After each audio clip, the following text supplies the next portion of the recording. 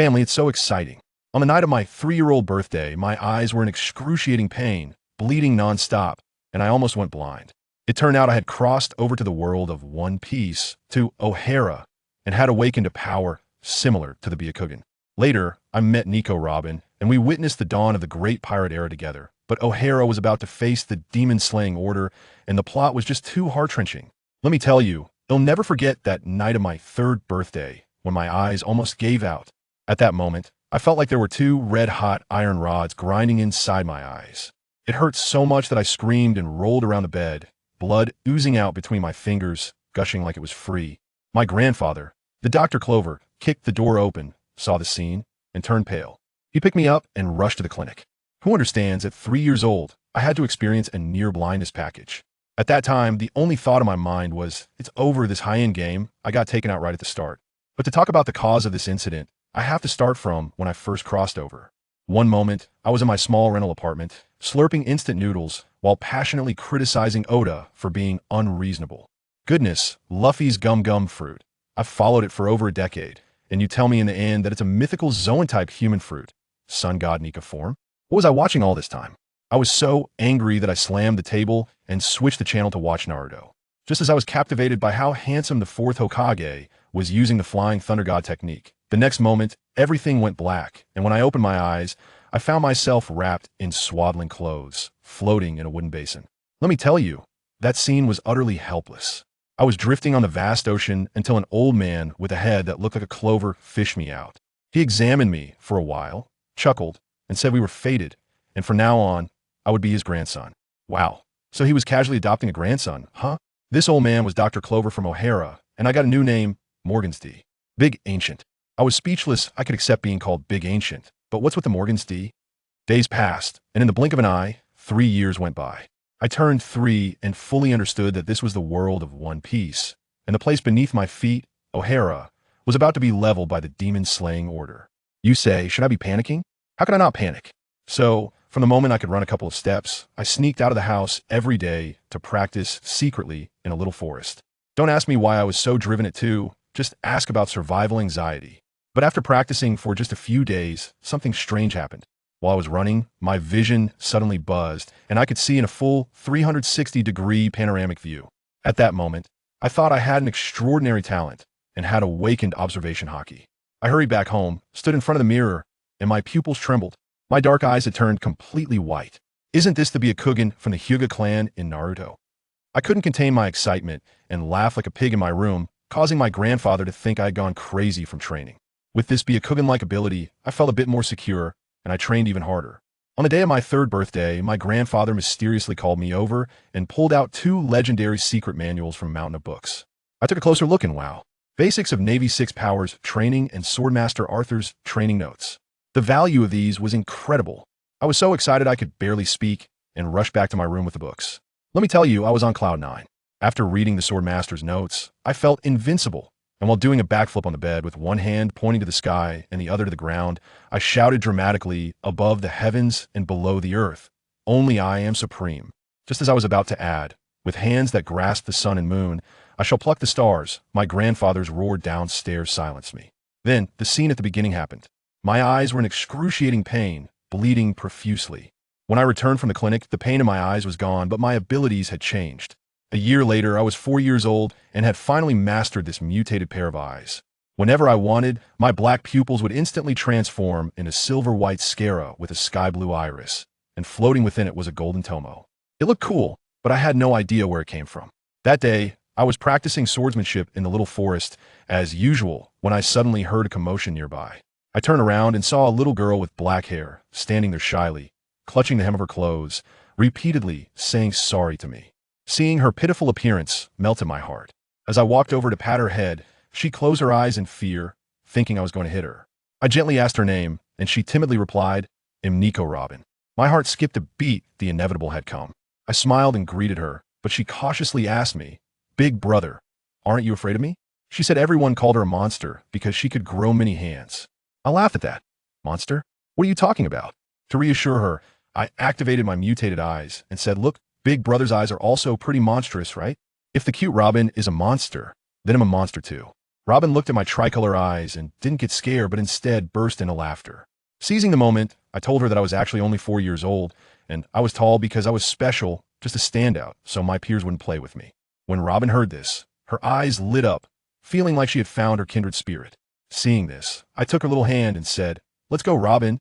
You are my first friend, and I'll take you home to meet my grandfather." And so, the future demon child Nico Robin became my best playmate. We read books together under the Tree of Knowledge, and I practiced swordsmanship while she kept me company, emphasizing mutual companionship. Time flew by, and soon it was the year 1498 of the Sea Circle calendar. I was 6 years old, and Robin was 4. That day, I pulled Robin to run toward the Tree of Knowledge early in the morning, because today was the day that man would be publicly executed. I was so excited that Robin stumbled behind me, helplessly saying, "It's just GOLD. Roger, the Pirate King. Is it that big of a deal?" Let me tell you, she didn't understand. This wasn't just an execution, it was clearly the opening ceremony of an era. We squeezed in front of the Den Den Mushy with the scholars, and even had lunch with the bento Robin brought next to the Den Den Mushy. My grandfather teased me, saying I was just a little troublemaker and had to rely on Robin to take care of me. Just as I was about to retort, Robin blushed and defended me, which was just too sweet. While we were playfully teasing each other, the Den Den Mushy lit up.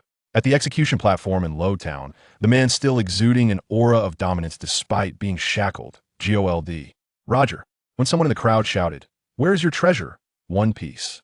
The entire world fell silent. Then, Roger laughed maniacally and roared, "Want my treasure? If you want it, you can have it all. Go find it.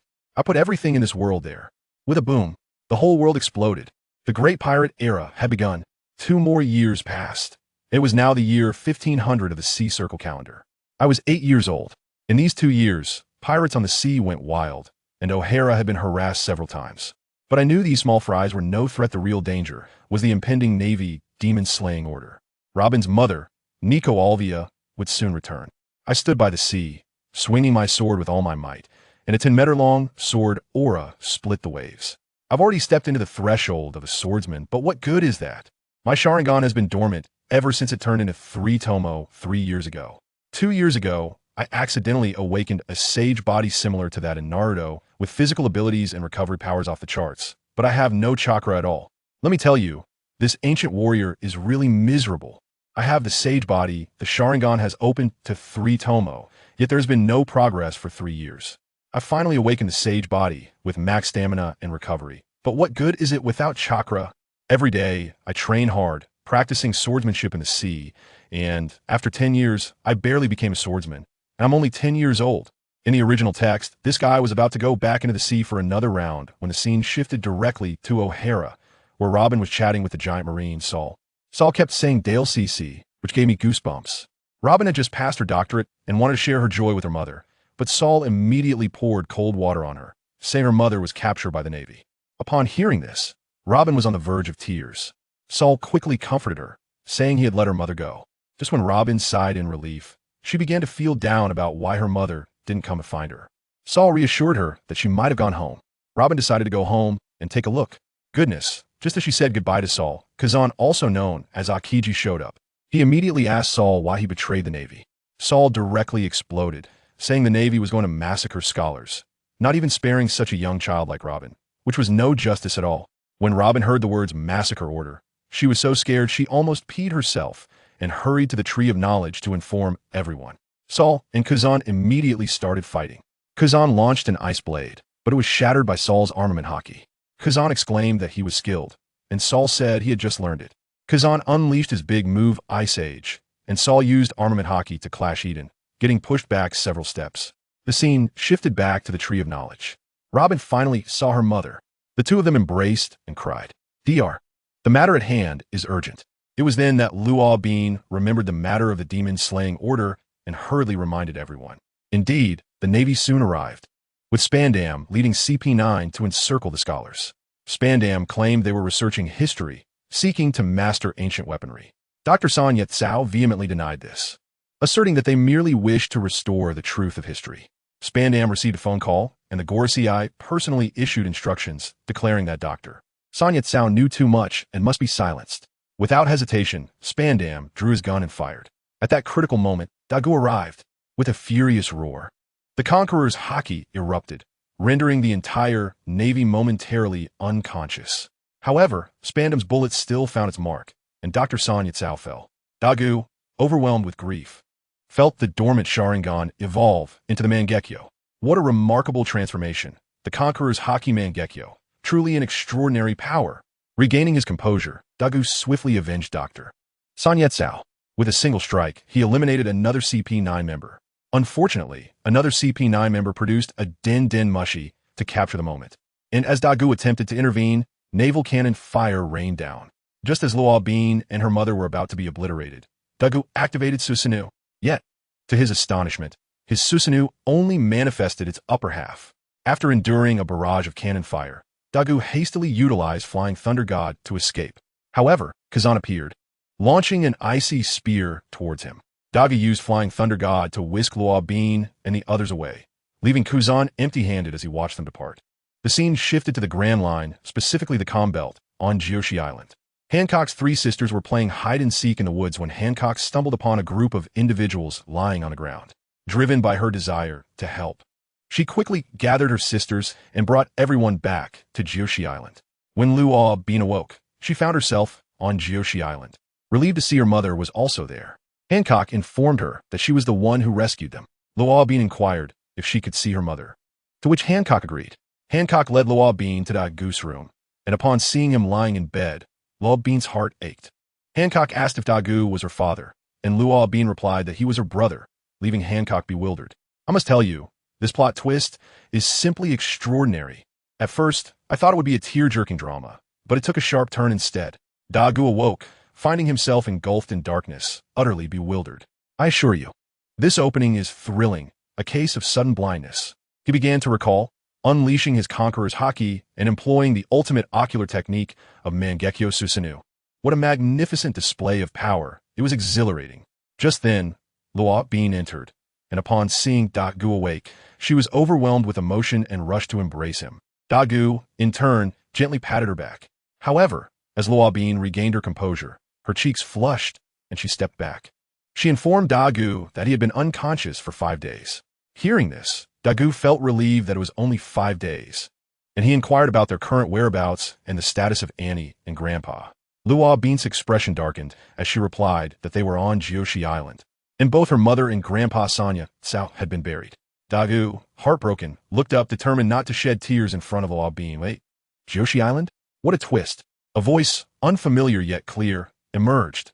5 days ago, you suddenly appeared in Amazon Lily, and it was I along with my sisters who saved you. Dagu was taken aback. The Flying Thunder God caused blindness? He turned towards the voice to express his gratitude. No need for thanks. I am friends with Luo Bin. The voice continued. Luo Bin finally regained her focus and introduced. This is my friend from these past few days in Amazon Lily, Hancock, Boa Hancock. I was astonished. The Empress. Dagu was mildly surprised, but greeted her with a smile. Hancock raised an eyebrow and responded in kind. As Luo Bin observed their friendly exchange, her spirits lifted. Yet, upon seeing Dagu's grayish-white eyes, she couldn't help but feel despondent again. Dagu comforted her, saying he could rely on observation Haki instead of eyesight. Hancock suddenly chimed in. Why not give him a new pair of eyes? Luo Bin had an epiphany, but Dagu shook his head. No need. I find this perfectly fine. I do not wish to use another's eyes. Hancock's demeanor shifted to seriousness. You should be aware of the rules of Amazon Lily, correct? Luo Bin wanted to plead, but Dagu interrupted. Yes, I know, no men are permitted on Jiushi Island. Hancock felt sorrowful, but understood that rules are rules. She advised Dagu to prepare, then departed. Luo Bin watched Hancock leave and turned to Dagu with determination. Dagu, if you go there, I will go too. Dagu gently ruffled her hair, smiling. It's all right, Luo Bin. Now that you've come to Jiushi, you should train diligently. Rest assured, I won't stray too far from Jiushi Island. Luo Bin asked where he intended to go, given that he could not see. Dagu replied he would go to the vicinity of Jiushi Island and requested them to escort him there. Observation Haki is not merely for show. Luo Bin exclaimed. You just awakened observation Haki? How is that possible? Dagu chuckled. In truth, I had awakened it long ago. However, my eyesight was more effective than observation Haki, so I never paid it much mind. Dagu intended to go to Lu Si Kai Na. On the coast of Jiushi Island, Hancock informed Dagu, you must wait a moment. The Jiushi pirates, who have been away for half a month, have returned. We will first visit Lady Snake and discuss the place you wish to go with her to see if she can take you. Following closely behind Hancock were Sandersonia and Marigold, who, upon seeing the Snake Princess approach, hurriedly called out to Hancock, "Sister, sister, the Snake Princess is coming." I must say, these two sisters are truly Hancock's devoted admirers. The current Snake Princess of Jiyoshi Island, Wabi Susan, swayed gracefully as she approached. She glanced at Dagu and Luo Bin, asking Hancock, "Is this the person you mentioned a few days ago over the Den Den Mushi? The one who came from outside?" Bo Susan produced a newspaper and handed it to Dagu. "Within this, you are labeled as the children of demons." Daji, puzzled by Bo Susan's words, did not take the newspaper as he could not see. Instead, Luo Bin reached out to take it and began to read aloud. "The Farmer and the Snake. Is this a distortion of humanity or a moral decline? The sanctum of scholars, O'Hara, was brutally slaughtered by those it took in. Is it the demons re-emerging in the world or the reckless vengeance of the wicked?" Overnight, the boy named Dagu, given the title of Dream Beast by Dr. Sonya Tsao of O'Hara, perpetrated an inhumane massacre against those who raised him, laying the entire O'Hara to waste. Consequently, the world government has called upon those with noble aspirations upon the seas to enact divine punishment upon the demon, thereby issuing a bounty for Dream Beast Dagu and Nika Luo Bin. Luo Bin, upon reading the content of the newspaper, was rendered speechless. Shortly thereafter, a bounty notice fell out. The demon child, Dream Beast Dagu, with a bounty of 150 million berry. The demon girl, Nika Luo Bin, with a bounty of 50 million berry. Daji Skulf with the Kodadi. Bo Susan observed Luo Bin, who was in tears, and Dagu, whose eyes were blind, yet still glimmered with tears, feeling a sense of solace. Dream Beast Dagu, Nika Luo Bin. Bo Susan inquired, "What are your plans moving forward?" Dagu responded, "Lady Snake, I wish to go to Lu Si Kai on a train. Luo Bin intends to remain on Jiyoshi Island. Is that acceptable?" Bo Susan was taken aback. "Do you know what Lu Si Kai is?" Bo Susan reluctantly acquiesced. "Very well. Since you have made your decision, I will take you there tomorrow." Dagu expressed his gratitude. But Hancock was astonished. "You wish to go to Lu Si Kai Na? Do you understand what that place entails?" Luo Bin anxiously inquired about the situation. Hancock's expression grew grave. Lu Si Kai Na is an uninhabited island, known as the Island of 48 Seasons due to its 48 seasons in a year. The island is now inhabited solely by ferocious beasts, leading to its reputation as Beast Island. Even our warriors of Amazon Lily hold them in great dread. Luo Bin hurriedly urged Dagu, "Dagu, can you not go? It's far too dangerous." Dagu shook his head, chuckling as he reassured, "It's nothing, Robin. I will be just fine. Do not worry. Ruskana, something is about to unfold." The following morning, Dagu set sail alongside Susan's ship, while Robin could only watch from shore. 2 years later, in the Grand Line, within the doldrums on the island of Ruskana, a cacophony of roars and howls echoed from all directions. A 10-meter-long python, adorned with zebra-like black and white stripes, lunged forward, roaring at a figure that stood with its back turned. The 2-meter-tall figure, seemingly with eyes on its back, deftly sidestepped the attack. Attempting a sneak attack, the figure muttered, as it brandished a delicately crafted double-edged sword that shimmered with an ethereal glow, executing a downward slash. "Take this." In the blink of an eye, 2 years had passed. Although I am sightless, the figure that had just struck the python pondered the events of the past 2 years while tidying up. This individual was none other than Dagu, who had grown stronger during this time. However, Robin had not returned in 2 years. Just as Dagu was preparing dinner, a refined male voice suddenly interrupted. "Young man, would you be so kind as to share a meal with me?" "Rayleigh." Dagu paused momentarily at the sound of Rayleigh's voice. Nevertheless, he quickly recalled that Rayleigh had trained here with Roger in the original story and later brought Monkey D. Luffy to train as well, making Rayleigh's presence here unsurprising. Hearing Rayleigh's astonished tone, Dagu smiled and replied, "There's nothing that cannot be shared. It was simply 2 years ago that I unexpectedly arrived at Nine Snake Island. Before I left, I mentioned to Boa Hancock my desire to come here, and she consented. Is it really that simple?" "Indeed, it is." Dagu nodded. "By the way, Uncle Rayleigh, what brings you here?" "Oh, nothing much, just stretching my legs," Rayleigh responded. After finishing his meal, he stood up to bid farewell to Dagu, saying, "I must take my leave, young Dagu. I shall visit again when time permits." With a look of regret, Dagu said, "Are you leaving already? I had hoped to consult you on a few matters." "Consult me? I am merely an ordinary retired man. I sense you wish to pummel me for your meal expenses," Rayleigh replied, looking at Dagu with a hint of skepticism. Dagu shukled, "Me? Could I possibly defeat the first mate of the Pirate King, the man known as Silver's Rayleigh?" Rayleigh, who had been circling around Dagu, froze in surprise before asking, "You know of me?" I do not. The goose shook his head, however. The only individual who can appear alone in the doldrums and is named Rayleigh must be the legendary pirate, Silver's Rayleigh. As da goose said heilige esse sudem desaparecer. He murmured to himself. It seems I still have a long way to go to reach the pinnacle of power on the seas. Days later, Rayleigh returned to Ruskana. Rayleigh? Dagu unleashed his conqueror's hockey, startling a gorilla as he approached Rayleigh. Uncle Rayleigh, you have returned. 7 days have passed. Are you able to teach me today? Rayleigh smiled at Dagu's eagerness for training.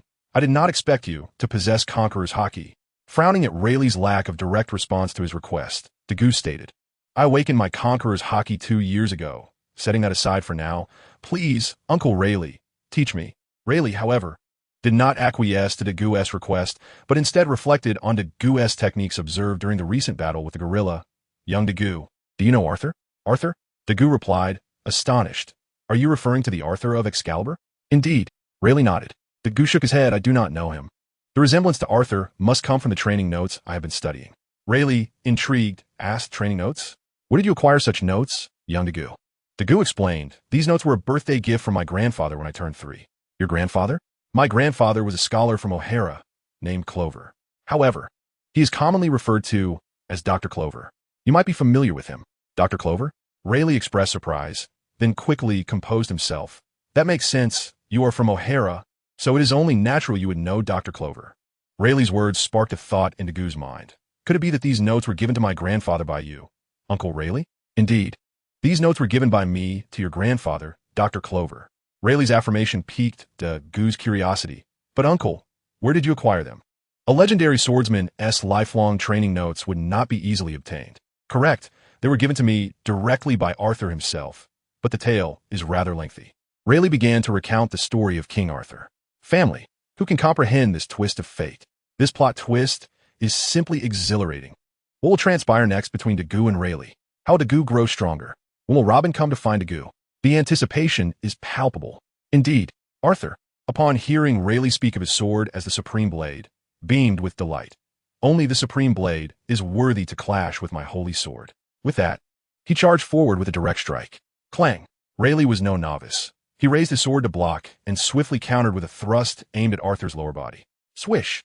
Arthur reacted quickly, leaping backward, but Rayleigh pressed the advantage with a horizontal slash. With a determined look, Arthur countered Rayleigh's relentless assault, using the sword of victory to defend against Rayleigh's strike. Glancing at Rayleigh, Arthur remarked, well, a pirate with some talent, I see. Rayleigh simply chuckled, exerting sudden force to push Arthur back. What? Have you come to recognize our strength and cower? Arthur, smirking, charged at Rayleigh once more, declaring, Pirate, this Britannia is not a place for your antics. With your meager strength, you are insufficient. As their weapons clashed again, Rayleigh defended against Arthur's offense while stating, Your Majesty, you must understand, you stand alone, while we are a pirate crew. If it comes to blows, do you believe you can withstand us? Rayleigh's words momentarily stunned Arthur. When he regained his composure, he suspected Rayleigh might seize the opportunity to strike. However, Rayleigh sheathed his sword, leading Arthur to realize that this group of pirates was unlike any he had encountered before. After assessing Rayleigh and glancing at Roger and the others in the distance, Arthur sheathed his sword. All right, pirate, I acknowledge you. Arthur approached Rayleigh, extending his hand. What is your name? Perhaps we can train together sometime. Rayleigh, not one to lack social awareness. Rayleigh reciprocated by shaking Arthur's hand. Silver's Rayleigh, first mate of the Roger Pirates. Pleasure to meet you, His Majesty Arthur of Britannia. As Roger observed the handshake between the two, he burst into laughter and approached. Rayleigh, how does it feel to make a new friend? Quite delightful, isn't it? Indeed, Rayleigh replied with a smile, then turned to Roger. Roger, shall we stay here a few more days? I wish to converse with Arthur. Of course. Roger immediately agreed, then called to Jabba and the others. Listen up, everyone, we are throwing a feast to celebrate our first mate making a wonderful new friend. With Roger's command, the crew of the Roger Pirates erupted in cheers, eagerly preparing for the banquet. Boom! Jabba emerged carrying a large barrel of wine, and the feast officially commenced. The clinking of glasses and the sounds of revelry echoed throughout the Oro Jackson, creating a festive atmosphere. Come on, Arthur, let us toast. Rayleigh exclaimed as he approached Arthur with a wooden cup. After all, this celebration marks our newfound acquaintance. Cheers! With a smile, Arthur clinked his cup against Rayleigh's. Suddenly, a lively rendition of the pirate's song Bink Sake filled the air, igniting the spirits of all present. Bink Sake is delivered to your side, just as the sea breeze dances upon the waves. On the other shore of the ocean, the sunset too is lively, and the birds' melodies draw circles in the sky. Farewell to the harbor, the land of silk. Come, let us sing the song of departure. The golden waves and silver tides transform into splashes of water as we set sail, driven by the vastness of the ocean. withMutated is delivered to your side, for we pirates cleave through the waves, resting upon the tides. Our home is upon the ship. The skull sails and the skull flag flutter in the wind beneath the boundless sky. As the tempest rages and the waves dance, the drums resound. Fear not the tremors of the heart, for tomorrow's dawn shall surely come. withMutated is delivered to your side, day after day in the twilight of dreams, never again to see that waving figure in farewell. Why the frown? The moonlight shall still shine bright tomorrow night. withMutated is delivered to your side. Come, let's sing the song of the sea. No matter who it is, in the end, we all return to dust, a never-ending tale, devoid of purpose, merely a jest. As the song concluded, Arthur witnessed a different side of these pirates, and a decision formed in his heart. Rayleigh, would you care to visit my palace? Rayleigh paused at Arthur's invitation, turning to Roger. Roger, shall we go? Without a moment's hesitation, Roger nodded, of course. How could I refuse a friend's invitation? Let us depart at once. With a chuckle, Rayleigh and Arthur exchanged knowing glances as Roger led the way. Not just Roger, but Rayleigh, Jabba, and others followed suit. Thus, 7 fleeting days passed, during which the Roger pirates spent their time in Arthur's palace. Is this how you leave? Arthur stood at the shore, gazing at the pirate ship upon the sea. I had hoped to spar with you a bit longer. Indeed, Rayleigh nodded. We are pirates. We cannot linger in one place for too long. Very well. Arthur chuckled helplessly. I wish you a pleasant journey, and do return for another drink when time permits. Absolutely, Rayleigh replied before walking towards Roger and the others. Arthur watched their ship sail away before turning back to the palace. At this point in the reminiscence, Rayleigh felt a swell of emotion. That was our first, and ultimately our last, meeting with Arthur. Last meeting? Daigou inquired, puzzled. Why do you say it was the last? Did something happen to Arthur afterward? Indeed, Rayleigh affirmed, then elaborated.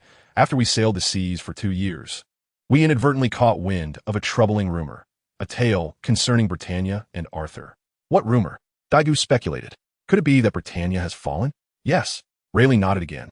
Britannia has indeed fallen, and their king, Pendragon Arthur, has perished. Chapter 14. Britannia and Rocks. What transpired? Who could conquer Britannia? Wasn't Arthur formidable? Who could overpower him? Daigou pressed, frowning in curiosity. Rayleigh sighed. It was a legendary figure. At that time, he claimed to be the strongest in the world, and one could argue he truly was. His prowess was not solely based on his strength, but also on the influence he wielded. In that era, he was undoubtedly unmatched. Even the Navy sought to avoid his wrath. He aspired to be the true sovereign of the world and sought powerful individuals to join him. He even extended an invitation to us, which Roger declined. Later, having learned of Arthur's strength, he ventured to Britannia with the intention of inviting Arthur aboard. Perhaps Arthur rejected him as well, which incited the man's wrath, leading him to obliterate Britannia. That man? Daigou pondered, trying to ascertain the identity of this individual. Suddenly, a realization struck him. He recalled a figure known as the captain of the Rocks pirates, a man once referred to as the pirate king and king of the world, Rocks Beck. Although Daigou recognized the name, he refrained from voicing it. After all, Rocks had faded into obscurity over the years, and even those who had lived through that era, like the Admirals Kizaru and Akainu, were unaware of him. What could someone as insignificant as Daigou know? Surely the information from the Tree of Knowledge and the Navy's archives would be more comprehensive. Daigou queried Rayleigh. Since you assert that this individual was formidable enough to conquer Britannia, what was the state of Britannia when you arrived? Rayleigh mused. I recall that when we reached Britannia, it was in ruins. Not merely the structures, but the people of Britannia had vanished. Everything was gone. Under that man's onslaught, once thriving Britannia had become a desolate wasteland.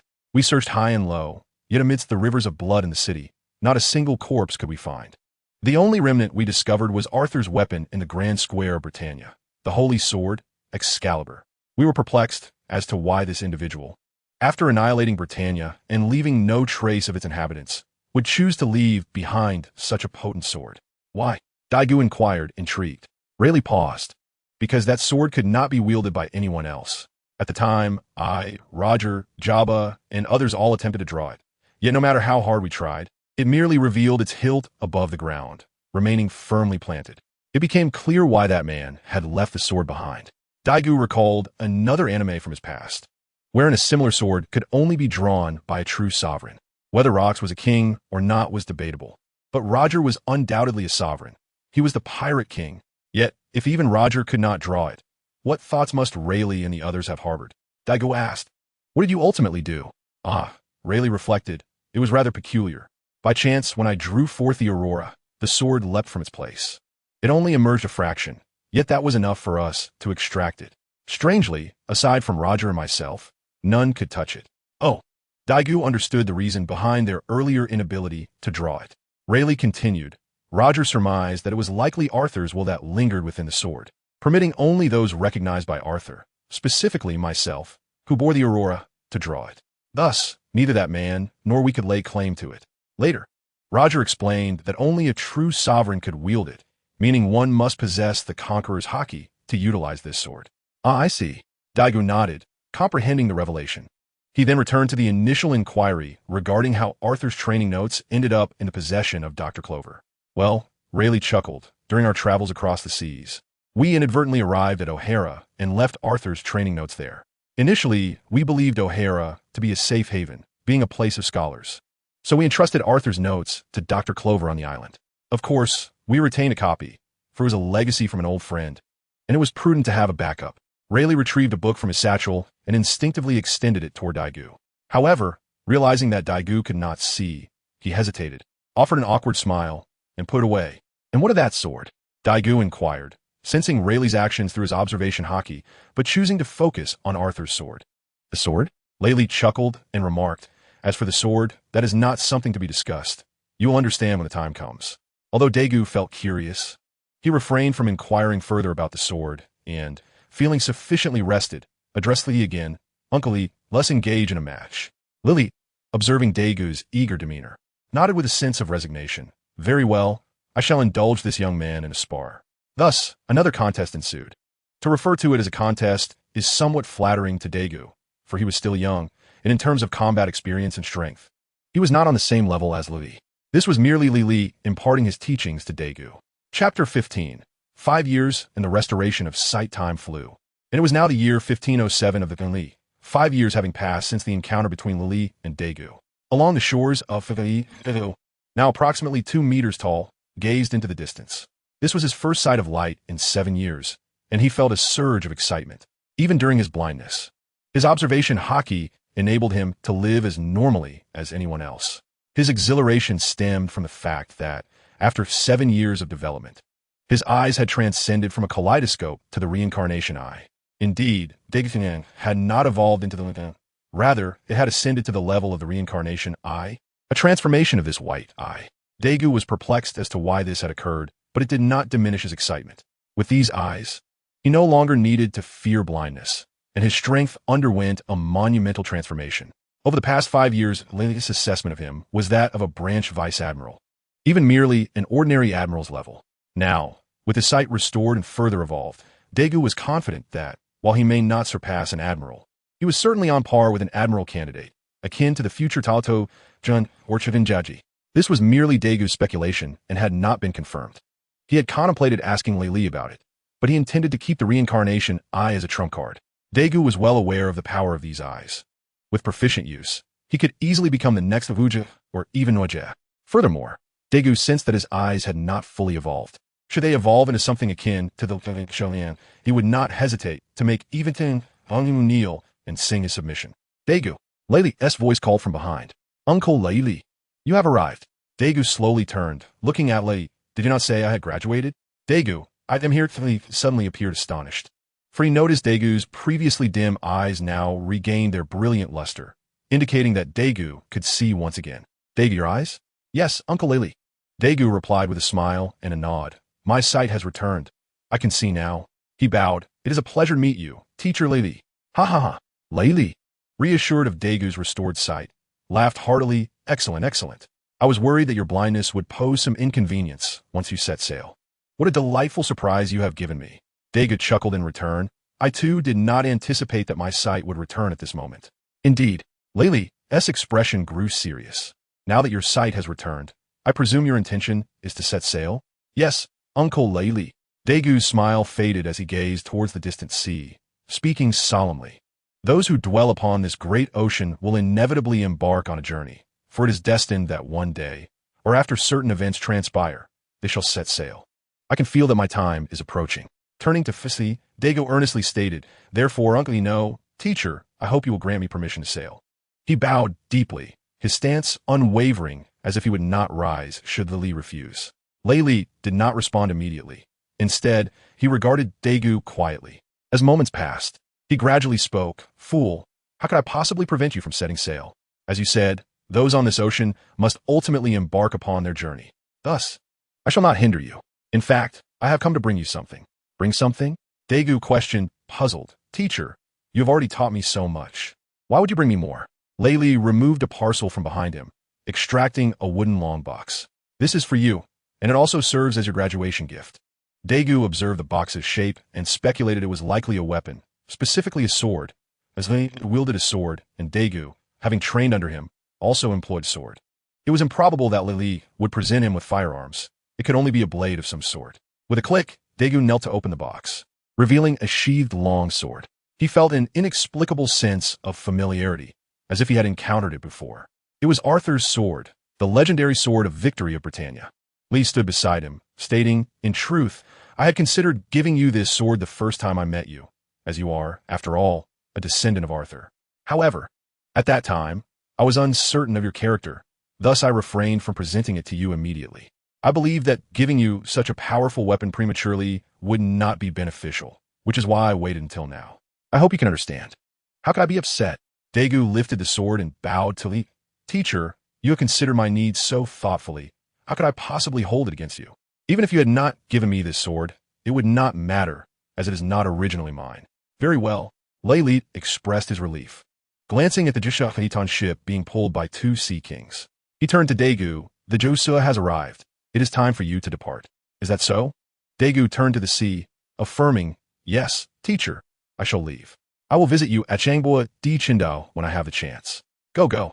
Layli waved his hand, signaling Dagu to take his leave. Under Li's watchful gaze, Dagu made his way towards the approaching Sharingan. Chapter 16. Reunion and battle. Dagu had scarcely arrived at the docking point of Sharingan when he had not yet had the chance to discern who awaited him. Just as he reached the edge of the ship, he heard Susan's sarcastic laughter. Lady Snake, is this the extent of your temperament? I find it lacking. She taunted. Dagu's words seemed to add fuel to the fire, leaving Susan utterly bewildered.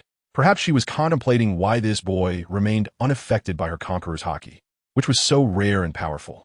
Lady Snake, since I have tested your temperament, why not let you test mine? Upon Dagu's declaration, Susan let out a grunt, her expression shifting dramatically. You possess conqueror's haki? She exclaimed in astonishment. Dagu, retracting his aura, chuckled. Lady Snake, you jest. Let's call this a draw. Susan, being forthright, nodded in agreement. Very well. I entrust that matter to you. What matter? Dagu inquired, confused.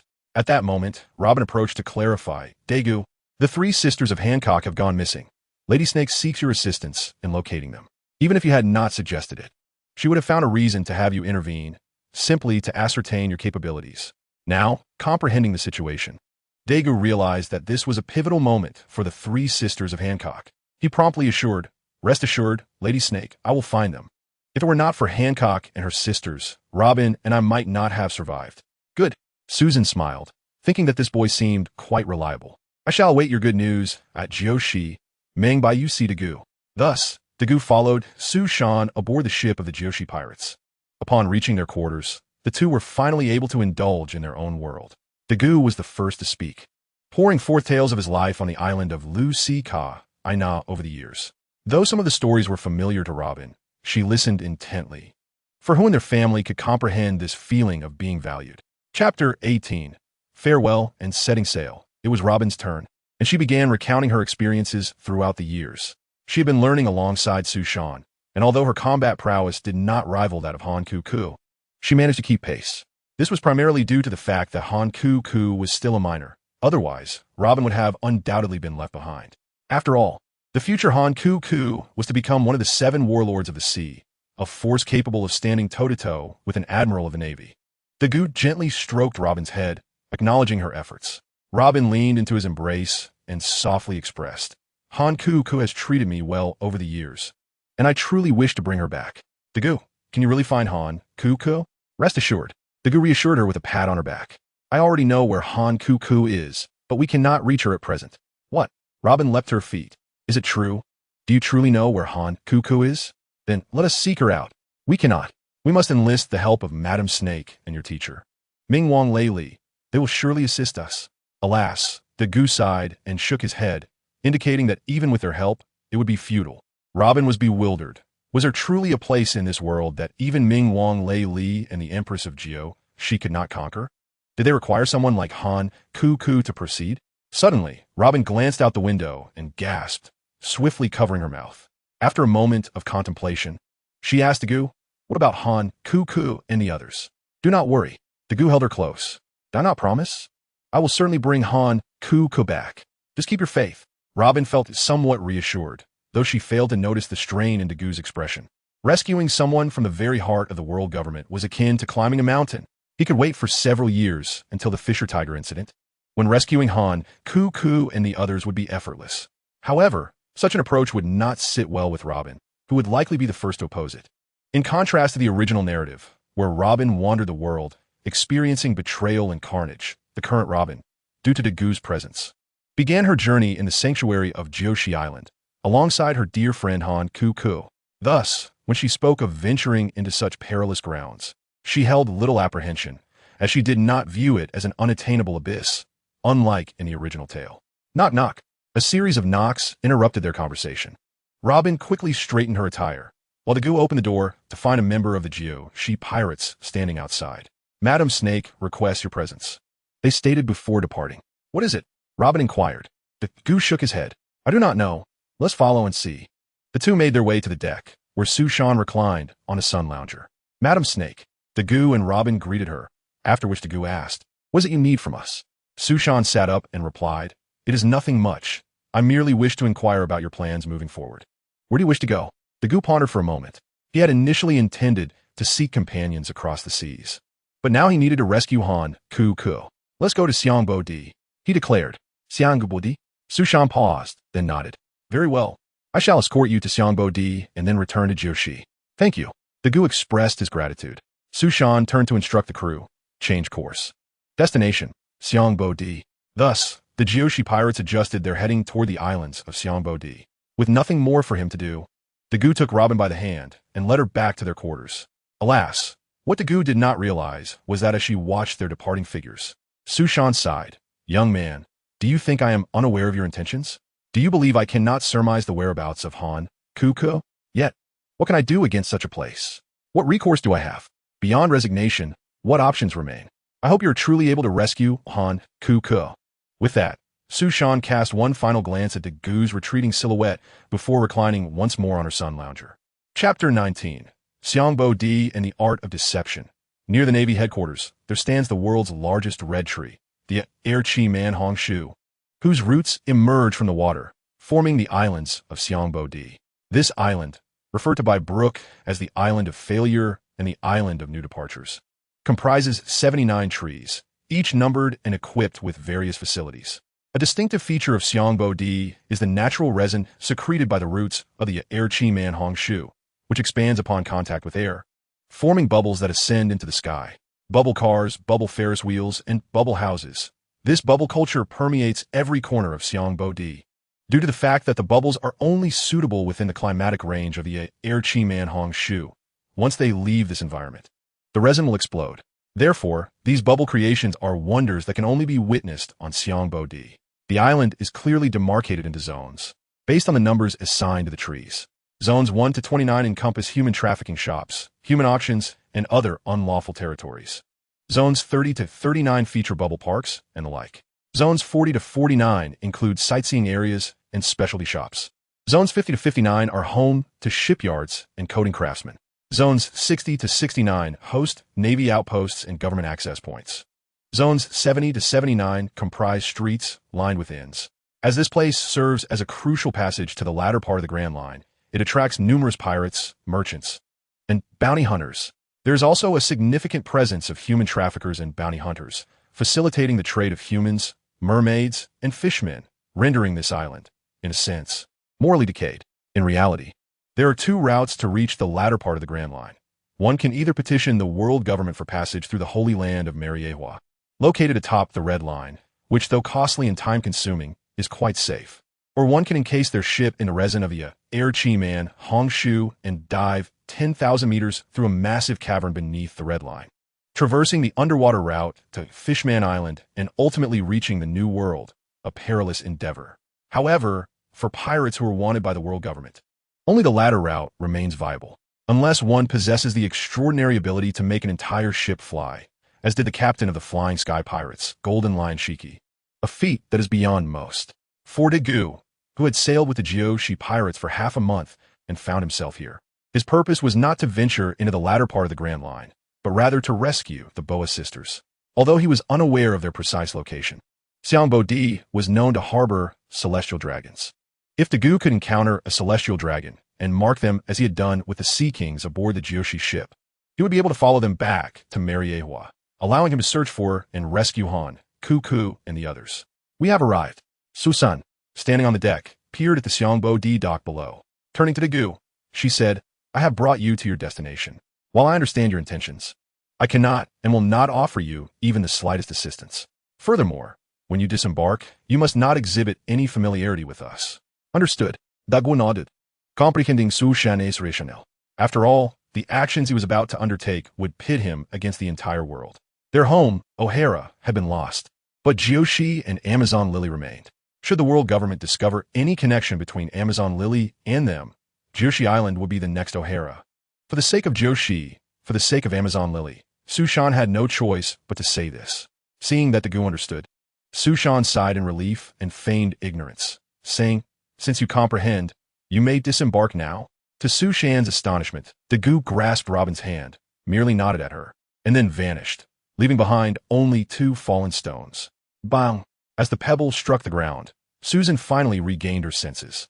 She hastily turned her gaze towards Xiangbidi, where Daegu and another figure had appeared in the distance. A smile crept upon her lips as she thought, what a clever lad. He possesses such hidden cards. Perhaps he truly can rescue Hancock and the others. After murmuring to herself, Susan waved her hand decisively, commanding everyone disembark. Yes, Lady Snake Princess. Although Susan could have returned directly after Daegu and the others disembarked, it would have been foolish to linger only briefly before setting sail again, as it would undoubtedly raise suspicions about their crew, the 9 snake pirates. Thus, she permitted her crew to disembark, both to eliminate any doubts and to allow them to unwind after spending over half a month at sea. Being women, they had already begun to feel the strain. Consequently, after leaving a few individuals to guard the ship, Susan also stepped ashore and ventured into the heart of Xiangbidi. On the other side, observing the movements of the 9 snake pirates from afar, Luobin turned to Daegu and inquired, Where shall we go now? Let's go meet the teacher. Daegu replied, grasping her hand and leading her towards a wooden house adorned with the sign Shachi-S in formal dealings. Their fortuitous presence in this vicinity was due to Daegu's prior mention to Susan about landing at the Red Tree on the 13th. Standing before the wooden house and gazing at the plaque on the door, Luobin's expression shifted. She could hardly believe that the renowned vice-captain of the Pirate King, the legendary Dark King Rayleigh, would truly reside here. As Daegu knocked on the door, Luobin was compelled to accept the reality that the house marked for informal dealings indeed belonged to Rayleigh. Gumin, a voice from within, unexpectedly feminine and youthful, piqued Luobin's curiosity. She turned to Daegu, seeking an explanation, but unfortunately, he merely smiled at her, taking her hand and pushing the door open. I thought it was someone quite polite. Turns out to be a young one. As they stepped inside, the same female voice greeted them again. Luobin beheld a slender woman, whose age seemed indeterminate, appearing both in her 20s and 40s, leaving her unable to discern her true years. While Luobin was perplexed, Daegu recognized the woman seated behind the bar, smoking. She was not only the former queen of Amazon Lily and captain of the 9 snake pirates, but also a former member of the domineering Rocks Pirates. Decades ago, when the Rocks Pirates were dismantled, she retired and settled in Xiangbidi, running what appeared to be a bar, but was, in fact, an information shop, sharing a life with Rayleigh after the dissolution of the Roger Pirates a decade prior. For Daegu, this woman named Shachi was also his mentor's wife. In response to Shachi's greeting, Daegu chuckled, Mentor, please do not say such things. If the teacher hears, he might just flame me alive. Shachi paused, taken aback by Daegu's address. while Luobin was equally bewildered. After taking a deep drag from her cigarette, Shachi scrutinized Daegu from head to toe and remarked, "So, you are the Daegu my husband spoke of? What is this? Have you set sail now? Preparing for the latter half?" Daegu sheepishly scratched his head, saying, "With my current strength, how could I venture into the latter half? I merely came to pay a visit to the teacher and extend my regards to you, mentor." "Is that so?" Shachi tapped her cigarette on the table, her expression turning serious. "While I am pleased to see your intentions, your concealment of the true reasons has left me somewhat displeased." Observing the discontent on Shachi's face, Daegu felt a tinge of awkwardness. He glanced at Luobin before explaining to Shachi, "Actually, I do have a matter to discuss with you." "Oh." Shachi's demeanor shifted as she prompted, "Pray tell. What is it that you seek from me?" Daegu recounted the events leading up to his current predicament, ultimately revealing, thus, "I am in need of information regarding the celestial dragons. I wonder if you possess any." Upon hearing Daegu's words, Shachi's face clouded with nostalgia. The term Nine Snake Island had long since faded into the annals of her memory. She had not expected to hear it again after so many years, especially regarding the future of the Nine Snakes. Indeed, after listening to Daegu's description, she could ascertain that the child named Boya Hankook was destined to become the next empress of Nine Snake Island, bearing the weight of its future. As Shachi pondered the feasibility of Daegu's plan, she finally raised her gaze to him and asked, "Are you certain you can succeed? Have you considered the possibility of your abilities being discovered? Moreover, even if you manage to reach Mary Geos, how do you plan to escape? Have you contemplated these matters? While I share concerns for the lost child, I do not wish to see you ensnared in this as well. If that were to happen, Old Ray would certainly raise quite the ruckus." It was evident that Shachi, wary of inciting Rayleigh's ire, felt a modicum of concern for Daegu, albeit not excessively so, given that it was their first encounter. Daegu, however, was wholly confident in the success of his plan.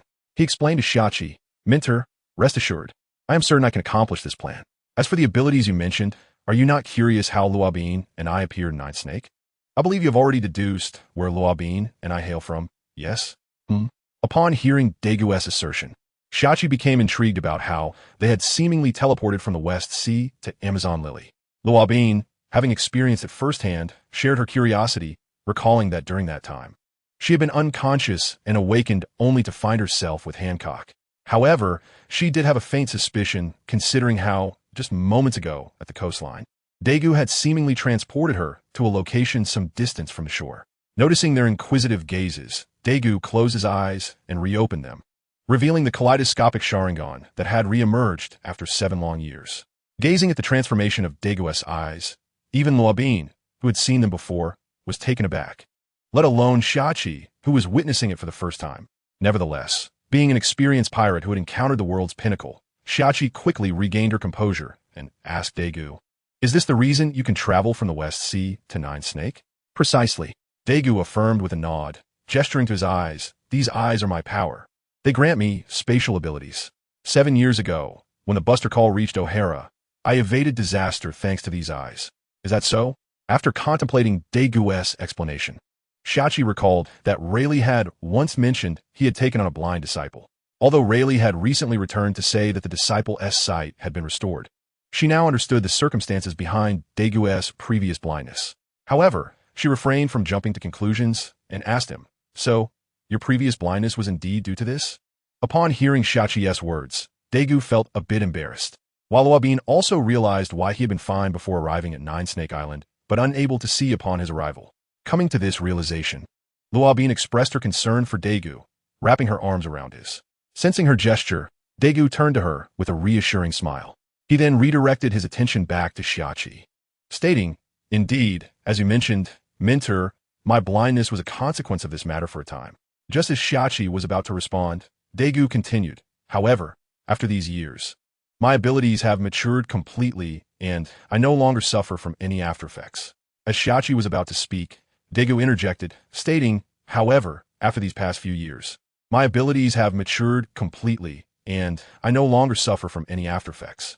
Goodness," he continued, "let me tell you, the sycophants surrounding the celestial dragons are truly remarkable. In the land of Mary Geos, on the islands of Sabaody, can you believe someone dared to confront a celestial dragon? It is nothing short of a windfall. Why? Because they have not encountered anyone brave enough to resist for quite some time. This young lad before us appears to be a naive newcomer to the seas." surely unaware that he stands before the exalted celestial dragon, Saint Roseward.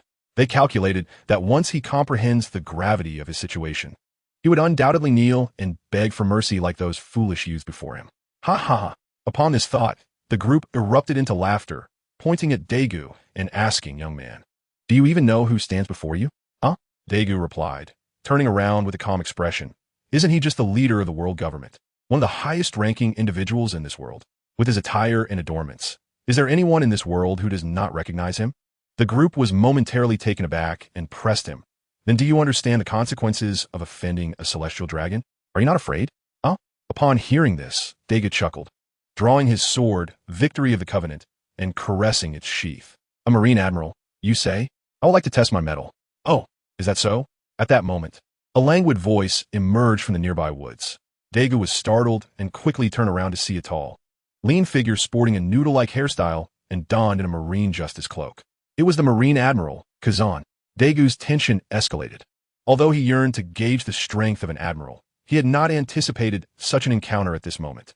Moreover, Kazan should have been at Marine headquarters. What was he doing in Sabaody? Daegu could not help but inquire, "Marine brother, should you not be at Marine headquarters? What brings you to Sabaody?" "Ah," Kazan responded. Equally puzzled, "It seems this young man knows me. However, you are mistaken about one thing. I am not yet an admiral, merely a candidate. As for my presence here, although you're not a Marine, I suppose I can share this with you. I happen to be on duty in Sabaody, and someone reported the situation to me, so I came over." Daegu was momentarily speechless. What unfortunate timing to stir trouble while Kazan was on duty. He recalled Rayleigh, who was likely aware of Kazan's presence in Sabaody. Rayleigh had not alerted him, possibly viewing Kazan as a fitting opponent for Daegu. However, Daegu's assumptions were misplaced.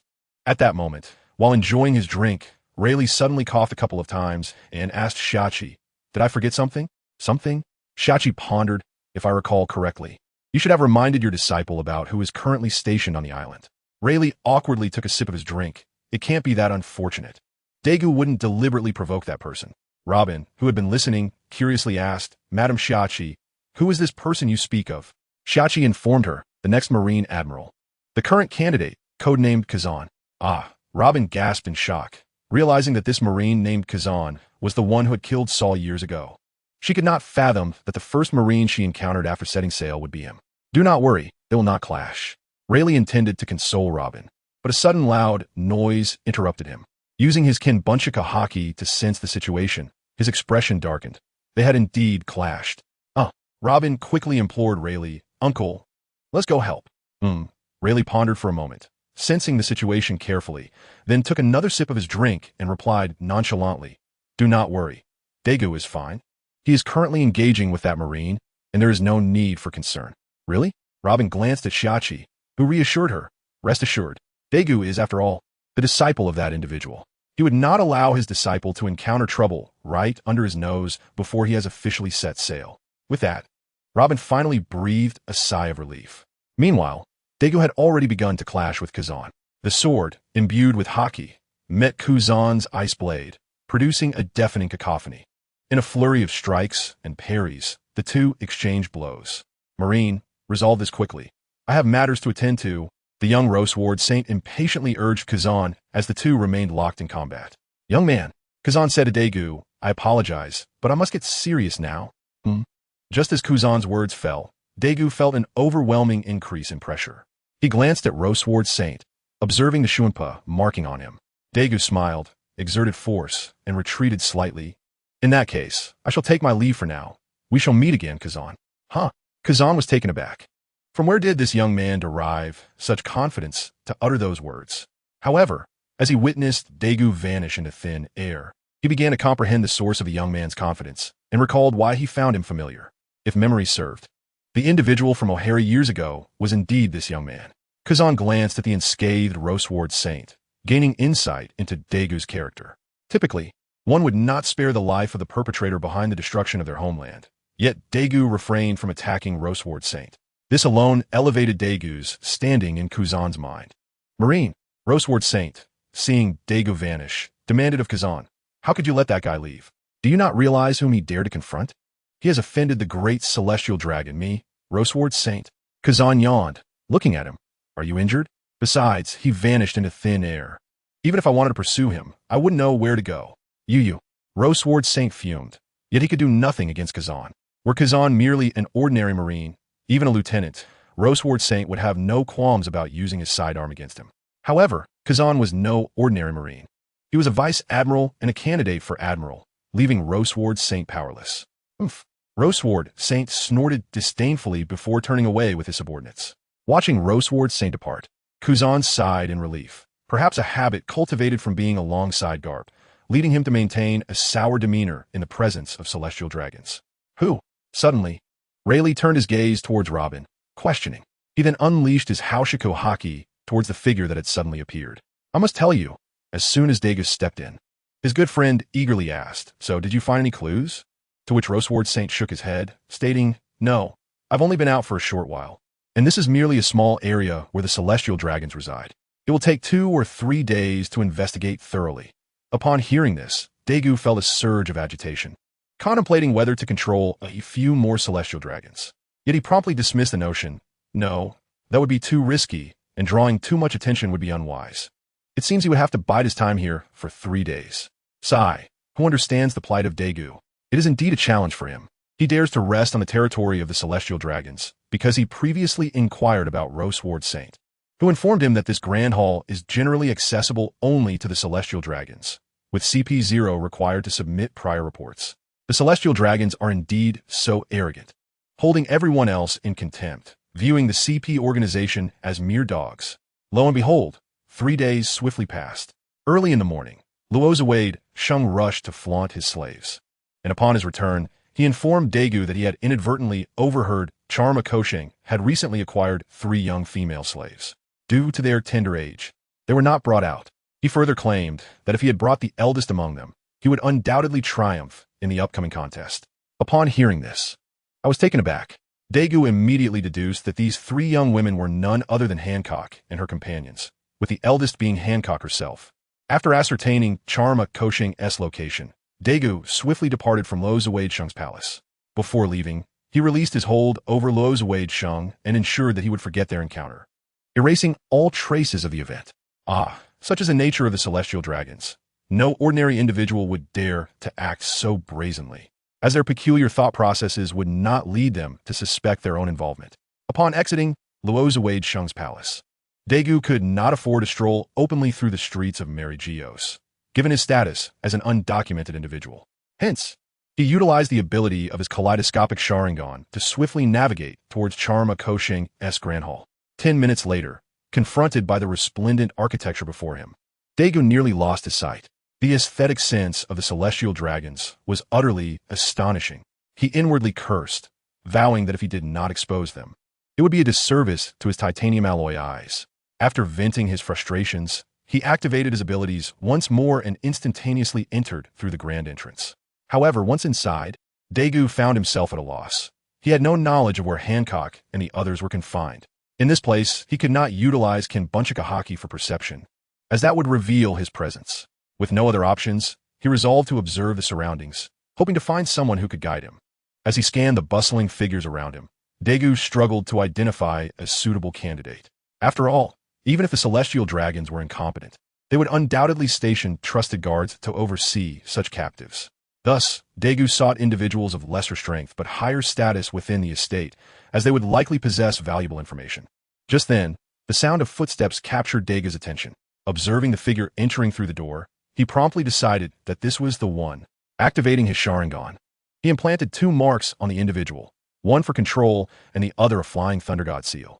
Watching the marked individual step through a side door and vanish, Daegu could not help but smile in satisfaction. He then focused solely on monitoring the controlled person's situation. As Daegu's attention shifted to the individual, he found himself enveloped in darkness, the illumination around him nearly non-existent, with visibility limited to the length of one's arm. Nevertheless, he sensed that the person he had possessed was intimately familiar with this place. Daegu felt that even with his eyes closed, he could navigate to the destination. Indeed, after several twists and turns, the person came to a halt. In that moment, the surroundings suddenly brightened, momentarily overwhelming Daegu's focused gaze. Cursing under his breath, Daegu resumed his scrutiny of the situation. The previously dim space had now been illuminated, revealing several petite figures bound by iron chains. Hancock, upon recognizing the small figures, Daegu was astonished. He had not anticipated finding them so quickly. However, upon further reflection, he realized the complexity of the situation, as this was a direct approach from the results, infiltrating the enemy's territory swiftly. Otherwise, akin to the original narrative, it would take years for Hancock and her companions to be rescued. With that thought in mind, Daegu concentrated on the situation concerning Hancock and her companions. A loud thud resonated as a heavy object, resembling a food container, was tossed before Hancock. The individual Daegu had possessed spoke, urging her to eat. Although the sound of Hancock grinding her teeth was audible, she silently dragged her heavy chains to the container, retrieving it before returning to her two younger sisters. Initially, Daegu assumed the food would be at least something edible like buns. However, upon Hancock opening the container, he could no longer contain himself, activating the Flying Thunder God and appearing before her.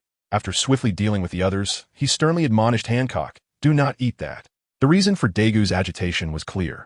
What Hancock held was utterly inedible, resembling a concoction of brine. Indeed, it bore an uncanny similarity to brine, prompting Daegu's uncontrollable reaction. Hancock, caught off guard by Daegu's shout, looked up in bewilderment. Upon recognizing him, disbelief colored her expression, and tears welled at the corners of her eyes, yet a smile broke through. "Sister!" exclaimed Marigarud and Sandasonia, unable to suppress their responses. Daegu, witnessing the sisters' state, resolved to prioritize their well-being over all else. He decided to escort them home, allowing them to indulge in a warm bath and finally rest peacefully. As for confronting the celestial dragons for devil fruits or dismantling their household, there would be ample opportunities in the future. With this clarity, Daegu grasped Hancock's hand and instructed the other two, "Hold on to your sister. I will take you away from here." "Leave?" Marigarud and Sandasonia exchanged glances, uncertain of how Daegu intended to facilitate their escape. "Hold on to me." Hancock, displaying her courage, commanded her sisters as they hesitated. "Yes." Following Hancock's words, they hurriedly grasped her hand and turned their eyes to Daegu. Seeing that the three were prepared, Daegu activated his Sharingan, surveying the grim surroundings, which resembled a hellscape. The ground was littered with corpses, bloodstains, and even human waste, evoking a profound sense of revulsion within him. While he no longer intended to dismantle the place, it was imperative to obliterate it. With that thought, Daegu seized Hancock and invoked the Flying Thunder God. Yet, just before vanishing, he utilized his Sharingan's power to summon a Yamamura statue, commanding it to conduct a thorough cleansing of the area. Upon arriving above Skoda Island, both Robin and I were left astounded. Below, two factions were engaged in battle, the scene resembling a cinematic spectacle, starkly divided. Robin inquired about our course of action. Should we intervene or ignore it and proceed to the next island? I was at a loss. While I anticipated turbulence in the North Sea, I did not foresee stumbling upon a live war on our very first day. This experience was far more exhilarating than my month-long voyage in the Grand Line, during which I scarcely encountered a single pirate. As dusk approached, unfamiliar with the terrain and uncertain of the next island's location, I resolved that we could not spend the night in the air. Thus, I decided to descend. I activated my space-time technique, swiftly transporting Robin and myself to a town untouched by conflict. It was quite intriguing, while chaos reigned outside. The town within was vibrant with music and dance, shops operating as usual, embodying a sense of peace amidst the storm. I suggested to Robin that we find a place to stay, leading her into an establishment that resembled an inn. Upon entering, we were greeted by a particularly petite waitress who inquired about our needs. I asked if there were any rooms available for us. She nodded affirmatively and proceeded to ask whether we required one room or two. This question momentarily bewildered me, prompting an instinctive glance at Luobing for clarification. However, Luobing was remarkably decisive. Without even raising an eyebrow, she stated firmly, "One room. Those who understand, understand."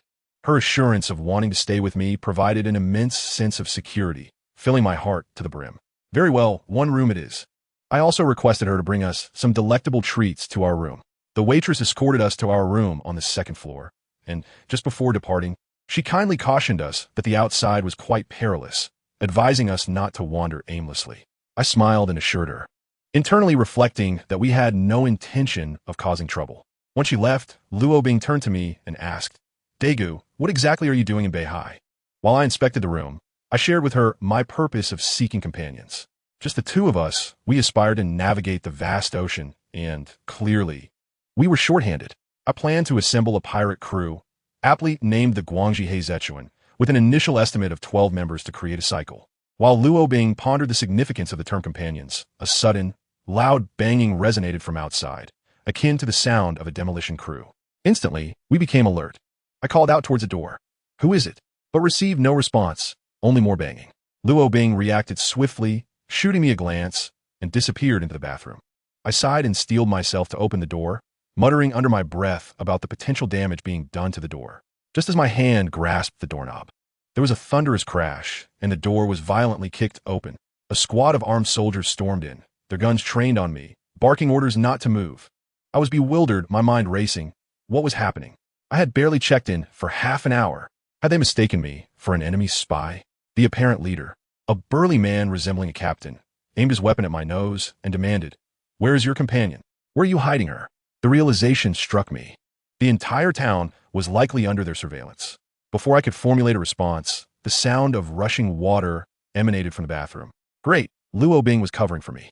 The burly man immediately instructed one of his subordinates to check. I quickly interjected, "Wait." The man thrust his weapon against my forehead, questioning me. "What is it, kid? What do you have to hide? Speak. Are you spies?" I was at a loss for words. Just as I was about to explain, a dramatic turn of events unfolded. A gunshot rang out, and a bullet hole appeared in the floor beside my feet. My expression darkened instantly. What in the world? Was this an amateur hour? That rookie who had fired the shot was as startled as I was and was swiftly reprimanded by the burly man, who demanded apologies. The burly man, still assertive, "Warn me. Kid, consider this gunshot a warning. I hope you cooperate with the investigation, or the next bullet might not land in such a harmless location." I was infuriated, barely able to contain my laughter at the absurdity. Cooperate? I had intended to, but that gunshot had extinguished my patience entirely. Pointing towards the door, I coldly stated, "Now, I kindly request you to leave." The burly man, now enraged, pressed his gun against my forehead. "Kid, have I been too accommodating, making you think you can easily dismiss me?" Taking a deep breath, I gazed at the dark muzzle of his gun and uttered 2 words. "Leave now." My voice was not loud, yet an invisible aura erupted, rendering the intruders, including the burly man, momentarily paralyzed, their expressions vacant.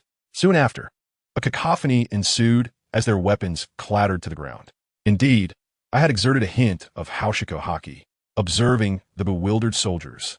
I sighed and bent to retrieve the burly man's fallen gun, returning it to him and saying, "Brother, can we now escort them out?" The burly man, finally regaining his composure, trembled as he accepted the gun and fled without a backward glance, shouting retreat. Thus, the conflict was effortlessly resolved. At that moment, Luo Bing emerged from the bathroom, her hair still damp, indicating she had genuinely washed up. She seemed concerned that my use of Haushika Haki might attract trouble. I reassured her, explaining that this was Beihai, not the New World. Very few would recognize Haushika Haki, and they would likely perceive me merely as an imposing individual. The following morning, we prepared to venture out for information. I informed Luo Bing that I was in search of a piece of information valued at 5 billion berries. She was taken aback, exclaiming, 5 billion? What kind of information is worth that much? To put it into perspective, that S about the bounty of the 4 emperors. I clarified that this was related to the companion I was seeking, who was my ideal choice for Ship S Doctor. However, as we descended the stairs, we were intercepted by the waitress from the previous day. She informed us that due to the war, the entire city was under curfew, prohibiting anyone from leaving. Well, there went our plans. Then a thought struck me, this could be advantageous. I directly invited the waitress to our room, stating I had a few questions for her. Instantly, she became wary, her eyes darting. Understandably, in this day and age, a man inviting a woman into his room raises suspicions. The situation grew quite awkward until Luo Bing stepped in to clarify that we meant no harm and merely sought some information. Upon seeing Luo Bing, the waitress relaxed and followed us upstairs. Once in a room, I got straight to the point. "Do you know where Admiral He is?" After pondering, she replied, "Are you referring to Admiral He from the Navy headquarters?"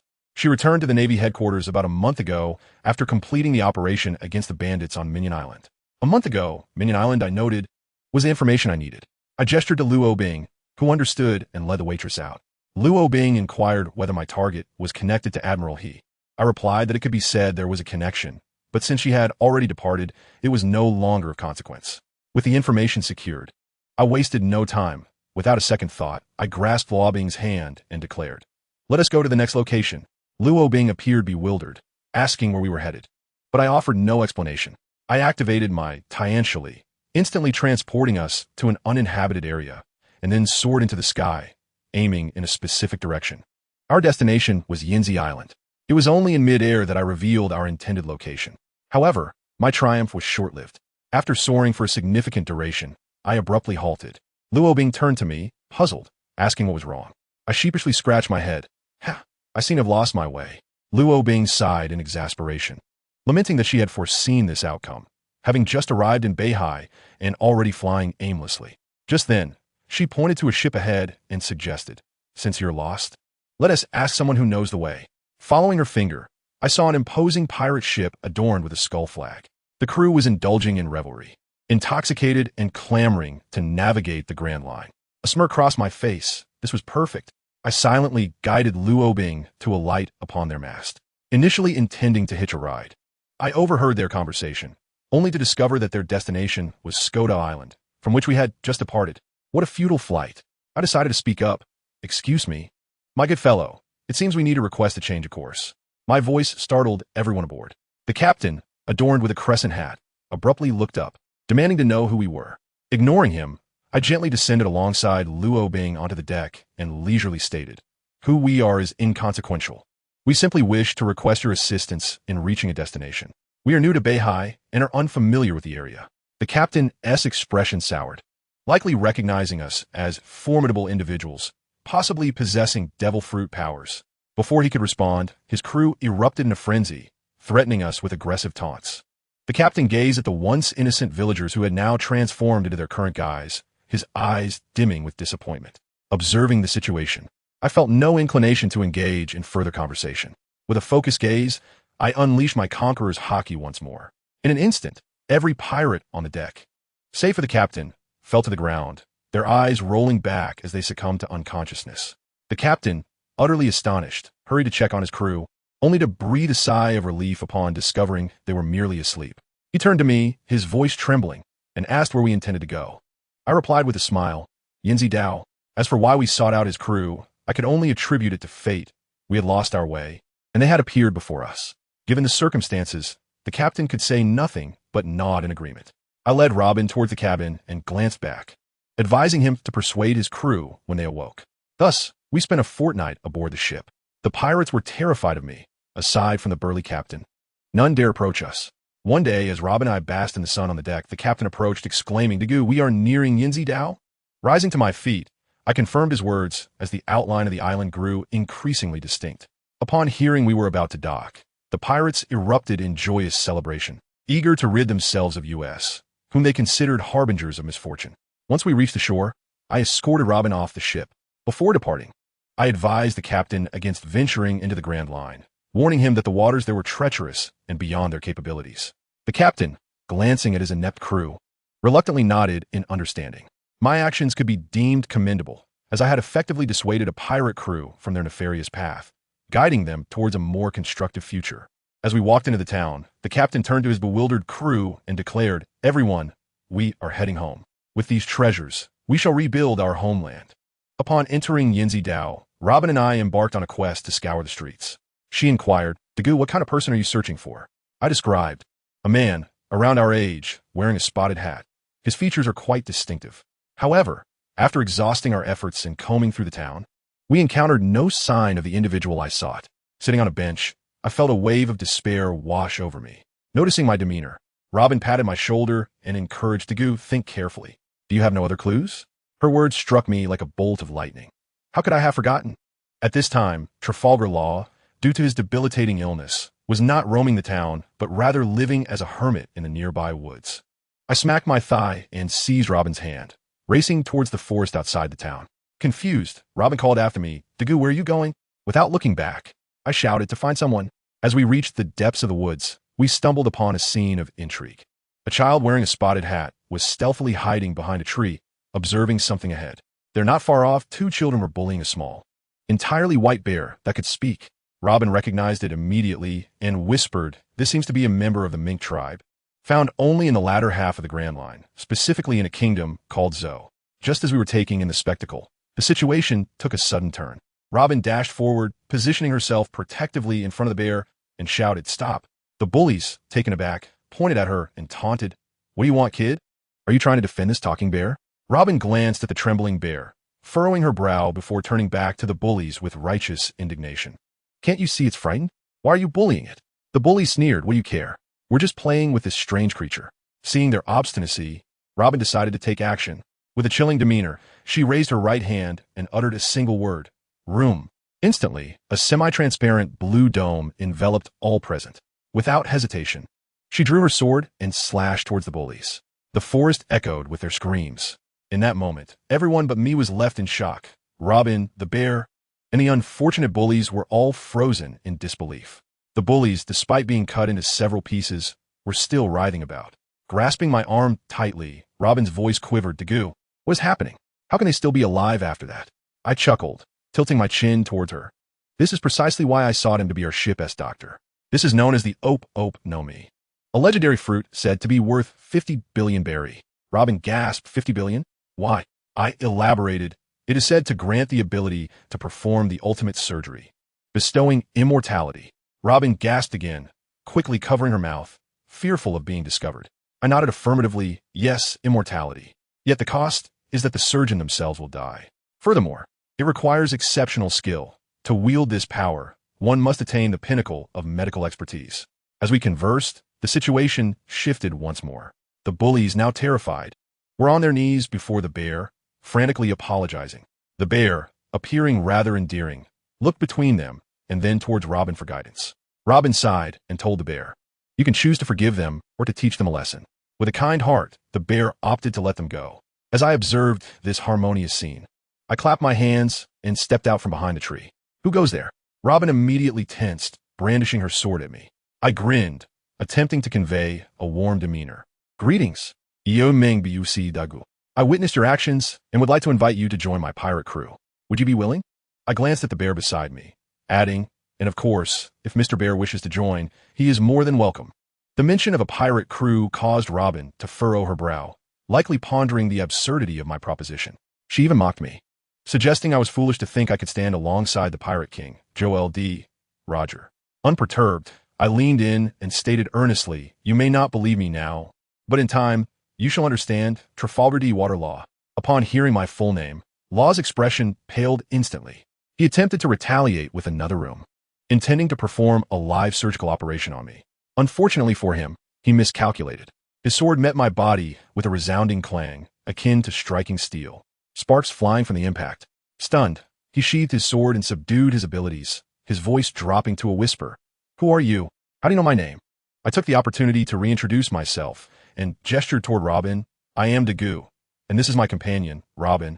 We have formed the Straw Hat Pirates, and you, Trafalgar Law, are the perfect candidate for our ship's doctor. His expression revealed his concern over his powers being exposed.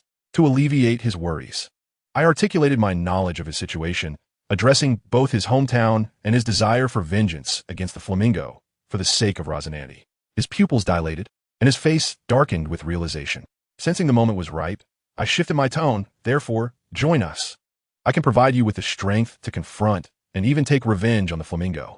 Loa immediately questioned me. How can you prove it? He is a Flamingo. Even Admiral Crane of the Navy cannot handle him. I chuckled, for Admiral Crane belongs to the Navy with her own set of rules. But we are pirates. I looked him in the eye, my gaze firm. The greatest distinction of being a pirate is freedom. The Flamingo's identity may serve as a shield for the Navy, but here among us pirates, it is insufficient. Do you understand? After pondering my words, Loa nodded thoughtfully. He must have recalled the naval trader named Virgo. Seeing his realization, I extended my invitation once more. Join us, for the sake of avenging Corazon, to become the finest doctor. After a moment of contemplation, Loa scrutinized both me and Robin, finally nodding. All right, as long as you can help me eliminate Don Quixote da Flamingo in the future, I shall join you. I burst into laughter, elated that my first personally invited companion agreed so readily. I felt an overwhelming sense of authority. Once I had composed myself, I turned to the side and addressed the timid bear. And you? Will you join us? The bear, known as Biboa, shyly inquired. Can I really? I can only speak. I want to be a burden, will I? I shook my head with a smile, approaching to ruffle his furry head. It seems you are unaware of your lineage. I proceeded to share the tale of the second half of the Grand Line, Zoe, and the mink tribe. Upon hearing of a place filled with his kind, Baibo's eyes lit up, and he eagerly nodded. I will join you. I want to go to Zoo. Welcome aboard. I felt even more joy with Baibo's agreement. Just then, Laura reminded us, since we have all agreed to join, shouldn't we head to the ship now? My cheerful demeanor faltered, and I awkwardly scratched my head while glancing at, we currently do not have a ship. Oh, how the air thickened in that moment. The looks and Baibo gave me were akin to those aimed at a newly exposed fraud. Laura sighed in exasperation, rubbing his forehead. Where are we supposed to go now? I had a plan. I regained my composure and told her, I intend to take you to a mentor of mine, where you will receive the finest medical education in this world. Laura looked puzzled but asked nonetheless, but without a ship, how shall we go? That is simple, I replied with a smile. I could directly transport you there using my abilities. Laura's eyes brightened. Is it spatial manipulation ability? Indeed. I nodded. Shall we depart now? After a moment's thought. Laura agreed. No problem. The timid bear, Baibo, timidly asked, can I come along? Of course. I readily affirmed, as I had intended to arrange for them to be together. Baibo was overjoyed, repeatedly calling me captain. I turned to Robin with an apologetic smile. Robin, I will take them over and return swiftly. Is that all right? Robin nodded with a smile. Go ahead. All right, I shall be quick. I took hold of and Baibo's hands, activating the Flying Thunder God technique. After a whirlwind of motion, the three of us appeared at the starting point of the Grand Line, Twin Cape. An elderly gentleman, adorned with a floral hat and reading a newspaper by the shore, was startled by our sudden arrival. Upon seeing him, I greeted him with a smile. Ah, Mr. Kuroka's. I have returned. This time I bring someone for you, and I hope you will accept him as your disciple. Disciple? Mr. Kuroka's looked puzzled. I did not keep him in suspense, pointing to Wa and introducing him. Trafalgar Law, a user of the Op, know me, Op, know me. Mr. Kuroka's exclaimed, springing from his chair, astonished as he stared at him, likely recalling events from Roger's crew. Lo, hearing the mention of Roger, was equally curious. I quickly clasped my hands together, introducing, let me introduce you to Mr. Kuroka's, the lighthouse keeper of Twin Cape and former ship's doctor of the Roger Pirates, who journeyed with Roger to Raftel. The ship's doctor of the Pirate King? Lo was taken aback, never expecting that my choice for his mentor would be such a legendary figure. Mr. Kuroka's waved his hand dismissively, turning the attention back to me. I am nothing special. As Rayleigh's disciple, you are far more praiseworthy. Rayleigh, Loa's eyes widened in shock, and his gaze toward me shifted. I helplessly said to Mr. Kuroka's, old man, are we mutually harming each other here? In the end, Mr. Kuroka's agreed to take Loa under his wing, though it was not a formal apprenticeship. He would merely act as a student, with the condition that Loa assist him in caring for Laboon. Loa was more than willing, as his only true teacher was Corazon. After everything was settled, I cautioned Noah to remain discreet and not be detected by the Flamingo's people, and I asked Mr. Kuroka's to keep a watchful eye on them. Then, I activated the Flying Thunder God and returned to Robin's side. Later, I learned that Mr. Kuroka's, to safeguard them, had taken Law and Baibo to reside within the belly of the whale, Laboon. Time flew by, and 6 months passed. During this time, I had traversed the North Sea with Robin in search of our next target, Buggy the Clown, exploring the region extensively. The North Sea, known for its distinctive scenery, was rife with conflict. Throughout, I made it a point to return to Twin Cape each month to visit Law and Baibo.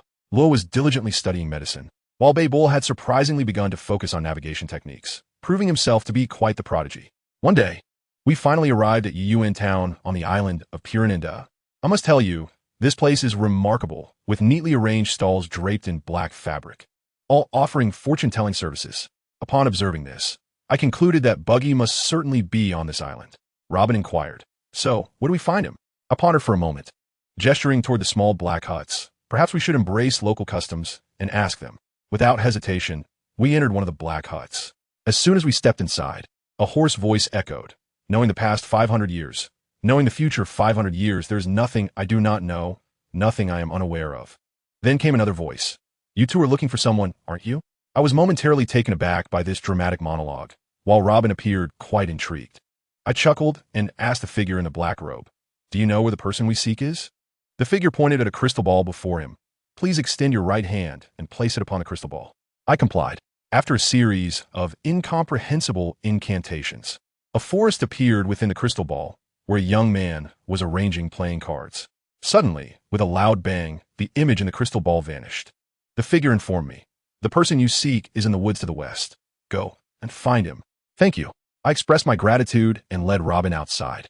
However, just as we took our first steps, the figure called out to us again. this time with a voice that no longer sounded hoarse, but rather like that of a middle-aged woman. It turned out we had yet to pay. I nearly rolled my eyes at that moment, only for the woman to demand a hefty sum of 100,000 bari for merely asking for directions. 100,000. I thought to myself, why not just rob someone? But my companion, the kind-hearted Daegu, without hesitation, urged Robin to pay. Robin, too, was swift, tossing the money without batting an eye. So be it. We would consider it a foolish tax paid for wisdom, a small price to pay for peace. We then followed the direction indicated by the crystal ball, heading straight for the small woods to the west. To our surprise, we discovered a man dressed in a manner reminiscent of a shaman, babbling about the collision of fate and the war between kings. I wondered if he had escaped from a mental institution and was merely cosplaying. Yet, Daegu struck up a conversation, and, after just a few exchanges, the man lifted his head and called out, "Captain." At that moment, I was utterly bewildered. Who among my family could possibly comprehend this? The speed at which this newcomer arrived was quicker than my descent to retrieve a package. Daegu wore a smug grin, as if he held all the cards, and welcomed Bazier Hawkins into the light pirate crew. Goodness, it was he, the magician Hawkins, one of the supernovas. This fellow was quite the enigma. After Daegu introduced us, he merely nodded in acknowledgement, uttering not a single additional word. Daegu, feeling somewhat deflated, resignedly declared that with everyone gathered, it was time to head home. With a swift application of the Flying Thunder God technique, we returned to Shuangzi Gorge with our new member in tow. Master Kalokas was taken aback, exclaiming, "Didn't you just leave? How are you back so soon?" Daegu chuckled, pushing Hawkins forward, stating, "Now that we found him." Of course we returned. Master Kalokas scrutinized Hawkins for a long moment, then disdainfully remarked, "This is what you sought for half a year? I see nothing remarkable about him." Daegu, ever eager for validation of his choices, insisted that Hawkins demonstrate his abilities. To our astonishment, Hawkins, with no hesitation, drew his blade and charged at Master Kalokas. My heart raced. After all, this was the ship's doctor of Captain Roger. Yet, Master Kalokas remained unfazed, casually uttering, "You will die." This singular statement rendered Hawkins speechless, frozen in place with his weapon raised, looking bewildered at Daegu, as if to say, "Brother, this script is all wrong. Where's the demonstration? Why must it come to life and death?" Daegu sighed, sensing a misalignment between the two, and with a glint in his eye, performed another Flying Thunder God technique, swiftly bringing our ship's doctor, Trafalgar Law, into the mix. Pointing at the grumpy Law, he said to Hawkins, "Here's your opponent," and then gestured towards the perplexed Hawkins, telling Law, "And here's your new partner, the Prophet." I must say, Law's expression darkened as he was pulled from his studies in the belly of the whale, unceremoniously thrust into a sparring match. Who'll be pleased about that? Daegu, with his persuasive tongue, spun it as an opportunity for Law to assess his own progress. And in a matter of moments, he had Law convinced. Daegu and I quickly stepped back, arranging ourselves on small stools, eager to witness the spectacle unfold. The two engaged in a fierce duel, their swordplay evenly matched, neither gaining the upper hand. However, Law soon grew impatient, announcing that the warm-up was over and he was about to unleash his full power, cautioning Hawkins to be careful. Hawkins remained composed, replying, "What a coincidence, so am I." In the next instant, Law unleashed his domain, Room. Hawkins, not to be outdone, summoned his power, the demon-repelling aspect. A straw man even taller than him appeared behind him instantaneously. Law, undeterred, swiftly sliced the straw man in half as it charged towards him. Yet, to Law's astonishment, the severed halves sprang to life, wielding weapons and sending Law flying. I was utterly taken aback. Law, ever quick on his feet, executed a technique to swap places with a nearby stone mid-air, yet he still coughed from the impact. He had let his guard down. Daegu, sensing the situation had reached its climax, intervened, declaring, "This battle goes to Hawkins." Although visibly displeased, Law conceded, recognizing his own underestimation. Master Kalokas scrutinized Hawkins, frowning as he remarked, "Your ability is rather sinister. I do not like it."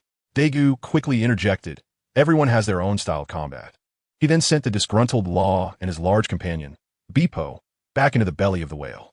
Hawkins, curious, inquired why we resided within the whale's belly.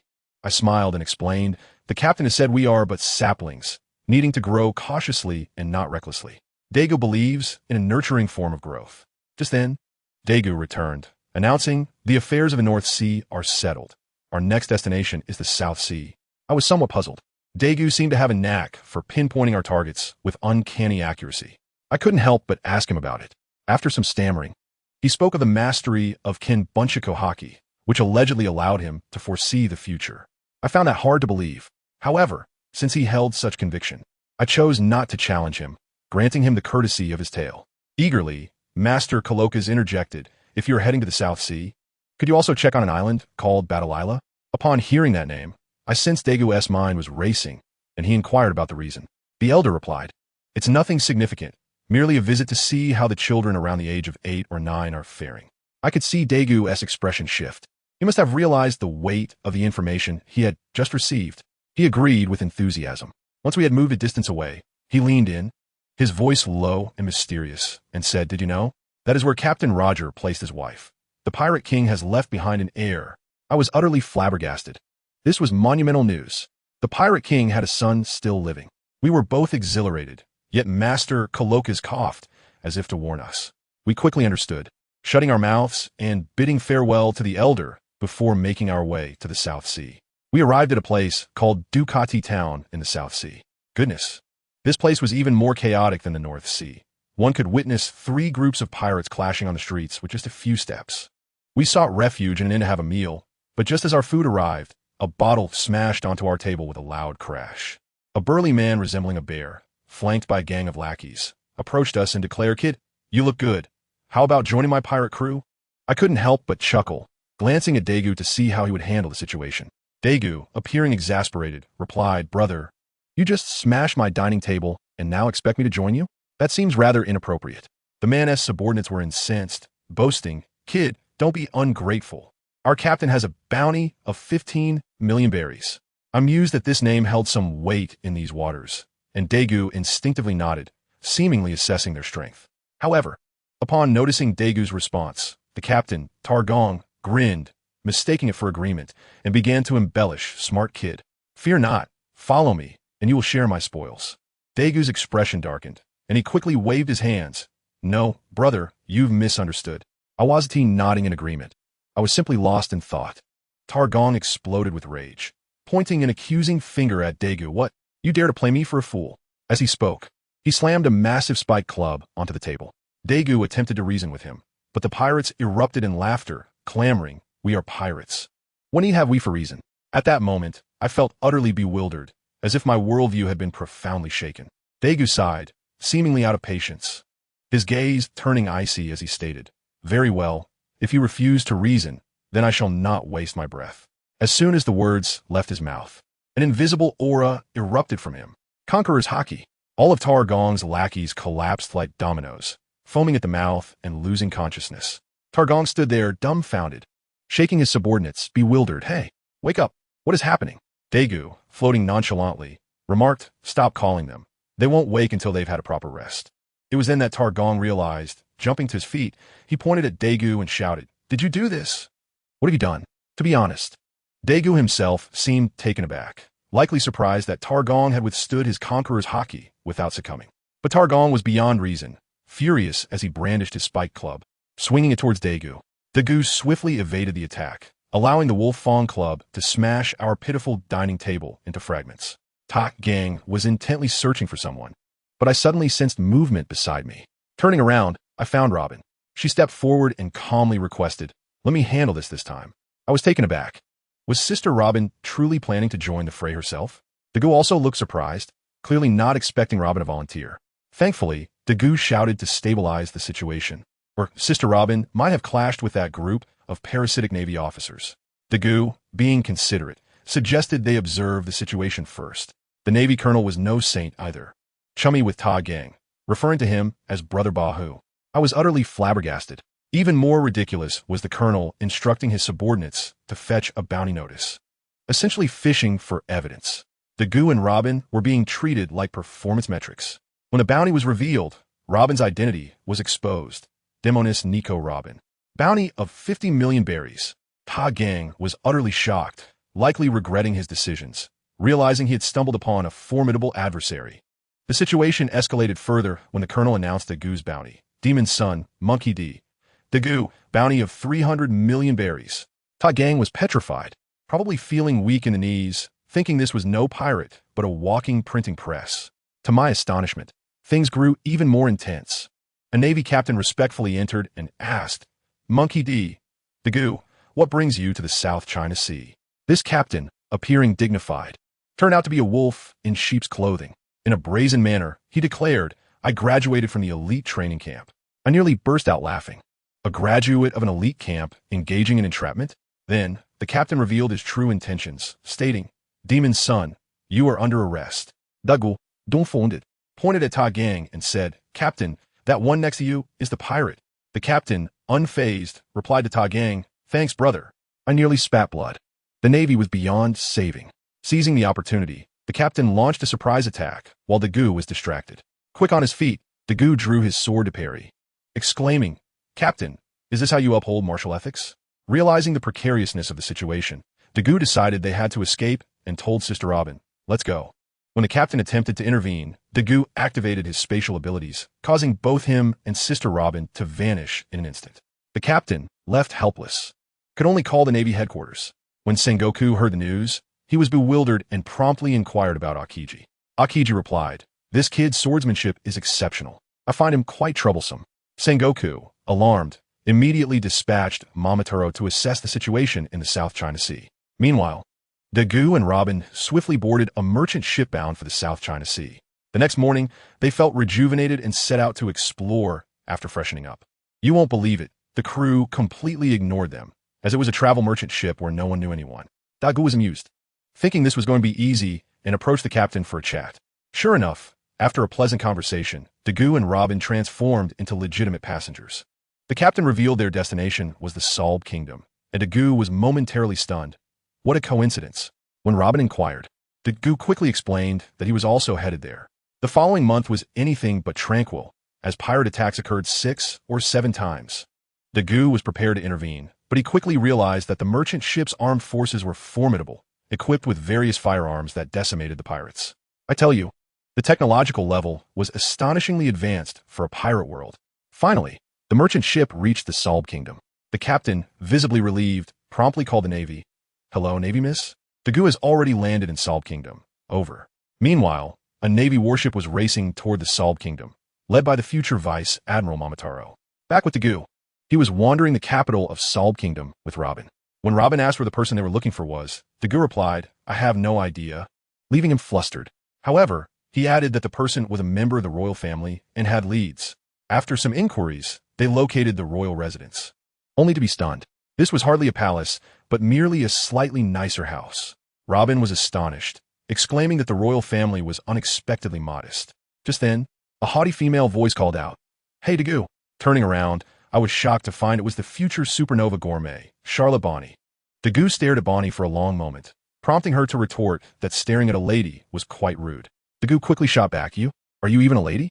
Bonnie was furious and turned to leave. Dagu turned to Robin and said, We've found the person.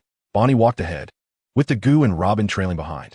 As Bonnie quickened her pace, she eventually stopped and demanded to know their intentions. Dagu, with a cheeky grin, replied that they needed to speak to the king. Bonnie was skeptical and ordered the guards to expel them. Guess what happened next? With a burst of conqueror's haki, the guards were all knocked out. Bonnie was left dumbfounded and began to panic. Dagu crouched down and said, I didn't want it to come to this. You forced my hand. Robin quickly stepped in to mediate, stating she was an archaeologist only wishing to learn about the nation's history. She even produced books such as The Development of Salb in the Last Decade and, regrettably, The Departure of Hero Bartholomew Kuma. Bonnie reluctantly accepted Robin's explanation and led them to meet the king. Along the way, Dagu curiously asked Robin where she obtained the books, prompting her to mysteriously smile and snap her fingers, conjuring a duplicate of herself. Dagu was utterly astonished, realizing Robin had developed her Hana Nomi abilities to such an advanced level. Upon reaching the council chamber, Bonnie informed the old king that these two needed to speak with him. The old king scrutinized Dagu and asked what he wanted. Dagu bluntly stated, I am here to request the presence of Princess Charlotte Bonnie. I can tell you, I will never forget that moment. Just as I arrived at the entrance of the Grand Line, lost in contemplation, I suddenly felt an overwhelming wave of conqueror's haki wash over me. I was utterly stunned. Who was so audacious? Looking up, I saw a flamboyant man draped in a pink feathered coat, strutting with an air of arrogance. Fellow comrades, can you believe I'd come across a younger version of Don Quixote Doflamingo? The clash of haki was palpable, making the air crackle with tension. It was surreal, But those are tales for another time. This story begins earlier, back when I first rescued this little girl, Bonnie. At that time, to uncover Ace's origins, I mustered the courage to ask Bonnie, Your Highness, do you know anyone with the surname Portgas? Bonnie paused, nodded, and explained that her age-altering ability was inherited from an aunt named Rouge. Rouge? The elder Coloccas beside me immediately erupted. Goodness, he had heard Roger mention her. His wife was named Portgas de Rouge. Everything clicked into place. I hurriedly inquired about Rouge's fate, and the little girl's eyes turned red as she choked out. Auntie Rouge exhausted herself using her ability to delay her due date for over a year to give birth to Ace's brother, and she passed away afterward. My heart sank. Although I already knew the story, hearing it from first-hand witness was still profoundly unsettling. She truly was a woman deserving of a king, so remarkable. Elder Coloccas wore a somber expression as well. I continued to ask about Ace's whereabouts, but Bonnie shook her head, saying she only knew he had been taken away and had no idea where he had gone. Very well, the clues have nearly reached their conclusion. I turned to Coloccas and inquired, Old man, are we still going to Bartolomeo? He waved his hand dismissively, indicating it was unnecessary. Task accomplished. I then turned to Bonnie and said, Your Highness, allow me to take you to a certain place. Upon hearing this, she assumed we were going to see her father, her eyes sparkling with excitement as she grasped my hand and attempted to lead the way. I quickly knelt down to pat her head, explaining, Your father is currently in a rather perilous location, and we cannot visit him just yet. The little girl's face fell instantly, her anxiety evident as she pressed me for the exact time we could go. I feigned deep contemplation, although I had already formulated a plan in my mind. Her father, the tyrant Kuma, was likely accompanying Dracula in a revolutionary endeavor in the East Sea. Once we reached the East Sea and located Luffy, would it not be inevitable that we find Dracula too? Of course, capturing Luffy was merely a fleeting thought. I had no desire to experience Vice Admiral Carp's enormous, love-infused iron fist. Thus, I sighed and said to her, How about this? In 6 months, after 6 months, I will take you to a place where your father is sure to be present. Just wait for it. To my surprise, the little girl erupted in fury. Why 6 months? Can we go now? Observing her indignant demeanor, I chose to ignore her outburst and, with one hand grasping Robin and the other holding Bonnie, I utilized the Flying Thunder God technique and swiftly transported us all into Laboon's belly. After introducing her to everyone, I took a moment to rest with Robin. However, as soon as I entered the room, I heard Bonnie angrily exclaim, You bastard. She surveyed her surroundings and decided that Beepo, the white bear, appeared the most vulnerable. So she approached him with a falsely amiable smile, inquiring, Little bear, could you possibly tell your sister how to escape from here? Beepo trembled in fear, unable to utter a word. Bonnie immediately turned hostile, threatening, If you don't speak, I will pluck all your fur and turn you into a bald bear. Beepo let out a shriek, retreating in fright. Just as Bonnie playfully pressed on, Law, unable to bear the scene any longer, raised his hand coolly and declared, Room, slaughterhouse. In an instant, Beepo was teleported to Law's side. What a remarkable display. Law's intervention left Bonnie momentarily stunned. She regarded Law, likely recalling my elusive abilities, and refrained from further provocation, sulking off to a corner. I remained in the room, perceiving the entire scene through my observation hockey, nodding approvingly. It seemed the little girl had finally learned to be cautious, and for the time being, the commotion had subsided. Meanwhile, in the South Blue, Peach Bunny Shizuka, ordered to capture me, arrived at the Solb Kingdom just as I had departed. Upon hearing the news that I had just left, she exploded in anger. That bastard. Is he toying with me? Enraged, she hurled curses, and upon discovering I had utilized spatial abilities to vanish, she bellowed die, before commanding her fleet to patrol the entirety of the South Blue. From that day forth, the pirates in the South Blue faced relentless adversity, pursued and battered by the future Vice Admiral candidates. As for me, the instigator, I was ensconced within Laboon, enjoying time with my companions, blissfully detached from the chaos outside. Time flew by, and soon a year had passed. In the autumn of 1508, I witnessed the myriad facets of life at Twin Cape.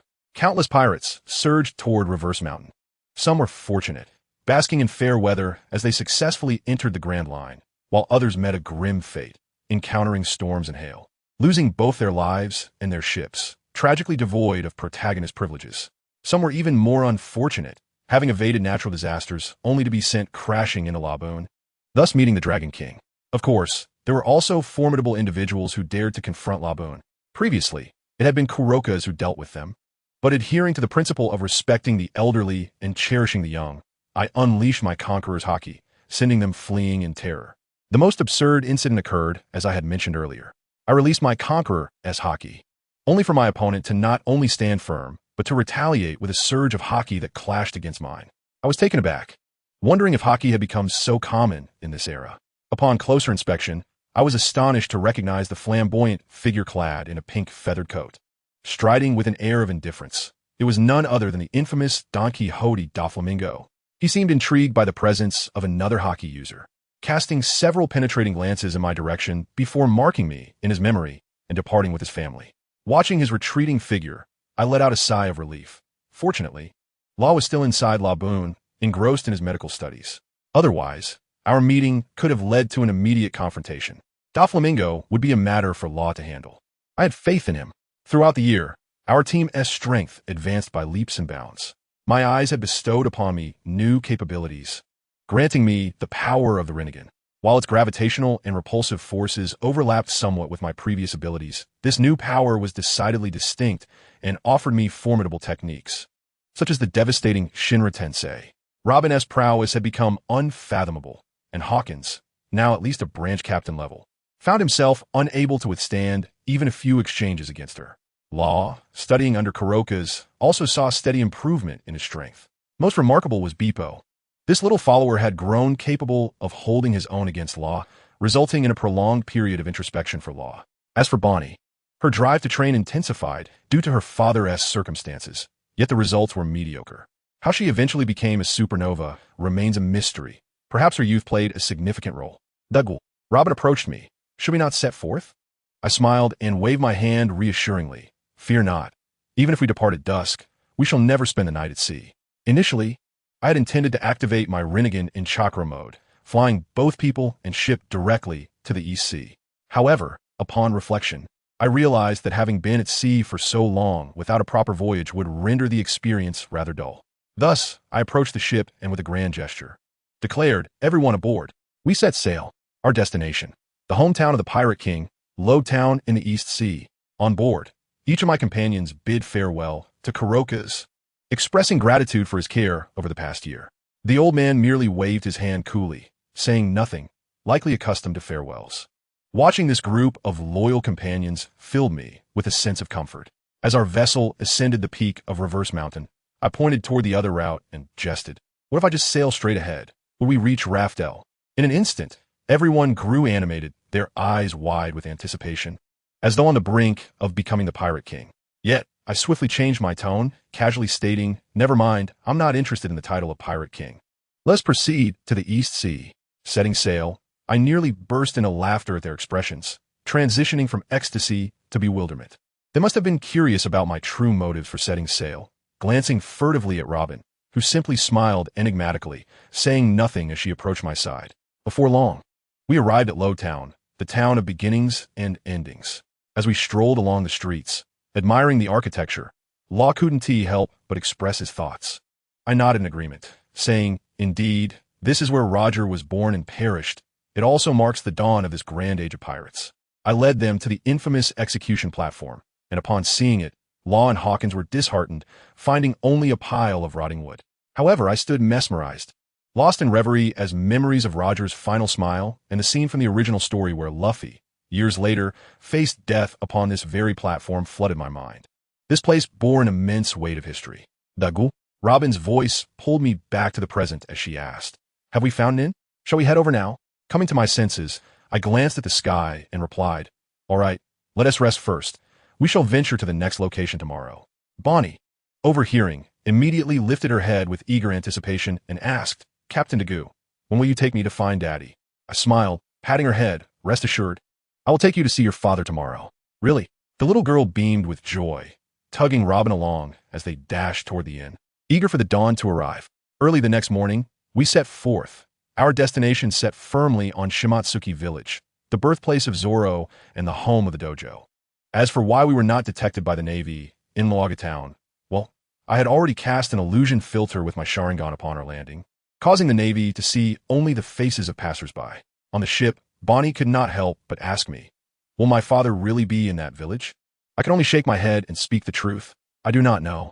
I only know that he has been there and will surely return in the future. What you must do is wait quietly there. Upon hearing that she had to wait, the little girl immediately sulked, letting out a deep sigh. She was likely regretting her decision, thinking that it would have been better to wait for her father back in the Soul Bay Kingdom rather than join me. Feeling as if she had boarded a pirate ship. Who understands family? When Bonnie realized she had to wait, her little cat-like face fell, and she performed a dramatic sigh right there, likely thinking, had I known, it would have been better to stay in the Soul Bay Kingdom and wait for my father. Coming along with me was akin to boarding a pirate ship. I had promised to help Bonnie find her father, but now that the search was being delayed, I felt somewhat embarrassed. Fortunately, Robin, ever understanding, pulled Bonnie into a room, likely to comfort the little one. I took a deep breath and turned my gaze to the distance. The sea was calm, and the gentle sea breeze lifted my spirits. Suddenly, I don't know what possessed me, but I drew the sword of victory and struck at the sea with fervor. With a resounding crash, the tranquil surface of the sea was cleaved open, creating a gaping chasm several meters long. The seawater surged back, drenching the members of the light pirates as though caught in a torrential downpour. Room, slaughterhouse. The image of demon slaying. Just as I was about to be drenched, I activated my devil fruit ability and transported myself and Beppo to an unknown space. Hawkins quickly summoned a massive scarecrow, wrapping himself tightly to avoid getting wet. As for me, the instigator of this chaos, I was rather unfortunate. After swinging my sword, I felt as though I had attained some sort of enlightenment. But in doing so, I completely forgot to evade the incoming deluge, instantly transforming into a drenched chicken. After the splashes of water settled, I shook myself off, feeling so embarrassed that I could have dug a 3-bedroom apartment with my toes. Thankfully, as I glanced around, I noticed everyone had managed to evade the water. Hawkins was still wrapped up in a scarecrow. Seizing the opportunity, I promptly teleported back to my room to tidy up my appearance. After some time, when I returned to the deck, the individuals I had pranked earlier, Law, Hawkins, and even Beppo, were all seemingly unbothered, each engrossed in their own activities. Beppo gazed upward, diligently verifying the nautical knowledge he had learned from Coloccus. The taciturn Hawkins was still fiddling with his playing cards, predicting the day's fortune. As for Law, whom I thought would mock me, he was sweating profusely from a workout, completely ignoring my presence. Observing this, I quietly turned away and returned to my room.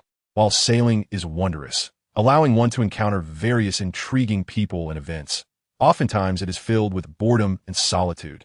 Thus, the light pirates drifted at sea for a full half-month before finally reaching our destination, withMutated village. As soon as we docked, everyone eagerly leaped off the ship, relishing the feeling of solid ground beneath their feet. After all, for the past half-month, apart from the sea, we had only seen various species of fish. We had not encountered a single other person, be they pirate or merchant. Therefore, it was quite understandable that everyone was somewhat beside themselves. Moreover, this was the light pirates' inaugural voyage, or rather their first extensive journey, so a lack of experience was to be expected. How did we accurately locate withMutated village? That was certainly due to Beppo purchasing a map of the East China Sea from a black market merchant while in Luoga town. Under his guidance, we were able to arrive here without error. Outside the dojo in withMutated village, led by the villagers, the light pirates arrived. Ha! The dojo echoed with the sounds of innocent children's voices, each growing louder, igniting Bonnie's excitement. Is this the place where my father once stayed? Indeed. I patted Bonnie's little head, stepped forward, and knocked on the dojo's door. Knock, knock. Who is it? A youthful voice called from within, followed by a short-haired girl of similar age to Bonnie emerging from behind the door. The girl looked at us with a puzzled expression. Who are you? What brings you to the dojo? Hello. I quickly stroked Bonnie's head and explained to the girl. We are here to find this little sister's father. We heard he had been here before. Father? Upon hearing my words, the short-haired girl looked at Bonnie with a face full of confusion. Seeing that Bonnie was of similar age, her expression changed dramatically. She began to wonder if this person was possibly a sibling left behind by her father. The more she thought about it, the more convinced she became. However, despite her lively thoughts, she maintained a calm demeanor and said, "In that case, please come in. Let me tell you, Daegu is quite the character." After learning swordsmanship from Gung Siren and getting involved with Bonnie, it seems everyone wants to bask in his glory. Just upon arriving at Shihai's Zayate Island, he caught the attention of the Navy. Speaking of Zayate Island, it is indeed the gateway to Shihai. The underworld reigns supreme, and even the Navy must tread carefully. As soon as Daegu arrived, he encountered a young man in a black robe who was exceedingly friendly, helping elderly women cross the street and giving directions. What happened next? Well, it turns out this young man was an informant for the Navy. With a single phone call, he sold Daegu out. Even more absurdly, the Navy's Colonel Put, upon realizing Daegu had arrived, was utterly flabbergasted. Why? Because he lacked the strength. The underworld's influence on the island was far too great for the Navy to suppress. With no choice, he hurriedly called the Navy headquarters for assistance. There, upon hearing the news, Admiral Sengoku exclaimed, "The son of the devil has appeared." He promptly asked Vice Admiral Ji Yuan if he would go. Ji Yuan, who had been harboring resentment after being stood up by Daegu last time, was eager for revenge. Upon hearing Daegu's arrival, he wasted no time and headed straight for Shihai. His goal, the O'Hara ruins. Sengoku speculated that Daegu surely wanted to revisit the site, and if Ji Yuan could intercept him there, it would be quite thrilling. Meanwhile, our Daegu, blissfully unaware, had checked into a shabby inn. Although the inn appeared on the verge of closure from the outside, it was surprisingly clean and tidy inside. With attentive service from the maids, Daegu was reflecting on the dominance of the underworld in Shihai, not realizing that the underworld was, in fact, the Navy. I must say, just as Daegu and Robin finished their lamentations about the ruins of O'Hara, the Navy arrived. Ji Yuan, with her long legs, approached and declared, "Son of the devil, you are under arrest." How outrageous. She came straight in to apprehend him. Who understands family? The situation unfolded as follows. Due to the black-robed man's demeanor, which did not align with Daegu's impression of the underworld, Daegu, out of curiosity, used his observation haki to observe for a moment. He soon overheard the black-robed man conversing with Put on the phone. "I never anticipated that the underworld would be the Navy and that the Navy would be the underworld." Upon hearing this, Robin could not help but marvel as well. Enough about that. Observing the now silent atmosphere, Daegu spoke up. "Robin, didn't TU send a clone to gather information? Any updates?" "Yes, a little." After hearing Daegu's question, Robin snapped back to reality and began to relay the situation to Daegu. "According to the information I currently possess, following the issuance of the Demon Extermination Order, O'Hara, though not submerged beneath the waves, has transformed into a desolate ruin. Most crucially, O'Hara has been expunged from the map. This means that our only means of reaching O'Hara would be akin to searching for Hawkins in the North Sea, necessitating a thorough exploration of the West Sea." Upon hearing Robin's intelligence, Daegu was momentarily taken aback, only to subsequently devise a plan. "Could we not locate the islands surrounding O'Hara and use one of them as a starting point for our search?" Unfortunately, Robin promptly shook her head, signaling the impracticality of his suggestion.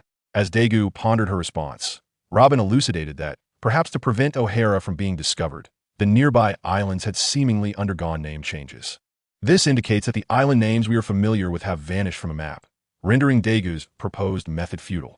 Daegu had never anticipated such a scenario, and after absorbing Robin's explanation, he gazed upwards, lost in thought. Given the circumstances, Daegu realized he had no choice but to explore the West Sea as Robin had initially suggested. Suddenly, an idea struck him, and he stood up abruptly, addressing Robin. "Although we do not know the current names of the other islands, it is certain that O'Hara is now a wasteland. Therefore, if we can locate an island nearby that bears ruins, it will be tantamount to finding O'Hara itself." Time flew by, and 2 months passed in the blink of an eye. Daegu, accompanied by Robin, wandered through the West Sea in search of islands with ruins. However, their luck had run out over those 2 months. They scoured over a dozen ruined islands, yet none proved to be O'Hara.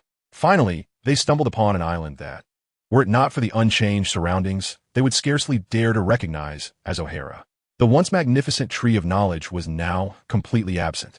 Upon landing, Daegu surveyed the uneven ground beneath him, his expression growing increasingly somber. Robin was no better off. The loss of Saul, who had once sought refuge there, weighed heavily on her heart as she knelt at the site of the former tree of knowledge, weeping inconsolably. At that moment, the Navy arrived. A woman named Ji Yuan, accompanied by a squad, surrounded Daegu and Robin. Ji Yuan regarded the pair with a tinge of discomfort, sensing they did not appear to be villains. Yet, duty compelled her to issue orders for their capture. "Demon child, Dreamview Daegu, you are under arrest." Ji Yuan's voice rang clear and melodious, but to Daegu's ears, it was nothing short of a death knell. As Daegu scrutinized the beautiful naval officer, he was taken aback, for he had not anticipated that a formidable adversary of the Straw Hat crew would appear here. Why did Daegu consider her a nemesis of the three main forces? It is essential to understand the nature of these adversaries. The captain of the Straw Hat crew, Monkey D. Luffy, is thwarted by Meat. The directionally challenged swordsman is opposed by a master swordsman, and the lecherous cook finds his match in beautiful women. The lady before him, indeed, was strikingly beautiful, tall, and captivating, thus representing the bane of the cook. Additionally, she was a swordsman of considerable skill, though Daegu could not ascertain whether she had reached the pinnacle of swordsmanship, as her aura was somewhat elusive, suggesting she might have, or perhaps not. Regardless, she was a swordsman, making her a foe to the directionally challenged swordsman. As for meat, this enchanting swordswoman was not merely beautiful and skilled. If Daegu recalled correctly, she was also an expert butcher. Thus, Daegu's assertion regarding her being the nemesis of the three main forces stood unchallenged. However, Daegu remembered that she should not have made her appearance at this juncture. Yet, he quickly dismissed this thought, for in the original story, she had already been a candidate for admiral by that time. During that period, unlike the events following the Marineford War, where anyone with strength could ascend to the rank of admiral, it was imperative to have accomplishments to be considered for the position of admiral candidate. Therefore, she must have been on missions prior to this and likely captured many pirates. Otherwise, others would surely question her qualification for the position. Daegu, do you know her? Just as Daegu was lost in thought, Robin, having overheard his expression of astonishment, inquired. I must say, I never anticipated this plot twist. Garp didn't show up, and instead, a figure named Gung Surong appeared, directly recognizing the legendary sword Sandai Kitetsu. Daegu's actions in this instance, from acquiring a sword to inviting tea, resembled a lavish strategy. The story truly began when Robin contemplated Garp's situation. She and Daegu had been causing a stir in Road Town, where Daegu, wishing to conceal his strength, had used Haushika Haki to incapacitate those around them. Then, the scene shifted as Daegu began to inspect the cursed blade Sandai Kitetsu, feeling its power, though it was merely a trifle to him. With a shout from Beepo, members of the Light Pirates, including Law, Hawkins, and Bonnie, promptly arrived, each exhibiting a unique personality. Daegu directed Law and Hawkins to assist in retrieving the sword, and Beepo eagerly joined in. What sight it was! 100 swords were at their disposal. While the swords were distributed, Gung Surong intervened, stating that training must be conducted with bamboo swords for safety's sake. Daegu followed Gung Surong into the house, where they presented Sandai Kitetsu.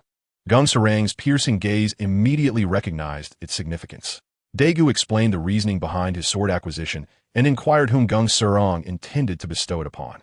Daegu wished to give it to Zoro, but Gung Surong believed he was not yet capable of wielding it.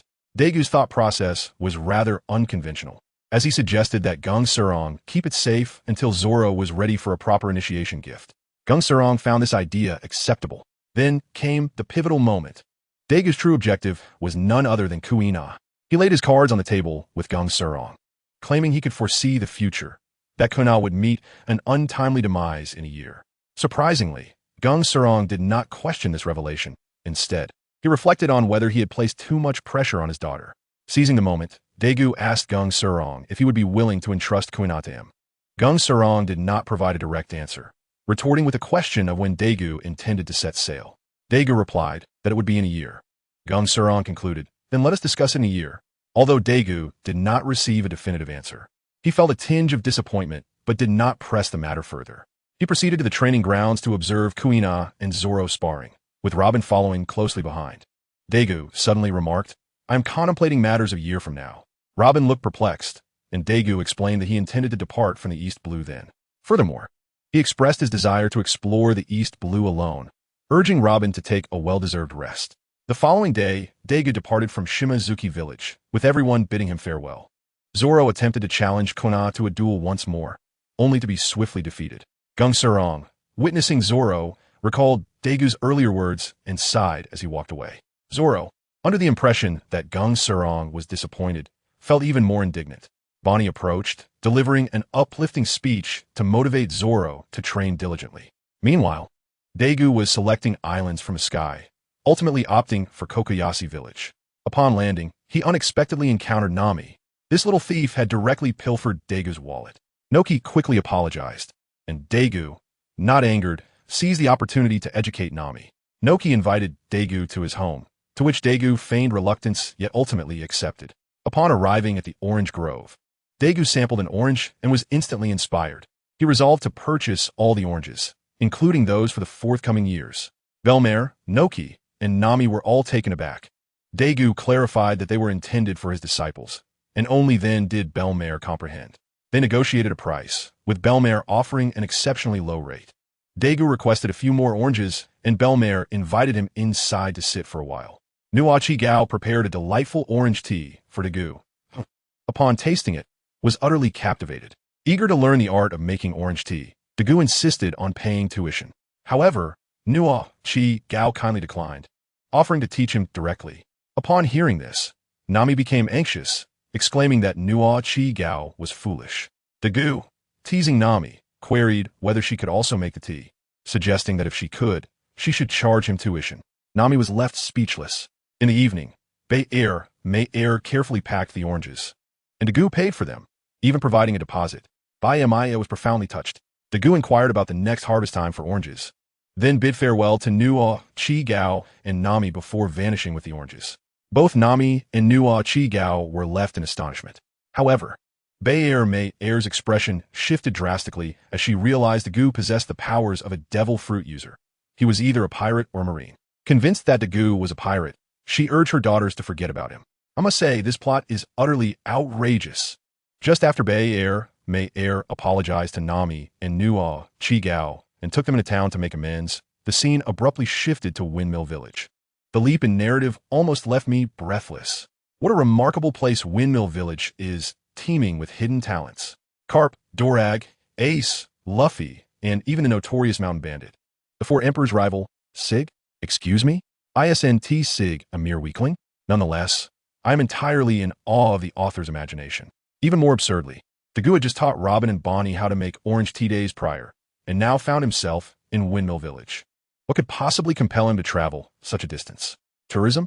Yet, he was promptly caught by Carp upon his arrival. Boy, do you recognize me? Carp, surprisingly, did not recognize Daegu. Daegu, ever clever, quickly flattered him. Iron Fist Carp, who doesn't he know your name? Carp's pride swelled, and he began to coax Luffy into joining the Marines. However, Luffy, the mischievous child, bluntly replied, I don't want to, sending Carp into a fit of rage as he tossed Luffy aside. Truly, what kind of grandfather is this? Just as Luffy was about to meet a disastrous fate, Daegu swiftly intervened with his heavenly hand technique, catching Luffy. This carefree child, once thrown aside, immediately sought Daegu's guidance on mastering the art of stealth. Carp, no better, saw Luffy wanted to learn skills to defeat him and used Luffy as a punching bag. The sounds of impact were painful just to hear. Amidst their playful antics, the village chief burst forth, wielding a cane aimed at Carp. Carp, attempting to defend himself, claimed he was merely training Luffy, but the chief, furious, took Luffy away to avoid further chaos. Carp turned to Daegu, inquiring about his purpose for being there. Daegu could only awkwardly confess that he was there for vacation. Carp, with a knowing look, warned, if you're a pirate, I advise you to refrain from such pursuits, or I may just arrange a delightful day trip to impel down for you. Realizing his cover was blown, Daegu hastily retreated to a tavern for tea. Can you believe it? He ordered tea at a tavern. To his surprise, Miss Machi Nua actually served him. Luffy, that mischievous rascal, barged in again, demanding juice. Spotting Daegu, he immediately pestered him to learn the art of stealth. Daegu thought it was time to teach this brat a lesson, allowing a devious smile to spread across his face. Luffy, terrified, bolted but soon collided with Daegu. Daegu, grinning mischievously, taunted, where do you think you're running? He left a flying thunder god mark on Luffy, sealing his fate. Miss Machinual, unable to bear the sight, pleaded with Daegu not to torment Luffy. Daegu verbally agreed, yet his mind was already plotting Luffy's demise. The situation grew more awkward as Daegu spoke with Machinua, their postures becoming slightly intimate. Realizing the discomfort, Machinua quickly stepped back. Upon noticing, Daegu promptly utilized the flying thunder god technique to escape. In the woods, Luffy believed he had found safety, but Daegu materialized before him. Luffy, terrified, dashed away. Daegu shook his head and asked Carp, aren't you worried he'll run off? Carp, carefree as ever, replied, the men of the monkey family fear no challenges. Daegu, exasperated, had to use the flying thunder god technique to bring Luffy back. But then, Luffy accidentally fell from a tree, and Daegu, with remarkable agility, saved him once more. Luffy, ungrateful as ever, turned to Daegu and offered him a good person card. Daegu could only chuckle at the absurdity of it all and decided to take him home for a meal. Their journey was filled with laughter and bickering, and the plot twists left my heart racing. Upon arriving at Carp's home, To Dagu's astonishment, Karp invited him to dine together, faced with a table laden with ham. Dagu felt his appetite wane. Yet, Luffy stuffed ham into his mouth, forcing Dagu to eat despite his reluctance. To his surprise, the taste resembled that of sea kings. Dagu was astounded. Karp truly dared to eat anything. Upon hearing the mention of sea kings, Luffy erupted with a barrage of questions. Dagu patiently educated him about sea kings. After absorbing this information, Luffy exclaimed his desire to venture into the Grand Line, to the doldrums, and to feast on meat. Dagu, alarmed, hastily slipped away, fearing Luffy would cling to him. Karp, watching Dagu Vani, Shuklet, recognizing the boy as potential. After departing from Karp's residence, Dagu encountered Miss Machinua again, who arrived to deliver clothing intended for the children. Upon hearing this, Dagu realized it was meant for Ace and Sabo and insisted on accompanying her to see them. Machinua hesitated, but ultimately agreed. Is it 2025, where home visits have become the norm? Who understands the family dynamics? I must say, Miss Machinua is genuinely kind-hearted, but could I simply leave? Ridiculous. Having come this far, I must meet the sons of the Pirate King, Ace and Sabo. I confidently told her, you go ahead, I'll wander a bit. Sending her on her way. With a swift spatial transition, I found myself in the depths of a forest. Just as I steadied myself, I heard two little rascals yelling below. Upon closer inspection, I burst into laughter. Ace and Sabo, the two little tykes, were playfully wrestling with a small gray bear. Their coordination was impressive. Before long, the bear, exhausted, collapsed. They began debating how much the bear's pelt would fetch when suddenly, the ground shook. To my surprise, the bear's mother arrived seeking vengeance. She was enormous, dwarfing the two boys combined. Sabo, quick-witted, darted aside, while Ace stubbornly declared, I will not flee. I watched from the tree, thinking this was it. The reckless child was about to face dire consequences. I initially intended to observe, believing the plot would spare them. But then it happened. Ace was sent flying by a powerful swipe. Who could have anticipated such a turn? I felt compelled to intervene. I sighed and decided to step in. Unleashing my conqueror as Haki, the massive bear immediately succumbed to slumber. I swiftly appeared behind the boys, tapping Ace on the shoulder. Little brother, that was rather reckless, I remarked. Startled, they leaped back, adopting defensive stances. Ace's eyes were sharp, like a wary wolf pup. I raised my hands in peace, introducing myself. I am Dagu, accompanying Miss Machinua. Upon hearing her name, Sabo relaxed instantly, but Ace remained wary and demanded, what brings you here? I couldn't help but tease. I'm here to deliver clothing for certain little rascals. Ace's face flushed red. Though displeased, he recognized the situation, and his defensiveness finally subsided. While they busied themselves with the bear's remains, I chose to leave them be. Meanwhile, trouble loomed elsewhere. Karp was enjoying his vacation in Windmill Village, lounging comfortably when the transponder snail rang. It was Sengoku. Karp answered with his usual banter, Sengoku, I'm on vacation. Don't bother me unless it's urgent. He then placed the transponder snail at a distance. As expected, the next moment, Sengoku's furious voice echoed through the snail. Karp, get back here. Vacation canceled. Karp feigned ignorance. Huh? The wind is too strong. I can't hear you. The atmosphere became heavy in the aftermath of the battle. Kapu, something has gone awry in the latter half. Kapu sensed that something was amiss and inquired, what has happened? Sengoku articulated each word clearly. Whitebeard has ascended to the pinnacle. Upon hearing this, Kapu was not particularly surprised. It was to be expected. After all, he was Whitebeard. Nevertheless, he sighed, lamenting his old age, remarking that he scarcely had time to spend with his grandchildren. Sengoku fell silent as well. Eventually, Kapu consented to return, which relieved Sengoku. But lo and behold, just before hanging up, the old man delivered an epic betrayal. He casually stated, oh, by the way, Sengoku, the son of the devil, is currently with me. But I won't capture him. He is not a pirate.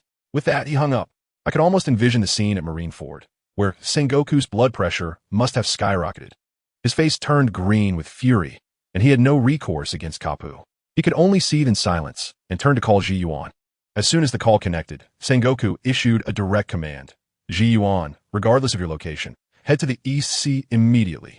The son of the devil is in the East Sea.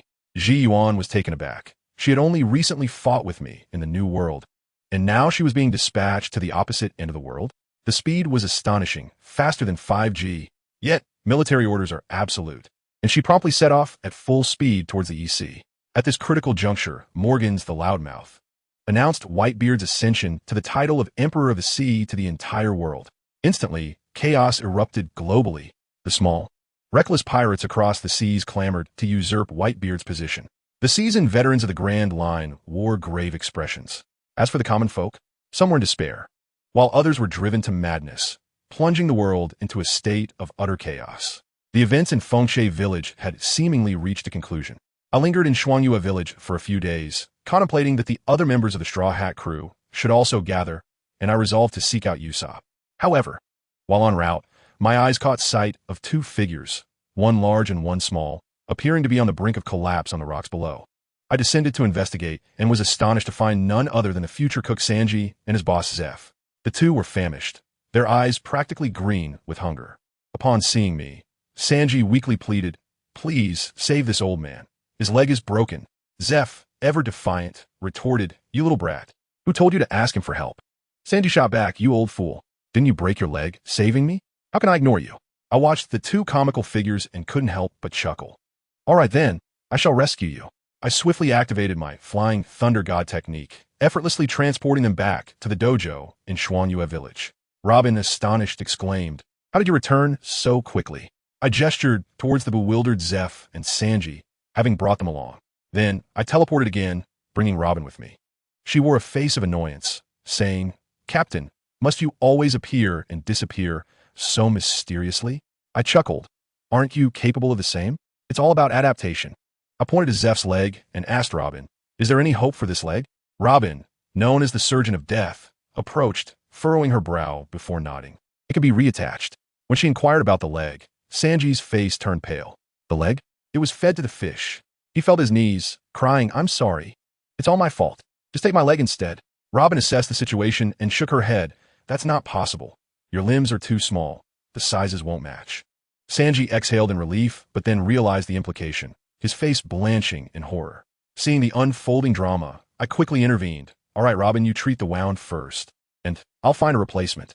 Sanji, having gone too long without food, promptly fainted, prompting Robin to carry him away. As for me, I pondered where to find a leg.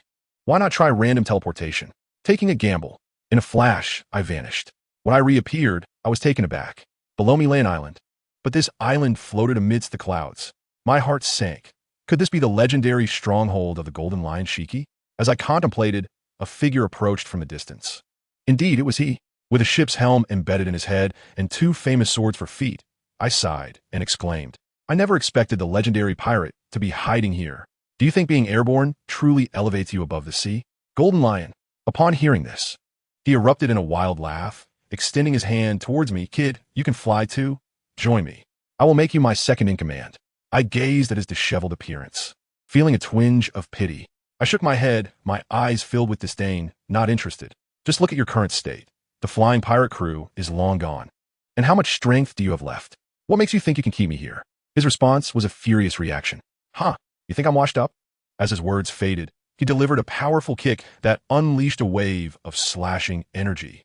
I drew my sword and with a clang, deflected it.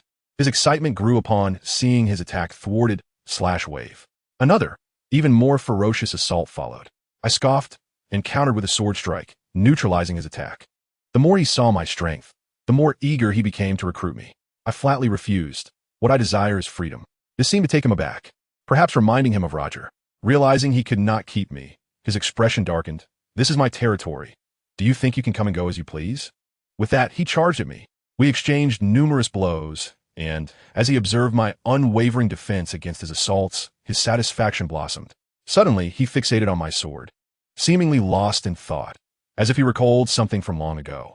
Seizing the opportunity, I struck, sending him soaring. Yet, upon regaining his senses, he was unfazed by being sent flying.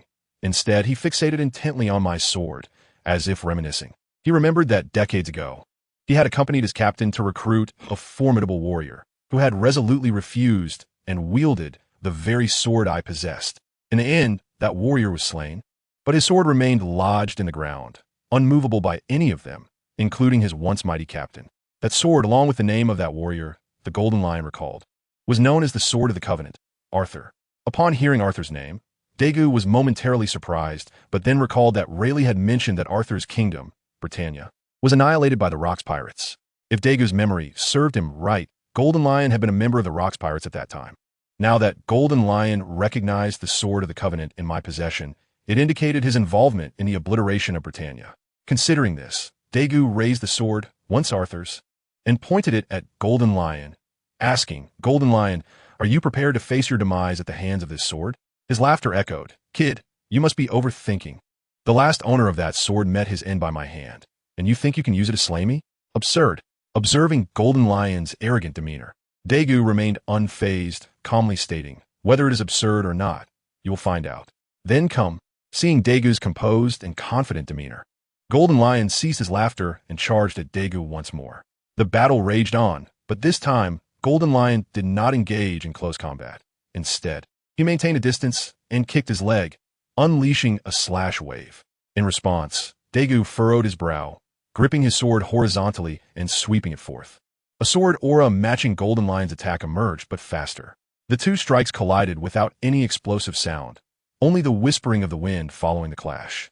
Dagu pushed off the air beneath him and charged at Golden Lion, creating a thunderous sound as he leapt from his previous position. Suddenly, Jin Shitsi lifted a foot, and in the next instant, a blade sprouted from it, quickly followed by the sword of the contract victory, which had appeared seemingly out of nowhere. The moment he defended against the attack, another blade emerged from Jin Shitsi's other foot. Faced with this relentless onslaught, Dagu showed no signs of hesitation. He raised his empty left hand, enveloped it in the color of hockey, and naturally blocked Jin Shitsi's assault. Ha ha ha! Seeing the standstill, Jin Shitsi couldn't help but chuckle again. Oof! With a cold snort, he extended his hand, forming a claw to grasp at Dagu.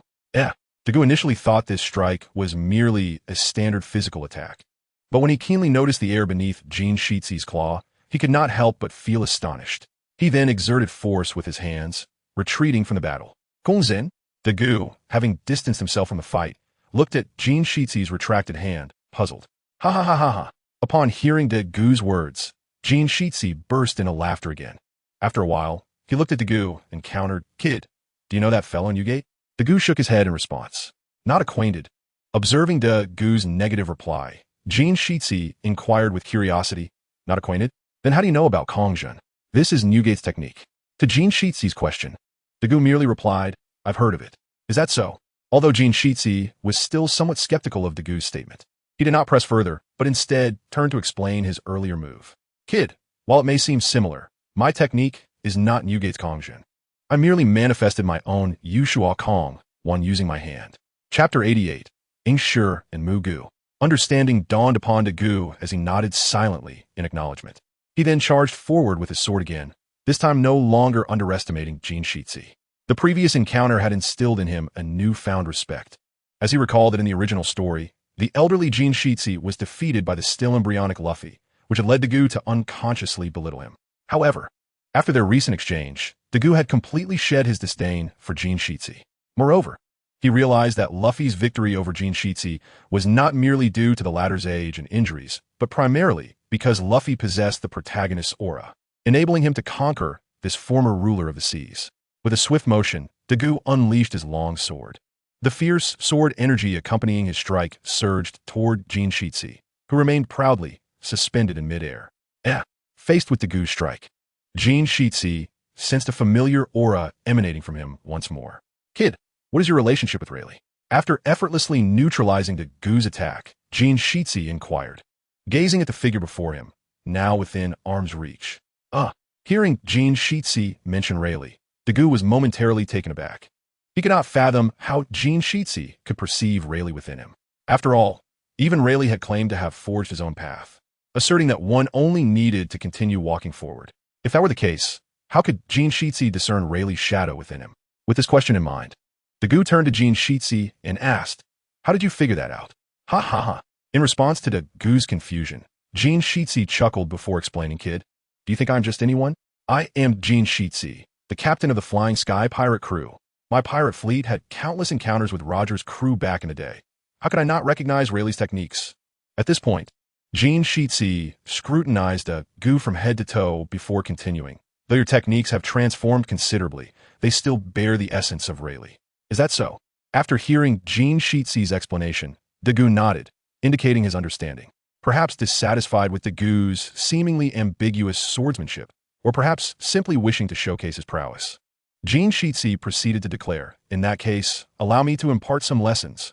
No sooner had he spoken than he exerted force with his legs, and the two swords embedded in his feet detached from his body, floating before him. Witnessing Jin Shitsi's self-inflicted injuries, Dagu felt a sense of exasperation.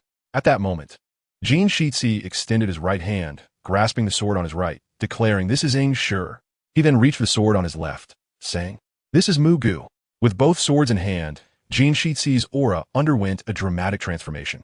Dagu could distinctly sense an unprecedented pressure emanating from Jin Shitsi. "I haven't wielded these two swords in a long time. Today, I shall use them against you." With a nostalgic glance at the weapons in his hands, Jin Shitsi turned to Dagu and stated, then raised his right hand, unleashing a slashing strike. "Lion's might, Yushua Kong won." Immediately, a colossal lion, born of air, charged toward Dagu. Although surprised, Dagu remained composed. He raised his long sword, channeling his own sword energy to meet the airborne lion. Boom! The two forces collided, producing a tremendous sound, followed by the explosive disintegration of the giant air lion. Lion's might, Yushua Kong won. However, before Dagu could locate Jin Shitsi, he heard the sound of another attack originating from below. To his astonishment, a towering stone lion, nearly 100 meters high, charged at him. Unlike the insubstantial air lion, the stone lion compelled Dagu to take a breath. He focused his gaze, unleashing his Conqueror's Haki, which soon enveloped his sword of contract victory. With the Conqueror's Haki now infused, Dagu brought his blade down upon the stone lion. Crack! The golden aura of his strike swept through, and the stone lion began to crumble, ultimately collapsing in a deafening roar. Conqueror's Haki infused? Although Dagu's use of Conqueror's Haki astonished Jin Shitsi, he quickly recalled the sword's properties, realizing it allowed individuals with Conqueror's Haki to utilize it in advance. With this understanding, Jin Shitsi felt less surprised. Quite impressive, he praised Dagu. "Kid, you genuinely astonish me. I'm growing quite fond of you." Reflecting on this, Jin Shitsi regarded Dagu with admiration, remarking, "No wonder that fellow Rayleigh took you under his wing. Unlike that fool Roger, Rayleigh possesses intellect. At the very least, his foresight is commendable." Although it appeared Jin Shitsi was praising Rayleigh, Dagu discerned that he was indeed complimenting himself. Thus, he expressed his gratitude to Jin Shitsi. "Thank you for the compliment. Kid, come to me again." Jin Shitsi called out once more, then raised his sword, striking at Dagu again. This time, however, it was not a single sword. Jin Shitsi wielded both Ing Shi and Mu Gu, both aimed at Dagu. Swish! Swish! Two successive slashes surged toward Dagu, who, undeterred by the commotion, similarly unleashed his sword imbued with Conqueror's Haki. Boom! As expected of a rare individual blessed with Conqueror's Haki, Dagu's strike effortlessly pierced through Jin Shitsi's twin onslaught, as if it were mere tofu, shattering it with ease at the moment of collision. Although Jin Shitsi anticipated Dagu would employ Conqueror's Haki, he was taken aback by its formidable potency, resulting in a fleeting moment of astonishment. Yet, it was merely a moment, as Jin Shitsi quickly closed the distance, initiating close combat. Bang! Clang! In a moment of fierce combat, swords clashed and blades met, each strike resonating with lethal intent, despite the close quarters of their battle. The clash between the two warriors caused the floating island beneath them to fracture and splinter, with fragments breaking free from the control of Jin Shitsi, cascading down toward the sea. The skirmish persisted until the moon rose and the sun set, enveloping the sky in darkness, at which point the two combatants temporarily separated for a brief respite. Chapter 89. The collapse of the floating island and the earth-shattering star observing the seemingly relaxed Dagu across from him. Jin Shitsi found himself slightly out of breath. After taking a deep breath, a smile crept across his face as the helm, which had been embedded in his head, began to rise slowly before Dagu's eyes.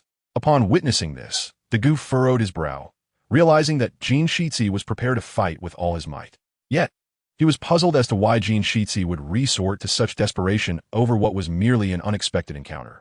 Unable to comprehend the situation, Dagu decided to inquire directly. "Jin Shitsi, what are you doing? Is it really necessary to go all out?" "Oh." Jin Shitsi was taken aback by Dagu's words, for it seemed that the young man understood the implications of the helm being removed from his head. Ha. Despite his surprise, Jin Shitsi dismissed his concerns and laughed heartily. "Kid, can a battle truly be called a battle if it lacks excitement?" At that moment, The helm completely detached from Jin Shizi's head, causing blood to flow profusely from a wound. However, he felt a long-lost thrill, a sensation of freedom and unrestrained power that he had not experienced in ages. Ha ha ha, ha ha ha. Jin Shizi's laughter echoed, accompanied by an overwhelming aura that shook the heavens and the earth. The atmosphere shifted dramatically, with thunder rumbling and lightning flashing, as if the very floating island below was on the verge of collapse due to Jin Shizi's formidable presence. Such was the might of the conqueror's haki. Turning to observe the tumult around him, Dagu's expression turned grave. He had not anticipated the drastic transformation in Jin Shizi after the removal of the helm. The difference was akin to that of two entirely different individuals. Kid, bring it on. Having adapted to the long-awaited sensation of freedom, Jin Shizi wasted no time and charged at Dagu with his twin blades in hand. This time, Dagu recognized the dark golden lightning flickering around Jin Shizi's dual swords, realizing that Jin Shizi had also harnessed the conqueror's haki. It was hardly surprising, given that Jin Shizi was a top-tier king of the seas, comparable to the likes of Whitebeard and the Pirate King. In fact, it would have been more surprising if he hadn't possessed such abilities. With this thought in mind, Dagu let out a long sigh and drew his sword, charging forward to meet Jin Shizi.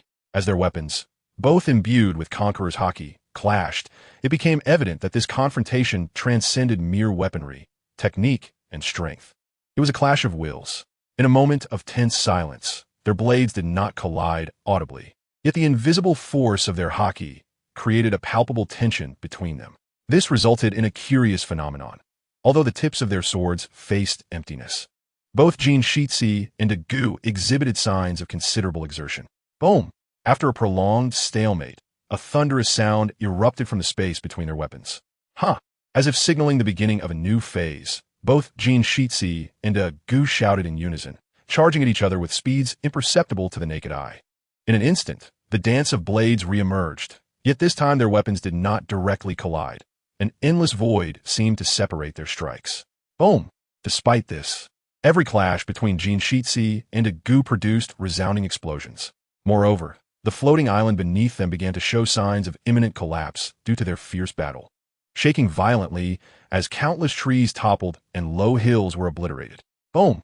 At long last, following another fierce exchange, the floating island could no longer withstand the overwhelming pressure and crumbled, plummeting toward the sea. Upon witnessing the chaos, both warriors paused, gazing at the disintegrating island with furrowed brows. Ha ha! Jin Shizi laughed heartily once more. Kid, are you not going to intervene? If you don't, the nearby islands will soon face an unexpected tsunami. Sighing in resignation as he beheld the debris of the floating island nearing the surface of the sea and hearing Jin Shizi's taunt, Dagu realized he could not remain idle. While he did not consider himself a virtuous person, he also could not bear to witness the innocent suffer due to his inaction. With this thought, Dagu closed his eyes momentarily, activating his Rinhui Tozi Eye, Reincarnation Eye, which he might as well refer to as the Rinhui Zanxing Yen, Reincarnation Rebirth Eye. Casting one last glance at the remnants of the floating island, he extended his arms, causing a small black sphere to materialize. Earth-shattering star. As the sphere ascended, an unparalleled gravitational pull emerged, drawing in the surrounding dark clouds and the falling debris of the floating island toward its center. What could have resulted in the untimely demise of countless innocents dissipated into nothingness? Ha ha ha! Seeing Dagu wield such formidable power, Jin Shizi erupted in laughter, increasingly impressed with the young man before him. He also felt a twinge of envy toward that old fellow Rayleigh for having such a remarkable disciple. Kid, I never expected you possessed such abilities. After a bout of laughter, Jin Shizi turned to Dagu and remarked, however, while fighting me, you still thought to conceal your strength. Do you look down upon me? I am Jin Shizi. With a fierce roar, Jin Shizi charged at Dagu, weapon in hand. Filled with fury, sighing at the furious Jin Shizi, Dagu simply replied, let it end. As soon as the words left his lips, Dagu instantly appeared behind Jin Shizi. Huh! Though startled by Dagu's sudden appearance, Jin Shizi was no novice. His reflexes were sharp. In that instant, he sidestepped to evade Dagu's attack, while simultaneously swinging his right hand in a counterstrike. Yet, even with his swift reaction, the ensuing events left him utterly astonished. Shinra Tensei. In response to Jin Shizi's attack, Dagu's pupils merely shifted, and an immense repulsive force erupted from his being, sending Jin Shizi hurtling away.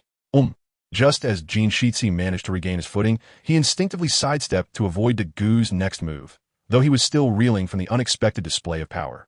Chapter 90. The conclusion of the battle and the fall of the Lion King, 10,000 phenomena heavenly pull. Alas, as soon as Jin Shitsi attempted to move, a powerful attraction seized him, drawing him toward Dagu's weapon, the sword of victory.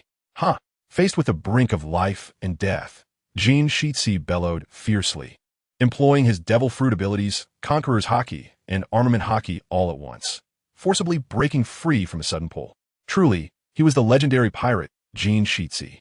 Observing Jin Shitsi's frantic retreat, Dagu, who had somehow appeared in Jin Shitsi's original position, chose not to pursue, but instead paused to offer a word of admiration. After a brief respite, the Golden Lion took a deep breath, calming his tumultuous emotions before casting a perplexed gaze at Dagu. My boy, it seems I have underestimated you. I never anticipated you possessed such prowess.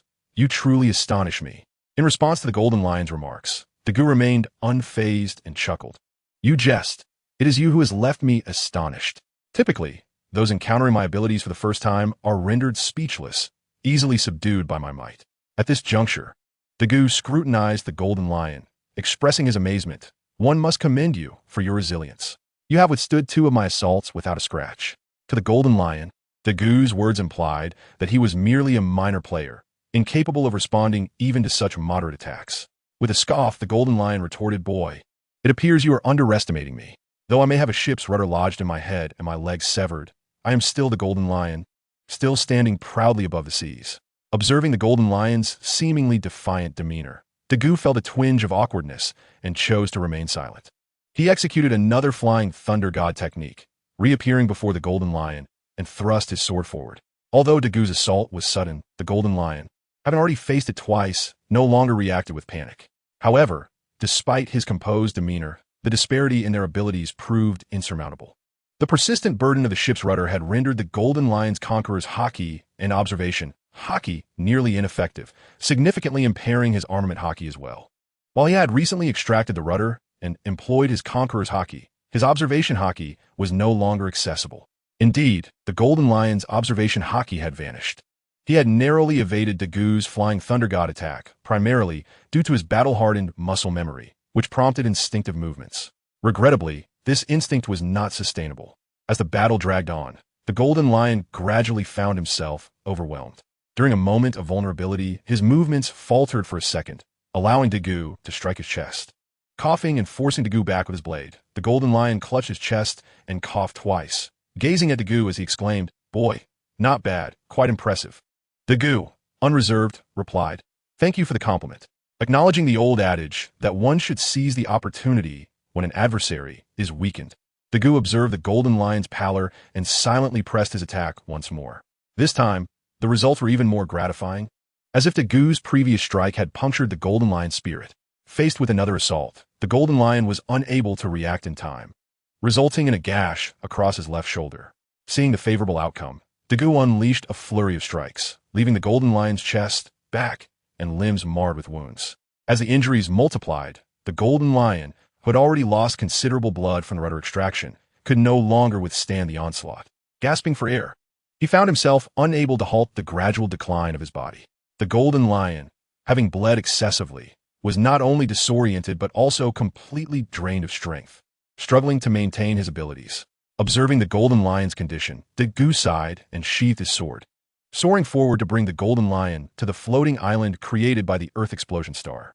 As he laid the barely breathing Golden Lion on the island, Dagu approached and crouched down, softly inquiring, Golden Lion, do you wish to live?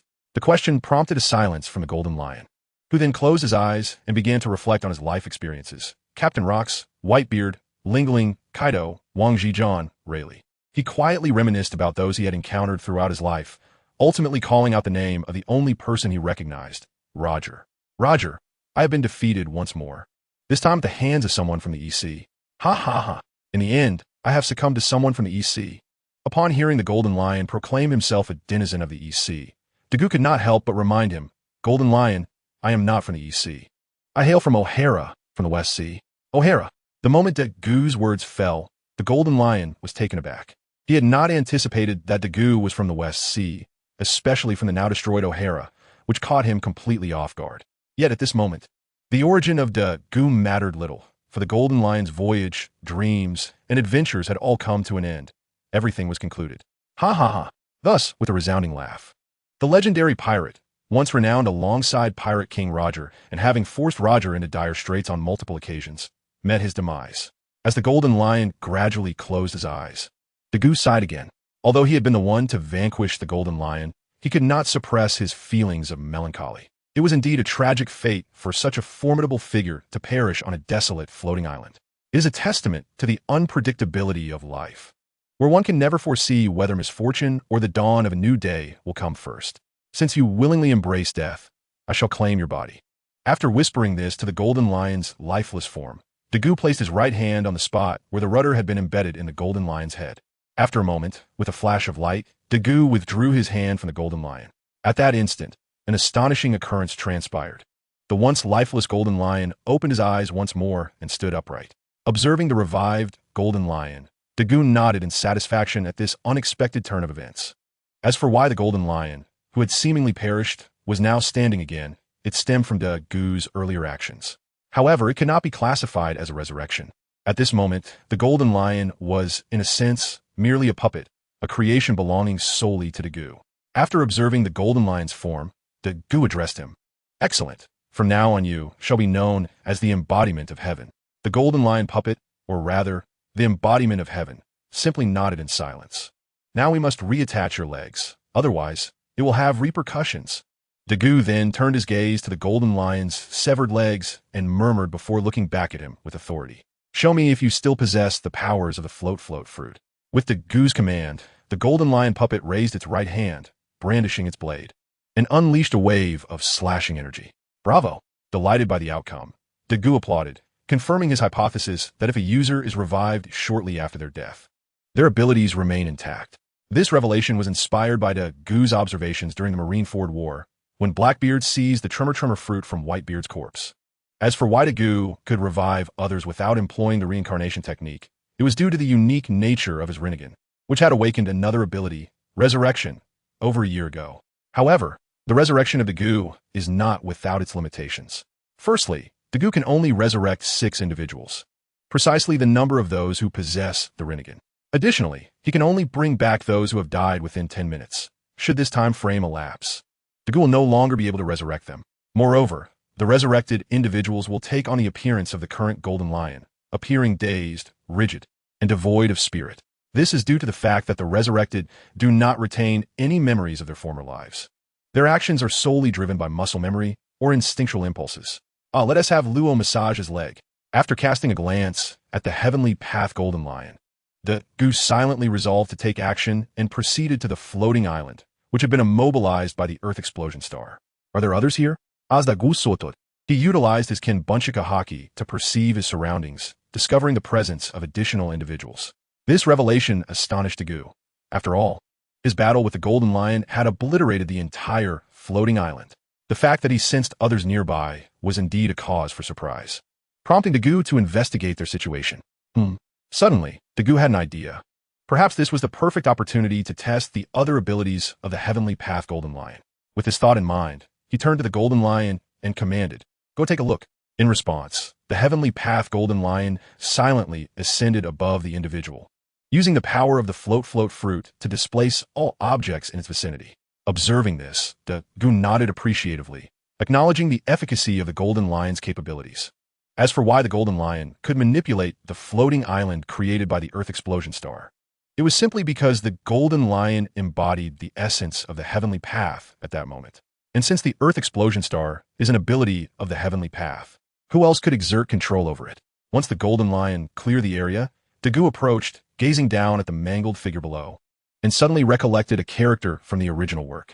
This individual had always accompanied the Golden Lion, tending to its injuries and following its orders, while also dabbling in various studies. This line of thought led Dagu to glance back at the Golden Lion, puzzled by its seemingly naive ambition to destroy the world through fierce beasts. If the Golden Lion's beasts were the colossal sea kings lurking in the ocean's depths, Dagu might have believed in its capacity to obliterate the world. However, surveying the surrounding chaos, he could only sigh in resignation. How could the Golden Lion believe these entities could bring about destruction, when even the remnants of their battle were insufficient to withstand the aftermath. Universal Pool. Unable to comprehend, Dagu decided to put aside his musings, utilizing universal pull to draw the figure closer. He sighed, remarking, well, this could serve as a suitable replacement leg for Japu. You will remain here and do not leave this floating island. I have matters to attend to, understood? Following this, after instructing the Heavenly Path Golden Lion to guard the floating island, Dagu vanished with the individual using the Flying Thunder God technique. After Dagu's departure, the Heavenly Path Golden Lion exhibited no unusual behavior, choosing instead to sit quietly and remain still. In the village of Shimajiji, within the Exian Dojo, Dagu and the individual materialized in the room where Japu resided. Captain, you have returned. Upon seeing Dagu, Luo, who had been caring for Japu, immediately greeted him, noticing the person Dagu was holding. With a thud, Dagu merely nodded in acknowledgement of Luo's greeting. Then, with a swift motion, he tossed the individual before Luo, stating he should be able to provide a replacement for Japu's leg, correct? Upon hearing Dagu's words, Luo was not surprised. Upon seeing the person, he recognized that this was indeed Dagu's chosen replacement for Japu. Thus, without hesitation, Luo crouched down to examine the individual's condition closely. After a considerable time, Luo stood and nodded at Dagu, saying, no problem, it can be used. Then, let us commence. With Luo's affirmation, Dagu wasted no time and directed him to proceed with the leg replacement. Without a moment's hesitation, Luo activated his ability, seamlessly transferring the leg from the individual to the slumbering Japu, all without pain or discomfort. Chapter 92. Arrival at Gion and a mist encounter. I shall take my leave now. After Luo successfully replaced Japu's leg, Dagu bid farewell and, with another application of the Flying Thunder God technique, departed with the now unidentifiable individual. Sighing, Luo gazed at the spot where Dagu had vanished, feeling a twinge of envy. Each time he witnessed Dagu's miraculous appearances and disappearances, he yearned for the same endurance. Alas, while ideals are vivid, reality is harsh. Luo understood his physical limitations, knowing that, for the time being, such feats were beyond his reach. With another resigned sigh, he turned his attention back to Japu's condition. Meanwhile, after discarding the individual into the sea, Dagu returned to the floating island. Observing the chaotic state of the island, he furrowed his brow and commanded the Heavenly Path Golden Lion, relocate this island to the heavens. It shall serve as our aerial base in the future. The Heavenly Path Golden Lion silently complied, while Dagu watched quietly. In truth, his motive for this was to assess the extent of the Golden Lion's abilities. After all, he could not very well engage in combat with the Heavenly Path Golden Lion, as that would be akin to fighting oneself, which would be rather pointless. Therefore, Dagu opted for this method, gradually elevating the floating island until it soared to an altitude of 10,000 meters. He observed whether the Golden Lion struggled to lift the island, which would provide insight into its current strength. Unbeknownst to Dagu, at the very spot where he had discarded the figure, a naval vessel happened to pass by and retrieve the individual. Major Shiwan, it is a corpse, unrecognizable in form. After thoroughly examining the retrieved figure, a female sailor turned to the elegant figure standing at the bow, reporting, Major Shiwan from the Navy headquarters. In response to the sailor's report, Shiwan remained indifferent, merely nodding before inquiring, are you certain that someone suddenly appeared, discarded this individual, and then vanished? Without hesitation, the female sailor promptly affirmed, yes, Major Shiwan, I am certain. Huff. Hearing her unwavering conviction, Shiwan exhaled heavily. She was confident that the individual was none other than her target, the demon child, Mengbiu Dagu. Regrettably, the two had merely brushed past each other, leaving Shiwan a loss for words and feeling somewhat frustrated. After casting another glance at the distant sea, Shiwan turned her attention to the figure on deck, commanding her subordinates, be diligent and ascertain exactly who this individual is. This is crucial to our ability to locate our target, the demon child. Do you understand? Naturally, the others aboard the ship offered no objections to Major Shiwan's orders, saluting in unison, yes, Major Shiwan. Seeing this, Shiwan nodded in silence before returning to her quarters. In the room, Shiwan gently polished his beloved sword while murmuring the name of Dagu. The time slipped by quietly until the voices of others outside the door brought him back to reality. Calmly, Shiwan sheathed his sword and inquired, what is it? The person outside promptly replied, we have confirmed the identity of that individual. Oh. Upon hearing this, Shiwan pondered for a moment before opening the door and asking while walking, who is it? The female sailor silently followed behind him, explaining, report, According to the record from headquarters, we have identified that person as Indigo, the ship's doctor from the flying pirate crew. The flying pirate crew? Initially, Shiwan struggled to recall the significance of the flying pirate crew, but after a brief moment, he was struck with astonishment. The flying pirate crew, the one led by the infamous Golden Lion. In response to Shiwan's surprise, the female sailor nodded affirmatively. Indeed, Shiwan, it is the same Golden Lion who once fought alongside the Pirate King and Whitebeard, the legendary pirate Shiki. Seeing the female sailor's certainty, Shiwan's brows furrowed involuntarily. She couldn't fathom how the son of the devil was connected to the Golden Lion. Just as Shiwan was deep in thought, she found herself at the location where Indigo was being held. Upon hearing greetings from those around her, Shiwan regained her composure, nodded quietly, and turned to her aide who was recording something in a book, asking, "What did headquarters say? What did Admiral Sengoku say?" In response, her aide replied, "Headquarters said they would report to Admiral Sengoku immediately and asked us to wait." Just as the aide finished speaking, they glanced at the time and added, "It should be about time." Suddenly, the phone worm beside them rang. "Hello, this is Shiwan speaking." Without hesitation, Shiwan reached for the phone worm. "Shiwan, have you encountered the Golden Lion?" A voice filled with urgency came through, inquiring about Shiwan's situation. "Are you unharmed? Is the Golden Lion still there? Hand a phone worm to him. I need to speak with him." "Sister He?" Hearing this voice, Shiwan was taken aback, for it was indeed the voice of Vice Admiral He, not Sengoku's. However, glancing at the phone worm, Shiwan confirmed it was Sengoku calling. "Sister He, rest assured, I am fine, and I have not encountered the Golden Lion." Though puzzled as to why it was he speaking, Shiwan explained the situation to alleviate her concerns. "You haven't encountered him?" Upon hearing Shiwan's confirmation, he appeared momentarily stunned before expressing relief. "That's good, as long as you haven't encountered him." With he returning to her calm demeanor, Shiwan smiled and proceeded to report what she inadvertently witnessed of Dagu casting Indigo into the sea. Chapter 93. ZFA takes action and pains 6 paths at Marine Headquarters, Marineford. In the Admiral's office, Sengoku and he exchanged glances, both perplexed by the situation.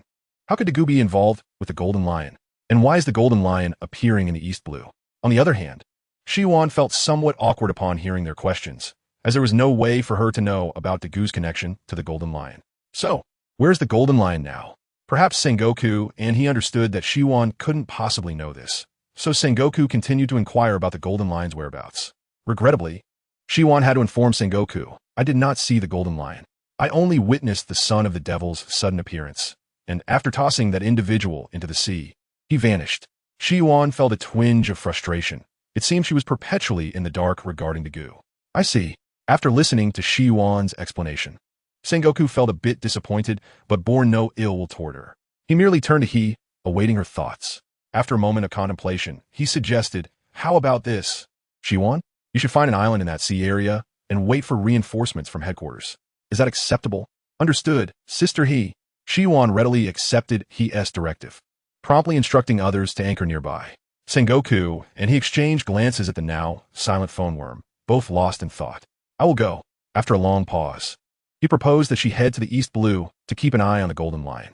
Indeed, just to keep watch. Since the Golden Lion could fly, the Navy had always maintained a cautious stance toward him, for one could never predict where he might appear. This was also the Navy's attitude toward Dagu. Otherwise, it wouldn't be just Shiwan trailing him alone. Although Whitebeard's ascension as the Emperor had strained the Navy's forces significantly, it was still feasible to allocate 1 or 2 Vice Admirals to assist Shiwan. If necessary, they could even enlist CP's help. Now that they learned the Golden Lion was in the East Blue and had already crossed paths with Dagu, Sengoku and he realized that Shiwan could no longer pursue him alone. Reinforcements were imperative. However, in the face of the Golden Lion, ordinary Vice Admirals would be of little use, prompting he to volunteer herself for the East Blue. "No, you cannot go." Unfortunately, Sengoku shook his head in refusal, stating, "The situation is tense in this latter half. If you leave now, who will share my responsibilities?" He felt somewhat troubled by Sengoku's words. But what about the Golden Lion? At the mention of the Golden Lion, Sengoku too felt a headache coming on, as there truly seemed to be no good solution. Suddenly, his eyes lit up as she recalled someone. "Kapu, he just left the East Blue. We can have him return." Upon hearing this, Sengoku nodded in agreement. "That makes sense. No, I will go." Just then, a voice interrupted their conversation, and the office door swung open to reveal a robust, middle-aged man with purple hair. "Shifa." Seeing the figure enter, Sengoku and he exchanged bewildered looks, unsure of ZFA's purpose for coming. Not understanding, Sengoku promptly asked, "Do you have business here?" "Yes," Zfa nodded. "I initially intended to discuss the training camp's practical assignments and where they should be arranged. However, now that the Golden Lion has appeared in the East Blue, let us assign it there. Kapu can deal with Whitebeard in the latter half, and as for Shiki, I'll handle my old rival." With that, Zfa turned and exited the office without waiting for Sengoku's response, proceeding to arrange the maritime matters. Watching the door close behind him, Sengoku and he exchanged glances, both somewhat bewildered by Zfa's actions. "Let him be." Sengoku sighed in resignation and resumed discussing the latter half of the situation with he. In their view, with Zfa heading to the East Blue, there was little cause for concern. After all, Shiwan was still present. Even if the son of the devil allied with the Golden Lion, they believed they could manage. However, unbeknownst to the two individuals during the Warring States period, the two they were constantly thinking about were currently standing in opposition. In the East Sea, upon the floating island, Daegu found himself lost in contemplation as he gazed upon the Golden Lion, now transformed into the Rinnegan's Tendo. Perhaps I should create my own version of the Six Paths. After a considerable time, Daegu circled around the Tendo Golden Lion, a thought emerging in his mind, akin to Nagato from the neighboring Naruto. He could summon his own Six Paths avatars. Since Tendo had already taken the form of the Golden Lion, what about the other 5 paths? Daegu began to ponder the candidates for the 6 paths: Hell Path, Human Path, Azura Path, Animal Path, and Hungry Ghost Path. Surely, they must be of a caliber comparable to the Golden Lion. Could it be Whitebeard, Edward Newgate, Count Bartolomeo de Kleifel, the descendant of the devil, Douglas Bullet, the Crescent Moon Hunter, Katarina Devon, the World Destroyer, Bondi Wald, the Giant Barrel, Bacchus Chot, the Colossal Warship, Saint Juan Wolf, the Tyrant, Abelo Pizarro? After a quiet period of reflection, Daegu settled on several candidates. Whitebeard could embody the Hell Path, while the Count's seemingly mind-reading observation hockey would perfectly match the Human Path. Moreover, the two could join the Golden Lion, who was of their era, to form a triad of heaven, earth, and humanity. Additionally, Bullet would be quite fitting for the Azura Path, but how to arrange the Animal and Hungry Ghost Paths? Once again, Daegu found himself deep in thought. As time passed, he finally emerged from his ruminations. Never mind, the ship will naturally sail straight when it reaches the bridge. There's no point in overthinking it now. Chapter 94. The Navy's transformation and farewell to Shank's time flew by, and in the blink of an eye, a year had passed since Daegu's battle with the Golden Lion, during which he had transformed it into the Tendo Golden Lion. This year had been largely uneventful for Daegu. He merely adhered to the agreement to visit Kokasia Village to collect oranges. Occasionally, he would visit Windmill Village to see Luffy, Ace, and Sabo, the ASL trio, and during his leisure hours, he would wander around the East Sea. Naturally, Daegu would not miss the opportunity to visit the hometown of Usopp, the last initial member of the Straw Hat Pirates. After settling Zeph and Sanji, Daegu ventured to Usopp's hometown, Syrup Village, the following day. After meeting Usopp and his mother, and utilizing his Shinran abilities to heal a girl named Kaya, Daegu took his leave. Thus, he spent a leisurely year in tranquility.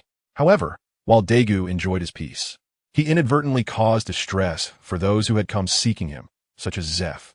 Just as Gion had chased Daegu to the South Sea, Zeph, filled with enthusiasm, arrived in the East Sea, eager to confront his old rival, the Golden Lion, only to find disappointment.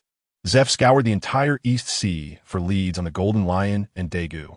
Naturally, he visited Kokasia Village, Shimatsuki Village, Syrup Village, and others. Yet, neither Yassop nor Belmere revealed the truth to Zeph. As for Karp's hometown, Windmill Village, it was the first place he searched, especially since Karp had reported seeing Daegu there. Unfortunately, the villagers of Windmill Village were equally uninformed about Daegu's whereabouts. Perhaps they simply did not know where Daegu had gone, rendering them unable to provide any information. To Zeph, the ASL trio were merely 3 ordinary children, and he did not encounter Ace or Sabo. As for Luffy, Zeph did not press him either. Even though Luffy, with his boisterous demeanor, divulged some trivial matters about Daegu, they were of no significance to Zeph. Ultimately, when a momentous event reverberated across the seas, Zeph had no choice but to return to Marineford, accompanied by Gion. Indeed, this year witnessed not only Whitebeard ascension, but also the little-known downfall of the Golden Lion, alongside another significant event, the Navy's reshuffling.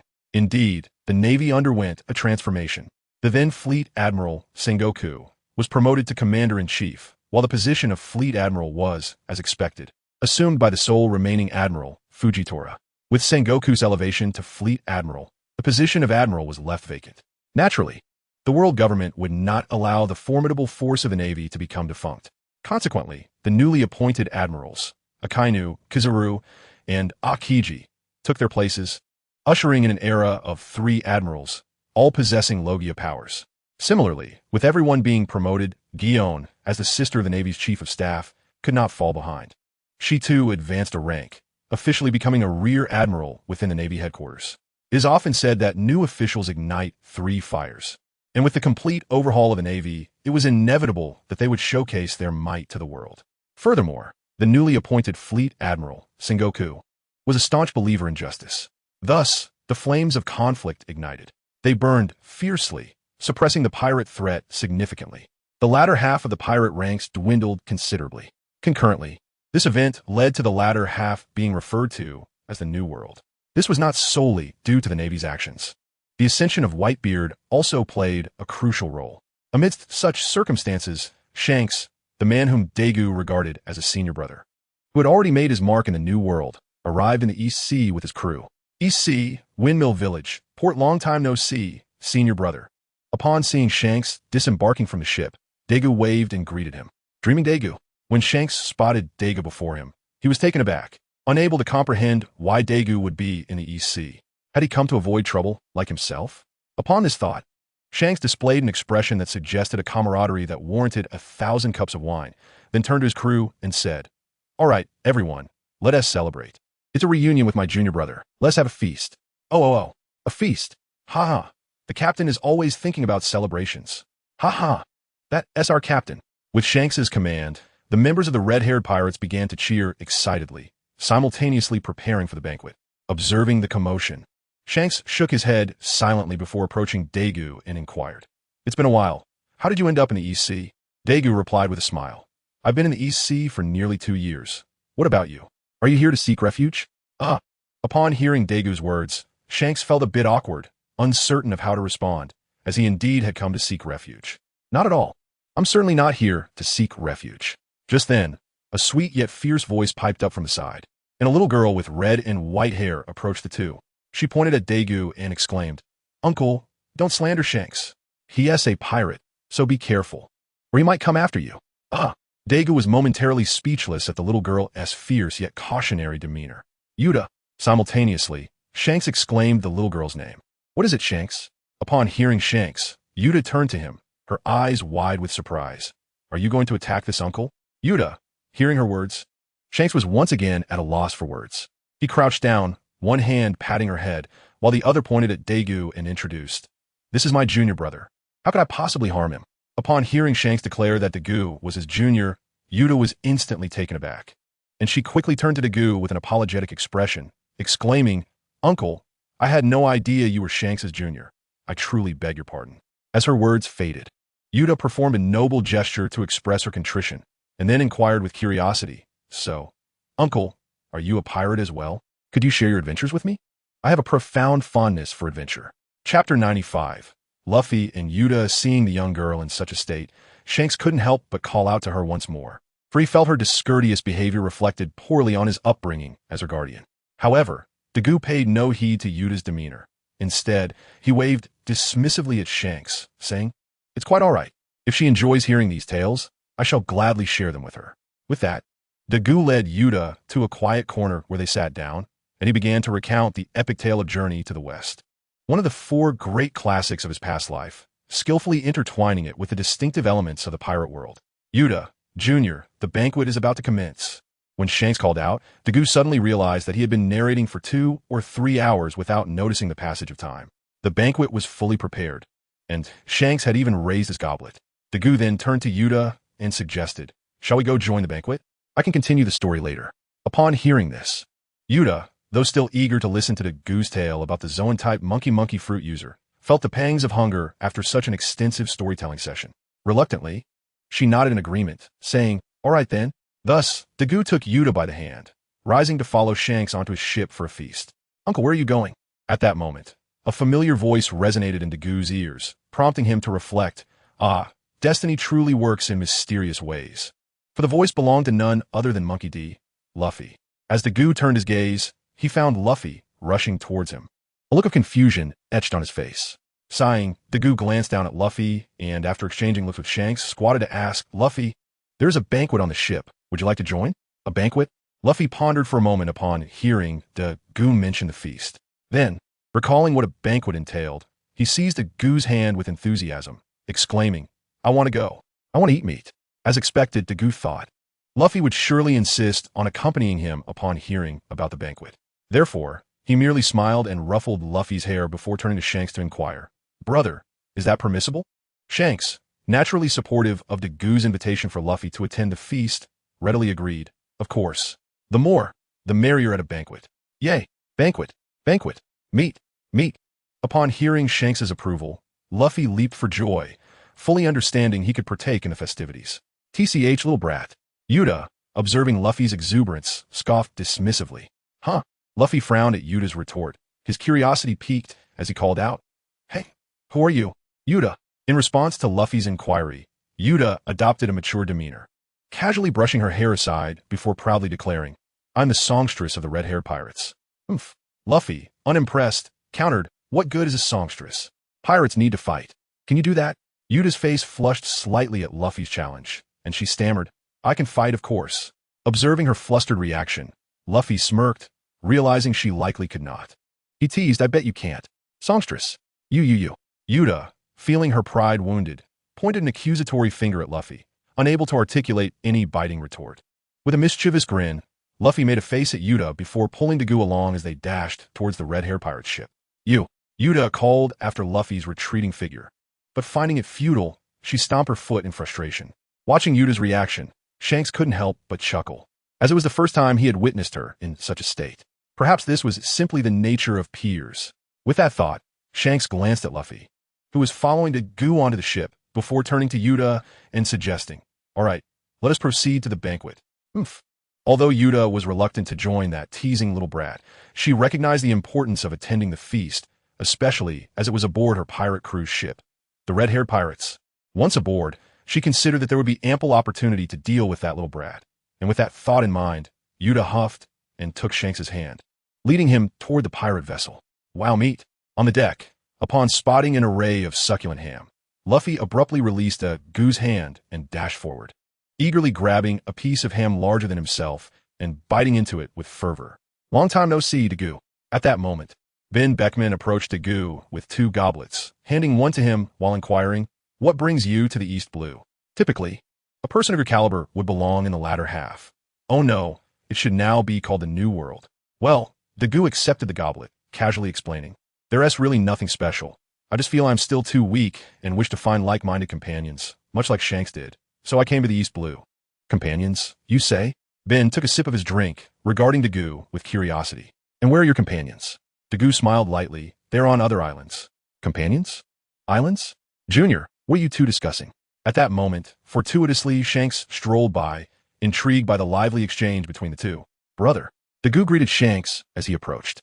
Ben explained, "Oh, nothing much. Your junior was just saying he came to the East Blue to find companions, much like he did in the past." "Oh, is that so?" Shanks regarded Dagu with surprise, then noticed a detail, asking, "Junior, where is that young lady who was always by your side? Why isn't she with you?" Chapter 96. The mischievous child and the correction of the world. Upon hearing Shanks inquire about the girl who had been at his side, Dagu felt a flicker of confusion before clarifying, "You mean Robin? She is with my companions on other islands." "I see." Shanks nodded in understanding, shifting his focus away from that topic. He raised his own goblet to clink with Dagu's, cheerfully proclaiming, "Regardless, it's banquet time. Cheers." Hee. Dagu chuckled lightly and raised his goblet in response. At the same moment, Luffy, who had been merrily consuming ham, found himself under the playful tyranny of Yuta. Indeed, the youthful Luffy was presently being playfully dominated by the girl of his age, as she outperformed him in eating, drinking, and even in games of chance. At last, Wong Luffy could no longer endure the relentless pressure and, after a resounding shout, turned and fled from Yuta's side. Observing Wong Luffy's hasty retreat, Yuta, as the victor, could not help but display the joy befitting her triumph. However, as the destined child of the pirate world, the bearer of fortune, and the future pirate king, how could Wong Luffy simply concede defeat? Indeed, it was not long before Wong Luffy returned, clutching a large wooden barrel. With a thud, he set the barrel down, and a few droplets cascading from it confirmed Yuta's suspicion that it contained alcohol. Why was Yuta so certain it was liquor and not water? Would there be water aboard a pirate ship, especially on Shank's vessel, renowned for its revelries and libations? Moreover, would Wang Lufei, known for his spirited nature, bring water?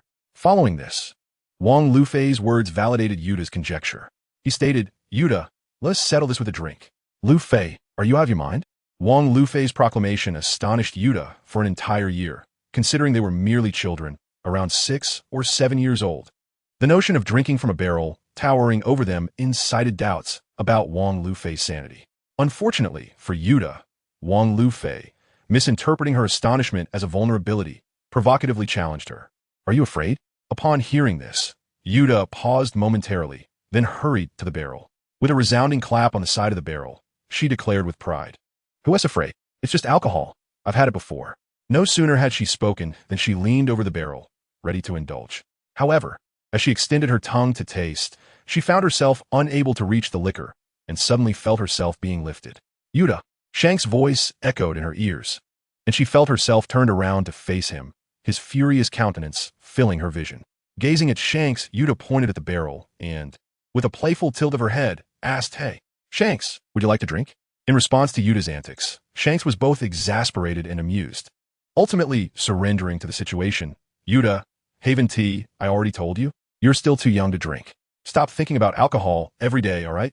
"Shanks, I didn't take it. Don't accuse me," Yuta retorted, pointing at Wang Lufei, who was similarly being held by Dagu. "It was him. This little brat suggested we compete in drinking." Upon hearing Yuta's claim, Shanks felt a twinge of embarrassment for wrongly suspecting her, though his doubts were not unfounded, as Yuta had previously sneaked into the wine cellar during one of their outings, only to be discovered passed out after consuming just a sip. From that day forward, Shanks had strictly prohibited Yuta from drinking. Naturally, since Yuta received Shanks' reprimand, Dagu did not forget to address Wang Lufei. "Lufei." Dagu brought Wang Lufei before him, his gaze piercing as he questioned, "Why do you want to drink? Don't you realize how young you are?"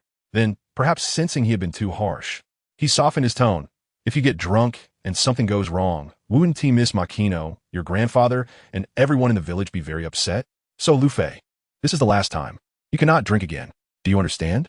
Hearing Dagu mention Makino and Carp, Wang Lufei lowered his head in silence. "I understand. And you two can go play. Remember, no drinking." With Wang Lufei acknowledging his mistake, Dagu ceased to press him further, and like Shanks, he set the two mischievous children down and, after a brief admonition, walked towards the bow of the ship. "Lufei, come, I will show you the red-haired pirate ship." Seeing that Shanks and Dagu had let them off the hook, Yuta immediately grabbed Wang Lufei and dashed towards the cabin.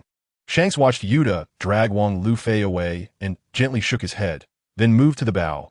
Gazing at the calm and serene village below, he mused, "It has been a long time since I have seen such a peaceful village." Hearing this, Dagu could not help but chuckle, then turned to Shanks and asked, "Brother, do you know the name of this village?" "I do not." Shanks shook his head, puzzled. "Is this village famous? Is that why pirates do not dare to cause trouble here?" "No," Dagu replied with a smile. "It is because this is the home of a naval hero, and Lufei, the little fellow you just saw, is named Monkey D. Lufei." As for why Dagu shared this information with Shanks, it was because he wished to see whether Shanks would still choose to linger here and pass on Roger's straw hat legacy to Wang Lufei. He was curious if this decision would lead to unforeseen changes in future events, pondering the existence of cosmic corrective force. Dagu was not particularly concerned about losing the advantage of foresight. Chapter 97. Shock and Reward Nanny. As Dagu predicted, shortly after he explained the situation, Shanks was immediately taken aback and swiftly turned to the others, shouting, "All right, everyone, set sail. We are heading to the next island." "Yeah. Why, Captain? The feast has not yet concluded. Why the sudden departure?" "Yeah, Captain, at least wait for the festivities to finish." Faced with Shanks' entirely uncharacteristic reaction, the other members of the red-haired pirates expressed their confusion. It was well known that Shanks typically relished feasts, which would last at least 3 days once commenced. So his abrupt decision to leave raised eyebrows. This unusual behavior prompted Beckman, the first mate, to approach Shanks, inquiring, "Shanks, is something matter? Why the rush to leave?" Hearing Beckman's question, Shanks opened his mouth to respond, but found himself at a loss for words. Should he admit that he was frightened by a person he had never even seen, merely reacting to their name? In truth, Shanks did not fear Carr particularly. It was simply a conditioned response from their days aboard Roger's ship when they were accustomed to being chased by carp. Thus, upon hearing Carp's name, he instinctively wanted to flee. Noticing Shanks' silence, Beckman shifted his gaze to Dagu, realizing that Dagu must have said something to cause Shanks' unusual demeanor. Unfortunately, Dagu merely shrugged in response to Beckman's questioning look, having no intention of divulging anything further. He understood that Beckman was different from Shanks. While Shanks might still be clinging to Roger's dream, aiming to carry on his will without overreacting, Beckman was more rational and purposeful in his actions. If Dagu were to disclose that this was Carp's hometown and that Luffy was Carp's grandson, he was uncertain how Beckman would react. Would he consider abducting Luffy to leverage against Carp, potentially becoming their insider? Should we simply allow Kapu to join them and become one of their own? Or was there another course of action? Do not underestimate Beckman's capabilities. After all, he is a pirate, albeit one with a relatively kind heart. It is essential to recognize that Beckman is a formidable contender for the title of the highest IQ among pirates in the original work. He possesses numerous strategies to threaten Kapu into compliance without causing any harm to Wong Luffy, this young child. As for why Beckman refrained from taking action against Wong Luffy in the original narrative, while Daegu now expresses concern about his intentions, it stems from the fact that Beckman had already established a connection with Wong Luffy over time in the original story. In contrast, their first encounter is only occurring now, which explains Daegu's apprehension. Sighing at Daegu's silence, Beckman let out a deep breath and turned to Shanks, asking, "Shanks, are you really leaving?" Upon hearing this, Shanks hesitated, then turned to Daegu and inquired, Junior brother, is that person currently present?" Seeing Shanks's timid demeanor, Daegu couldn't help but stifle a laugh, responding, "Do you really think he would be here? If he were, would you still be able to see me?" Upon hearing Daegu's statement, Shanks finally relaxed, straightened his posture, and addressed the others. "Everyone, the banquet will continue for 3 days, and we shall not cease until we are fully satisfied." "What? We're not leaving again?" "Oh, now that's more like it. Captain, the captain is back. Hooray." The banquet continues, with Shanks's proclamation to resume the festivities for 3 more days. Some expressed confusion. Others sighed in relief, and many cheered. Thus, the banquet, which had nearly concluded, was reignited by Shanks' words, as Shanks observed others immersing themselves back into the celebration. He turned to Daegu, smacking his shoulder and glaring at him. "Junior brother, you truly are my wonderful junior." Daegu felt a chill run down his spine at Shanks' demeanor, sensing that Shanks might be inclined to discipline him. As he anticipated, Shanks leaned closer and whispered menacingly, "Junior brother, as a reward for deceiving your older brother, I have decided to train you with great affection on behalf of Mr. Rayleigh." Straightening up, Shanks declared, "Let us find another location and have a match." Faced with Shanks' invitation, Daegu found himself in a predicament, as he had no desire to engage in combat with Shanks, at least not at this moment. Thus, he unconsciously glanced at Beckman, hoping he would intervene. Unfortunately, perhaps out of retaliation for Daegu's earlier attitude, or perhaps because Beckman realized he could not deter Shanks, he chose to disregard Daegu's pleading gaze and walked away. Sighing at Beckman's retreating figure, Daegu acknowledged that escape was not an option. Resigned, he said to Shanks, "All right then, let's south find another place for our match." As soon as the words left his mouth, Daegu grasped Shanks' hand, and they vanished from the red-haired pirate's ship, arriving at a secluded isle adorned with lush greenery and gentle breezes. This was an uninhabited island Daegu had discovered during his travels in the East Sea, originally intended for a vacation with Robin. Alas, it seemed he would need to select a different island, for he was certain that after their battle, even if the island remained intact, its beauty would be irrevocably altered. "This island is quite lovely." Upon appearing on the island, Shanks first surveyed the surroundings and offered a compliment before turning to Daegu, exclaiming, "However, what astonishes me even more is your ability, junior brother.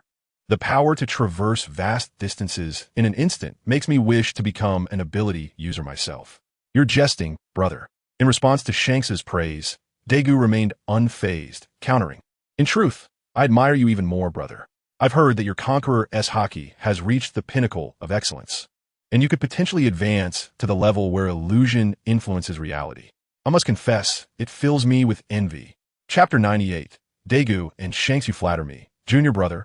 Shanks replied with modesty upon hearing Daegu's words. "My training still has a long way to go. At least I'm not yet at the level of Mr. Rayleigh, let alone the captain." In light of Shanks' demeanor, Daegu could only think, brother, excessive humility is but arrogance.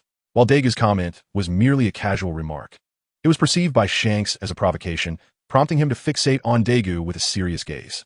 It seems that unless I give you a proper lesson, you will not grasp the meaning of respecting your elder brother. Boom! Suddenly, a resounding shockwave reverberated within Daegu's mind, indicating that Shanks had unleashed his conqueror as Haki. Naturally, Daegu would not allow Shanks to monopolize the performance. He too released his own conqueror as Haki in response. As the two formidable waves of Haki collided, the previously intangible and amorphous energy manifested into a tangible force. Surrounding flora, trees, and even the very ground beneath them were shattered by the impact. Daegu possessing Conqueror S Haki did not surprise Shanks, yet the sheer intensity of Daegu's Haki did catch him off guard. Perhaps wishing to further test Daegu-S prowess, Shanks unsheathed his trusted sword, Griffin, infused it with Haki, and charged at Daegu. Observing this, Daegu did not hesitate. He too drew his sword, the Sword of Contract, enveloping it with Haki to counter Shanks' attack. Clash! As their weapons intersected, thunder roared, the earth cracked, trees were uprooted, and even the clouds above were cleaved asunder. Junior brother, you are quite formidable. Watching Daegu hold his ground effortlessly, Shanks was taken aback. Although he had not exerted his full strength, it was evident that Daegu had not done so either. The fact that they could remain locked in a standoff intrigued Shanks, and he began to understand why Rayleigh chose to mentor Daegu. Daegu's innate talent was indeed exceptional, and Shanks believed it surpassed his own. The reason was clear. Despite being several years younger, Daegu had managed to bring Shanks to such a standstill, a testament to his remarkable potential. Brother, you're being humble again. In response to Shanks' admiration, Daegu displayed little excitement, merely chuckling softly before readjusting his stance and temporarily retreating from the fray. Brother, be cautious. Since the battle had commenced, Daegu was not one to shy away. After a brief moment to gather himself, he raised his sword and charged at Shanks once more. Gulme. Faced with Daegu's advance, Shanks remained composed, merely adjusting his posture before executing a swift upward slash with his sword. Whoosh! As Shanks moved, a formidable wave of sword energy surged toward Daegu. Huh! In response to this, Daegu merely smiled lightly and, with a twist of his sword, unleashed a counter wave of energy, colliding once more with Shanks' assault. However, just then, Daegu found himself astonished as Shanks' sword followed closely behind, revealing that Shanks had indeed become serious. Though surprised by Shanks' intensity, Daegu maintained his composure, swiftly pivoting his sword to meet Shanks' impending strike. Brother, this is a bit excessive. How can we be so earnest in our sparring as brothers?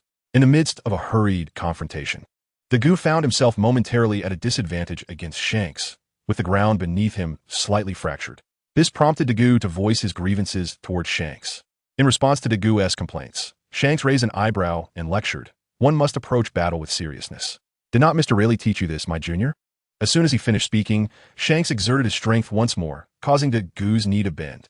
Observing Shanks, Daegu let out a subtle sigh, then executed a technique to evade the attack. Due to Daegu's sudden disappearance, Shanks leaned forward, nearly losing his balance in an embarrassing manner. Junior! Regaining his footing, Shanks felt a surge of irritation and shouted, sweeping his sword to unleash another wave of sword energy directed at Daegu, who had just repositioned. In response to Shanks' sudden offensive, Daegu raised his sword to defend himself. However, Shanks was fueled by anger this time, forcing Daegu back several steps before he could stabilize himself. Once steady, Daegu peered at Shanks with a wry smile, saying, "Brother, was it truly necessary to be so angry?" Oomph! Shanks snorted at the remark, fixing his gaze on Daegu. "Would you care to experience that moment yourself?" Daegu, feeling somewhat embarrassed by Shanks' comment, realized he had merely sought to escape Shanks' pressure without considering the consequences. He had not anticipated that Shanks would lose control momentarily, nearly resulting in a mishap reminiscent of the Ching Chung school swordplay. Noticing Daegu's awkward expression, Shanks frowned and, with a hint of resignation, declared, "Forget it. Let us return." Huh? Taken aback by Shanks' sudden decision to cease their spar, Daegu nodded in agreement. "Very well then, brother, let us go back." In truth, Daegu had long wished to end the engagement, so he readily accepted Shanks' proposal to return. As for why Shanks had initially wished to teach Daegu a lesson but now sought to halt their bout, the primary reason lay in Daegu's abrupt disappearance, which nearly caused Shanks to fall. This realization made Shanks aware that if Daegu continued to employ such tactics, the skirmish could drag on indefinitely. Moreover, he feared that he might ultimately be the one to suffer defeat, which prompted Shanks to abandon his desire to continue the fight.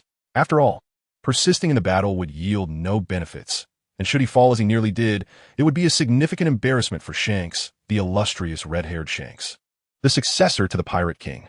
Thus, he relinquished his interest in further combat.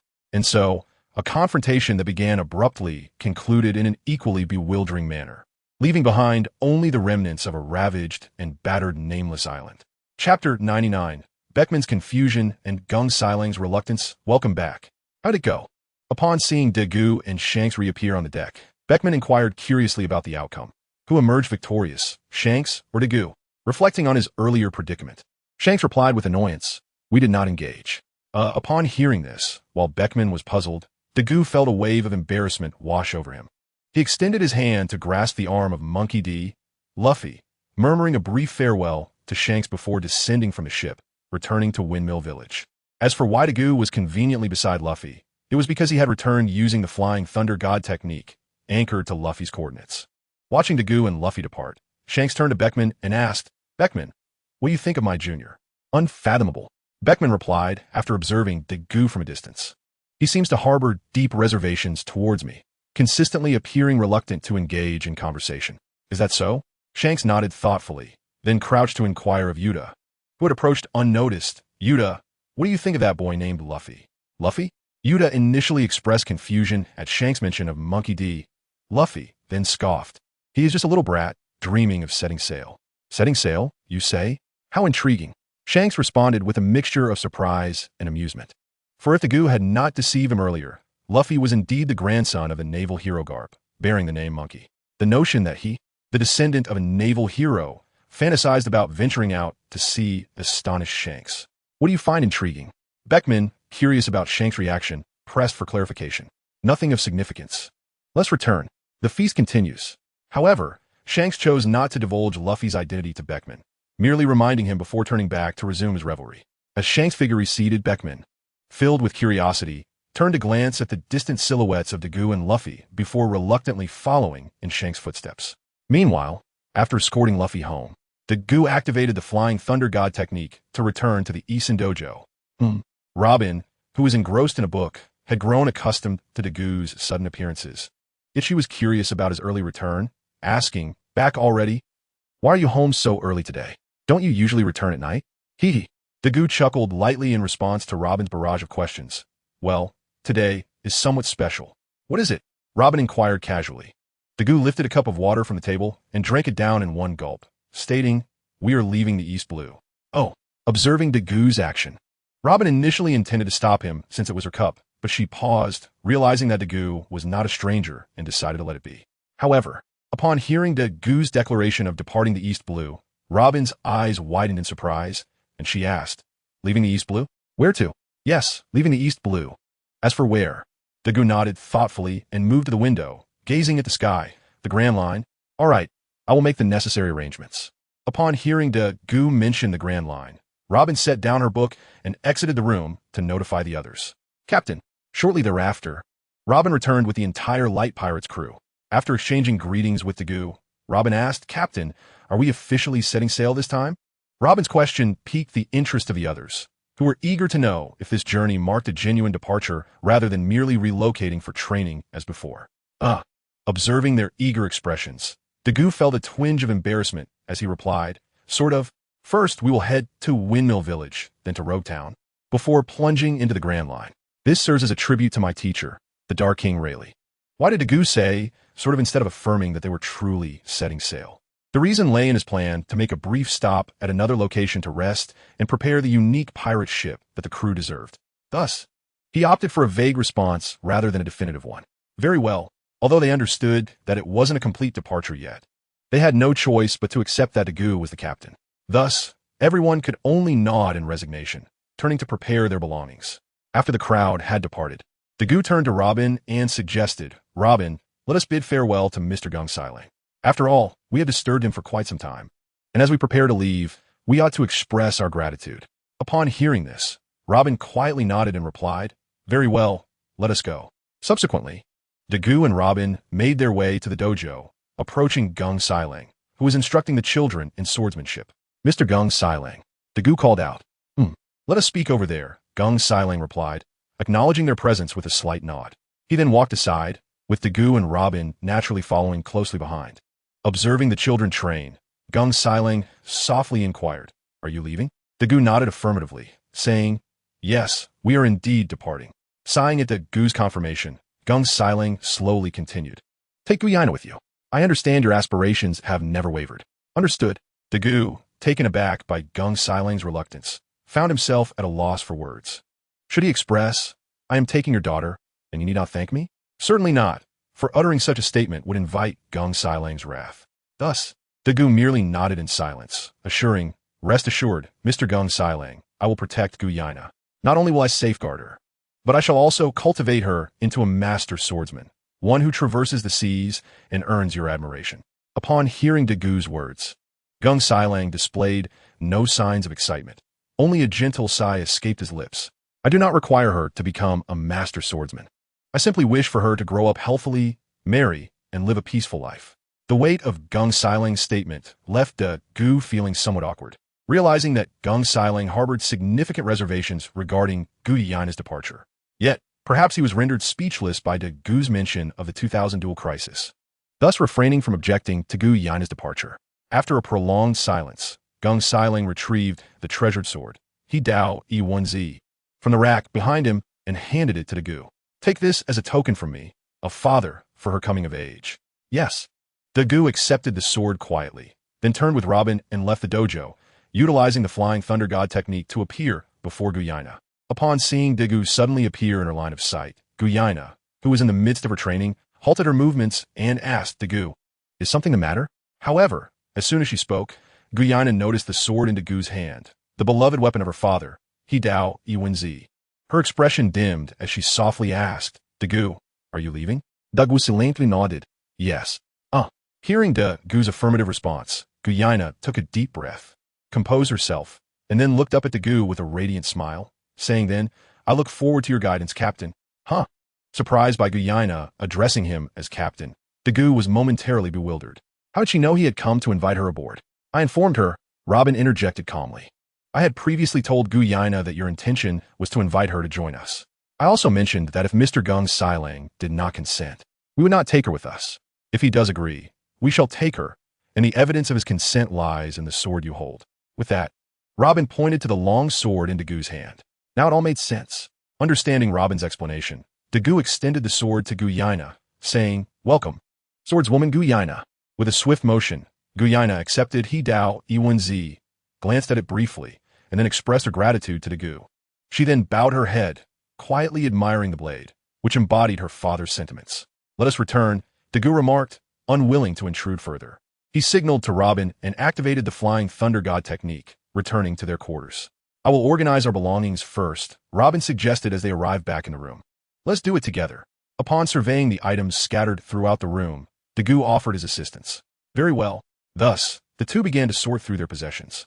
Before long, over an hour had passed, and the members of the light pirate crew gathered at the entrance of Isan Dojo. As Dagu prepared to link hands with everyone, ready to teleport them together, Gung Siling adjusted his glasses and remarked, "Are you planning to whisk them away like that? What other method is there?" Dagu replied, "Puzzled. What do you suggest? Flying over?" With a resigned sigh, Gung Siling said, "Come with me." Having spoken, Gung Siling walked ahead, and after exchanging glances with the others, Dagu followed suit, curiosity etched on his face as they trailed behind. As they walked, Guyana turned to the nearby Zoro, inquiring, "Zoro, do you have any idea where my father is taking us?" "How would I know?" Zoro replied dismissively, leaving Guyana feeling disappointed. It was curious indeed that both she and her father's favored disciple were unaware of their destination. Finally, after a period of uncertainty, Gung Siling announced, "We have arrived." As Guyana looked up, her eyes widened in surprise. Before her stood a massive white tarp, partially concealing something beneath it. "Is that a ship?" She wondered aloud. Dagu speculated, "Mr. Gung Siling, are you presenting me with a vessel for our journey? A ship?" Guyana gasped, astonished, for she had no prior knowledge of her father's preparations for a new ship. It was a new ship, after all, for only new vessels are covered, adhering to an ancient tradition. Indeed, Gung Siling nodded at Dagu's words. "Though I have heard you are not yet prepared to set sail. For me, and for my daughter Guyana, this is a significant departure. Thus, I do not wish to harbor regrets. I cannot personally see my daughter off, yet I hope to witness her return safely." Hearing Gung Siling's heartfelt sentiments, Guyana's eyes brimmed with unshed tears, and she murmured, Father, I apologize. Dugul, feeling a twinge of awkwardness, turned to Gung Sailang and expressed, Mr. Gung Sailang, I apologize for my lack of foresight. He then addressed the others, everyone, since Mr. Gung Sailang has made this request. Let us set sail officially. With that, Dagu strode towards the tarp, grasped its edge, and with a sweeping motion, he unveiled it, exclaiming, from the EC, from the village of Zimaziji, from Isan Dojo, from this moment forth, the pirate crew of Light officially set sail. Thus, the legendary pirate crew that would later shake the world and rise above the four emperors, the pirate crew of Light, has embarked on its journey. Chapter 101, Dreams and the Buggy Pirate Crew. Wishing for fair winds, Jangseling silently murmured a prayer while watching the ship gradually fade into the distance. Then turned with Zoro and headed back to the dojo. Meanwhile, aboard the vessel departing from Zimaziji village, Dagu scanned the assembled crew before extending his right hand, declaring, I set sail to experience the wonders of the world. Observing Dagu's enthusiasm, the others were momentarily puzzled. Just then, Robin beamed and placed her hand atop Dagu's, stating, I wish to witness history. With Robin's gesture, the crew quickly realized what was happening, and Guena stepped forward, placing her hand on top and proclaiming, I aim to prove that women can become great swordsmen, to savor the culinary delights of the world. Guena added, prompting Bonnie to share her dream as well. However, as she spoke, drool escaped her mouth, causing Dagu to smirk. To avenge Mr. Rosinante. Following that, Luo expressed his intentions, which, as Dagu expected, were driven by revenge. Next was Hawkins, who calmly placed his hand on the pile and said, to witness destiny. Then, as the mascot and part-time navigator, Beepo stammered, I don't know, but I want to follow the captain. Upon hearing everyone conclude, Dagu signaled with his eyes, and with a forceful motion, they all shouted in unison. Thus, the ceremony of departure came to an end, and the flag of the pirate crew of Light, which had been prepared long in advance, now flew proudly from the lookout. This flag, conceived by Dagu and crafted collaboratively, bore a skull on a white background. Like other pirate flags, the flag of the pirate crew of Light possessed unique features. Instead of the typical two bones flanking the skull, there were small hands resembling petals, symbolizing Robin's Hana no Mi. The skull's nose diverged from the norm, taking the shape of a red heart, representing Luo's Ope no Mi. The mouth mirrored Hawkins' demon-like visage, while the eyes glimmered with a blue light reminiscent of Dagu's mutated Sharingan. The entire skull was tinted pink, representing Bonnie's time fruit, and 3 white streaks on its forehead paid tribute to Beepo. Time passed, and 5 days had swiftly elapsed since the pirate crew of Light departed Zimaziji village. Without utilizing the Flying Thunder God technique for direct transport, Dagu and the others sailed across the vast ocean toward Windmill Village. Suddenly, a cannonball struck the water beside their ship, followed by a massive wave crashing onto the deck. Dagu frowned at the sight, turning to face the direction from which the cannonball had come. Upon seeing the ship adorned with a large red-nosed flag, Dagu was momentarily taken aback. If his memory served him correctly, this flag belonged to Buggy, the clown, a former member of the Roger Pirates and a childhood friend of Shanks, who would later become one of the 7 warlords of the sea. What a surprise! As the red-nosed ship drew closer, a smile crept onto Dagu's face. Noticing Dagu's reaction, Robin inquired curiously, what's wrong? Do you recognize that ship? Sort of, Dagu nodded, explaining, if I'm not mistaken, that should be my senior brother's ship. Senior brother? Red-haired Shanks. Upon hearing Dagu's words, Robin envisioned Shanks. However, it was understandable for Robin to think of Shanks, as she only knew him to be Dagu's senior brother, unaware that Dagu had another senior brother in the East Blue. Not quite. Since Robin was unclear, Dagu felt compelled to elaborate, stating, it's another senior brother of mine, akin to Shanks. He was also a member of the Roger Pirates. He trained under Rayleigh and is a pirate driven by the pursuit of treasure. I see. Robin nodded in understanding after Dagu's explanation. After hearing Dagu's words, Beepo couldn't help but ask, but Captain, if he's your senior brother, why is he firing at us? Indeed, with Beepo's question, the others also began to ponder why Dagu's senior brother would fire upon them. Confused, they cast doubtful glances at Dagu, wondering if he had mistaken the individual, thinking it was someone else and merely resembling his senior brother due to the flag. Sighing slightly at their expressions, Dagu remarked, in truth, he doesn't know me, just like Shanks didn't recognize me back then. So that's why. Upon hearing that Dagu's senior brother did not recognize him, the crew finally understood why he would fire upon them. Bang, bang, bang, bang. Just then, a new problem arose as the ship fired another round, 4 shots this time. Room. Without hesitation, Luo activated his domain, preparing to retaliate. Wait. However, Daegu quickly called for a halt. Let me handle this. As soon as he spoke, Daegu extended his right hand toward the incoming cannonballs. Shinra Tensei. Just as the cannonballs were about to land, Daegu unleashed his ability, and all 4 cannonballs returned along their original path. Is this a new ability? Witnessing Daegu's power to deflect the cannonballs, the crew was left in awe. How many abilities did Daegu possess? First, he had the power of spatial traversal, then the ability to fly, and now the capability to return cannonballs. It was astonishing. Moreover, if merely having multiple powers was one thing, the real mystery lay in the fact that none of them could discern any commonality among Daegu's abilities. This suggested that Daegu might have consumed more than one devil fruit. However, it was generally understood that one could only consume one devil fruit, as consuming multiple would lead to death. How then had Daegu managed this? Contemplating this, the crew gazed at Daegu as if he were a monster. I'll go check over there. Feeling their strange stares, Daegu shivered involuntarily, then excused himself, using his teleportation ability to swap places with a barrel on the ship. Chapter 102, Buggy the Clown and the Second Senior Brother. Captain, the cannonballs, they've been sent back. Aboard the ship with the flag of the Red Nose. A fearsome-looking pirate stammered as he reported to Buggy, who stood at the bow with a telescope. Shut up. I can see. Buggy snapped at his subordinate, furrowing his brow at the returning cannonballs. TCH, it seems I have no choice but to act. Observing the cannonballs nearing, Buggy glanced at his panicking crew and muttered. Splitting asunder, with a mighty shout, he divided himself into numerous parts, darting toward the incoming cannonballs. Boom! Subsequently, the fragmented Buggy weaved between the 4 cannonballs, and as he reassembled on the deck, the cannonballs exploded behind him. Incredible. As expected of Captain Buggy. Captain Buggy is the best. Captain Buggy is supreme. Oh, the character known as Hong Beezy effortlessly destroyed 4 cannonballs, and the others on the ship erupted in applause. Unfortunately, rather than reveling in their admiration, Hong Beezy felt a surge of annoyance and bellowed, "Enough! What is all this noise?" Silence. With his commanding shout, the entire ship fell into an immediate hush. Observing their obedience, Hong Beezy finally nodded in satisfaction before turning his gaze towards an unfamiliar pirate ship, his brow furrowing in concern. Based on the force he exerted while intercepting the 4 cannonballs, he was now certain that the strength of that vessel surpassed the typical level found in the EC. However, he remained uncertain about the extent of that power, as he had only encountered a few cannonballs. Thus, he remained troubled by the lack of clarity regarding the enemy's true capabilities. Just then, a heavy thud caught his attention, and when he turned to investigate, he discovered that his subordinates were collapsing one after another. Haoshiku? He pondered, his brow knitting in suspicion. Since when has a wielder of Haoshiku appeared in the EC? And why must I confront them? In the midst of his confusion, a voice floated down from above. Greetings, Brother Baki. Startled, Hong Beezy looked up. Who are you?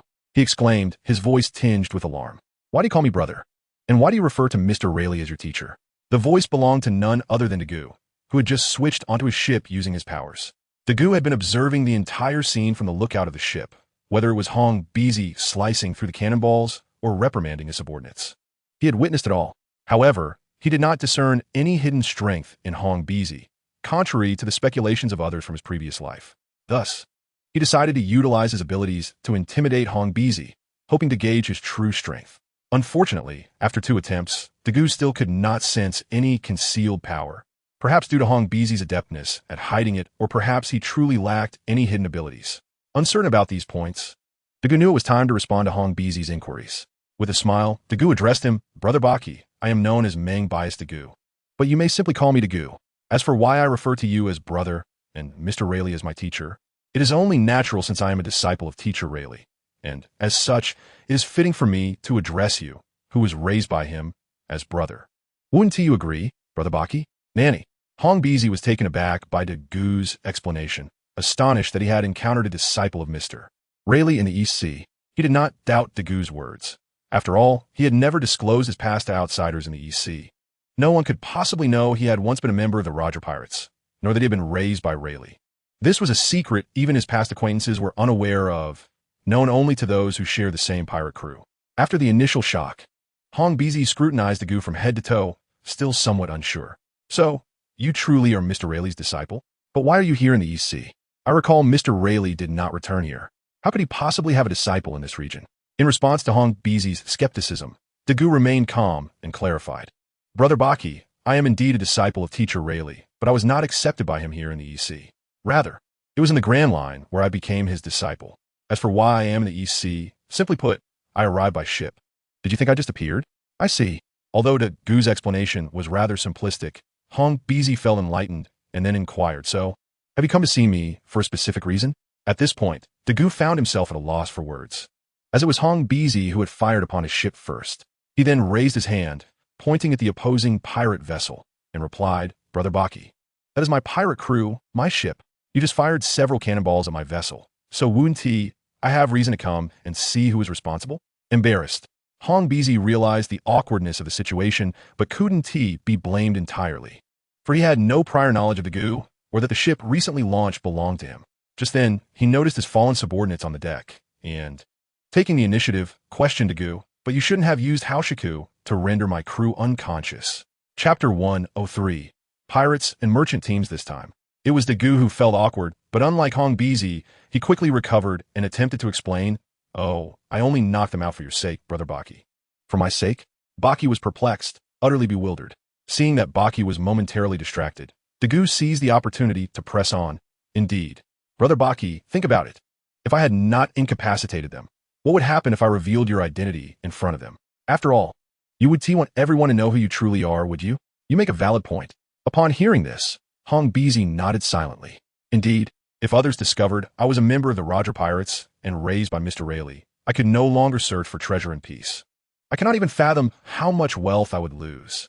Relieved to have successfully convinced Hong Bizi, Dagu sighed and then turned to his ship, saying, If there is nothing else, Brother Baki, then I shall take my leave.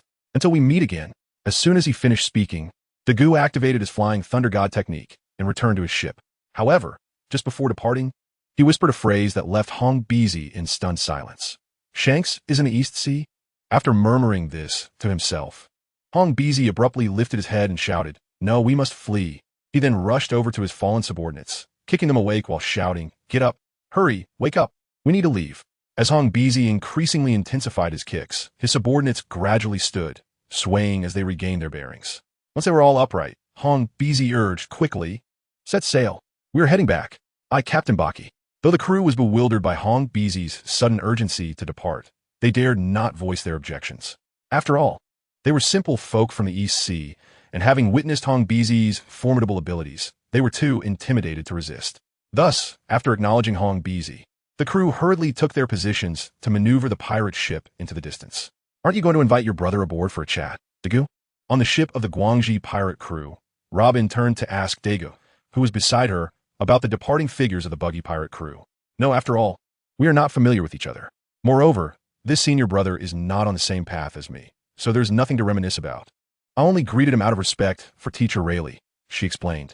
Upon hearing Robin's question, Dagu merely waved his hand dismissively and, while walking back, elaborated on his thoughts. Is that so?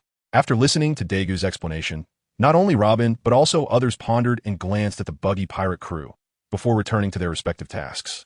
Thus, aside from the chance encounter with the buggy pirate crew, perhaps due to the recent clearing of the seas by Zephyr, the Guangxi pirate crew encountered no other pirate crews during their subsequent journey other than 2 merchant ships. Dagu had hoisted the pirate flag, albeit in a somewhat unconventional manner, but to others, it was recognized as a pirate flag. Naturally, ships bearing such flags were considered pirate vessels. When faced with a pirate crew, ordinary merchants would instinctively flee, regardless of whether they had seen them before. However, some did not run, as they had never encountered nor heard of Dagu's Guangxi pirate crew. Their reasoning was simple. An unknown and unremarkable pirate crew could not be strong. If they could defeat them, it would not only showcase the strength of their merchant fleet, but also allow them to capture the pirates and claim bounties from the Navy. Such a twofold gain was an opportunity they would not easily forego. Therefore, like the buggy pirate crew, they opened fire on Dagu and his Guangxi pirate crew. Boom! A series of cannonballs struck towards Dagu's ship. Faced with this situation, Dagu was hardly surprised. After all, they were a pirate crew, and it was expected that others would attack them. I've had enough. While Dagu remained unfazed, Bonnie was fed up with the relentless bombardment. After shouting, she turned to Dagu, pointing at the merchant ship, and exclaimed, Captain, counterattack! Counterattack! Caught off guard by Bonnie's reaction, Dago paused momentarily, then smiled and turned to Hawkins, saying, "Just teach them a lesson. After all, we are not the kind of pirates who indulge in pillaging. We are the Guangxi pirate crew." "Yes, Captain." Though Hawkins did not comprehend why Dago mentioned the Guangxi pirate crew, he stepped forward 2 paces. With a swift motion of his right hand, wielding his sword, 2 slashing waves soared towards the merchant ship, not aimed at the ship itself, but rather at the cannonballs that had been fired. Boom! In no time, Hawkins's 2 slashes obliterated all the cannonballs. Witnessing this, the crew aboard the merchant ship finally realized that this unfamiliar pirate crew was not a weak and incompetent group, but rather a formidable force. Consequently, they hastily abandoned their plans to continue firing and began maneuvering their ship to retreat from Dago and his crew. "Shall we pursue them, Captain?" Hawkins, feeling unsatisfied after only swinging his sword twice, turned to Dago, eager to continue the fight. However, since leaving the North Sea with Dago, he had either been training inside the belly of a giant whale or learning swordsmanship in a serene village reminiscent of a paradise. It had been nearly 3 years since Hawkins had engaged in a proper fight, and now that he finally had the chance to strike, he felt a lingering desire for more. Regrettably for Hawkins, Dago, upon hearing his inquiry, simply shook his head and replied, "No, we do not need to chase after a bunch of merchants relentlessly." After speaking, Dago looked at the somewhat dejected Hawkins and added, "Moreover, what sense of accomplishment would one gain from defeating these weaklings? There will be plenty of powerful foes to contend with in the future." Hearing this, Hawkins could only nod in agreement. "Yes, Captain. All right, let's return to our tasks." With the conversation concluded, Dago turned and urged everyone to go about their business. Chapter 104. Misunderstandings and Musicians in the East Sea. In the village of Fengshe, half a month had passed since Dago's sudden departure. During this time, the red-haired pirate crew had not left the village but remained there, as they had come seeking refuge. After all, where else would they stay? Moreover, Shanks observed that his daughter Yuta was having a splendid time playing with Wang Luffy, and he could vaguely sense the shadow of a captain in Wang Luffy.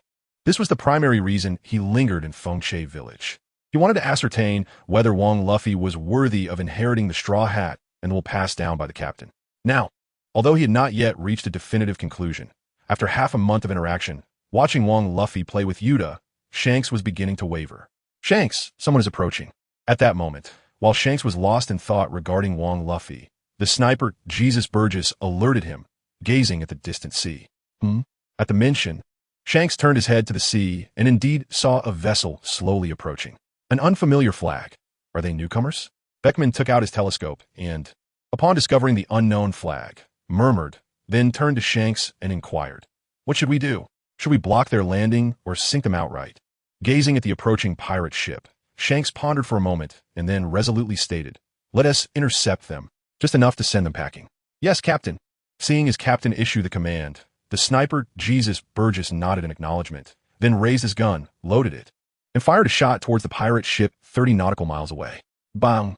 Observing a bird that happened to fly by being shot down midair, Luo stared speechlessly at Dago and remarked, "Captain, is this how your senior brothers welcome you?" Upon hearing Luo's comment, Dago felt a twinge of embarrassment and lowered his gaze, contemplating the fallen bird on the deck.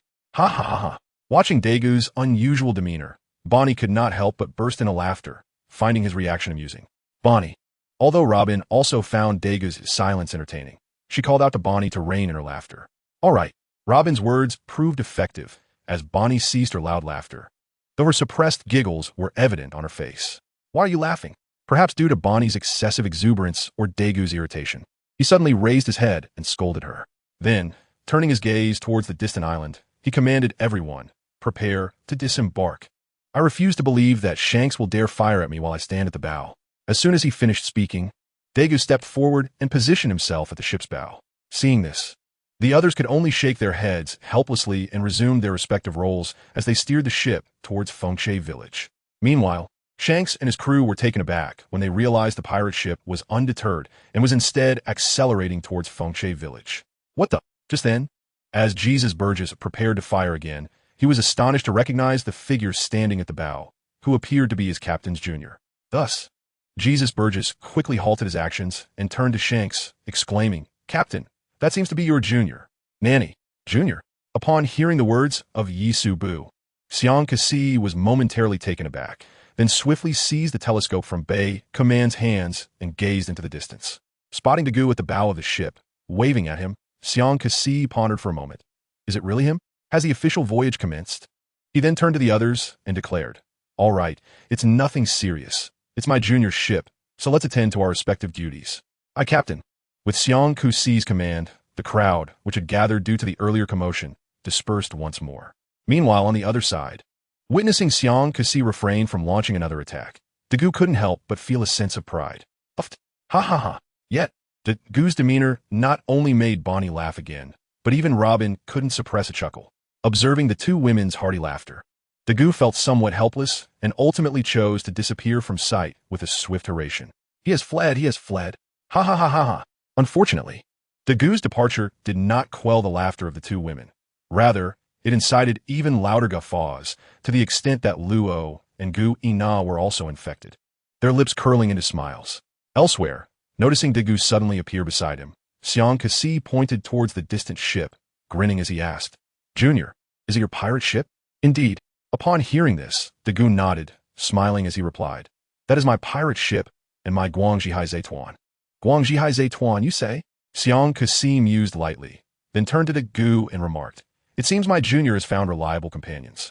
Your elder brother looks forward to meeting you in the new world. Upon hearing Xiang Kusi's words, Dagu merely nodded in silence, then gazed longingly at his pirate ship in the distance, sighing. It is a pity that the ship lacks a musician, which leaves our voyage across the sea somewhat devoid of joy. A musician? Initially taken aback by Dagu's statement, Xiang Kusi's understanding deepened when he inadvertently spotted Yuta playing with Wang Lu Fei. It became apparent why Dagu had brought the ship here and why he had uttered those words. However, upon realizing this, Xiang Kasi could not find joy in the matter. He had not anticipated that his junior, whom he considered a brother, would be harboring thoughts of his daughter, his niece. This truly seemed inappropriate. No. Consequently, Xiang Kasi emphatically stated, No way. Dagu, aware of Xiang Kusi's stance, was not surprised. He had anticipated this reaction and had prepared his response accordingly. Turning to Xiang Kasi with a sheepish grin, he said, Brother, if you're worried about the safety issue, there is no need for concern. Not to mention that I do not intend to venture into the latter half of the new world just yet. Even if I did, do you really believe I would be unable to protect her with my strength? Chapter 105, Betting in Youth. Upon hearing Dagu's words, Xiang Kasi found himself momentarily at a loss for a retort, as he had sparred with Dagu before. Although it had only been a couple of exchanges, it had made him aware that Dagu's prowess was not to be underestimated, at least not to the extent that he could guarantee victory. At that moment, Yuta and Wang Lu Fei, who had been playing, approached them. Oh, Uncle, you're back. It was only then that Wang Lu Fei noticed Dagu's unexpected return. Yes. Long time no see, Lu Fei. Dagu smiled as he reached out to ruffle Wang Lu Fei's hair, gently inquiring, How was your time playing with Yuta? Did you enjoy it? Not at all. No sooner had Dagu spoken than Wang Lu Fei pouted. Yuta has been bullying me the entire time. Oh. Dagu's curiosity was piqued by Wang Lu Fei's words. Since the original narrative provided little insight into Wang Lu Fei's childhood, Dagu was perplexed as to why Wang Lu Fei claimed Yuta had been bullying him. Thus, he asked with a smile, Lu Fei, how has Yuta been bullying you? Tell your uncle, and I'll help you set things right. Unfortunately, in response to Dagu's inquiry, Wang Lu Fei merely glanced at Yuta beside him and then lowered his head. Could it be that he was too embarrassed to admit he had lost to Yuta in a competition? Even though Wang Lu Fei was still young, he understood the principle of accepting defeat, hence he refrained from answering Dagu's question and instead took Dagu's hand, saying, Uncle, let's go play. Wait, Lu Fei. Your uncle needs to tell me a story. He can't go play with you. Just as Wang Lu Fei was about to take a step forward, Yuta interjected, halting him. No, uncle is coming to play with me. Wang Lu Fei promptly countered Yuta's statement and, disregarding all else, pulled Dagu along. Seeing Wang Lu Fei tugging Dagu away, Yuta remained unfazed, merely reminding him, Lu Fei, have you forgotten what you just lost? Do you need me to jog your memory? Indeed, Yuta's calm demeanor was genuine, for as soon as she finished speaking, Wang Lu Fei stood frozen in place, staring blankly ahead. Dagu, observing how the fearless Wang Lu Fei was suddenly subdued by a single comment from Yuta, found himself curious about what Wang Lu Fei had lost to her. Thus, he bent down and asked, Lu Fei, what's wrong? What did you make with Yuta? Disappointingly for Dagu, Wang Lu Fei stammered and could not articulate a response. Just as Dagu looked at Wang Lu Fei, puzzled, Yuta chimed in with a giggle. Of course, he is too shy to say. Upon hearing Yuta's remark, Daegu turned to her and inquired, "Oh, why is that?" "It's because Lu Fei made a bet with me. Whoever loses has to listen to the winner for 3 days. Moreover, the loser cannot refuse any requests made by the winner. As for the outcome, it is quite evident, is it not? Right, Lu Fei?" After saying this, Yuta glanced at Wang Lu Fei, who could only nod helplessly in agreement. "I see." After hearing Yuta's explanation, Daegu understood and patted Wang Lu Fei's head, saying, "Lu Fei, you can also listen to me tell stories, just like Yuta." "Well, all right then." Upon hearing Daegu's words, Wang Lu Fei hesitated for a moment. Glancing at Yuta, when he saw that Yuta had turned away and did not object, he nodded in agreement. With the matter clarified, Daegu nodded in satisfaction and began recounting his creatively altered version of Journey to the West. Unlike before, as this time included Wang Lu Fei, Daegu decided to start from the very beginning. This was because Wang Lu Fei had not heard the tale before. If he jumped straight to the latter parts, he might not grasp the story and would find it uninteresting. Additionally, this would allow Yuta to reminisce while also giving her an opportunity to show off in front of Wang Lu Fei. "Lu Fei, can you guess who jumped over in the end?" "I'll tell you. When everyone else failed to jump, the one who had eaten the monkey fruit succeeded." For instance, as Daegu described the modified monkey attempting to leap over the waterfall, Yuta began narrating the ensuing events to Wang Lu Fei. This also sparked a delightful feeling within Yuta, as she reveled in the knowledge that while she knew certain things, Wang Lu Fei did not. In other words, it was a classic case of spoilers. While it is often said that spoilers are shameful, there's an undeniable joy that accompanies revealing them oneself, providing a peculiar sense of satisfaction. Daegu. As time passed, just when Daegu was about to delve into the tale of Ling, Tai, Fong Siyuan Shan, and Xiaoyu San Xingdong, Robin approached him. "I'm here." Upon hearing Robin's call, Daegu ceased his storytelling to the 2 young ones, stood up, and addressed the entire crew of the light pirates who had gathered before him. "We shall rest for another 2 days, and then set sail for Roga Town, heading toward the Grand Line." "Aye, Captain." The crew responded in unison, before turning back to the ship to organize their belongings. "Hey, Shitty." At that moment, Shanks approached Daegu as the crew departed, patting him on the shoulder and gesturing to the young crew members. "Why are all your recruits so young?" In response, Daegu chuckled lightly. "Young? Is that a problem?" Hearing this, Shanks raised a hand to scratch his head, exclaiming, "I'm not saying youth is bad, but you've chosen them a tad too young. Take Robin, who has been with you, and, aside from one Hawkins, even the oldest among them, Luo, is barely an adult by pirate standards. Not to mention Bonnie, Guena, and Beepo, and from what I gather, you intend to take Yuta along as well, which would further lower the age. After all, she is only 7. Pondering this, Shanks was perplexed as to why Daegu would select such youthful companions to venture out to sea.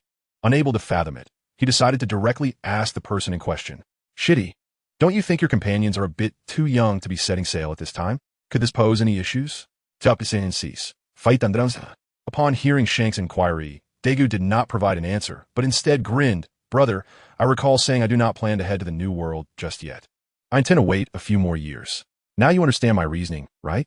Shanks, watching the retreating figures of the light pirates, nodded silently. "I see." Seizing the moment, Daegu pressed on, "So, brother, since we still have a few years, you'll agree to this, won't you?"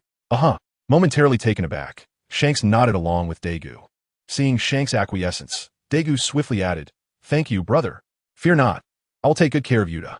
As soon as he finished speaking, Daegu took Yuta's tiny hand in his own, preparing to leave. "Wait." At that moment, Shanks finally realized something was amiss, abruptly turning to Daegu. "What did you just say? What do you mean you'll take good care of Yuta?" At this point, Shanks leaned closer to Daegu, his expression fierce. "Let me tell you. You better not think about it. Yuta is my daughter, and you cannot take her." Haha.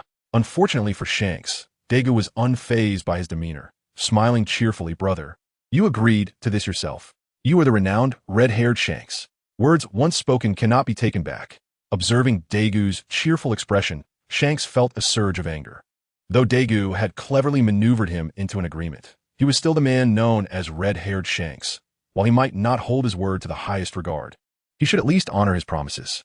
Consequently, Shanks found himself at a loss for a rebuttal, merely glaring at Daegu. Naturally, Yuta, the subject of their conversation, was close enough to overhear everything. After they finished speaking, Yuta looked up at Shanks, asking, "Shanks, what are you talking about? Who wants to take me away?" Then she turned to Daegu. "Is it Uncle who wants to take me?" "No way, Uncle. I am the songstress of the red-hair pirates. I will not go with you." With that, Yuta released Daegu's hand and moved to cling tightly to Shanks' arm. Shanks, in turn, smiled joyfully, his eyes reflecting a hint of triumph as he looked at Daegu, as if to say, "See? It's not that I disagree. It's Yuta herself who refuses. Don't blame me." In response to Yuta's reaction and Shanks' gleeful expression, Daegu paid little mind, instead allowing a smile to grace his lips. He then began to sing a famous song from his past life, "Only My Railgun." Release.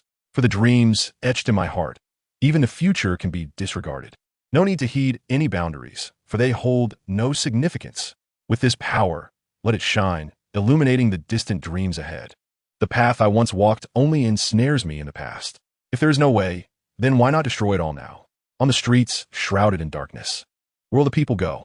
The gradually intensifying pain will surely empower me to protect everyone.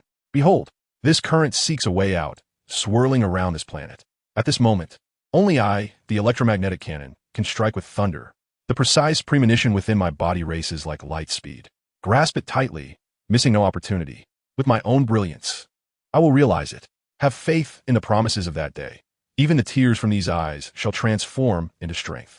Whenever I pause, a tinge of sorrow lingers. Yet I am unwilling to conceal my hesitation with lies.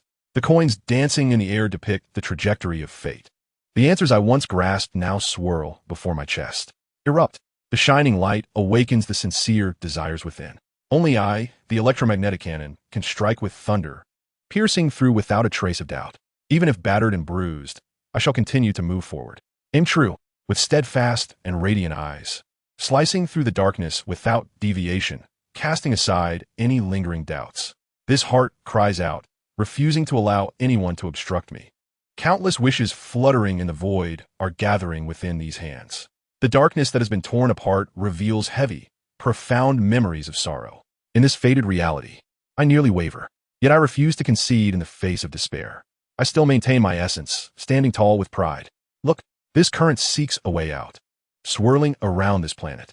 At this moment, only I, the electromagnetic cannon, can strike with thunder. The precise premonition within my body races like light speed. Release. For the dreams etched in my heart, even the future can be disregarded. No need to heed any boundaries, for they hold no significance. With this power, let it shine, illuminating the distant dreams ahead. So, Yuta, would you like to come with me? As the song concluded, Daegu smiled at the still-shocked Yuta. If you come with me, I promise you a wealth of resources to enhance your beloved music. This time, Yuta, who had previously stood unwaveringly by Shanks' side, fell silent upon hearing Daegu's song and his promise of endless resources. She hesitated, knowing that what she might say next could reveal her true desires. Yet she was reluctant to voice them, leading her to remain silent. She wished to stay with Shanks and the red-haired pirates, but Daegu's temptation was simply too great, enough to make her want to become his disciple. Music was Yuta's dream. In fact, she was born for music. After Daegu's performance, Shanks recognized the change in Yuta's demeanor. She was intrigued. She yearned to join Daegu, to hear more beautiful songs from him, and to create her own. Yuta, if that is your genuine thought, then your father supports you. Therefore, Shanks knelt down and gently placed his hand on Yuta's head, saying, "Everyone has their own moment to shine. You may be unknown, you may feel lonely, or you may lead a simple life. But remember that you too have your own opportunity to take the stage, and at that moment, you will radiate brilliance." These were the words spoken by my former captain. Yuta, your father believes that the future you will undoubtedly shine brightly. Yuta, feeling the warmth of Shanks above her and listening to his tender words reminiscent of a father, wept loudly and uncontrollably, overwhelmed by sorrow. Chapter 107.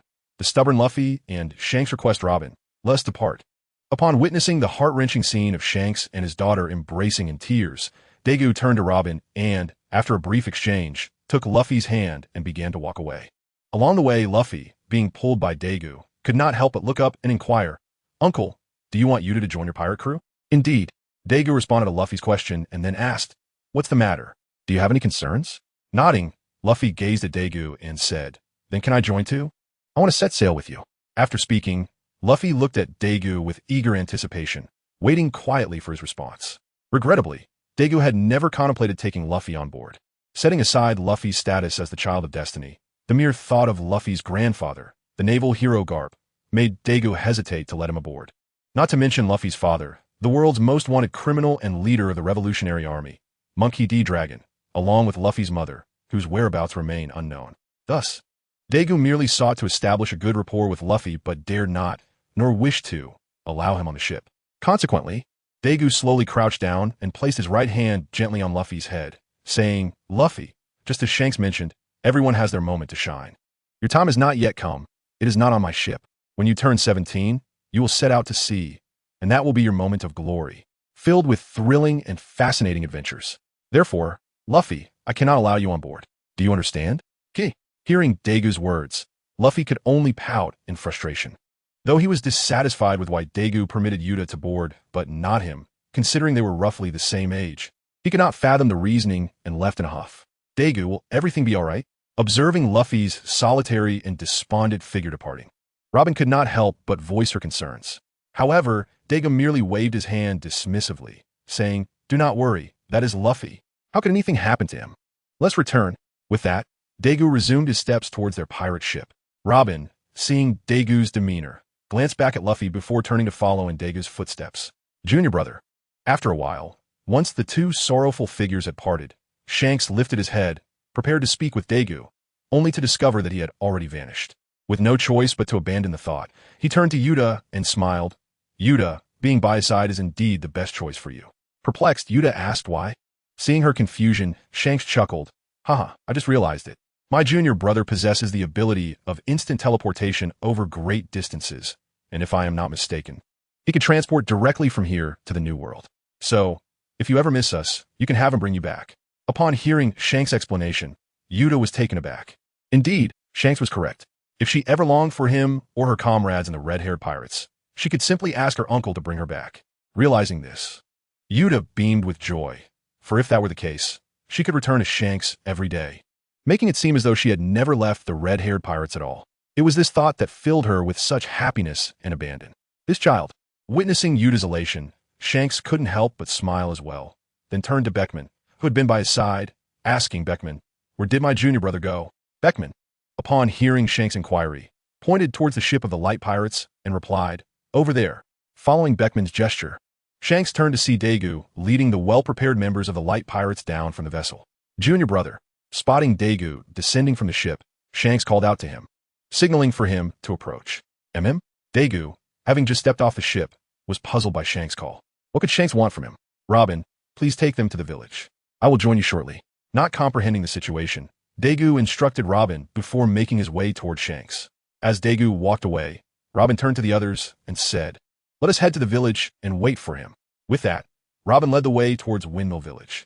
On the other side, Daegu reached Shanks and inquired, "Senior brother, is there something you need?" "Indeed." Seeing Daegu's question, Shanks nodded and gently ruffled Yuta's hair, stating, "Junior brother, I consent to you taking Yuta, but there is one condition." Daegu, initially relieved to hear Shanks agree to let him take Yuta, grew puzzled upon hearing the mention of a condition. What could Shanks' requirement be? Thus, he asked, "Condition? What condition?" As Shanks continued to stroke Yuta's head, he replied, "This condition may be unattainable for others, but it will be exceedingly simple for you." What? Daegu, still processing Shanks' words, wondered what he meant by a task others could not accomplish while he could. Observing Daegu's bewildered expression, Shanks stood up, playfully wrapping his arm around Daegu's neck, and said, "That is, if Yuta wishes to be with the red-haired pirates or longs for her father, that is me, you must unconditionally bring her back, even if it means doing so every day." Nanny. Daegu was taken aback by Shanks' request, attempting to break free from Shanks' hold. However, Shanks had clutched him to ensure he couldn't escape before stating his demand. Thus, Daegu found it utterly impossible to break free. After futile struggles, he could only surrender. In truth, even if Daegu were to use the Flying Thunder God technique to transport Yuta back and forth daily, it would not pose much of a burden on him, as his eyes had undergone several evolutions, allowing him to use the technique without any significant expenditure. Chapter 108. Wages and Agreements. However, if he agreed to Shanks' condition of daily transporting Yuta back to the red-haired pirates, then what would Yuta be considered? Was she truly part of his crew? Moreover, would he still have the opportunity to set sail himself? Furthermore, this was a pirate crew, not a daycare or training institution. He was not there to babysit. Reflecting on this, Daegu resolutely rejected. "Senior brother, you have quite the imagination. If I agree to your request, will you be paying me for my services?" Shanks looked bewildered. "Pay you? For what work?" Daegu let out a cold laugh and said, "Brother, think about it. If I, Wuta, long for you every day, would I not have to return her to you daily? At this moment, Xiang Kasi was still somewhat bewildered and responded, indeed. If Wuta misses us, you naturally should bring her back. Observing Xiang Kusi's expression, Bei Command could no longer bear to watch. Although he understood that Xiang Kasi had made this request out of a desire to see Wuta, it was unreasonable to expect the Gu to return her every day.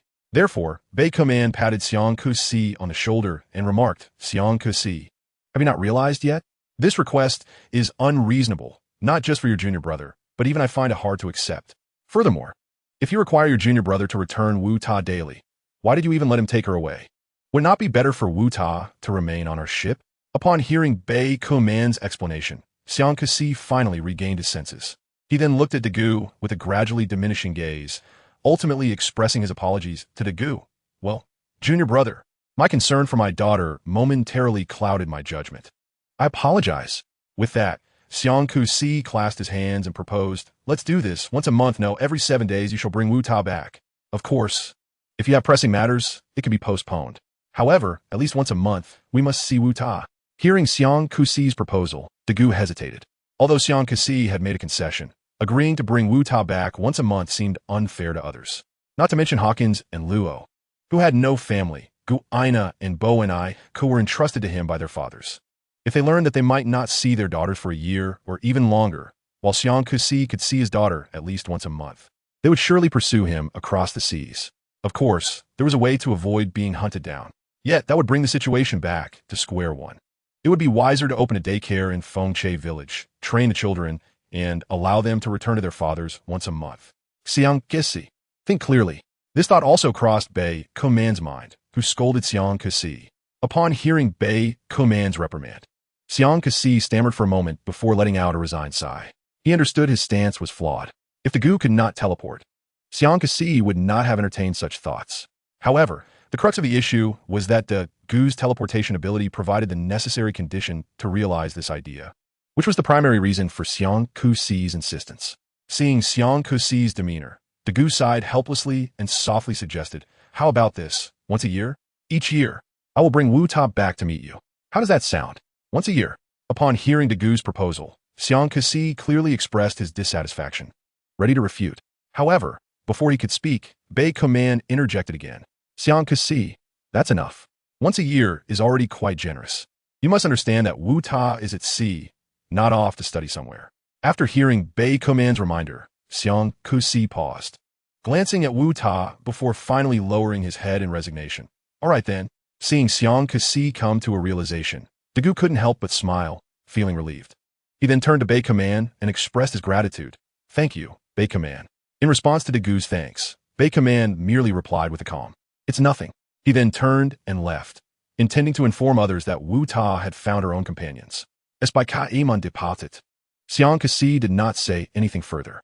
Instead, he took Wu Ta's small hand and placed it into Dagu's, instructing, junior brother, I entrust Wu Ta to you. Naturally, along with his instructions, he had to deliver a warning to Dagu. Thus, he fixed his gaze on Dagu and added, of course, if I find out you're bullying Wu Ta or allowing her to come to harm, you know the consequences. Understood. Dagu responded while taking Wu Ta's hand, nodding to Xiang Kusi to indicate his understanding. He then looked down at Wu Ta and said, Wu Ta, let us go meet my companions. They will also be your companions in the future. Upon hearing Dagu's words, Wu Ta hesitated, glancing at Xiang Kasi. After receiving a nod of approval from Xiang Kasi, she turned to Dagu and replied, all right then, let's go. Yes, brother. I will take Wu Ta with me now. See you later, Dagu said with a smile as he led Wu Ta away. Watching Wu Ta being taken away by Dagu, Xiang Kasi sighed heavily once more. He then turned to Jesus Bu, who had appeared beside him at some point, and remarked, Jesus Bu, I am beginning to understand your perspective. Hearing Xiang Kusi's words, Jesus Bu simply smiled and replied, I believe Usopp will become a brave warrior of the sea. Therefore, Xiang Kusi, you should also have faith in Wu Ta.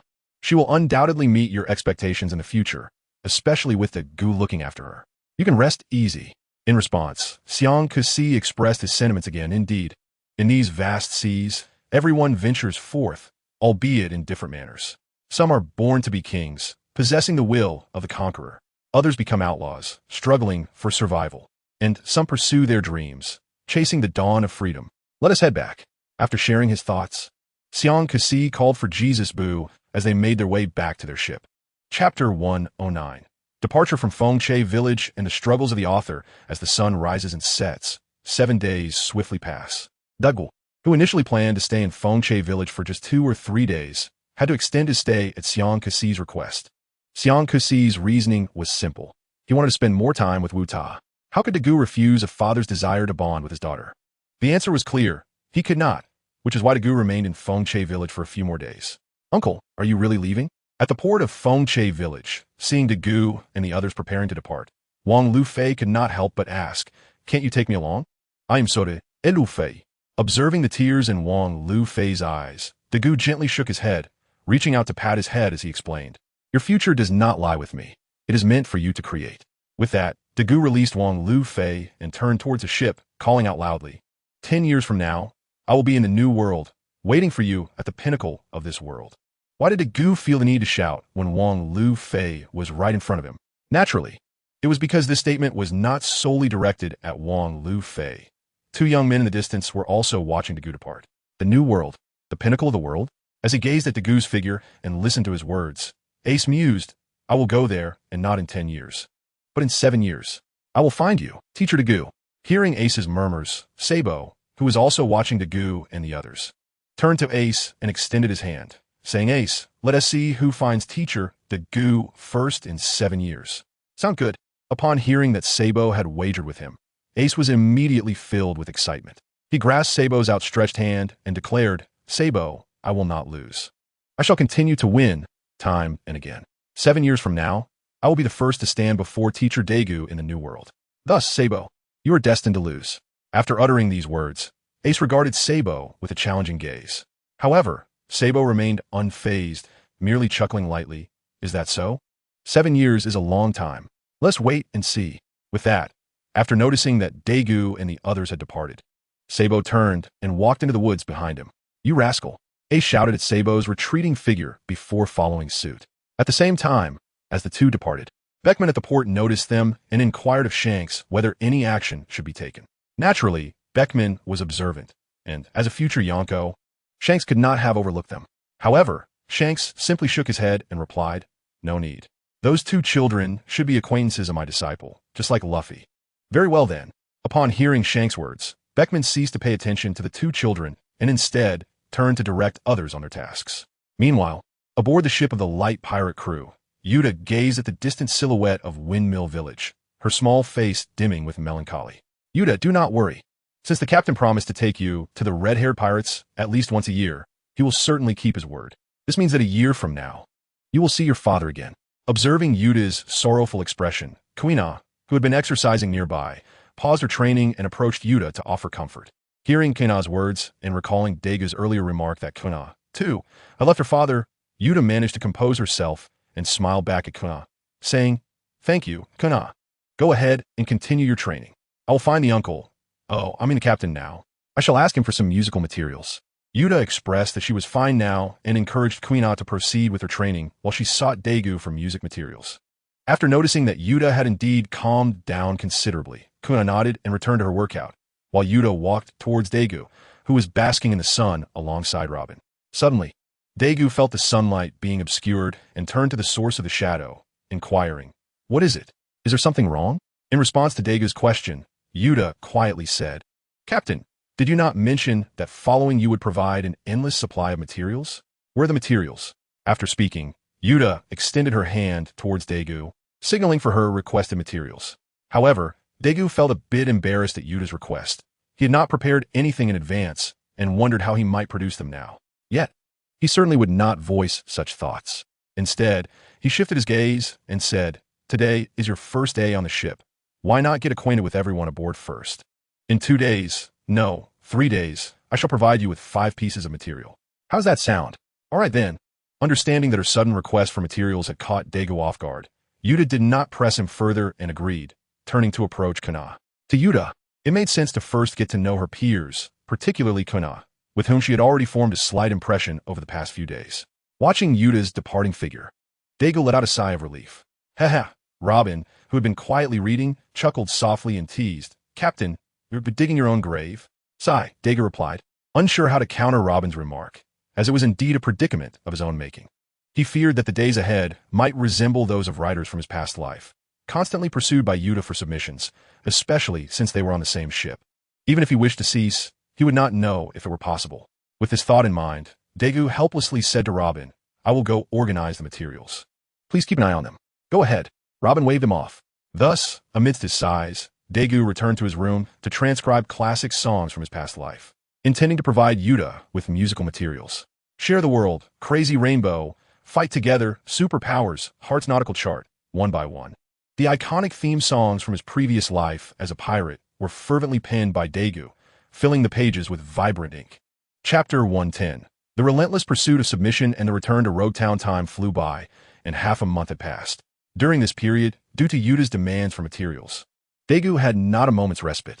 Each day, he strained to recall the songs he had heard in his past life, documenting them diligently to present to Yuta.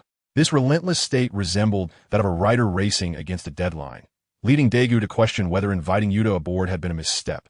Yet, upon hearing Yuta's singing, he felt a sense of rectification. Although Yuta was still quite young, her voice, though tender, evoked a profound sense of immersion in Daegu. Could it be that Yuta had consumed the music fruit? As he watched Yuta singing ahead, a flicker of doubt crossed Daegu's mind. "What is it?"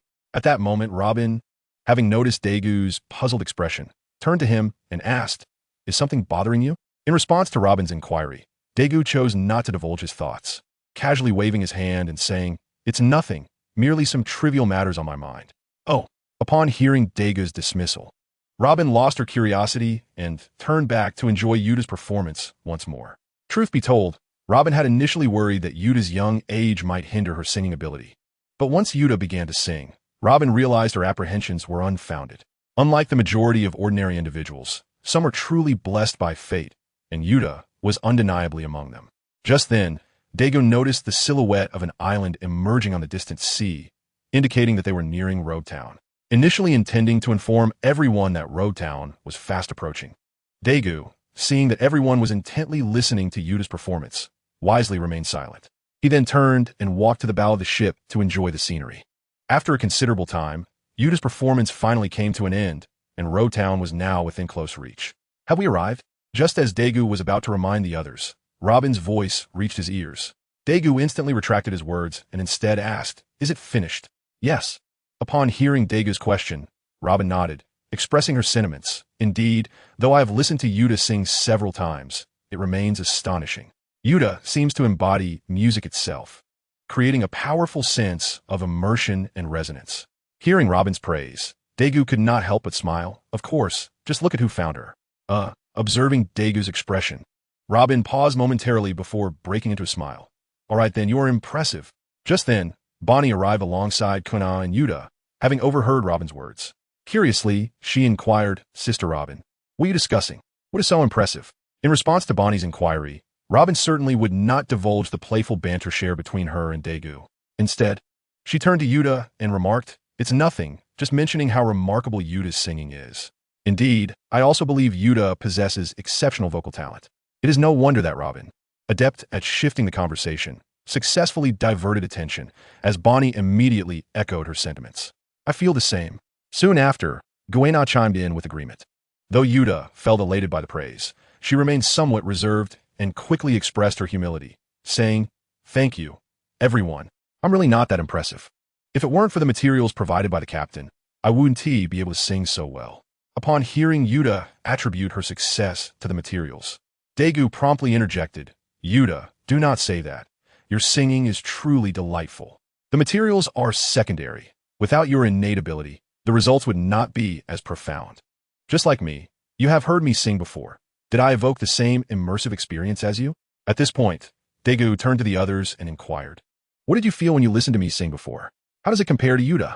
Seeing Daegu ask for their opinions, Robin was momentarily taken aback, then responded with a smile, "Well, it was quite good. Thank you."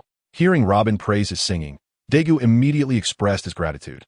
"Sister Robin, what do you mean by good?" Unfortunately, before Robin could elaborate, Bonnie sprang up to counter. "Is his singing truly commendable? Forget comparing him to Yuta. Even in comparison with me, he falls short. Not to mention Yuta.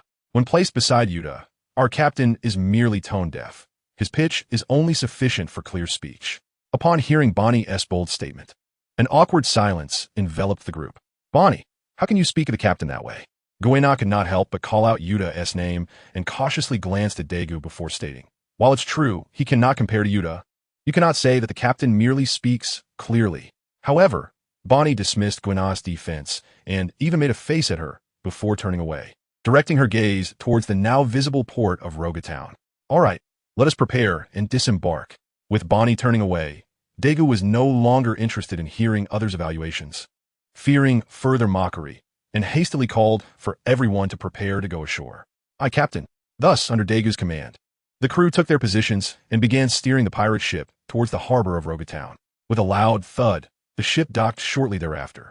Everyone, feel free to do as you please. Upon disembarking, Daegu encouraged his crew to explore while he took Robin aside. Seeing Daegu leave the ship unattended, Babel looked at his departing figure and asked, Captain, aren't you going to keep watch over the ship? No need, Daegu replied without turning back, merely waving his hand in response. Witnessing such irresponsibility from their captain, not only Babwa, but also Luo, Bonnie, and even Goena were left speechless. Then I shall stay behind. I have some new ideas. Yuta, who had recently joined, found a reason to remain and watch the ship. No need. Since the captain said we don't need to watch the ship, why stay? However, Yuta's intention was thwarted as Bonnie pushed her towards Rogatown, exclaiming, of course. We're going shopping. Thus, under Bonnie's interruption, the entire Light Pirates crew set off for a shopping spree. Chapter 111. The Log Pointer and Navy Interference. Daegu. Where we headed? On the bustling streets of Rogatown, Robin turned to Daegu to inquire about their destination. Hearing her question, Daegu glanced at the shops lining the street and replied, let us purchase some essentials for our journey in the Grand Line. Oh.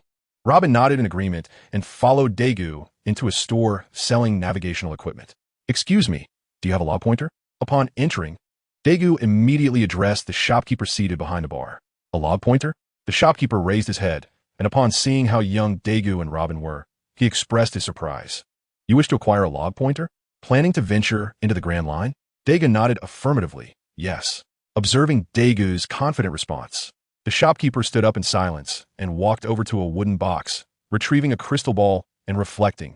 People yearn for the Grand Line, for Roger's treasure. Believing it to be the greatest treasure in the world, possessing it equates to owning the world.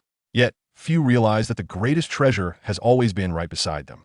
Handing the crystal ball to Daegu, he continued, here, this is the log pointer you seek, an essential item for the Grand Line. In the Grand Line, you may choose not to trust anyone or anything, but one thing remains certain. You must absolutely trust the log pointer. It is the only thing you can rely on unconditionally. Thank you, sir. Daegu accepted the log pointer with gratitude and, after examining it, looked up at the shopkeeper, saying, with such profound words, it seems you have quite the story to tell. Hearing Daegu's remark, the shopkeeper merely shook his head. Cough, what story? I'm just an old man in decline. If you have nothing else to purchase, please take your leave. With that, the shopkeeper returned to his bar and began reading a newspaper. Thank you, sir. Here is the payment for the items. We shall take our leave now. Noting the shopkeeper's disinterest in conversation, Daegu did not press further, thanked him again, and left a stack of berries before departing with Robin. As for whether the remaining berries were sufficient for additional purchases, Daegu was confident that unless this were a black market, it would be enough to buy out the entire store, considering it was 1,000,000 berries. The child of the devil? Is he truly a demon? Watching Daegu's receding figure and the 1,000,000 berries he left behind, the shopkeeper mused over the news of the child of the devil resurfacing in the East Sea, whispering, if all demons were like this, I would wish for the world to be filled with demons. After leaving the shop and walking once more through the streets of Rogatown, Robin could not help but ask Shouldn't T. Babwa, as our navigator, be the one to purchase the log pointer? Why are you buying it yourself? Daegu was momentarily taken aback by her question, then shook his head with a smile. Babwa is buying one for himself, while I am purchasing one for my personal use. Upon hearing Daegu's response, Robin appeared perplexed. Is there a difference? There is indeed a difference. Noticing Robin's confusion, Daegu proceeded to clarify. Babwa, as the ship's navigator, buys for both his own use and for the entire crew, whereas I am buying solely for myself. For your own use? Why? After listening to Daegu's explanation, Robin was even more bewildered. They were all part of the same pirate crew, and Daegu was the captain, so why would he need to buy one for himself? Daegu casually explained, it's simple. I'll be going out on my own in the future, so I will need a log pointer. Is that so? Although Daegu was somewhat curious about wandering alone, Robin did not press further. Instead, she turned her attention to the surrounding shops, contemplating what else might be needed. As for Daegu, Noticing that Robin had ceased her inquiries, he began to observe the shops around him. However, his thoughts were not on preparations, but rather on the hope of finding something akin to a devil fruit, which he happened to spot. After all, this was his first official voyage, and according to the protagonist's law, such an adventure was bound to be filled with surprises. Unfortunately, despite Dagu and Robin exploring the entirety of Lowtown, aside from Robin purchasing some daily necessities, he found not even a semblance of the coveted devil fruits. Alas, I am indeed not the protagonist. I lack the protagonist's halo. Dagu couldn't help but sigh at his lack of fortune. What is wrong? Robin inquired, having overheard Dagu's lament. Turning to face him, she asked, what protagonist's halo? Upon hearing Robin's question, Dagu realized he had inadvertently voiced his inner thoughts and hastily replied, it's nothing. I merely spoke without thinking. Oh, although Robin found it slightly strange, she refrained from pressing Dagu further. She understood that if he wished for her to know, he would reveal it in due time, just as he would share the future of their crew. Conversely, if he wished to keep something hidden, asking would yield no results. Thus, she saw no need to pursue the matter further. Captain, unbeknownst to them, Dagu and Robin returned to the port, only to encounter Bonnie and the others, who were anxiously looking for them. Observing their hurried demeanor, Dagu inquired, what is the matter? Upon hearing Dagu's question, Beppo immediately responded, Captain, there has been a problem. Our ship has been detained. Furrowing his brow at Beppo's words, Dagu asked, what happened? The situation is as follows. Kui now explained in response to Dagu's inquiry. 10 minutes prior, as they were preparing to return to their ship after shopping, they were suddenly surrounded by a group of Navy personnel who claimed they would wait for the ship's owner to fall into their trap. Seeing this, Bonnie had initially intended to take action and defeat the Navy soldiers, but Kuna had stopped her. Her reasoning was straightforward. With their numbers, it was safer to find others before engaging. Thus, they fortuitously encountered Dagu and Robin. Chapter 112. Dagu's glory and the Navy's mistake, is that so? After listening to Bonnie's account, Dagu pondered as he gazed towards the port. After casting a glance in the same direction, Robin turned to Dagu and asked, what should we do? Should we confront the Navy? Dagu silently nodded, then turned to Bonnie and inquired, where are Rowe and Hawkins? Where are they? They, Captain. Just as Bonnie was about to respond, she was interrupted by a voice. As everyone turned to look, they saw Rowe and Hawkins approaching together. They're here. Let us go meet the Navy, Dagu stated calmly as he turned toward the port. Understood, Captain. Thus, under Dagu's leadership, the entire Light Pirates crew marched boldly towards their ship at the port. At the Lowtown port, a group of Navy soldiers were diligently on duty when suddenly one soldier noticed a party approaching from the direction of Lowtown. What is going on? The soldier's surprised exclamation caught the attention of his comrades, who turned to look, and upon noticing the approaching group, they all frowned. Who are you? Leave this place immediately. A battle is about to commence. As the group drew nearer, a middle-aged man in standard Navy attire, adorned with medals, clearly an officer, approached and sternly warned them. The Navy officer then saw the young man at the forefront, who was none other than Dagu, and he politely smiled. Navy officer, we will depart as soon as we board our ship. Very well, then please hurry. Recognizing the courtesy, the officer refrained from further remarks and urged them along, preparing to return to his post. However, the officer was perplexed as they were heading straight towards the pirate ship surrounded by his comrades, which kindled his irritation. Thus, he rushed in front of the group and reprimanded. What are you doing? Did you not say you would leave once you boarded? Why are you still advancing? Go to your ship and depart. Sergeant, they certainly want to leave, as their ship, if I am not mistaken, is the pirate ship behind you. Just as Dagu was about to respond to the officer's inquiry, a powerful voice interjected, followed by a Navy officer draped in a cloak of justice approaching Dagu, stating, indeed, the notorious Devil's Child, Dream Buc Dagu, with a bounty of 300 million berries. Huh? Surprised by the newly appeared officer, Dagu expressed astonishment. I didn't expect the Navy in the East Blue to recognize me. It seems my fame is not insignificant. Colonel Donka. Similarly, upon seeing this officer, the previous officer immediately saluted him respectfully. Indeed, in response to his subordinate's greeting, the newly arrived Colonel Dong merely nodded slightly. He then turned to Dagu and remarked, it appears Mr. Dream Buc has underestimated his own renown. In truth, your reputation extends beyond the East Blue. You are a figure of considerable notoriety throughout our Navy. This revelation left Dagu astounded, as he believed he had not done anything particularly noteworthy. Since setting sail, aside from a confrontation with the station Navy in the South Blue and a brief skirmish with the Vice Admiral Ji Yuan in the West Blue, he had not engaged in anything remarkable. How could he be so notorious? It seems Mr. Dream BUC has forgotten his past deeds. Allow me to remind you. Dong Ku said, perceiving Dagu's bewilderment.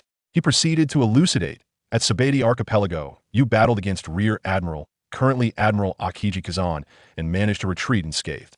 In the South Blue, when stationed Colonel Billy C. reported to headquarters that you had escaped from him, Admiral Akiji expressed relief that you hadn't acted with malice.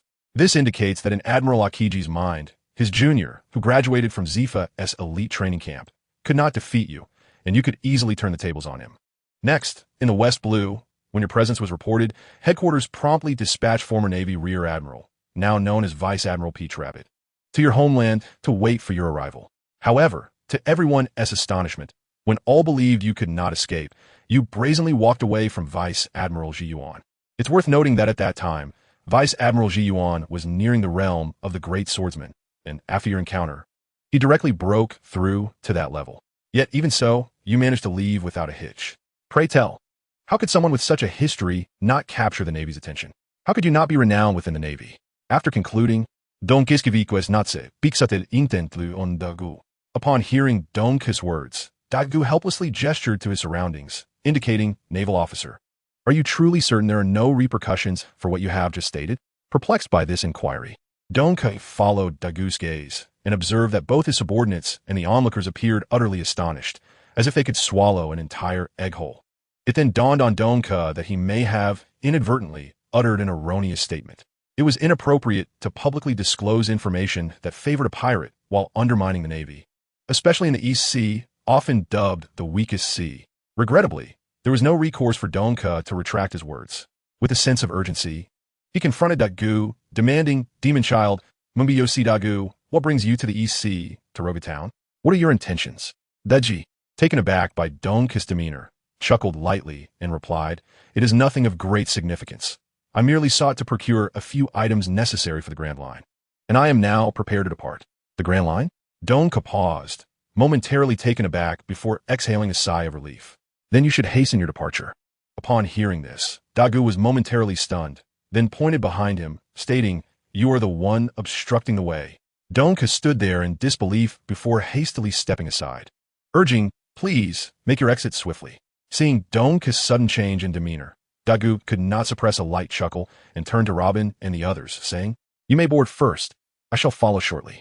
Very well, Robin replied, casting a glance at Donka and the other naval officers before nodding and leading her crew toward their pirate ship. However, after taking just a few steps, she halted and turned to Dagu, asking, how do we proceed from here? Dagu, following Robin's gesture, turned to Donka and said, excuse me, Colonel. If you wish for us to leave, could you kindly instruct your subordinates to allow us passage? Oh, Donka responded, momentarily bewildered, then called out to his men. Stand aside, everyone. Let them pass. Yet, upon hearing Donka's command, the naval officers remained rooted in place, astonished that their superior would order them to yield to pirates. Donka, noticing their inaction, grew increasingly agitated. I said to make way. Can you not hear me? Move aside, let them through. Do you wish to perish? Did you not listen to my previous words? Do you think you can compare yourselves to Admiral Akiji or Vice Admiral Ji Yuan? Do you possess the capability to stop them? Now, hurry and clear the path. Why, yes, sir. The officers finally reacted, realizing that they were not dealing with the usual small-time pirates of the East Sea, but rather formidable foes who could elude even the might of an admiral. Consequently, they hurriedly stepped aside to clear the passage. Satisfied that a path had finally opened, Donka turned to Dagu and inquired, is this acceptable now? Indeed, Dagu nodded quietly. After witnessing Robin and her crew board the ship, he addressed Donka, naval officer, you exhibit a commendable understanding. Flattery, Donka replied, though he did not seem pleased. It was hardly a gratifying situation for a colonel stationed at Rogatown to issue commands allowing pirates to pass, all the while receiving praise from them. One might wonder why. If Donka feared pirates so greatly, he would initially obstruct Dagu and his cruise ship. Initially, Donka had returned from patrol in high spirits, reflecting on how the day had remained peaceful thanks to the actions of Zhe Fa and Ji Yuan. However, upon nearing the port, he was taken aback to discover a pirate ship brazenly docked without lowering its flag. Typically, upon arriving in Rogatown, pirates would lower their flags to obscure their identities, allowing the Navy to turn a blind eye as the pirates contributed to the local economy. Yet, Dagu's crew had not even lowered their flag, which seemed a deliberate provocation toward both Rogatown and the Navy. Thus, Dong's initial joy transformed into discontent, prompting him to command the area be surrounded in hopes of capturing them. However, upon seeing the unfamiliar flag upon the ship, he mistakenly assumed they were mere rookies from the East Sea, only to realize that this newcomer was anything but ordinary. With a resigned sigh, Dong looked at Dagu and inquired, "So, Demon Child, do you have any matters you wish to discuss?" "Indeed," Dagu replied, nodding. "It is not of great importance. I merely wish for you to convey a message." "A message?" Dong asked, his face reflecting confusion. "Yes, a message." Dagu began to stroll toward the pirate ship, softly intoning, "Please inform Admiral Sengoku that the Demon Child, Mungbi Dagu, has set sail today from Rogatown, the place of beginnings and endings, leading the light pirates." Dagu's declaration left Dong momentarily speechless. The light pirates? It was only after a prolonged silence, as he gazed at the departing ship, that Dong regained his composure. He called for a subordinate to fetch a din mushi and promptly dialed in. "Beep, beep, beep, Naval Headquarters, Admiral's Office." Due to the numerous significant events that had transpired over the past year, including Whitebeard's ascension and the Navy's restructuring, it seemed the Navy was somewhat short-staffed. Not only were the vice admirals absent, but even the admirals were out on missions, rendering the policy of retaining at least one officer at headquarters virtually obsolete. Consequently, only the unwavering Admiral Sengoku and his aide, Admiral Tsuru, remained at headquarters, burdened with an overwhelming backlog of naval affairs. At this moment, as Sengoku rushed to address various documents, the din mushi rang. "Who is it?" Sengoku paused his tasks to answer the call. "Sengoku, Admiral. This is Colonel Donka from Rogatown in the East Sea. I have an urgent report. The Demon Child, Mungbi Dagu, has set sail from Rogatown. He instructed me to inform you that he has officially embarked with the light pirates from this place of beginnings and endings." As Sengoku listened, a series of bombshells echoed through the phone. "Is that so? The Demon Child has set sail? I understand. You may return to your duties." However, upon hearing Donka's report, Sengoku's expression darkened immediately. After a brief response, he hung up the din mushi. Noticing Sengoku's sudden shift in demeanor, Tsuru inquired, "What has happened?" "The Demon Child has set sail." Sengoku's initial calmness evaporated, replaced by a surge of fury. "That damned demon. He could have chosen any time to set sail, but opted for now, when the Navy is preoccupied with the New World. Does he believe we cannot handle him?" Upon hearing the inquiry from he, Zhangguo momentarily restrained his emotions, but quickly erupted in anger. "That scoundrel has actually instructed the Navy of Luo Gutown to inform me that he has officially set sail with his pirate crew from the starting point to the ending point. He is clearly trying to provoke me and incite my wrath." "Luo Gutown, you say?" Yet, in the face of Zhangguo's furious demeanor, he remained unfazed, calmly analyzing the situation before softly stating, "It seems he is preparing to embark on the Grand Line." Sighing at his words, Zhangguo exhaled deeply to ease his emotions and retrieved the bounty notice for Dagu from his drawer, lamenting, "It appears his bounty will need to be raised." "Indeed."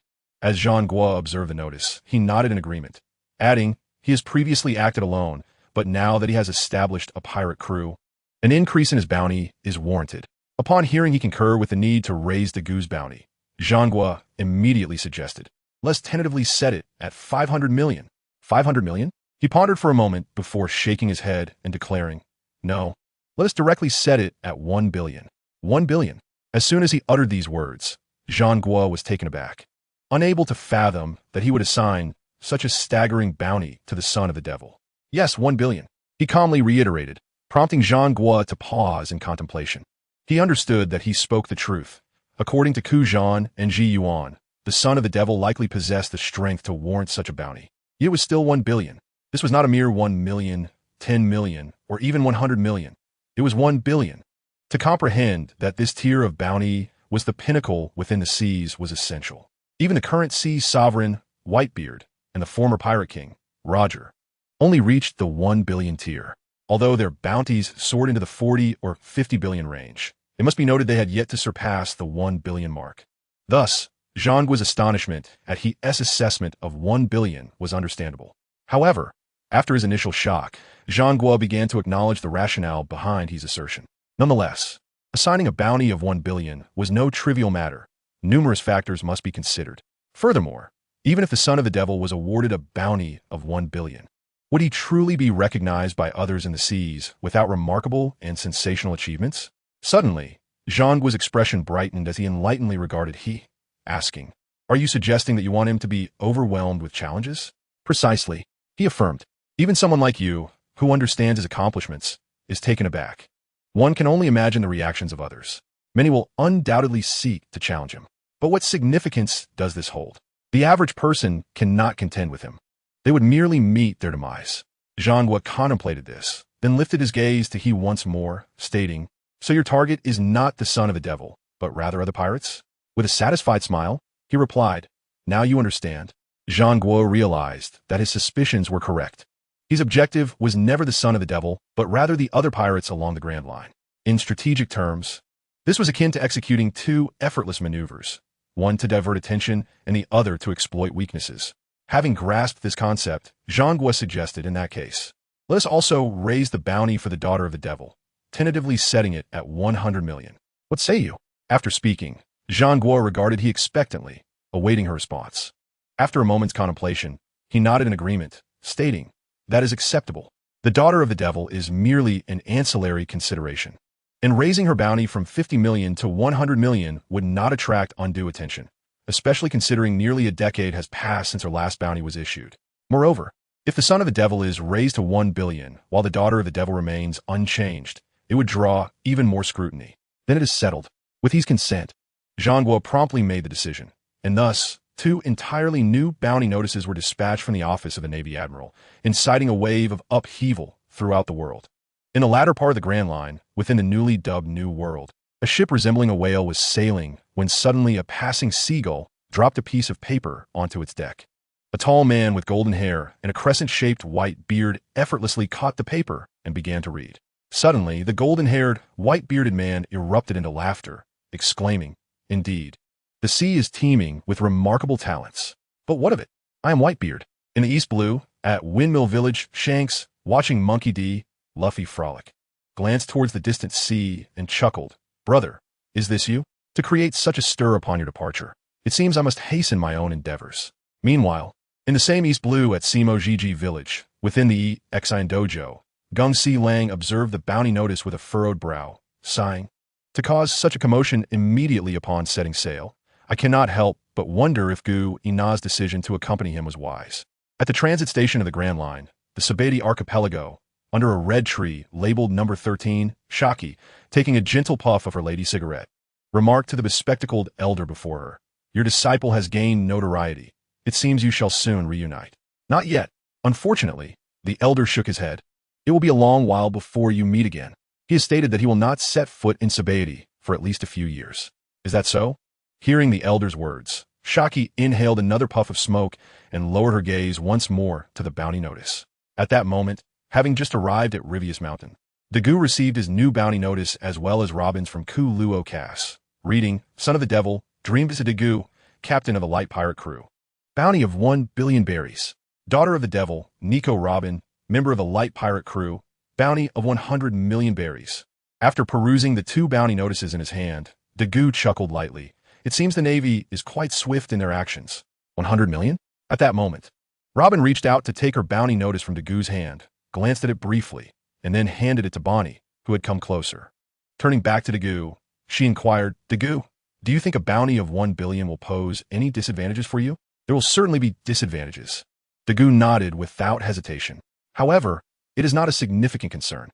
Given my current strength, even before Akiji, I can guarantee my survival, and under full exertion, I might even prevail against him." As he spoke, Dagu feigned weariness, tilting his head back. In truth, he was gazing at the floating island suspended high in the sky and the golden lion of the heavenly path upon it, the very source of his confidence in claiming he could defeat Akiji.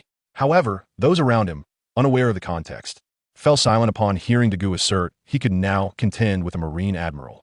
They realized that as time progressed, the gap between themselves and Dagu had grown increasingly vast. While they were still grappling with Marine School level or even lieutenant level officers, Dagu had already reached a level where he could stand toe-to-toe with the top-tier might of the Marines, potentially even triumphing over them. This realization rendered the members of the Light Pirate Crew silent and disheartened. Observing the peculiar atmosphere, Ku Luo Cass finally spoke up. "Dagu, which path do you plan to take?" Turning his gaze toward the Grand Line, Dagu replied, "The Whiskey Peak route." "Whiskey, you say?" Upon hearing Daegu mention that their objective was whiskey, Kalokas pondered for a moment, reminiscing about the past while gazing at Daegu and inquiring, "Have you prepared the recording pointers and the like?" "Of course," Daegu replied, nodding in acknowledgement. He then called out to Babua, "Babua." "Yes, Captain."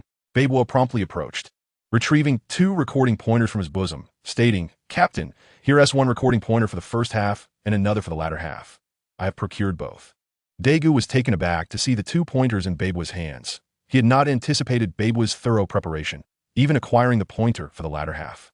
However, Daegu was uncertain if that latter pointer would still be functional by the time they reached it, considering it would be several years before they ventured to the second half.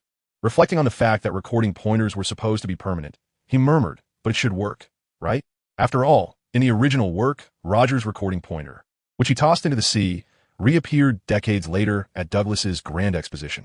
Though his was permanent and this is temporary, the principle should be the same, shouldn't it? While Daegu was lost in thought, Kalokas, noticing Babua's ample preparation, refrained from further comments and instead offered his blessings to the group, since you are all prepared. "I wish you smooth sailing." "Thank you for your blessing, Mr. Kalokas." Daegu expressed his gratitude without further contemplation. He then turned to the others, declaring, "Let us board. We shall aim to reach Whiskey Peak before nightfall." "Aye, Captain." The crew responded in unison, making their way towards the pirate ship. However, Luo paused, choosing not to follow the others. Observing this, Daegu said nothing, instead bypassing Luo and heading towards the ship. Noticing Luo's lingering presence, Kalokas casually inquired, "What is it? Is there something on your mind?" After a moment of silence, Luo bent down and shouted, "Thank you for your teachings, Teacher Kalokas." Taken aback by Luo's sudden outburst, Kalokas chuckled softly. "There is no need for thanks. I merely sought to alleviate my boredom by teaching you." With that, Kalokas gently patted Luo's lowered head and gestured towards Daegu and the others aboard the ship. "Hurry along now. Your companions are awaiting you." "Yes," Luo replied, bowing once more before turning towards the ship. Upon Luo's arrival on deck, Daegu could not help but inquire, "Was that all you said? No more words?" "No." Luo shook his head and quietly remarked, glancing towards Kalokas on the shore, "As long as the sentiment is conveyed, that is sufficient. Mr. Kalokas desires it thus." "Very well then." Daegu shrugged in response, surveying the crew and announcing, "Set sail." Thus, with Daegu's command, the light pirate crew embarked on their inaugural journey across the Grand Line. May the winds be ever in your favor. As Daegu and his crew sailed into the distance, Kalokas silently wished them well before returning to his reclining chair. The journey proceeded smoothly, with the light pirate crew navigating the Grand Line without encountering any severe weather. Unlike the tumultuous storms faced by Luffy in the original tale, their voyage was blessed with radiant sunshine and gentle breezes, providing a most comfortable experience. However, this idyllic environment dulled their pace, and only when night fell did Daegu and the others catch a glimpse of an island on the horizon. "Have you arrived?" Daegu murmured softly as he gazed at the island silhouette, then turned to address the crew. "We are nearing our destination. Prepare yourselves." "Aye, Captain." The crew halted their activities, returning to their quarters to tidy themselves before re-emerging, gathering at the ship's railing alongside Daegu to behold the nearby Whiskey Peak. "Is there no one here?" After docking and disembarking, Daegu surveyed the deserted port, perplexed. Although it was nighttime, a port should not be devoid of life. What is the meaning of this? Confounded, Daegu activated his observation haki and, upon hearing sounds from within the island, a smile crept across his face. "Ah, they're all in town. No wonder the port is empty. Let us proceed into the island." Thus, under Daegu's suggestion, the group ventured towards the town. Chapter 116. Hunter and Prey Whiskey Peak is a small town situated at the entrance of the Grand Line, one of the starting islands for the 7 routes, thus attracting new pirates each year. On the surface, this quaint town welcomes the arrival of pirates. However, in reality, it serves as a graveyard for novice seafarers. Bounty hunters from the other seas lie in wait, harvesting the naive and ambitious newcomers. Currently, Daegu and his companions witnessed a scene unfolding not far ahead in the town. A group of armed pirates encircled several young boys and girls, engaged in discussion. A woman wearing sunglasses took a drag from her cigarette, exhaling rings of smoke while observing the group. These fellows seem to be from the South Sea. I wonder what their bounty is? Daegu found himself intrigued by this woman, questioning her ability to see at night while donning sunglasses. Following her inquiry, a burly man wielding a large sword uncertainly remarked, "I overheard them mention a bounty of up to 10 million. Almost immediately, Another voice chimed in, regardless of whether it's 10 million or 20 million. We will split it when the time comes. Indeed, upon hearing this, the woman in sunglasses, the burly man, and the others nodded in agreement, observing their demeanor. The inexperienced Guana turned to Daegu, her face a mask of confusion. Captain, what are they doing? Daegu shrugged, explaining, they're discussing the division of spoils. Dividing spoils. Guana's confusion deepened. To her, it appeared they were deliberating over how to deal with the fallen individuals. With this thought, Guana asked Daegu, Captain, shall we lend a hand? Assist? Daegu turned, astonished by her suggestion. Upon meeting Guana's innocent gaze, he shook his head in resignation, choosing not to respond. Guana. At this moment, Robin interjected, explaining, who do you think we should assist? Without hesitation, Guana replied, of course, we should help the fallen individuals. Robin's expression shifted to one of understanding as she glanced at Daegu before countering Guana. What if I told you the fallen are pirates, while those dividing the spoils are bounty hunters? In that instant, Guana was left speechless, having assumed the larger group comprised pirates while the smaller group consisted of townspeople. Now, Robin's revelation made it clear that the smaller faction were the pirates, while the larger group were the bounty hunters, the very embodiment of justice. Consequently, Guana, who had limited experience with such matters, found herself momentarily at a loss. Once Guana comprehended the situation, Robin turned to Daegu, asking, should we still intervene? As Daegu observed the group of individuals engaged in discussion and dividing themselves, he pondered for a moment before declaring, let us investigate. If those pirates are not malevolent and do not engage in wrongdoing, then we shall extend a hand to assist them. With that, Daegu took the lead and approached the gathering. Aye, Captain. The others responded in unison, following him outside. Upon their sudden arrival, the attention of the crowd was immediately captured. A burly man bellowed, who goes there? Meanwhile, a woman in sunglasses was so taken aback by Daegu's presence that she dropped her shades, her hand trembling as she pointed at him, rendered speechless by her astonishment. Naturally, her reaction did not go unnoticed, prompting another individual to inquire, what is it? Do you recognize this person? Upon hearing the question, the woman regained some composure and was about to respond when she inadvertently glanced at Daegu again, only to be engulfed by shock once more. Her words caught on the tip of her tongue. Her unusual demeanor compelled the onlookers to take notice. After all, she was among the top 3 formidable figures in their midst. Yet merely seeing the young man before them had rendered her so flustered. Consequently, someone suggested, who has the bounty notice? Let us ascertain who this person is. I do. A voice chimed in, as a frail man produced a stack of papers from his pocket. These were the bounty notices he had preserved, numbering over 100. He began to sift through them one by one. After dismissing the first notice featuring the bounty of Whitebeard, he continued flipping through several others until, at the 10th notice, he halted, staring blankly at the paper in his hand. Seeing him in such a state, one of the nearby individuals could no longer contain their curiosity, snatching the notice away and exclaiming, what is the matter? Why is everyone stunned? Is it really that significant? However, upon scrutinizing the value inscribed on the notice, he too fell silent in disbelief. What is happening? Confusion spread among the crowd as they pondered how one individual could provoke such a collective reaction. Finally, perhaps driven mad by their own anxiety, the woman in sunglasses shouted at Daegu, son of the devil, Mungbi Yusi Daegu, the pirate with a bounty of 1 billion berries. Why are you here? Someone of your stature should be in a new world. Why are you at the starting point of the Grand Line? Why? Son of the devil? A bounty of 1 billion? Flee. With the woman's revelations, the others were left in shock, and before long, someone shouted, causing the crowd to scatter in all directions. Only a few bound pirates remained, along with the woman in sunglasses and the burly man, among a handful of others. After a brief exchange of glances, they simultaneously knelt before Daegu, bowing their heads in submission. Esteemed son of the devil, we have long admired you. Please grant us the opportunity to follow you. Daegu, observing the kneeling figures, felt utterly speechless. Chapter 117. The Cruelty of Society and the Complexity of Human Nature. Gazing at the bowed individuals before him, Daegu seriously doubted whether they had concocted an elaborate narrative in their minds. The title of this play was evident to him, Underworld Society, with him as the leader, and they as the subordinates awaiting acceptance. With a sigh of resignation, Daegu turned to Robin and said, Robin, please handle this. I will check on the bound pirates. Certainly. Robin nodded in agreement. With her consent, Daegu pivoted and approached the captive pirates.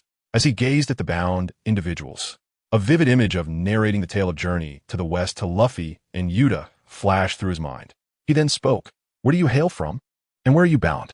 One of the bald, fair-skinned men trembled as he replied, We come from the North Sea, originally intending to venture into the New World.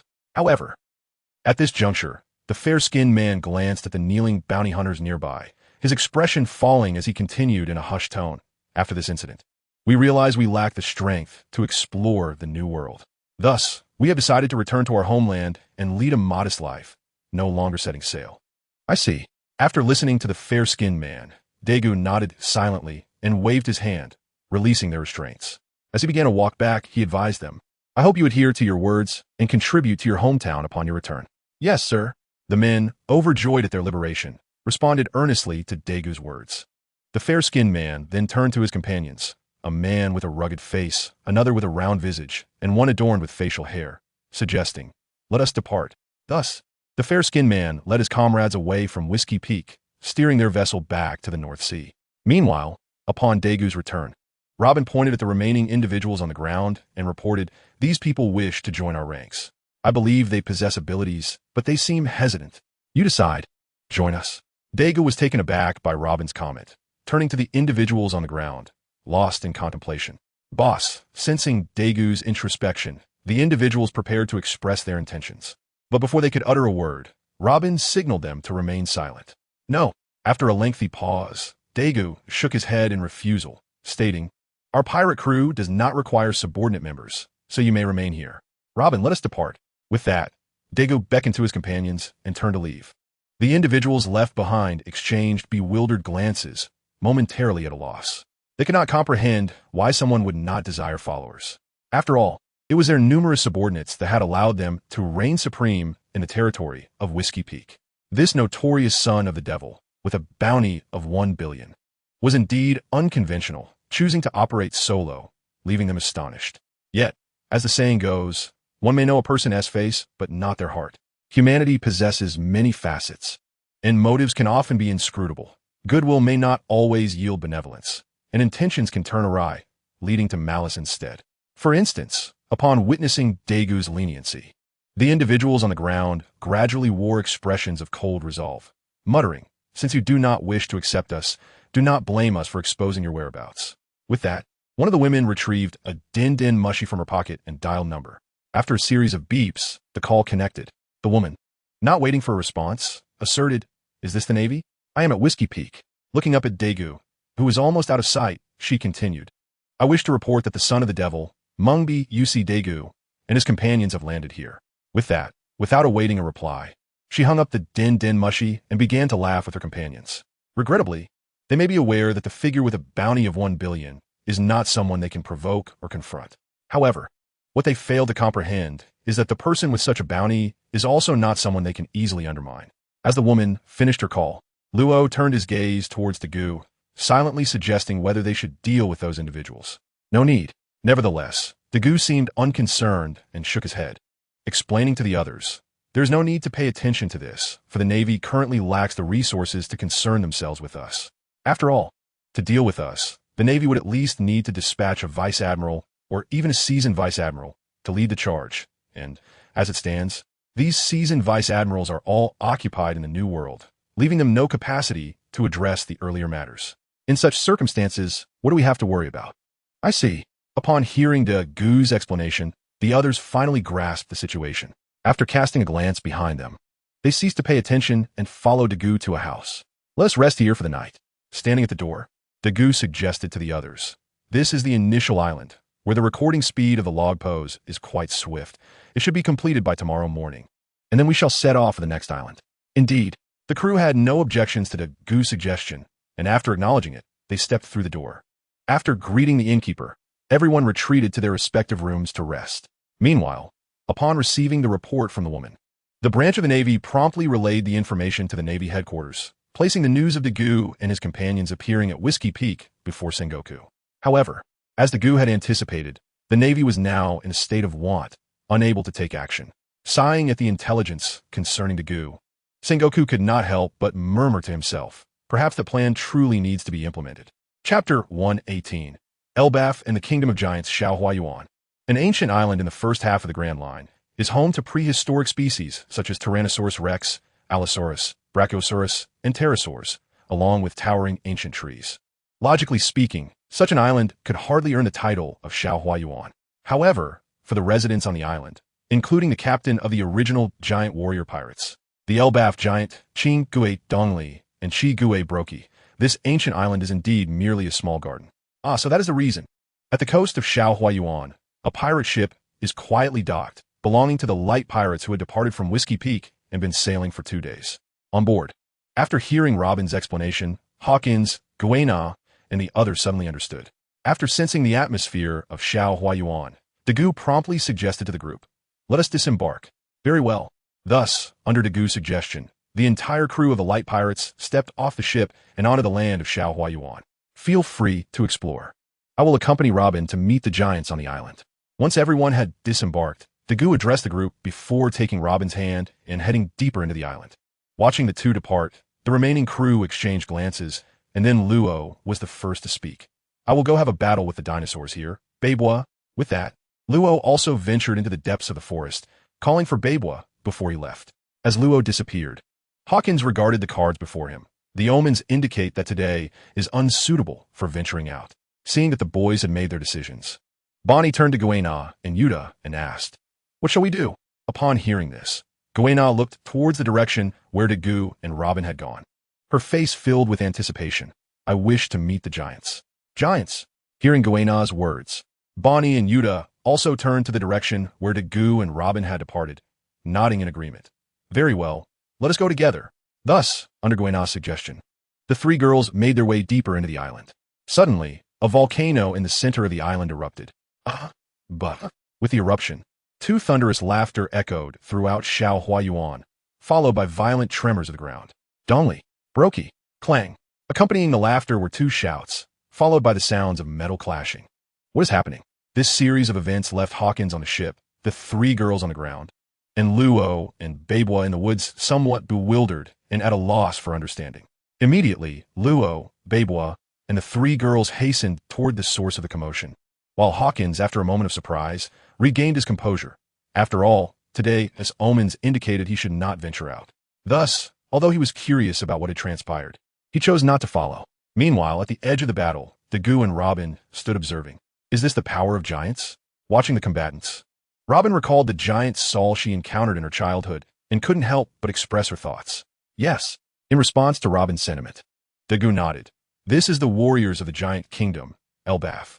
After that, the two resumed their silent observation of the fight, where a towering giant wielding a massive sword bellowed as he raised his weapon to strike at another stout giant brandishing a gigantic axe. The stout giant, clearly unwilling to be passive in the face of such an attack, raised his axe to counter. When their weapons collided, a deafening sound erupted as they continued their relentless assault. Clang, clang, clang. In the blink of an eye, they had exchanged blows a dozen times. Indeed, these two giants are the very reason this ancient island is dubbed Shaohuayuan. The one wielding the great sword is known as Qing Gue Dongli, while the one with the great axe is referred to as Qi Gue Broki. Dongli and Broki are warriors of the giant race, who began their feud nearly a century ago over a little girl's question regarding who could hunt the larger prey. Unable to resolve their dispute, they resorted to a duel. Now, nearly a century later, they have forgotten the reason behind their rivalry, yet they still honor the agreed-upon signal of volcanic eruptions to engage in combat. Although they have not determined a victor in all these years, they have forged a friendship through their battles. Perhaps this is the essence of a man's romanticism. Captain, just as the battle reached a crucial point, Gunna, Bonnie, Yuta, as well as Luo and Beibois arrived, greeting Dagu before turning their attention to the duel of the giants. Observing the clash, Luo sighed. Is this what giant battles are like? With their immense size comes an inherent advantage in strength. The same battle can yield different interpretations depending on one's perspective, and just as Luo contemplated the giant's power, Guena, deep in thought, remarked, "But it seems that this is merely brute force, lacking any semblance of technique." Guena, hearing her words, Dagu understood that she simply lacked exposure to the giant's true capabilities, so he felt compelled to explain, "Guena, if that is your perspective, then you are mistaken." Upon hearing Dagu's assertion, not only was Guena curious, but Luo and the others also turned to him, awaiting his explanation. Noticing their eager expressions, Dagu smiled and began to enlighten them about the giant race.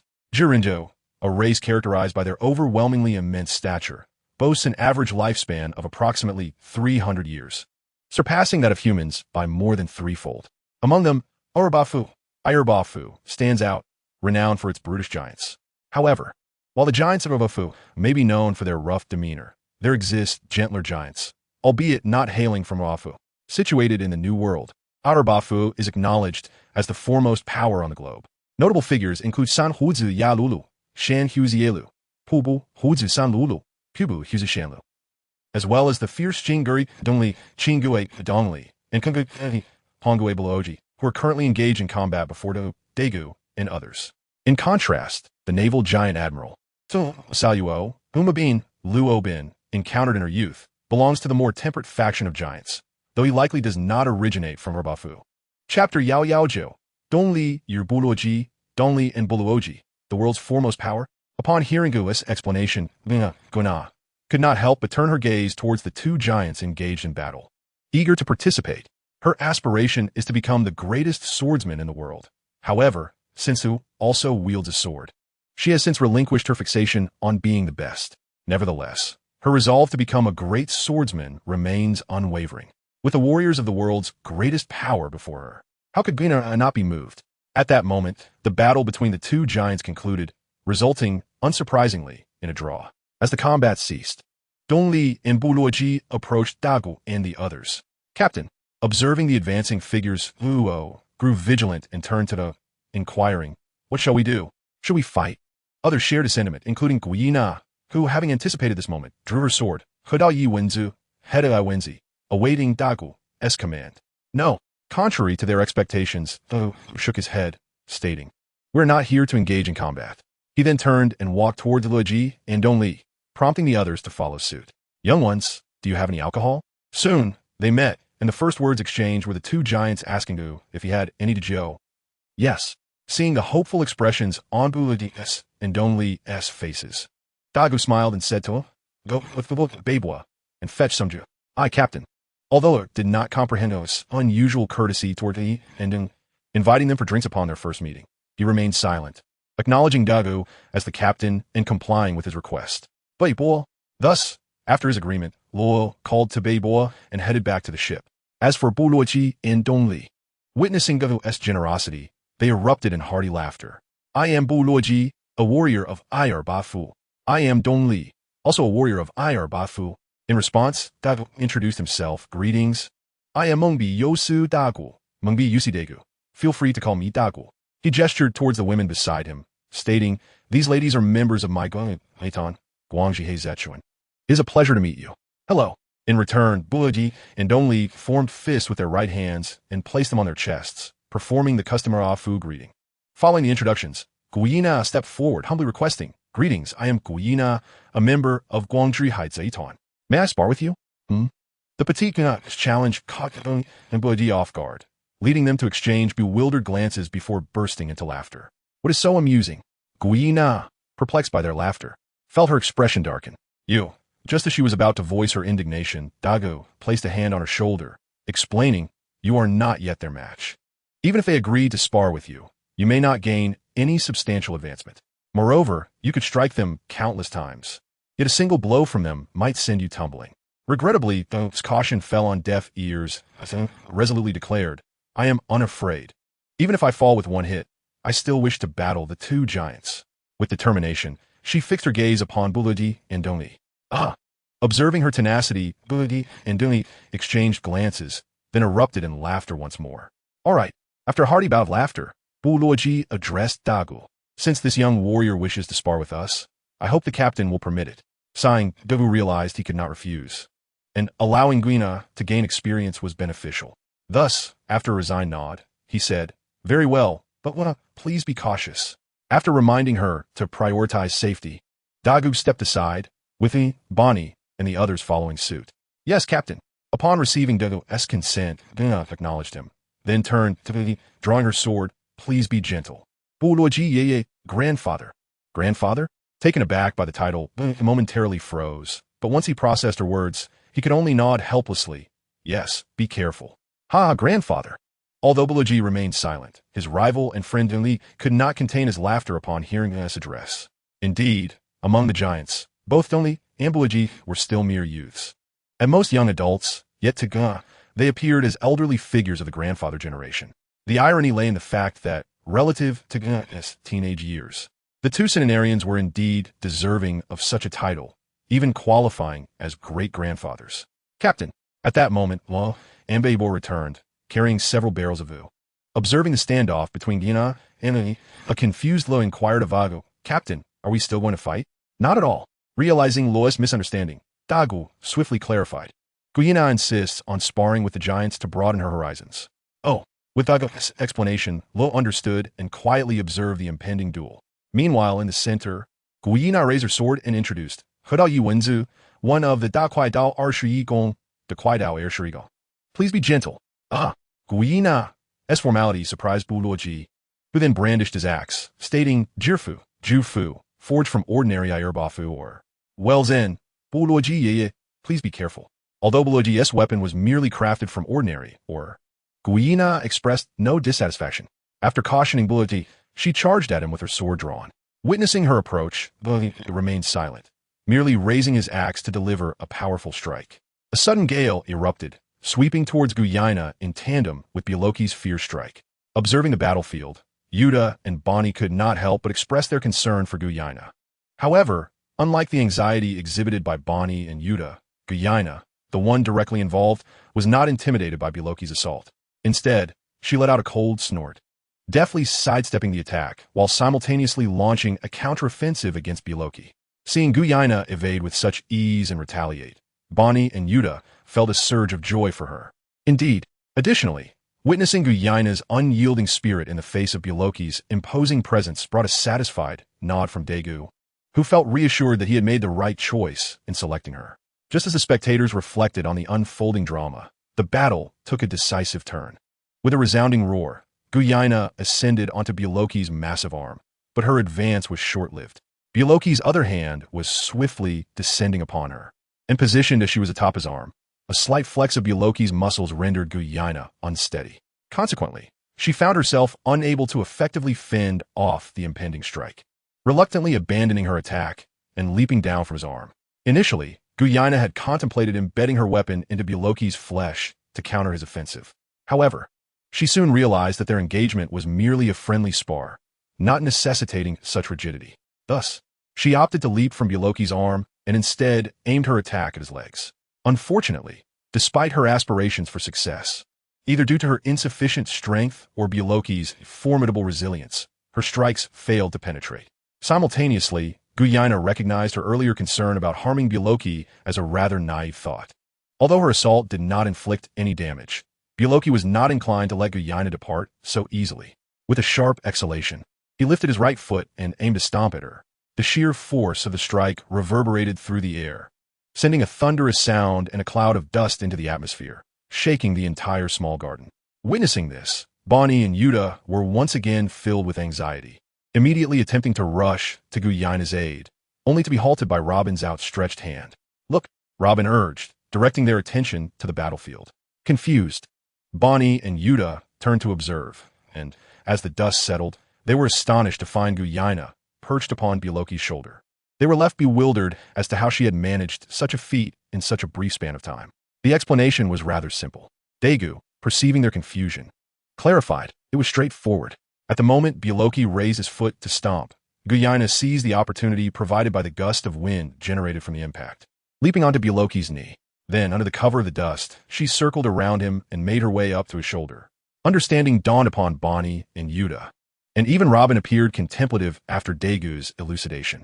Once he had finished explaining, Daegu observed Guyina and Biloki paused in thought, and then utilized this technique to appear beside Guyina. That will suffice. Let's conclude this battle here. Guyina, accustomed to Daegu's sudden appearances, did not resist his words, but nodded in agreement, replying, "Yes, Captain." Her acquiescence stemmed from her realization of the significant disparity in strength between herself and Biloki. Although it seemed she had emerged victorious, she understood that Biloki had not fought earnestly. Had he done so, she was certain she would have struggled to evade even the first strike. Thus, she had no further words to offer. Seeing her agreement, Dagon nodded in satisfaction and turned to Biloki, expressing his gratitude. "Thank you, Uncle Biloki, for your guidance to Guyina. However, Bioloki dismissed the thanks with a wave of his hand, replying, "It is nothing. The young girl is quite endearing, and I am more than willing to offer her my assistance." Yet, internally, Bioloki was taken aback. The suddenness of Daegu's appearance beside Guyana, along with the palpable energy he sensed just before Bioloki's foot descended, made it unmistakably clear to him how formidable this young man was.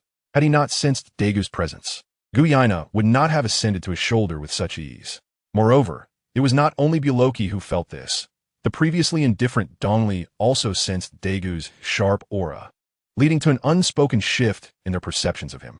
Following Bioloki's response, Daegu nodded and led Guyana back to the gathering crowd. As soon as Guyana reappeared, Bonnie swiftly pulled her aside to engage in hushed conversation, while Robin approached Daegu, gazing at him intently. "Do you wish to fight as well?" Daegu, understanding Robin's unspoken desire, recognized that he was eager to test his mettle after witnessing Guyana's bout. "Indeed," Robin affirmed, his eyes gleaming with determination. Sighing at Robin's resoluteness, Daegu turned to Dongli and inquired, "So, Uncle Dongli, are you willing to engage in a match?" "Absolutely," Dongli responded without hesitation, rising to his feet, wielding his massive sword, and stepping into the arena where Guyana had previously battled Bioloki. "Go," Daegu urged Robin, encouraging him to step forward. "Yes," Robin replied, promptly moving into position opposite Dongli. "Be careful, Uncle Dongli." After offering the same caution as Guyana had earlier, Robin charged towards Dongli with his weapon raised. "Ha!" With a fierce shout, Robin leapt into the air, delivering a sweeping strike towards Dongli. "Ha ha ha!" Facing Robin's assault, Dongli laughed heartily, positioning his giant sword to parry the attack. However, Robin was well aware that mere slashes would have little effect on the giant Dongli, so he quickly resorted to his abilities. Operating room. As a semi-transparent domain unfolded, Robin swung his blade once more, but this time the attack did not produce a visible slash. Instead, an invisible force swiftly severed Dongli's leg. With one leg severed, Dongli stumbled and fell to one knee. Observing this, Bioloki, who had been previously unbothered, immediately stood up, intending to check on his friend's condition. "Uncle Bioloki, do not worry. Uncle Dongli is fine," Daegu interjected, halting Bioloki before he could take a step. Although Daegu did not emit any overwhelming presence, Bioloki could still sense the terrifying aura emanating from him. Weighing the situation and noticing the absence of blood at Dongli's injury, Bioloki ultimately sat back down. Otherwise, it would be impossible for the formidable presence of Daegu to compel the giant warrior Brokey of Elbaf to relent. Observing as Brokey once again settled down, Daegu turned his gaze back to the battle, feeling somewhat astonished. He had never anticipated that Luo could sever Dongli's leg, especially since he had made no movements whatsoever. Initially, he believed that Luo would face a situation akin to that of Guina, perhaps with a more visually appealing performance. However, inflicting harm on Dongli, the giant with a bounty of 100 million, seemed implausible, yet the outcome defied his expectations. This realization reinforced Daegu's understanding that his comrades were indeed evolving. At that moment, the battle shifted yet again. The fallen Dongli refused to surrender easily.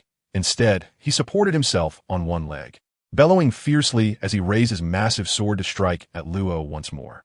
This time, unlike before, Dongli had no reservations and unleashed his full might.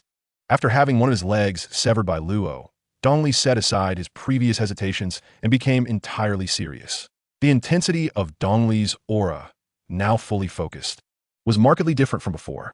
Even though he was now a one-legged warrior, he wielded the giant sword with remarkable vigor, forcing Luo into evasive maneuvers amidst the onslaught of sword chi. Cursed! Just as Luo narrowly evaded Dongli's previous strike, he found himself unprepared for the next assault. This predicament incited a frustrated outburst from Luo, who could not comprehend how Dongli, despite his enormous size, could still exhibit such agility. Typically, one would assume that a larger physique would result in diminished flexibility. However, time was of the essence, as Dongli's attack was upon him. Clang! Luo had no time to dodge. He could only hastily bring his weapon, the demon blade Yao Dao Gui Ku, to bear in defense. Unfortunately, the hurried defense proved inadequate, and given Dongli's overwhelming strength, Luo was propelled backwards upon impact. Thud! He was sent flying several meters, crashing through ancient trees before finally coming to a halt, collapsing to the ground, coughing incessantly, with blood trickling from the corner of his mouth. Enough.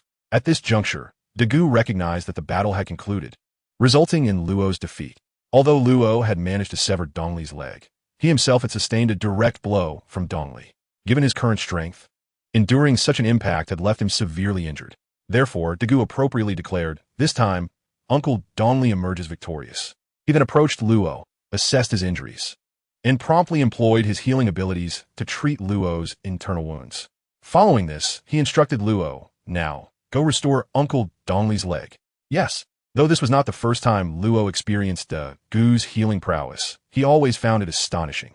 The ability to heal at a cellular level was truly a dream come true for him. Nevertheless, he understood that the priority was to restore Dongli. Once he ascertained that he was in a stable condition, Luo turned to face Dongli and activated the powers of the surgery fruit to restore Dongli's leg to its original state.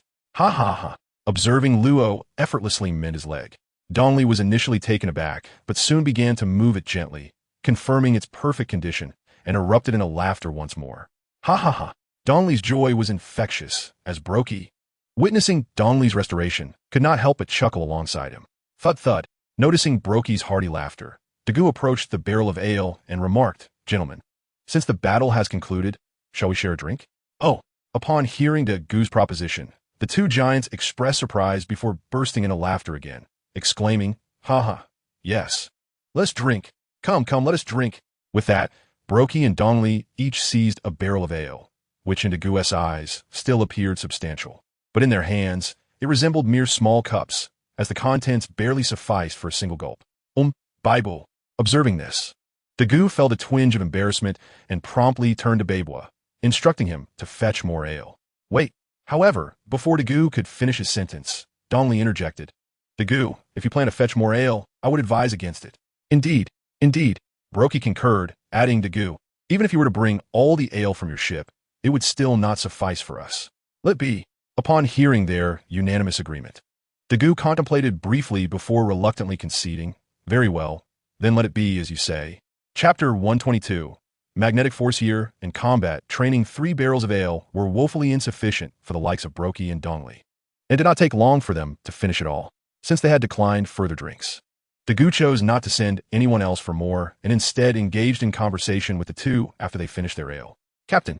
Just then, Babel approached Dagu, presenting the recording log and stating, Captain, the recording speed here seems rather slow. I'm uncertain how long it will take to complete. What should we do? Dagu, upon hearing Babwa's concerns, felt puzzled and glanced down at the nearly unchanged recording strip. Suddenly, a thought struck him. Ha ha ha. At that moment, Brokey noticed the situation and laughed heartily, saying, Dagu and our furry little friend, let me explain the reason.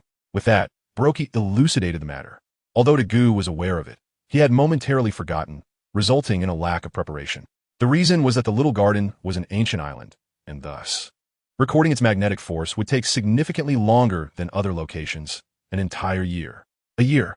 After hearing Brokey's explanation, not only Babwa, but also Luo, Bonnie, and Guena were taken aback, unable to fathom that they had barely set foot on the Grand Line, only to potentially remain at the starting point for a year. Moreover, this was the second island, and they had no idea how many more islands lay ahead. If each required a year to record, how long would it be before they reached the new world? The thought filled them with despair. Enough. Observing the expressions of Guena and the others, Dagu discerned their overactive imaginations had led to misunderstandings. Thus, he clarified, do not overthink it. It is also my fault for not explaining the situation clearly earlier. Allow me to clarify. As Brokey just mentioned, the little garden does indeed require a year to fill the recording log. However, this does not imply that future islands will also require a year. While there may be other islands in the Grand Line that take a year or several years to record, the little garden is a unique case. Most other islands will only require a few days, a single day, or in some instances, just a few minutes. I see. After listening to Dagu's explanation, everyone visibly relaxed, relieved that the subsequent islands would not mirror the little garden's lengthy recording process. Although they now understood the situation, it was still a year-long wait. Therefore, Robin turned to Dagu and inquired, but what should we do during this year? Should we leave immediately or wait on the island until the recording is complete? Regarding this matter, Dagu found himself momentarily perplexed. After glancing at the others, he fell into deep contemplation. As a resonant roar of dinosaurs echoed into Dagu's ears, a spark of realization illuminated his mind. Stay. Indeed, Dagu's resolution was to remain, and he promptly conveyed his reasoning to the others, By staying here and utilizing this year to harness magnetic energy, we can enhance your combat experience." Upon hearing Dagu's words, the group exchanged glances and, albeit reluctantly, nodded in agreement. While none of them wished to linger for so long, Dagu was right.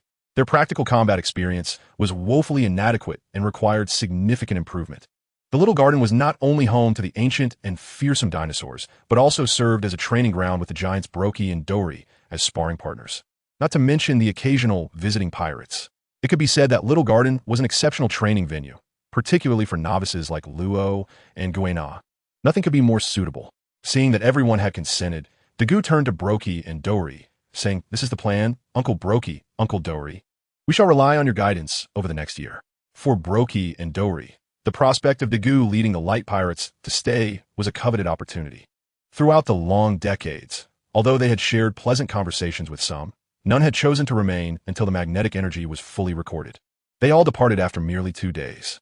This included the Brooks' former crew, the Rumbar pirates, and Roger's crew, among others. Therefore, the prospect of Dagu remaining until the magnetic energy was complete brought them immense joy, eliciting hearty laughter. In light of their mirth, Dagu chuckled as well, and then turned to Bebois, instructing Bebois, "Accompany Luo to the ship and inform Hawkins of our decision to stay." "Yes, Captain." Following Dagu's directive, Bebois and Luo returned to the ship to relay the message to Hawkins. Thus, upon Dagu's suggestion, the light pirates settled in the Little Garden. Under Dagu's arrangement, Guena and the others commenced a year-long practical training regimen, initially battling the island's dinosaurs. When pirate crews landed, if they were malicious, Dagu would orchestrate life and death battles. If not, he would facilitate friendly sparring sessions to bolster their combat experience. Naturally, they would also engage in battles with the giants, Brokey and Dory, to assess their progress, which served as a form of evaluation. Under such intense training, the strength of the crew improved significantly. The barriers that had once hindered their growth were shattered throughout the year. Hawkins reached the level of Rear Admiral, while Luo and Bebois stabilized their ranks at Captain, specifically within the main fleet. As for the younger members, Bonnie and Guena had developed to a level comparable to Luo 3 years prior, achieving the rank of Captain. The youngest and most recent addition, Yuta, was not yet capable of any noteworthy strength, being merely 7 or 8 years old. She could not even best her contemporary, Luffy, in single combat. Due to her age, she was exempt from a year of practical training, instead spending her time fishing by the sea with Dagu. In a parallel narrative, 2 significant events transpired in the world during that year. The first was the emergence of 2 new emperors following Whitebeard's ascension. Kaido, the captain of the Beast Pirates and the de facto ruler of Wano in the New World, wielded the powers of the mythical Zoan fish fruit, embodying the form of an azure dragon. Charlotte Linlin, the captain of the Big Mom Pirates and the queen of Totland, possessed the powers of the Paramecia soul fruit. Intriguingly, Dagu was aware that both Linlin and Kaido, along with Whitebeard, had once been shipmates. Moreover, this ship bore a profound connection to Dagu. The previous owner of his sword, the Sword of Victory, was none other than his true mentor, Arthur, who had perished at the hands of their captain. If Dagu's suspicions were accurate, these 3 emperors had participated in the war that led to the annihilation of a nation, signifying a blood feud between them and Dagu, despite their lack of prior acquaintance. In addition to the emergence of these pirate emperors, the Navy undertook adjustments to the warlords of the sea. To counter the 3 emperors of piracy, the Navy, or rather the world government, decreed the selection of 7 renowned pirates, employing pirates to combat pirates. They aimed to suppress the escalating arrogance of the pirates fueled by the presence of Whitebeard and his cohorts. Since the warlords were meant to oppose the emperors, their selection was not arbitrary. After deliberations among the Navy's high command, world government officials, and the approval of the Gorosei, the first batch of warlords was established. The renowned swordsman, Dracul Mihawk, joined the warlords due to a certain agreement with the Gorosei. Bartholomew Kuma, responding to the Revolutionary Army's demands, agreed to participate in Dr. Vegapunk's human modification project, thus becoming a model of the government's humanoid weapon and a pacifist. Don Quixote Doflamingo, the Flamebird, leveraged his former celestial dragon status and personal influence to forge an agreement with the government to join the warlords, primarily driven by his ambition to reclaim the throne of Dressrosa that belonged to the Don Quixote family. Gecko Moria, renowned for his battle against Kaido, was invited by the world government with the intent of confronting Kaido once more.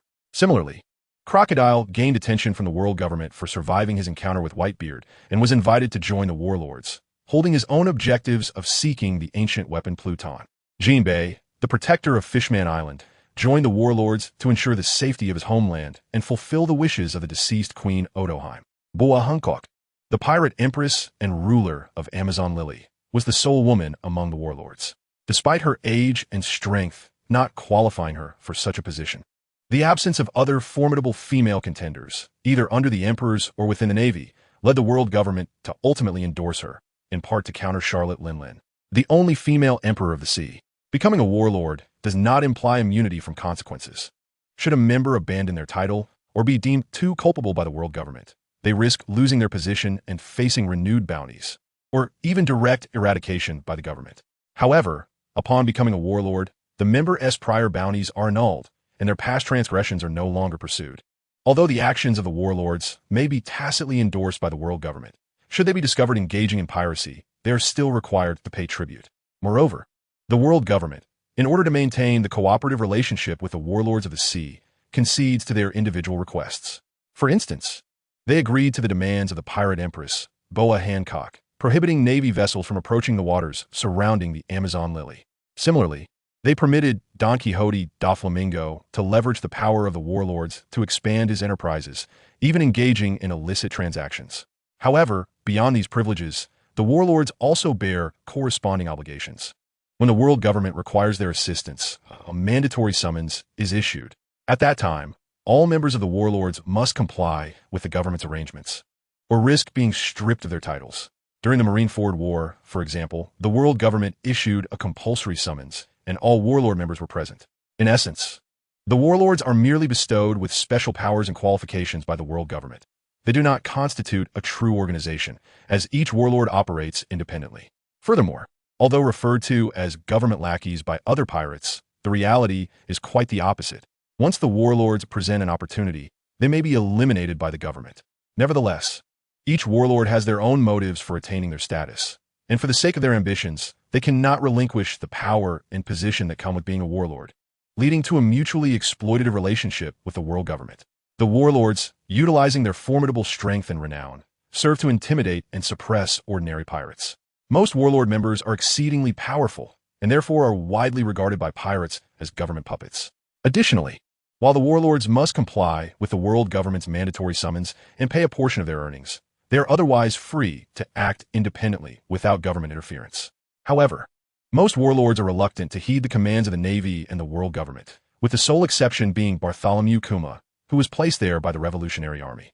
In reality, Kuma merely follows the directives of the world government scientist, Dr. Vegapunk, disregarding the others entirely. Thus, with the establishment of the warlords, the maritime landscape has, to some extent, evolved into a tripartite balance of power, comprising the three emperors of the sea, the warlords, and the navy. Chapter 124, Magnetic Drum Island and Kureha Magnetic Drum Island, the third island on the route chosen by Daegu after Little Garden, astonished Gwenah and her companions. Unlike Whiskey Peak and Little Garden, which were both spring islands, Magnetic Drum Island revealed itself as a winter island, clad in silver. Upon disembarking, Bonnie let out a sigh, exclaiming, "From spring to winter in just a few days of sailing. Truly remarkable." Indeed, Bonnie was not alone in her sentiments. Gwenah shared her astonishment at this phenomenon. At that moment, Yuta, noticing Gwenah and Bonnie's surprise at the contrasting seasons, chuckled lightly and approached them, saying, "Sisters Bonnie and Gwenah, there is nothing extraordinary about spring and winter islands. What is truly remarkable are the islands with both ice and fire, as well as Fishman Island, which lies beneath 10,000 meters of ocean, surrounded by the Sea Kings in the calm belt. Those islands are the wonders."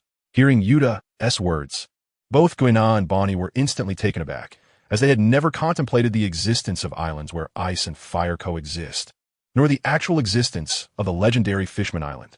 Observing the three young girls engaged in conversation, Daegu shook his head gently before turning to Hawkins and asking, "Hawkins, will you stay to watch the ship, or accompany us to town?" After a moment of contemplation, Hawkins began to shuffle his tarot cards, murmuring as he gazed at the results. The divination reveals the convergence of two kings, leading to a collapse of heaven and earth.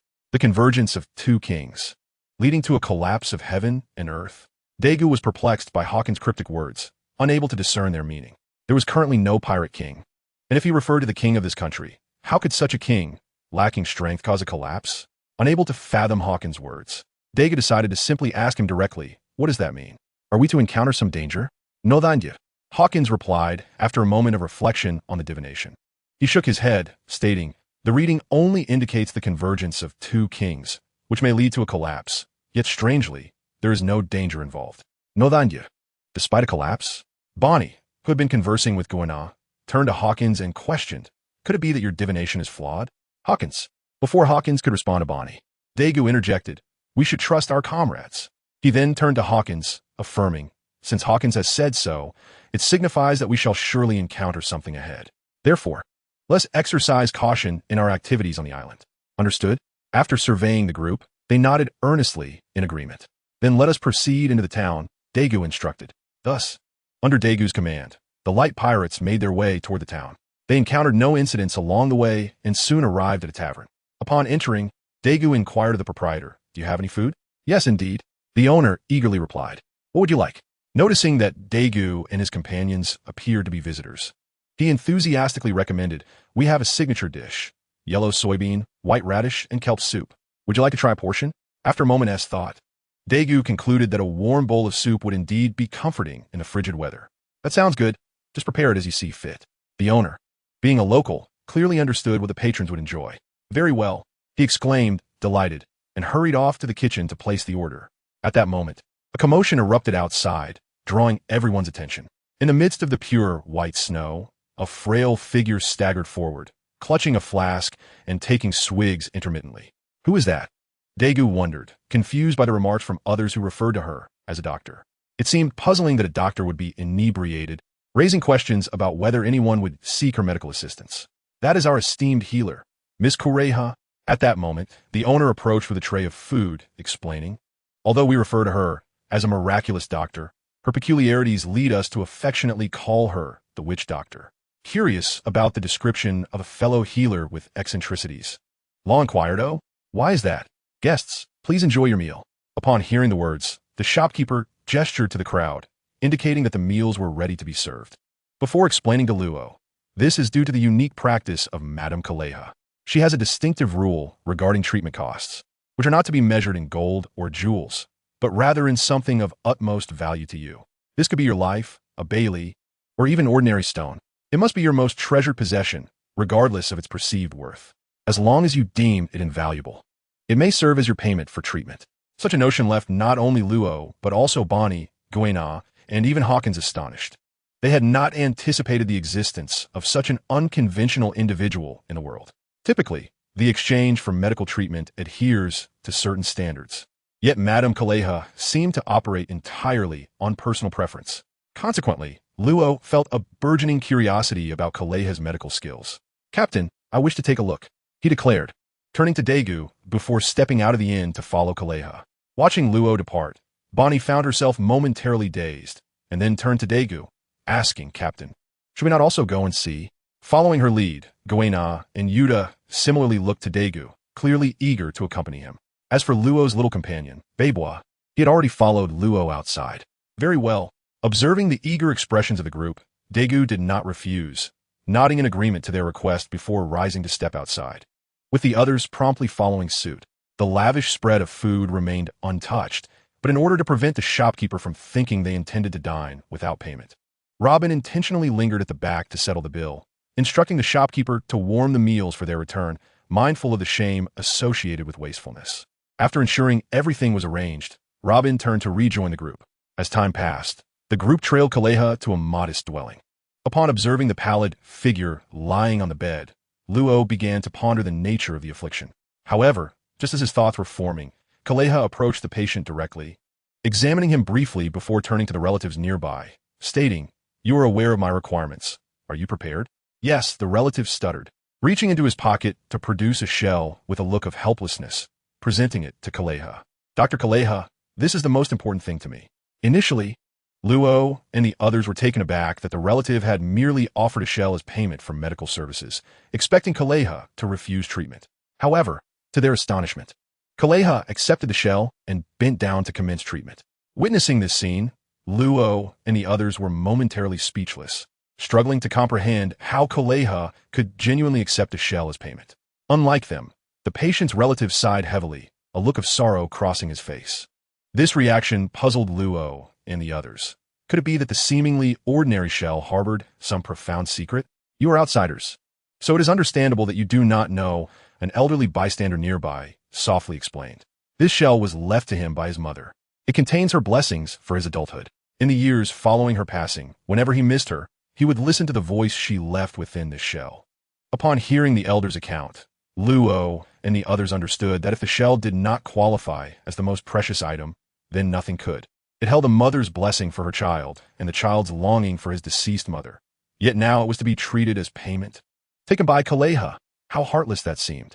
Captain, Luo turned to Daegu, imploring him to intervene and treat the patient.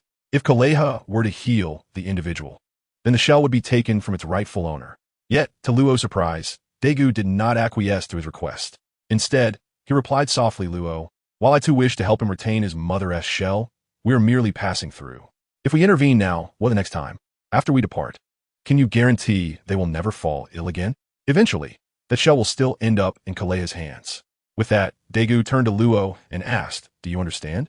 Listening to Daegu's words, Luo fell silent and turned his gaze to observe Kaleha's actions. He was not oblivious to the logic, but upon learning that the shell was a relic from the man's mother, he felt a wave of emotion wash over him, reminding him of his own mother, prompting his fervent desire to help. Not only Luo fell into silence. Bonnie, who initially intended to assist him in persuading Daegu, also became quiet after hearing Daegu's words, eventually turning away in frustration. Noticing the somber expressions on their faces, Robin leaned closer to Daegu and whispered, do you think you may have gone too far? After all, there are children like Yuta and Guena here. In response, Daegu glanced at Guena and the others, then murmured, they must learn to grow, the sooner, the better. Just then, a voice of surprise rang out, capturing everyone's attention. When they turned to look, they found that Kaleha had completed her treatment, and the patient was now sitting up. Thank you, doctor. Thank you for saving my wife. The patient's relative expressed his gratitude fervently. However, Kaleha merely raised her flask, took a swig, and waved her hand dismissively, stating, since you have paid your due, it is simply a transaction. There is nothing to be thankful for. With that, Kaleha exited the dwelling, staggering away into the distance. Remarkable. On the other side, after examining the patient's condition, Luo could not help but commend Kaleha. He had not anticipated that an ordinary person could achieve such a complete recovery in such a short time, though he could perform similar feats. He relied on the powers of his surgical fruit. Without it, he believed he could not achieve such rapid results. Thus, he felt a modicum of respect for Kaleha's medical skills, albeit limited to her expertise. He remained skeptical of her character. At that moment, Daegu furrowed his brow, gazing intently in one direction. What is it? Luo inquired, noticing Daegu's unusual demeanor. Robin turned to him as well, following his gaze. When Robin discerned the scene, she too was momentarily stunned. Observing the two core members of the team lost in thought, the others grew curious. Yet, amidst the vast expanse of white snow, there was nothing but a solitary figure approaching them. If one were to speak of something extraordinary, it would be the figure bearing a weapon longer than that of any other, with eyes occasionally revealing an eagle-like sharpness beneath the brim of his hat. Indeed, he was none other than the renowned figure from the tales, one of the Shichibukai, the future world's greatest swordsman, known as Hawkeye's Dracula Mihawk. As Mihawk approached, halting 10 meters away from Daegu, he raised his gaze and fixed it directly upon him. Initially, Daegu believed Mihawk was merely passing by, but soon realized that the swordsman had come specifically to seek him out. Taking a deep breath, Daegu stepped forward, bypassing his companions to confront Mihawk. Dracula Mihawk, the Hawkeyes before me, what brings you here? Do you seek my presence for a particular reason? In response, Mihawk calmly stated a duel. Upon hearing Mihawk's tranquil declaration, Daegu sighed softly. Indeed, aside from a duel, there was no other reason for the sword-obsessed Mihawk, the future world's greatest swordsman, to stand before him. Moreover, the reason for Mihawk's presence became clear to Daegu. It was either Admiral Sengoku or Vice Admiral Tsuru who had orchestrated this encounter. They had long sought to eliminate Daegu, but the Navy's main forces had been delayed in the New World. With the emergence of the Shichibukai, Sengoku had finally gained the means to confront Daegu. As for why Mihawk was chosen over others, it was evident to Sengoku that only Mihawk possessed the requisite strength, while the rest would likely struggle against Daegu, if not face defeat. Thus, Mihawk was dispatched to deal with Daegu, while others attended to different pirates. Interestingly, it was Mihawk himself who had requested this encounter. Upon hearing Sengoku's casual mention of Daegu as a formidable swordsman recognized by the admirals, Mihawk became eager. Under Sengoku's subtle guidance, Mihawk arrived in the first half of the Grand Line, having lingered for nearly a month. Just as he was about to abandon the search and confront Sengoku regarding the veracity of the information, he sensed the unmistakable aura of a great swordsman emanating from the island. Instantly, Mihawk understood that the one he awaited had finally arrived. What shall it be? A duel? Seeing Daegu remain silent after a mere sigh, Mihawk pressed him further. Daegu cautiously replied, "What if I decline a duel?" "That is acceptable." To Daegu's astonishment, he had anticipated Mihawk would not relent easily. Yet Mihawk nodded in agreement without a hint of hesitation. He then turned to leave, only to softly add, "We shall duel when you are ready." At that moment, Daegu initially thought the matter concluded with Mihawk's departure. However, upon hearing his words, he quickly called after him. It became clear that if he did not agree to the duel, Mihawk would follow him until he acquiesced. Thus, to avoid being pursued, Daegu resolved to engage him in combat. Having made his decision, Daegu strode confidently to Mihawk and declared, "I will duel you." "Very well," Mihawk responded, a slight smile gracing his lips as he nodded. He unsheathed his weapon, the supreme blade known as Yoru. With the blade poised horizontally, Mihawk beckoned Daegu, "Come forth." Observing Mihawk's decisive demeanor, Daegu felt a wave of uncertainty wash over him. He glanced around at the bustling crowd and asked, "Here, with so many people present?" In response, Mihawk remained silent, raising his sword as if to strike. "Wait," Daegu called out, halting him once more. He placed a hand on Mihawk's shoulder and suggested, "Let's find another location." Mihawk regarded him with curiosity. "Robin, I will step out with hawk eyes for a moment. Please keep an eye on things." Daegu instructed Robin before turning back to Mihawk. "Shall we proceed?" As soon as the words left his mouth, Daegu utilized the flying thunder god technique, and the two vanished from Magnet Island. The captain has departed. The members of the Light Pirates gazed in awe at the spot where Daegu and Mihawk had just been. Robin then chuckled lightly. "All right, let's return for a meal." At her suggestion, Bonnie, Kuina, and Yuta readily agreed. "Yes, Robin." The approval of Robin's suggestion was unanimous, not just among the women, but also among Hawkins and the others. Thus, under Robin's leadership, the crew of the Light Pirates made their way back to the inn. However, as they walked, the crew members collectively glanced back at the spot where Daegu and Mihawk had vanished, whispering among themselves of the clash of great swordsmen. In the West Sea, at the ruins of O'Hara, two figures suddenly materialized where there had once been no sign of life. It was Daegu and Mihawk. Having traveled from Magnet Island, standing upon the soil of O'Hara, Mihawk surveyed the landscape, distinctly different from Magnet Island, and felt a sense of astonishment. He had not anticipated that Sengoku's words held truth. Someone could indeed traverse vast distances in the blink of an eye. Moreover, judging by Mihawk's navigational experience, he recognized that they were no longer in the Grand Line, but had entered the Four Seas. "This is O'Hara," Daegu explained, observing Mihawk's puzzled expression. "O'Hara?" Mihawk's confusion deepened. Although the Buster Call had been a significant event, it had been a decade since, and the inhabitants of the West Sea had been ordered by the world government not to discuss any matters pertaining to O'Hara. Consequently, even the local youth might not comprehend its significance, let alone a renowned figure like Hawkeyes. Realizing this, Daegu reiterated, "This is the West Sea, the location of the former scholarly sanctuary, O'Hara." "Oh." Upon hearing Daegu's words, Mihawk grasped their location. While he was astonished that Daegu could instantaneously travel from the Grand Line to the West Sea, he was even more intrigued.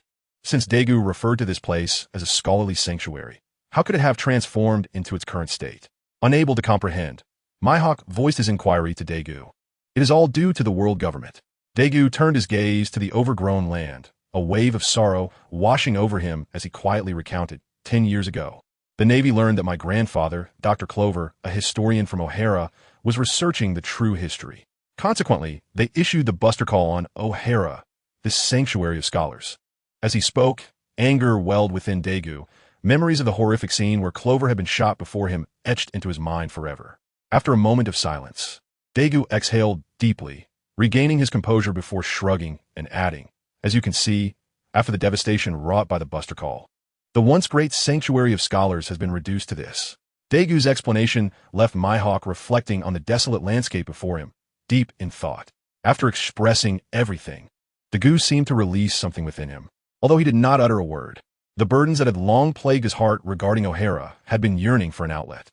Unfortunately, despite being surrounded by companions on the ship, The presence of Robin prevented him from sharing his feelings with the others. He understood that while voicing his thoughts might alleviate his own burdens, it would only transfer his emotions onto Robin.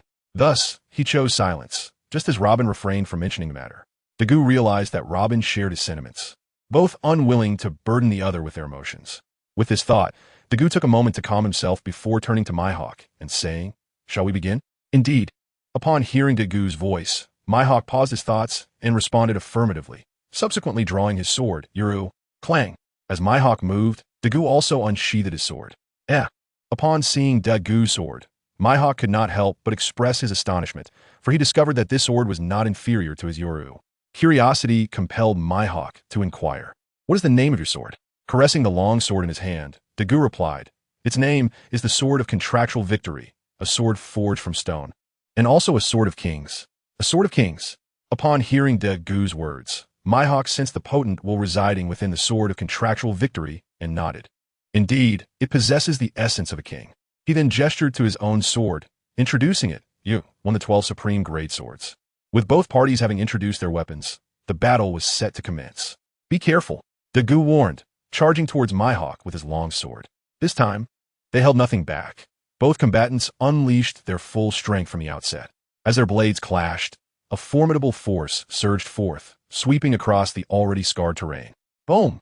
Suddenly, the force erupted, and a fierce wind swept through, yet the two combatants remained undeterred, each pressing their assault upon the other. Clang, clang, clang. Amidst the thunder and lightning, the dance of blades illuminated the air, with Dagu and Mihawk's arms moving like phantoms, creating a breathtaking spectacle. Yet within this intoxicating beauty lay a lethal threat. As time passed and their battle reached a stalemate, the magnificent ruins of O'Hara endured further damage. It was uncertain whether intentional or not, but Mihawk felt as if Dagu was deliberately guiding him, leading his attacks to strike the island, giving Mihawk the impression that Dagu sought to bring about O'Hara's demise. Realizing this, Mihawk exerted pressure to push Dagu back and called out, "Wait. What is it?" Dagu, who was prepared to charge again, wore a puzzled expression. Mihawk immediately queried, "Do you wish to use my hand to destroy O'Hara?" Dagu was taken aback by Mihawk's words, not expecting his intentions to be so easily discerned.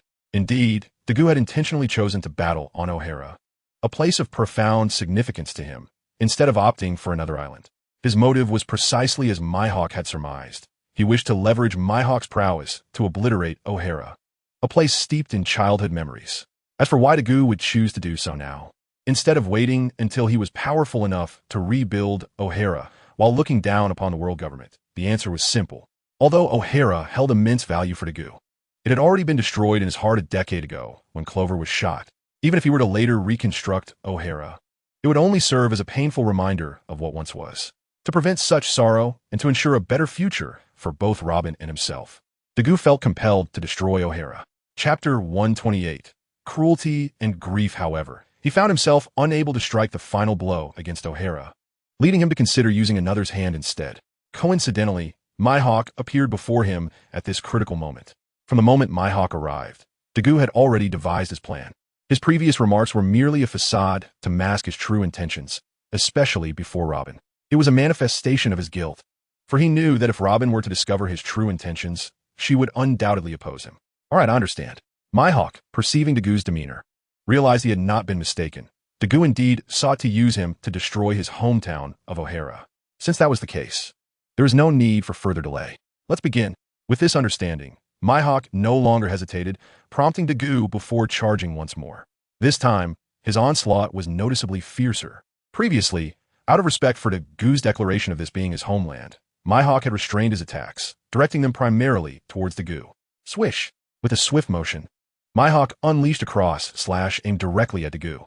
Upon witnessing this, Dagu furrowed his brow momentarily, but then relaxed.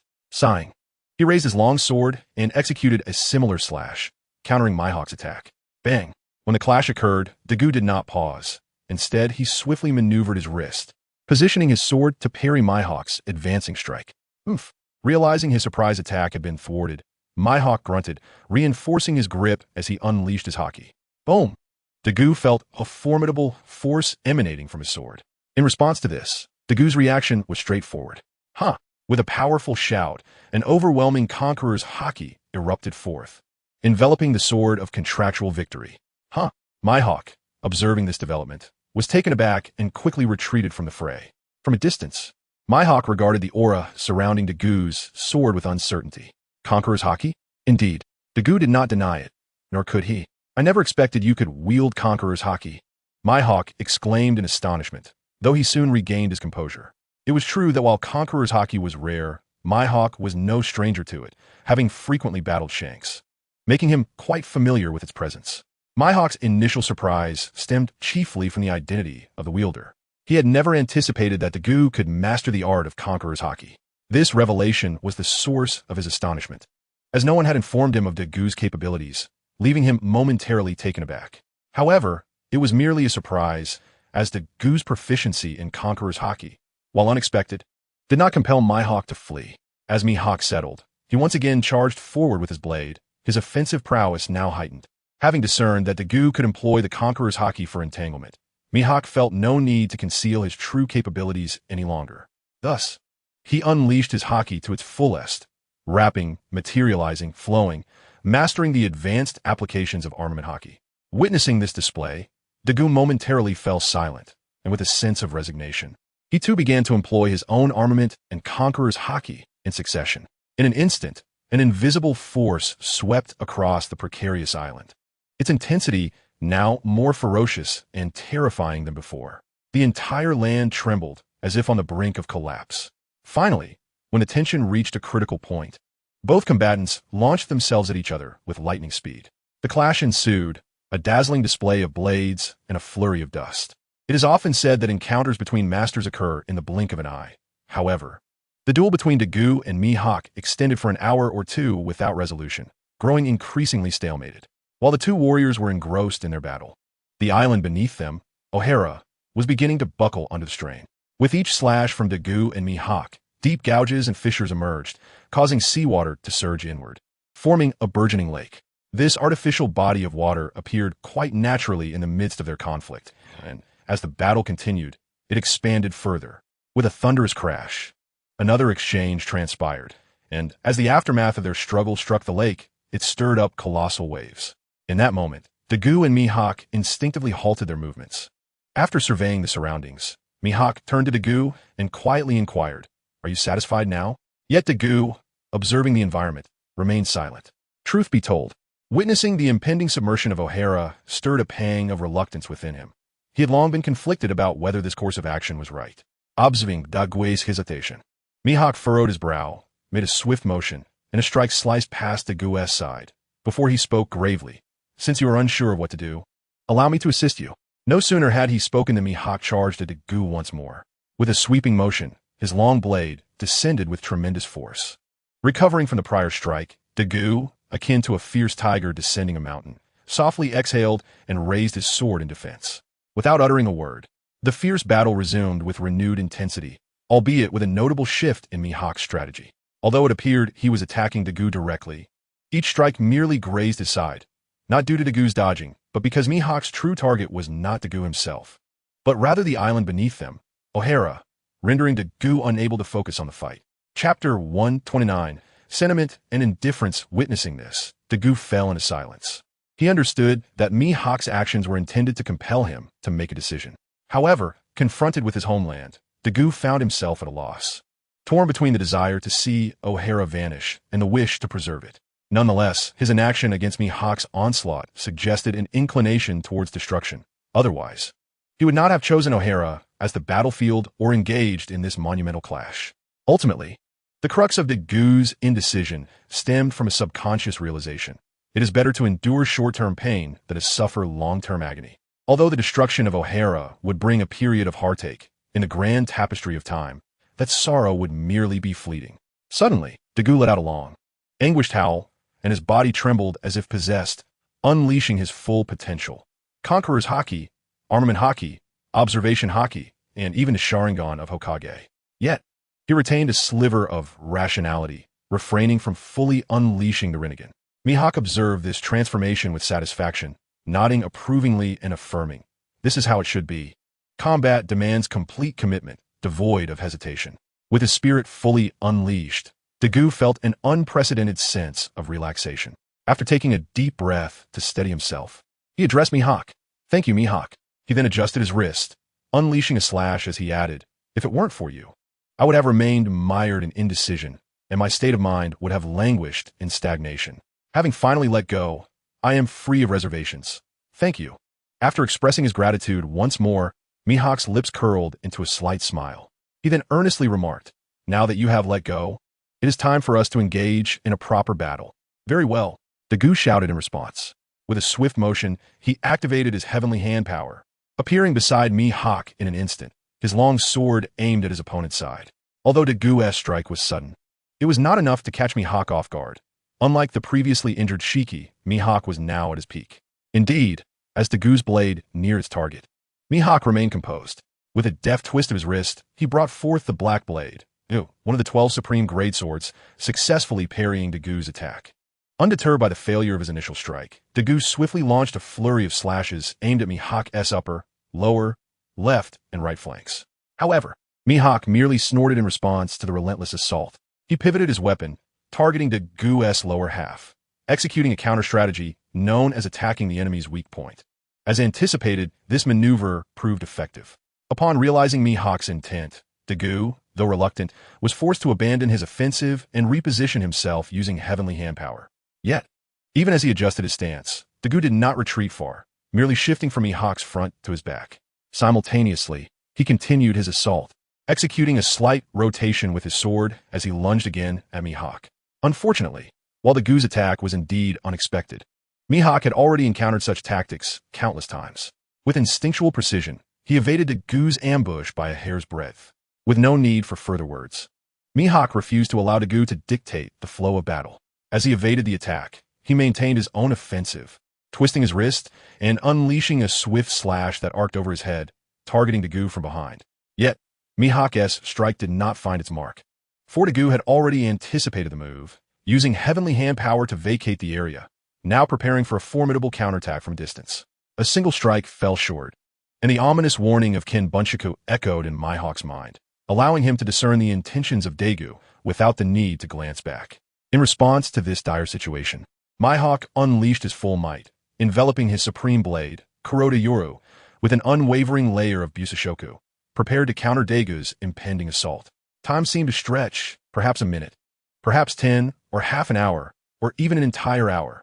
In any case, Dagu had completed his charge. An eerie stillness pervaded the air, as if even the wind had ceased to exist, leaving only Dagu, brandishing the now radiant sword of victory, poised to unleash his strike. This sword bore the entirety of Dagu's conqueror's haki, Busashoku, and Kin Bunshiku, infused with his will and memories. In essence, this was Dagu's most formidable strike, a culmination of his strength, a release of his past, representing both a physical onslaught and a mental upheaval. Faced with such a formidable blow, Mihawk, having also gathered his strength, chuckled softly, a gentle yet joyful laugh. He felt elated to encounter Dagu, to meet such a being who illuminated the path of swordsmanship before him. However, despite his happiness at the prospect of battling Dagu, this did not equate to surrender. As Dagu unleashed his attack, Mihawk too made his move. Unlike the silence that enveloped Dagu, and contrasting with his typically aloof and graceful demeanor, Mihawk's strike resonated with thunderous intensity, summoning flashes of lightning and howling winds, causing waves to surge. Boom! He struck down, delivering a blow imbued with the might of heaven and earth. In this moment, silence met sound, stillness met thunder. Sentiment met indifference. The individual met the universe. The sword met the blade. At this juncture, the world trembled. Every swordsman, regardless of their prowess or even their identity as a swordsman, felt a stirring within, directing their gaze toward the West Sea, toward O'Hara, toward Dagu and Mihawk. Chapter 130. O'Hara becomes history and the world's greatest swordsman in the New World. Within an uncharted sea, a colossal ship resembling a whale glided through the waters. This was the Moby Dick, the vessel of Edward Newgate, known as Whitebeard, the world's strongest man and the first sovereign of the New World, who once rivaled the pirate king, Gold, Roger, Girar. Suddenly, a booming laugh erupted from the Moby Dick, and a towering figure appeared at the ship's edge.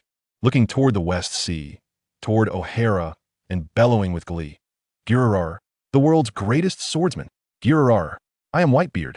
With that, the figure swung a colossal blade, cleaving through the air. Boom! Instantly, a massive slash manifested, extending for thousands of meters, parting the sea itself. In a new world in Totoland, within a house overflowing with desserts, a curvaceous figure was savoring delicacies when suddenly, they lifted their head, their piercing gaze turning toward the outside world. Mama, mama. Then, bursting into laughter, they returned to the ocean of food. Simultaneously, in another unknown sea of the new world, a ship styled like a dragon's head, marked with 3 scars on its flag, sailed forth. On the deck stood a man with a severed right arm, his gaze fixed upon the West Sea, whispering, "Myhawk?" At that moment, a companion nearby noticed his unusual demeanor and inquired, "Shanks, what's wrong?" The one-armed man, Shanks, shook his head in response, "It's nothing." Indeed, this one-armed figure was none other than the red-haired Shanks, who had departed from Windmill Village in the East Sea 6 months prior. Just as in the original tale, 6 months ago, bandits invaded Windmill Village, capturing Monkey D. Luffy. As in the original story, or perhaps due to the nature of time's corrections, Luffy ultimately jumped into the sea when Shanks forbade him from boarding the ship. In a bid to save him, Shanks lost an arm to the Sea King. Consequently, Luffy ceased his insistence on joining Shanks and promised to visit him in the New World, declaring his ambition to become the Pirate King. Upon hearing Luffy's words, Shanks, true to the original tale, placed the straw hat, a legacy from Roger, upon Luffy's head before departing Windmill Village in the East Sea. The urgency for Shanks to leave the East Sea was primarily due to the threat of being unable to leave at all. Kong, having returned to the East Sea after witnessing the establishment of the Shichibukai, was uncomfortably determined to return, driven by a simple yet profound desire. He missed his grandson. Thus, after more than a year, Kong returned to the East Sea to Windmill Village. Had Shanks lingered any longer, he was certain he would have ended up in Impel Down. No pleas could have saved him. Kong was resolute in not allowing any pirate who led his cherished grandson down the path of piracy to escape. Indeed, as Kong returned to Windmill Village and saw his beloved grandson, who incessantly donned a straw hat and declared his intentions to sail and become the Pirate King, Kong felt a surge of anger toward Roger. Who in this world could withstand the wrath of Kong? Even if someone could, it certainly would not be Shanks, especially not the relatively youthful Shanks of that time. As he pondered this, Shanks involuntarily shuddered, inhaling sharply, silently praying for Luffy's safety. Shanks? This reaction caught the attention of Beckman, who watched him with a puzzled expression. "It's nothing. I'm returning to my cabin." Regrettably, Shanks chose not to respond to Beckman, waving him off as he headed toward the ship's quarters. Beckman remained, gazing at Shanks's retreating figure, confusion evident upon his face. At the sight of O'Hara, while chaos erupted outside, the two combatants within maintained their standoff. Suddenly, both moved in unison, retreating simultaneously. Boom! Rumble! In that instant, a colossal energy storm erupted between them, causing the entire island to quake violently, the already uneven ground cracking wide open. Ka-ka-ka! Crack! Boom! From the very point of their battle, O'Hara, the island of scholars, the island of sorrow, began to crumble and sink into the sea. Observing the scene before him, Daegu fell into silence, grappling with an unknown mix of emotions. Regret? Remembrance? Grief? Regardless, even as Daegu's intention to annihilate O'Hara had been realized, his heart did not swell with joy at the fulfillment of his objective. "We must leave." At that moment, noticing the island's increasing instability and diminishing solid ground, Mihawk cautioned Daegu, indicating that if they did not depart, they too would sink alongside O'Hara. Acknowledging Mihawk's warning, Daegu, regaining his composure, nodded silently. He placed a hand upon Mihawk's shoulder and cast one final glance at O'Hara before resolutely activating the Flying Thunder God, transporting them back to Magu Island. Yet, after their departure, O'Hara's collapse did not cease. Indeed, it accelerated. Bang! Finally, with the last stone shattering, O'Hara, this ancient island with a history spanning millennia, after enduring the purging of the Demon Order and the clash of two top swordsmen, vanished into the annals of history. On the other hand, with the disappearance of O'Hara, the world's greatest swordsman was born, Dracula Mihawk. Indeed, in this encounter, Mihawk emerged victorious, albeit by only a move and a half. Yet a victory is a victory. Thus, just as in the original narrative, Mihawk ascended to the title of the world's greatest swordsman. As for why Mihawk became the world's greatest swordsman after the battle with Daegu, it is primarily because he had previously challenged all the formidable swordsmen still active on the seas. Otherwise, How could my hawk have subtly indicated that he would continue to follow Daegu if he did not fight? This battle against Daegu was his final defining moment. Chapter 131. The distraught Daegu and the bewildered Robin on the ship of the light pirates at Magnet Drum Island. Daegu returned with my hawk. Captain, you're back. Upon seeing Daegu's return, Kuna, who was exercising on the deck, immediately greeted him. Simultaneously, the other crew members, hearing Kuna's voice, also took notice of Daegu's return. Soon after, Robin approached, observing Daegu's condition before inquiring, Daegu, are you all right? Do you need me to treat you? Daegu. Robin called out to Law. Captain. Law responded, quickly making his way to Daegu, intending to use his abilities to check on him. No need. However, before Law could act, Daegu waved his hand dismissively, saying, I'm fine. I'll head to my cabin first. After speaking, Daegu entered the ship's cabin. Seeing Daegu's despondent demeanor, the members of the light pirates exchanged puzzled glances, unable to comprehend why the usually cheerful Daegu was in such a state. If they were confused, they should simply ask, since Daegu had gone out with my hawk. Robin turned to him and asked, Mr. Dracule, do you know why Daegu is like this? You should ask him yourself. Unfortunately for Robin, my hawk was not inclined to answer her question, offering a vague response before turning to leave the ship of the light pirates. Watching my hawk's retreating figure, Robin felt a bit awkward and then turned to the equally bewildered crew, saying, You all go back to what you were doing. I'll check on him.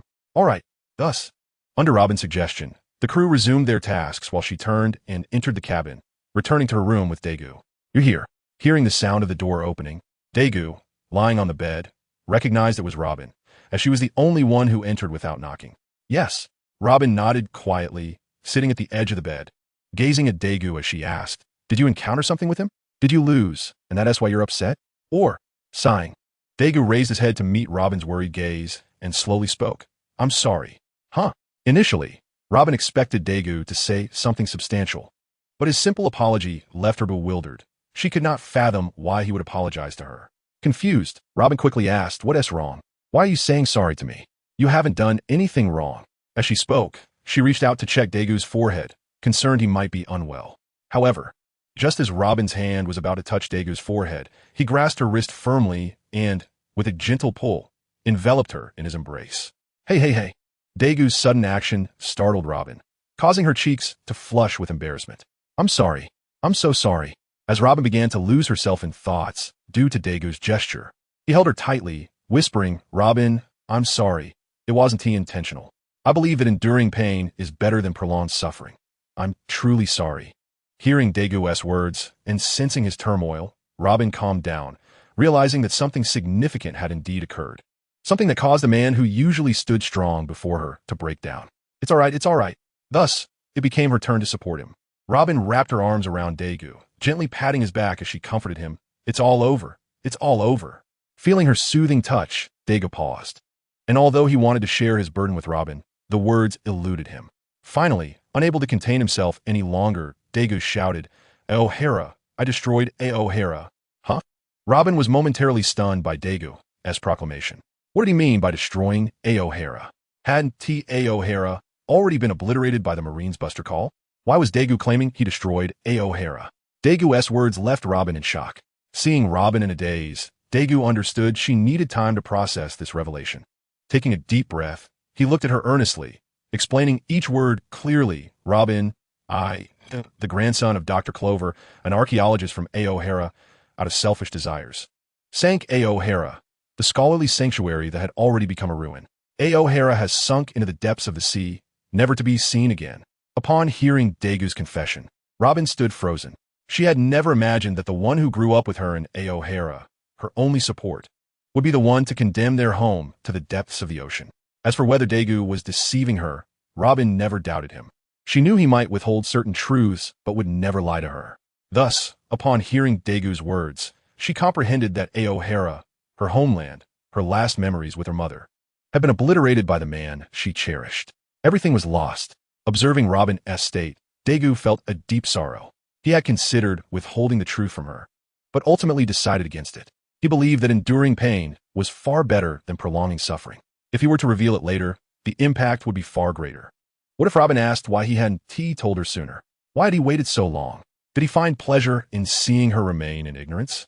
With these thoughts, Daegu resolved to reveal the truth immediately, hoping to salvage what remained of their relationship. Reflecting on this, Daegu silently embraced Robin once more. Time flowed quietly. The sun rose and set, and a night passed. Robin stood lost in thought for the entire night, while Daegu wrestled with his guilt. Bang, bang. Captain, are we setting sail? It was only when Hawkins approached Daegu to inquire about their voyage that both he and Robin snapped back to reality. I'll go take a look, Daegu said to Robin, preparing to rise and speak with Hawkins and the others. Chapter 132. The Talking Reindeer and the Pretentious Kureha. However, just as Daegu stood up, Robin grasped his hand, gazing at him intently. Robin's action caused Daegu to pause, and after a moment of contemplation, he called out toward the door, "You all go explore for a bit. Robin and I have some matters to discuss." "All right then," Hawkins replied reluctantly, turning to leave as instructed. Once the others departed, Daegu sat down again, once more enveloping Robin in his embrace. After a considerable time, Luobin finally spoke, softly inquiring, "Is O'Hara truly gone?" Upon hearing this, Daegu understood that Luobin had regained her composure, and he nodded in affirmation, responding, "O'Hara is no more. I buried her with my own hands." Hearing such resolute words from Daegu plunged Luobin into silence once more. O'Hara was indeed gone, irrevocably lost. Daegu, observing Luobin's speechlessness, tightened his embrace around her. Just as they both fell into another silence, on the other side, Hawkins and his companions found themselves in a predicament. On Majigu Island, at Kureha's residence, after gathering information from the townsfolk about Kureha's abode, the group proceeded to her location. Initially, Luo intended to visit alone, but upon expressing his desire to find Kureha, curiosity piqued among the others, particularly Bonnie, prompting them to join him. Reluctantly glancing at his companions, Luo approached Kureha's door and knocked. As he rapped on the door, he called out, "Is Dr. Kureha in?" However, to Luo's surprise, after knocking for quite some time, he received no response. Noticing the prolonged silence, Luo turned to his companions and declared, "It seems Dr. Kureha is not here. Let us depart." With that, he began to retrace his steps, and the others followed suit without comment. "You are looking for me?" Suddenly, as the group was halfway down the path, a voice reached their ears. Turning in the direction of the voice, they beheld Kureha standing not far away, accompanied by a man and a reindeer. The sight of the blue-nosed reindeer astonished the group, as they had never encountered such a creature capable of walking upright, resembling a raccoon more than a typical reindeer. Caught off guard, they inadvertently voiced their thoughts, concluding that it would be more appropriate to describe the small reindeer as a raccoon. Unbeknownst to them, the blue-nosed reindeer overheard their murmurs and, indignant, leapt forward to retort, "How rude. I'm a reindeer. It talks." The group expressed their astonishment, turning simultaneously to look at Babwa. This was the first time they had encountered an animal that could speak, much like Babwa. As for Babwa, upon witnessing the reindeer articulate human speech, it became exhilarated, believing it had found a companion from Zoe. Without delay, Babwa dashed to the reindeer and introduced itself, saying, "Hello, I'm Babwa. Are you a companion from Zoe?" "Shao?" The reindeer, observing the talking white bear before it, felt a surge of excitement. But after hearing Babwa's words, it became puzzled. What was Zoe, and why did this white bear think it hailed from there? Realizing the reindeer might have left its homeland at a young age, or perhaps was not from Zoe at all, Babwa inquired, "Then, what is your name?" "Chopper." Upon hearing Babwa's question, the reindeer, "No, Chopper," happily introduced itself. "Hello, my name is Tony Chopper, a blue-nosed reindeer." Hearing Chopper's cheerful introduction brought joy to Babwa as well. Although Chopper might not belong to Zoe's fur tribe, it was undeniable that Chopper, like Babwa, was a talking creature. Consequently, Babwa extended a paw, saying, "Hello, Chopper. It is a pleasure to meet you." "Hello." Chopper, mimicking Babwa's gesture, extended its hoof to shake with Babwa. At that moment, the man beside Chopper crouched down, placing a hand on Chopper's head and warmly remarked, "How wonderful, Chopper. You've made a friend." "Yes." Feeling the warmth on its head and hearing the man's gentle words, Chopper nodded earnestly, saying, "Doctor, I have a friend now. I am no longer alone." Observing Chopper's expression, the man, referred to as Doctor by Chopper, smiled broadly. Meanwhile, Luo and the others were engaged in conversation with Kureha. Luo, with a sincere demeanor, asked, "Dr. Kureha, I wish to consult you regarding some medical techniques. Do you have a moment?" To Luo's surprise, Kureha responded with exaggerated disbelief, "Nanny, you want to know my secret of youth? Do you wish to remain as youthful as I?" Upon hearing Kureha's remark, Luo was taken aback. He did not anticipate such a response from the doctor. Feeling somewhat helpless, Luo assumed that Kureha, being advanced in age, might not have heard him clearly. Thus, he reiterated, Dr. Kureha, I'm not interested in your secrets. I simply wish to discuss medical skills. Nanny. Unfortunately, Kureha's reaction once again caught Luo off guard. After he spoke, she gazed at him incredulously, saying, You wish to inquire about my age? Do you not know that asking a woman about her age is quite rude? With a playful tone, she added, But I shall tell you, I'm still a young lady at 130 years old. This revelation left not only Luo astonished, but also Bonnie, Yuta, Gwena, and even Hawkins, all of whom were taken aback by the realization that Kureha was such an extraordinary individual. Although they marveled at her remarkable vitality at the age of 130, they felt that this did not grant her the right to wield her age as a shield. Dr. Kureha, thus, unable to endure Kureha's flippant attitude any longer, Luo raised his voice, declaring, If you have no intention of offering guidance, then we shall take our leave. With that, he turned to retrace his steps, observing Luo's departure. Bonnie and the others exchanged glances before following suit, for they had merely accompanied Luo to witness the events unfold. Since the principal figure had chosen to leave, they felt no purpose in remaining behind and hastily followed him. Chopper, I must take my leave for now. I will visit you again soon. As the others departed, Babwa hurriedly bid farewell to Chopper before joining the group. Sighing at Babwa's retreating figure, Chopper felt an urge to call out to it, but ultimately held back. His spirits dampened. Observing Chopper's despondent demeanor, the man felt a pang of sorrow and turned to Kureha, asking, Kureha, why do you refuse to engage with that young man? No, Kureha replied, shaking her head at the departing figures of Luo and the others. I do not wish to stir up trouble. With that, she began to walk back toward her home. Hearing Kureha's response, the man, known as Hilialik, felt a sense of resignation. He glanced between Kureha and the direction Luo had taken before letting out a sigh. Then, caressing Chopper's head, he suggested, Chopper, let us go find your friends. Yes. Upon hearing the words of Shiluluka, Choba immediately nodded with joy, and then, under Shiluluka's guidance, hastened to catch up with Lo and the others who had set off earlier. Wait, just as Lo was about to wander around the island after bidding farewell to the others, he suddenly heard someone calling out to him. Huh? Following the direction of the voice, Lo turned his head in confusion, and upon recognizing that it was the man who had just been by Kuleha's side, he felt perplexed, unsure of why this person had stopped him. Could it be that Kuleha had changed her mind? With this thought, Lo looked at the man who had approached him, Shiluluka, and inquired, Hello, is there something you need? Choba, how did you come here? At the same moment, Bepa also approached Choba, asking curiously. However, Choba did not respond to Bepa, but instead turned to Shiluluka. Naturally, Shiluluka, seeing this, did not feign mystery but immediately explained to Lo, This young man, you wish to consult with Ms. Kuleha regarding the medical knowledge you have acquired, correct? Indeed, although surprised that Shiluluka would articulate such a thought, Lo did not dispute it, but affirmed, I truly wish to exchange ideas about medicine with Dr. Kuleha and learn from her. As he spoke, Lo's expression darkened, and he self-deprecatingly added, However, perhaps I am too presumptuous. It seems that Dr. Kuleha has no intention of instructing me. Upon hearing this, Shiluluka's expression grew somewhat troubled, for Kuleha indeed had no desire to engage with Lo.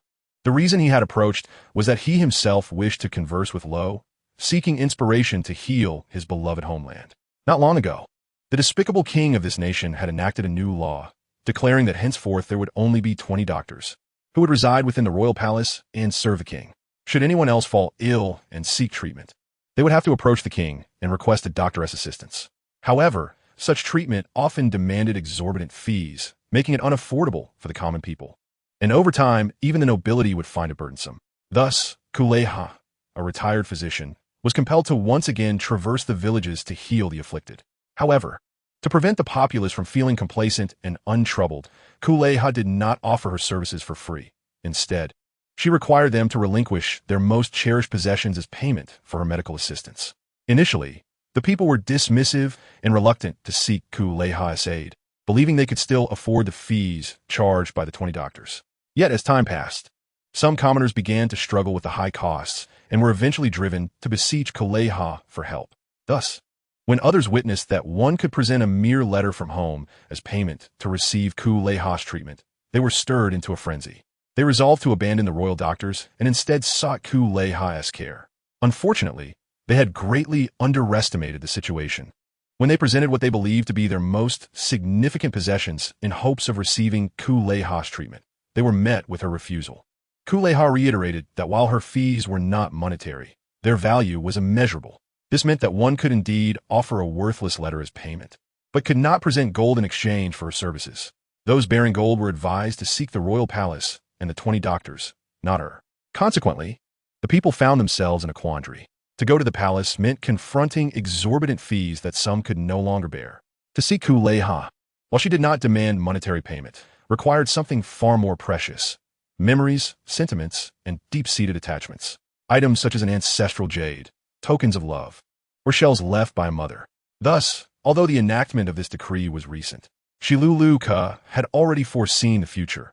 A nation without physicians would inevitably face its demise, especially given that this was a land that thrived on medical practice, leading to an accelerated downfall. All of this was due to the king and his edict. Therefore, Shiluluka sought to rescue this nation, to save his beloved homeland. Chapter 134. The hesitation of Dagu and Baipa's plea. Unfortunately, as a physician, albeit a mediocre one, the only solution Shiluluka could conceive was through medicine. Indeed, he believed that if he could concoct a remedy that would prevent illness altogether, this nation would not face annihilation, much like how he had once been unexpectedly cured of a terminal ailment. This was why he had sought Kuleha and why he had chosen to intercept Lo. Taking a deep breath, Shiluluka recounted the events leading up to this moment in detail to Lo, pleading for his assistance. However, upon hearing Shiluluka's account, Lo was taken aback, gazing at him with an unusual expression and asking, "So the reason this nation has come to such a state is entirely due to the king? Because of the decree he enacted?" Hearing Lo's inquiry, Shiluluka, though reluctant to admit it, could only nod in resignation. "Yes." Seeing Shiluluka's affirmation, Lo could not help but laugh, a cold smile crossing his face. And then he asked Shiluluka, if the king is at fault, then why not simply compel him to revoke this decree?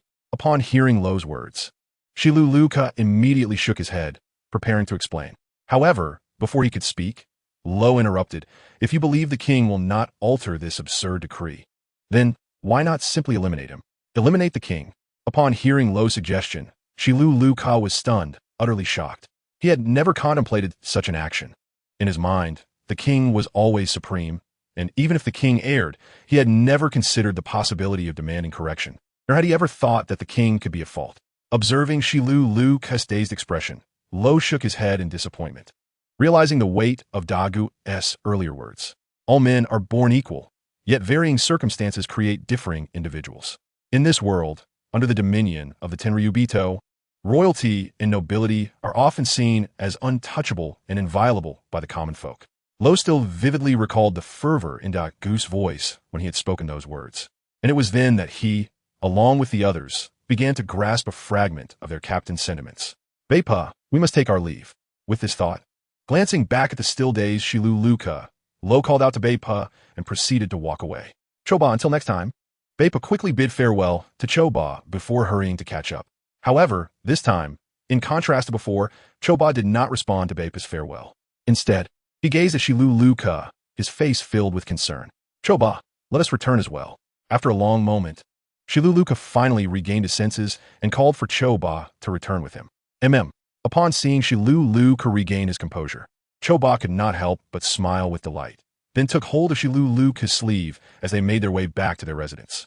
On the other side, after learning about the situation in this country from Shiluluka and realizing that there were no doctors left, Dagu decided not to linger any longer and turned to return to the ship with Baibois. He recounted the events to the already recovered Dagu and Luabin. Upon hearing Lua's account, Dagu finally grasped that there was indeed such an eccentric king in Magu Dao, the Paramecia type, Suin fruit user, Bois or Bois. "What should we do, Dagu? Should we take action?" After listening to Lua's narrative, Luabin pondered for a moment before turning to Dagu to inquire whether they should intervene and deal with this peculiar king. Dagu, upon hearing this, fell in a deep thought. Logically, as a pirate, it was not his place to eliminate such a scourge. That duty should belong to the Marines, who represent justice. However, he recalled that this nation was a member of the world government, and even if it were not, the Marines would likely refrain from meddling in the internal affairs of another nation. After all, if the Marines intervened in the domestic matters of Magu Dao, would other nations not fear that the Marines might also act against them. If chaos ensued, it could lead to the loss of heavenly gold, and the celestial dragons would surely be displeased, resulting in budget cuts for the world government. Ultimately, the Marines, the ones responsible for all this, could be eliminated entirely. However, unlike the Marines, Dagu had the ability and the means to act. For him, resolving the matter with Warbois would merely add a few digits to his bounty, or perhaps not even that. Thus, the question remained, should Dagu take action? If he chose to eliminate Warbois, how would he facilitate the boarding of his ship's doctor, Tony Chaoba, when Luffy arrived? Yet, if he refrained from acting, many would undoubtedly perish due to a lack of medical assistance. This was the cause of Dagu's hesitation. To save or not to save? That was the dilemma. Captain. Just then, while Dagu was deep in thought, Beibo approached him, earnestly pleading, Captain, please help Xiaoba and the others. Surprised by Beibo's fervor, Dagu did not expect that a mere meeting with Xiaoba would prompt such a plea. Oh, Xiaoba is a reindeer with a blue nose. Seeing Dagu's expression, Beibo thought he was unaware of who Xiaoba was and hurriedly prepared to explain. Beibo. However, before Beibo could finish, Dagu interrupted, gently ruffling his furry head and smiling. Since you wish to assist your friend, then go ahead. Really? Are you serious? Hearing Dagu's words, Beibo was somewhat incredulous that the captain had so readily acquiesced to his request. He could not help but ask again, Captain, are you truly going to take action? Indeed. In response to Beibo's inquiry, Dagu nodded earnestly, stating, of course, since my crew has implored me. What reason do I have to decline? Thank you, Captain. With Dagu's affirmation, Beibo joyfully expressed his gratitude. Chapter 135. Dagu's interrogation and the doctor's hesitation. The reason Dagu ultimately acquiesced to Beibo's request and resolved to act was that he had come to a realization. Rather than fixating on the future, it was far wiser to address the present, especially since this was a request from his own navigator. If he failed to satisfy it, who knew what mischief Beibo might cause, potentially leading the ship into dire straits? Of course, this was said in jest. Beibo would never steer the ship into danger. Even if he did, the impact on Dagu would be minimal. After all, Dagu could utilize the Flying Thunder God technique, allowing him to return to any corner of the seas with ease. All right, since I have decided to act, I shall not dally. Dagu promptly rose and instructed the others. Luo Bean, please inform the others to gather at the palace. Understood. As Luo Bean set off to relay the message, Dagu turned to Luo and Beibo, saying, since we are acting for the sake of that doctor, he should be present as well. Your task is to bring him to the palace. Do you understand? Yes, Captain. With Dagu's orders given, Luo led Beibo off the ship, heading toward the place where they had parted from Shiluluka. Daji, it's ready. Shortly thereafter, Luo Bean returned to report. Wenyi and Ho Jin have confirmed they will meet us at the palace. Dagu nodded and then looked at Luo Bean with concern, asking, are you all right? Touched by Dagu's continued concern, Luo Bean smiled warmly and replied, don't worry. I'm fine now. That's good. Seeing Luo Bean's demeanor, Dagu let out a sigh of relief, then took her hand and said, then let us proceed. Although Dagu's familiar gesture caused Luo Bean to pause momentarily, she soon smiled back and nodded in agreement. Thus, Dagu and Luo Bean made their way toward the palace. Captain Luo Bean, you are here. Outside the snow-covered palace, Wenyi and the others, who had arrived first, greeted Dagu and Luo Bean as they strolled toward them. Dagu nodded to the group before assessing their numbers and inquiring, have Luo and Beibo not arrived yet? Not yet. Wenyi was about to inform Dagu when suddenly, Beibo's voice called from behind. Captain, we are here. Turning to the sound, Dagu saw Beibo approaching with Luo and a man, along with a small reindeer. Upon their arrival, Dagu first nodded to Beibo and Luo before addressing the man. Shiluluka, you must be Dr. Shiluluka. Upon hearing this, Shiluluka nodded indeed. Dagu continued, I assume you have heard from Luo that I intend to assist you in saving this country by dealing with its king. As soon as he finished speaking, Dagu fixed his piercing gaze upon Shiluluka and asked, now, tell me your thoughts. Do you wish to watch this nation gradually decline while you search for a solution? Or shall we take action to eliminate the current king and elect a capable, responsible, and compassionate ruler to end this farce and save the people? Tell me, Shiluluka, do you wish to save your fellow countrymen or pursue your own dreams at their expense? What is your answer, Shiluluka? As he spoke, Dagu's tone grew increasingly sharp, pressing Shiluluka for a response. Though Dagu himself was unsure why he felt compelled to voice these sentiments, he was driven to express himself, to unburden his heart. This could be seen as an emotional outburst from Dagu, particularly since he had just buried his own homeland the previous day. Now, facing Shiluluka, who was grappling with a similar predicament, he could not help but feel a deep resonance. I. Faced with Dagu's probing questions, Shiluluka fell into a daze, unsure how to respond. On one hand, he yearned to save the people. On the other, he longed to realize his own dreams. Caught in this dilemma, Shiluluka remained silent. The doctor gazed at Zilialik, who bore a troubled expression, while the young reindeer Choba stood by, filled with concern. Being still quite juvenile, he was at a loss as to how to comfort Zilialik, merely fretting internally. Who are you? What are you doing here? Leave at once. At that moment, the vigilant guards, noticing their prolonged presence, approached and shouted at the crowd to disperse. Unfortunately, Dagu and the others paid no heed to the guards' commands. In fact, Dagu turned to Zilialik once more and inquired, "Have you made up your mind, Zilialik?" Seeing that the crowd ignored their warnings, the guards grew increasingly impatient and bellowed again.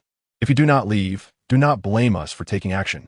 Hearing this, Dagu furrowed his brow, while Luo and Hawkins unsheathed their weapons, ready for confrontation. Observing Dagu and his companions not only persist in their defiance, but also brandish their weapons in a show of readiness to fight, the guards became incensed, realizing that these individuals were troublemakers. Consequently, after sending one of their number to alert others, the remaining guards drew their weapons and cautiously advanced toward Dagu and his group. Upon witnessing this escalating situation, Dagu exhaled deeply, his gaze sharpening as he unleashed his conqueror's haki. Suddenly, one by one, the guards who were advancing collapsed to the ground, rendered unconscious. This astonishing scene left Zilialik and Choba in a state of shock, as they were completely bewildered by Dagu's ability to incapacitate so many in an instant. Despite their confusion, Zilialik instinctively approached the fallen guards to check on their condition. "Are you all right?" "Hello," he called out, kneeling beside one guard as he assessed the situation. Chapter 136, Duo or Done, and Warble, what have you done? As Zilialik tended to the soldiers, a stern voice rang out nearby, and soon a robust figure came into view before Dagu and his companions. "Captain Duo or Done." Zilialik immediately stood and attempted to explain, but faltered, unable to articulate his thoughts. After all, how could he possibly confess to the captain of the royal guard, the man he referred to as Duo or Done, that they were there to assassinate the king? Surely, that would be a fool's errand. Yet, even as Zilialik wrestled with his uncertainty, he did not foolishly divulge the intentions of Dagu and his crew. "Duo or Done?" Dagu pondered as he regarded the approaching figure, lost in contemplation. Naturally, his unusual demeanor drew the attention of the others, who speculated about the significance of this man named Duo or Done that had captured the interest of their captain, the notorious pirate with a bounty of 1 billion berries. After scrutinizing Duo or Done without noting anything remarkable, Robin turned to Dagu and asked, "What is it? Is there something amiss with this man?" "Nothing at all."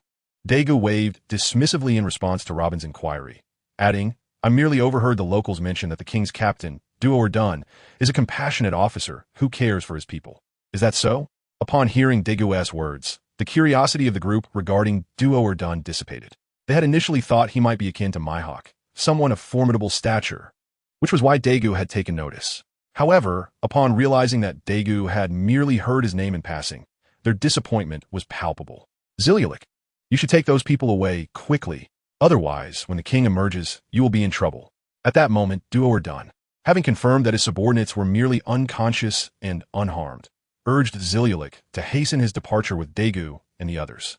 Unbeknownst to him, however, Dagu and his crew were not brought by Zilialik, but rather had escorted him. In Duo or Done's mind, since Dagu and his companions were clearly outsiders, it was only logical that a local would guide them to the palace. As it happened, Zilialik was that local. Thus, Duo or Done perceived Zilialik as the leader and believed that persuading him would suffice. Captain Duo or Done, Zilialik stammered, though he wished to leave. He felt he lacked the authority to make such a decision, leaving him in a state of indecision.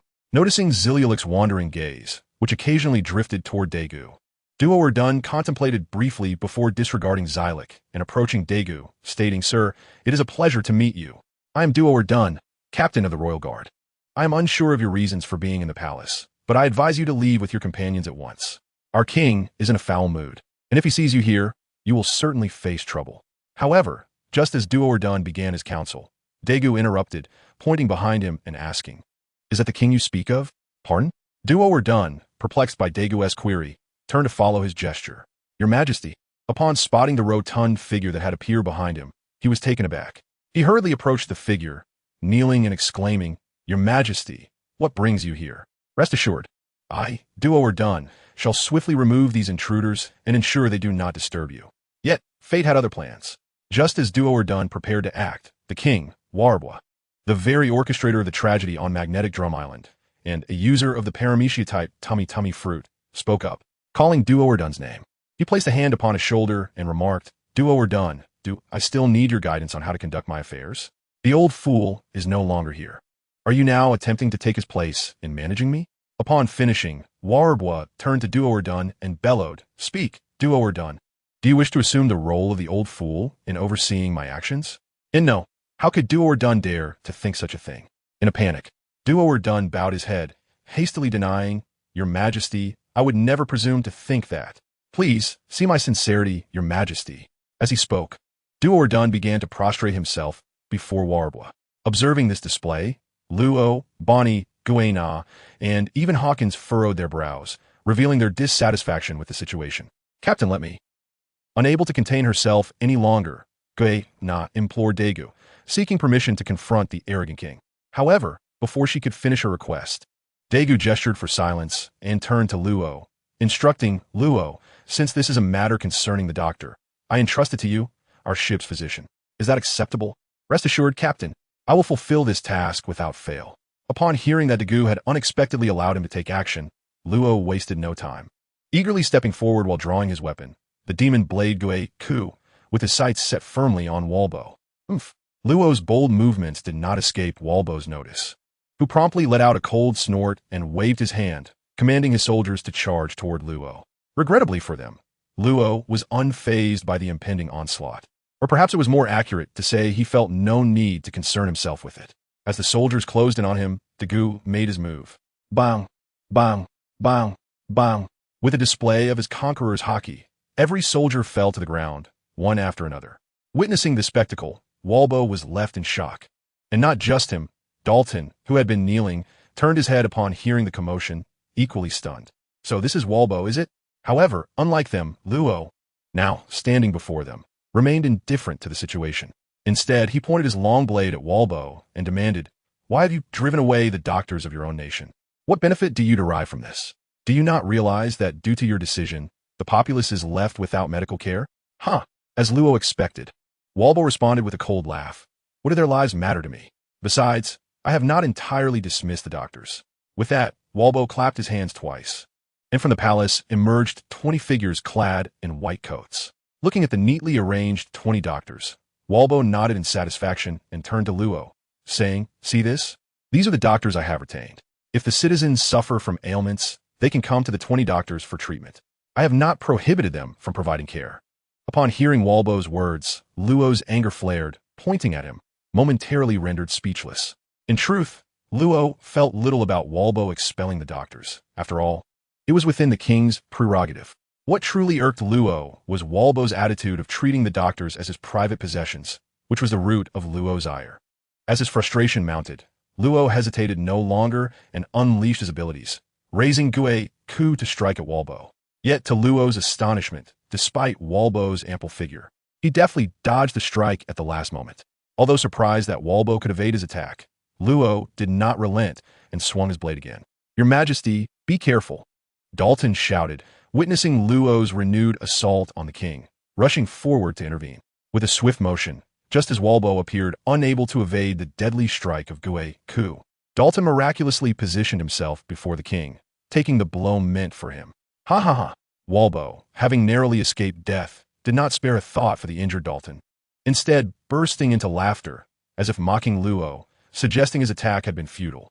Observing this scene, Daegu, who had been quietly watching, furrowed his brow and instructed Beepo beside him, "Beepo, go check on that captain of the guard." "Yes, Captain," Beepo replied, deeply concerned for the loyal and kind-hearted guard captain who had suffered for the sake of the despicable king. Therefore, upon receiving Dagu's permission, Beepo hurried to Dalton's side to assess his condition. At that moment, seeing Beepo attending to Dalton, Luo abandoned his intention to check on him. Turning his gaze back to Walbo with a calm expression, "Is this the demeanor of a king? To have his subjects shield him from harm?" Upon hearing Luo's words, Walbo retorted with a sneer, "I did not order him to take the blow for me. It was entirely his own choice.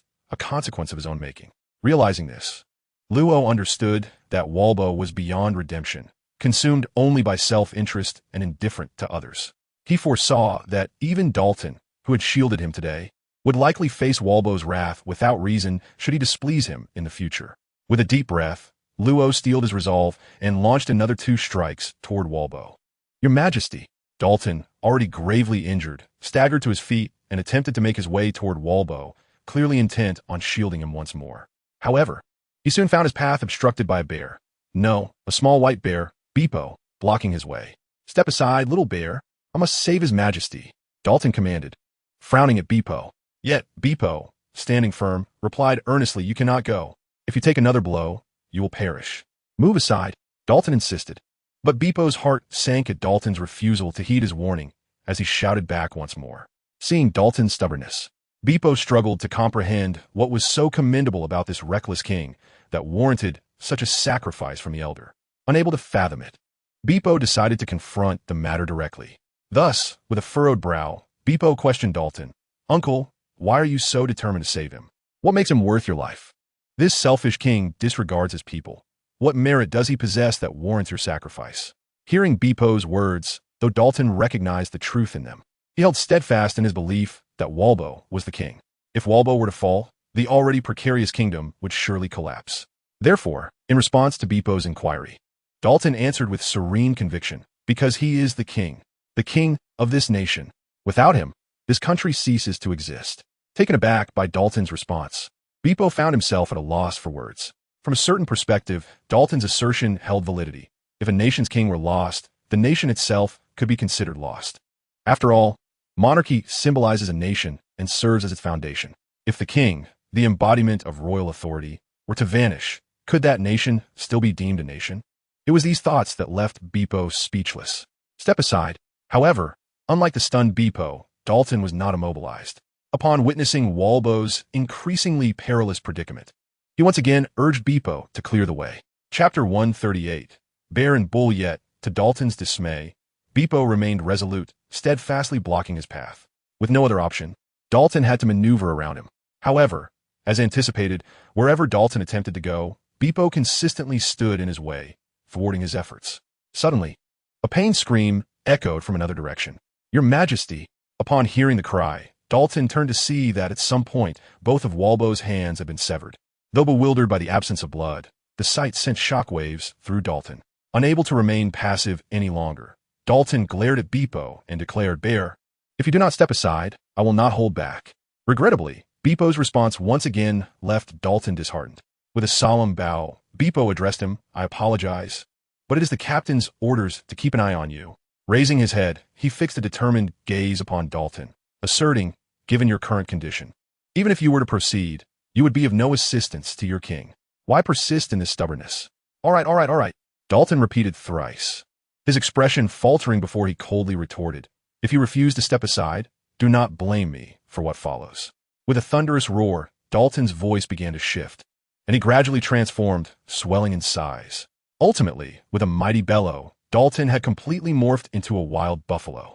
Observing Dalton's transformation, Robin, Guena, and the others were taken aback. They had not anticipated that this nation, in addition to the recently revealed king, possessed an animal-type guardian as well. "Captain, what fruit ability does this guardian possess?" After a moment of surprise, Guena, recently returned from the East China Sea with limited experience, immediately inquired of Daegu about Dalton's powers, casually gesturing towards Valpo. "And what about that king over there?" In response to Guena's inquiry, Daegu pointed toward Dalton and replied, "The guardian's ability is likely of the animal type, specifically the Nyo fruit, granting him the form of a wild buffalo.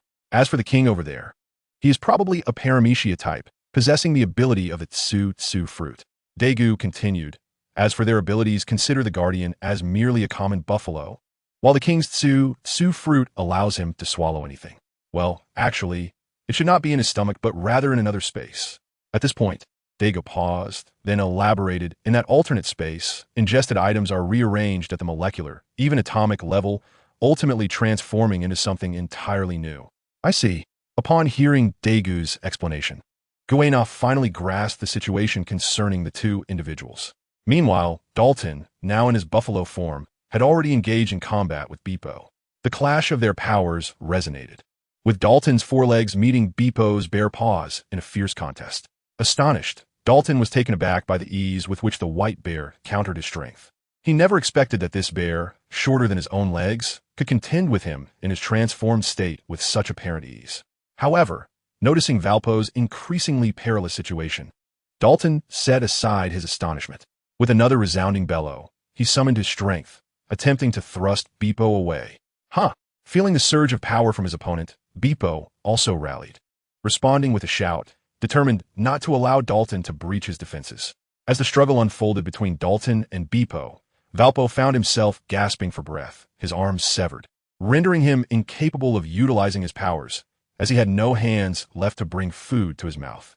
Although Valpo contemplated swallowing directly with his mouth, he quickly abandoned the idea after a single attempt, realizing that when he lowered his head, Robin would strike him down. Had he not remained vigilant of Robin, he surely would have perished by now. Nevertheless, Valpo understood that today he was doomed. Sighing at the mocking expression on Robin's face and glancing at Dalton, who was being hindered, Valpo lamented his fate. To everyone's astonishment, Valpo suddenly knelt before Robin, bowing his head in supplication. Though I do not know your reasons for attacking me, if you wish, you can become the king of this nation. I only implore you to spare my life. Please. I do not wish to die. He bowed twice, desperate for mercy. Witnessing Valpo's submission, not only Robin, but also Daegu and Robin were at a loss for words. Let alone Dalton, who had vowed to protect him. Your Majesty, Dalton gasped, as Valpo's kneeling rendered him momentarily powerless, causing him to revert from his transformation and collapse to the ground. Uncle. Seeing Dalton about to fall, Beepo rushed forward to support him. Suddenly, Dalton heard someone calling his name. As he raised his head, he found himself face to face with a young man, clearly the leader of the group, who was observing him intently. Captain. Dalton was taken aback upon hearing Beepo refer to the young man as such, for on the seas, the captain and the leader are often one and the same. Realizing this, Dalton turned to the captain, Daegu, and inquired, May I ask what business you have with me? Captain? In response, Daegu gestured toward the still kneeling Valpo and quietly posed a question. Dalton, do you believe this king in such a state is worthy of your loyalty? Do you think he, willing to forsake his throne for his life, is fit to be the king of this nation, your king? Chapter 139. Old and new. Upon hearing Daegu's inquiry, Dalton found himself momentarily speechless. He glanced at Valpo, ultimately lowering his head in resignation. Observing Dalton's demeanor, Daegu understood that he had come to the realization that Valpo was indeed unfit to be king. Or perhaps he had known from the outset that Valpo lacked the qualities of a true monarch, yet had been deceiving himself all along. He had convinced himself that Valpo would improve, that he would become a worthy king, but Valpo's current act of kneeling before Robin extinguished that hope entirely. With this in mind, Daegu addressed Dalton again. Since you acknowledge that Valpo is unqualified to be king and will not make a good ruler, why have you not considered taking his place? What? Dalton was astonished. Daegu's words left him utterly bewildered. He could not fathom why Daegu would encourage him to usurp Valpo and take the throne of Magnetic Drum Island. Such an act was considered treasonous, especially for someone like Dalton, who had been raised in the royal guard with a deep-seated belief in the supremacy of the royal family. The notion of replacing Valpo as the new king was utterly shocking to him. Seeing Dalton rendered speechless by shock, Daegu furrowed his brow and turned to Robin, giving a subtle signal. Following Daegu's cue, Robin ceased his playfulness with Valpo, swiftly appearing before him and delivering a decisive blow. Thus, the king of Magnetic Drum Island, Valpo, a user of the tsu fruit, met his demise. Your Majesty. Although Dalton had come to terms with Valpo's unsuitability for kingship, witnessing Valpo perish before his eyes filled him with sorrow, and he cried out in despair. Dalton, now that Valpo is dead, you have no choice but to become king, unless you wish to see this nation perish.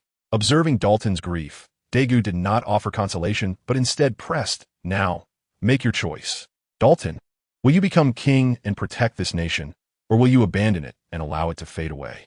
After listening to Daegu's words, Captain Dwuin still hesitated for a moment, then turned to gaze at the lifeless body of Walbo, his expression darkening. Captain Dwuin, you should assume the role of king. With Walbo's demise, the situation was settled, and Ziliulik realized that Daegu's suggestion was indeed the only viable solution. Thus, he approached Dwuin and urged, In the current kingdom of Magok, there is no one else besides you who can take on the kingship. Captain Dwuin, oh no, King Dwuin, you wouldn't want the kingdom of Magok to simply vanish, would you? With that, Zilialik knelt down with a thud, pleading, "Your Majesty, please ascend to the throne. For the sake of the subjects of the kingdom of Magok, we implore you to take the throne. We beseech you, Captain Dwalluin, to assume the kingship." At that moment, the soldiers who had awoken, having seen Walbo's corpse nearby, joined Zilialik in his entreaty to Dwalluin. Encouraged by their support, Zilialik grew bolder and once again bowed deeply, shouting, "Please, Your Majesty, take the throne. Please, Your Majesty, take the throne." Indeed, as Zilialik made his plea, the soldiers followed suit. In the chorus of "Please, Your Majesty, take the throne," Dwalluin sighed deeply, finally relinquishing his hesitation. "I understand." He then nodded helplessly to the crowd and declared, "I shall become the new king of this nation. Moreover, I will lead this country back to its former glory, never allowing it to descend into the abyss as His Majesty." "Oh no," Walbo did. Hearing Dwalluin's commitment, Zilialik and the soldiers erupted in excitement, cheering joyously. "Oh, finally, we no longer have to serve under that tyrant king. This is wonderful." The Dwalluin Brigade, "No, Your Majesty becoming king is something we have longed for, and it has finally come to pass. Truly, this is splendid. Indeed, it's absolutely marvelous. He. Let's depart." Noticing that the situation had reached its conclusion, Daegu called for his companions to prepare to leave. "Yes, Captain." Thus, under Daegu's leadership, the light pirates turned towards their ship. "Babwa, how's the magnetic power storage?" On their way, Daegu inquired about the status of the magnetic storage on the recording pointer, checking if it was ready to proceed to the next island. Upon hearing this, Babwa glanced at the recording pointer on his wrist and reported back to Daegu, "Captain, it is fully charged. We can set sail at any time." Hearing Babwa's confirmation, Daegu no longer hesitated and promptly gestured forward, stating, "Since we are ready, let us depart for the next island." "Yes." Thus, under Daegu's command, the light pirates, having only lingered on Magok Island for 2 days, set forth on their journey once more. They did not even witness the coronation ceremony of Dwalluin, who had been influenced by Daegu to ascend the throne prematurely. Of course, aside from Dwalluin, there was another individual, or rather, a reindeer who had also been influenced by Daegu. After observing Daegu's successful rescue of Magok Island and his subsequent departure, Chopper, the blue-nosed reindeer, initially intended to speak to Daegu. However, when he arrived at the shore, he could only see the distant pirate ship and the fluttering pirate flag. For a moment, Chopper stood frozen, a seed of aspiration taking root within his heart. Unbeknownst to Chopper, not far behind him, a figure was watching intently. Zilialik observed Chopper's yearning expression, understanding that he was experiencing a moment akin to his own from many years prior, captivated by the pirates, or rather, by that fluttering flag. Zilialik was acutely aware that, unlike his frail self, there would come a time in the future when the youthful Chopper would undoubtedly leave this place, departing from Magok Island and from his side to heed the call of the sea and embrace that flag. His duty was to cultivate Chopper, to nurture him into someone capable of assisting his companions. Indeed, in Zilialik's heart, he had never regarded Chopper as merely a reindeer, but as a living being, as his son. Therefore, he would spare no effort in nurturing Chopper, his son. Chapter 140. The Flying Thunder God Kenai and the Wild Boar Pirate crew in an unknown sea area of the Grand Line, 2 days after departing from Magok Island. The light pirates were sailing through. Suddenly, while basking in the sun on the deck, Daegu stood up abruptly, bewildered. "What's wrong, Daegu? Is something the matter?" Daegu's sudden movement naturally drew the attention of others. Robin, who was also lounging nearby with a book, turned her head to inquire if anything had startled him so. Do you all remember where our captain's oranges came from?" Daegu nodded and subsequently explained, "Earlier, I gave something to the owner of the orange grove, Belmel, and informed her that if anything insurmountable occurred, she could break that item, allowing me to sense it and come to assist her." Upon hearing Daegu's explanation, the others understood, and Robin looked at Daegu, saying, "So, you mean Belmel has broken what you gave her, requesting your help?" Confirming Robin's inquiry, Daegu nodded, "Exactly. In that case, you should hurry. If something serious happens while you're delayed, it would be regrettable."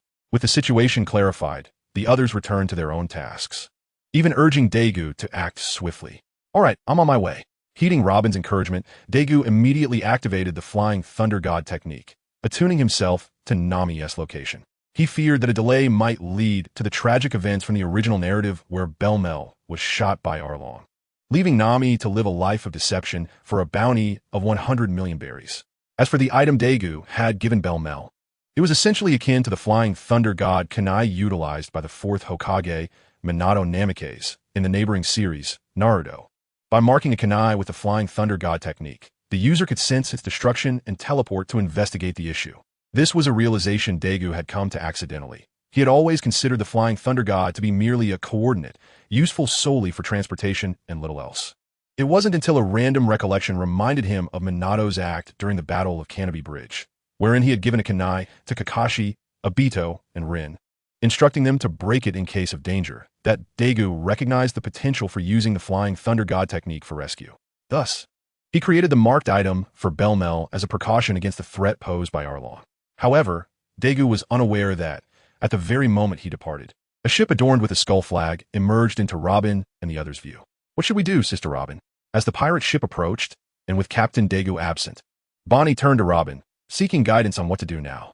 However, Robin, instead of responding immediately, first used her abilities to observe the situation aboard the ship before turning to the others, stating, "Wild Boar Pirate Crew.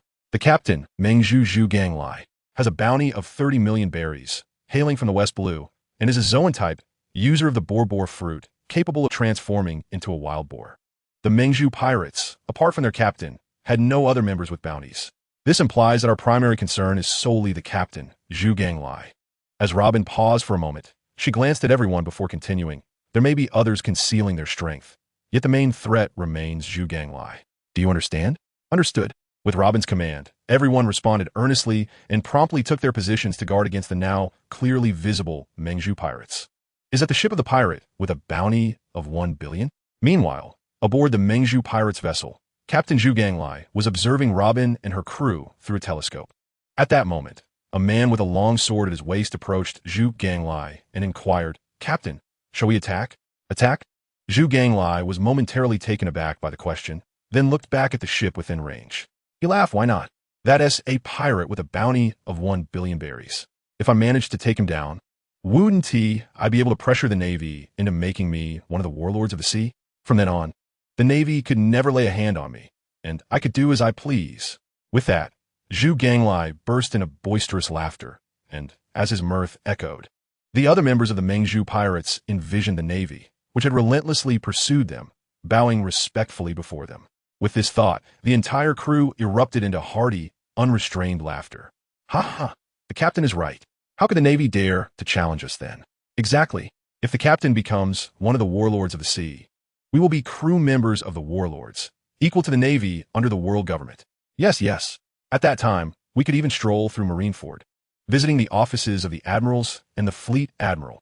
You speak truly. I've heard that Vice Admiral Peach Rabbit is a great beauty. When we reach Marineford, Captain, you must take us to see her."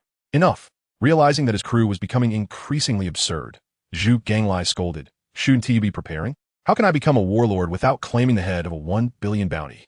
And how do you expect to visit Vice Admiral Peach Rabbit?" "Yes." Upon hearing Zhu Ganglai's words, the other members of the Mengzhu pirates hurriedly acknowledged and rushed to their respective positions, loading cannons and preparing for battle. Once everything was set, they turned to Zhu Ganglai, awaiting his command. Seeing that everyone was ready, Zhu Ganglai nodded in satisfaction, then waved his hand, pointing at Robin's ship, "Target 1 billion berries, fire." Thus, with Zhu Ganglai's command, the Mengzhu pirates launched a fierce assault on Robin's light pirates. Cannonballs rained down relentlessly upon them. Watching the projectiles landing nearby and the ensuing splashes, Robin furrowed her brow. Glancing at the approaching pirate ship before turning to Hawkins and the others, "You handle those cannonballs." "Understood." Upon hearing Robin's directive, Hawkins, Law, and even Kuna nodded seriously, drawing their weapons to intercept the incoming cannonballs. Although Robin's authority seemed somewhat misplaced, as she was not the captain and Daegu had not designated her as the first mate, to the members of the light pirates, such titles mattered little. After all, Robin was not only the first to follow Daegu, but also held a close relationship with him, making her occasional command entirely reasonable. Meanwhile, as Hawkins and the others shot down the cannonballs mid-air, Zhu Ganglai realized that the 1 billion bounty was indeed formidable. A mere long-range assault would not suffice. With this in mind, he waved his hand and commanded, "Prepare for close combat." "Aye, Captain." With Zhu Ganglai's order, the cannon fire ceased, and the Mengzhu pirates began to eagerly equip themselves for hand-to-hand combat with Robin and her crew. "Prepare yourselves." Observing the enemy's cessation of cannon fire, Robin understood they were gearing up for close quarters. She then turned to remind her companions, before retreating to the ship's cabin with Yuta. After all, Yuta was still quite young. Although Robin knew she had once accompanied Shanks to the New World, she was certain Yuta had never truly witnessed a pirate battle. After all, what father would allow his little girl, especially one so young, to experience such dangers? Thus, Robin took Yuta back to the cabin, especially since Yuta's role was not that of a combatant. However, Robin was still attentive to the battle. She had already employed the powers of her Hana no Mi to place sufficient surveillance around the deck to monitor the situation. Why don't we go to their ship? This way, we can prevent damage to our own vessel, Law suggested, noticing the two ships were about to collide. He proposed shifting the battlefield to the opposing ship to avoid damaging their own. You make a valid point. To Law's surprise, Bonnie, who typically did not see eye to eye with him, was the first to agree. No problem. Following her lead, Hawkins, Kuina, and Beepo all nodded in agreement. With everyone in concurrence, Law wasted no time extending his right hand and activating his ability, Room Butchery. In an instant, Law, along with 3 others, appeared on the Mengzhu pirate ship. Seeing the sudden appearance of several individuals on their deck, Zhu Ganglai was taken aback. He had not anticipated that the opposing crew also possessed devil fruit powers. Although Zhu Ganglai could not discern the nature of Law's ability, the fact that they could suddenly transport themselves onto a ship led him to conclude it was indeed a devil fruit power, as he could think of no other explanation. However, regarding Zhu Ganglai's astonishment, Law and the others paid it no mind. After surveying the situation on the ship, Law suggested, "Let us finish this quickly." Absolutely. As soon as he finished speaking, the 3 companions nodded in agreement, and Hawkins stepped forward to face Zhu Ganglai, clearly having chosen him as his opponent. Seeing this, Law, who initially intended to battle Zhu Ganglai, could only smile wryly and turn away to seek out other opponents. Observing that Hawkins had chosen to stay behind alone while the notorious Devil Child was nowhere in sight, Zhu Ganglai felt a surge of irritation and shouted at Hawkins, "Kid, who are you? Where's the Devil Child?" Unfortunately, Hawkins had no intention of answering Zhu Ganglai's question. Instead, he calmly replied, "Today, I have witnessed your demise." What? Hearing Hawkins' words, Zhu Ganglai was perplexed, not comprehending their meaning. However, he clearly understood the implication of death in Hawkins' statement. If he was not mistaken, Hawkins was suggesting that he would die. Upon contemplating the situation, Zhu Ganglai let out a cold snort, refraining from further words as he unleashed the powers of his fruit, transforming into a wild boar. With a grunt, he charged towards Hawkins, proclaiming his assault as ferocious boar charge. Witnessing the impending onslaught, Hawkins remained unperturbed, methodically drawing his trusty blade and activating his own abilities. Straw Sword. In an instant, Hawkins' long sword morphed into multiple strands of straw, launching an attack towards Zhu Ganglai. The sound of crisp strikes echoed as the wild boar form of Zhu Ganglai found itself ensnared by the straw emanating from Hawkins' blade. Grunting in frustration, Zhu Ganglai attempted to free himself from Hawkins' bindings. However, being a novice pirate with a bounty barely reaching 3,000, he found himself lacking the strength to escape from Hawkins, who was comparable to a Marine colonel. Just as he thought it was over, Law approached Hawkins, inquiring if the battle had concluded. Indeed, Hawkins replied calmly, nodding before turning to the direction of his ship, stating, "Since it's all settled, let us return and see what Miss Robin has to say." Observing the bound captain, Zhu Ganglai, and the other pirates subdued by Beepo and Bonnie, he nodded in agreement. Chapter 142. Oranges and Fishmen in the East Sea at Coco's Village. While Robin and her companions battled against the ferocious boar pirates, Daegu had already arrived via the Flying Thunder God technique. "Nami, is that you? Where's Belmir?"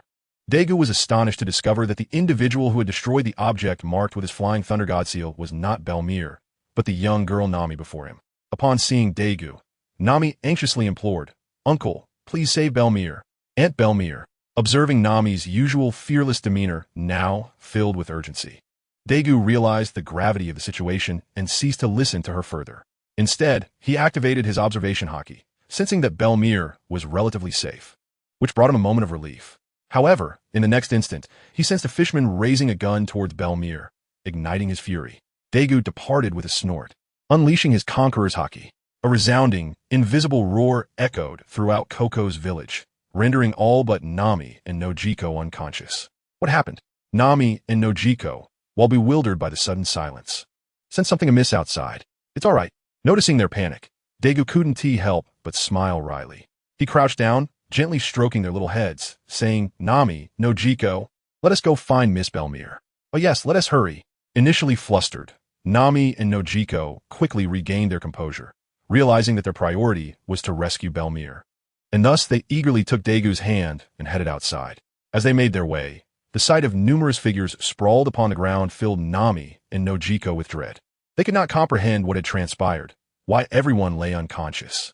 Belmir, the sight of the fallen instilled greater worry within them, prompting Nami to release Daegu's hand and rush forward. Those two children. Daegu shook his head in resignation, leisurely following behind. Upon Daegu's arrival, Nami and Nojiko had already checked on Belmir. Although they found no visible injuries, the sight of her unconscious form heightened their concern. When Daegu approached, Nami urgently asked, "Uncle, Belmir, she won't be in any danger, right? Please check." As she spoke, she tugged at Daegu's hand, leading him to Belmir. Daegu did not resist Nami's fervent actions, but willingly followed her lead to Belmir's side. "Uncle, you're here." Nojiko greeted Daegu politely before stepping aside with Nami to provide him space. Observing Nojiko's understanding demeanor contrasted with Nami's frantic state, Daegu couldn't help but shake his head, wondering how two children raised by the same mother could exhibit such different personalities. Yet, he recalled that Belmir possessed a temperament similar to Nami's, leaving him puzzled about how Nojiko remained so composed amidst such volatility. Unable to fathom it, he sighed. Well, it is what it is. Twins can differ, especially when comparing Nami and Nojiko. After contemplating, Daegu began to assess Belmir's condition. Although her unconscious state resulted from his conqueror's haki, he deemed it prudent to conduct an examination. He placed his hand on her forehead, activating his healing abilities. All done. A surge of green light enveloped them momentarily before Daegu stood up. Is it truly over so quickly? Nami and Nojiko were bewildered, struggling to comprehend how Daegu's mere touch could restore Belmir. Just then, a faint grunt emerged, and before their astonished eyes, Belmir gradually regained consciousness. "Aunt Belmir, you're awake." Nami dashed into Belmir's embrace, but quickly realized her exuberance, retreating slightly to greet her gently. Observing Nami and Nojiko's concern, Belmir smiled warmly and slowly rose to her feet, approaching Daegu with gratitude. "Thank you, Mr. Daegu."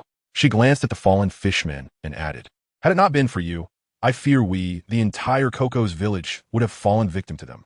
Truly thank you." With that, Belmir bowed deeply to Daegu in appreciation for his role in saving Koko's village. "There's no need for such formality." Daegu waved dismissively, responding, "If anything were to happen to you, where would I procure such delicious oranges?" As he spoke, Daegu effortlessly plucked an orange and began to savor it. Seeing Daegu's carefree demeanor, Belmir couldn't help but smile, turning her attention to the well-being of the villagers. Observing her meticulous examination of the villagers, Daegu quietly reassured, "Rest assured, they are merely asleep. They will awaken after some time." That is a relief. Upon hearing Daegu's explanation, Belmir exhaled in relief, having feared for the villagers' safety. With her worries eased, Daegu turned and, while enjoying his orange, approached a figure with blue skin. Knowing this must be Arlong, the primary antagonist responsible for the tragedy that befell Nami and Koko's village in the original tale. Daegu's actions inevitably caught the attention of withMutated. She approached and inquired about the figures on the ground, asking, "Mr. Daegu, what do you plan to do with these individuals?" Chapter 143.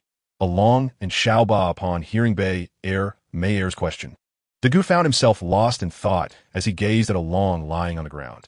Although his initial intention was to dispose of Along directly, a glance at the octopus fishman Xiaoba nearby made him hesitate. If Daegu's memory served him correctly, Xiaoba had once saved Lei Li, and this bond compelled Daegu to consider Xiaoba's feelings. Additionally, Daegu was curious about why Along had fallen out with Jinbei and made his way to the EC, especially given that the Fishman pirates still existed without Fisher Tiger's audacious assault on Mariewa. With these thoughts, Daegu resolved that since he found it difficult to make a decision, it would be prudent to consult the person involved. Indeed, Daegu intended to ask Lei Li for guidance on whether to spare Along or take another course of action. "Ms. withMutated, since you are unharmed, I shall take my leave with them," he stated, gathering all the fishmen before turning to withMutated and employing the Flying Thunder God technique to vanish from Kokoshia village. As she watched Daegu's disappearing figure, withMutated was momentarily taken aback, unable to comprehend his hurried departure. After all, it was the season for oranges, and Daegu should have taken the oranges with him as well. After a long pause, withMutated shook her head slightly, dismissing her thoughts, and instead focused on caring for the villagers alongside Nami and Nochi Gao. On the Shambard Islands, at the 13th Red Tree, outside of Shaki's bar, Dagu appeared with a group of fishmen. Upon seeing Dagu's sudden arrival, Lei Li, who was about to enter the bar, halted his steps and turned to Dagu, asking Dagu, "Why have you returned?" Noticing the group of fishmen, his brow furrowed as he inquired, "Dagu, what is the meaning of this? You're not implying that you're engaging in fishman business, are you?" "Of course not," Dagu swiftly countered. "Teacher, how could I possibly engage in such dealings? You are overthinking it." As he spoke, Dagu pointed at Xiaoba among the fishmen, saying, "Teacher, do you not find this fishman familiar?" Upon hearing this, Lei Li appeared puzzled, then stepped closer to scrutinize the octopus fishman. Suddenly, his gaze froze, and he murmured, "Xiaoba." Immediately, Lei Li turned to Dagu and asked, "Dagu, what is going on? Why is Xiaoba in this state?" Seeing Lei Li's somber expression, Dagu calmly nodded. "It was my doing." "You?" Lei Li was momentarily taken aback, then scrutinized Dagu from head to toe. His demeanor softened as he said, "Please elaborate. What transpired?" Dagu was somewhat taken aback by Lei Li's calm reaction. He had anticipated a furious outburst or even a confrontation after incapacitating Lei Li's savior. Instead, Lei Li remained remarkably composed, which surprised Dagu. Seeing Dagu's expression, Lei Li understood that he had indeed overestimated the situation. He then explained, "Dagu, you have been raised under my guidance. Do you believe I am unaware of the kind of person you are?" After hearing Lei Li's words, Dagu smiled awkwardly and began to explain, "Teacher, the situation is as follows. I encountered them while on a trip to the East Sea to buy oranges." Thus, Dagu recounted how he had coincidentally encountered the group of fishmen who were endangering a village, leading him to use his conqueror's haki to incapacitate them. However, upon discovering that Xiaoba was among them, he decided to bring all the fishmen back to seek Lei Li's advice on how to handle the situation. "I see," Lei Li remarked after hearing Dagu's explanation, understanding why Dagu had incapacitated Xiaoba and brought the fishmen back. Nevertheless, for the seasoned pirate Lei Li, this was hardly a dilemma. He promptly hoisted Xiaoba onto his shoulder and began walking toward the bar, saying to Dagu, "Today I will teach you another lesson. A king must not hesitate." "Teacher, I understand." Watching Lei Li's actions and listening to his admonition, Dagu smiled slightly before turning his gaze to the unconscious fishmen on the ground, softly expressing, "I hope you do not commit evil in your next life." With that, Dagu waved his hand and once again vanished from Chambord, as if he had never been there. As Dagu departed, Lei Li, who had initially intended to share a drink with him, shook his head in disappointment and began to assess Xiaoba's condition. On the floating island, at the sight of the golden lion, Dagu and the group of fishmen materialized. After dealing with all the fishmen except Along, Dagu executed another flying thunder god technique and vanished from the floating island. Moments later, he reappeared on the floating island, but this time he was not alone. He had brought his ship's doctor, the Nomi user, Trafalgar Law. Gazing at the drifting clouds, Law inquired with a puzzled expression, "Captain, why have you brought me here?" Dagu casually explained, "Of course, I brought you here to perform surgery." He gestured toward the golden lion and the fishman Along, instructing, "You will transplant this fishman's leg onto that man." Upon hearing Dagu's directive, Law wasted no time and prepared to execute the procedure. Golden lion, however, at that moment, Law looked up and was struck with alarm at the sight of the golden lion, freezing in place as if facing a formidable foe. "Relax." Observing Law's tense demeanor, Dagu gently patted his shoulder and reassured him. "Law, calm down. This golden lion is already deceased. He is merely a puppet under my control." "Puppet?" Law seemed skeptical, but he turned to closely examine the golden lion's condition. Upon closer inspection, he realized that the golden lion's eyes were vacant, indeed resembling a controlled entity. However, comprehending the situation left Law astonished. What else was Dagu capable of? Even the legendary pirate, who had once cornered the pirate King Roger, was now under Dagu's command. Law couldn't help but wonder what other secrets Dagu might hold. Yet, Dagu did not allow him to dwell on such thoughts. Seeing that Law had grasped the situation, Dagu patted his shoulder again, reminding him, "All right, stop overthinking. We have important work to do." "Yes," responding, "Go Dagu's reminder." Law quickly complied and commenced the transplant surgery. Room, all done. As time passed, Luo finally ceased his movements, breathless, and sat down on the ground. Observing Luo's condition, Dagu could not help but curiously inquire, "What happened to you? You were not like this when you replaced Japu's leg earlier. Why are you so exhausted this time?" Upon hearing this, Luo first took a deep breath, then looked at Dagu with an expression of exasperation and explained, "Captain, Japu's previous strength was not formidable, and moreover, he was merely replacing a leg of his own kind. Additionally, he had not been amputated for long. However, at this point, Luo turned to gaze at the Tian Dao Jin Shi and continued. The leg of this golden lion has been severed for over 10 years, and he is replacing it with a leg from the Fishman tribe, which is from a different lineage. This, I believe, demands even greater effort. I see. Daegu exclaimed in realization after hearing Luo's explanation. He then walked over to the Tian Dao Jin Shi, thoroughly examined the situation, and nodded in satisfaction. Truly, you are our ship's doctor. Your medical skills are exceptional. After speaking, Daegu waved his hand, commanding the Tian Dao Jin Shi to leap into the sky, and then approached Luo, saying, Luo, have you ever been curious about what the pinnacle of power in the sea truly looks like? Allow me to show you. As soon as he finished speaking, Daegu pointed towards the sky, and the Tian Dao Jin Shi moved in accordance, raising its arms with blades drawn, unleashing 2 ferocious slashes. Boom! Accompanied by the sound of the slashes, the clouds above them were cleaved, splitting into 4. Gazing at this spectacle, Luo was momentarily struck with awe. Although he had long understood the unfathomable depths of the sea's top figures, he had never imagined, nor dared to consider, the sheer power capable of cleaving the heavens.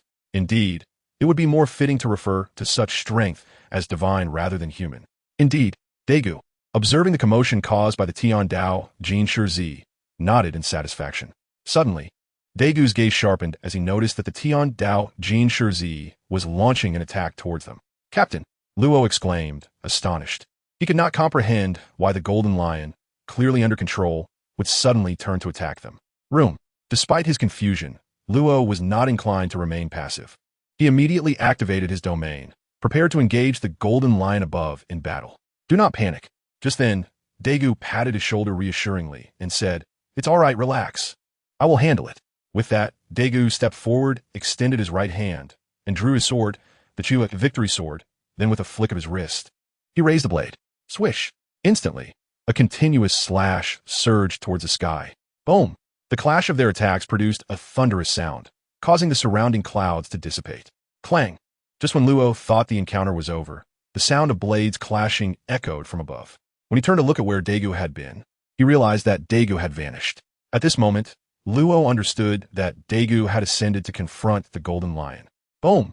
Thunderous sounds reverberated from the sky as time progressed. However, much to Luo's dismay, even with all his effort to observe, he could only catch glimpses of swords meeting, occasionally illuminated by flashes of fire. As for Daegu and the Tian Dao Jin Shi, he could not even catch a glimpse of their shadows, which left him feeling somewhat despondent. It is worth noting that Luo had initially believed his own strength to be formidable, even capable of carving out a place for himself in the new world. Yet, the vivid reality before him made it clear that he was still far from that level. He could not even perceive the silhouette of the sea's pinnacle strength. No, not merely a silhouette. He could not even keep pace with their aura. Nevertheless, while such an outcome left Luo feeling somewhat disheartened, it also ignited his fighting spirit, providing him with a clear goal to pursue. His captain, known as the son of the devil, Daegu, what is wrong? Suddenly, a familiar voice echoed in Luo's ear, startling him. It was none other than his captain. When Luo realized who had appeared beside him, he let out a sigh of relief and turned to Daegu, saying, Captain, could you please refrain from appearing so suddenly every time? Apologies, apologies. Hearing Luo's words, Daegu waved his hand lightly, offering a sheepish smile, then placed his hand on Luo's shoulder, stating, All right, we should head back. Wait, Captain. Just as Daegu was about to activate his ability to return, Luo halted him and pointed at the Tian Dao Jin Shi, which had appeared before them, asking, Is he going to be all right? Rest assured, he is fine. Upon hearing Luo's concern, Daegu understood that his earlier actions had alarmed Luo. Thus, he promptly explained, The reason he attacked us just now was part of my arrangement. I wanted to test whether his strength had recovered. I did not expect to startle you, and I sincerely apologize for that. With that, Daegu bowed slightly to Luo. Chapter 145, Alabasta and Nefertiti looking at Daegu's demeanor. Luo was momentarily taken aback, then shook his head, saying, It's all right, Captain. You need not worry about it. Afterward, he urged Daegu, Captain, let us go back. In response, Daegu said no more and immediately utilized his flying thunder god technique, departing from the floating island and returning to his ship. In a certain region of the Grand Line, aboard the ship of the light pirates, Robin and the others were puzzled by Daegu's sudden appearance and how he hurriedly whisked Luo away. They wondered what could have prompted such urgency. Consequently, when Daegu reappeared, Robin immediately approached him and inquired, Daegu, where did you take Luo in such haste? Upon hearing Robin's question, Daegu was momentarily taken aback, then pointed at the sky, explaining, nowhere in particular, just a brief trip to the heavens. Heavens! After Daegu's explanation, Robin and the others became even more bewildered. Could there really be islands in the sky? Indeed, for those from the four seas, the concept of a sky island was merely a fantasy. They did not believe such places existed. However, for Yuta, who had followed Shanks since childhood, sky islands were not mere fantasies, as she had visited one with Shanks. Thus, upon hearing Daegu's words, Yuta approached with curiosity etched on her face and asked, Captain, did you go to a sky island? After pondering for a moment, Daegu replied uncertainly, not exactly. He then elaborated, it was merely a floating island, not a true sky island. I see. Upon hearing Daegu's explanation, Yuta felt a bit disheartened. She had thought Daegu had truly visited a sky island, only to find it was just a floating island. Meanwhile, Robin, having absorbed Daegu's explanation, fell into deep contemplation. If she recalled correctly, this floating island in the sea was the exclusive domain of the legendary pirate, Jin Shirzi Shiki. It was uniquely his. If that were the case, could it be inferred that Daegu had some connection with Jin Shirzi, or had indeed encountered him? With this thought in mind, Robin posed a question to Daegu. Daegu, was it Jin Shirzi? As soon as Robin spoke, she successfully captured everyone's attention, prompting them to turn and gaze intently at Daegu, awaiting his response. Looking at the expressions of those present, Daegu hesitated slightly before smiling and affirming, yes, I did indeed take Luo to treat Jin Shirzi. Nanny? Upon hearing Daegu's affirmative response, everyone was utterly astonished. They had not anticipated that their captain truly knew Jin Shitzi, and that he had even brought Luo to receive treatment from him. This undoubtedly indicated that his relationship with Jin Shitzi was extraordinary. Amused by the astonished expressions surrounding him, Daegu chuckled softly before divulging the matter of Tiandao, Jin Shitzi, to them. The reason Daegu chose to share this information rather than conceal it was primarily because he recognized and trusted these individuals. Furthermore, revealing that he could control Jin Shitzi would serve to intimidate others and elevate his own status in their eyes. Although Daegu had already established a considerable position in their hearts over the years, occasionally showcasing his capabilities could bolster their confidence and motivate them to strive for improvement. As for the possibility of this having a counterproductive effect, leading them to become disheartened or complacent, Daegu could only conclude that such thoughts were unfounded. Setting aside Luo, who eventually ascended to the throne in the original narrative, Gwenna, despite her youth, had already proven herself to be someone who would not easily give up. Bonnie, who had been captured numerous times yet managed to escape each time, was unlikely to surrender without a fight. As for Yuta and Babua, Daegu held no expectations for their strength. He merely required them to fulfill their respective duties, guiding the ship and singing. After all, Daegu could certainly support these two canaries, and they possessed enough capability to handle minor adversaries. Regarding Hawkins, Daegu was at a loss, for Hawkins relied on divination, believing wholeheartedly in whatever the omens foretold. What was Daegu to do with that? Once the crew had absorbed the news regarding Tiandao, Jin Shitzi, Daegu declared, all right, let us set sail once more. Aye, Captain. Thus, under Daegu's command, the light pirate crew set sail again, or rather, they had never truly ceased their journey. They had merely drifted with the wind before now. And at this moment, each member took their place to navigate the ship. Sainton Island, a super island in the first half of the Grand Line, was also home to the vast kingdom of Alabasta. The desert nation of Alabasta was a formidable superpower with a standing army of 600,000, which, in the context of the pirate world, was indeed substantial. However, in other realms, such a figure would merely be a drop in the ocean. Interestingly, the royal family of Alabasta was quite distinct from those of other countries. While most royal families prioritized monarchy and aristocracy, the Alabasta royal family had, since the inception of their nation, focused on the welfare of their citizens.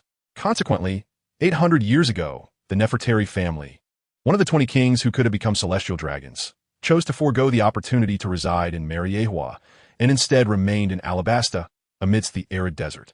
Perhaps this decision was the reason the Nefertari family did not adopt the arrogance and hubris characteristic of the celestial dragons. Nonetheless, Daegu speculated that their choice to remain in Alabasta was primarily influenced by the whereabouts of one of the three ancient weapons, Pluton, suggesting that Pluton might be hidden within Alabasta itself, thereby leading the Nefertari family to forego Mariehua. At the port of Alabasta, Daegu addressed his companions, saying, "These are the insights I have gathered regarding the kingdom of Alabasta and the Nefertari family." Naturally, Daegu refrained from discussing matters concerning ancient weapons, choosing instead to share only the information about the royal family with Luo and the others. Chapter 146, Perfume and Free-Fighting IC. Following Daegu's explanation, the crew gained a modest understanding of Alabasta. Observing the bustling crowd around them, Daegu proposed, "Shall we take a stroll?" "Yes, indeed."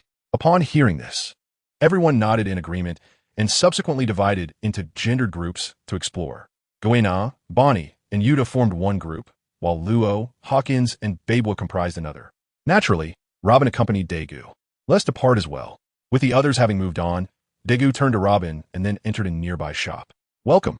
As Daegu and Robin stepped through the door, a healthy, sun-kissed attendant approached, inquiring softly, "May I assist you with anything?" After a moment of contemplation regarding the store's decor, Daegu was surprised to discover it was a perfume shop, having merely chosen a shop at random. Nonetheless, a perfume shop suited him well, considering the presence of 4 young ladies aboard their vessel who would likely appreciate such items. With this thought, Daegu turned to Robin and said, "Robin, you may select." "Very well." Upon hearing Daegu's suggestion, Robin did not hesitate, as perfumes were inherently feminine, making her selection entirely appropriate. She stepped forward and addressed the attendant. "What types of perfumes do you have? May I sample them?" "Yes, of course. Please follow me." The attendant responded and gestured for Robin to accompany her to explore the offerings. As Robin followed the attendant, a voice broke the silence. "Are you accompanying your girlfriend to buy perfume as well?"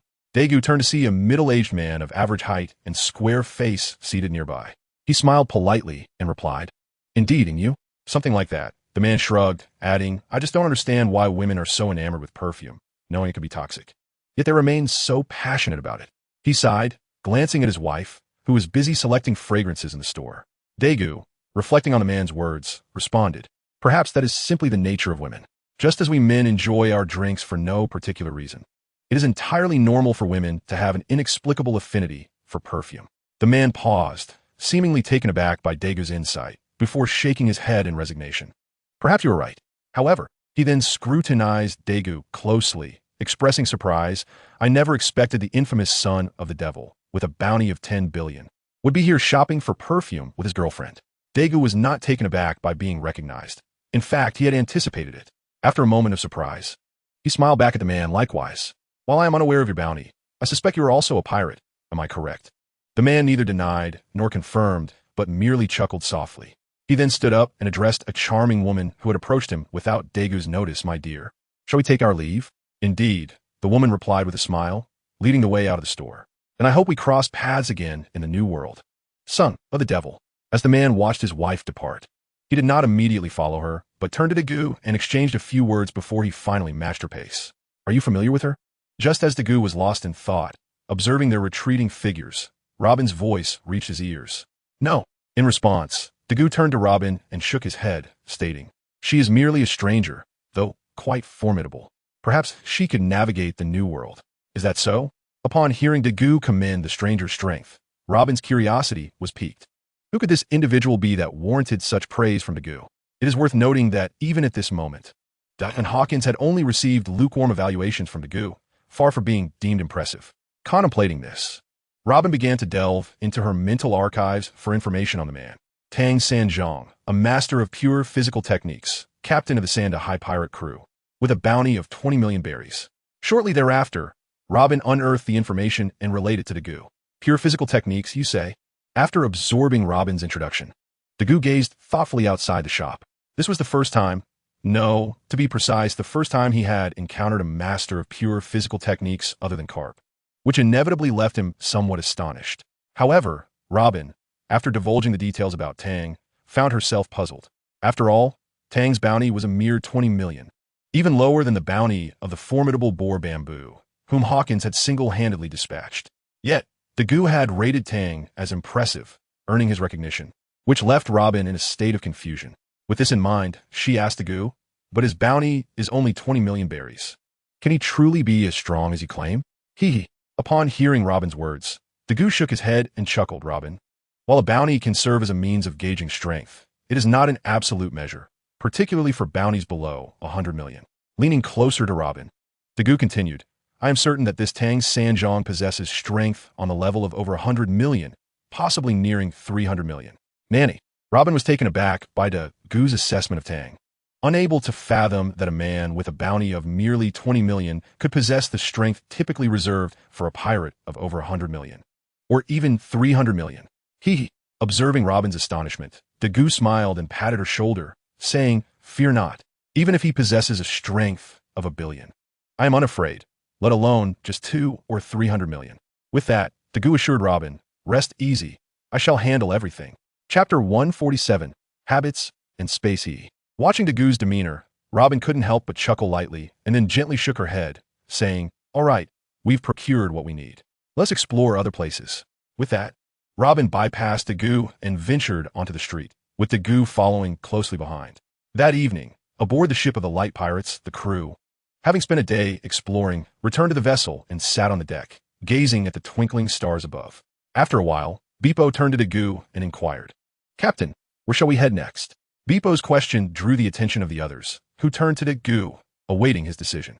Seeing their eagerness, De Gu gazed into the depths of the island and declared, "Let's explore the inland." Inland? Upon hearing De Gu's decision, the crew turned their gazes toward the island, deep in thought. However, Bonnie suddenly recalled something and promptly asked De Gu, "If that is the case, what shall we do with the ship?" The reason Bonnie posed this question was due to the vastness of St. Ding Island. If they were to venture deep inland, it would take several days of travel. Consequently, the ship's safety would be compromised, prompting Bonnie to seek clarity from De Gu regarding the ship's fate upon their departure. However, this posed no dilemma for De Gu. Not only was he aware of a location to conceal the ship, but he could also utilize his abilities to store the vessel away. Indeed, De Gu could effortlessly use the power of the Rebirth Eye to conceal their ship. After all, the Rebirth Eye is fundamentally a space-controlling eye. Although it cannot compare to the Suki no Mi, or the moon eye possessed by Oitsutsuki Kagaya, which grants dominion over the heavens and the underworld, it is still more than sufficient for storing a mere ship. Initially, De Gu believed that storing the ship would detract from the ceremonial aspect of their journey. Hence, he had refrained from doing so. Now, however, since they intended to be away for several days, it was reasonable to conceal the ship in its absence. Of course, there was another option, using the Flying Thunder God technique to teleport the ship to the East Sea, specifically to Shimejiki village, entrusting it to Gung Shirlang for safekeeping. Yet, this method would similarly undermine the ceremonial integrity. With these thoughts in mind, De Gu addressed the crew, "Actually, I can store the ship in a different space," alleviating any concerns regarding its safety. To De Gu's surprise, he expected the crew to be astonished and shocked upon hearing that he could store the ship in another realm. Instead, they merely nodded in understanding, saying, "Oh, that works too. We needn't worry about the ship." Observing the crew's calm demeanor, De Gu was momentarily taken aback. After listening to their responses, he quietly suggested, "Then let us first move the ship to a less conspicuous location. When morning arrives, I will store it away." "Very well." In response, the crew began to rise and made their way to their respective stations, initiating the ship's movement. Witnessing the crew's tranquil demeanor, De Gu found himself somewhat perplexed, murmuring, "Could it be that I have overwhelmed them with too many surprises, rendering them immune?" Though De Gu spoke softly, Robin, who happened to be nearby, overheard him. Unable to contain herself, she smiled and shook her head, explaining to De Gu, take a closer look at their expressions." Pointing to the crew, Robin continued, "They are not truly at ease. They have simply grown accustomed to it. Consequently, regardless of the commotion you cause, they remain unfazed and composed. Yet, their emotions and thoughts still exist beneath the surface." Upon hearing Robin's explanation, De Gu turned to observe the crew, and when he noticed their faces were far from calm, he began to comprehend. It was not that they were no longer shocked, but rather they had become so accustomed to the extraordinary that they had suppressed their emotions. "All right then." Seeing the situation, De Gu shrugged in resignation and declared, "Let's set sail." With that, he proceeded to the bow of the ship, directing the crew as they navigated away from the port of Alabasta. Subsequently, they steered the ship into a natural cave, where they settled in for the night. The night passed without incident, and as the sun rose and its first rays illuminated the cave, the crew of the light pirates disembarked from the ship, standing on a nearby elevation. Observing De Gu's actions, with a focused gaze, De Gu activated the Rebirth Eye, and with a swift motion, a black void manifested beneath the pirate ship, engulfing the entire vessel. Once the ship had completely vanished, De Gu turned to the crew with a smile, saying, "All done." Is it really that simple? Initially surprised by the sudden appearance of the black void that consumed the ship, the crew was left speechless upon hearing Dagu's nonchalant remark. Just like that. In response to their confusion, Dagu gently countered, "What did you expect?" Very well. Upon witnessing the situation, the crowd could only respond helplessly, falling into silence thereafter. Since the ship had already departed, it was time for them to leave as well. Observing the silence among the group, Dagu took the lead, stepping out of the cave and venturing deeper into the realm of Alaba-Sitan. The others, naturally, had no choice but to follow. Eager to witness the legendary Nai Fei Lu Tali family of the Alaba-Sitan royal lineage, known for forsaking their identity as celestial dragons. What kind of family would abandon the opportunity to become celestial dragons? The desert was arid, parched, and scorching, making movement a daunting task. This was the palpable experience of the light pirates after 2 days of traversing the sandy expanse of Shung Ting Island, located within Alaba-Sitan. They began to regret their decision to walk through the desert instead of allowing Dagu to teleport them directly to the capital city of Albana. However, when Dagu suggested this, they firmly rejected the idea, reasoning that having endured 2 days in the desert, it would be futile to teleport now, as their suffering would have been in vain. Thus, they resolutely insisted on walking to Albana, in a nameless part of Alaba-Sitan. The light pirates, who had been trudging along with great difficulty, suddenly sighed in unison and sought refuge in the shade beneath a massive rock to rest. As they settled down, a collective breath of relief escaped them. It was then that Bonnie voiced her complaints, exclaiming her impatience to reach the next town. Lamenting how she felt she might perish from the heat, she turned to Bebois, the navigator, as such matters were typically his responsibility. Unfortunately, Bonnie was disappointed to find that Bebois had no idea how much longer it would take to reach the next town. Unlike Bonnie, who could endure a bit longer, the relentless heat of the desert was particularly unkind to Bebois, a bear, who nearly fainted on the first day. Had it not been for Law and Dagu keeping a vigilant eye on him, he might have succumbed to heat prostration. Although he had not fainted, he was now in a daze, unable to discern his surroundings, let alone provide an estimate on their arrival at the next town. Observing Bebois' listless state, Bonnie could only sigh in resignation and close her eyes to rest, deciding that it was best to minimize conversation in the desert. Seeing this, Dagu also shook his head and closed his eyes, though his intention was not to rest, but to enhance his observation through the use of Kenbunchika haki. Suddenly, Dagu detected the distinct sound of flowing water in the distance through his haki. Upon concentrating further in that direction, a smile broke across his face. For if he was not mistaken, a lush oasis with a flowing river lay not far ahead. "Have you rested well?" Dagu turned to the others with a grin. "I sensed the sound of a river ahead. Shall we go take a look?" "A river?" At Dagu's words, the crowd was initially taken aback before exchanging astonished glances. "An oasis? Hurry, let's go." "I'm parched," Bonnie urged, her thirst evident from her cracked lips. "Then let us proceed," Dagu declared without delay, rallying them to embark towards the oasis of Ai Luma. Ai Luma was a town nestled amidst the shifting sands, built alongside the mother river of Alaba-Sitan, Shungduohi. Regrettably, in the original narrative, years later, due to the reckless actions of one of the 7 warlords, Crocodile, this beacon of hope in the desert would vanish from the annals of history. When Monkey D. Luffy arrived, he found only remnants of desolation. However, unlike Luffy's sense of loss, Dagu and his companions were able to genuinely relish the charm of the oasis. Amidst the boundless sea of golden sand, a mighty river cut through the horizon, dotted with patches of vibrant green, a sight that invigorated the spirit. Among the greenery, a diverse array of people mingled, some leading camels, the primary mode of transportation in the desert, while others sought directions. Merchants conversed and traded, guiding camels laden with goods. Naturally, there were also oasis girls, adorned in traditional headscarves yet dressed in breezy attire, embodying the desert's allure. Yet for Dagu and his friends, this picturesque scenery failed to capture their attention. This was not due to any lack of appreciation, but rather because they were captivated by another sight. Bonnie was enthusiastically offering a skewer of lamb to Kuina, urging her to try it. "Kuina, this lamb skewer is delicious. You must have a taste." She then turned to Yuta, extending another skewer. "Yuta, you should try this too." Following Bonnie's lead, both Kuina and Yuta eagerly accepted the skewers, savoring the juicy morsels. "How is it? Is it good?" Bonnie inquired, her curiosity piqued by their evident enjoyment. In response to her question, both girls nodded vigorously, indicating that the lamb skewer was indeed delectable. Elated by their reaction, Bonnie proposed, I will learn to make these, and when we return, I will prepare them for you. Without missing a beat, Bonnie dashed over to the vendor, inquiring about the preparation of the lamb skewers. Naturally, the shopkeeper was reluctant to share his secrets, as teaching Bonnie would mean inviting competition. However, upon learning that they would not linger long, and that her intent was to recreate the skewers elsewhere, he reluctantly agreed to impart some knowledge to her. Witnessing this exchange, Dagu chuckled and shook his head, remarking, "It seems our head chef is quite dedicated, always eager to learn new recipes to improve our meals."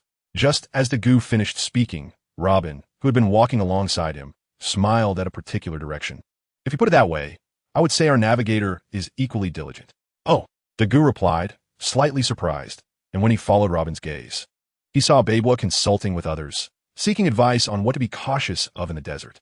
He chuckled, indeed, as he turned to see Law and Hawkins also busy with their tasks. He took Robin's hand and led her aside.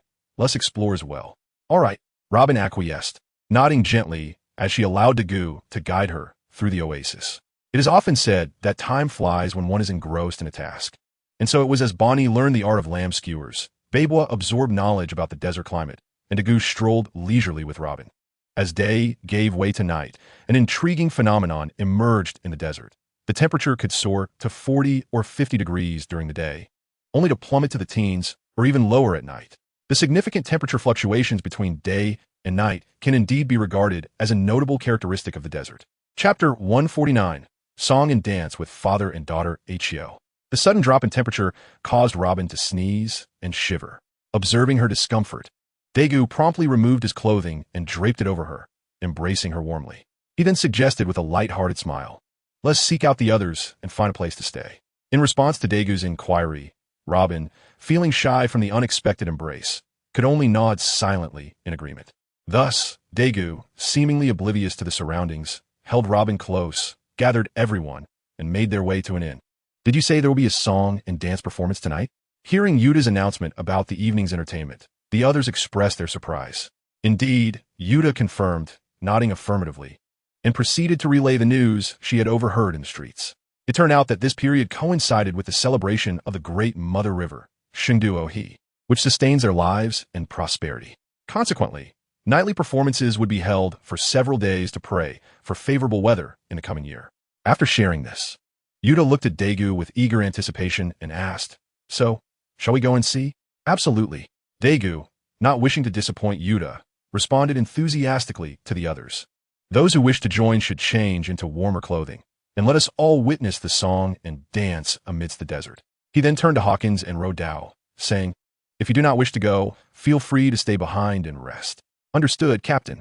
We shall prepare our outfits immediately," replied Yuta, Gwenna, and Bonnie, clearly excited about the upcoming performance.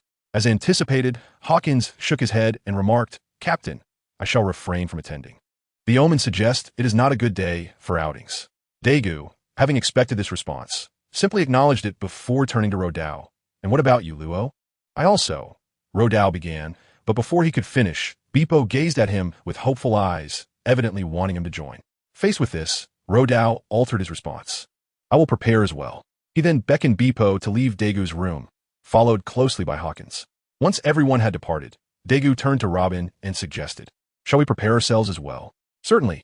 After all preparations were complete, Dagu and the others arrived at the banks of Shingduohi. Has it already begun? Gazing at the crowd gathered by the riverbank, Dagu speculated whether the performance had already commenced. "Yuta, Gwenna, let us move forward to take a look." Upon witnessing the scene, Bonnie seized the opportunity and pulled Gwenna and Yuta to the front. Then, "Captain, we shall explore as well," said Rodao to Dagu before he and Beepo followed suit. Observing their departure, Dagu shook his head slightly and then gazed at the stage, pondering how long this festive atmosphere could endure. Turning to a young man beside him who was holding a little girl, Dagu remarked, "Wouldn't you agree, sir?" The young man, smiling as he looked towards the stage, replied, "Perhaps it could last indefinitely." Dagu was not surprised by the man's optimism, as he recognized him. He had initially been taken aback by seeing this gentleman here, but then recalled that such celebratory events would indeed attract him. It was conceivable that he had arrived today, just like the others. With this thought, Dagu turned to Robin and requested, "Robin, could you kindly take this little princess to join Bonnie and the others? I have some matters to discuss with this gentleman." Dagu then addressed the young man, "Would that be acceptable to you, sir?"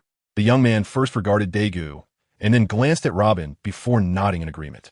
He bent down, affectionately ruffling his daughter's hair, and asked, "Vivi, would you like to accompany that older sister while I talk with this big brother?" After pondering for a moment, the little princess nodded vigorously, saying, "All right, Daddy. But you must remember to come and fetch me." With her consent, the young man smiled with relief, assuring her, "Do not worry. Daddy will definitely come for you." Standing up, he led his daughter to Robin and said, "I trust you will look after her." "Indeed, I shall take this little princess to join Bonnie and the others," Robin replied with a gentle smile, taking the girl's hand and heading in Bonnie's direction after exchanging a few words with Daegu. Watching his daughter skip joyfully alongside Robin, the young man chuckled, "You have quite a wonderful group of companions." "Thank you." Daegu expressed his gratitude for the compliment, then added with slight astonishment, "I did not expect the king of this nation to take such leisure in bringing his daughter to witness a performance." Indeed, the gentleman accompanying the little princess was none other than Nefertari Cobra, the king of Alabasta. The little girl was truly a princess, his daughter, and presently the sole heir to the Alabasta kingdom, Nefertari Vivi, who shared a profound friendship with Luffy and others in the original narrative. However, at this moment, Cobra was still quite young, and Princess Vivi was merely a petite child. Naturally, the youthful Cobra had a youthful mindset, and thus, in response to Daegu's comment, he replied, "Since Vivi wanted to see, I brought her here. After all, fulfilling my daughter's wishes is my duty as a father. Moreover, this performance is both a tribute to Shingduo He and a prayer for a bountiful year in Alabasta. As the king of this nation, it is only fitting for me to witness it." Chapter 150, Cobra and Vivi.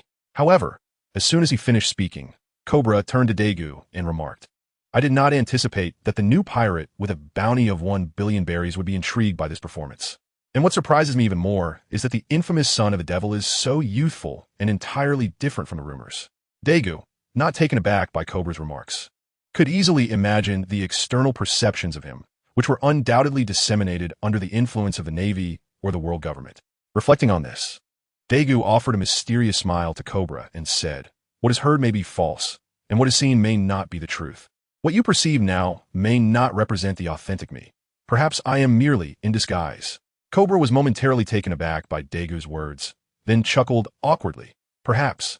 He then turned his attention back to the performance. Seeing this, Daegu also refrained from saying more and redirected his gaze to the unfolding spectacle. Time passes swiftly, and before long, the bright moon hangs high in the sky. Robin is seen cradling the slumbering Wei Wei, leading Bonnie and the other two ladies towards Daegu. "Thank you." In light of this, Cobra first expressed his gratitude to Robin, then extended his arms to take Wei Wei before turning to bid farewell to Daegu, saying, "Well then, Mr. Meng Bias. If there is nothing else, may I take my leave?" Naturally, Daegu did not obstruct him and promptly extended his hand in a gesture of courtesy, replying, "No problem. Please go ahead." Thus, after Cobra nodded to the others, he departed with Wei Wei in his arms. Observing Cobra's retreating figure, Robin, curious about his identity, turned to Daegu and inquired, "Daegu, is that uncle? You seem to hold him in great esteem." Hearing Robin's question, Daegu was somewhat surprised. Did Robin not inquire about anything from Wei Wei just now? Contemplating this, Daegu countered, "Robin, did you not ask that little princess anything?" "No." As expected, upon hearing his inquiry, Robin quietly shook her head, saying, "The girl was engrossed in watching the performances with Yuta and the others, so I did not ask anything. Besides, it feels a bit inappropriate to pry for information from such a young child." Indeed, upon hearing Robin's response, Daegu came to a realization and chuckled. That uncle's name is Nefertari Cobra. After speaking, Daegu turned and made his way towards the inn, seemingly oblivious to the astonished expressions of the others caused by his revelation. Nefertari Cobra? After Daegu's introduction, Robin and the others initially appeared puzzled, as they tried to recall where they had heard the surname Nefertari before. Soon, they experienced a moment of clarity, but just as they were about to exclaim in surprise, they hurriedly stifled their voices. They understood that if that uncle were to be incognito, he would certainly not wish to be discovered. Thus they swallowed their words. After observing their surroundings and confirming that no one was paying attention, they hurriedly followed in Daegu's footsteps back to the inn. As the sun rose and set, a new day arrived once again. However, when Daegu and the others exited the inn, they encountered Kubara, a presence both anticipated and unexpected. "Uncle, is there something you seek from me?" Given the situation, Daegu, as the captain, naturally stepped forward and approached Kubara to inquire. In response to Daegu's question, Cobra chuckled softly. I would like to invite you all to my place for a visit. I wonder what Mr. Mingbias thinks. Why? Although the royal palace of Alabasta was indeed one of Dagu's objectives, he could not fathom why Cobra would extend such an invitation. In answer to Dagu's confusion, Cobra glanced down at Wei Wei and explained, Wei Wei seldom has playmates her age, so I wish to invite you all. More precisely, I would like to invite Miss Yuta and Miss Guina to keep Wei Wei company. At this, Cobra raised his gaze to Dagu and continued, of course. I would also like to exchange a few words with Mr. Mingbias. What do you think? Upon hearing Cobra's words, Dagu feigned hesitation and turned to the others, particularly seeking the opinions of Guina and her companions. What do you all think? After listening to Dagu's inquiry, Guina and the others exchanged glances before replying in unison. Sure. We would like to see the palace. Yuta, Guina, and Bonnie. Seeing that Guina and the others agreed, Wei Wei immediately broke free from Cobra's grasp and dashed over to join them, taking their hands and leading them towards the carriage, or rather, the camel cart. Observing his little princess's enthusiasm, Cobra couldn't help but smile and then invited Dagu, Mr. Mingbias. Shall we proceed? Regarding Cobra's invitation, Dagu no longer pretended to hesitate and promptly boarded the camel cart. Naturally, it was impossible for so many people to fit in a single cart. So Cobra had prepared 3 camel carts in advance. The first cart carried Luo and Hawkins, as well as Ikelam, who served as Cobra's guard. The second cart carried Dagu and Cobra, while the third cart was for Robin, Wei Wei, and the other ladies. Meanwhile, within the second camel cart, Dagu was conversing with Cobra. Dagu gazed into the distance at the sea of yellow sand and quietly asked Cobra, I wonder, Uncle, oh no, Your Majesty Cobra, what do you wish to discuss with me? In response, Cobra straightened himself and fixed his gaze on Dagu, stating, I wish to know the true reason for your arrival here. I cannot believe that you are merely passing through Alabasta. The true reason? Dagu pondered Cobra's words for a moment before breaking into a smile. What true reason is there? It is simply that Alabasta happens to be on our route, and we decided to stop by. It is as simple as that. Is it really that simple? Upon hearing Dagu's reply, Cobra appeared somewhat incredulous. Dagu calmly nodded, affirming, it is indeed that simple. Upon realizing that Dagu was genuinely just passing through Alabasta, Cobra couldn't help but breathe a sigh of relief. After all, he had been quite shocked to see Dagu at the gala the previous day. Yet, as the king of Alabasta, his status did not permit him to show weakness before a pirate, even one with a staggering bounty of 1 billion. Furthermore, Cobra was not a timid person by nature, but he remained vigilant regarding Dagu's presence. Thus, he had inquired about Dagu's intentions, which was also a result of discovering that Dagu was not a malevolent pirate, but rather a relatively kind-hearted one after their conversation the previous day. Cobra's inquiry and invitation to the royal palace stemmed from this understanding. Chuckling softly at Cobra's visible relief, Dagu turned his gaze back to the distant scenery. In truth, Dagu's visit to Alabasta was not solely a matter of passing through. His primary purpose revolved around Cobra, or rather, Nefertali, a royal family that once had the potential to become celestial dragons. He had initially thought he would have to reach Albana to connect with Cobra, but unexpectedly encountered him in Aroma. Moreover, the shared interest between Yuta and Wei Wei facilitated Dagu's objectives effortlessly. As for Dagu's motives for approaching Cobra, aside from his curiosity regarding why the Nefertali family did not go to Mariewa, he also wished for Cobra to introduce Robin to the historical texts. Although he was already aware of the contents of Alabasta's historical texts and held little interest, Robin was keenly interested, especially since her grandfather, Dr. Clover, had died because of them. Thus, even if he himself was indifferent, Dagu would persist in investigating alongside Robin. Sighing resignedly at this thought, Dagu couldn't help but let out a breath. Noticing Dagu's sudden sigh, Cobra immediately looked at him with a puzzled expression. Mr. Mingbias, what troubles you? No, it's nothing. Naturally, Dagu could not divulge his thoughts to Cobra, so he simply shook his head to indicate that it was nothing. He then suggested to Cobra, Your Majesty Cobra, if you don't mind, I would prefer to be called Dagu without the honorific. Ha ha. Hearing this, Cobra chuckled and then proposed to Dagu, in that case. You need not address me as Your Majesty either. Just call me Uncle as you did yesterday. All right. Upon hearing Cobra's words, Dagu chuckled and extended his hand, saying, Well then, Uncle Cobra. Noticing Dagu's gesture, Cobra smiled gently and reached out to shake hands with him, replying, Little brother Dagu. Ha ha. The two erupted into hearty laughter together. Thus, as time passed, and after several days of travel, Dagu and his companions finally arrived at the capital of the Alabasta Kingdom, Alabana, under Cobra's guidance. Your Majesty, you have returned. Just as Kobara and Daegu dismounted from their camel-drawn carriage, a voice rang out from above. Immediately, a tall, slender figure descended gracefully before them, bowing to Kobara in greeting, Your Majesty. In response, Kobara stepped forward and nodded to the tall figure, exclaiming, Buyer, welcome back. At that moment, a series of footsteps echoed from within the walls of Alabana, followed by a contingent of approximately 100 men. Your Majesty. Among them, a robust man hurried to kneel before Kobara, proclaiming, You have finally returned. If you had not come back soon, I would have sent Buyer to fetch you. Hearing this, Kobara approached the robust man and softly said, Jiaka, I apologize for causing you concern. No. At Kobara's words, not only Jiaka, who was kneeling, but also the slender man Buyer quickly replied, Your Majesty, there is no need for such apologies. As the captain of the Royal Guard, it is our duty to ensure your safety. Indeed, these two were none other than Buyer and Jiaka, revered as the guardians of Alabasta in the original story.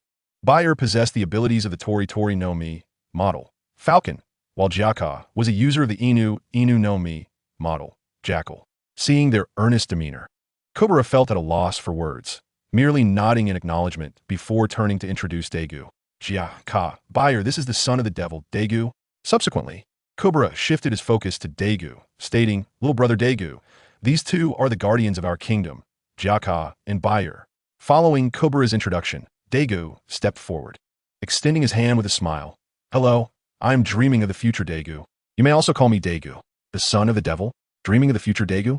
Regrettably, in light of Daegu's friendly gesture, both men did not reciprocate.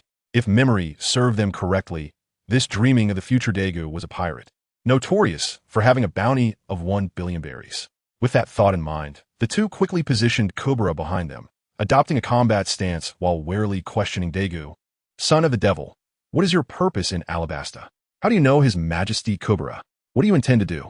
Faced with this situation, Daegu sighed and turned to Kobara, saying, Uncle Kobara, shall we resolve this misunderstanding? Kobara acknowledged, then commanded Jiaka and Buyer, Jiaka, Buyer, come with me for a moment. Afterward, Kobara led the two aside to explain the situation. Captain. At this moment, Luo approached Daegu and quietly inquired, Should we engage them in battle? No. Daegu shook his head. This is merely a misunderstanding. Clarification will suffice. All right. Seeing Daegu's stance, Luo shrugged and retreated to the back once more. Little brother Daegu, let's proceed inside. Kobara, having clarified matters with Jiaka and Buyer, invited Daegu and his companions into Alabana. Let's go. In response, Daegu called to his companions and followed Kobara's lead. Chapter 152, Alabana and its history within the royal palace of Alabasta. After freshening up and donning royal attire, Kobara was hosting a banquet for Daegu and his companions. He raised a glass of wine, gesturing toward Daegu. Little brother Daegu, it is rare to encounter a pirate with such a benevolent heart as yours. Kulme, I toast to you. Upon hearing Kobara's words, Daegu was taken aback for a moment before shaking his head and raising his own glass in response, saying, Your Majesty. That statement is somewhat misplaced. It is not that benevolent individuals are rare. He gazed at the liquid in his glass and murmured, Rather, this world has descended into a pathological cycle, causing those once virtuous to lose their goodness. As the saying goes, those who are pitiful must have their faults. Conversely, those who are detestable may also possess their own sorrows. I firmly believe that at the core of humanity, there is inherent goodness. Most pirates do not venture into the sea by choice. They're driven by circumstances. The destruction of their homes, the loss of loved ones, compels them to leave their homeland and seek refuge in the ocean, becoming the pirates that society despises and fears. Just like us. With that, Daegu glanced at Robin, Luo, and Hawkins. Captain. Likewise, upon hearing Daegu's words, Robin and the others fell into a contemplative silence. The atmosphere grew heavy with unspoken thoughts, enveloping not only Robin and her companions, but also Kobara, Ikelam, and others in an unexpected stillness. After a considerable pause, sensing the lingering tension, Yuta, who was determined to bring joy to everyone, could no longer bear it. She promptly stood up, walked to the center of the banquet hall, and began to sing without uttering a word. From this moment, we embark on an adventurous journey, chasing the winds across the horizon, relentlessly pursuing the pinnacle of the world. With smiles and unwavering confidence, persevering until the very end, believe that the storm shall not hinder dreams. As sunlight graces the sea surface, our banner flutters with the winds. Every innocent yet determined face moves toward the victorious future, braving gales and tempests, overcoming hardships and despair. On the other side of the horizon lies the dream we chase. Yes, just ahead. A theme song from the original pirate tale, Towards the Sun, resonated throughout the royal palace of Alabasta, sung by Yuta through Dagu's voice. As Yuta's enchanting performance concluded, applause erupted from the crowd, generously offered. Thank you. Observing the enthusiastic applause, Yuta graciously expressed her gratitude before returning to her seat. Indeed, Yuta's singing stirred a profound admiration akin to light in the heart of the young Vivi. As soon as Yuta sat back down, Vivi rushed forward, disregarding her demeanor. Gazing at Yuta with starry eyes, "Yuta, you are amazing. Can you teach me to sing? I want to sing beautiful melodies, just like you. Is that all right, Yuta?" With tears glistening in her eyes, Vivi looked at Yuta as if to say she would cry if denied. Of course, seeing Vivi's earnestness, Yuta smiled and readily agreed. "Let me tell you, when singing, it's essential to focus on your volume." Thus, Yuta began to impart various singing tips and techniques to Vivi. Meanwhile, Dagu engaged in conversation with Kobra once again. Dagu respectfully requested, "Your Majesty, may I explore the palace?" "Oh," Kobra replied, puzzled for a moment before smiling. "No problem. I shall show you around the royal palace of Alabasta." As soon as he finished speaking, Kobra stood up and headed outside. "Robin, come along." Dagu called to Robin and followed Kobra's footsteps. As for Hawkins and Luo, they accepted Jiaka's invitation for practice and accompanied Jiaka and Bayer to the training grounds. This is the shrine of the Nafurutori family's revered ancestors. As the sun dipped below the horizon, Kobra led Robin and Dagu to the entrance of a grand palace, gesturing towards it as he introduced the mausoleum hall. Upon hearing Kobra's words, Dagu's expression shifted as he gazed at the stone edifice before him. Uncertain whether this was a test from Kobra or merely a casual introduction, he recalled that, if memories serve him right, the so-called mausoleum hall housed a historical text. This text was safeguarded by the Alabasta royal family, specifically the Nefertari lineage, and contained information regarding the underworld king, Pluto. Thus, Dagu found himself pondering whether Kobra had intentionally or unintentionally brought them to this place. However, Dagu surmised that it was likely unintentional. After all, Kobra probably did not believe anyone would know that such a historical document existed within the Nefertari family sepulchre. Moreover, as a member of the non-world government faction, Dagu was even less likely to be aware of it. Considering this, although Kobra's actions seemed unintentional, Dagu seized the opportunity to allow Robin a glimpse of the historical text within the tomb. This would not only fulfill Robin's aspirations, but also verify whether it indeed contained the information about the king of the underworld. With this in mind, albeit somewhat audaciously, Dagu requested of Kobra, "Might you allow us access to the mausoleum, Your Majesty?" Upon hearing Dagu's request, Kobra paused, scrutinizing him thoroughly. After detecting nothing unusual, he shook his head in refusal, stating, "While I too wish for you to see it, I am afraid the mausoleum hall is the resting place of the Nefertari family and is not open to outsiders." Although Dagu felt a tinge of disappointment at Kobra's words, he refrained from protesting. After all, it was their ancestral tomb, and it was unreasonable to demand entry into someone else's sacred ground, especially that of an imperial tomb. Thus, with a slight shrug, he conceded, "Very well." The previously pleasant atmosphere fell into silence. At that moment, Kobra, sensing their exploration had reached its conclusion, suggested, "All right, since we have explored sufficiently, let us return." Dagu. Despite Dagu's desire to further investigate the historical text, he could hardly refuse Kobra's suggestion. He nodded silently in agreement. Thus, under Kobra's guidance, the trio, accompanied by their guards, turned back towards the palace. As the moon ascended to its zenith, and after ensuring all were sound asleep, Kobra found himself once again at the mausoleum hall, where the historical document was kept. Was this truly the target of the son of the devil? After all, they had emerged from O'Hara, which implied they might very well comprehend the ancient script inscribed upon it. Inside the mausoleum hall, Kobra stood before the monumental stone bearing the historical text, murmuring to himself, "Is this the historical text?" Suddenly, a familiar feminine voice reached his ears. "Who?" Kobra spun around in alarm, only to be startled once more upon recognizing the figures behind him. "Dagu, is this your aim? To steal Alabasta? To seize the historical text that my Nefertari family has guarded for generations?" Indeed, the unexpected figures were none other than Dagu and Robin, who had accompanied Kobra earlier that morning. During their earlier encounter, having sensed Kobra's hesitation towards his proposal, Dagu had stealthily marked him with the Flying Thunder God technique, anticipating that Kobra might return at night to confirm the status of the historical text. As expected, when the moon reached its zenith, Daegu observed Cobra leaving the palace alone. He quickly roused Robin and followed in Cobra's footsteps, resulting in their current predicament. Please go ahead and take a look. Daegu calmly urged Robin to examine the historical document before stepping forward to Cobra, apologizing. Forgive us, Your Majesty, for intruding without your consent. However, he shifted his gaze to the historical text, whispering, You may have misunderstood. Although we wish to see the historical document, I have no intention of taking it. I merely wish to ascertain what it records. After all, since Your Majesty is aware of my name, you likely understand my background. My grandfather and Robin's mother devoted their lives to pursuing it, so despite my lack of personal interest, I cannot help but take a look. This is their legacy, the unfulfilled wish of all O'Hara. Upon hearing Daegu's heartfelt words, Cobra found himself at a loss for words, turning to watch Robin's actions in silence. After a considerable pause, Robin approached and gently nodded at Daegu. Seeing her approach, Cobra quickly moved closer, his curiosity piqued, and inquired, What does it say? Indeed, although the historical text had been protected by the Nefertari family for nearly a millennium, aside from the earliest generations, none had comprehended its contents. However, Cobra's curiosity had persisted, and upon witnessing Robin seemingly deciphering the text, he could not help but inquire. Yet, Robin did not immediately respond to Cobra's question. Instead, she glanced at Daegu and, upon receiving his nod of approval, explained to Cobra, it records the location of one of the 3 ancient weapons, the Underworld King, Pluto.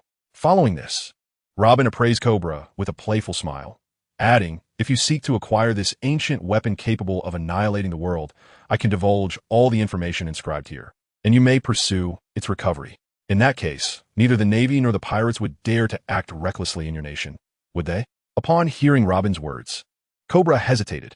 After all, who would not be tempted upon learning of a weapon that could obliterate the world, quietly awaiting discovery? Moreover, Robin had spoken words that stirred his resolve. Indeed, his homeland, Alabasta, was suffering from pirate incursions, resulting in the loss of innocent lives, albeit on a minor scale. Before Cobra, a ruler devoted to his people, this realization left him feeling powerless, unable to protect his own citizens.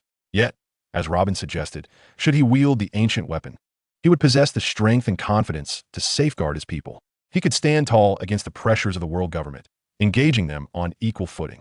Indeed, although the Nefertari family once stood alongside the celestial dragons as one of the 20 kings, their ancestors willingly relinquished their residence in Mariewa and chose to forego their status as celestial dragons. Consequently, the other 19 kings harbored a persistent desire to eradicate them. However, they were acutely aware that the Nefertari family possessed the Pluton, one of the ancient weapons, which deterred them from acting hastily. The current disturbances in Alabasta serve as a probe into the Nefertari family, testing whether they still wield the Pluton and whether it remains operational. Indeed, after nearly a millennium, the celestial dragons of Mariewa understand that, despite the Pluton being an ancient weapon, it does not possess the regenerative qualities of the mermaid princess. And it is not sustained by the world's wealth like Uranus. It is merely a colossal warship steeped in history. After centuries of decay, only now do the celestial dragons dare to provoke the Nefertari family. Thus, when Cobra hears Robin assert that he can once again command that unparalleled power, he hesitates. When you have made up your mind, speak to us again. Robin, let us depart. Seeing Cobra's silence, Daegu does not intend to wait indefinitely. He turns to Cobra, bids farewell, and beckons Robin to utilize the flying thunder god to leave. When Cobra, startled back to reality by Daegu's call, attempts to stop them, he raises his head only to witness Daegu and Robin vanish before his eyes. With a sigh of resignation, Cobra can only lament his solitude before glancing once more at the historical document detailing the Pluton before departing the ceremonial hall, returning to the chambers of his palace. Chapter 154. Agreement and Farewell. It is said that a blink of the eye can pass an entire day, and another blink may see a year slip away. In the blink of an eye, 7 days have elapsed since Daegu and Robin perused the historical document, and Cobra remains indecisive. During this time, he has not provided Daegu with a response, still contemplating the retrieval of the Pluton. In stark contrast to Cobra's weighty deliberations, Daegu is unencumbered by such concerns. To him, the so-called 3 ancient weapons, be it the Uranus controlled by the celestial dragons, the mermaid princess Shirahoshi, or the Pluton, reputed to obliterate islands with a single shot, pale in comparison to his own inherent capabilities. Whether it be the reincarnation eye's golden and silver wheel rebirth blast, The similar abilities of the reincarnation Eyes Beast Path, or the formidable Susanoo of a Sharingan. All of these render Daegu indifferent to the allure of ancient weaponry, for he possesses such capabilities within himself, let alone the ultimate power of the Rinnegan, capable of creation and destruction. Once he stabilizes his abilities and ascends to the level of the Rinnegan, he may well choose to restart the world. Thus, during these 7 days, under Yuta's insistence, Daegu has been teaching her and Vivi the art of singing. Had Vivi not shown sufficient progress, Yuta would have likely insisted on staying longer in Alabasta. Although remaining here poses no disadvantage, Daegu and his crew are pirates who have just begun their journey. It is illogical for them to retire so soon. Moreover, they are not those who embark on the seas out of desperation. They are dreamers, aspiring to circumnavigate the world and cannot afford to linger in one place. Consequently, Daegu and his companions stand at the gates of Alabasta, bidding farewell to Cobra. Daegu glances at Yuta, who is saying her goodbyes to Vivi, before turning to Cobra. Your Majesty, before Daegu can finish, Cobra interjects, Daegu, there is no need for formalities in the absence of outsiders. Just call me Uncle. Daegu, momentarily taken aback, smiles and replies, very well, Uncle Cobra. I merely wish to inquire about your thoughts. With focused intent, Daegu awaits Cobra's response. Initially taken aback by the question, Cobra soon chuckles lightly. This is quite sufficient. If we were to acquire that item, the nation's situation could potentially worsen. Therefore, I believe we are in a good place now. At least we are generally safe. Daegu is not surprised by Cobra's response. He would have found it shocking had Cobra said otherwise. Such a stance reinforces that Cobra has not been replaced by the Mr. 2 of the Baroque works, as depicted in the original narrative. Contemplating this, Daegu produces a wooden stick, explaining, Uncle Cobra, this stick bears a mark created by my abilities. If you encounter any danger or face a situation in Alabasta that you cannot resolve, you may break it. I will then sense the disturbance and can arrive to assist you instantaneously. Upon hearing Daegu's explanation, Cobra gazes at the unassuming stick with astonishment. He had not anticipated that such an ordinary object could enable Daegu to traverse vast distances in an instant. Daegu's provision of the Flying Thunder God stick serves as preparation for any future encounters with the crocodile who may seek the Pluton. It serves to both thwart Crocodile's potential threats to Alabasta and to consider whether he might be persuaded to join their ranks, given his considerable strength and relatively decent character. Seeing that Cobra understands the stick's purpose, Daegu proceeds with his farewell. In that case, if there is nothing else, Uncle Cobra, we shall take our leave. Cobra, momentarily shaken from his surprise, quickly raises his head to wish Daegu well. Yes, I wish you smooth sailing. Thank you. Daegu responds with a smile, then turns to his crew, instructing, it is time for us to depart. With that, under Daegu's leadership, the light pirates gather around him, preparing to utilize the Flying Thunder God to return to the coast, aiming to save time, as the journey from here to the seaside would normally take several days. Having already experienced the scenery along the way, they see no need to traverse it again, hence Daegu's decision to employ the Flying Thunder God to return to the shore. Let's go. In this manner, amidst the puzzled gazes of Cobra and the others, Daegu reminds the crew and activates the Flying Thunder God, vanishing before their eyes in an instant. As they watch Daegu and his companions disappear, Cobra and the others are left in disbelief. They had not imagined that the rumors were indeed true. The captain of the light pirates, the son of the devil, Daegu, possesses the ability to transcend space and arrive at any sea or island in the blink of an eye. Initially, they had dismissed such claims as exaggerations, but now, faced with the reality of the situation, they cannot help but believe. Sometimes, rumors hold a kernel of truth. Suddenly, after a moment of reflection, Kobula took the hand of his little princess and headed towards the palace. Meanwhile, on the other side, upon arriving at the cave where they had rested that day via the Flying Thunder God technique, Daegu released the ships for himself and his companions. Let's embark. Our destination is the next island. With that, Daegu beckoned everyone to board the ship. Following the guidance of the log pose and under the command of the navigator, Beepo, they set sail towards the next island. Chapter 155 lies in truth in an unknown sea area of the Grand Line, the Light Pirates, having departed from the Alabasta Kingdom a few days prior, were navigating their course. Captain, suddenly, Beepo, the navigator, exclaimed in surprise while gazing at the log pose in his hand, drawing the attention of everyone on board. What is it? Daegu, the captain, approached Beepo to inquire about the cause of his shock. Captain, look. Beepo promptly presented the log pose for Daegu to see, his face filled with confusion. Captain, could it be that this log pose is broken? It keeps pointing towards the sky. Upon hearing this, Daegu was initially taken aback. However, When he observed that the log pose was indeed angled towards the heavens, he suddenly understood. So this is where we have arrived. Hearing Dagu's remark, Beepo was perplexed, unable to comprehend why Dagu would say such a thing. Did he know where they currently were? Contemplating this, Beepo immediately questioned Dagu, "Captain, what do you mean by this is where we have arrived? Where exactly are we? Is a log pose not broken?" With Beepo's inquiries, Law and the others also turned their attention towards Dagu, awaiting his explanation. Dagu chuckled at their expressions and then turned to Hawkins and Law, asking, "Hawkins, Law, are you familiar with the great fraudster Roland?" Upon hearing this question, Law and Hawkins exchanged glances, and then Law responded, "Captain, are you referring to the Roland who, 400 years ago, was tasked with seeking gold, but ultimately returned empty-handed, earning the title of the great fraudster?" "Exactly."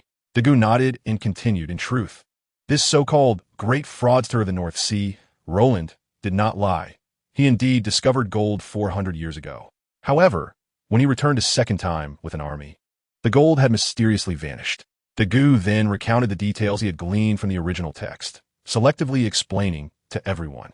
In the year 1122 of the Sea-Round calendar, approximately 400 years ago, Roland and his crew sought refuge from a storm on Gaia Island, where they fortuitously saved the Sandia tribe afflicted by tree fever. They ended the tradition of living sacrifices and struck up a close friendship with the great warrior, Karlgla. And it was on this very Gaia Island that they encountered the gold. Regrettably, although Roland saved the Sandia, he was misunderstood by the tribe for having violated their traditions and beliefs due to his deforestation of their sacred trees. Consequently, Karlgla issued an eviction order against them. However, when Karlgla later learned from Muse that Roland had felled the trees to save them, he deeply regretted not being able to bid farewell to Roland. Thus, the Sandia tribe would strike their golden bell daily to beckon their dear friend Roland and his crew back to the island. One day, due to a colossal updraft in the neighboring sea, a portion of Gaia Island was thrust into the sky, soaring to 10,000 meters. When Roland returned to Gaia Island at the king's behest to search for gold, he was unaware that Gaia Island had already been propelled to such heights. Failing to find the fabled land of gold, Roland was accused of treason and subsequently executed, earning him the moniker of the Great Liar. However, before his demise, Roland speculated that the land of gold had sunk beneath the sea due to tectonic activity and uttered a cryptic last statement that baffled future generations. "I saw the gold in the right eye of a skeleton." Yet, by then, no one was willing to heed his words. Thus, the great fraudster Roland became a well-known fairy tale figure in the North Sea, and the protagonist, Roland, was transformed into a habitual liar and fool, maintaining to his death that the land of gold indeed existed. Upon concluding his explanation, Dagu pointed towards the sky and asserted, in reality, he was more honest than anyone else, for the land of gold truly exists. After hearing Dagu's elucidation, not only Law but even the typically aloof Hawkins appeared somewhat flustered, gazing at Dagu with astonishment. "Captain, do you mean to say that the land of gold is in the sky?" Indeed, anyone learning that the great fraudster of their childhood was not a fraudster at all, but rather an honest man, would find it difficult to remain composed. Observing their reactions, Dagu simply smiled and nodded affirmatively. Indeed, 400 years ago, due to the unique geological activities here, a part of Gaia Island where the Sandia people resided, along with the skeleton's right eye containing the land of gold, was thrust into the heavens by an immense ocean current. Therefore, the log pose is not broken. It is pointing to what was once the land of gold, now a sky island. "I see." As Dagu finished his explanation, Beepo looked at the log pose, still pointing skyward, his understanding dawning. Simultaneously, Law and Hawkins, having grown up hearing tales of Roland as a fraudster, found themselves at a loss for words. Dagu's earlier statements had fundamentally challenged their worldview. They had never considered that the great fraudster was anything but a fraudster, but rather an honest man.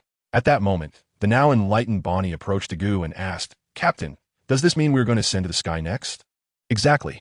Dagu confirmed with a smile. In the grand line, "You may doubt many things, but you must trust the log pose. Now that it points to the sky, we shall ascend." "Wow, an island in the sky."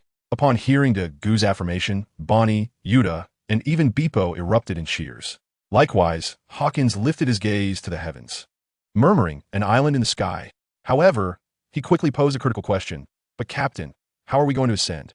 At this moment, Law recognized the blind spot. How to make the ship fly? Did Dagu intend to summon the Golden Lion? As Law raised this concern, he was not alone. Hawkins, Bonnie, and the others shared the same bewilderment as they looked towards Dagu. Dagu merely smiled and refrained from answering. with a blink of his eyes. He activated the Sharingan. Let's go. With that, the pirate ship began to ascend slowly amidst the astonished expressions of the crew. The ship's ability to rise was naturally due to the Sharingan's manipulation of gravitational and repulsive forces. The goo simply converted the downward pull of gravity into an upward thrust. Chapter 156, Floating Island and Sky Island, a marvel of the Grand Line, differs from the floating island of the Golden Lion, which relies on the powers of the floating fruit to remain aloft.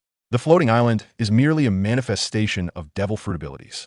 In contrast, Sky Island is wholly sustained by the mighty forces of nature, enabling it to remain suspended in the air.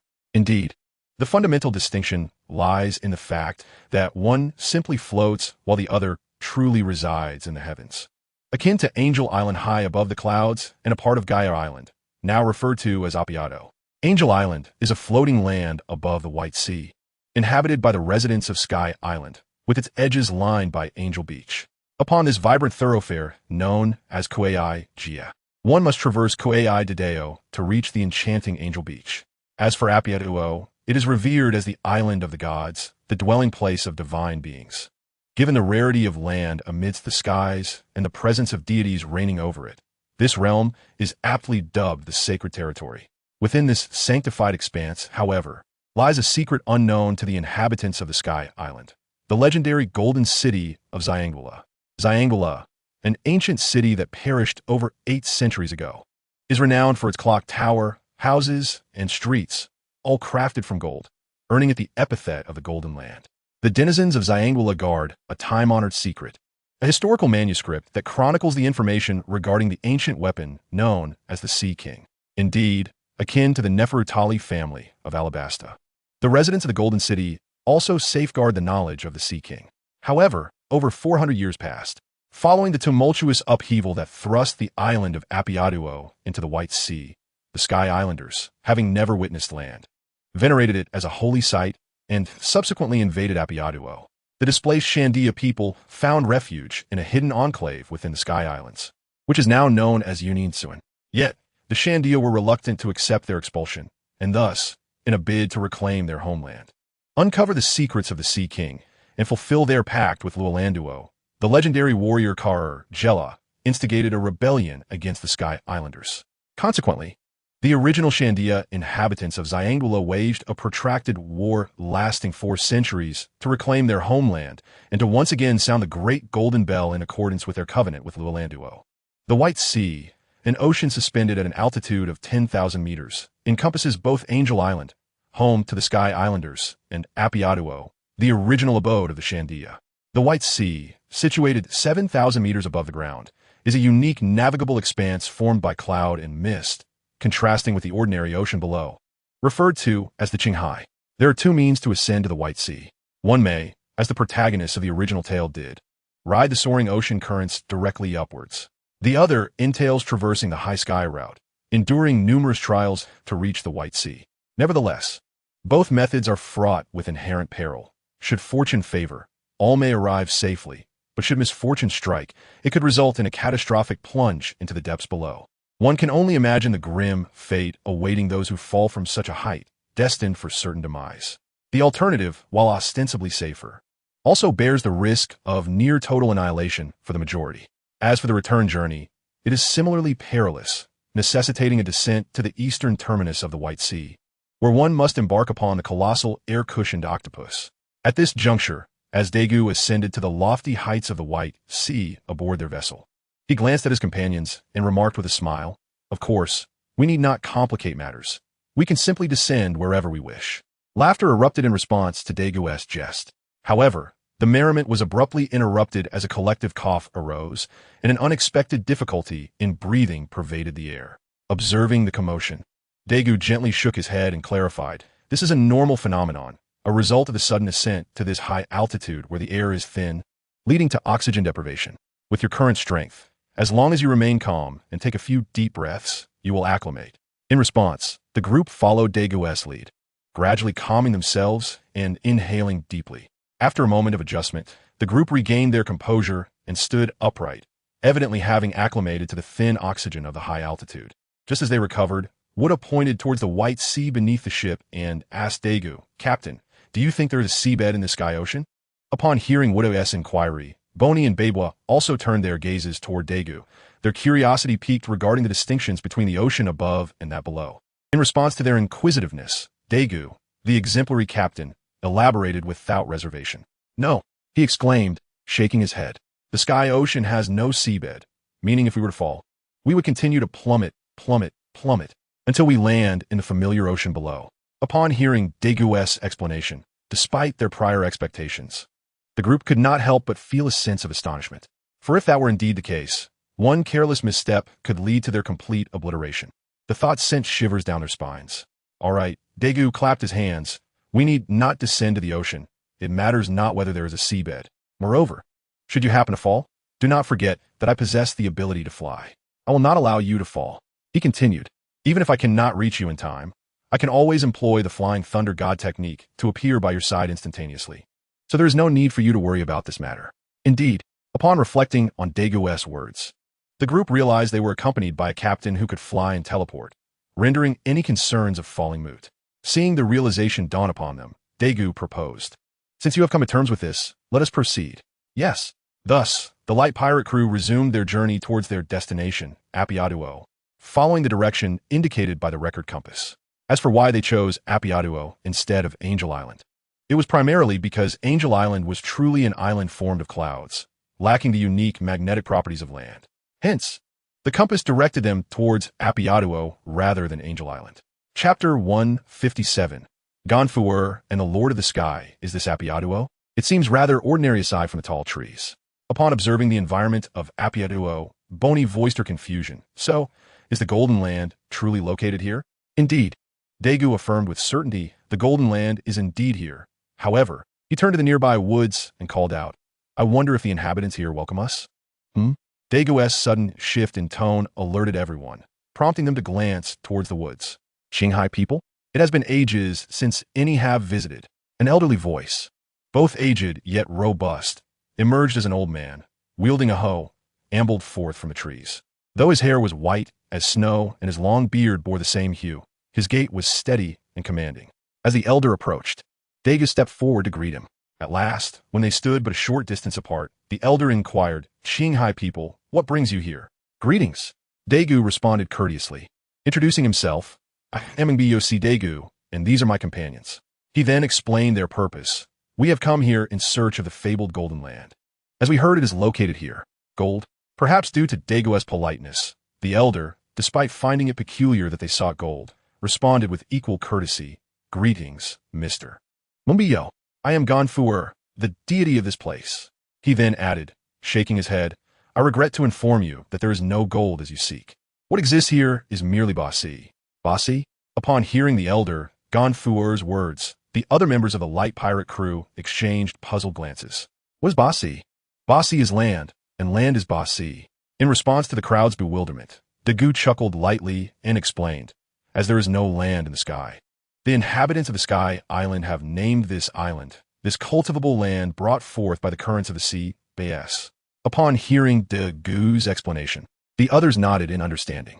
However, Ganfuer couldn't help but be astonished by Daegu's profound knowledge of the Sky Island, asking, "Mr. Mangbai, you see, how do you know so much about our situation here? Have you been here before?" With Ganfuer's curiosity piqued, Boni and the others turned their inquisitive gazes toward Daegu, eager to learn why he possessed such insights about the Sky Island. Naturally, Daegu could not reveal that his knowledge stemmed from the plot of the original work. Instead, he explained, "The reason I am so well informed about the Sky Island is mainly due to my teacher, Rayleigh. During the years he taught me, he shared many of his past maritime experiences, including those regarding the Sky Island." "I see." With Daegu mentioning Rayleigh, Boni and the others found it only natural. After all, Rayleigh was the first mate of the Pirate King and had surely visited many places, including the Sky Island. "Rayleigh?" Upon hearing Daegu reference Rayleigh, Ganfuer looked at him and inquired, "Are you referring to Silver's Rayleigh, the first mate of the Roger Pirates?" Ganfuer's question was anticipated by Daegu, who had intentionally mentioned Rayleigh to pique Ganfuer's interest, knowing that 20 years prior, the Roger Pirates had also visited Appiado, where Roger had enjoyed a pleasant conversation with Ganfuer. Roger even left behind some seeds of food unique to the Blue Sea for Ganfuer to plant. Yet when acting, one must commit fully. Indeed, after acknowledging Ganfuer's inquiry, Dagu frowned slightly and asked, "Could it be that you are the sky god with whom teacher Rayleigh shared a delightful conversation?" "Exactly." Upon hearing Dagu confirm that his teacher was indeed Rayleigh from the Roger Pirates and that he had mentioned their past discussions, a nostalgic smile spread across Gon Fu Air's face. It had been nearly 20 years since parting ways with the Roger Pirates. Time truly waits for no one, he mused. Indeed. Listening to Gon Fu Air's reflections, Dagu echoed, "Your teacher has aged, and so have you." However, if he knew that his old friend was still alive, he would surely be overjoyed. After all, he often laments that all his old companions have departed, leaving him without anyone to share a drink with. Hearing Dagu's words, Gon Fu Air erupted into hearty laughter. Suddenly, the ground began to tremble. A massive blue-scaled python came into view, swimming rapidly. "The Lord of the Sky, why is it here outside the island?" Gon Fu Air exclaimed at the sight of the giant serpent. "The Lord of the Sky?" The members of the Light Pirates were puzzled by Gon Fu Air's designation for the python, questioning why he would refer to a serpent as such. Although the snake appeared enormous, at least 30 to 40 meters in height, it did not seem particularly menacing. Why did Gon Fu Air, the sky god, seem to fear it? Unable to comprehend, the rest of the crew posed their questions. "Mr. Gon Fu Air, why do you refer to the snake as the Lord of the Sky? Is there a particular significance?" "Because it is a monstrous python that has existed for 400 years, and its power is terrifying. That is why we call it the Lord of the Sky." After addressing their confusion, Gon Fu Air urged, "Enough of this. You must leave quickly. If the Lord of the Sky sets its sights on you, there will be no escape. I will attempt to intercept it." He then stepped forward, brandishing a hoe to confront the azure serpent. "Wait." Just as Gon Fu Air was about to advance, Dagu called out to him. Gon Fu Air turned, perplexed, and asked, "Mr. Meng Bai, you see, or rather, Dagu, what do you wish to say?" With a smile, Dagu replied, "Mr. Gon Fu Air, I want to convey that we do not need to flee." "Do not need to flee?" Gon Fu Air was once again bewildered, unable to comprehend why Dagu insisted they did not need to run. Did they underestimate the Lord of the Sky, merely perceiving it as a snake, believing they could contend with it? With this thought, Gon Fu Air fixed his gaze on Dagu, stating earnestly, "Dagu, do not underestimate the Lord of the Sky simply because it is a serpent. That could lead to dire consequences." However, Dagu, upon hearing Gon Fu Air, was momentarily taken aback, but soon shook his head with a smile, saying, "Mr. Gon Fu Air, I do not underestimate it. It simply does not require us to run." As Dagu reiterated his stance, Gon Fu Air prepared to persuade him once more, but before he could speak, he was astonished by the unfolding scene. With a piercing glare from Dagu, accompanied by an inaudible roar, the 400-year-old blue-scaled python, the Lord of the Sky, immediately reversed its direction and fled in terror. Stunned by the sight, Gon Fu Air stared at Dagu, finally regaining his composure to examine him closely. "Dagu, is this the Conqueror's Haki that Roger spoke of? A power possessed by only one in a million?" "Indeed." Dagu nodded quietly, affirming, "Yes, Mr. Gon Fu Air, this is indeed Conqueror's Haki." "Unbelievable. I never expected to witness such might after nearly 20 years. Gon Fu Air expressed his amazement, reminiscing, "The first time I saw Roger wield Conqueror's Haki, it left me profoundly shaken. At that moment, I never imagined there existed such capabilities, capable of repelling the Lord of the Sky with merely a gaze." Upon hearing Gon Fu Air's reflection, Dagu found himself at a loss for words. Should he mention that this was merely a commonplace feat, even rather common in the New World? Such an assertion would surely dampen Gon Fu Air's spirits. Thus, Dagu could only stand by, listening to Gon Fu Air recount his memories.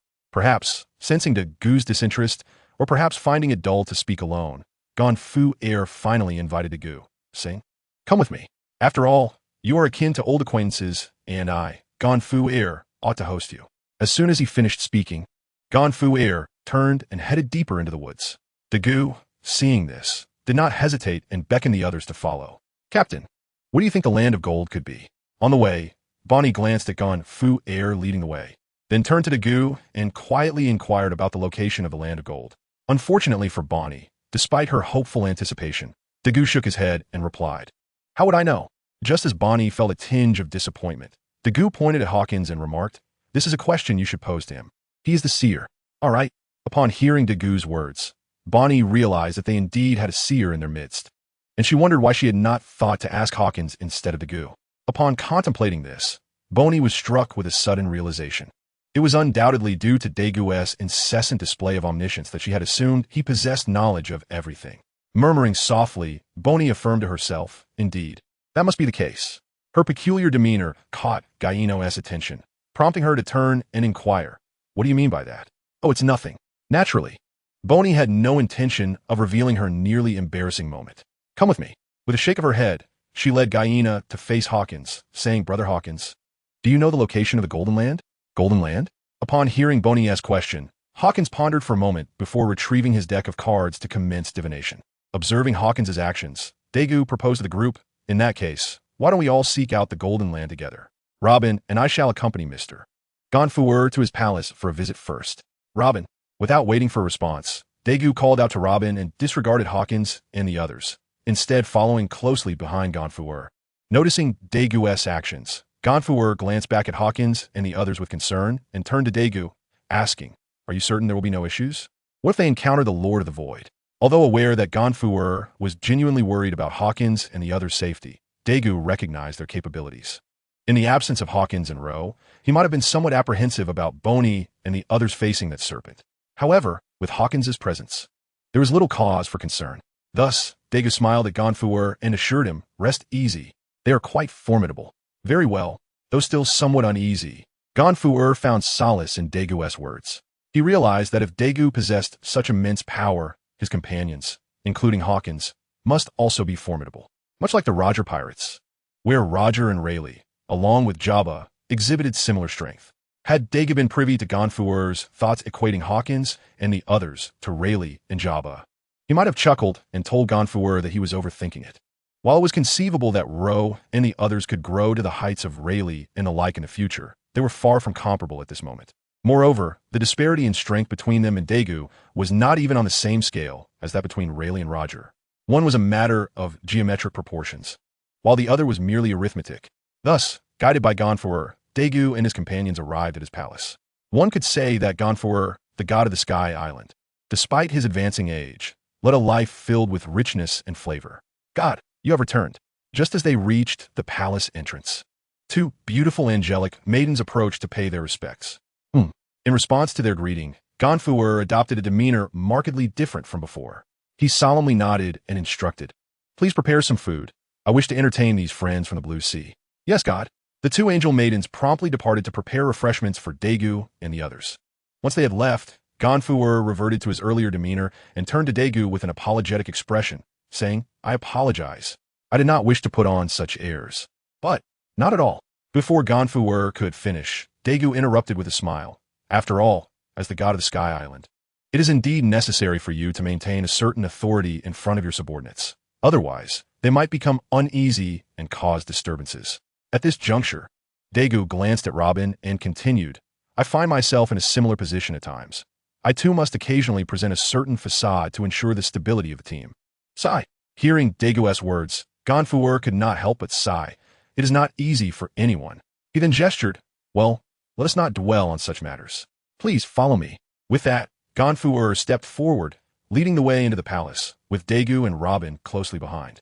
"Daegu, my friend, and Miss, please do sample this. It is a unique fruit of our Sky Island, delightfully sweet." After a short while in Gonfuer's reception room, he offered Daegu and Robin the delicacies laid out by the angel maidens and added, "By the way, Daegu, regarding the Golden Land you mentioned, I am not well acquainted with it, but I have heard Roger speak of it before. He mentioned that there exists a colossal secret hidden within this land. Unfortunately, he did not divulge what that secret was. Today, hearing you mention the Golden Land, perhaps it is indeed the grand secret Roger referred to." Upon hearing Gonfuer's words, Daegu was momentarily taken aback. He had not anticipated that Roger had alluded to matters of the Sea King to Gonfuer. Indeed, in Daegu's view, Roger's grand secret could not possibly pertain to mere riches. After all, for Roger, wealth was but a triviality. Only an ancient weapon like the Sea King could be deemed a monumental secret. However, it was likely that Roger merely mentioned it in passing. Even if he occasionally lost his composure, with Rayleigh present, he would have had little opportunity to elaborate further. Thus, Daegu understood Gonfuer's misconception that the grand secret Roger spoke of was related to the Golden Land. With this thought, Daegu shook his head slightly and stood to ask Gonfuer, "Mr. Gonfuer, may we explore this place?" Gonfuer was taken aback by Daegu's request, as it echoed Roger's behavior from 20 years prior, when he had also expressed a desire to explore shortly after sitting down, later returning to claim that a great secret lay hidden here. Did Daegu sense something? Curiosity piqued, Ganfuer asked, Daegu, have you perceived something?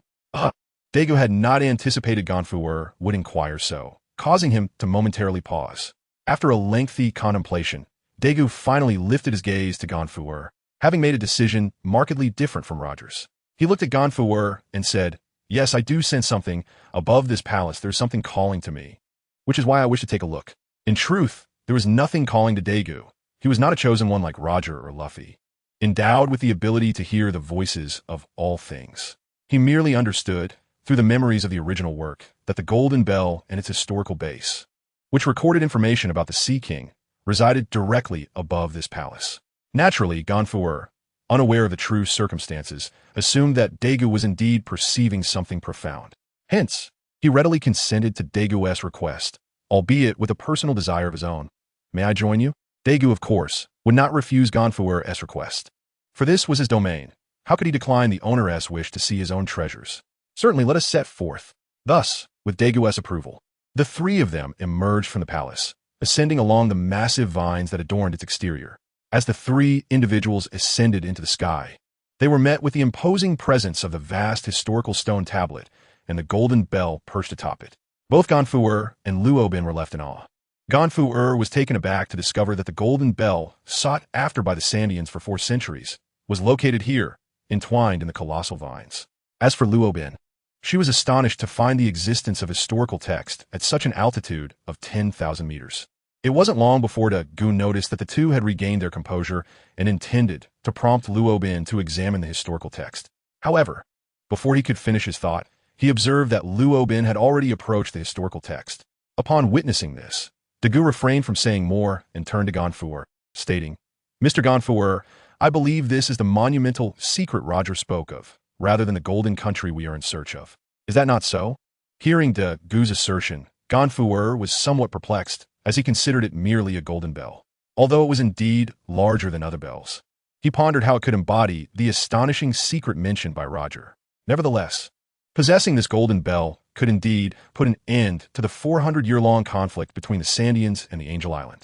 With this thought, Ganfuer believed he had grasped the essence of Roger's grand secret, to ring the golden bell and bring this prolonged war to a halt.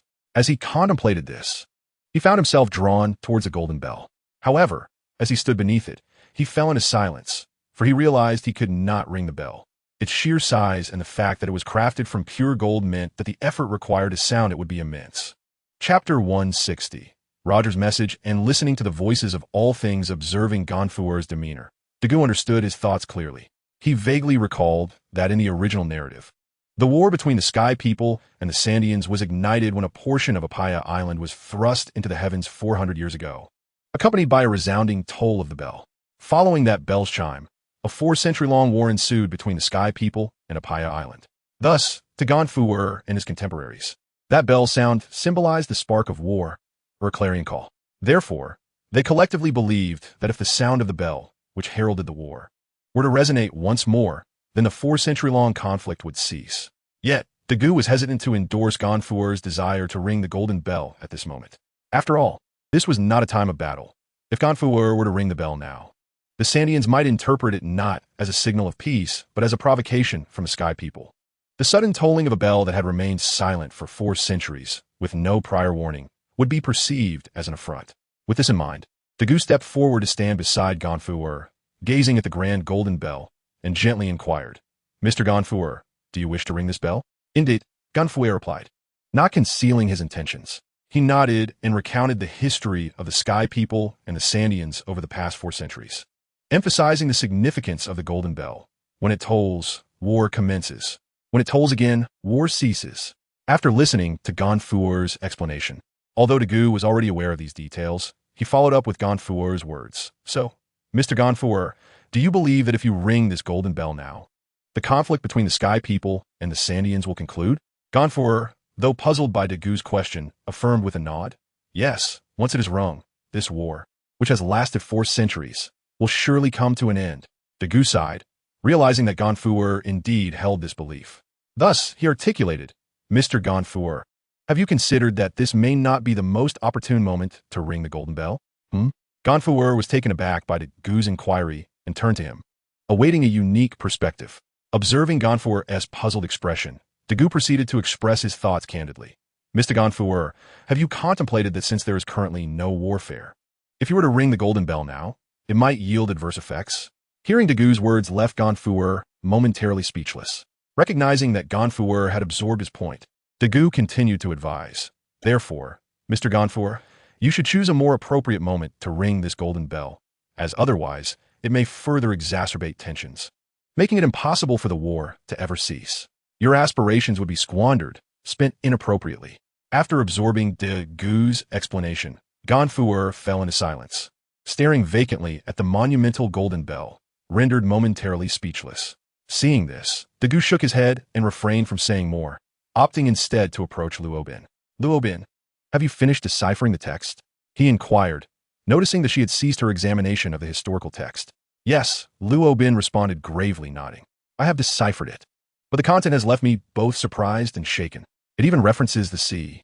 As she prepared to relay her findings to Dagu, he interrupted her. Stop. You might want to examine the text in that corner. Text. Luobin, perplexed, followed Dagu's gesture. Upon seeing the words there, Luobin was momentarily taken aback, and as she scrutinized the inscription, she began to translate slowly. I have come to this place, guiding this text to its final resting place. Pirate, Gold, Roger.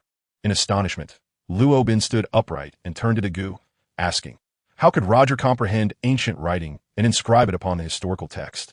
In response to Luobin's query, Dagu gazed at the grand golden bell and explained.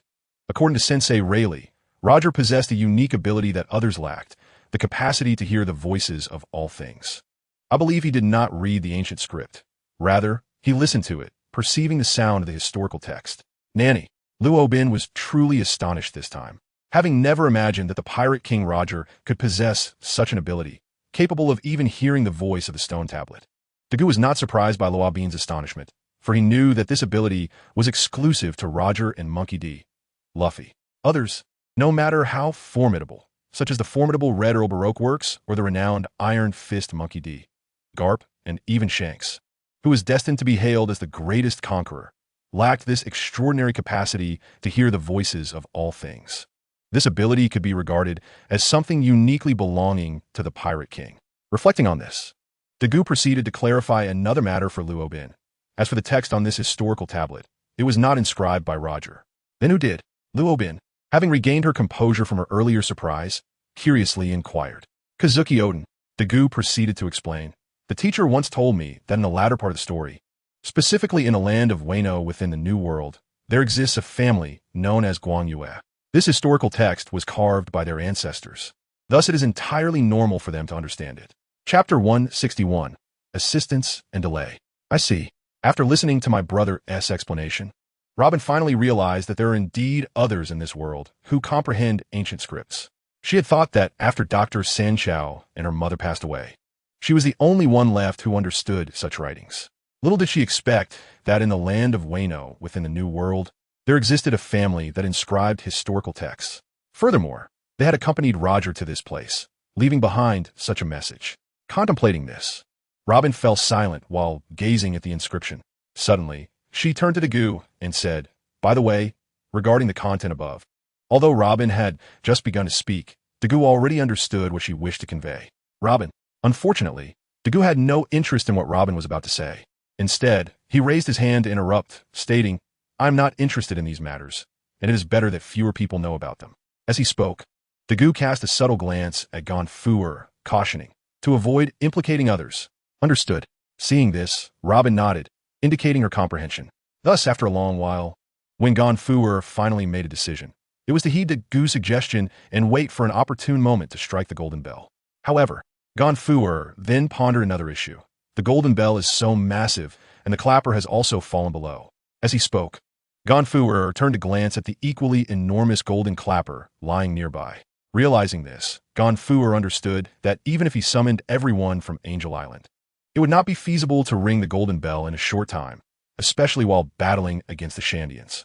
At that moment, the youth of Angel Island would surely need to fend off the Shandian attack, leaving only the elderly, women, and children behind.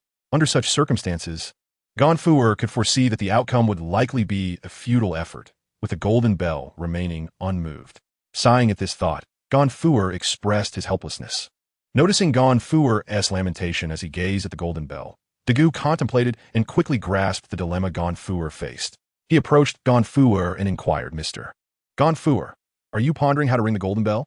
Indeed, Gonfuer sighed, replying, this golden bell is so immense that to ring it, a considerable number of hands are required. While this may be manageable at other times, it becomes impossible when engaged in battle with the Shandians. Sighing once more, Gonfuer expressed his frustration. Is that so? Upon hearing Gonfuer's predicament, Dagu turned to look at the golden bell and mused, perhaps I can assist. Suddenly hearing Dagu's statement, Gonfuer was taken aback and quickly turned to Dagu, asking, Dagu, are you truly willing to help us? With a smile, Dagu nodded affirmatively. Indeed, that's wonderful. Seeing Dagu's confirmation, Gonfuer beamed with joy and expressed his gratitude. With your assistance, we will surely be able to ring the golden bell during the battle. When the time comes, wait. Just as Gonfuer was excitedly preparing to share his plans, Dagu interrupted. Mr. Gonfuer, I mean to say that I can ring the golden bell alone, without the need for anyone else's help.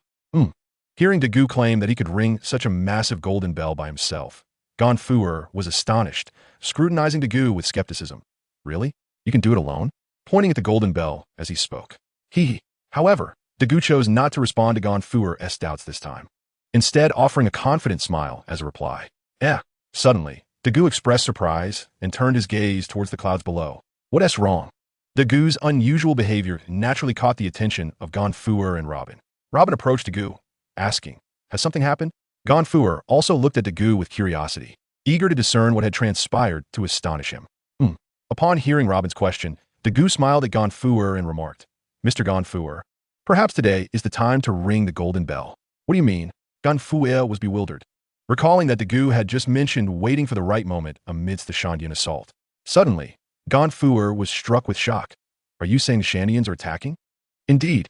In response to Gonfuer's inquiry, Dagu did not withhold information, but rather spoke directly. That's correct. Just now, I inadvertently used my Kinbunchaku, and sensed the sounds of battle coming from below the clouds, with one side being my companions.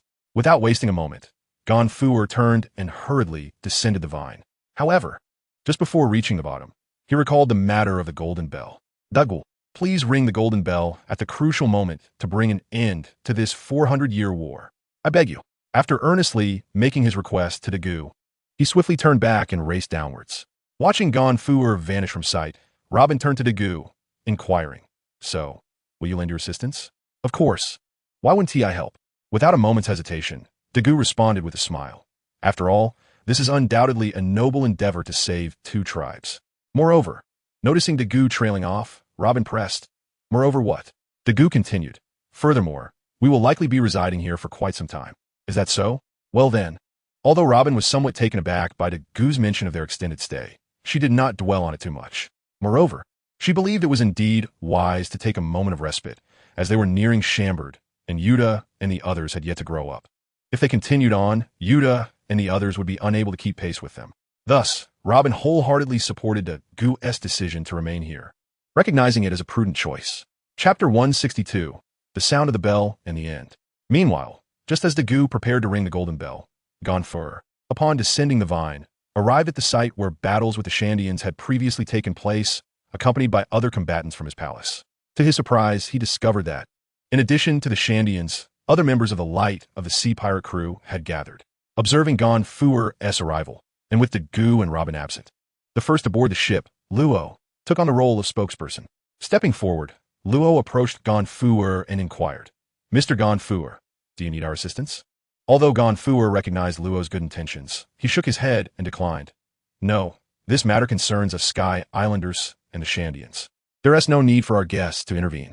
Just as he had stated, this was a conflict between the Sky Islanders and the Shandians. And in the absence of external interference, as depicted in the original work with Enel, it was best for them to resolve it on their own. In a situation where only two parties are involved, resolving conflicts tends to be relatively straightforward.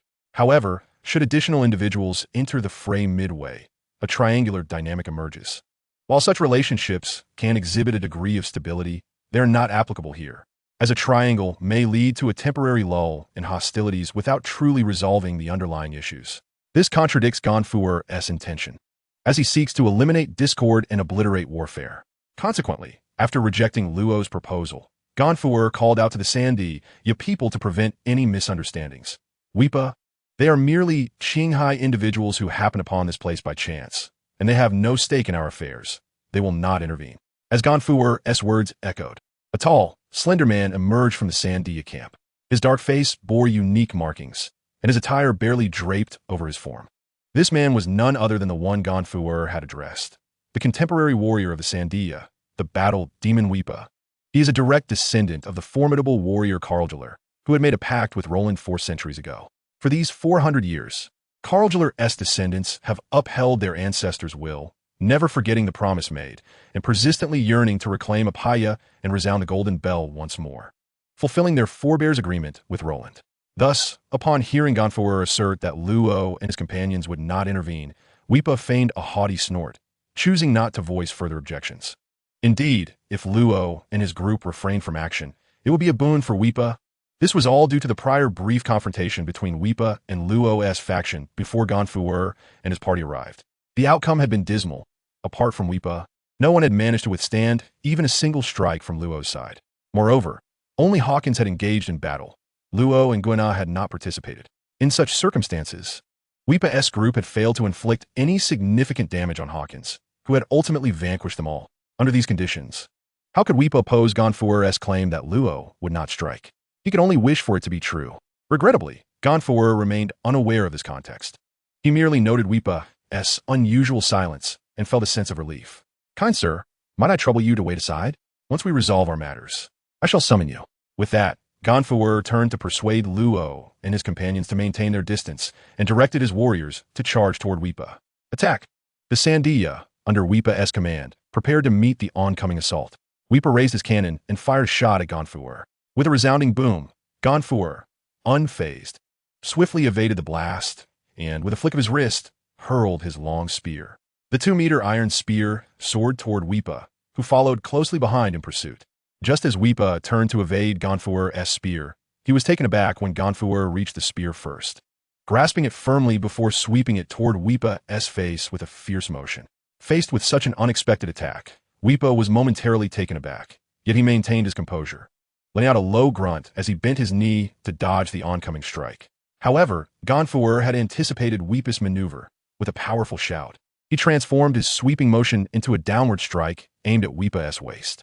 The attack came so suddenly that Weepa had no time to react, hastily raising his cannon to block the blow.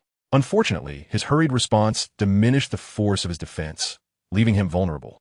Although Ganfuer's strike caught Weepa off guard, the latter's youth allowed him to withstand the blow with minimal injury. With one knee pressed to the ground, Weepa roared in defiance, his strength surging as he thrust back against Ganfuer, forcing him to stagger several steps. Meanwhile, high above, beneath the colossal golden bell entwined in the sky vines, Dagu, observing through the reincarnation eye, realized that this moment might be the opportune time to ring the golden bell. With this thought in mind, Dagu raised his gaze to the bell, his eyes widening as he activated the Susanoo technique of the Mangekyo Sharingan. However, he conjured merely one hand of Susanoo, deeming it excessive for the task at hand, which was merely to strike the golden bell. Thus, employing the simplest method, Dagu clenched his right fist and swung it toward the golden bell. With a resounding clang, the bell tolled. Perhaps feeling that a single chime was too uncertain, Dagu struck the bell twice more. The sound reverberated through the air, and at that moment, the fierce combat between Ganfuer and Weepa, along with the Sandia and the Sky Islanders, came to an involuntary halt. Chapter 163. Weepa's hesitation and Ganfuer's gratitude as the bell fell silent. Weepa gazed upward, lost in thought. Not only he, but all present, be they Sandia or Sky Islanders, including Luo's group, lifted their heads except for Ganfuer, who was already privy to the unfolding events. Weepa. After a prolonged silence, Ganfuer approached Weepa and suggested, "Cease hostilities. 400 years of conflict should suffice." Upon hearing Ganfuer's words, Weepa paused in contemplation before his expression shifted, raising his cannon and pointing it at Ganfuer, demanding, "Ganfuer, from where does this sound originate? You appear so composed, indicating you know its source. Speak. Have you Sky Islanders concealed the golden bell?" With his words hanging in the air, Weepa gestured to his companions, signaling them not to let their guard down.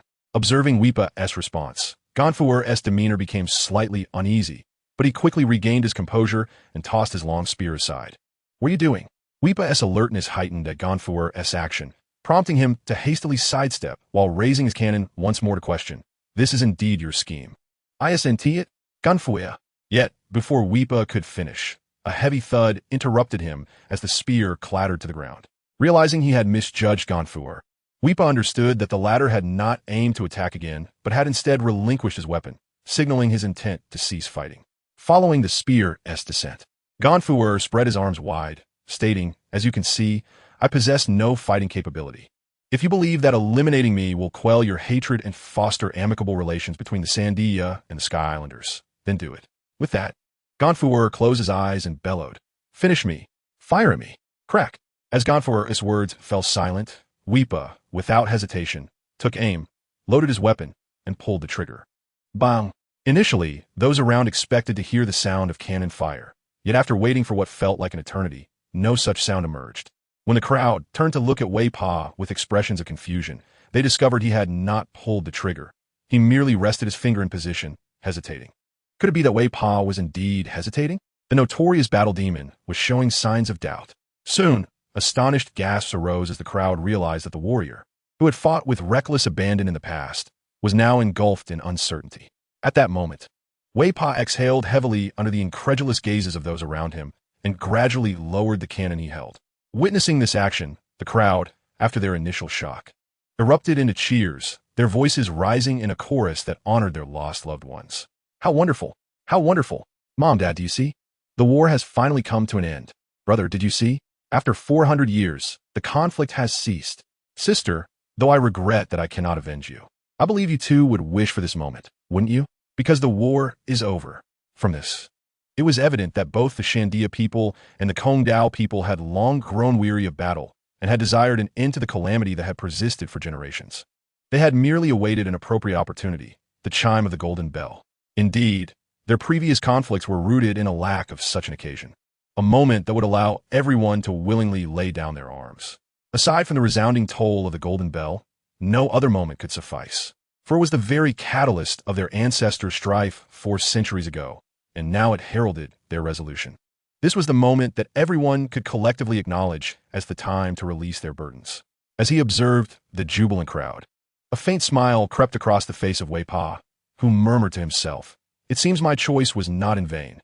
Hearing Weepa's mutterings, Ganfuer stepped forward to express his gratitude, saying, "Weepa, thank you. Thank you for bringing an end to the war." With that, Ganfuer bowed deeply in appreciation. Upon witnessing Ganfuer's gesture, Weepa was momentarily taken aback.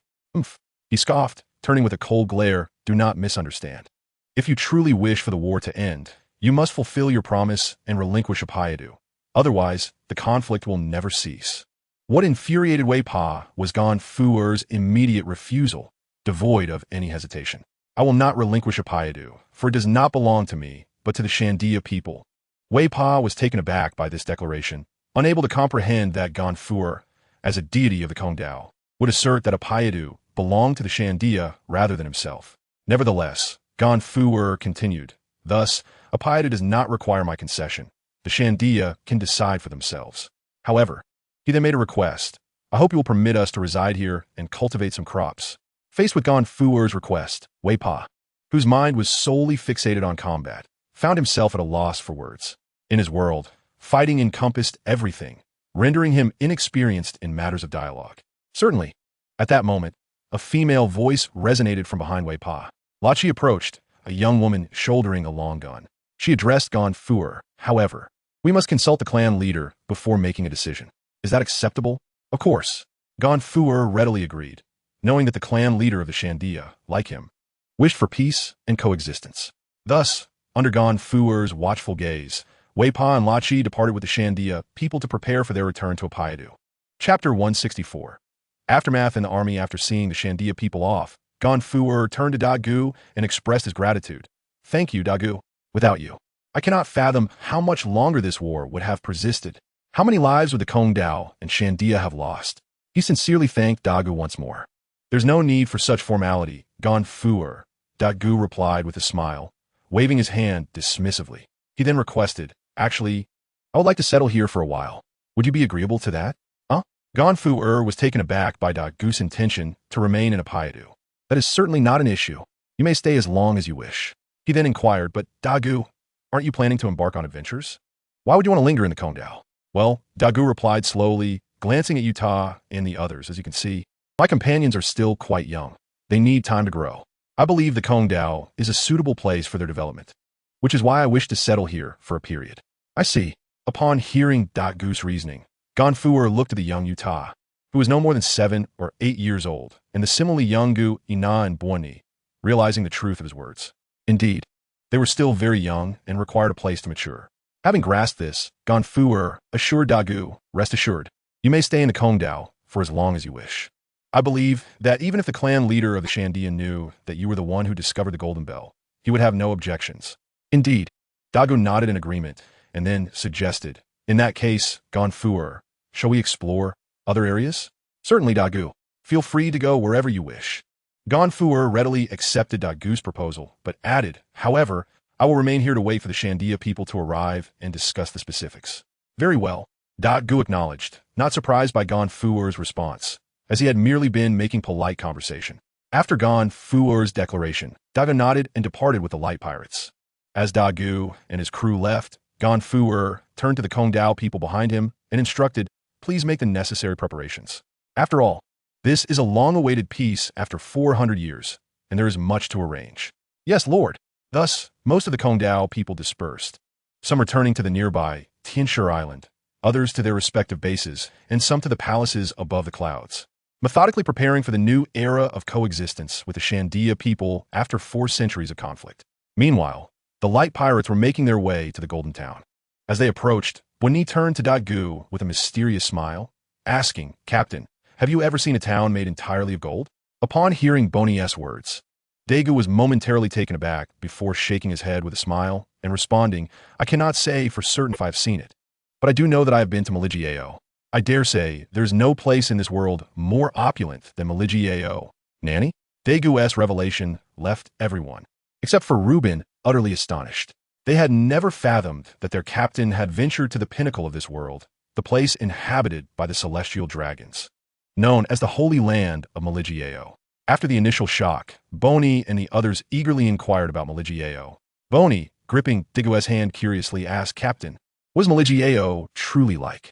Is it filled solely with celestial dragons? Are there no others? Furthermore, I have heard that high-ranking officials of the world government reside there. What are they like? And is the Wuloaxing truly just one person? As Buoni finished speaking, Ro also chimed in, yes. Captain, please tell us more about Maligiao. Observing the eager expressions on his companions' faces, Dagu hesitated briefly before reluctantly nodding. Very well. However, I must confess that my understanding of Maligiao is limited, as I only spent a mere 2 or 3 days there. He then turned to Buoni to clarify.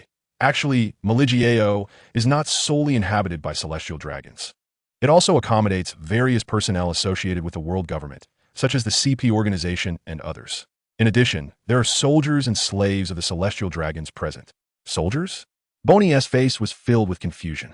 In fact, not only Buoni but also Ro and the others looked at Dagu with puzzled expressions, for they had never heard of such an army. They had only heard of the former Marine Admiral Sangu Kongtiao, who, after stepping down from his position, became the commander-in-chief of the armed forces. Pondering this, Buoni hesitantly inquired, Captain, do you mean to say there are other nations on the Red Line? Is that why the celestial dragons would establish an army similar to those of kingdoms? No. Dagu shook his head. There's only Maligiao on the Red Line. No other cities exist. This revelation left Buoni and the others even more perplexed. If Maligiao were the only city on the Red Line, then what purpose did the celestial dragons' army serve? Was it merely a whimsical endeavor due to their excessive wealth?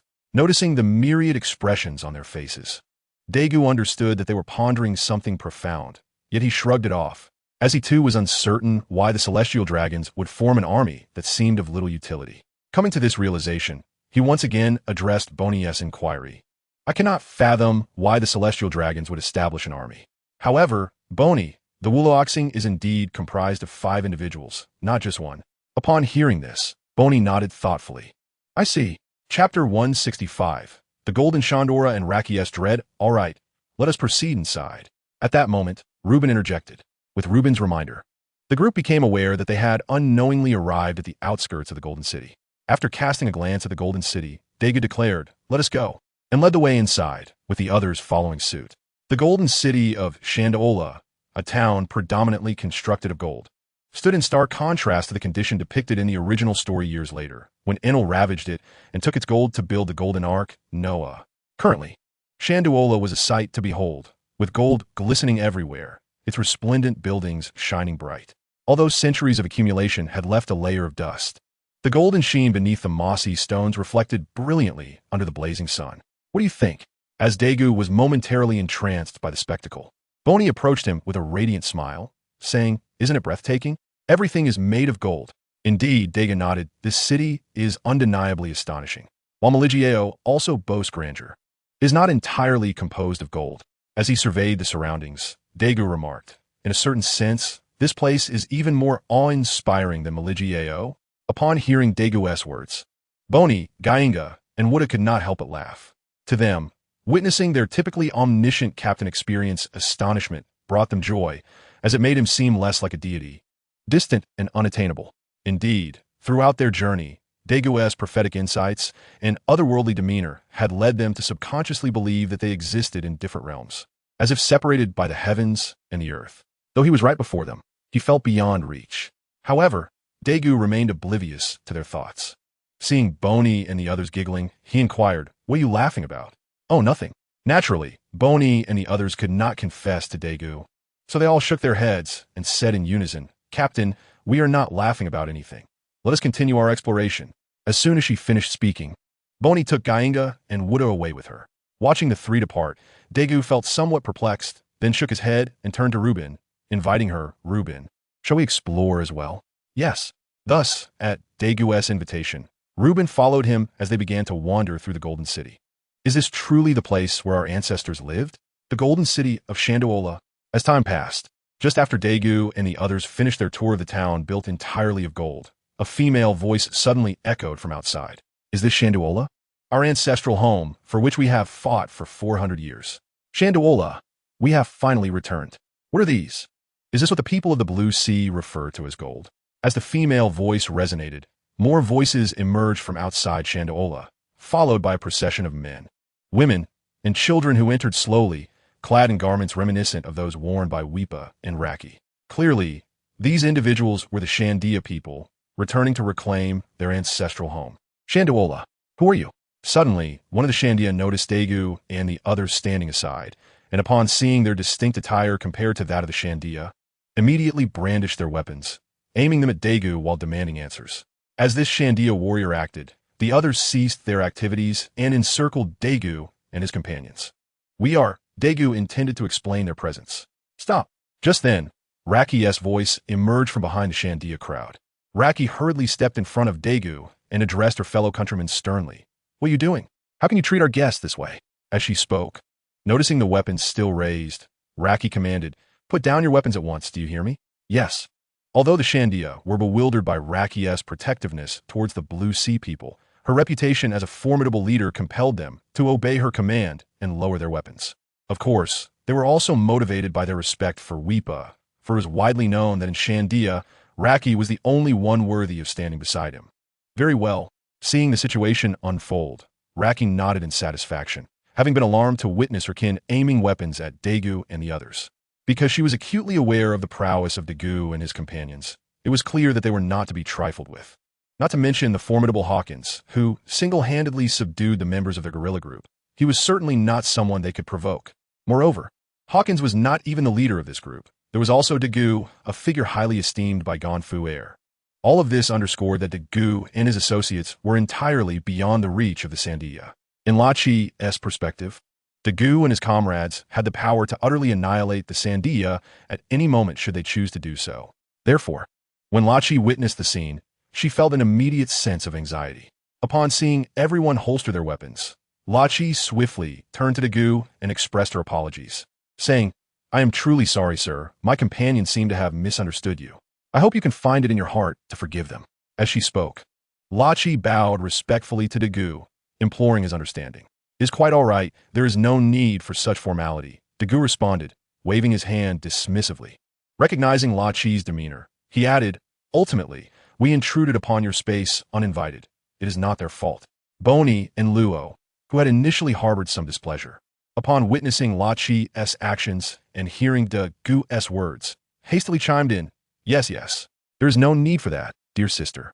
Hearing de Gu's reassurance, La Chi immediately felt a wave of relief wash over her, and she expressed her gratitude once more, saying, thank you. Truly, a person of such stature as you, esteemed by Fu Air, deserves our utmost respect. At that moment, an elderly figure accompanied by a frail voice ambled in from outside, flanked by Fu Air and Wei Pa Chapter 166, the arrival of the Sandia chief and the golden lion upon the elder's entrance.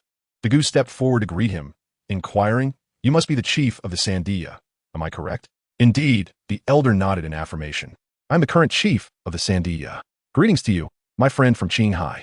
With that, the elder, the chief of the Sandia, extended his right hand towards the Gu. Observing the elder's gesture, the Gu smiled slightly and reciprocated the handshake. After glancing at Fu Air beside him, he remarked, Chief, it fills me with great emotion to see you and Mr. Fu Air transform centuries of conflict into this moment of harmony. Oh, not at all. The elder replied politely, we owe much to you, young brother. I have heard from Fu Air that it was you who discovered the Golden Bell. Without your efforts, it seems we would not have reached this reconciliation. Thus, the elder bowed in gratitude towards the Gu. In response to the elder's thanks, the Gu merely smiled and said, Chief, you are too kind. If it were not for the residents of the Sandia and Angel Island desiring peace, even the Golden Bell would not have stopped the war. At this, the Gu turned to look at Fu Air and Wei Pa, adding, so if thanks are to be given, it is to yourselves that you should express it, for this peace was your own decision. Upon hearing de Gu's words, Wei Pa and Fu Air exchanged glances, then both smiled and said, indeed, if we did not wish for an end to hostilities, the Golden Bell alone would not have sufficed. Observing their expressions, the elder chuckled and then turned to the Gu, inquiring, young brother, I hear you wish to reside here? Yes, the Gu replied, nodding in affirmation, I do intend to stay here for an extended period. I wonder if you would permit it? He then added, of course, if you are unwilling, we can depart. No, no, no. The elder immediately shook his head, rejecting the notion. While your words suggest it is our choice that has led to peace in Apaya, without your discovery of the Golden Bell, we would not have achieved this harmony. Thus, the elder extended an invitation, saying, I would like to invite you and your companions to reside in Xiangduo. Would you be willing? Taken aback by the elder's invitation, the Gu paused briefly before smiling and replying, if you do not consider us outsiders, we would be delighted to stay in Xiangduo. Excellent. The elder responded enthusiastically. He then turned to Wei Pa, instructing Wei Pa, please make arrangements to provide our friends from Qinghai with accommodations. Understood, Chief. With the elder's command, Wei Pa acknowledged and motioned for the Gu and his companions to follow him. Thus, the light pirates settled in the golden city of Xiangduo, remaining until a large floating island arrived a month later. What is that? In the borderlands of Apaya, the Sandia people and the islanders, engaged in their farming, gazed in astonishment at the colossal object gradually approaching. Meanwhile, within Xiangduo, the Gu, who was training Yuta and the others alongside Robin, suddenly turned his head towards the distance, murmuring, it's here. What is here? Unfortunately, Robin overheard the Gu's mutterings and turned to him, asking, is someone coming? Yes. The Gu nodded, responding, Robin, do you recall when I mentioned I had control over the Golden Lion? The Golden Lion? Upon hearing this, Robin appeared momentarily stunned, then gazed at the Gu, asking, you mean the Golden Lion is coming? Precisely. The Gu affirmed, nodding again, then said to Robin, I will go to greet him. Without further ado, the Gu turned and departed Xiangduo, heading towards the border of Apaya. Hey, Vapa. Observing the Sandia people's vigilant demeanor towards the golden-haired figure, the Gu couldn't help but chuckle, then called out to Wei Pa. There's no need to be so tense. He is my friend and has come to assist me. Is that so? Though Wei Pa remained somewhat skeptical, he reluctantly lowered his weapon but still held it in a ready position. Seeing this, the Gu could only shake his head in resignation, proceeding directly to the golden-haired figure. Looking at the radiant Tian Dao Jinshi, the Gu nodded in satisfaction. Indeed, it seems Robin's treatment has had a significant effect. The Gu, my brother. Just then, the Gu heard the elder chief of the Sandia approaching, prompting him to turn and ask, Chief, is there something you need? The elder chief, trembling slightly, looked at Tian Dao Jinshi and inquired, the Gu is your friend a deity? Huh? The Gu was momentarily perplexed. But as he caught sight of the floating island behind Tian Dao Jin Shi, he suddenly understood. Clearly, the elder chief had assumed that the floating island was a result of Tian Dao Jin Shi's divine status. Chuckling, Dagu replied, "Oh no, chief, you're mistaken. He is not a deity. He possesses the ability to control islands due to a devil fruit known as the CS secret treasure. Is that so?" Upon hearing Dagu's explanation, the elder chief appeared enlightened, though a hint of reverence lingered in his gaze towards Tian Dao Jin Shi. "Chief, if there is nothing else, I shall take my friend to find my companions," Dagu said, and with that, he led Tian Dao Jin Shi towards TheO'Hara. However, before departing, Dagu left the old chief, Wei Pa, and the other Sandia people utterly astonished with the statement. "By the way, old chief, consider this floating island as our accommodation fee. Feel free to use it as you wish." Chapter 167. Dagu's Departure and New Appiato. In the interior of Xinhua. Upon seeing Dagu approach with the Sky Path Golden Lion, Robin timely instructed Yuta and the others to pause their training. "Let's take a break, Yuta, Guena, and Bonnie."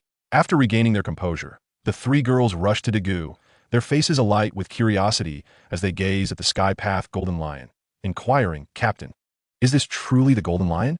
The legendary pirate, Shiki, who stood shoulder to shoulder with the Pirate King and Whitebeard. Indeed, in response to their eager inquiries, Dagu chuckled softly and affirmed, "This is the legendary flying pirate, the Golden Lion." Wow! Upon hearing Dagu's confirmation, the trio gasped in amazement, then began to circle around the Sky Path Golden Lion to observe it closely. At that moment, Robin stepped forward to Dagu, glanced at the Golden Lion, and turned to him with a puzzled expression. "Dagu, why did you bring the Golden Lion here?" After a brief moment of contemplation, Dagu looked at Guena and the others, who were playing with the Golden Lion, and softly replied, "I am about to leave. Bringing him here is for your safety and to allow him to train you." "Leave?" The sudden announcement of Dagu's departure, seemingly alone, startled Robin, who quickly asked, "Where are you going?" As she pondered, a look of confusion crossed her face. "But don't you possess the Flying Thunder God? With it, you can appear anywhere at will. Why expose the Golden Lion and summon him?" Flying Thunder God. Dagu reflected on Robin's question, then smiled gently. "Robin, the Flying Thunder God is not infallible. Although it allows me to swiftly reach any place I have previously visited, there exist countless treasures and devil fruits in this world, each with their own peculiarities. You never know when you might encounter a user whose abilities could nullify the Flying Thunder God. If something were to happen to you, how could I rush to your aid? Thus, I summoned the Golden Lion to ensure your safety while also providing him the opportunity to train you." "I see." After absorbing Dagu's explanation, Robin seemed contemplative before asking again, "So, where are you headed?" In a calm voice, Dagu replied, "The Revolutionary Army." "What?" The mention of the Revolutionary Army caught Robin off guard, and she questioned, "You mean you're going to the Revolutionary Army? Why?" Sighing deeply, Dagu gazed into the distance, an invitation from Drago. "Additionally, I wish to make a change and leave a mark within the Revolutionary Army. After all, this world requires transformation." Upon hearing Dagu's words, Robin fell silent, reflecting on her own past, O'Haran, and Saul. "I wish to go too." Suddenly, Robin looked up, her expression resolute. "I want to join the Revolutionary Army. My abilities can assist you significantly." Faced with Robin's insistence, Dagu hesitated, then, after a long contemplation, nodded reluctantly. "Very well. However, you must follow my orders and refrain from undertaking any perilous missions, even those assigned by Drago. Do you understand?" "Yes, yes." Upon receiving Dagu's consent, Robin beamed and swiftly changed the subject. "What about Guena and the others? Though you have summoned the Golden Lion for their protection, he is currently under your control. How can he look after Guena and Beppo?" In response to Robin's concern, Dagu turned to the distant figure of Ganfu, who had appeared unbeknownst to them, and said, "I shall entrust this matter to Mr. Ganfu along with the old chief." "Mr. Ganfu?" Dagu hastened towards him, asking, "What are you up to?" "Nothing much," Ganfu replied with a shake of his head. "I heard a new Appiato has emerged and was planning to take a look." "I see." Dagu nodded thoughtfully, then smiled. "Then let us go together." "Sure." Thus, the three of them set out towards the island's outskirts. "Mr. Ganfu, I see that your relationship with the Sandia people has become quite amicable, unlike the enmity that has persisted for generations," Dagu remarked as they walked. "Hee," Ganfu chuckled. "Indeed. However, this is primarily due to our mutual yearning for peace, allowing us to set aside 4 centuries of bitterness and coexist amicably." "Indeed." Dagu silently nodded in agreement, then inquired, "What are your plans regarding the new Appiato?" Suddenly taken aback by Dagu's question, Ganfu pondered for a moment before replying. I need to discuss this with others, but I believe it should be better than the current situation. After all, with an additional appiato, there will be more land available for both us and the Sandia people to cultivate crops. In that sense, it should indeed be an improvement. Upon hearing Ganfu's response, Dagu nodded, affirmatively. Dagu, my young friend. At that moment, the old chief's voice called out from the side. Turning at the sound, Dagu realized they had arrived at their destination, the floating island. Old chief. Dagu approached, greeting him warmly. However, upon receiving Dagu's greeting, the old chief knelt before him, leaning on his cane and expressing gratitude. Thank you, Dagu, for providing us with another appiato. Thank you. Chapter 168. Entrustment and Departure, huh? Upon hearing the old chief's words, Ganfu finally understood that the new appiato was a gift from Dagu. Grasping this, Ganfu also expressed his gratitude. Thank you, Dagu. There's no need for such formalities. Dagu quickly stepped forward to assist both men to their feet. Gazing at the floating island, in fact, I have some requests to make of you, and this floating island serves as my token of gratitude. Upon hearing this, Ganfu and the old chief exchanged glances, then turned to Dagu. Dagu, if you have a request, feel free to speak. You need not offer us another appiato. Their faces flushed with embarrassment. They had not anticipated that Dagu, having already reconciled their two peoples, would bestow upon them another grand gift. The more they thought about it, the more ashamed they felt. They nodded vigorously. Dagu, whatever you need us to do, please let us know, and we assure you we will fulfill your request without hesitation.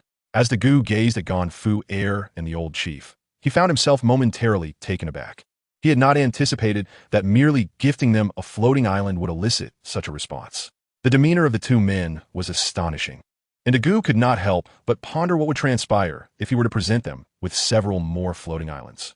Shaking off his bewilderment, he smiled and addressed Ganfu and the chief, stating that it was not a significant inconvenience. At this point, Dagu turned to glance at Luo Bin before continuing, explaining that he and Luo Bin would be departing from the floating island in a couple of days and requesting their assistance in looking after Gu Ina and Hawkins. Without waiting for Dagu to finish, Ganfu and the old chief eagerly assured him that they would indeed take care of his companions, promising that no harm would befall them. Satisfied with their assurances, Dagu chose not to elaborate further and instead entrusted them with the responsibility, expressing that after their departure, he would rely on them.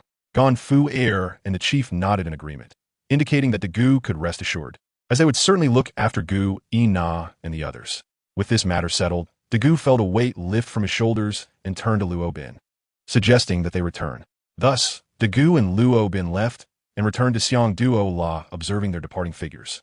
Ganfu turned to the old chief and inquired about Dagu's intentions regarding leaving his companions behind. The old chief, merely chuckling in response, walked towards the floating island while saying, "What does it matter to us?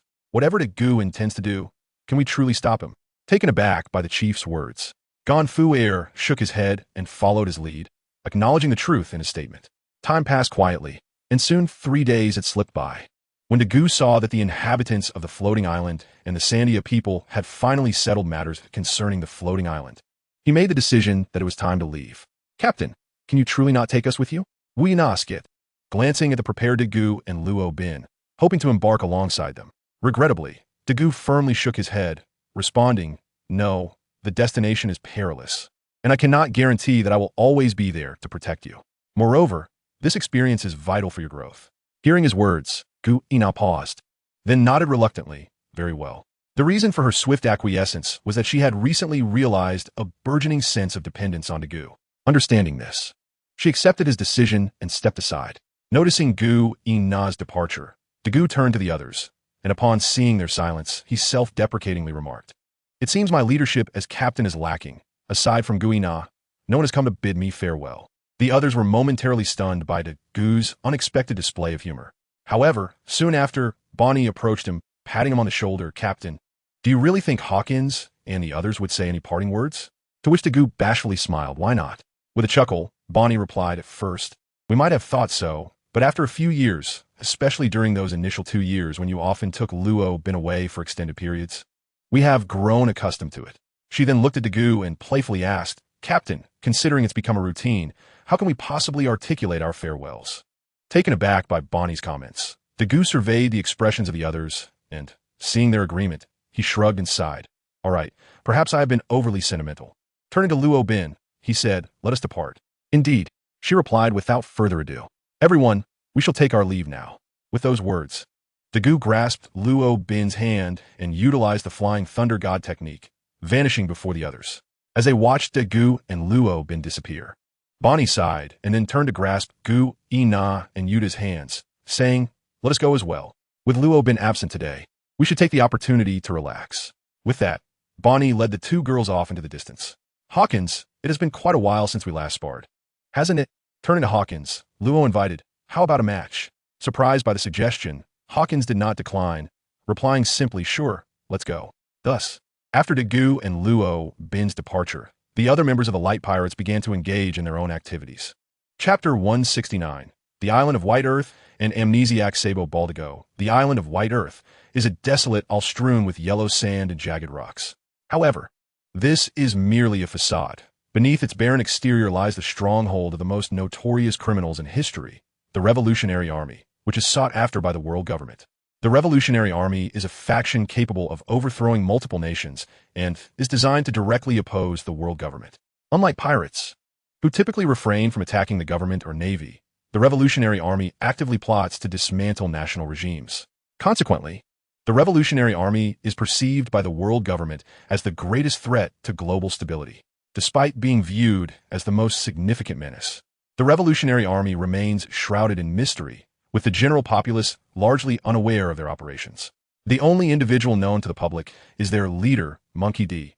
Dragon, who is wanted by the world government with a staggering bounty of 5 billion, marking him as the world's most dangerous criminal. At this moment, this infamous figure stands before Dagu. Dragon stepped forward, extending his hand towards Dagu. "Long time no see, Dagu. Welcome." "Thank you." Dagu responded, shaking Dragon's hand. "Mr. Dragon, I would prefer if only you or Mr. Kuma knew my true identity. Is that acceptable?" Upon hearing this, Dragon paused, then shook his head with a smile. "Of course, no problem." He then welcomed Dagu once more, addressing him. "Once again, welcome, Mr. Bo." When Dragon referred to Dagu as Mr. Bo, Luo Bin, standing nearby, was puzzled, wondering why Dragon would address Dagu in such a manner. Unable to comprehend this, she turned to Dagu, awaiting his explanation. Naturally, Dagu did not withhold the truth and explained the situation. It turned out that a year prior, when Dagu had visited Kuma with Bonnie, he had casually mentioned the concept of equality, which Dragon inadvertently overheard. Thus, under Dragon's astonished gaze, Dagu shared some principles of socialist core values, leading to Dragon's fervent invitation for Dagu to join the Revolutionary Army. As for Mr. Bo, that was the pseudonym agreed upon by Dagu and Dorag at that time. Dagu expressed to Dorag, "If I come over, I hope you'll call me Mr. Bo, rather than Dream Puc Dagu." However, at that moment, Dagu still harbored some hesitation. It was the recent battle with Mihawk that ultimately solidified his resolve. After personally burying O'Hara, Dagu was determined to seek out Dorag and guide the Revolutionary Army's direction. How enlightening. Upon hearing Dagu's explanation, Robin was filled with understanding. Once Dagu recognized that Robin had grasped the situation, he turned to Dorag and inquired, "Mr. Dorag, how have the Revolutionary Army's actions been over the past year?" Without further ado, Dorag replied, "Follow me." With that, he turned and walked into the room. "Let us go." Seeing this, Dagu called out to Robin and followed suit. "Mr. Dorag." As Dagu entered the room behind Dorag, he happened upon a young blonde boy greeting Dorag. Observing the boy's appearance, Dagu couldn't help but frown, feeling a sense of inevitability. Indeed, this blonde youth was none other than Sabo, who, in the original narrative, had sworn brotherhood with Ace and Monkey D. Luffy, and was also Dagu's younger brother. However, seeing the boy's demeanor, Dagu understood that Sabo must have experienced the same events as in the original story, having lost his memory after the Celestial Dragons destroyed his ship. How did Dagu discern that Sabo was still suffering from amnesia? This was evident from Sabo's words. After greeting Dorag, Sabo turned to Dagu, his face filled with confusion, and asked Dorag, "Mr. Dorag, may I ask who this gentleman is?" "Oh, him." Upon hearing Sabo's inquiry, Dorag was about to introduce Dagu. "Hello." Yet before Dorag could speak, Dagu stepped forward to introduce himself, saying, "Little brother, you can call me Mr. Bo. Mr. Dorag refers to me that way as well." As he spoke, Dagu placed his right hand on Sabo's head, and, under Dorag's puzzled gaze, he gradually employed the powers of the Renegade's human path. After a considerable moment, when Dagu withdrew his hand from Sabo's head, Sabo immediately covered his head. In but an instant, he lowered his hand, his face a mask of astonishment as he gazed at Dagu and exclaimed, "Big, Seeing that Sabo was about to reveal his identity, Dagu hurriedly covered his mouth and whispered, "You should call me Mr. Bone now. Understand?" Though puzzled, Sabo nodded and made a few sounds to indicate his comprehension. Satisfied by Sabo's nod, Dagu released his grip and stood up. As soon as Dagu's hand left, Sabo hurriedly asked, "Mr. Bo, how did you come to be here?" As for Dagu's response, he did not answer directly, but turned to Dorag, indicating that if Sabo had further questions, he should direct them to him. Observing Dagu's gesture, the astute Sabo quickly grasped the situation and shifted his inquiry. "So, Mr. Bo, do you have any news about Ace and Luffy?" Luffy? Upon hearing Sabo mention Luffy, Dorag, still astonished by Dagu's ability to restore lost memories, could not help but be drawn in by Sabo's mention of Luffy. He had never imagined that this youth he had rescued might be acquainted with his son. Dagu's subsequent words confirmed to Dorag that the young man before him not only knew his son, but was also his elder brother, implying that, in a sense, this boy named Sabo was also his son. Chapter 170. The Revolutionary Army and Mr. Bo, Luffy, and Ace? In response to Sabo's question, Dagu pondered for a moment before shaking his head. "I do not know. After all, I have not returned to Windmill Village in quite some time." Indeed, since Dagu had taken Yuta from Windmill Village, he had not returned, primarily out of fear of being caught by the marine hero, Garp. In the past, Dagu was merely a bounty criminal, and Garp had excuses to overlook him. However, when he set sail with Yuta, flying the pirate flag and provocatively sending a message to the Marine Admiral from Roadtown, he had become a sworn enemy of the Marines. In light of this, Garp would have no choice but to confront Dagu due to his duties. Since that moment, Dagu had not ventured back to Windmill Village. Upon hearing that Dagu had not returned to Windmill Village in a long while, Sabo suddenly recalled that he had indeed not seen Dagu for quite some time. Sighing at this realization, Sabo was suddenly met with Dagu's smile as he said, "If you wish to return to Windmill Village now, I can take you back, though it may be somewhat perilous." No. Although the offer to return excited Sabo, he suppressed his enthusiasm and shook his head. "Since I have set sail, I will not return until I have made a name for myself. I believe neither Ace nor Luffy would want their brother, who has just embarked on his journey, to return to the village so soon. After all, we swore an oath when we became brothers. Even if we become pirates, we may not sail on the same ship. But the bonds of brotherhood we forged will eternally connect us, no matter where we are." Very well. Hearing Sabo invoke the oath of their brotherhood, Dagu had little else to say and merely shrugged. "If you do not wish to return now, then so be it." Sabo, you meanwhile, Dorag, having listened to their exchange, intended to inquire further from Sabo, but he soon realized it was not the right moment and retracted his words. This left Sabo puzzled as he looked at Dorag and asked, "Mr. Dorag, what is the matter? Is there a problem?" "No, nothing." Unfortunately, having come to a conclusion, Dorag would not voice his thoughts.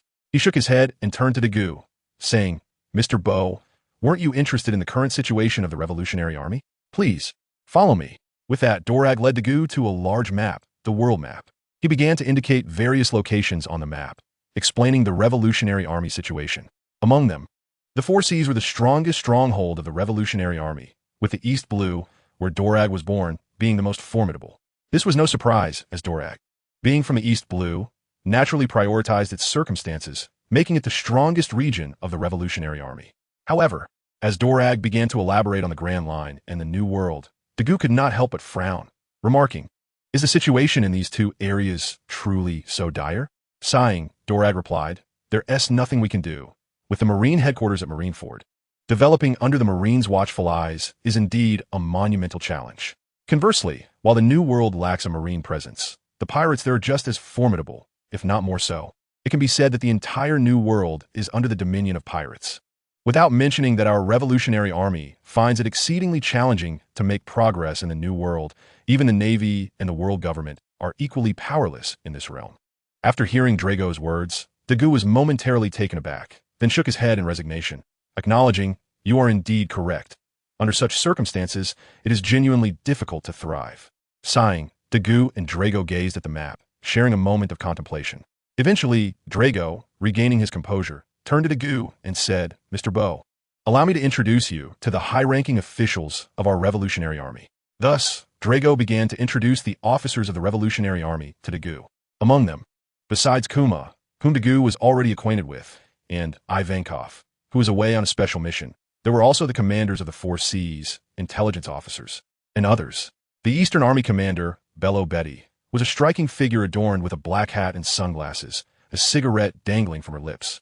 her short hair framing a commanding presence as she wore a cropped shirt and a tie, paired with a miniskirt and stockings, exuding an aura of a powerful goddess.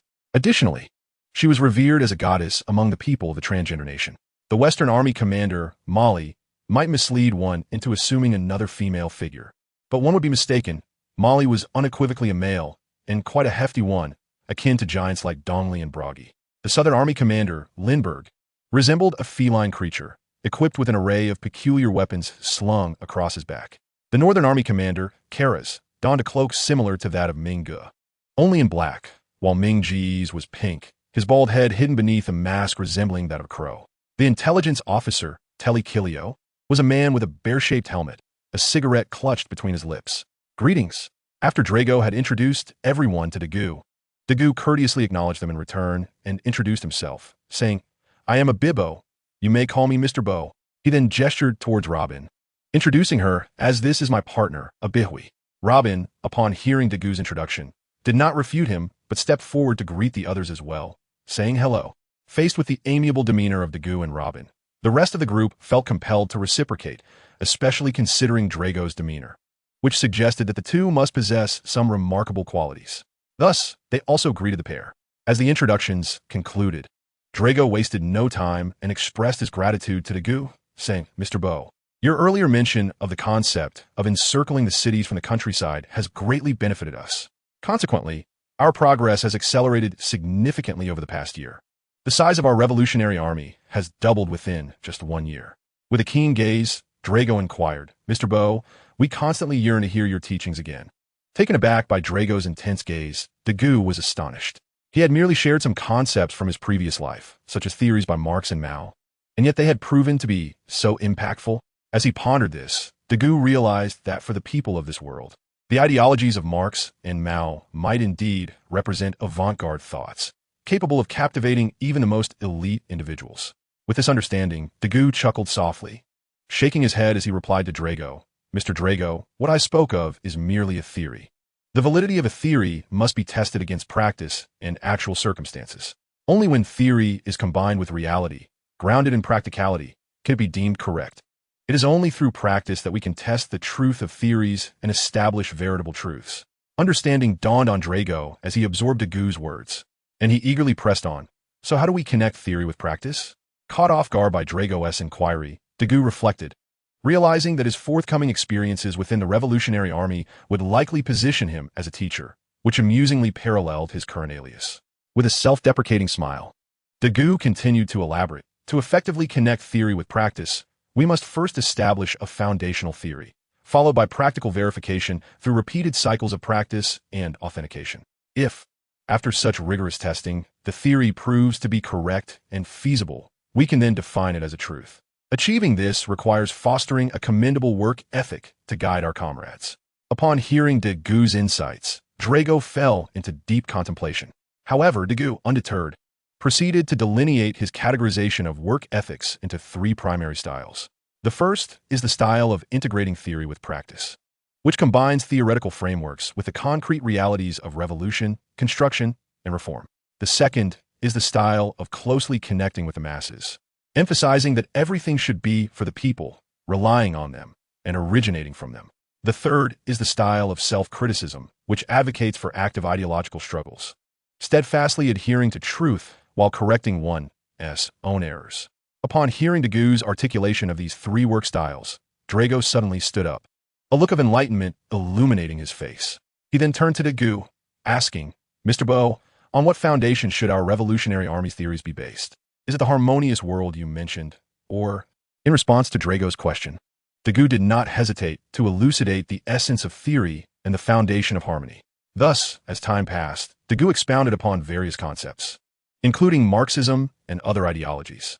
It is worth noting that Dagu only provided a broad overview, as his previous self was not a specialist in these matters, having only gleaned rudimentary knowledge from textbooks and news sources.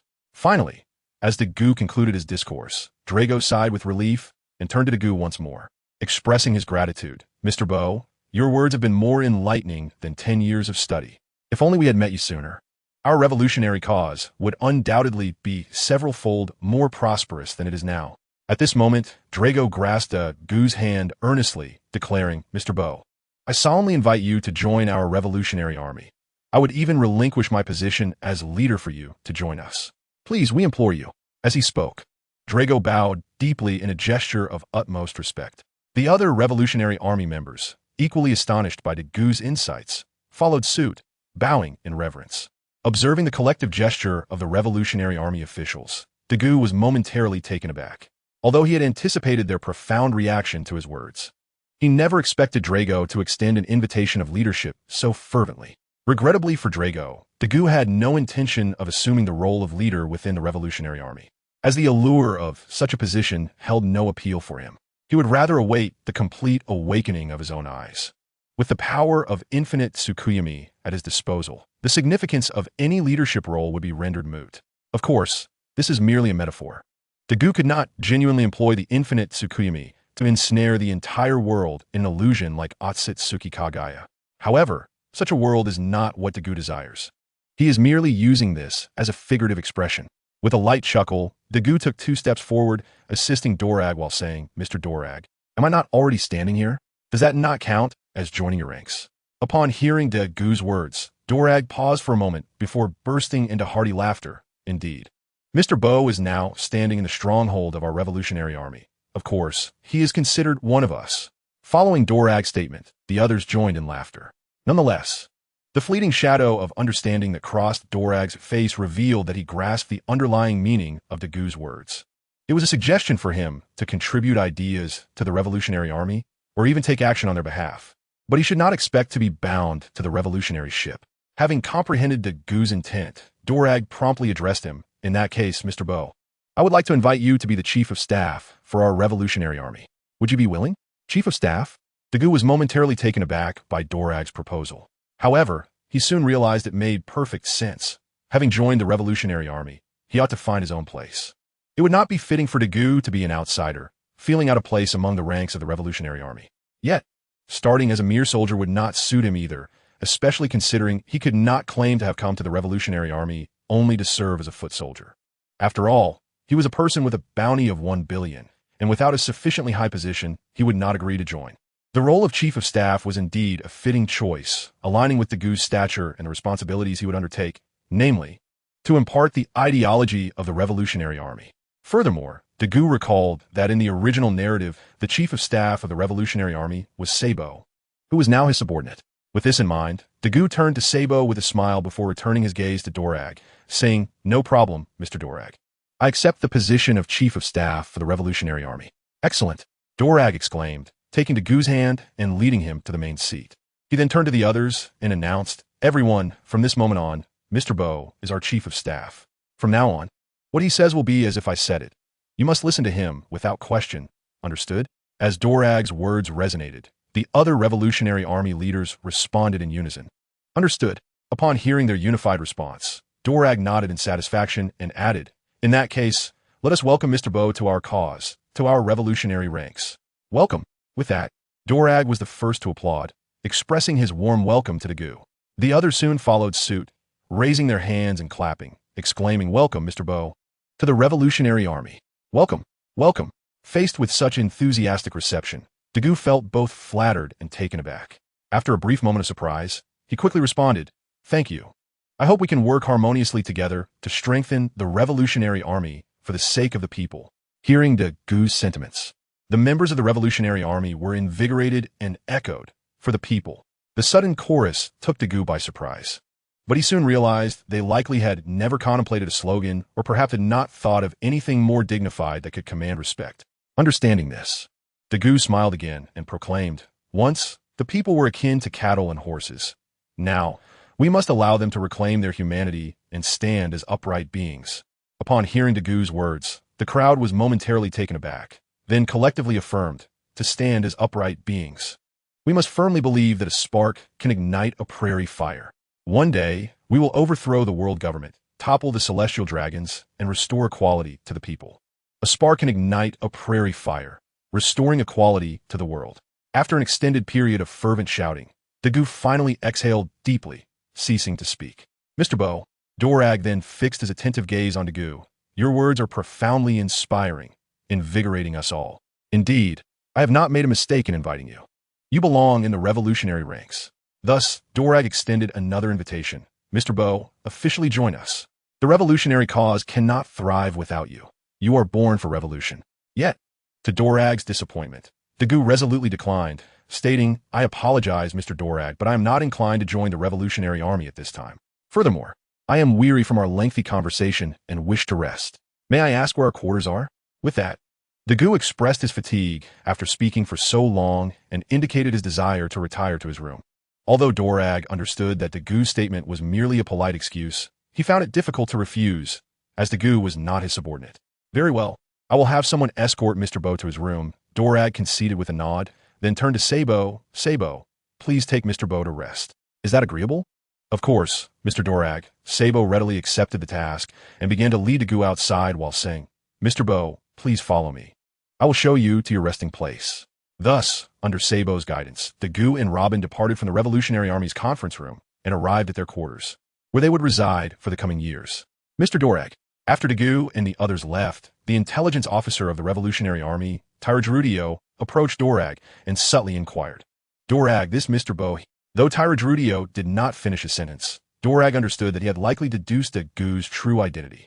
Although Dagu had altered his appearance through muscle cell manipulation before entering the room, the changes were slight enough for someone familiar with him to recognize him, while outsiders would remain oblivious. This was precisely why Sabo had recognized him upon regaining his memories. However, what Dagu did not realize was that it was not only Sabo who recognized him. Tyragerudio had also discerned his identity. This was largely due to Dagu's exorbitant bounty, the staggering 1 billion berries, which allowed Tyragerudio to identify the person before him as the infamous son of the devil. Ming Biudagu. Nonetheless, while Dorag was aware that Tyragerudio had grasped Dagu's true identity, he still shook his head and explained, Mr. Bo is someone I encountered during my travels. His chance remarks struck me profoundly, prompting me to invite him to join our revolutionary army as our guiding light. With a sigh, Dorag continued, to be honest, over the years I have increasingly felt overwhelmed in this position. Realizing he might have misspoken, Dorag quickly clarified, of course. This does not imply that I intend to evade responsibility. Rather, I believe we lack a guiding ideology, a spirit to rally around. On that day, upon hearing Mr. Bo's words, I realized he possessed such profound thoughts, capable of imparting them to the revolutionary army. So, it was, after listening to Dolaj's explanation, Kirdeo momentarily fell into contemplation, involuntarily recalling the grandiloquent discourse of Dagu. He nodded in agreement, affirming that indeed, this Mr. Bo could instill such spirit in the revolutionary army. Recognizing Kirdeo's understanding, Dolaj smoothly continued, urging that we need not concern ourselves with Mr. Bo's true identity, as long as he contributes to the revolutionary cause. We ought to respect and comprehend him. Indeed, following Dolaj's words, not only Kirdeo, but others in the room nodded in unison. Observing the consensus, Dolaj subsequently proposed, let us further delve into the ideas Mr. Bo has just shared. Thus, the upper echelons of the revolutionary army began to explore the various philosophies presented by the great figures of Dagu's past life. Chapter 173, Growth and Return. Time inevitably slips away unnoticed. In the blink of an eye, more than 2 years had passed, nearing 3. And it was now the spring of the year 1514 in the Haiyuan calendar. Throughout these 3 years, Dagu had been articulating his past governance philosophies within the revolutionary army.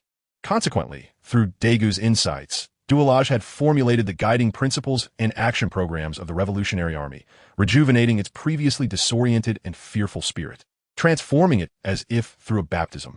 Moreover, Dagu was not idle. After imparting lessons to Dolaj, he also took on the role of an inspector, overseeing the conduct of the local revolutionary army across the seas. Whenever he discovered actions contrary to Dolaj's established code of conduct, Dagu, as chief of staff, possessed the authority to address such issues on the spot. Not through execution, of course, for their ideologies were aligned, making it impossible to dispose of others so casually. Thus, Dagu's interventions amounted merely to penalties, such as having offenders run 10 or 20 kilometers or clean their comrades' footwear for a week.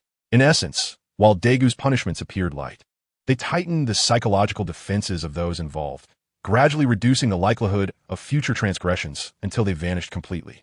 Witnessing Dagu's remarkable effectiveness, other officers began to emulate his methods, fundamentally enhancing the ethos of the entire revolutionary army. Additionally, during his leisure time, Daegu would mentor Sabo, who, after all, was considered his junior. While Duolage also trained Sabo as a successor, his focus was primarily on strength, whereas Daegu provided knowledge. Of course, Daegu's understanding of this world was not exhaustive. Thus, Robin occasionally assisted with the teaching. At other times, she would accompany Kirdeo, aiding him in administrative tasks, and she also undertook missions for the Revolutionary Army worldwide. For instance, she traveled to the East Sea, gathering intelligence on the actions of the Kingdom of Goa against a village, subsequently notifying the Revolutionary Army to protect the villagers in advance. In another instance, she ventured to the North Sea, eavesdropping on a royal family that viewed the populace merely as tools, discerning their plans to impose further burdens on an already suffering citizenry.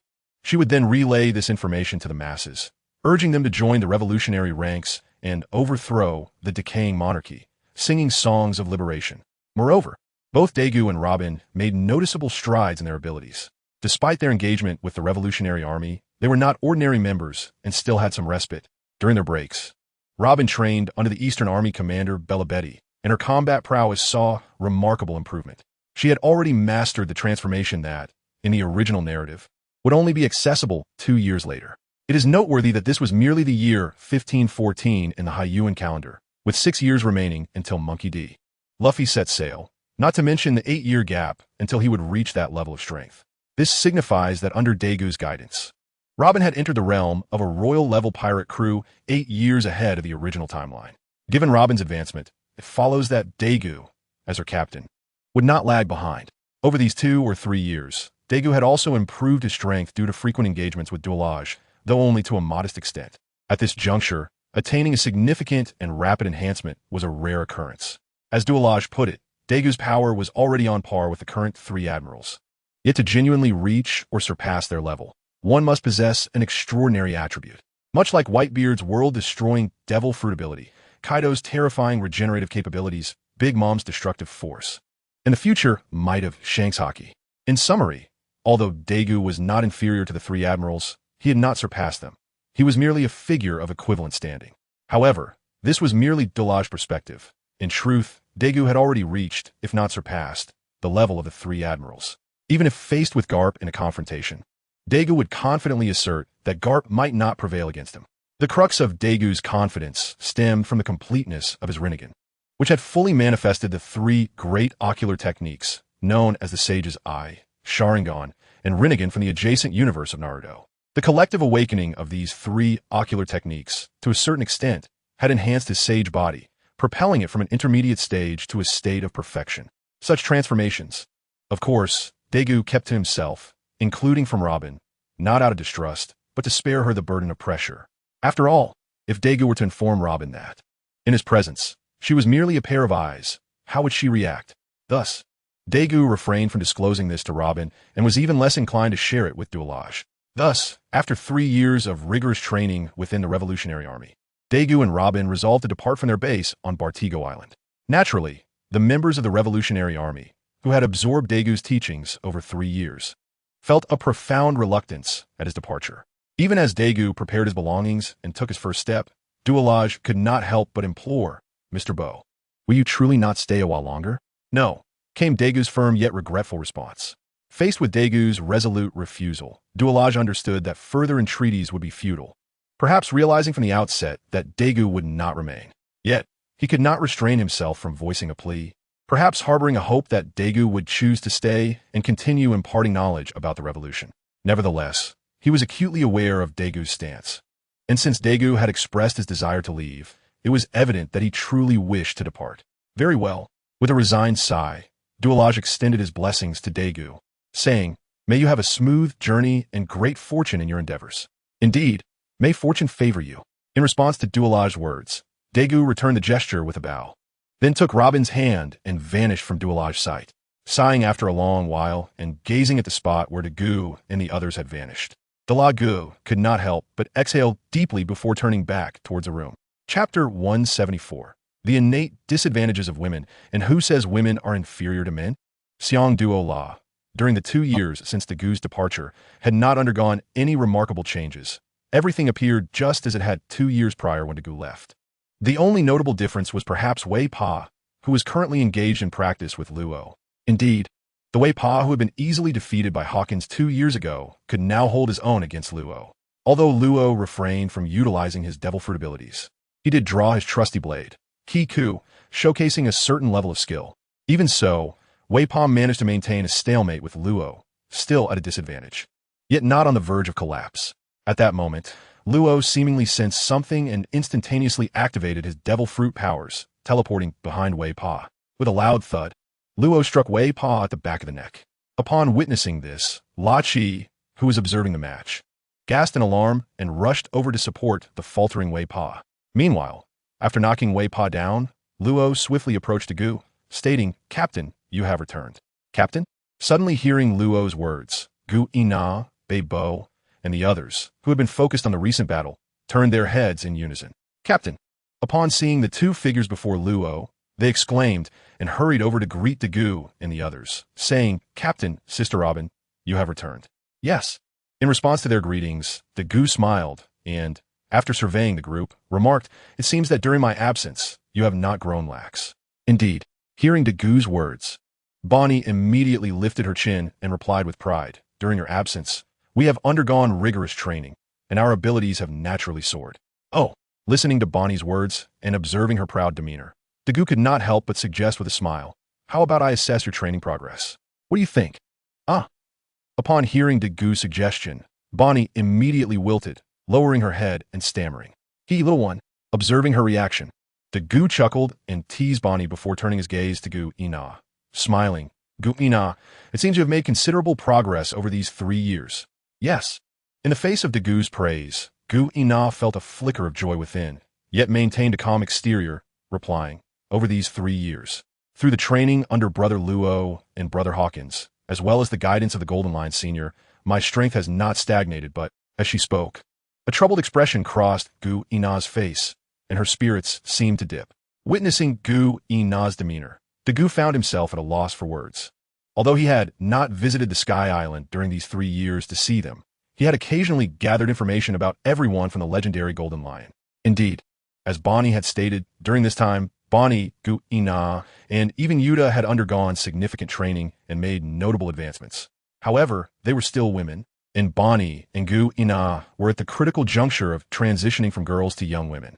As they aged, the natural physiological changes began to manifest, inevitably leading to a series of subsequent challenges.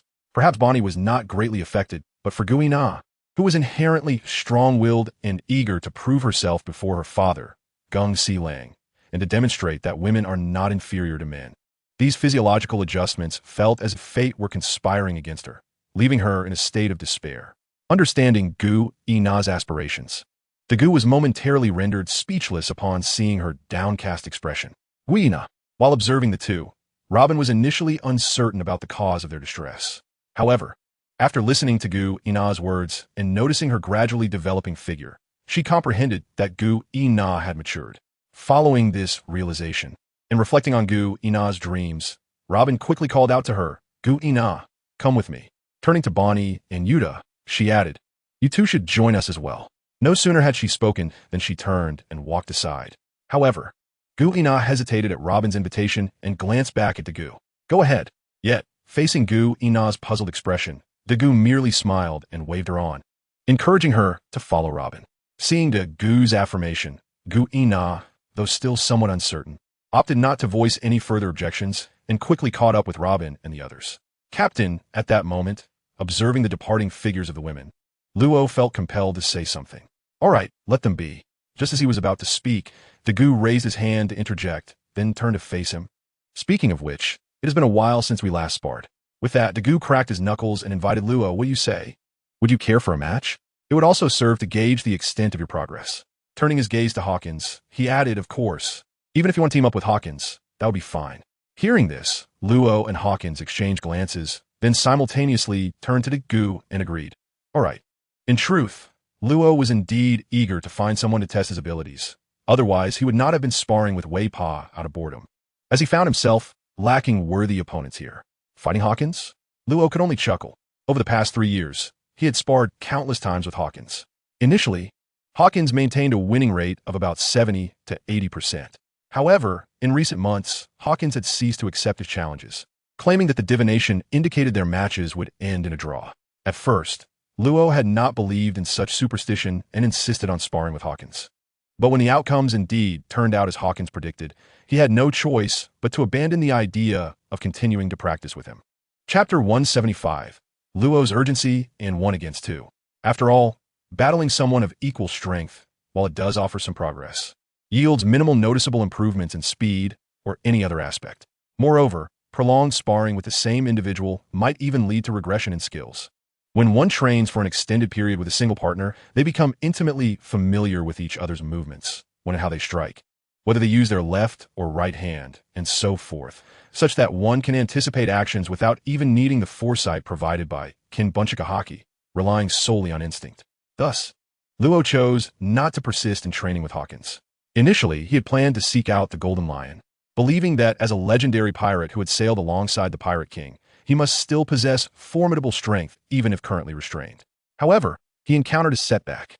Indeed, the Golden Lion completely disregarded him, or perhaps the Gu had instructed him not to engage in training with Luo and the others.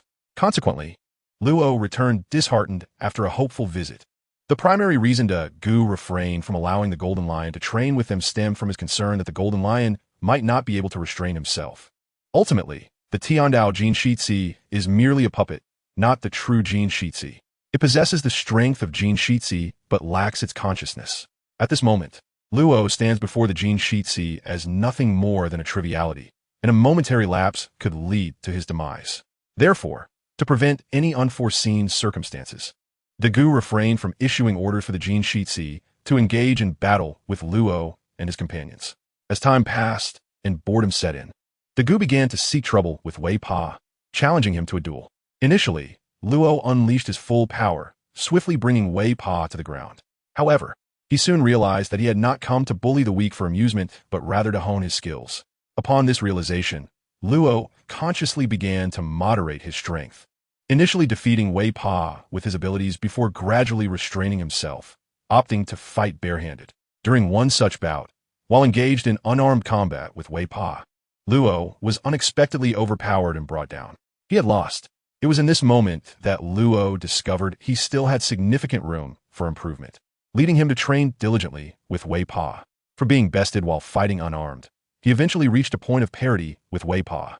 Similarly, due to Luo's rigorous training, Wei Pa also made remarkable progress. Otherwise, he would not have been able to contend so fiercely with Luo, who wielded a blade. Nonetheless, the disparity in strength between Luo and Wei Pa remained, which left Luo feeling somewhat unfulfilled in their exchanges.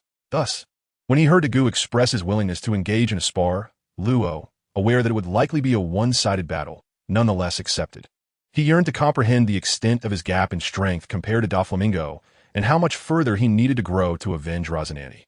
Indeed, after these years of growth, Luo had become somewhat impatient, eager to confront Doflamingo. Regrettably, the Gu remained oblivious to this urgency. He merely smiled upon seeing Luo and Hawkins agree to duel him, placing a hand on their shoulders. With a swift use of his Flying Thunder God technique, they vanished from their location. Unbeknownst to the Gu, as he transported the two away from Apaya, a ship was approaching in the skies nearby. However, even if the Gu had been aware, he likely would not have concerned himself, given the presence of the Tiandao Jin Shitsi on Apaya. Unless a vice admiral level figure were to lead an assault, it was improbable that anyone could pose a threat to Apaya at this moment. Take some time to acclimatize. On the Grand Line, on an uncharted deserted island, the Gu appeared with Luo and Hawkins.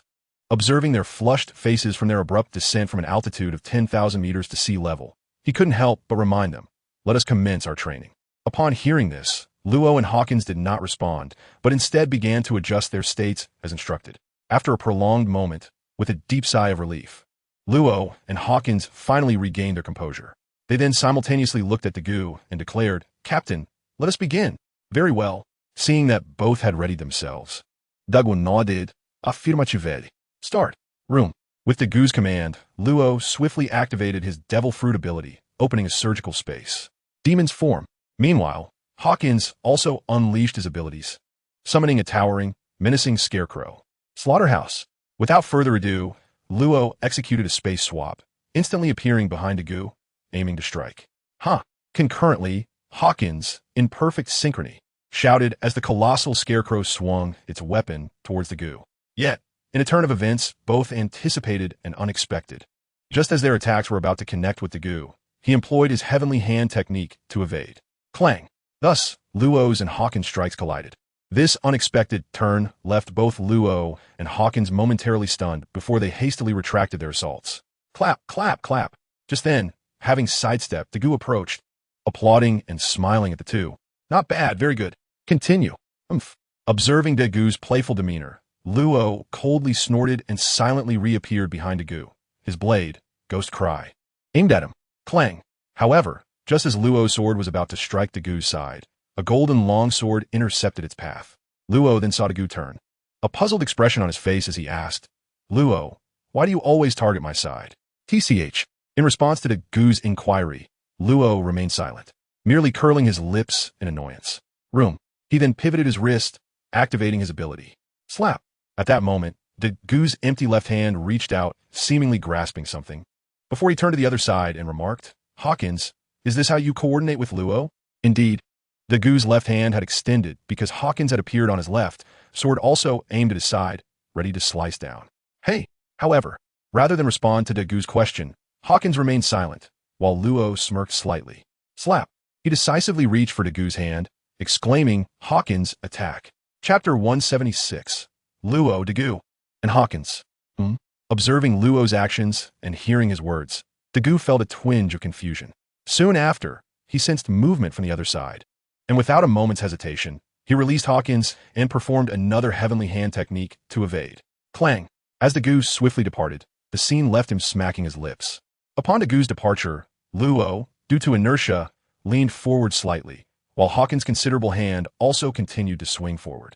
In that moment, as Hawkins' hand was about to collide with Luo's face, he hastily altered his punch to a palm to prevent injury. Slap! Instantly, it resonated like Luo had eagerly extended his neck to receive Hawkins' hit. Both Luo and Hawkins were stunned by the unexpected turn of events. Originally, Hawkins intended to mitigate the damage, yet this outcome was even more detrimental than delivering a direct punch to Luo. After a moment of bewilderment, Luo's expression darkened, yet he refrained from blaming Hawkins, instead turning to point at Dagu. However, after uttering a single word, he found himself at a loss for words. Ultimately, he could only furiously swish his sleeves and glare at Dagu, stating, Captain, if you continue to use teleportation to evade, then we need not bother fighting. With that, Luo sheathed Ghost Cry and awaited Dagu's response. Seeing Luo's sudden refusal to continue, Dagu felt a tinge of awkwardness. He scratched his head and replied helplessly, All right, then I won't use my ability.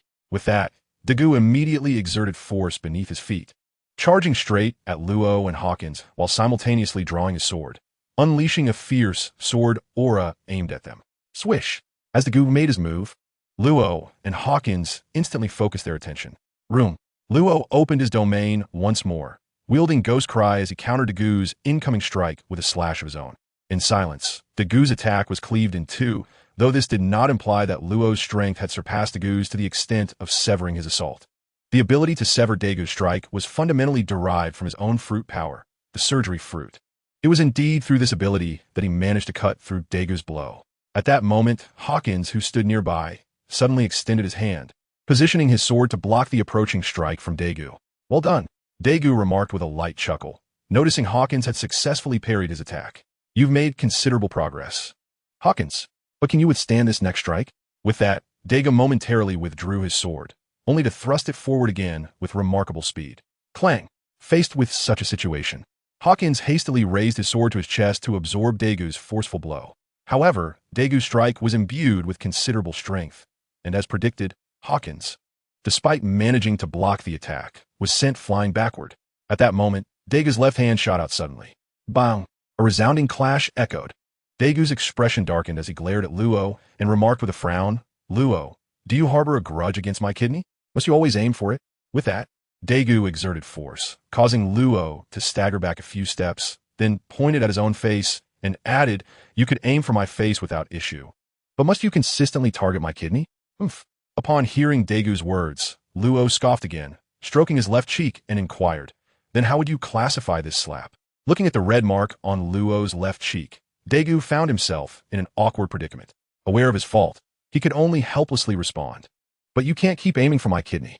Moreover, Dagu's gaze fixed intently on Luo. You have been targeting my kidney for quite some time.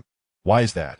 Seeing Dagu persistently dwell on the matter, Luo was momentarily taken aback, then looked at Dagu with a peculiar expression and explained, Captain, I am a doctor. From a medical perspective. Here, Luo glanced at Dagu's kidney and continued, the human waste is the only area that can be both lethal and non-lethal. Hence, my consistent targeting. After listening to Luo's explanation, Dagu fell silent. Indeed, from a medical standpoint, the waist is a region that can be fatal yet not necessarily so. It is deemed fatal due to the presence of vital organs such as the kidneys, liver, and stomach. Losing any of these organs would render normal life impossible. However, it is also not entirely fatal, as one can survive even after losing them. Furthermore, with Luo's surgery fruitability, even if a kidney were to be removed, it could be restored. Nevertheless, despite the logic being sound, Dagu felt a disquieting sensation. After all, no one wishes to have their kidney removed. Even if it could be restored later, such a thought is rather horrifying, especially when considering the possibility that if the kidney were indeed removed and later restored, what if complications arose? With this thought, Dagu furrowed his brow and glanced at Luo. In any case, you must cease targeting my kidney. Otherwise, I shall return and leave you here. Upon hearing Dagu's words, Luo paused for a moment, then shrugged. Fine, I won't aim there anymore. Seeing Luo acquiesce, Dagu nodded in satisfaction. Just then, he noticed Hawkins had recovered on the other side and immediately said to Luo, if that's the case, let us continue. All right. With Dagu's words, Luo wasted no time and charged at him, this time opting to engage in a sword duel without utilizing his fruit powers, as he sought to test his own progress. Swish, swish, swish. Thus, Luo brandished his sword and unleashed 3 swift strikes towards Dagu. In response, Dagu did not adhere to their previous agreement. Instead of relying on his fruit powers, he similarly flipped his wrist and executed 3 comparable strikes toward Luo. Chapter 177. Enel and Weepa meanwhile, on the sky island of Appiato, a weathered wooden sailboat docked at the shore.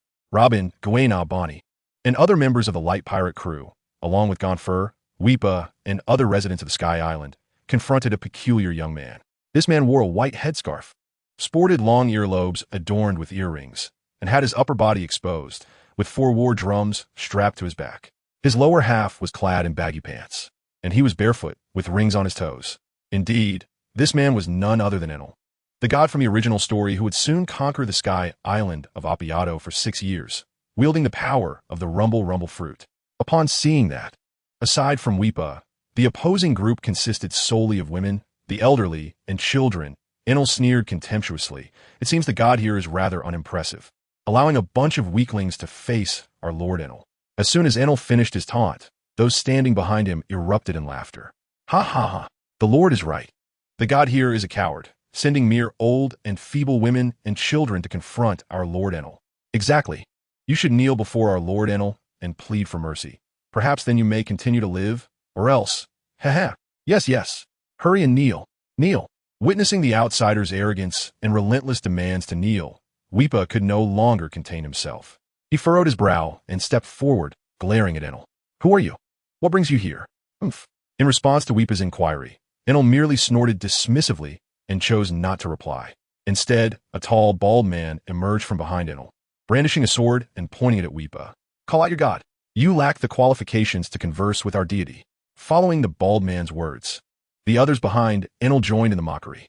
Yes, bring out your god. You're not worthy. Where is your god? Surely he isn't a coward hiding away. Ha ha ha. A coward. Ha ha ha. Silence.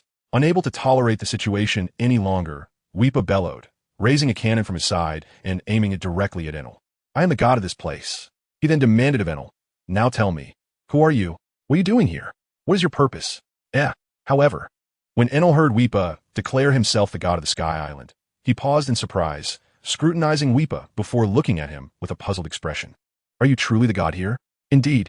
Without hesitation, Weepa affirmed Enel's question with a nod, then glared at him once more. Now you may reveal your intentions. Indeed, 3 years had passed, and the god of the sky island of Appiato had changed. Or rather, it had been a year since a new god had been appointed.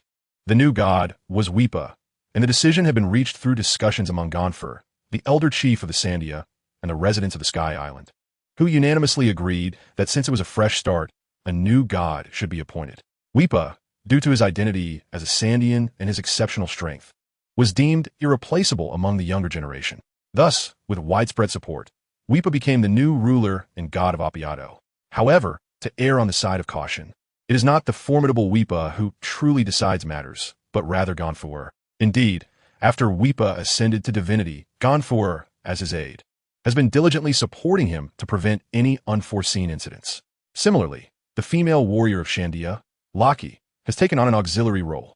The sagacious and composed Laki was appointed by the elder chieftain of Shandia to assist Weepa, serving to establish a benchmark against Ganfuer, thereby demonstrating that the new Apiato is jointly governed by the people of Sky Island and Shandia. Furthermore, in moments of Weepa's fury, Laki could intervene and help stabilize his emotions.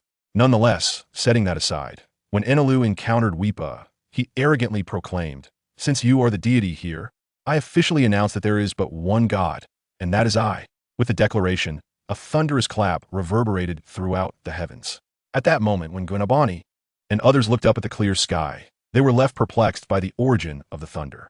Yet, when they turned to gaze at Enelu, they gasped in astonishment. Enelu was enveloped in a tempest of thunder, crackling with electrifying energy. Could it be the lightning-type devil fruit? However, upon witnessing this, Robin murmured softly, yet chose not to elaborate further. Ultimately, all of this hinged upon Weepa, for he was the ruler, the leader, the deity of this realm. Nevertheless, Robin surmised that given the provocation from Enelu, Weepa's volatile temperament would not let this transgression go unanswered. As expected, after hearing Enelu's words, Weepa's face darkened ominously, and a heavy voice emerged. "Do you wish to expel us?" "No." In stark contrast to Weepa's fury, Enelu remained remarkably calm. Upon hearing Weepa's inquiry, he shook his head with a smile and replied, "I do not seek to drive you away. As long as you submit to me, you may continue to reside here." However, with that, Enelu crackled with energy once more, disdainfully addressing Weepa. "If you refuse to comply, then your presence will serve no purpose." Upon hearing Enelu's proclamation, Weepa's rage erupted into laughter. "You think we shall submit to you? Dream on. Taste my cannon." In that fervor, Weepa, incensed, unleashed his wrath. Having just reclaimed their ancestral land after 4 centuries of conflict, now facing the imminent threat of expulsion, why should they vacate Apiato, which rightfully belonged to them? Why should the invaders not be the ones to leave? Thus, fueled by indignation, Weepa opened fire. Boom! Chapter 178. The Thunder Fruit and the Hockey Heart Network. Amidst the astonished gazes of the onlookers, Enelu stood resolutely, unflinching in the face of Weepa's cannon fire. As the audience braced for impact, Robin keenly observed that the others behind Enelu exhibited no sign of concern. Logically, if their deity were under assault, his subordinates would never remain indifferent. Yet they did just that, standing aside, watching as the cannon fire surged towards Enelu. Witnessing this scene, Robin understood that either Enelu had lost the support of the populace, or he possessed some assurance that instilled confidence in his followers. The subsequent events confirmed that Enelu indeed had a means of protection. Just as the cannon fire reached him, it astonishingly passed through Enelu's form, exploding harmlessly behind him. And Enelu, he stood there unscathed, not a scratch upon him. A Logia type? Observing Enelu's condition, Robin murmured to herself, realizing why his followers showed no fear. However, while Robin grasped the situation regarding Enelu, the spectacle of cannon fire passing through him left Weepa, Ganfuer, and the others in disbelief. They could not fathom how Enelu achieved such a feat. Unable to comprehend, Weepa resolved to fire at Enelu again, believing that persistence would eventually land a hit. Bang, bang, bang, bang. Thus, Weepa readied his artillery once more, targeting Enelu. Yet this time, the cannon fire never reached Enelu, as it was intercepted mid-flight by 4 men of varying heights and builds, each stopping a projectile. Observing the enemy's movements, Ganfuer ceased his passive observation and charged forward with his spear, aiding Weepa by fending off one adversary. Meanwhile, noticing Ganfuer's advance, Guena decided to follow suit. Wait! Just as Guena prepared to move, Robin called out to her, directing her attention towards Enelu. "Guena, leave that one to me. You handle the others." "Huh?" Guena, somewhat taken aback by Robin's request, chose to trust her instincts, questioning Robin only briefly before nodding in agreement and rushing towards Enelu. However, she remained true to Robin's words, seeking not to confront Enelu, but rather the bald man wielding a sword. Indeed, in Guena's mind, the presence of a sword indicated a swordsman, and it was her duty to engage such a foe. Thus, regardless of Robin's suggestion, Goina had no intention of confronting Enelu. Her focus remained steadfastly on the swordsman, not the unarmed Enelu. Yet Robin remained unaware of this, understanding only that in the absence of Daegu, Luo, Hawkins, and others, it was her responsibility to face the formidable Enelu alone. This marked her first encounter against a powerful adversary unaccompanied. Truthfully, it was nerve-wracking. In the past, she had always felt the reassuring presence of Daegu behind her, watching over her, yet now he was nowhere to be found, nor did she know when he would return. Thus, without the support of others, Robin was compelled to confront the mightiest enemy she had ever faced. And so, Robin stepped forward to stand before Enelu, ready to engage. Observing the woman before him, Enelu furrowed his brow and inquired, "Who are you?" "Ada." In response to Enelu's question, Robin feigned composure and retorted with a smile. "Shouldn't you introduce yourself before asking for someone else's name, O Divine One?" Unfortunately, Enelu was unimpressed by Robin's words, even sneering disdainfully, "Mortal, you are unworthy to know my name." Following this, Enelu's aura shifted, and extending his right hand forward, he commanded, "Neo Mortal." While gesturing towards Robin, he declared, 30 million volts, Raijin. In an instant, a magnificent bird, shimmering with lightning, surged towards Robin. Observing this, Robin wasted no time, crossing her arms before her, summoning her ability. 30-round flower armament claw. Immediately, 30 arms sprouted from the Thunderbird, swiftly coalescing into a colossal hand, which then, infused with haki, lunged towards the lightning bird in a decisive strike. Boom! Subsequently, the Thunderbird met its end beneath Robin's onslaught, with a resounding crackle as the lightning falcon exploded. A surge of electric light abruptly surged forth, catching Luo Bin off guard. Although Luo Bin had preemptively dispelled the manifestation of her arm, the impact still inflicted a degree of harm, albeit minor. However, witnessing Luo Bin's ability to touch her lightning falcon and trigger its explosion, Enelu was momentarily taken aback, scrutinizing Luo Bin with a mix of suspicion and curiosity, attempting to discern any difference. Simultaneously, Enelu endeavored to perceive Luo Bin's movements using his Kinbunchika haki. Yet regrettably, despite the extensive range of his observation, which could envelop 2 or 3 islands, its precision was lacking. This meant that whenever he encountered someone with even slightly stronger Kinbunchiku, his ability became ineffective. Just as he was realizing this, Enelu became increasingly aware that his once infallible prophetic abilities were failing him in the presence of Luo Bin. Feeling a surge of unease as his heart's web faltered, Enelu gazed at Luo Bin and questioned, "Who exactly are you?" However, as soon as the words escaped his lips, he quickly composed himself and, adopting a calmer tone, inquired, "What manner of person are you? By your attire, you do not appear to be from Skypiea. As a person of Qinghai, what brings you to the Sky Island? Moreover," he added, glancing at Wei Pa and Gon Fu Air, "why do you assist these islanders? What is your motive?" Chapter 179.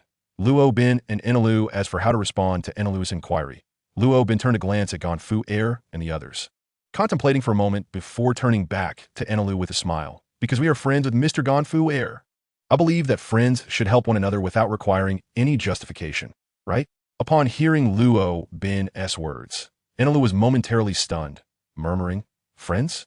The reason for Enelu's reaction was primarily due to the fact that the concept of friendship was utterly foreign and unattainable for him, evoking a profound admiration. In his youth, Enelu's distinct appearance, lacking the exclusive wings of the islanders, led to his ostracization by the inhabitants of Skypiea. Had he been a Qinghai person, it would have been more bearable. Even without the wings, he would not have faced such alienation. However, as a pure-blooded Scythian, with both parents possessing wings, Enelu was perceived as a freak, a monstrous presence. Consequently, his peers, influenced by their parents, distanced themselves from him. Some even found amusement in bullying him, rendering his childhood dark and devoid of light. Thus, Enelu found himself without a single friend, viewing everyone as adversaries who relished in his suffering. Nonetheless, when he observed other youths engaging in playful banter, he was filled with yearning, desiring companionship and friendship. Thus, when Luo Bin mentioned their friendship with Gon Fu Air and others, Enelu found himself taken aback. Yet, despite his longing for friendship, he could not bring himself to believe in its existence. Upon regaining his composure, Enelu regarded Luo Bin with a cold smile. "Friends? Such a lovely sentiment. Friends merely because you can offer them something of value at this moment. Once your usefulness has expired, do you believe they will still regard you as a friend? Absurd. Had this been the original Luo Bin from that time in the narrative, she might have wholeheartedly agreed with Enelil's perspective, for she was then experiencing betrayal, deceit, and the darker facets of existence. However, if we consider the Luo Bin from 2 years hence, or the one currently under the protection of the Gu, she would assert, no, friends truly exist. Those who share life's joys and sorrows, friends who converse freely, are indeed real.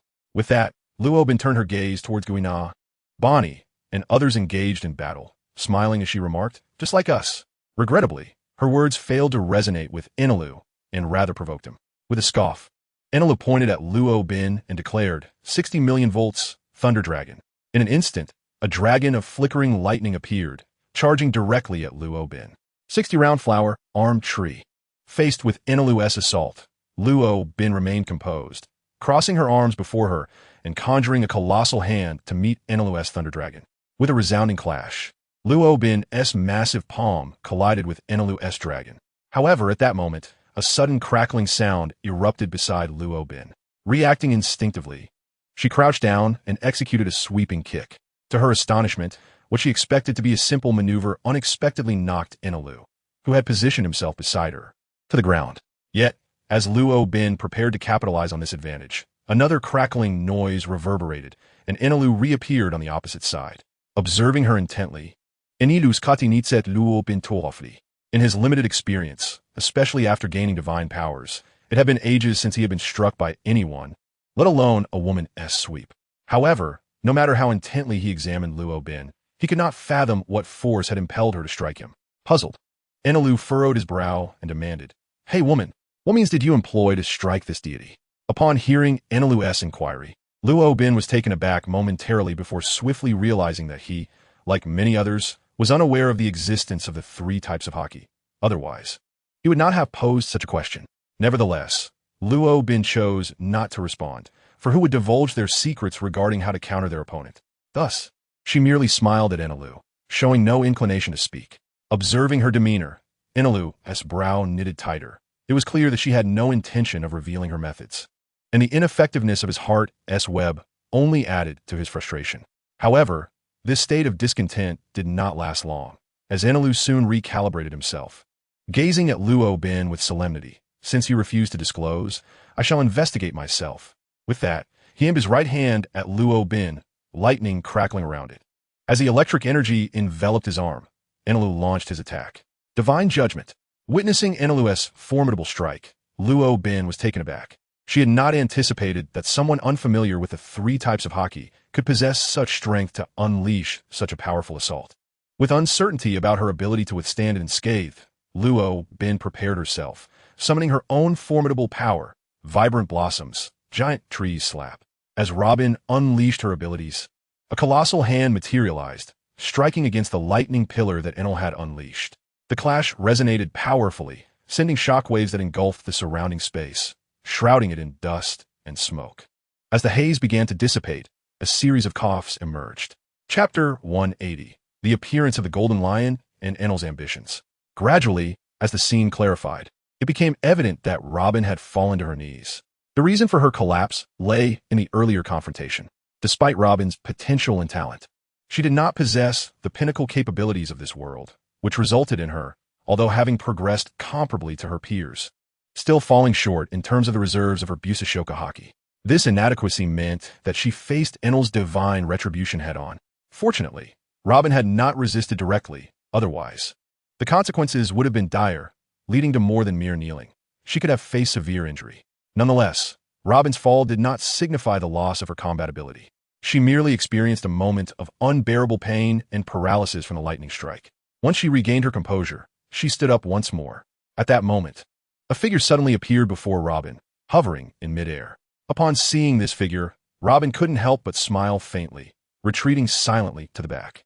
She understood that with this person's arrival, the farce was drawing to a close. Regardless of the opponent's might, even in the presence of a Marine admiral, Robin felt no fear about what would transpire next. This was all due to the individual before her, a man with golden hair, whose mere name could instill dread across the seas, silencing the cries of children. The legendary pirate, the former captain of the flying pirate crew, and now the puppet of the great Daegu, the golden lion Shiki. As Enel beheld the imposing man resembling a lion, he broke into a rare cold sweat and questioned the golden lion. Who are you? The reason for Enel's perspiration was primarily due to the overwhelming aura exuded by the golden lion, whose sudden appearance had caught Enel entirely off guard. Consequently, Enel was astonished enough to sweat profusely. Unfortunately, had the true golden lion been present, he might have been intrigued to converse with Enel, the wielder the Goro no Mi. However, the current golden lion was merely Daegu's puppet, executing actions as per Daegu's directives. This time, he had intervened because Robin was injured. Indeed, the instruction received by the golden lion was clear. If Robin was harmed, he must step in to confront the enemy. Should the enemy prove formidable, the golden lion was to implement a secondary plan and evacuate everyone. Conversely, if the enemy was weak, he was to subdue them and await Daegu's orders. Daegu had issued 2 commands primarily because only a select few could ascend to the heavens. Aside from a handful of fortunate souls, Daegu was uncertain whether the puppet golden lion could contend with those formidable beings, hence the dual directives. It was evident that while Enel possessed strength as a user of the Goro no Mi, he had not reached the apex of the seas. Thus, the golden lion strategy against Enel was to capture him and present him to Daegu. However, upon observing the surrounding circumstances, the golden lion frowned and let out a cold snort, unleashing a torrent of conqueror's haki that enveloped the area. Boom! Accompanied by an invisible roar, everyone except for Enel, Robin, and a few others, including Bonnie and Kuna, was knocked down by the overwhelming force. Robin was both astonished and speechless at the scene wrought by the golden lion. She was amazed that, even as a puppet, the golden lion retained such formidable conqueror's haki, and she was equally stunned by Daegu's ability to control such a being. However, she was also at a loss for words, as the golden lion's haki indiscriminately affected friend and foe alike. Had it not been for the significant improvement in strength over the years, and the frequent training under Daegu's haki, she and Bonnie might have succumbed to the shockwave. Robin, what should we do now? Bonnie asked, turning to Robin as she saw everyone else fall unconscious. In response to Bonnie's inquiry, Robin surveyed the situation and suggested, "Let us move Kuina and the others to safety first." She then glanced at the 2 combatants, cautioning, "The commotion from their ensuing clash may be considerable, so we must ensure Kuina's safety to avoid them being caught in the crossfire." Understood. Bonnie nodded in agreement after assessing the situation, acknowledging Robin's point. They could clearly see that Enel was indeed a formidable opponent, at least on par with Robin. As for the golden lion, despite their limited encounters over the past few years, Bonnie recalled an instance when Robin had been unable to control her strength during a spar with Hawkins, only to be effortlessly subdued by the golden lion. Thus, without hesitation, Bonnie concurred, "Robin, as you say, let us move everyone to safety." With that, Robin and Bonnie began to transport Kuna and the others, relocating them to a relatively secure area. Meanwhile, upon witnessing the golden lion incapacitate the group with an unknown method, Enel's brow furrowed deeply, and beads of sweat trickled down his face, though he was unaware of the means by which the golden lion had rendered others unconscious. In that fleeting moment, the golden lion's stature in Enel's mind soared tremendously. It was clear that the golden lion had utilized some form of ability to incapacitate the others. Yet Enel remained in the dark about its nature. All he comprehended was that this man before him was exceptionally powerful, stronger than himself, indeed far stronger. However, despite this realization, surrendering was not in Enel's nature. He was a god, the sole deity of Sky Island. Since obtaining this divine power, Enel had silently vowed that no sky could overshadow him, that he alone would reign as the god above all. Chapter 181. The Golden Lion and Enel. With a fierce shout, Enel, under the pressure of the golden lion's aura, suddenly unleashed a thunderous roar, extending his hands. 200 million volts, Raijin. With this declaration, Enel's form began to swell, enveloped in a surge of crackling lightning. Observing this transformation, the golden lion's expression remained unchanged, or rather, as a puppet. He was devoid of any expression. He patiently awaited Enel to complete his metamorphosis while drawing his weapon, the wooden sword Moku. Yes, in the face of Enel, the golden lion instinctively believed that Enel would only compel him to unsheathe his blade. This, however, indicated Enel's formidable strength, considering that the golden lion was among the elite of the seas. Imagine a being of such caliber instinctively reaching for a weapon when confronting Enel, rather than dismissing him as a mere adversary. This undeniably demonstrates that Ainelu's prowess is indeed formidable, surpassing that of Luo and Hawkins, for when faced with them, the instinct of the Tian Dao Jin Shi, Golden Lion of the Heavenly Path, dictated that there was no need to draw his blade, as he could easily contend with them. However, the aura exuded by the Golden Lion when he unsheathed his sword was markedly different from that when it remained sheathed, at least in Ainalu's presence. As he beheld the Golden Lion brandishing his long sword, Ainalu felt an intensified pressure. Unlike before, he was now confronted with the chilling sensation of imminent death. Even though he had transformed into a giant, his body crackling with thunder, Ainalu sensed that he could perish, falling beneath the blade of the man before him. With a roar, fueled by the power of the Thunder God, Ainalu summoned his courage and swung his massive right hand down upon the Tian Dao Jin Shi. In response to Ainalu's formidable strike, the Tian Dao Jin Shi nonchalantly raised his sword and, with a swift motion, slashed at Ainalu's descending fist. The clash erupted with a fierce shockwave, toppling the ancient trees surrounding them. As the colossal trees fell one after another, the Tian Dao Jin Shi did not pause. He harnessed his abilities and soared toward Ainalu's significantly enlarged head, raising his hand for yet another strike. This time, the slash, due to its proximity, reached Ainalu's visage before he could even react, resulting in a sharp cry of anguish from the Thunder God. "How incredible!" exclaimed Bonnie, who was observing the battle from a distance, unable to contain her astonishment. She turned to Robin and inquired, "Sister Robin, is this the pinnacle of power in the sea? Is it truly this formidable?" However, to Bonnie's surprise, Robin shook her head and remarked, "This does not represent the apex of combat prowess in the ocean, for the Golden Lion is merely wielding a single sword at present." With that, Robin's gaze shifted to the other weapon hanging at the Golden Lion's waist, indicating to Bonnie, "You must understand, the Golden Lion is a dual-wielding great swordsman, and his other blade remains at his side." Upon hearing Robin's explanation, Bonnie realized that the Golden Lion indeed possessed another weapon that had yet to be utilized. This meant that, even under such circumstances, the Golden Lion considered this encounter merely a warm-up. Reflecting on this, Bonnie couldn't help but recall the formidable Dagu, who had the capability to control such a being as the Golden Lion. How powerful must their captain, Mengbayusi Dagu, be? What vast chasm separates them from their captain? As these thoughts swirled in her mind, Bonnie felt a wave of melancholy wash over her, lowering her head in silence.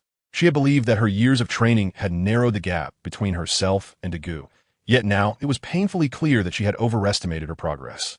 The distance between her and Dagu was as vast as the expanse from Qinghai to the Sky Island, truly insurmountable.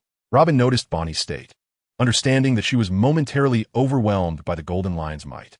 However, she refrained from offering words of comfort, for Dagu had told her that the individuals he had chosen were not ones to easily concede defeat. After years of companionship, Robin was well aware of their true natures. Thus, she chose to remain silent, turning her attention back to the unfolding battle. At that moment, the dynamics of the battlefield shifted once more. Ainalu, whose head had just been cleaved by the Tian Dao Jin Shi, astonishingly began to recover, albeit his size had inexplicably diminished significantly, at least 2 circles smaller than before. Yet, despite his reduced stature, Ainalu's speed had markedly increased. As a result, the numerous slashes from the Tian Dao Jin Shi failed to connect, granting Ainalu a sliver of opportunity to counterattack. In a swift motion, after evading another strike, Ainalu delivered a punch aimed at the Golden Lion's back. Sensing the impending danger, the Tian Dao Jin Shi's previously impassive expression darkened momentarily before he invoked his unique ability as a wielder of the Rinnegan, Shinra Tensei. In an instant, Ainalu felt as if he had collided with an unyielding wall, propelled backward by its formidable force. Not one to let such an opportunity slip, the Tian Dao Jin Shi charged forward, delivering another strike with his sword. This slash was unlike the previous ones. It was executed with the intent of swiftly concluding the battle, infused not only with haki, but also with the inherent powers of his devil fruit. Thus, this strike was named Lion's Authority's Empty Slash. With the impact of the Tian Dao Jin Shi's strike, Ainalu crashed to the ground, reverting from his Thunder God state. Witnessing the conclusion of the battle, Robin approached. "You worked hard," she said, first acknowledging the Tian Dao Jin Shi, who was sheathing his sword, before turning to the fallen Ainalu. Despite the absence of visible injuries, Ainalu lay with his eyes closed, clearly rendered unconscious by the Golden Lion's devastating blow. Contemplating this situation, Robin pondered what course of action to take regarding Ainalu. Just then, The space beside Robin trembled, and Daegu, accompanied by disheveled Luo and Hawkins, appeared. Observing this, Robin smiled, relieved that she would not have to manage the situation alone. After murmuring this to herself, she approached Daegu and recounted the events that had transpired. "I see," Daegu replied after listening to Robin's account. He then stepped forward to Ainalu, acknowledging that although he had anticipated Ainalu's arrival, he had not expected their first encounter to occur under such circumstances. Had he known Ainalu would arrive today, he would have been better prepared. After studying Ainalu for a moment, Daegu turned to Robin and instructed, "Please attend to him, and then see to the others." He then addressed Hawkins, saying, "Once Robin has finished treating him, bring him to see me in Zyangwala." "Understood, Captain." With Dagu's orders issued, Robin began to treat Ainalu's injuries. Observing that Robin had commenced her work, Daegu led Robin back towards Zyangwala, with the Tian-Dao Jinshi following closely behind. As time passed, Hawkins soon arrived in Zyangwala, escorting the treated Ainalu before Daegu. "Captain, I have brought him," Hawkins reported before departing to assist Robin. As Daegu witnessed Hawkins depart, he turned his gaze towards Ainalu, wishing to utter something, yet he found himself at a loss for words, ultimately falling into a stupor. However, Ainalu perceived Daegu's silence as a form of pressure, compelling him to clarify matters. Yet who was Ainalu? Would he capitulate to Daegu's intimidation? The answer was undoubtedly in the negative. Ainalu was no frail old man like Baika. Therefore, seeing Daegu remain silent, Ainalu too refrained from speaking first, letting out a cold snort before turning away, refusing to meet Daegu's gaze. In light of Ainalu's demeanor, although Daegu was already aware of his character, he couldn't help but feel a twinge of discomfort. After all, Ainalu had already become a prisoner, yet he remained so haughty. Reflecting on this, Daegu couldn't help but chuckle, then unleashed his conqueror's haki, instantly pressing down upon Ainalu. The sudden surge of oppressive force caused Ainalu to kneel, acutely aware that the man before him, seemingly unassuming, exerted a pressure far greater than that of the earlier blonde man, suffocating him. It was only natural. The Tian-Dao Jinshi had merely released his conqueror's haki instinctively, while Daegu had deliberately directed his power entirely at Ainalu. Thus the disparity in pressure was self-evident.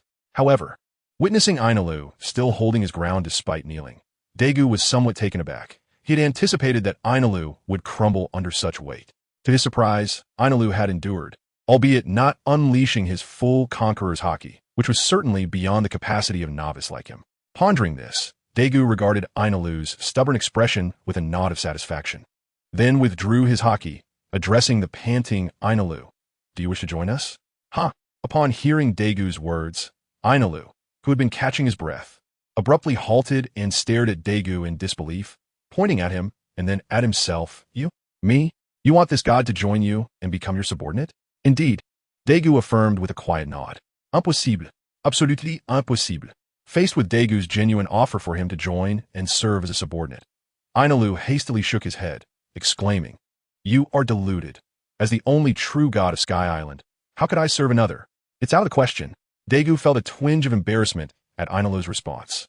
Being the most formidable user of the Rumble fruit in Sky Island, Ainalu held a position of power and had no need to join Daegu's pirate crew or recognize him as a superior.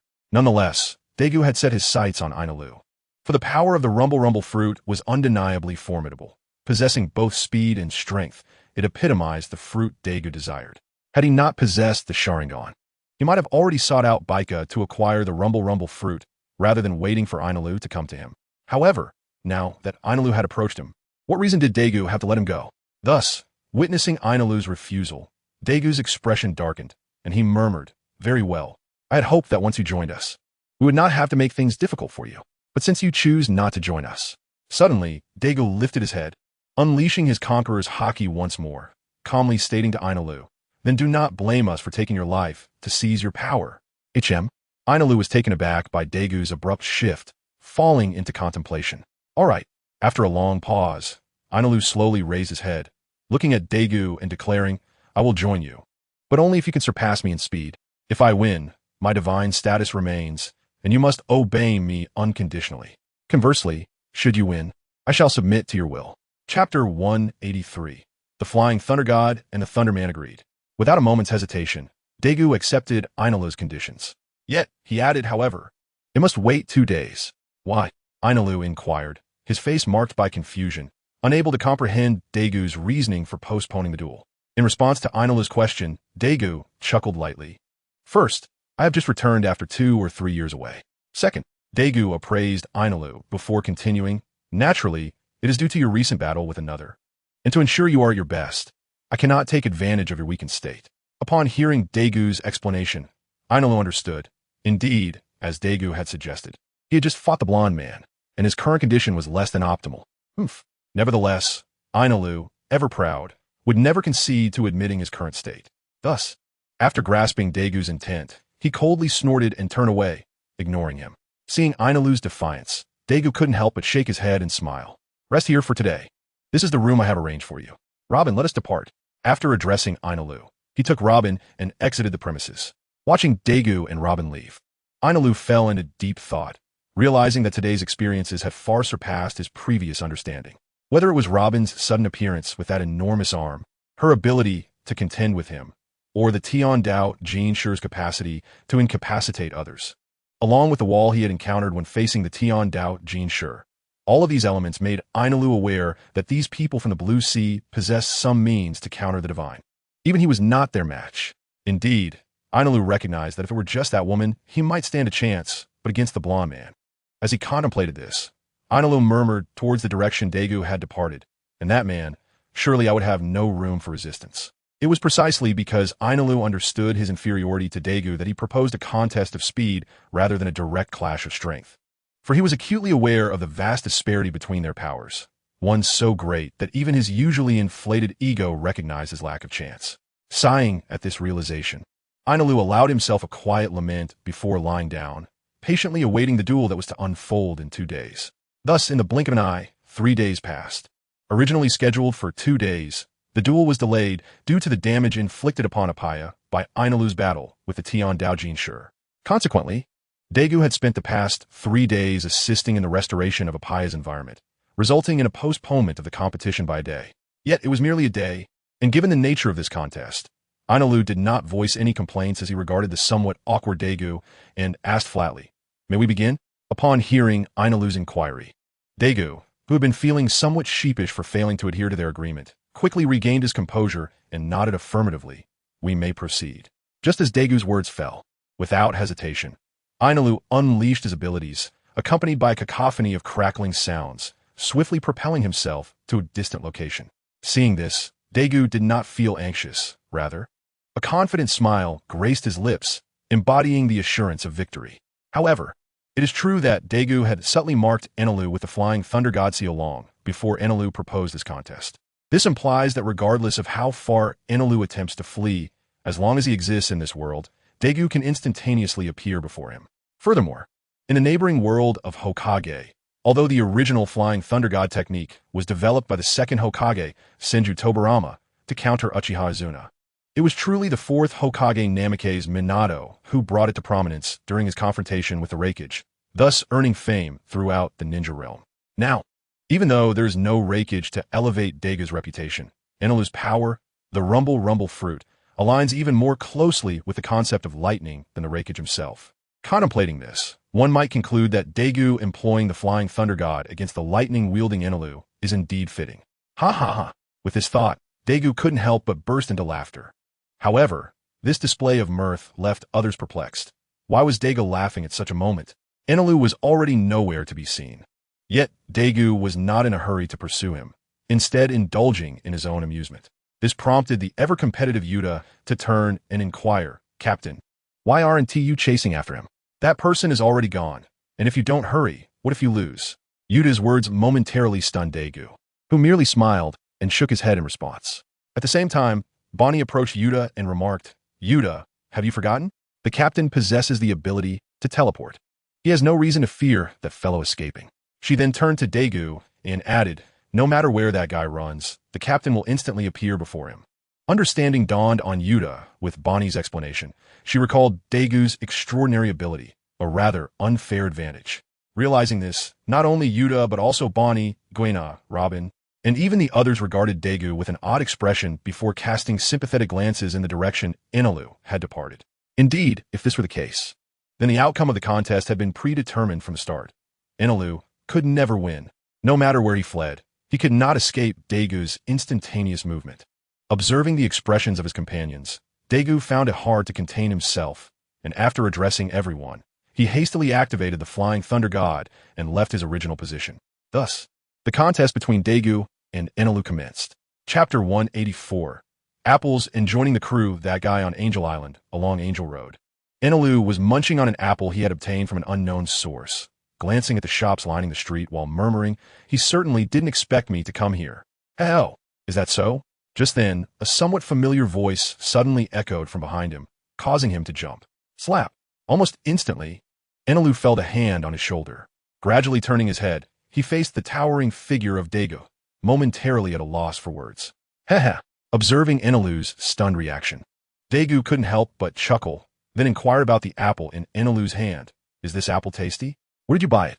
Upon hearing Daegu's friendly inquiry, Enelu foolishly pointed to a nearby shop, mumbling that Daegu nodded with a smile and proceeded toward the shop Enelu had indicated. Watching Daegu's retreating figure, Enelu's expression fluctuated, filled with confusion. He couldn't fathom how Daegu had suddenly appeared behind him, especially since his heart network had sensed no sound. "I must leave." With that thought, Enelu made a decision. Abandoning the apple, he vanished amidst a flurry of crackling sounds. "Thank you." At that moment, Daegu, who had just purchased several pounds of apples from the shop, turned to express his gratitude to the shopkeeper, only to catch sight of Enelu disappearing before his eyes. "Hey!" Observing the spot where Enelu had been, Daegu couldn't suppress another laugh, shaking his head before activating the Flying Thunder God once more. However, he first returned to Robin's side, handing her the freshly acquired apples before teleporting again. In New Appiato, far from Angel Island along the coastline, Enelu remained silent as he faced Daegu, who had reappeared before him. He understood that if the first instance was mere coincidence, the second could hardly be deemed as such. Thus, it was evident that Daegu possessed some unknown ability that allowed him to locate Enelu, or rather, materialize beside him. Considering this, Enelu's expression darkened as he confronted Daegu, questioning, "So you did this on purpose, didn't you?" "Huh?" Taken aback by Enelu's accusation, Daegu replied, "What do you mean on purpose?" "Huh?" Seeing Daegu feign ignorance, Enelu found himself at a loss for words. Although Daegu genuinely seemed confused by his implication, Enelu perceived it as an act. It was clear that Daegu had the ability to teleport, yet still agreed to race him. Was that not intentional? With this in mind, Enelu let out a derisive snicker, then solemnly remarked, "This time, consider it a victory for you. In the future, I will leave your fate in your hands." "Oh, very well." Although Daegu remained uncertain of Enelu's intentions, the latter's admission of defeat prompted him to think no further on the matter. "Then let us return." Taking a step forward, he grasped Enelu's hand and said, before activating the Flying Thunder God once more, transporting them back to where their companions awaited. In Zyangula, upon seeing Daegu appear with Enelu in tow, everyone was momentarily taken aback. Yuta stepped forward, her face a picture of confusion as she glanced at Enelu, and then turned to Daegu to ask, "Captain, is this over?" "Indeed," Daegu responded with a smile, then introduced Enelu to the group, saying, "From this moment on, Enelu is also a member of our crew. Please welcome him." Clap, clap, clap, clap. As soon as he finished speaking, Daegu was the first to applaud. Following suit were Robin, Yuta, Gwena, Bonnie, Beepo, and all members of the Light Pirate crew, welcoming Enelu's addition. Oomph. However, Enelu merely scoffed and turned away. Yet at that moment, Enelu was momentarily stunned. He noticed a full bag of apples on the other side, clearly the same kind he had just eaten. This indicated that Daegu had first purchased the apples and brought them here before seeking him out. Realizing this, Enelu felt a stir in his heart and turned to Daegu, asking, "Hey, what ability did you just use? How can you appear right beside me in an instant?" Upon hearing Enelu address Daegu in such a manner, Yuta could not contain herself and immediately felt compelled to impart a lesson to Enelu. It is important to note that for Yuta, who had grown up aboard Shank's ship, the captain, despite often displaying a lack of authority and engaging in playful banter with the crew, deserved unwavering respect. The fact that Enelu, a recent addition to their ranks, would refer to Daegu so casually was unacceptable. What would become of Daegu's authority once he officially joined the crew? Would this pirate crew continue to thrive? Understanding the gravity of the situation, Yuta resolved to confront Enelu upon hearing his words. However, just then, Daegu placed a reassuring hand on her shoulder, offered her a smile, and walked toward Enelu to explain the principle behind the Flying Thunder God technique. After listening to Daegu's explanation, Enelu was incensed. He glared at Daegu and demanded, "Are you mocking me?" Yet, Dagu, unfazed by Ainalu's fury, calmly replied, I have no intention of mocking you. I have had enough. Unfortunately, before Dagu could finish his thought, Ainalu waved his right hand, silencing him. He then declared to Dagu, the previous contest does not count. Now, you must engage in a serious battle with me. If you win, you shall be deemed a god. If I win. At this point, Ainalu glanced at the expressions of the others and noted their lack of concern for Dagu's potential defeat, which emboldened him to continue speaking. Deep down, Ainalu was acutely aware that he could not possibly defeat Dagu. His insistence on this duel stemmed from his own sense of dissatisfaction. He could not accept that Dagu had triumphed over him using what he perceived as underhanded tactics, thus claiming the title of god for himself. Therefore, even knowing he could not match Dagu in strength, Ainalu wished to test his abilities, partly to gauge Dagu's true strength, and partly for his own peace of mind. With that thought, Ainalu silently activated his powers and swiftly positioned himself on the opposite side. Observing Ainalu's abrupt silence, Dagu found himself puzzled. After casting a glance at the others, he too moved to the opposite side, standing face to face with Ainalu. Without delay, Dagu calmly announced, let the battle commence. At that very moment, Ainalu launched a decisive attack, and amidst the crackling sounds of thunder, a bolt of lightning surged toward Dagu. This was merely the beginning. Ainalu followed up with a series of formidable techniques. 3,000-volt Thunderbird, Hot ezer volt Dragon, Divine Judgment. Instantly, thunderous avian forms, colossal dragons, and massive lightning bolts surged toward Dagu. Witnessing Ainalu unleash his full might, Dagu, having evaded the initial lightning strike, shook his head in contemplation. Unfazed, he drew the sword of contract victory from his waist and, without hesitation, slashed toward the impending onslaught of dragons, birds, and lightning. In an instant, a monumental slash was unleashed, cutting through the barrage of Ainalu's attacks. However, Ainalu had anticipated this outcome. His initial flurry of attacks was primarily a means to buy time for an even greater move. With a thunderous boom, Ainalu successfully entered his lightning god state, transforming into Raijin Ainalu. Seeing Ainalu in this form, Dagu nodded in acknowledgement.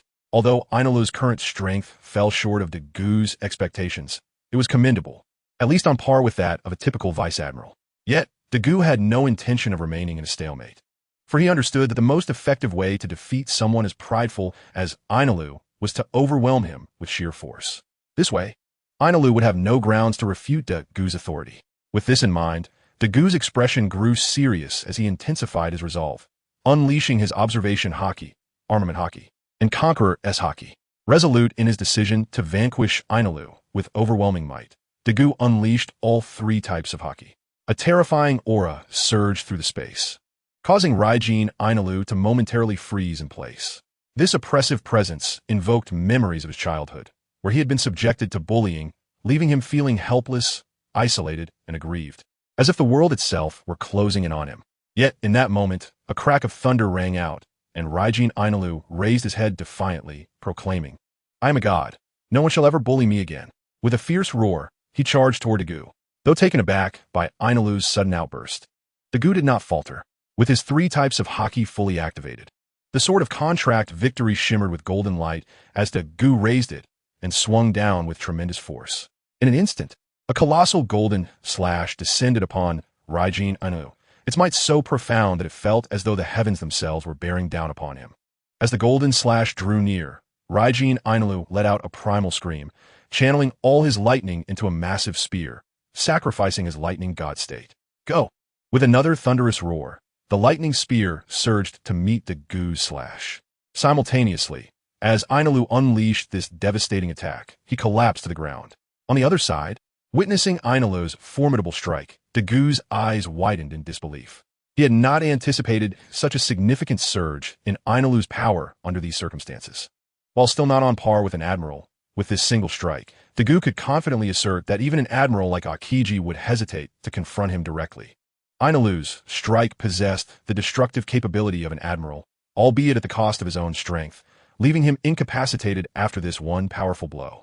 It could be said that Ainalu was now on par with the first mate of the Yonko, a figure not to be underestimated. Yet at that moment, as the two attacks were destined to collide, and Ainalu lay defenseless on the ground, Dagu instinctively let out a curse and activated the Flying Thunder God technique. Breathless, Dagu returned to the group with Ainalu in tow, exhaling a sigh of relief. He had come perilously close to witnessing Ainalu's demise. Ainalu, aware of the gravity of the situation, felt for the first time the warmth of concern from another, and he found it quite agreeable. With a slight smile tugging at the corners of his mouth, Ainalu could not help but express his newfound sensation. This drew Dagu's attention, prompting him to turn and inquire, "What is it?" "Nothing," Ainalu replied, unwilling to divulge his innermost thoughts. He simply shook his head in a gesture of reassurance, indicating that he was untroubled. "Very well," Dagu responded. As Ainalu wished to refrain from further discourse, Dagu did not press him for more information. He turned to the others and declared, "Let us return." Indeed, upon hearing this, both the members of the Light Pirates, including Robin and the inhabitants of the Sky Island, such as Weepa, nodded in agreement. Thus, under Dagu's lead, the group turned and made their way towards Zangula. Chapter 186. The Archphronesis and the Ownership of Gold inside Zangula. Ainalu, having regained his strength after an hour's rest, was preparing to convey something to Dagu. However, before he could utter a word, Dagu raised his hand to interrupt, stating, "In my presence, there exists no title of God." He then gestured towards Robin and the others, reiterating, "You may address me as Captain or simply as Dagu." Upon hearing this, Ainalu glanced at the others before addressing Dagu. "Captain." Indeed, upon hearing this title, Dagu nodded in satisfaction and then smiled at Ainalu, inquiring, "So, my crew member, do you have any questions?" "Well," as Ainalu began to respond, he retrieved a piece of paper from his pocket and handed it to Dagu, saying, "This is the blueprint I brought with me." "Oh." Hearing Ainalu's words, Dagu instinctively reached out to accept the blueprint, examining the diagrams inscribed upon it. If Dagu's assumptions were correct, this depicted the colossal golden vessel known as the Archphronesis, which Ainalu had labored for years to construct in the original narrative. As expected, Ainalu continued, "This contains all the specifications for a ship called the Archphronesis. With this, we can construct a magnificent vessel capable of soaring to the infinite continent." "The infinite continent?" Dagu paused, then inadvertently raised his head, soon realizing the significance. Indeed, the original tale recounted that after being defeated by Monkey D. Luffy, Ainalu traveled to the moon aboard the Archphronesis, where he discovered a mechanical city. Reflecting on this, Dagu cast an unusual glance towards Ainalu, for if his memory served him correctly, that mechanical city could only be activated with a substantial amount of electrical power. The sole source capable of providing such energy was Ainalu's Goro no Mi, and Dagu suspected that the Archphronesis, constructed entirely of gold, would also be necessary to generate the initial electricity to activate the mechanical city. Upon grasping this notion, Dagu stared at the shipbuilding blueprint in his hands, falling into deep contemplation.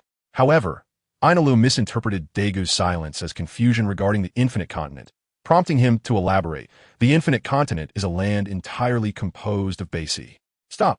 Observing Ainalu's intent to continue, Dagu, having regained focus, promptly interrupted, stating, "I have no interest in this so-called infinite continent."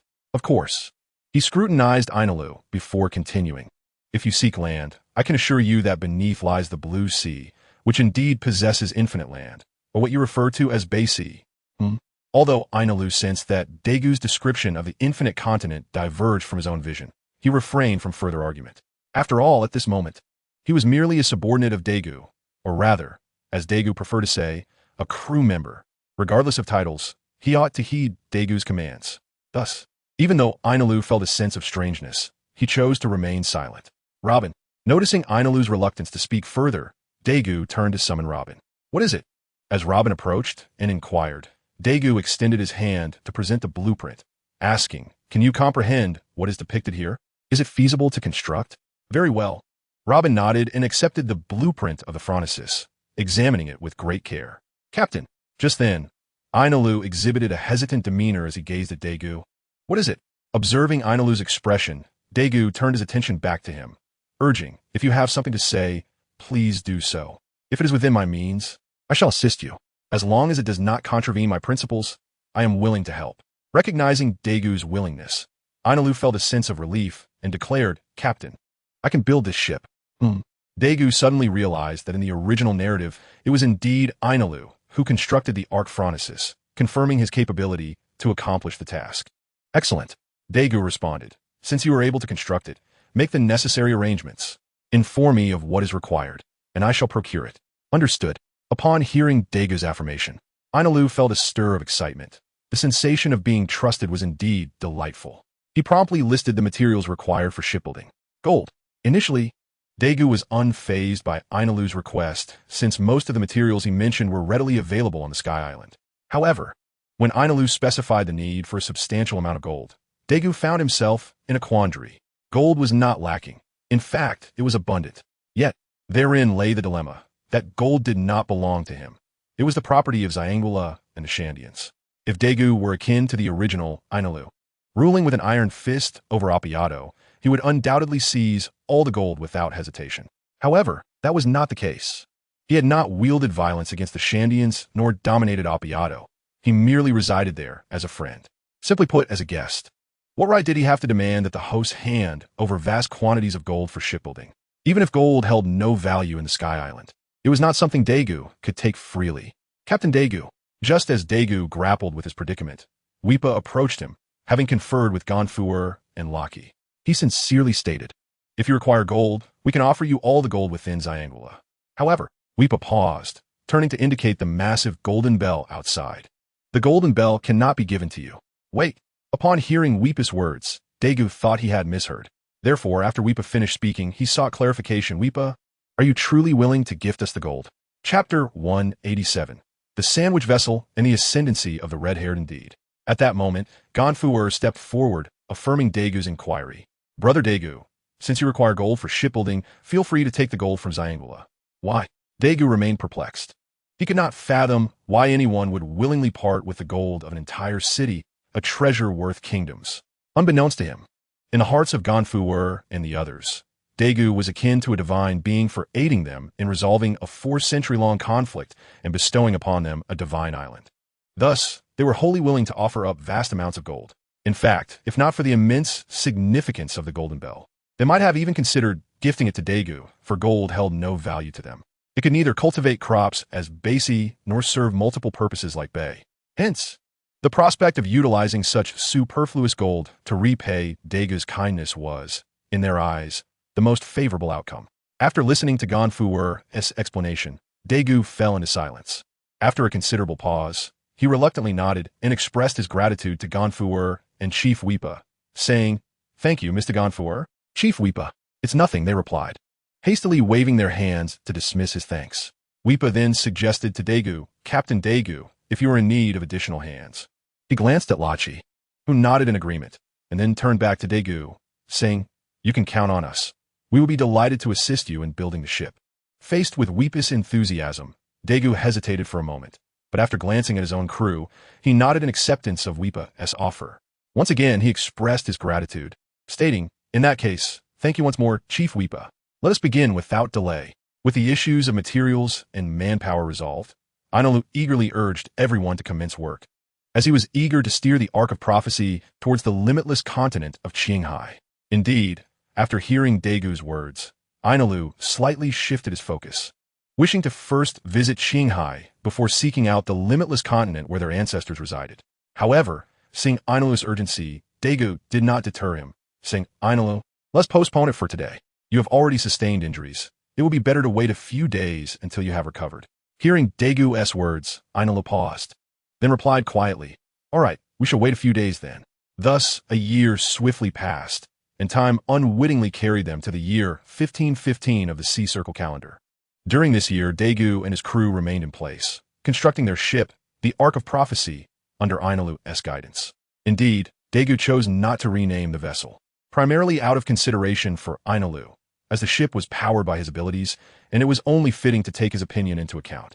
However, unlike the original tale, this Ark of Prophecy, though constructed of gold, appeared to be an ordinary large ship from the outside. Upon seeing the vessel, others would undoubtedly assume it was merely a bigger ship. The reason for this was Daegu's whimsical idea to encase the gold ship in a wooden exterior. Thus, the Ark of Prophecy could be described as both a single ship and two ships combined. The ability to achieve this remarkable feat stemmed from Luo's powers, which allowed him to embed the gold within the wooden structure using the space of his surgery fruit. In essence, the Ark of Prophecy became a sandwich ship, with wood enveloping gold. Daegu vividly remembered the exaggerated expressions of others when he first proposed this idea. They had never imagined that a ship could possess a filling like a cookie. However, after conducting experiments, everyone was astounded, as Daegu's suggestion proved feasible. The ship could indeed be constructed as a sandwich. Consequently, everyone fervently commenced the construction of the sandwich ship, the Ark of Prophecy. And just like that, another year had swiftly elapsed. On this day, they finally completed the wooden vessel encased in gold. Yet, unbeknownst to Daegu and the others, while they leisurely built their ship, significant events unfolded in the depths of Qinghai. The first was that the Revolutionary Army, guided by the ideological framework proposed by Daegu, experienced rapid development and even secured a foothold in the New World. The second event, in stark contrast to the clandestine growth of the Revolutionary Army, was a monumental occurrence that reverberated throughout the seas. After a 4-year hiatus, following the likes of Whitebeard, Kaido of the Beasts, and Big Mo, another figure ascended to the throne of the seas, red-haired Shanks, Daegu Sr., a former intern of the Roger Pirates, and the chosen successor of Pirate King Roger, emerged as the most prominent supernova of the new era at the tender age of 39. Compared to the other 3 emperors, he was significantly younger, even outpacing the youngest among them, Kaido, by over a decade. Consequently, rumors began to circulate across the seas, proclaiming that Roger's successor would once again reach Laugh Tale and become the next Pirate King. However, much to everyone's surprise, Shanks did not embark on the quest for Laugh Tale like others expected. Instead, he made an unexpected decision.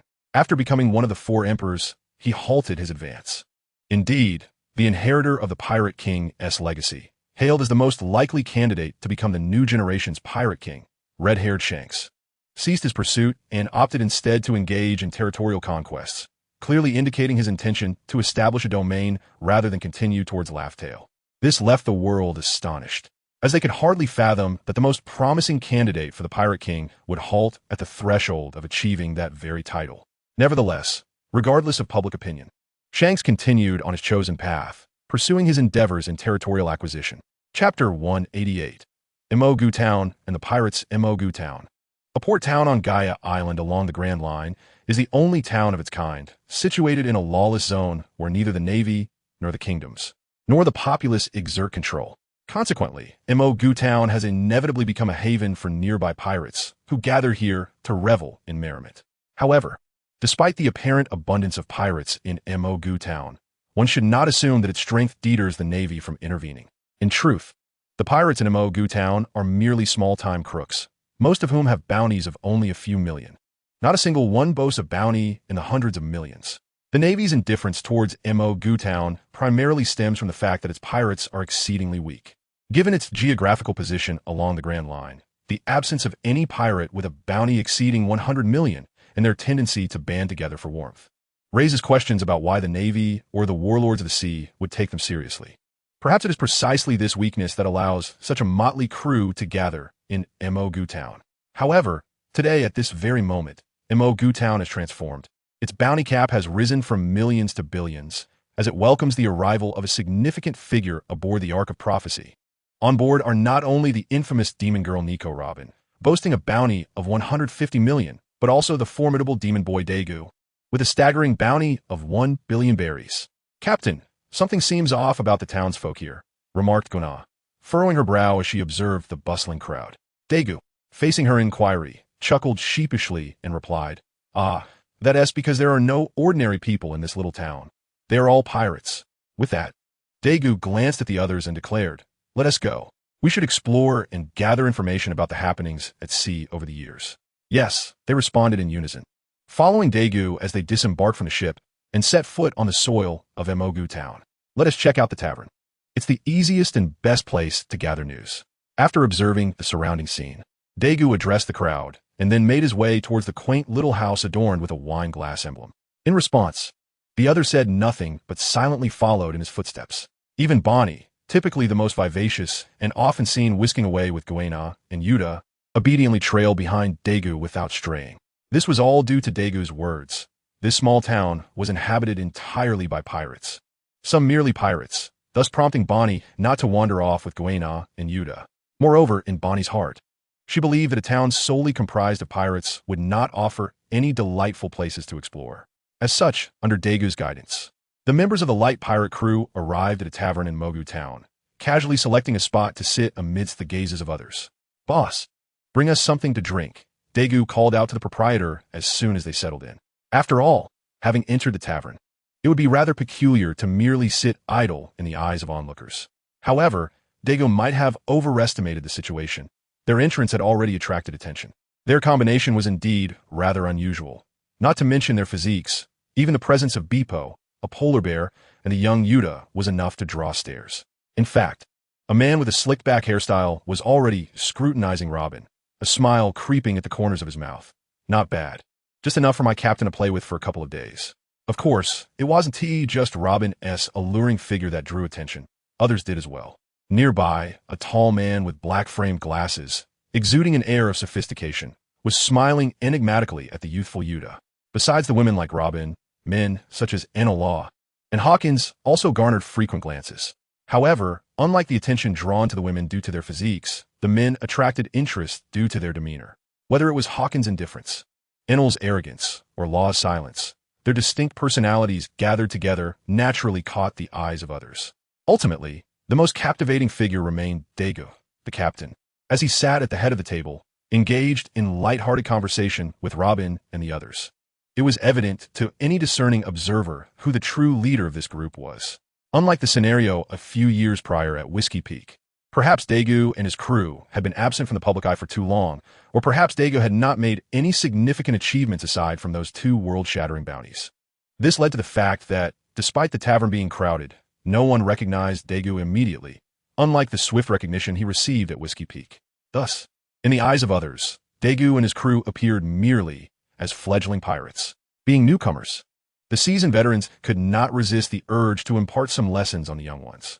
"Hey kid," a man, shirtless with a scar across his forehead, approached them, wielding a hefty 2-meter-long sword. With a loud crash, he slammed the sword onto the table in front of Daegu, shattering it. Daegu furrowed his brow at this scene. Just then, before Daegu could utter a word, Enel took action. With a flash of lightning, the sword-wielding man collapsed, convulsing briefly before becoming still. This commotion immediately elicited gasps from the surrounding patrons. The fallen man was no ordinary individual. He was not merely a common pirate. Despite not being the strongest among the pirates in the tavern, with a bounty of 30 million berries, he ranked among the top 5. That such a figure was easily dispatched by the newcomers astonished the crowd, many of whom silently congratulated themselves for refraining from confrontation, lest they share the same fate. Daegu stared at the fallen man, momentarily taken aback. He hadn't expected Enel to act so swiftly. Daegu had intended to remain inconspicuous, as stealth and development were the hallmarks of a cautious individual. Unfortunately, Enel's actions had rendered Daegu's intentions futile. This did not imply that Daegu was fearful. He merely preferred to avoid the spotlight.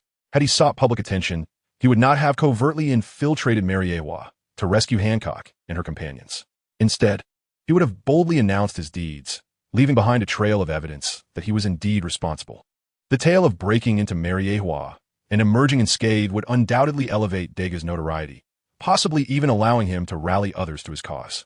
If one considers Fisher Tiger's exploits, his daring solo mission into Mariewa to liberate slaves, his fame surged immensely, eclipsing even Whitebeard. Had Fisher Tiger leveraged his remarkable act to rally support, he could have easily built a realm akin to Big Mom Estado land, achieving a status that rivaled that of Whitebeard. Regrettably, Fisher Tiger's inability to overcome racial prejudices ultimately led to his demise, as he failed to accept the very people he had saved. Similarly, if Daegu truly wished to ascend to power, he could have capitalized on his exploits in Mariewa. Yet Daegu, both then and now, harbored no ambition to ascend through such splendid feats. Instead, he preferred to cultivate his strength quietly, waiting for the moment to astonish the world.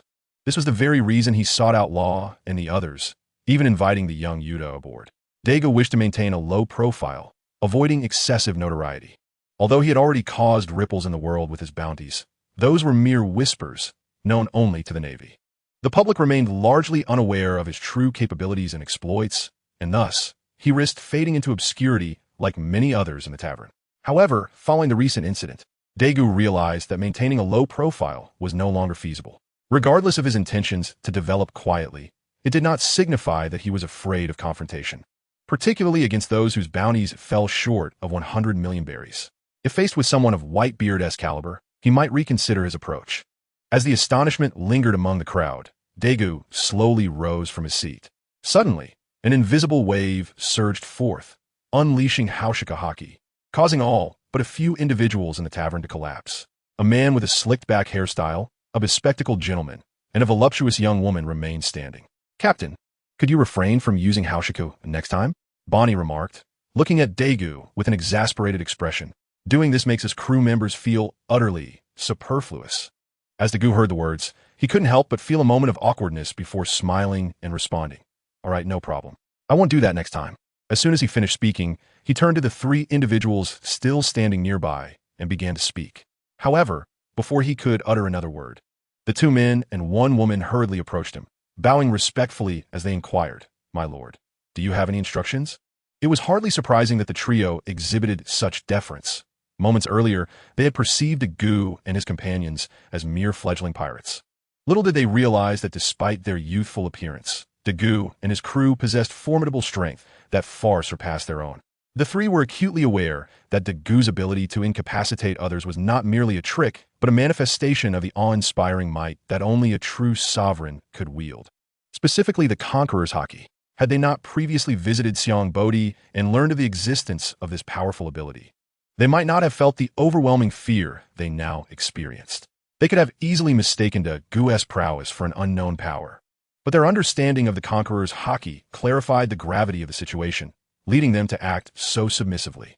Observing the obsequiousness of the trio, Daegu felt a twinge of exasperation. He had anticipated that his display of power would yield such results, which was precisely why he preferred to conduct himself discreetly. Alas, human efforts are sometimes futile, and life is filled with disappointments. However, this was not a significant issue for Daegu. It merely irked him slightly. "Now then," Daegu said, choosing to disregard their attitude, "I would like to inquire if any significant events have transpired on the seas over the past 2 years." Indeed, the woman among them, notably more articulate, eagerly responded, "In answer to your question, my lord, there have been no major occurrences in the seas over the past 2 years. Save for one." She paused, gauging Dagu's expression. Upon realizing he bore no displeasure, she continued, "That is the former Pirate King's crew member, red-haired Shanks, who has ascended to become yet another emperor of the sea following Kaido. Thus, there are now 4 emperors: Whitebeard, Kaido of the Beasts, Big Mom, and the newly crowned red-haired Shanks.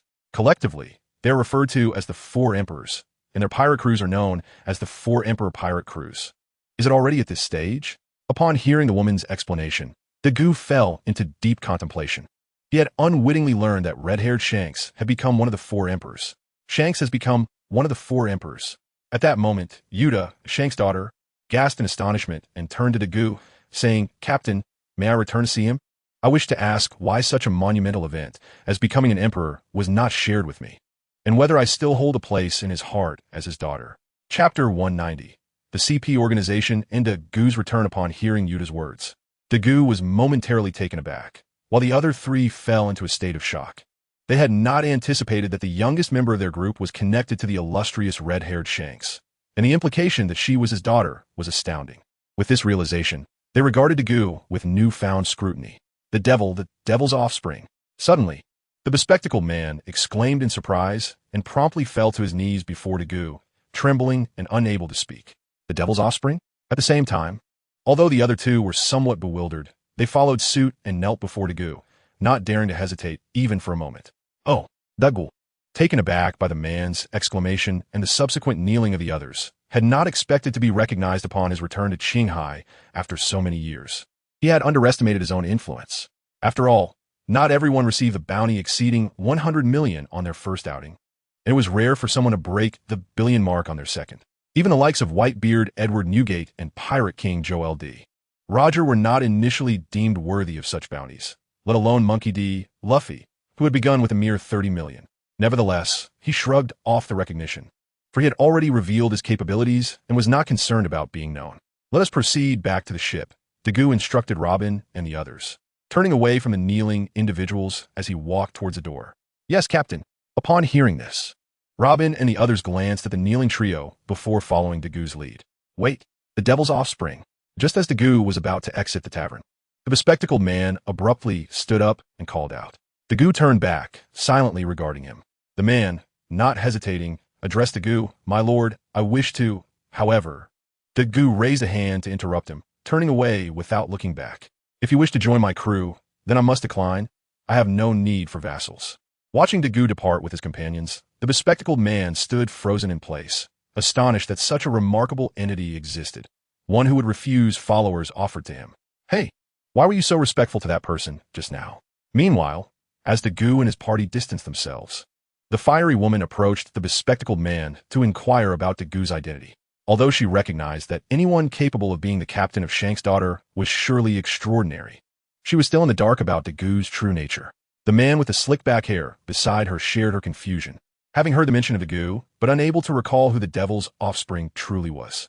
That is, in light of their inquiry, the bespectacled man did not hold back and proceeded to explain Dagu's identity. Nanny, upon the conclusion of his explanation, both the slick-haired man and the fiery woman were once again struck with disbelief, realizing that the individual they had encountered was none other than the supernova known as the devil's offspring, Dream Buc Dagu, who had caused a stir in the seas years ago by surpassing a bounty of 1 billion. Hey, just as the two regained their composure and attempted to ask the bespectacled man further questions, they discovered he had vanished without a trace. After scanning the surroundings fruitlessly, they were left with no choice but to abandon their search and summon their subordinates. Unbeknownst to them, the bespectacled man had already positioned himself atop the tavern, dialing a number on a transponder snail. After a series of beeps, although no sound came from the other end, he understood that the call had connected.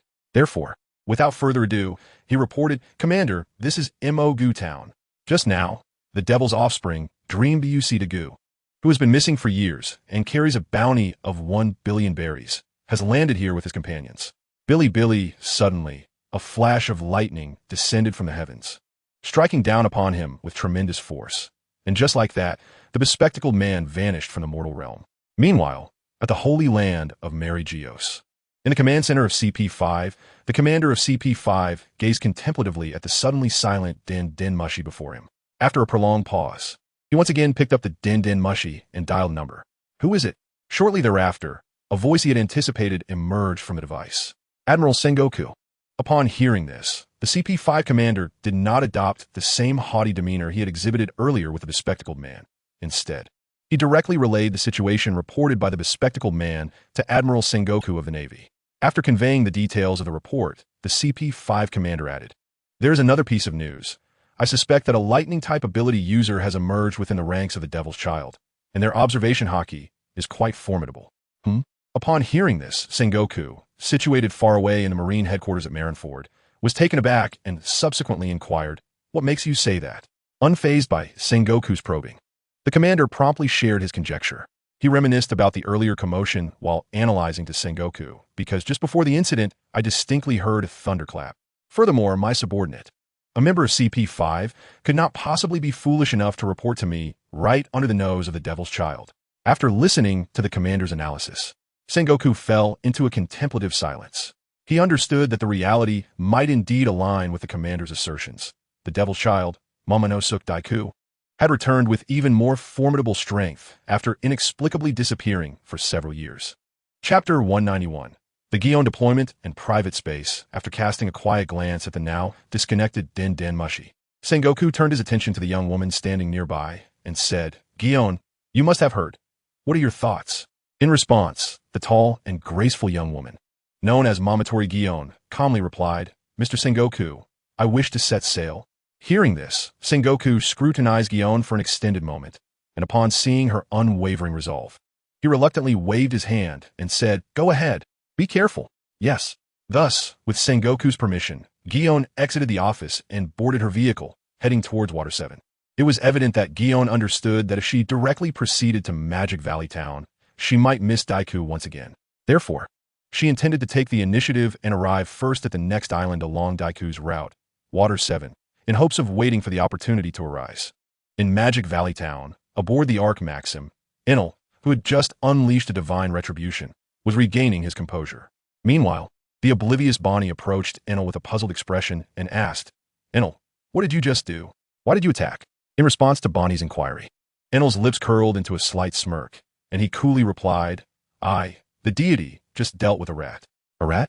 Upon hearing Enel's words, Bonnie raised an eyebrow in confusion, quickly realizing that the rat Enel referred to was not a literal rodent, but rather a spy or scout. Turning to Enel with curiosity, she asked, "What do you mean?" Just as Bonnie appeared ready to inquire further, Daiku interjected, halting her. No need to concern yourself with any rats. Since Enel has already dealt with them, there is no need for further attention. Moreover, he continued, directing his gaze towards Magic Valley Town. Even if an admiral from the Navy arrives, you need not worry. I will intercept them. The primary focus now is to take Yuta back to red-haired Shanks. At this point, Daiku turned to Robin and said, while I'm away, Robin will take charge of the ship, with Law assisting. Is that acceptable, Law? No problem, Captain. Law nodded in agreement. Given Daiku's arrangement, Law had no objections. Even the typically proud Bonnie and the aloof Hawkins voiced no dissent.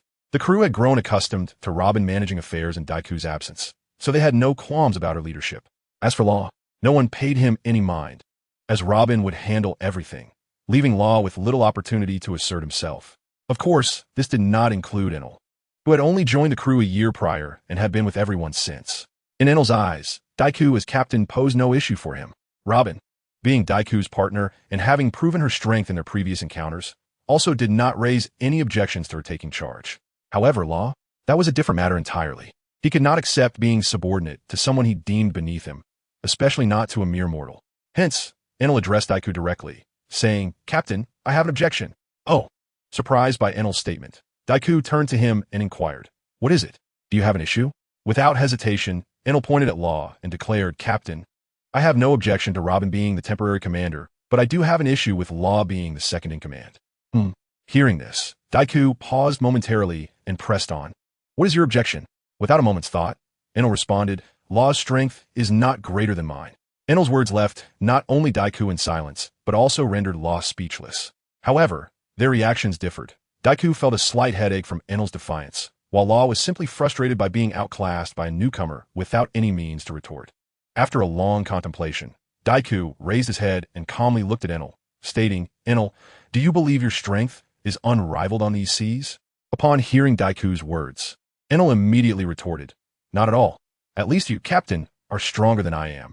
And, he added, glancing at Robin, Robin's strength is not to be underestimated either. With this, Daiku understood that in Enel's mind, apart from himself and Robin, whom he had fought, he regarded everyone else as insignificant, believing the strength across these seas to be mediocre. Furthermore, having just dispatched 2 pirates with ordinary attacks only reinforced his arrogance. Realizing this, Daiku frowned and addressed Enel. You will accompany me to meet Shanks aboard his ship. Indeed, Daiku intended to take Enel along to introduce him to the world aboard the ship of the Yonko. Red-haired Shanks. Faced with Daiku's unexpected decision, Enel blinked in surprise before nodding and responding, no problem, Captain, as long as I am with you. Very well, Daiku acknowledged. Then turned to Robin, instructing, Robin, I'll leave everything in your hands. Robin nodded in agreement, saying, don't worry. With this understood, Daiku reached out to grasp Enel and Yuta, declaring, let's depart. No sooner had he spoken than Daiku activated the Flying Thunder God technique, vanishing from the Arc Maxim room. Just as Daiku had taken Enel and Yuta away, Beepo looked at Law, who had suddenly opened a spatial domain, and asked Law, where are you going? Unfortunately, Law offered no reply, instead activating his powers and disappearing from sight. Watching the spot where Law had vanished, Beepo felt a pang of sadness. Unable to comprehend why Law chose to leave alone, without him, despite their bond as best friends. Beepo, as Robin observed Beiboa's expression, she smiled gently, approached him, and placed her hand softly on his head, soothingly saying, everyone harbors secrets they wish to keep from others, even if that other is their closest friend. Just like with Daegu, I too possess certain secrets I prefer he remain unaware of, and, similarly, Daegu has secrets unknown to me. Although I am unaware of their nature, I am cognizant of their existence. Hence, Beiboa, allow Robin some personal space and grant yourself the same. Upon hearing Robin's words, Beiboa felt enlightened and promptly nodded in response. I understand, Robin Jia. I shall return to my room now. With that, Beiboa turned and walked towards his quarters. Observing this, Robin merely shook her head, choosing not to elaborate further. After all, the one who unravels the knot must also be the one to tie it. Let them ponder on their own. Chapter 192. Farewell and battle in a certain maritime region of the New World. The red-haired pirate cruise vessel, the Red Force, was gliding through the waters at a leisurely pace. Suddenly, Shanks, who was seated at the bow of the ship, turned his gaze toward the mast, where 3 figures had mysteriously appeared. Yuta, noticing their presence, Shanks swiftly approached, crouching down to look at his now-grown daughter, asking, what brings you here? Do you miss me? Unfortunately, Yuta did not reciprocate Shanks' warm greeting. Instead, she let out a cold snort, glancing around before addressing Shanks icily. Shanks, I heard you've become one of the four emperors? Upon hearing this, Shanks momentarily stunned, then chuckled. Indeed, I have indeed attained that so-called status of a four emperor. Yuta, upon hearing Shanks admit to his new title, glared at him, demanding, then why didn't you tell me? Do I mean nothing to you anymore? Am I no longer your daughter? This statement left Shanks momentarily speechless. He could not comprehend why Yuta was so agitated. To him, the title of a four emperor was merely an external label, insignificant in the grand scheme of things, and whether he shared it or not was inconsequential. However, unbeknownst to Shanks, Yuta did not value the title itself. Rather, she was distressed that such a monumental event was kept from her by her father. To Yuta, it felt as though Shanks no longer regarded her as a member of the red-haired pirates, as if he had forgotten her entirely and deemed it unnecessary to share the adventures of the crew with her. Thus, upon learning of Shanks' ascension to the status of a four emperor without informing her, Yuta was filled with indignation, prompting her to have Daegu bring her to see Shanks immediately. This turmoil within Yuta was unknown to Shanks, yet he could sense that he had indeed erred in some way to provoke such fury from her. Therefore, after a moment of contemplation, Shanks stepped forward, extending his arm to embrace Yuta tightly, apologizing. I am sorry, Yuta, although I am unsure of what I've done wrong. Please believe that I, Shanks, love you, now and always.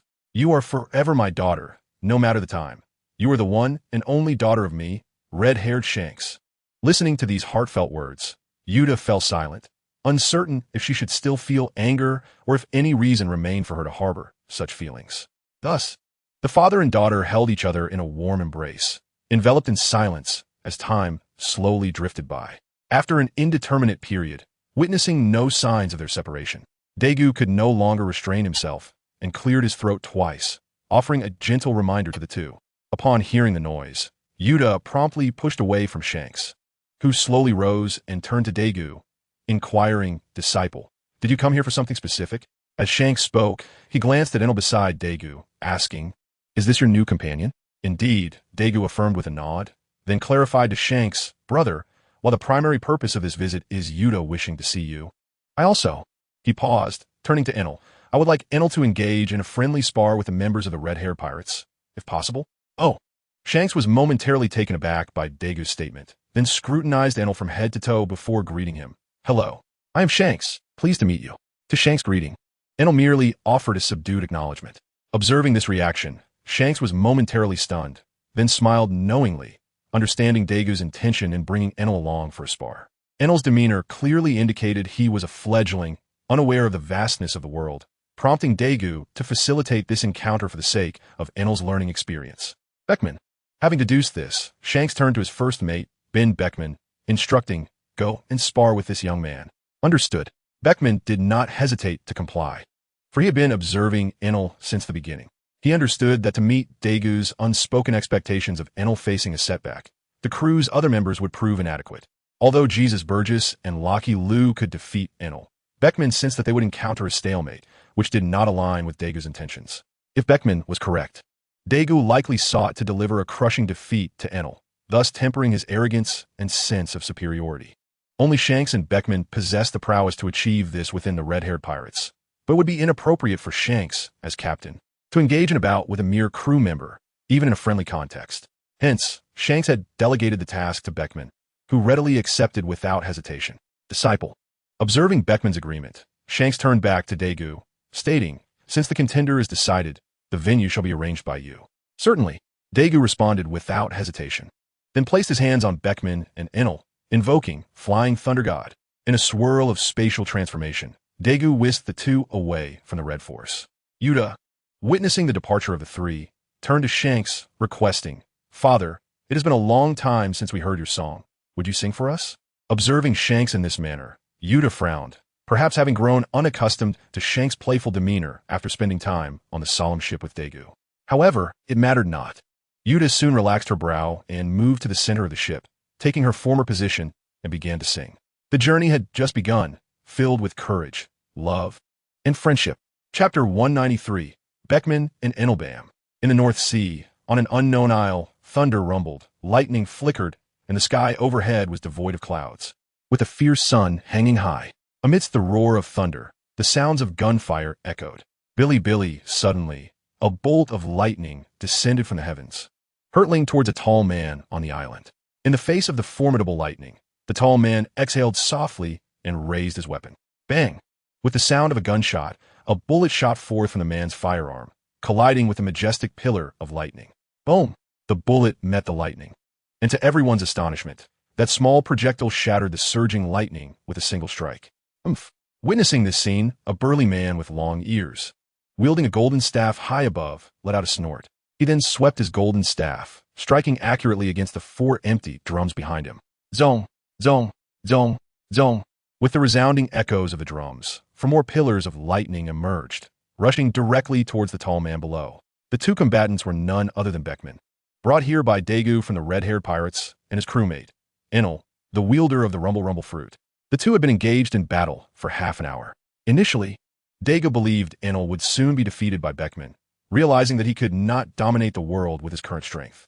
However, much to Daegu's surprise, after exchanging a blow with Beckman, Enel, aware of his disadvantage, utilized his ability to manipulate lightning and took to the air, playfully evading Beckman. Although Beckman was not without aerial capabilities, it was merely a friendly sparring session for him, requiring no true exertion of effort. After all, if he were to hold back too much, it would be detrimental for both Beckman and Enel if either were to sustain injuries. Thus, while Enel unleashed his reckless assaults, Beckman exercised remarkable restraint. Yet, faced with such a scenario, Daegu could not help but feel a headache coming on. His intention was to make Enel aware that there were greater powers beyond his own, but if this continued, the outcome might not only fail to suppress Enel, but could potentially embolden him further. Sighing in resignation, Daegu turned to Beckman and said, "Beckman, my friend, please take this a bit more seriously. Consistently holding back is not advisable." Upon hearing Daegu's words, Beckman pondered for a moment before nodding in agreement. "You're right. I shall exert myself a little more." As he spoke, Beckman looked at Daegu and cautioned, "If this leads to any consequences, I shall not take responsibility. Rest assured." Contrary to Beckman's expectations, upon hearing him, Daegu nodded without hesitation, his expression eager, as if urging him to swiftly deliver a thorough beating to Enel. Perplexed by Daegu's demeanor, Beckman chose not to dwell on it further and instead turned his attention back to Enel in the sky, then propelled himself upwards toward Enel. Observing Beckman charging through the air, Enel, who had been composed, suddenly felt a twinge of doubt. His expression hardened, and he unleashed a series of strikes with his golden staff. Zong! Zong! Zong! Zong! The thunderous drum beats persisted, accompanied by the continuous barrage of lightning. Though the lightning had diminished in intensity compared to earlier, its quantity was unrelenting, causing Beckman to furrow his brow. Sighing at the approaching lightning, Beckman focused his gaze, and an aura began to swell around him. Boom! With a resounding roar, Beckman charged recklessly into the sea of lightning. Strangely enough, despite being enveloped by lightning, Beckman remained unscathed. In fact, the lightning seemed to steer clear of him, passing by without making contact. Of course, the reality was not that the lightning feared Beckman. Rather, it was more accurate to say that Beckman deftly sidestepped the lightning just before it struck him. Thus, under the astonished gazes of Daegu and Enel, Beckman navigated through the storm of lightning unscathed, continuing his advance toward Enel. Billy, however, just as Beckman was about to reach Enel vanished in a flash of lightning, reappearing on the other side. Bang! Just when Enel thought all was normal, a bullet whizzed past, narrowly grazing his hair before soaring into the distance. This close call caused Enel to break into a sweat as he brushed the singed strands of hair back from his forehead. Reflecting on the moment, Enel felt a stirring in his heart. It was a near miss, just a hair's breadth away from a fatal encounter. Bang! But the ordeal was not over. While Enel was momentarily stunned, another gunshot rang out and a bullet shot through Enel's forehead in a flash. Billy, yet, unexpectedly, this attack did not affect Enel in the slightest. This was because Beckman had not employed Haki, and thus the bullet was merely an ordinary projectile. It is well known that standard attacks have no effect on Logia users. Otherwise, Enel's head would have indeed burst open. All right, at this moment, Daegu appeared before the two and declared, "The match is over. Let us return." No sooner had he spoken than he grasped Beckman's arm and placed a hand on Enel's shoulder, regardless of Enel's dazed state, and activated the Flying Thunder God technique. Crack! Unbeknownst to Daegu, as he held Beckman and placed a hand on Enel, a pigeon on the uninhabited island below captured a close-up photograph of the three. Thus, unbeknownst to Daegu, he and his crewmate Enel gained notoriety. Though Daegu's bounty remained unchanged, the clash with Beckman and Enel's mastery of lightning drew significant attention from Navy. The reason being, the current 3 admirals of the Navy are all Logia users, and although Enel might seem unable to defeat Beckman now, he should not be underestimated. Furthermore, even though Enel had been bested by Beckman, he did not crumble under the pressure, especially considering his opponent was Beckman, the vice captain of the red-haired pirates, whose strength is comparable to that of the 4 emperors. Therefore, for all these reasons, the Navy issued an unprecedented bounty for Enel, astonishing the world. Alongside this, Daegu and his light pirates also stirred up a wave of excitement. Chapter 194, Shanks' Envy and Buggy's Treasure Hunt. In a new world, aboard the Red Force, Shanks, who had been enjoying the singing of Yuta, suddenly paused, turning to see Beckman and Daegu, who had appeared beside him, and exclaimed, "You're back." As he spoke, Shanks glanced in Yuta's direction and noted, "It seems to have taken quite a while. Yuta has sung several songs."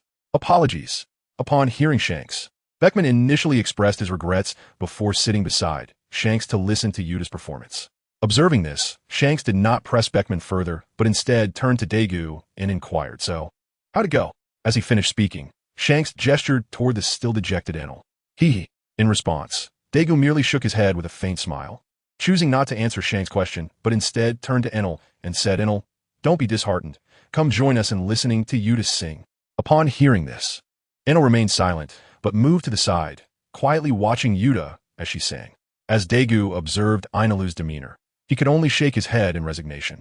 He then chose to disregard Ainalu, opting instead to sit beside Shanks. While watching Yuta's performance, he expressed his gratitude, saying, "Thank you, Shixiao." "No need for that," Shanks replied, waving his hand dismissively. Suddenly, a thought struck Shanks, and he turned to Daegu, inquiring, "By the way, Shitty, where did you find him?" After glancing at Ainalu, he indicated that his question pertained to Ainalu. Daegu couldn't help but smile at Shanks' query. He recounted his journey to the Sky Island and his encounter with Ainalu. "I see." Shanks nodded in silent acknowledgement after listening to Daegu's explanation, his face reflecting envy as he remarked, "Shitty, how is it that I never come across such fortunate happenings? You merely ascend to the heavens and find such a remarkable ally."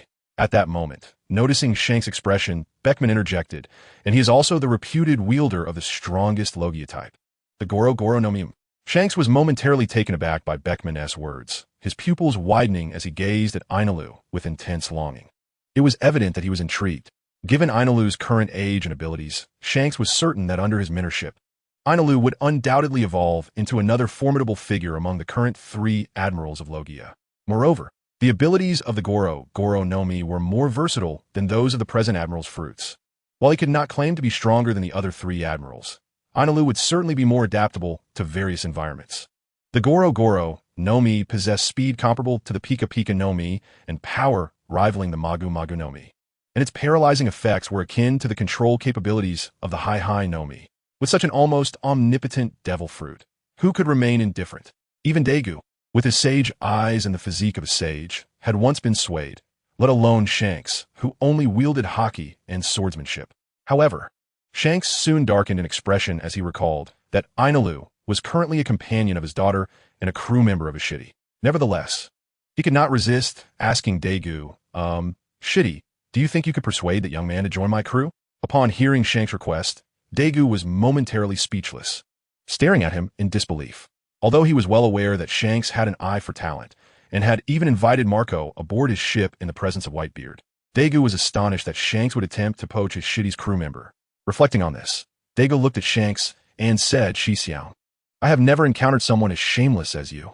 Shanks could not help but chuckle awkwardly at Daegu's remark, turning away without further comment. Observing this exchange, Daegu chose to remain silent as well and redirected his attention to Yuta's singing. Time slipped away quietly in this silence, and before long, night fell. "Shixiao, we are leaving," Daegu said as he bid farewell to Shanks under the moonlight aboard the Red Fortress. Shanks merely nodded in response. "All right, come by when you have time." It was at this moment that Yuta, standing nearby, appeared hesitant to speak. "What is it, Yuta?" Shanks noticed her demeanor and crouched down to look at her, asking, "Is there something wrong? Or has someone been bothering you?" As he spoke, Shanks' gaze shifted to Daegu, clearly suspecting that Daegu had failed to care for his precious daughter, allowing her to be bullied. "No." Yuta shook her head in response to Shanks' inquiry. "No one is bothering me. It's just..." Never mind, let it be. Mid-sentence, Yuta abruptly changed her tone and bid farewell. Shanks, I'm leaving. I'll come by again when I have time. As soon as she finished speaking, Yuta approached Daegu and took his hand, saying, Captain, let us go. All right. With Yuta's insistence, Daegu had no choice but to comply, nodding in agreement. After exchanging another farewell with Shanks, he activated the Flying Thunder God technique, returning to their ship with Yuta and Inalu. Gazing at the spot where Daegu and the others had vanished, Shanks's eyes flickered with envy, exclaiming, Envy, there is no other word for it. Just as Shanks finished speaking, Beckman exhaled a puff of smoke and remarked, If you're so envious, why not eat a devil fruit yourself? Perhaps fortune will favor you, granting you the ability to teleport at will. Shanks was momentarily taken aback by Beckman's suggestion and began to contemplate whether he should consume a devil fruit. No. After a moment of reflection, Shanks shook his head, stating, Devil fruits are not suited for me. I do not wish to become a helpless swimmer. At this point, Shanks recalled his old companion, Buggy, who had been a fellow apprentice in the Roger Pirates. He wondered where Buggy might be now. Was he still on his treasure-hunting journey? At that moment, in a certain sea area of the East Blue, Buggy was busily excavating treasure with his crew when he involuntarily sneezed, but he paid it no mind, urging his subordinates to hasten their treasure digging. Chapter 195. The Great Talent Snatching Operation and the Frustrated Crowd Chained Island, located in the first half of the Grand Line, is a uniquely elongated, grassland-like circular island. Typically, it is divided into 10 smaller islands by the sea. However, every year, there is a significant low tide that restores these 10 islands into one circular landmass. Yet, this phenomenon lasts only a few hours, after which the island reverts to its 10 smaller formations. At this moment, the light pirates aboard the Ark Maxim had just landed on this peculiar island. Upon seeing such an island for the first time, the members of the light pirates marveled. This island is quite special. After their exclamations, Daegu glanced at the group and declared, Let us explore. With that, he took the lead into the island. Meanwhile, after exchanging glances, Robin and the others followed suit to explore this extraordinary land. Across the vast grassland, antelopes were galloping, lions roared, giraffes moved in groups, and 2 white elephants frolicked in a pond, creating a serene tableau.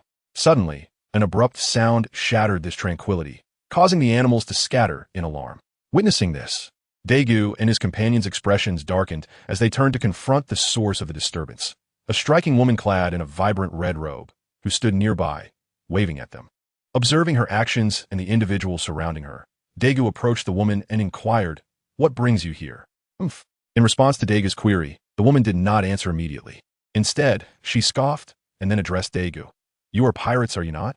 Pointing to the flag on the Ark Maxim behind Daegu and the others, she continued, What do you say? Care to spar with the poison spider pirates?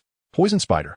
Upon listening to the woman's words, Daegu could not help but cast a puzzled glance at her and the others behind her, then shook his head and said, I apologize, but we have no intention of engaging in any competition with you.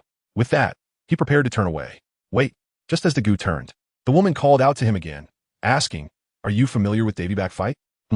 Hearing her question, Daegu felt a moment of confusion and turned to Robin, hoping that the academically inclined Robin could elucidate the meaning of her words for him. Not disappointing Daegu, Robin explained, Davy Back Fight, or the Battle for Crewmates, seems to be a rather common game among pirates. The Battle for Crewmates? A game? After Robin's explanation, Daegu pondered for a moment before realizing that he indeed remembered such a plot, one that took place on this very island. However, he recalled that Monkey D. Luffy had encountered a character with the powers of the Time fruit, not the alluring woman before him.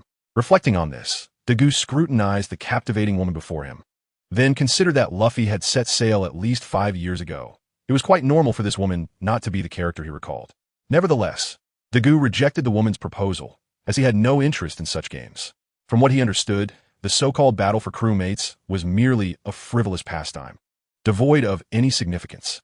Thus, Daegu shook his head once more at the woman, stating, I am truly sorry, but we are not interested. With that, he attempted to leave again.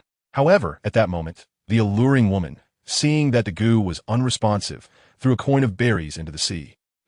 Noticing the commotion, Daegu turned back, his face filled with confusion, and asked, What are you doing? What does that signify? Faced with Daegu's inquiry, the woman was somewhat surprised that he did not understand, but she said nothing further.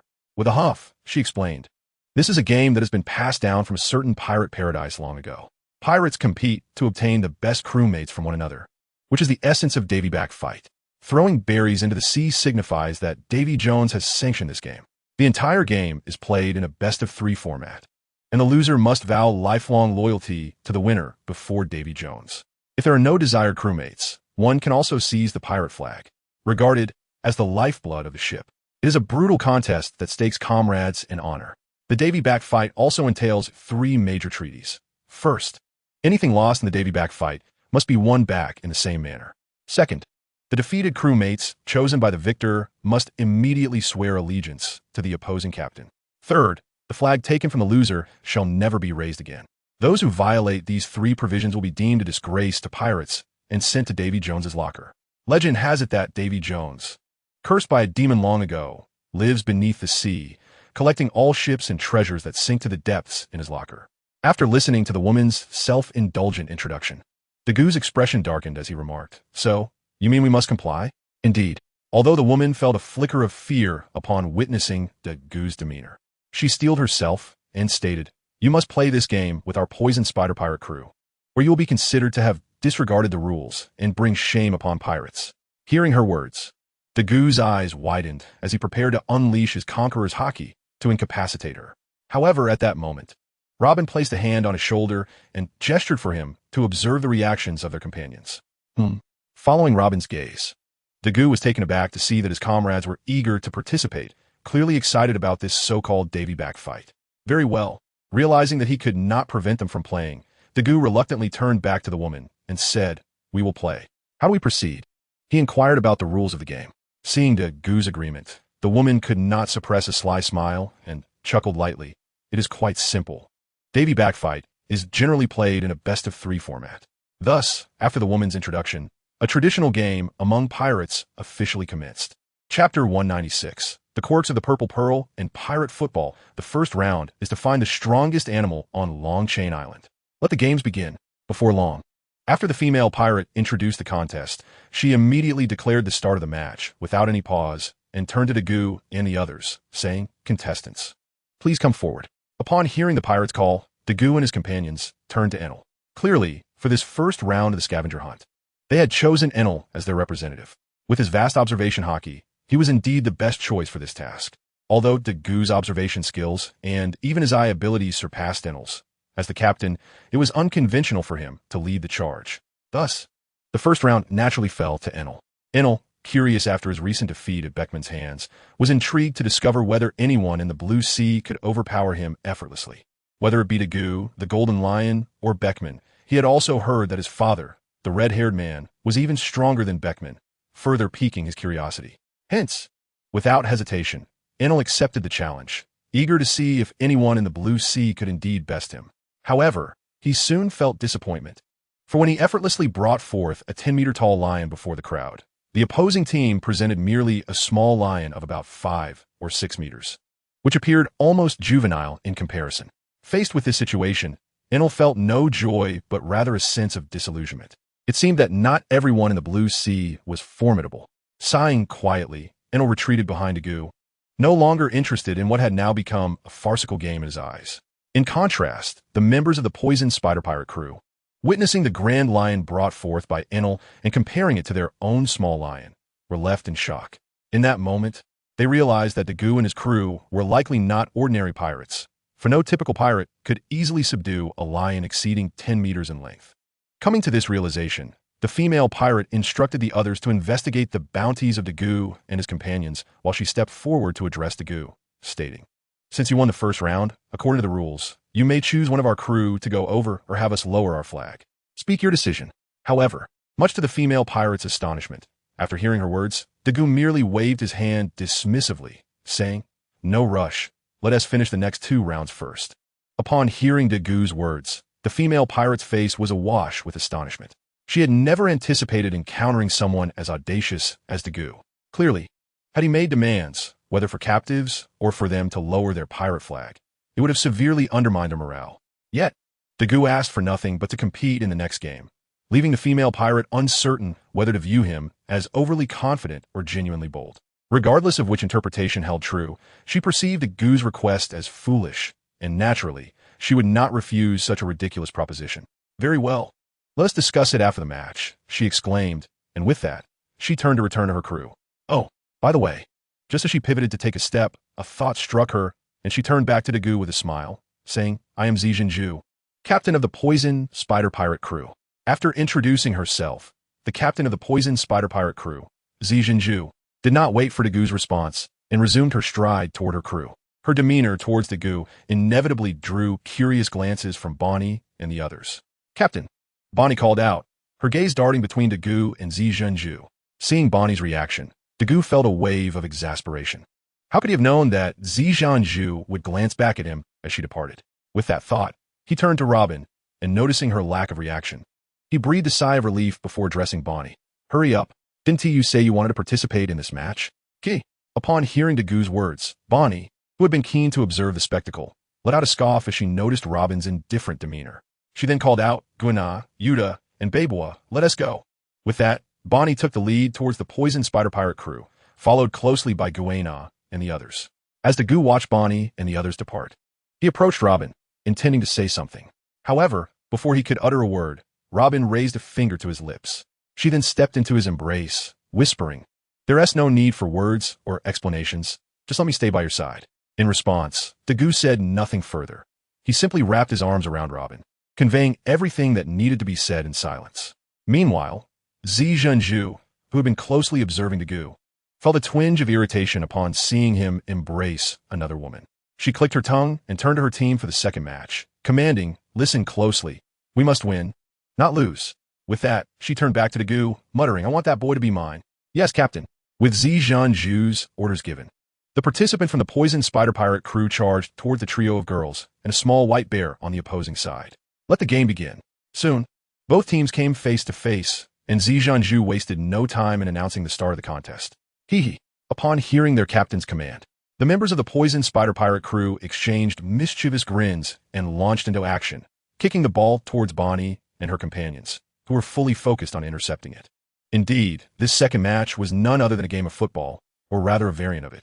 With the total number of participants being a mere 7 humans and 1 bear, it fell well short of a standard team. Victory was determined by kicking the ball into the opposing team's territory, yet being pirates, there were no restrictions on the means of attack. For instance, at this moment, a member of the Poison Spider Pirate crew raised a metal rod to strike Guina.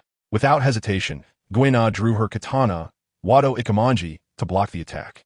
In a swift motion, she pivoted and seized the opportunity to take possession of the ball, racing towards the Poison Spider Pirate crew's side.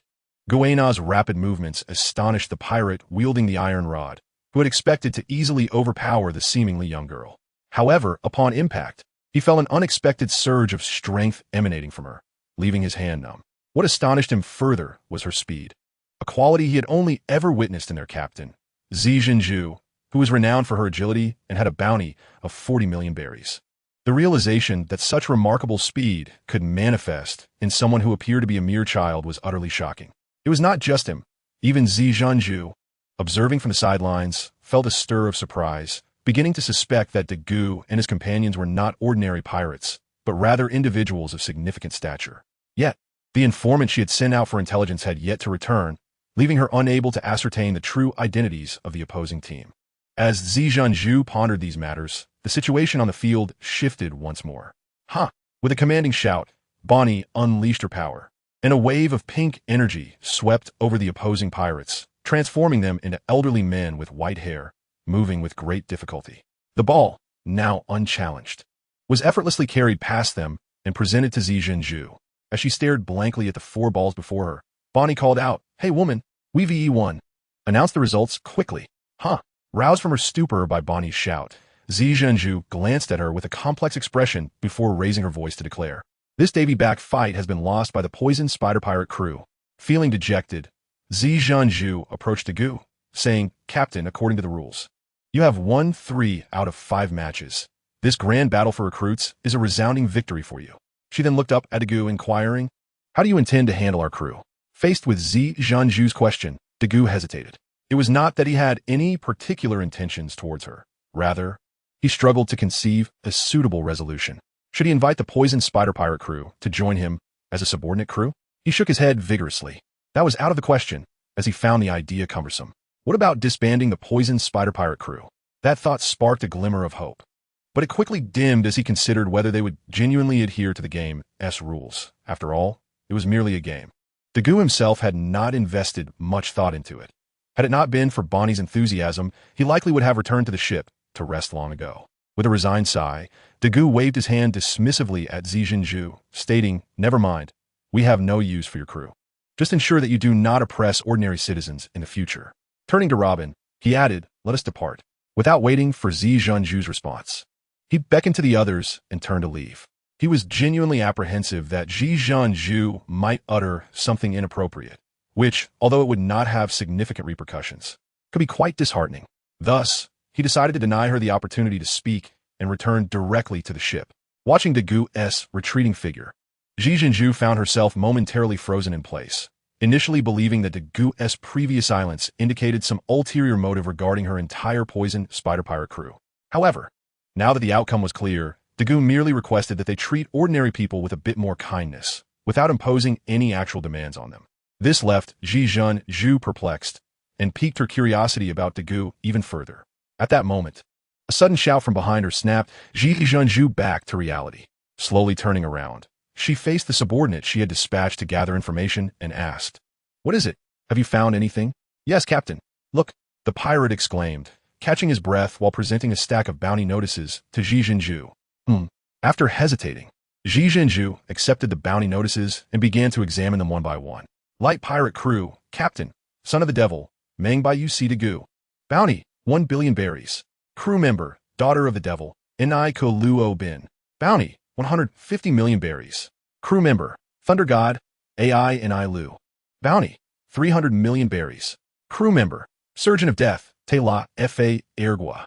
Bounty, 60 million berries. Crew member, Magician, Baji Air Huo Jin Si. Bounty, 80 million berries. Coulomber, Gourmet-Chef, Kiao Ilibuni. Bounty, 40 million berries. Crew member, Swordswoman, Gu Ina. Bounty, 30 million berries. Crew member, Diva, Gupta. Bounty, 10 million berries. Crew member, Pet Beibo. Bounty, 200 berries. After perusing the bounty notices, Zijinju fell into a contemplative silence, finally comprehending why Dagu had dismissed her so easily. While she had overestimated Dagu and his crew to a considerable extent, she had never anticipated that even the bounties of the two young girls among them would be comparable to her own. As for the individual she regarded as a rival for her affections, his bounty was an astounding 150 million berries, while his own bounty reached the staggering sum of 1 billion berries. This harsh reality struck Zijinju with clarity. She was not of the same world as him, and she lacked the right to stand by his side. Sighing helplessly at this realization, Zijinju turned and walked toward her ship. She had resolved that although she could not stand beside him, having lost to him, she would still uphold her responsibilities. She intended to return to the Four Seas to assist her homeland and defend it against the incursions of other pirates. Set sail, everyone. Destination, the Four Seas. Thus, under the watchful gaze of Dagu and the others, Zijinju and her poisoned spider pirate crew, who had been at sea for several years, embarked on their journey home. Chapter 198. Alabasta and Crocodile aboard the Art Proverbs as they observed the departing vessel of the poisoned spider pirate crew. Bo and I turned to Dagu and teasingly remarked, "Captain, you just let her leave like that? Aren't you going to try to keep her? You rascal." Upon hearing Bo and I's words, Dagu was filled with a mix of embarrassment and irritation, promptly placing his hand atop Bo Ni's head and ruffling her hair vigorously. In response to Dagu's antics, Bo and I cried out, "Let go! Let go!" She flailed her arms in a futile attempt to escape his grip, but at her diminutive stature, she found herself utterly unable to retaliate against Dagu's towering frame. Enough. At that moment, Robin, the voice of reason, interjected, approaching the playful duo and stating, "You are no longer children. You should be mindful of the differences between genders." Huh? Both Dagu and Bo and I were taken aback by Robin's unexpected admonition. Dagu interpreted her words as directed at him, likely stemming from Zijinju's earlier interaction, which made Robin feel envious. Unintentionally, Dagu vocalized his inner thoughts, causing Robin to pause in surprise before quietly shaking her head and retreating to the ship's cabin. Naturally, Dagu followed closely behind her. The remaining crew members exchanged knowing glances, revealing subtle smiles at the unfolding situation. Inside the cabin, Robin sat in a chair, engrossed in a book of unknown content, while Dagu stood silently beside her, lost in thought. After a long silence, Robin seemed unable to bear the weight of Dagu's quietness any longer. With a sigh, she turned to him and said, "Sit down." Complying with Robin's request, Dagu quickly took a seat in the chair before him. With a resigned shake of her head, Robin closed the book with a sharp clap and turned to face him directly. Dagu. Hearing his name, Dagu responded promptly, "Present." Noticing his anxious demeanor, Robin gently shook her head and said, "You need not be so tense. I have no objections."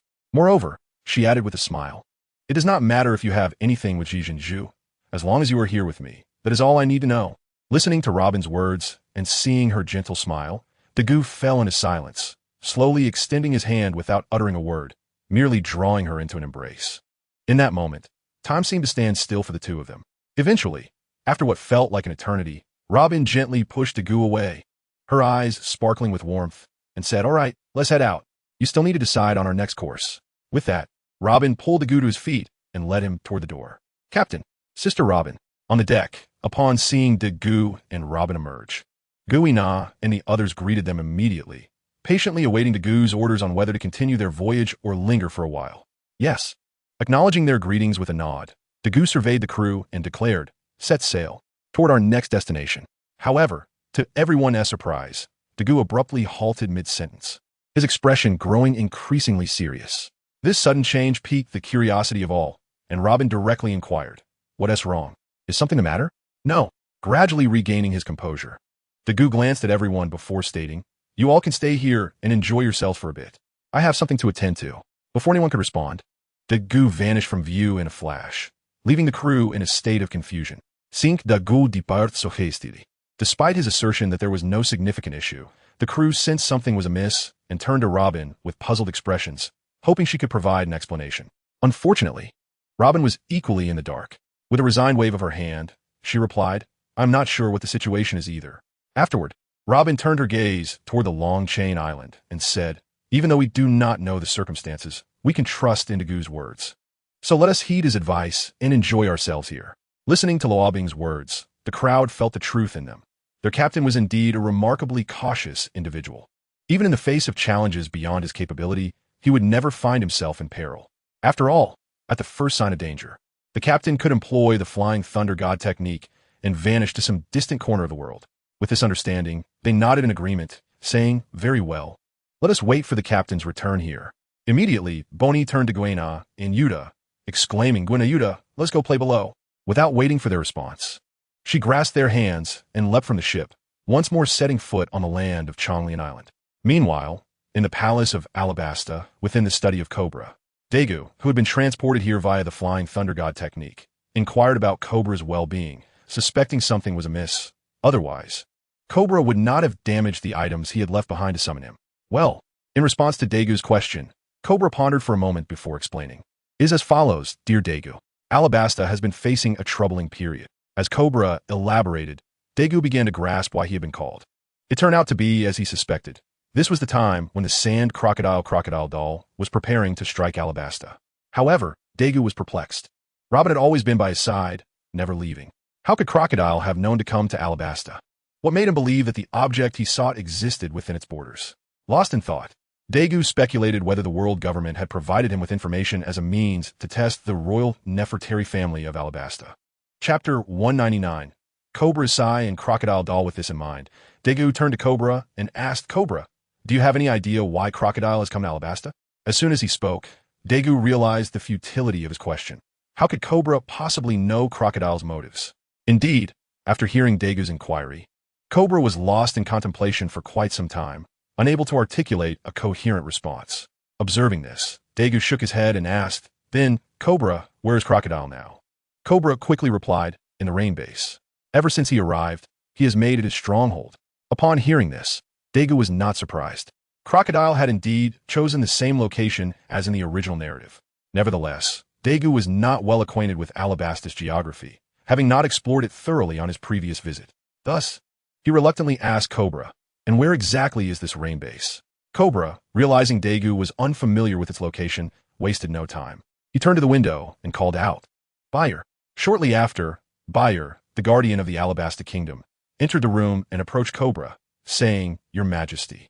Cobra nodded in acknowledgement before turning to Dagu and instructing, "Buyer, I need you to take Daegu to the rain base. Is that possible? Buyer, initially surprised, glanced at Daegu and replied, "Of course, your majesty. I could depart at any time." "Excellent," Cobra responded, then turned to Daegu and asked, "What do you think, Daegu? Would you like Buyer to escort you?" Daegu had no objections to Cobra's decision and nodded in agreement. He then turned to Buyer and said, "I appreciate your assistance, Buyer." "Not at all," Buyer replied matter-of-factly before turning back to Cobra. "In that case, your majesty, we shall set off now." After a moment of contemplation, Cobra nodded. "Very well. The sooner we leave, the sooner we return." "Understood," Buyer acknowledged, then turned to Daegu. "Daegu, follow me." Without waiting for response, Buyer stepped outside, and Daegu followed suit after signaling to Cobra. Thus, under Buyer's guidance, Daegu embarked on his journey to the rain base.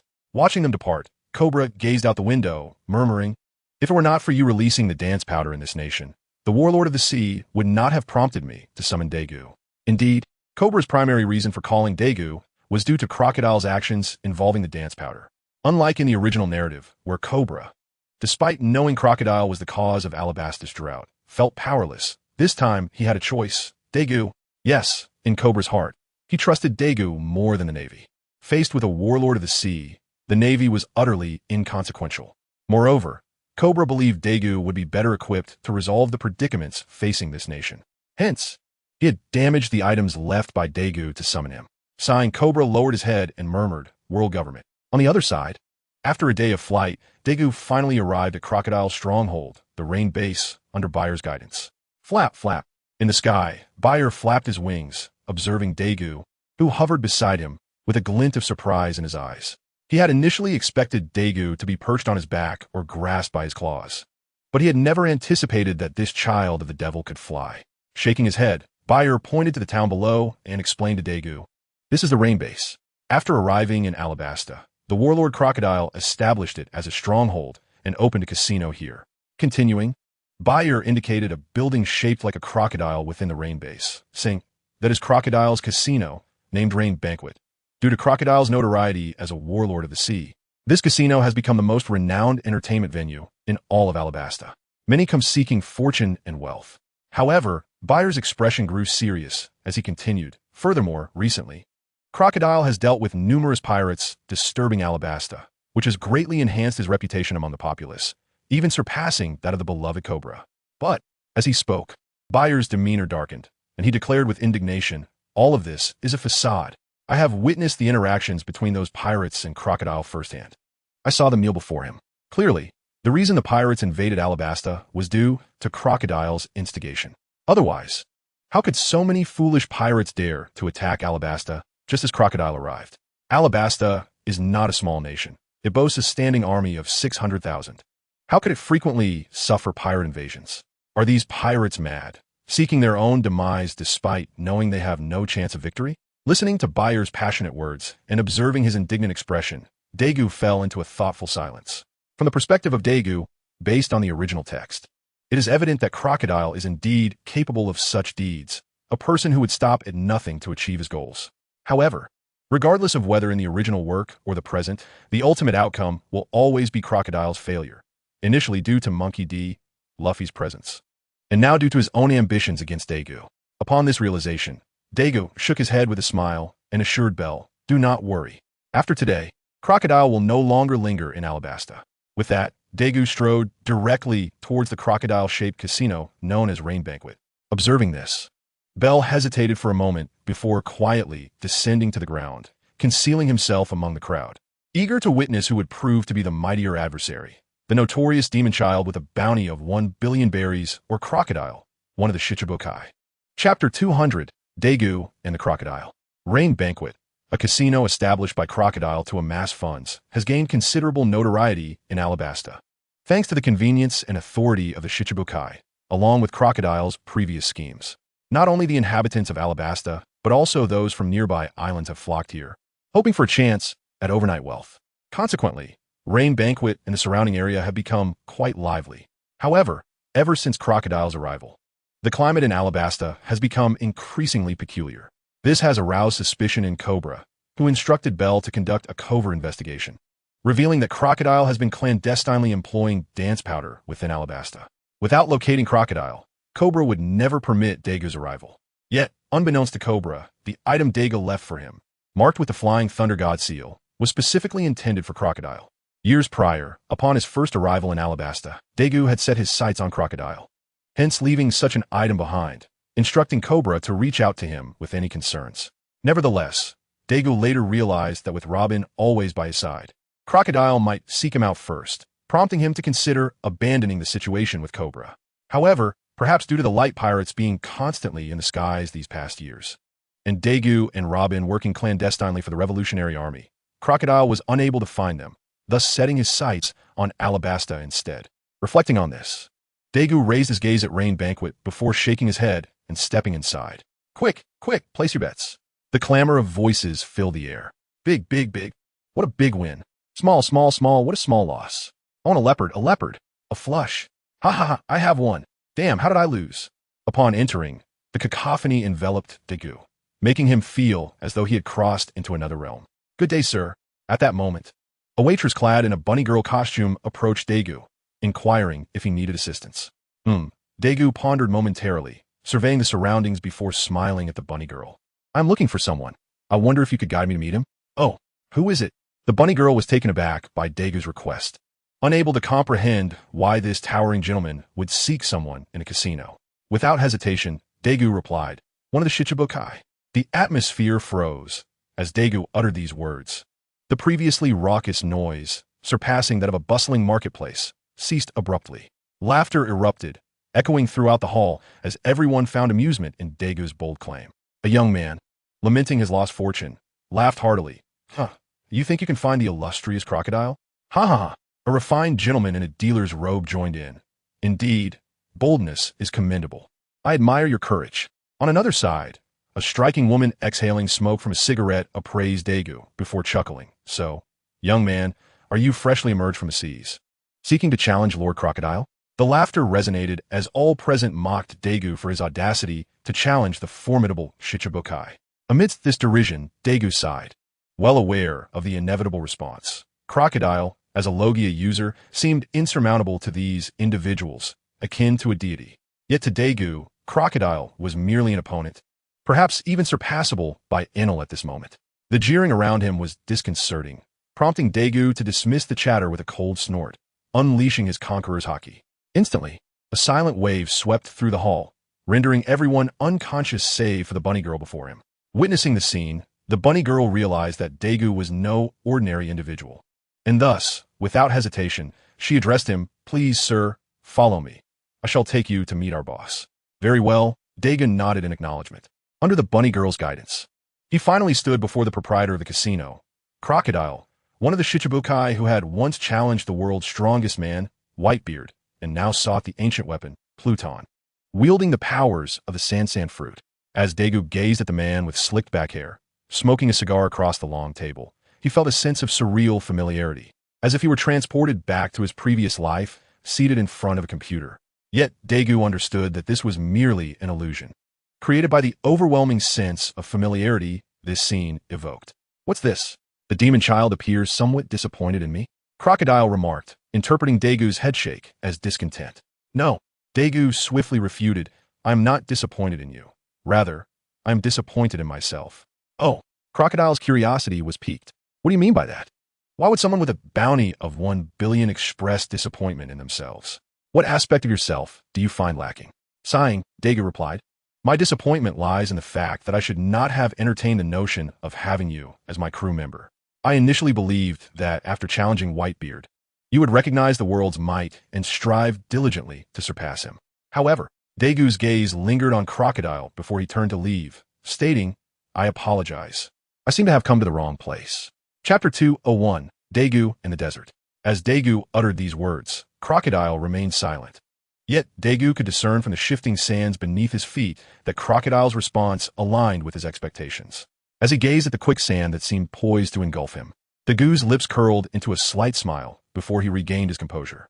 Turning to face Kilokiter, he pointed to the treacherous sand beneath them and inquired, what does this signify?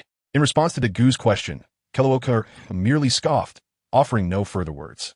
From the increasingly swift currents of the quicksand, Daegu discerned that Kilokiter was indeed serious, or perhaps in his eyes, even with a bounty of 1 billion berries. He lacked the standing to engage him in such a manner. After all, Keluokidar had once dared to challenge Whitebeard and emerged alive. A newcomer with a bounty of 1 billion berries had no right to converse with him as an equal, let alone mock him. Understanding this, Dagu shook his head silently once more, only to have his expression shift as he summoned a technique of celestial power. In an instant, he placed his hand on Keluokidar's shoulder and gently remarked, "It is far more prudent to communicate, for as the saying goes, a gentleman uses words, not fists." Yet, Keluokidar did not respond to Dagu's words, instead regarding him with a look of astonishment. He had never anticipated that Dagu possessed such swiftness. Although he had heard rumors that the son of the devil had some spatial abilities allowing him to appear anywhere in the world, Keluokidar had dismissed these claims as mere exaggeration. In his view, even if such a power existed, it could not operate without consequences. However, after witnessing the recent developments, Keluokidar realized that regardless of any side effects, Dagu indeed possessed spatial abilities recognized by the Navy, abilities valued at 1 billion. Even now, Keluokidar still believed that Dagu's bounty stemmed from his fruit power rather than Dagu's personal strength. Yet, one could not entirely blame Dagu for this misunderstanding. He had never openly confronted any prominent figures of the seas. Although the likes of the Golden Lion, Red-Haired Shanks, and Hawkeyes, along with the current Peach Rabbit, held illustrious reputations across the oceans, Dagu had only engaged them in battles aloft or on desolate islands, or amidst the ruins of O'Hara, where only the combatants were present. This had rendered Dagu's prowess rather inconspicuous in the broader maritime world. Indeed, even after the footage of Enel's clash with Beckman surfaced, many ignorant of the truth believed that Enel was the true captain of the light pirate crew.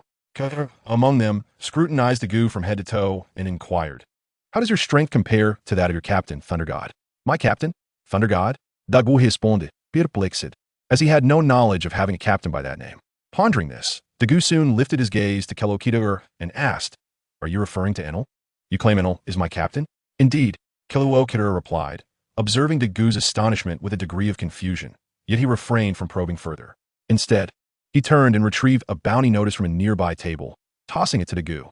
This notice had recently sent tremors throughout the seas, and the predictions regarding the thunder fruit had piqued Keluokidar's interest, which was why he had not yet discarded it. Holding Enel's bounty notice, Dagu found himself at a loss for words. He had never expected that a mere first skirmish, even one of friendly nature, would be exposed in such a manner. Gazing at the bounty, which was 3 times higher than his own initial bounty, and the accompanying description that spoke of Enel holding his ground against Beckman, Dagu could easily deduce that Enel had become a household name across the globe. Understanding now why Keluokidar referred to Enel as his captain, Dagu recognized that, given Enel's exploits against Beckman and the impressive photograph accompanying the notice, anyone unfamiliar with the facts would likely perceive Enel as the one in charge. With this realization, Dagu chose not to elaborate to Keluokidar, but instead placed his hand upon his shoulder. Flying Thunder God. Consequently, with a swift application of the Flying Thunder God technique, Dagu transported Keluokidar to the opposite side of Alabasta, a desolate area devoid of towns for miles, a perfect setting for Keluokidar to unleash his powers. Dagu's intentions were simple. If Keluokidar did not believe him, he would let the facts speak for themselves, and the truth would be revealed through combat. As Keluokidar surveyed the swirling yellow sand around them, he initially appeared astonished by the sudden shift in location. However, he soon regained his composure and turned to Dagu, remarking, "It seems the rumors hold truth. The son of the devil indeed possesses the ability to manipulate space at will." In response, Dagu offered no remark, but simply urged, "Come at me." Keluokidar, taken aback by Dagu's demeanor, found himself puzzled, as it diverged sharply from the friendly disposition he had expected from the so-called son of the devil. Despite his confusion, Keluokidar did not dwell on it. Quickly returning to his usual demeanor, after observing their surroundings, he chuckled, "Kid, if the rumors are accurate, your teleportation can cover great distances. So why not transport yourself to a location devoid of deserts, directly into the sea?" As Keluokidar spoke, he suddenly paused, realizing that Dagu's choice not to teleport to the ocean or other non-desert regions stemmed from his absolute confidence. He believed he could dominate even in Keluokidar's domain. With this understanding, Keluokidar felt a surge of anger rise within him as he growled, "You seek death, kid." No sooner had he spoken than Keluokidar launched his attack. With a sweep of his right hand, the surrounding sands began to churn, and soon a violent sandstorm erupted, rushing towards Dagu. As he beheld the tempestuous sandstorm, Dagu exhaled deeply and placed his hand upon his sword, gathering strength. At last, just as the sandstorm was about to engulf him, Daegu drew his sword. The sword of contract and victory, and struck out. In an instant, a formidable slash manifested, colliding with the newly formed sandstorm. With a thunderous crash, the sandstorm was cleaved apart. However, to Daegu's astonishment, what followed was a crescent-shaped blade of sand. It was evident that this was Keloke's true attack. The sandstorm had merely served as a feint, while the crescent sand blade was his genuine lethal strike. Understanding this, Daegu could not help but chuckle. This was indeed characteristic of Keloke, sly and cunning. With a smile, Daegu murmured a phrase, then extended his left hand. Shen Luo Tianzheng. In an instant, the repulsion of the Rinnegan was unleashed by Daegu, deflecting Crocodile's sand blade. However, at that moment, Daegu's right hand holding the sword moved, blocking behind him. A resounding clang echoed through the air. Unbeknownst to him, Crocodile had stealthily approached from behind, extending the golden hook of his left arm to press against Daegu's long sword. TCH. Realizing his sneak attack had failed, Crocodile couldn't help but click his tongue, and then he concealed himself again, merging into the sands. Just after Crocodile vanished once more, Daegu turned around, gazing at the sandy ground, and spoke. Is this the Shichibukai, Crocodile? I never expected such a formidable figure would resort to ambushes and fear direct confrontations. At this juncture, Daegu expressed his disappointment, saying, I had heard that the Shichibukai Crocodile dared to challenge that man and successfully left his territory. I imagined he would be an extraordinary hero, yet, shaking his head, Daegu continued with a face full of disillusionment. But it turns out he is merely a cowardly ambusher. I suppose the reason you survived under that man's command is solely due to your underhanded tactics. Hearing these words, even knowing that Daegu intended to provoke him, Crocodile couldn't help but reveal himself, pointing angrily at Daegu. He despised, yet took pride in his battle against that man. The one who stood atop the world's throne, Whitebeard Edward Newgate. That battle had catapulted him to fame, exposing him to the vastness of the world, shattering his ambitions, and revealing his limits. Therefore, his feelings about others mentioning that battle were complex, especially with the insolent remarks from this young man before him. This made him furious, yet helpless, for the truth in the young man's words was undeniable. He had indeed not fought Whitebeard openly. He had merely attempted to ambush him, only to be swiftly defeated. However, it was precisely because of that battle that he had come to Alabasta, having heard of one of the ancient weapons, Hades' Pluto. He sought to harness the power of Hades to venture into the new world once more and confront Whitebeard again, this time with absolute confidence in his victory. Yet, he was still missing a crucial element. A person knowledgeable in ancient scripts, and as far as he knew, the ship of this young man conveniently had such an individual, the infamous Nico Robin, who was also on the wanted list at the same time. With this thought, Crocodile began to scrutinize Daegu, and then proposed, young man. I have a suggestion. Would you care to hear it? Upon hearing Crocodile's words, Daegu felt a wave of curiosity and relaxed slightly, looking at Crocodile and asking, What suggestion do you have? Pray do tell. It's quite simple.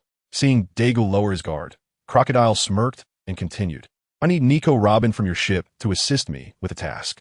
In return, I can provide you with anything you desire. What do you say? After finishing, Crocodile extended an invitation to Daegu. This is a mutually beneficial transaction. All I require is for you to lend me Nico Robin, and I can procure whatever you wish. However, Crocodile was puzzled when, after he finished speaking, the young man remained silent, and a grim expression crossed his face. Realizing that Daegu was unlikely to accept his proposal, Crocodile didn't let it bother him, as he had never intended to genuinely cooperate with Daegu. He preferred to obtain what he desired by his own means rather than rely on others. Thus, he had never considered collaborating with Daegu. His words were merely a prelude to his impending attack, which was now ready to unfold. Desert Sunflower. With a powerful shout from Crocodile, the sands beneath Daegu began to shift violently, gradually forming a quicksand layer that was intent on swallowing him whole. Watching Daegu descend without resistance, Crocodile couldn't help but laugh. Youth truly brings naivety, falling for such a simple trick. But then, his expression froze, and laughter escaped him. Boom! In a thunderous roar, the quicksand surged upward, and Daegu slowly levitated into the air, hovering in front of Crocodile. His expression darkened as he glared at him. Crocodile, you crossed my line. Are you prepared to face the consequences? Without giving Crocodile a moment to respond, Daegu raised his right hand, and his long sword came crashing down on the unprepared Crocodile. Slash! The strike caught Crocodile off guard, although he instinctively transformed into sand. Degu's attack accurately struck his physical form. Crocodile exclaimed in pain as blood gushed from his chest. Chapter 203. Choices and closing doors. This was not the end. For at that moment, Degu suddenly reached out, gripping Crocodile's neck, his eyes widening. Human path. Soul extraction.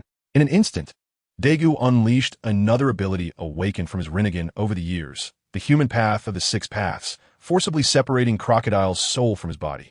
Bang! Following the release, Crocodile's body collapsed after Degu let go. Observing the form in his hand, which emitted an invisible smoke under the sunlight, Degu finally relaxed his furrowed brow. Phew! As Crocodile's soul gradually became transparent under the blazing sun, Degu exhaled deeply and returned it to its original body. After a while, seeing Crocodile slowly recover, Degu chuckled. So, do you still intend to target Robin? Upon hearing Degu's words, Crocodile opened his mouth to respond but froze, fear gripping him. In that brief moment, as his soul was exposed to the sun's scorching rays, panic took hold of him. That searing sensation, that impending sense of death, unnerved him, leaving the once proud Crocodile shaken.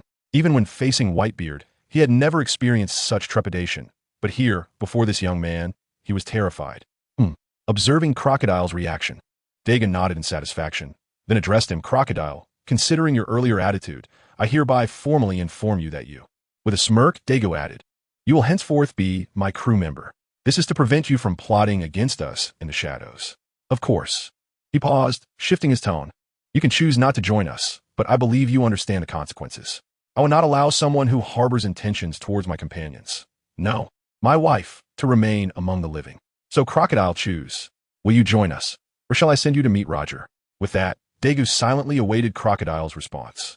Hearing Degu's words, Crocodile fell into silence, realizing that the young man known as the Son of the Devil was not jesting. If he were in Degu's position, he would not allow someone with ulterior motives to linger in the shadows. Unless, of course, that individual was beyond his control. Otherwise, he would never let such a person go. Therefore, after listening to the options presented by Degu, Kalokitier realized that his current predicament was dire, and he could truly face death. Reflecting on this, Kalokitier shuddered slightly, then took a deep breath, closing and opening his eyes, ultimately making up his mind. Despite his reluctance, he respectfully addressed Degu, exclaiming, Captain! Upon hearing Kalokitier's acknowledgement, Degu immediately broke into a smile and shouted enthusiastically, placing his hand on Kalokitier's shoulder. In an instant, a flash of light enveloped them. Kalokitier felt an unprecedented lightness in his body, even more so than before his soul had been extracted. This transformation caused Kalokitier's gaze towards Degu to grow more serious and astonished. He had not anticipated the abilities of this son of the devil to be so varied. Not only could he teleport, but he could also extract souls and heal injuries. Such powers underscored Degu's extraordinary nature and made Kalokitier acutely aware that escape was no longer an option, for he had acquired too much knowledge. If the outside world perceived the son of the devil as possessing only teleportation abilities, it indicated that he had been intentionally concealing his true capabilities, which were now laid bare before Kalokitier. Clearly, if he were to refuse joining, a singular fate awaited him. Reflecting on this, Kalokitier silently rejoiced in his decision. For as long as he lived, there remained hope. Without life, all was lost. All right, let us return. Degu suddenly proposed. Hearing this, Kalokitier said nothing but nodded silently, understood. Having already agreed to Degu, he thought it wise to follow him, especially considering the formidable strength Degu had just displayed, which seemed to rival that of Whitebeard. Perhaps, if there were further hidden talents, what might he be capable of? Kalokitier gasped in astonishment. Observing Kalokitier's reaction, Degu chuckled softly, then placed his hand on Kalokitier's shoulder once more. Flying Thunder God, another incantation, and they reappeared in the rain-soaked area. Initially, Degu intended to go directly to Alabasta to meet Cobra, but he suddenly remembered that Bayer was still in the rain-soaked region, prompting his return. All right, inside the casino. After surveying the surroundings, Degu addressed Kalokitier, saying, Kalokitier, you handle things here. You will be aboard my ship from now on, so all of this is no longer necessary. As soon as he finished speaking, Degu walked towards the exit. By the way, suddenly, Degu recalled something and turned to Kalokitier, reminding him, you would do well not to entertain thoughts of fleeing, for I have marked you with a spatial imprint. Without waiting for Kalokitier's response, Degu exited the rain banquet. Kalokitier watched him depart, lost in contemplation, Clearly, Daegu's final words served as a warning against any rebellious thoughts. No matter where he fled, Daegu could use his spatial abilities to appear before him in an instant, just as he had done before. Realizing this, Kelookidr helplessly called out, "Someone." Soon after, footsteps echoed as a group of men approached Kelookidr, bowing respectfully and addressing him as boss. Looking at his subordinates, Kelookidr nodded expressionlessly, then announced to them, "From today forth, the rain banquet shall close. I am setting sail." Without regard for the reactions of those remaining or the funds accumulated over the past days, Kelookidr vanished like quicksand, leaving no trace behind. Chapter 204. Daegu's Return and Hawkins' Sense of Crisism. On the coast of Long Chain Island in the first half of the Grand Line, aboard the ship Ark of the Light Pirates, Hawkins suddenly felt a shift and turned to one side of the vessel, where two figures materialized out of thin air. Upon recognizing who they were, Hawkins greeted one of them. "Captain, you have returned." The individual acknowledged Hawkins with a slight nod and inquired, "Where are Robin and the others?" Indeed, the figures that had appeared were none other than Daegu, who had just fought in Alabasta, and the former Shichibukai, Kelookidr. The term former is used because, shortly before, Daegu had met with Kelookidr in the rain and subsequently used Flying Thunder God to return to Alabasta. After explaining the situation to Cobra, he also utilized Kelookidr's exclusive Shichibukai, Den Mushi, to inform the Navy that Kelookidr was officially withdrawing from the Shichibukai and joining his light pirates. While such actions were uncharacteristically brazen for Daegu, he no longer needed to tread carefully. With his current strength, even facing a Marine Admiral in direct combat would yield inconclusive results, let alone against the likes of Whitebeard or Garp. Daegu might not claim victory, but defeating him was an impossibility. This did not imply that Daegu would escape. Rather, it referred to battles where fists struck flesh and blades clashed. Years of experience, development, and mastery of ocular techniques had transformed Daegu's capabilities, allowing him to subdue Kelookidr, a Shichibukai, with relative ease. It was this newfound confidence in his strength that emboldened Daegu to publicly announce Kelookidr's departure from the Shichibukai to the Navy. As for Kelookidr's reaction, he harbored no objections, nor did he dare to express any. After all, he was unable to overpower Daegu. Had he been capable, he would surely have attempted something. Unfortunately, Kelookidr could only contemplate his situation. It was impossible for him to confront Daegu, now or in the future. As he grew stronger, Daegu's power also escalated rapidly, and given Daegu's youth, he possessed greater potential for swift advancement. Thus, the more time passed, the more Kelookidr found himself unable to contend with Daegu, which was precisely why Daegu could confidently welcome him aboard. Reflecting on this, Kelookidr sighed as he gazed at Daegu. Sigh. Hearing the sound, Daegu, who had been conversing with Hawkins, turned to Kelookidr and asked, "What is it?" However, faced with Daegu's inquiry, Kelookidr could not voice his thoughts. He merely shook his head and replied, "It's nothing." Oh. Observing Kelookidr's demeanor, Daegu understood that he was withholding something but chose not to pry further. He simply acknowledged with an "oh," and then, based on what Hawkins had just mentioned, jumped off the ship and set foot on Long Chain Island. He intended to find Robin and the others and prepare to set sail. Shichibukai. After Daegu departed, Hawkins finally turned his attention to Kelookidr, realizing that the man brought back by his captain was indeed a member of the Shichibukai. Despite Hawkins' curiosity, Kelookidr, now a comrade, chose to remain unresponsive. In response to the greetings from his companions, Kelookidr remained silent, aware that the offspring of the devil might exploit his reticence to take action against him. Therefore, he nodded and said, "Indeed, I was once one of the Shichibukai, but I am merely a former member now." As he spoke, Kelookidr turned his gaze towards the island and continued, "Like you, I too am associated with that offspring of the devil, or rather, I am part of the captain's crew." Upon hearing Kelookidr's explanation, Hawkins pondered thoughtfully, then chose to ignore him and instead turned to train with his weapon. He sensed a looming crisis, one that emanated from within, a crisis of strength. After this journey at sea, he found his standing within the crew diminishing, both in power and rank. Whether it was the newly joined Enelu or the former Shichibukai Kelookidr, Hawkins realized he could not contend with either of them.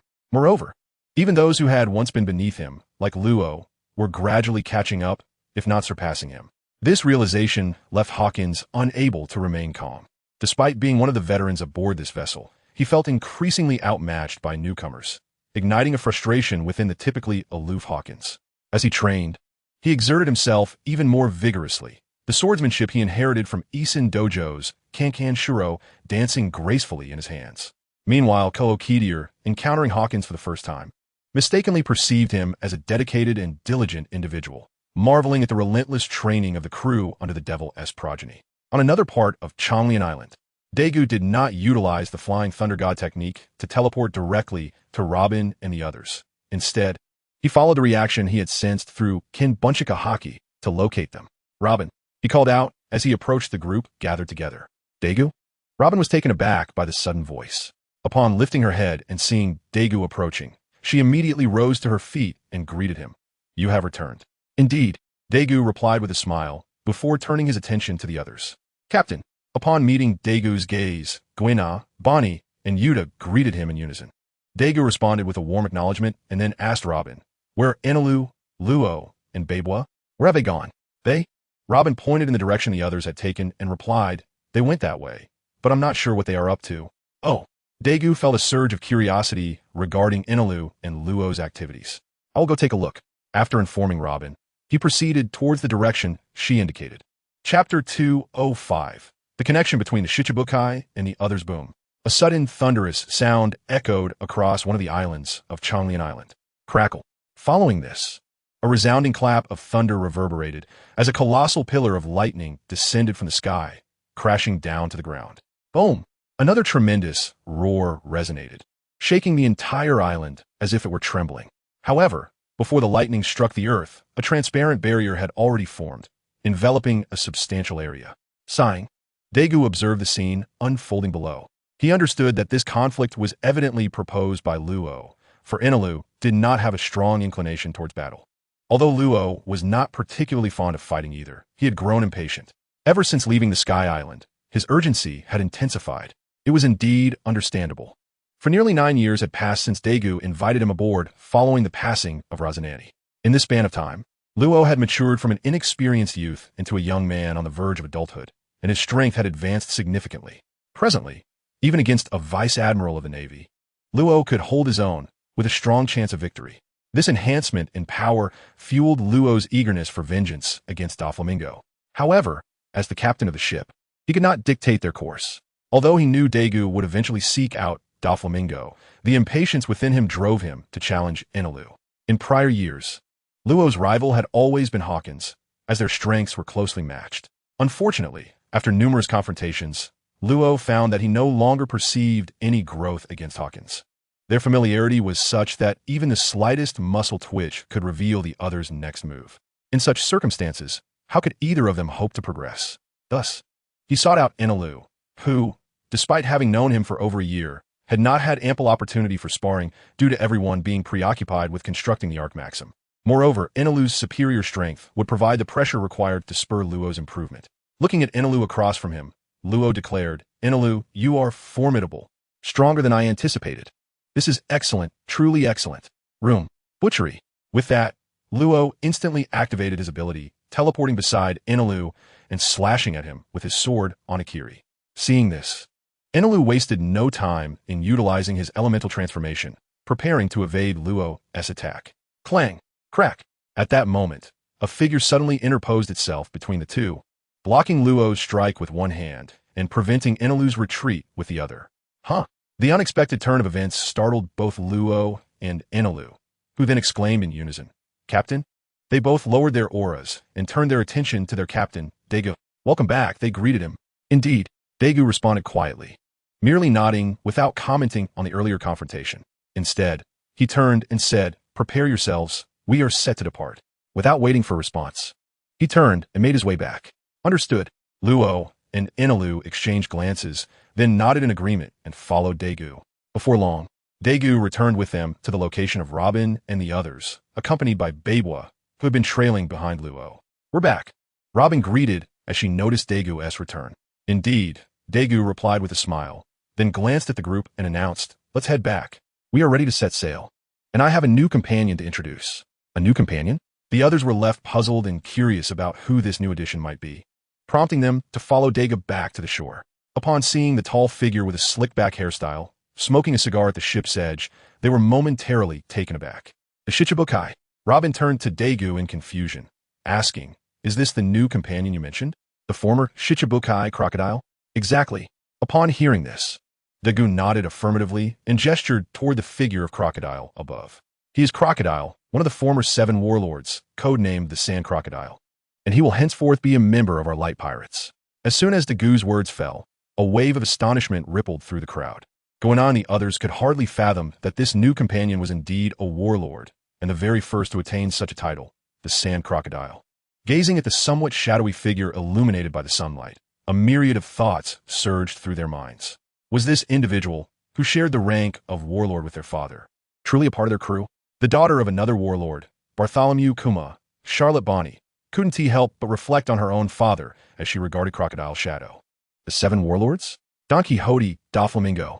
Meanwhile, Trafalgar Law, who also had ties to the warlords, cast a glance at Crocodile and was involuntarily reminded of a warlord, the Night Demon. Don Quixote da Flamingo. The 7 warlords? Mihawk, the world's foremost swordsman. Simultaneously, Guina, who aspired to surpass the world's greatest swordsman, found herself drawing parallels between Crocodile and Mihawk, who occupied the throne of the world's greatest swordsman among the warlords. Hancock, even Robin, upon seeing Crocodile, couldn't help but recall her childhood companion, the only female among the 7 warlords, the current empress of Amazon Lily, Boa Hancock, known as the Empress by the world. As for Yuta, Beepo, and Enel, they lacked any direct connection to the 7 warlords, yet they were acutely aware of the influence and power wielded by the warlords upon these seas. Thus, when they gazed at Crocodile, the intensity of their expressions was not markedly lesser than that of the others. Chapter 206, Self-Introductions and the Wrath of the Crowd, let us depart. Observing the contemplative expressions of those around him, Dagu shook his head and offered a reminder before leading the way onto the ship. Once the others regained their composure, they hastily followed him aboard the Ark Proverb. Captain, on board the Ark Proverb, Crocodile, though reluctant, greeted Dagu upon his arrival, then turned away to focus on the others who followed behind. Dagu, unperturbed by Crocodile's demeanor, followed his gaze and introduced. These are all the members of the Light Pirates. As he spoke, Dagu pointed toward Crocodile, indicating to the others, this is Crocodile, one of the 7 warlords, a user of the Sand Fruit. Please take a moment to introduce yourselves. With that, Dagu stepped back to allow for introductions. Hello. Seeing the opportunity, Nico Robin, who had been following Dagu, was the first to step forward and introduced herself. I am Nico Robin. Pleased to meet you, Mr. Crocodile, a former warlord. To her surprise, rather than immediately reciprocating the introduction, Crocodile scrutinized her with a contemplative gaze. Ahem. At that moment, Dagu cleared his throat, subtly prompting Crocodile and bringing him back to the present. Crocodile, looking at Robin, responded coolly, greetings, survivor of O'Hara. Suddenly, the air grew thick with tension. Upon hearing Crocodile's words, everyone instinctively held their breath, anxiously watching Robin, fearing her reaction. However, to their astonishment, while Robin appeared momentarily taken aback, she soon smiled and moved to stand beside Dagu, refraining from any extreme response. Yet, Dagu could distinctly sense the turbulence within Robin's heart through the grip of her hand. Indeed, no one could truly remain composed in the face of their past, particularly one as harrowing as hers. Sighing at this thought, Dagu tightened his hold on Robin's hand, wishing to offer her some comfort. Hey! Meanwhile, though Robin calmly stepped aside, Bonnie understood that her friend was not as tranquil as she seemed. Determined to defend her dear friend, Bonnie approached Crocodile without any pretense, pointing an accusatory finger at him, her voice brimming with indignation. How could you say such a thing? Do you have any idea how much that hurts, Sister Robin? Bonnie. Just then, Robin's voice interrupted from the side, causing Bonnie to pause. When she turned to look at Robin, who was shaking her head, Bonnie could only let out a resigned sigh and turned back to Crocodile, warning him, Crocodile, let me make this clear. Don't think that being a former warlord makes you exceptional. My father is also a warlord, and he is still active.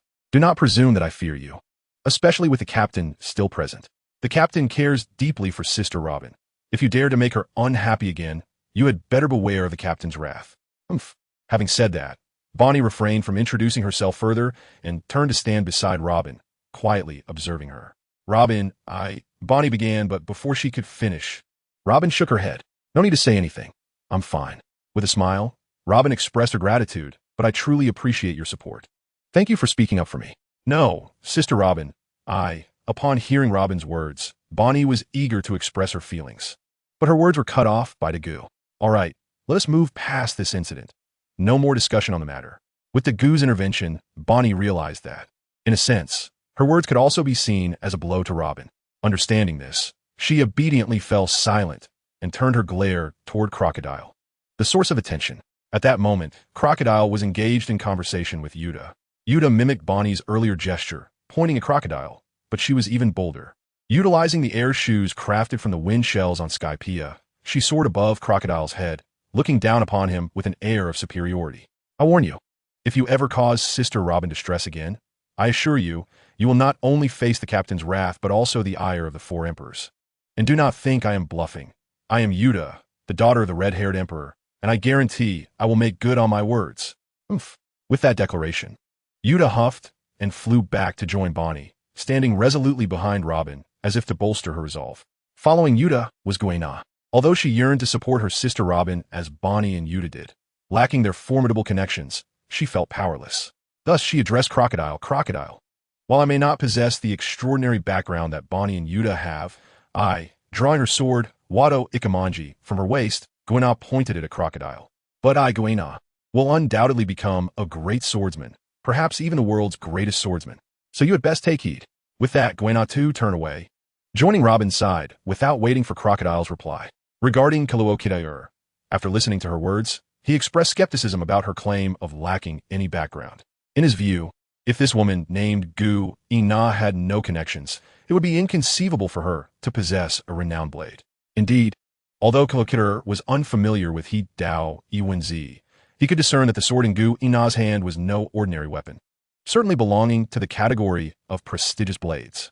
To him, it was implausible that a girl of merely 10 years could wield one of the 21 remaining prestigious blades in the world without any form of support. Chapter 207. The Crocodile and the Thunder God. Soon after Gu Ina departed, Luo approached Kaluka, surveying him before introducing himself. Greetings, I am Trafalgar Luo. My position is ship's doctor. Perhaps we could engage in a friendly spar sometime. As he spoke, Luo turned to his sidekick, Beepo, saying, This is Beepo, our navigator. Hello. With Luo's introduction, Beepo stepped forward to greet Kaluokitaur before retreating behind Luo, evidently affected by Kaluokitaur's earlier words directed at Robin. Observing Beepo's demeanor, Luo refrained from further conversation with Kaluokitaur and led Beepo aside.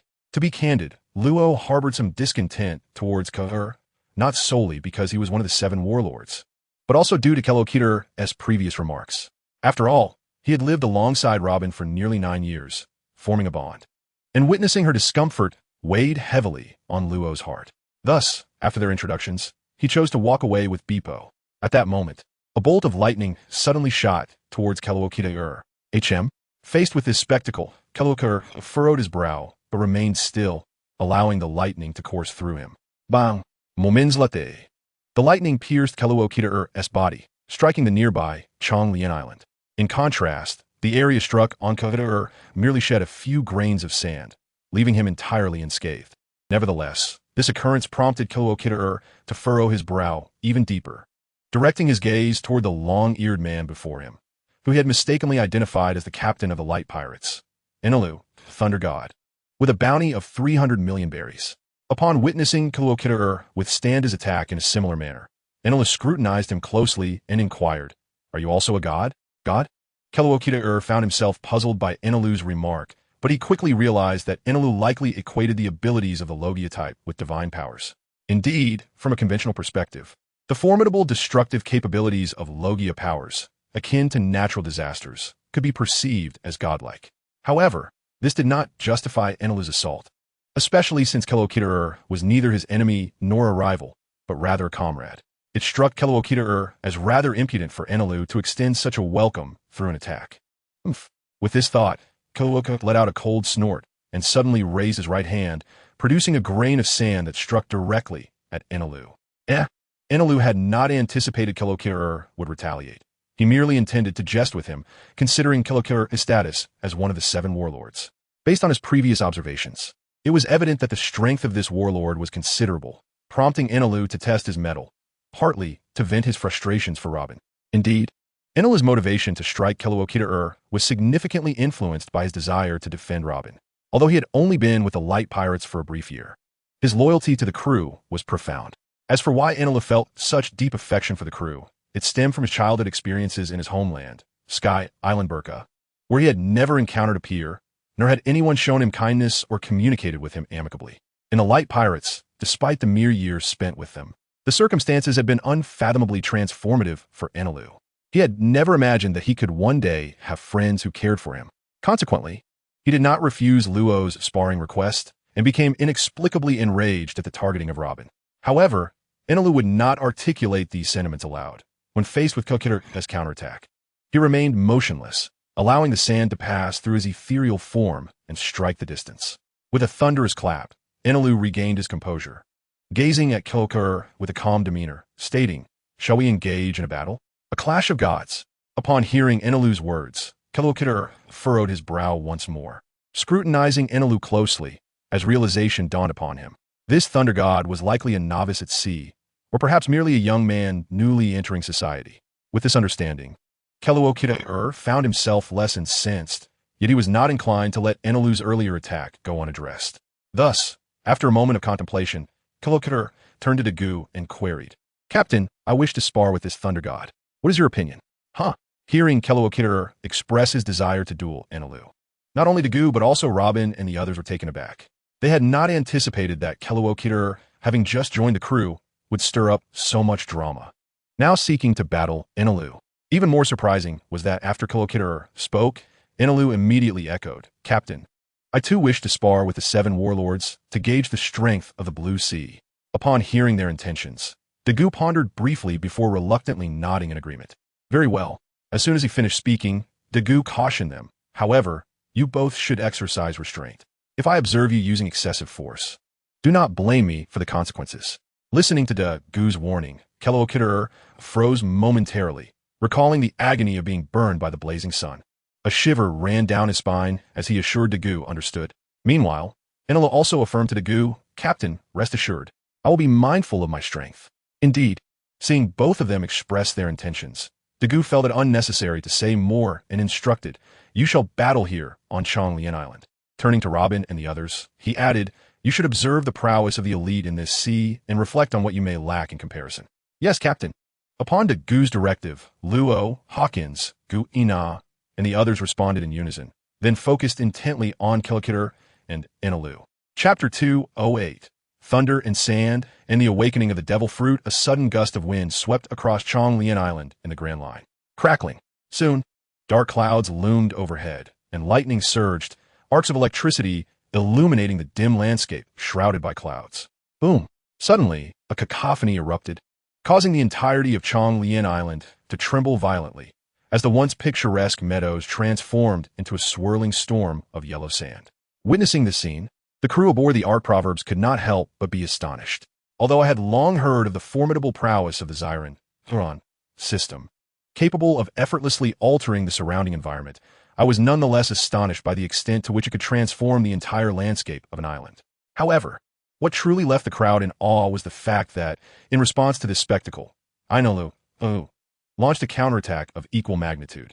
Thunder rumbled ominously above, and flashes of lightning illuminated the sky, heralding the emergence of a colossal thunder dragon from the clouds.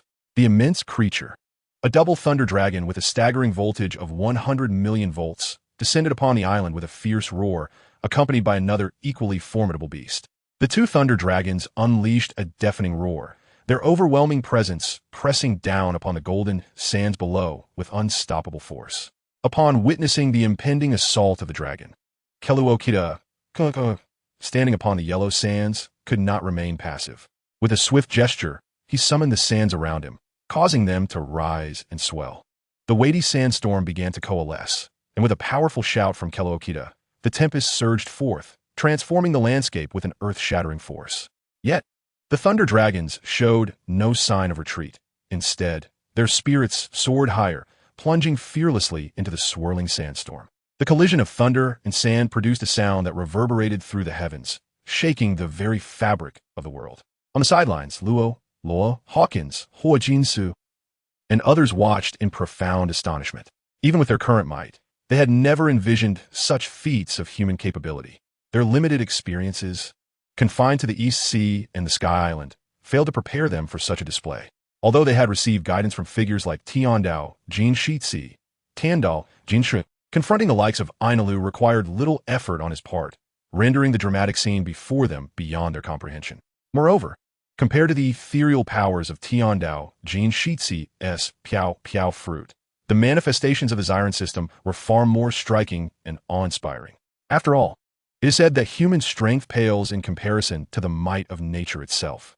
Regardless of how extraordinary the superhuman abilities may be, they still bear the essence of humanity. Although superhuman powers may awaken certain traits akin to the Xiren system, they cannot rival the innate ability to manipulate natural forces possessed by the Xiren system from the outset. While Luo and his companions had faced Ainalu and witnessed his battles against Daegu, those encounters were merely echoes of thunder, nowhere near the cataclysmic clash of thunder and sand unfolding before them. Thus, amidst the convergence of Kelookida and Ainalu's powers, Hawkins and Luo experienced a profound tremor of emotion. Luo couldn't help but exclaim that such forces derived from nature were indeed intimidating. Hawkins nodded in agreement, acknowledging that only the Xiren system could wield such transformative power over the terrain. However, just as Hawkins finished speaking, Daegu shook his head and remarked that while the Xiren system excelled at altering landscapes, it did not imply exclusivity. The superhuman and even the animal systems could achieve similar feats. Hearing this, Bonnie gazed at Daegu in surprise and asked for clarification. She pointed to herself and Hawkins, questioning whether they too could create disturbances akin to Ainalu and change the terrain. Daegu affirmed her inquiry, explaining that altering landscapes was not solely the domain of the Xiren system. Other devil fruits could accomplish this as well, provided they reached a certain level of awakening. However, not all awakened devil fruits possess the ability to reshape the terrain. Generally, the animal and superhuman systems fall short in this regard. Awakening of the devil fruit? The crowd was left puzzled by Daegu's explanation, bewildered by the notion of awakening. Observing their confusion, Daegu chuckled softly and elaborated, stating that the awakening of a devil fruit signifies a leap in its inherent capabilities, allowing the user to influence external elements. For instance, some superhuman abilities, once awakened, can exert effects beyond the user. In contrast, the awakening of the animal system significantly enhances recovery and combat capabilities, though it cannot be generalized, as there exists a unique category known as the mythical Zoan, Huan Shugjong. The current fleet admiral Fujitora, and one of the four emperors, Kaido, are examples of successful awakenings in this category. However, the animal system possesses a unique vulnerability absent in other systems, while others either achieve awakening or do not. The animal system runs the risk of awakening failure, leading to unpredictable side effects and a loss of rationality, reverting the user to a primal state. As Daegu surveyed the group, he concluded that even if they were to awaken, they could not reach the level of Ainalu, as they did not possess the unique characteristics of the special superhuman or mythical Zoan types. Initially, the group had harbored hopes of emulating Ainalu's ability to alter the terrain, but Daegu's words left them momentarily stunned and somewhat disheartened. Understanding that their disappointment was fleeting and inconsequential, Daegu chose to remain silent, turning his attention back to the ongoing battle on Chained Island. Chapter 209, Qilin and Thunder at this moment on Chained Island. The clash between thunder and sand continued as Kelookida and Ainalu battled fiercely. Suddenly, a thunderous roar erupted from the dark clouds, and a lightning beast, embodying a Qilin with 300 million volts, descended from the sky. In response, Kelookida shouted, summoning a swirling vortex of sand to rise and meet the charging beast. Just as the sand vortex collided with the thunderous Qilin, a sudden crack of thunder echoed across the battlefield. In that instant, a golden staff hurtled toward Kelookida from behind, a surprise attack from Ainalu, who had recognized Kelookida's distraction. However, Kelookida, seasoned from numerous battles, remained composed despite the unexpected appearance of Ainalu. Just as the golden staff was about to strike him, Kelookida smirked, and without any visible movement, he transformed into a cloud of sand, scattering across the ground. At that moment, Kelookida's voice rang out from a distance, and a wave of corrosive power began to rise from the sand beneath Ainalu's feet, stealthily siphoning the moisture from his body. Yet, Ainalu remained unfazed by this development. Instead, he had anticipated such a scenario and entered an elemental state. By harnessing the elemental form to counteract the corrosive force, he also utilized the power of lightning to crystallize the sand beneath him. rendering Keloakita unable to control the shifting sands nearby. Observing this scene, Keloakita could not help but feel astonished. He had momentarily overlooked a crucial detail. Sand, when subjected to high temperatures, crystallizes, and thunder provides precisely such heat. This indicated that Ainalu's abilities posed a significant restraint upon him. Contemplating this, Keloakita's expression darkened. He was encountering a foe for the first time who effectively countered him in every aspect, whether it was the prior actions that always seemed to outpace his own, or the current elemental clash. Keloakita had never faced such a situation before, not even during his battle against Whitebeard, where he had not felt such suffocation. In his view, Whitebeard merely utilized the power of vibration to disperse his sand attacks, failing to inflict any substantial damage on the sand itself.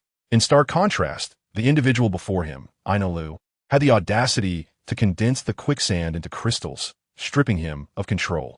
With a snort, Keloakita raised his hand. Desert Sunflower. Instantly, the swirling sands began to converge, seemingly intent on burying Ainalu beneath them. However, Ainalu remained unfazed, turning to glance at Keloakita.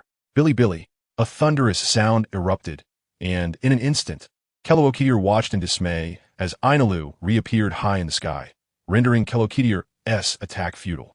This turn of events finally unsettled Keloakita, who pointed at the airborne Ainalu and demanded, "Thunder God, is running all you can do?" Upon hearing this, Ainalu was poised to descend and engage Keloakita in a fair duel. However, a glance at the imposing Daegu made him suppress his instincts. Having experienced combat with Daegu, as well as the year-long encounters with the Golden Lion of the Sky, coupled with the frustrations felt from Beckman, Ainalu no longer believed in his invincible lightning prowess as he once had. He understood clearly that while he possessed formidable power, it was not absolute, especially not in this realm of the Blue Sea, let alone against an opponent imbued with divine strength, albeit not of the thunderous variety. Thus, in response to Keloakita's provocation, Ainalu did not act impulsively. Instead, he calmly hovered in the sky, indifferent to Keloakita's actions, even waving his golden staff. Thunderstorm. With a crackling sound, a torrential downpour of lightning cascaded downward. Observing Ainalu's response, Keloakita snorted derisively. Realizing that further provocations would be futile, he ceased speaking and raised his hand again. Desert Sunflower. This time, however, the target of his attack was not Ainalu above, but rather himself, as he buried himself beneath the swirling sands. As the onlookers wondered why Keloakita would resort to such a tactic, the lightning struck with deafening force. The ensuing spectacle made it clear to all why Keloakita had chosen to attack himself. The thunder struck not Keloakita directly, but the desert sunflower he had conjured. In essence, Keloakita had transformed his offensive maneuver into a defensive strategy. This realization left Luo and Hawkins among the spectators in awe. They could not fathom the concept of converting an attack into a defense, not due to incapacity, but rather a lack of practical experience that prevented them from envisioning such a tactic.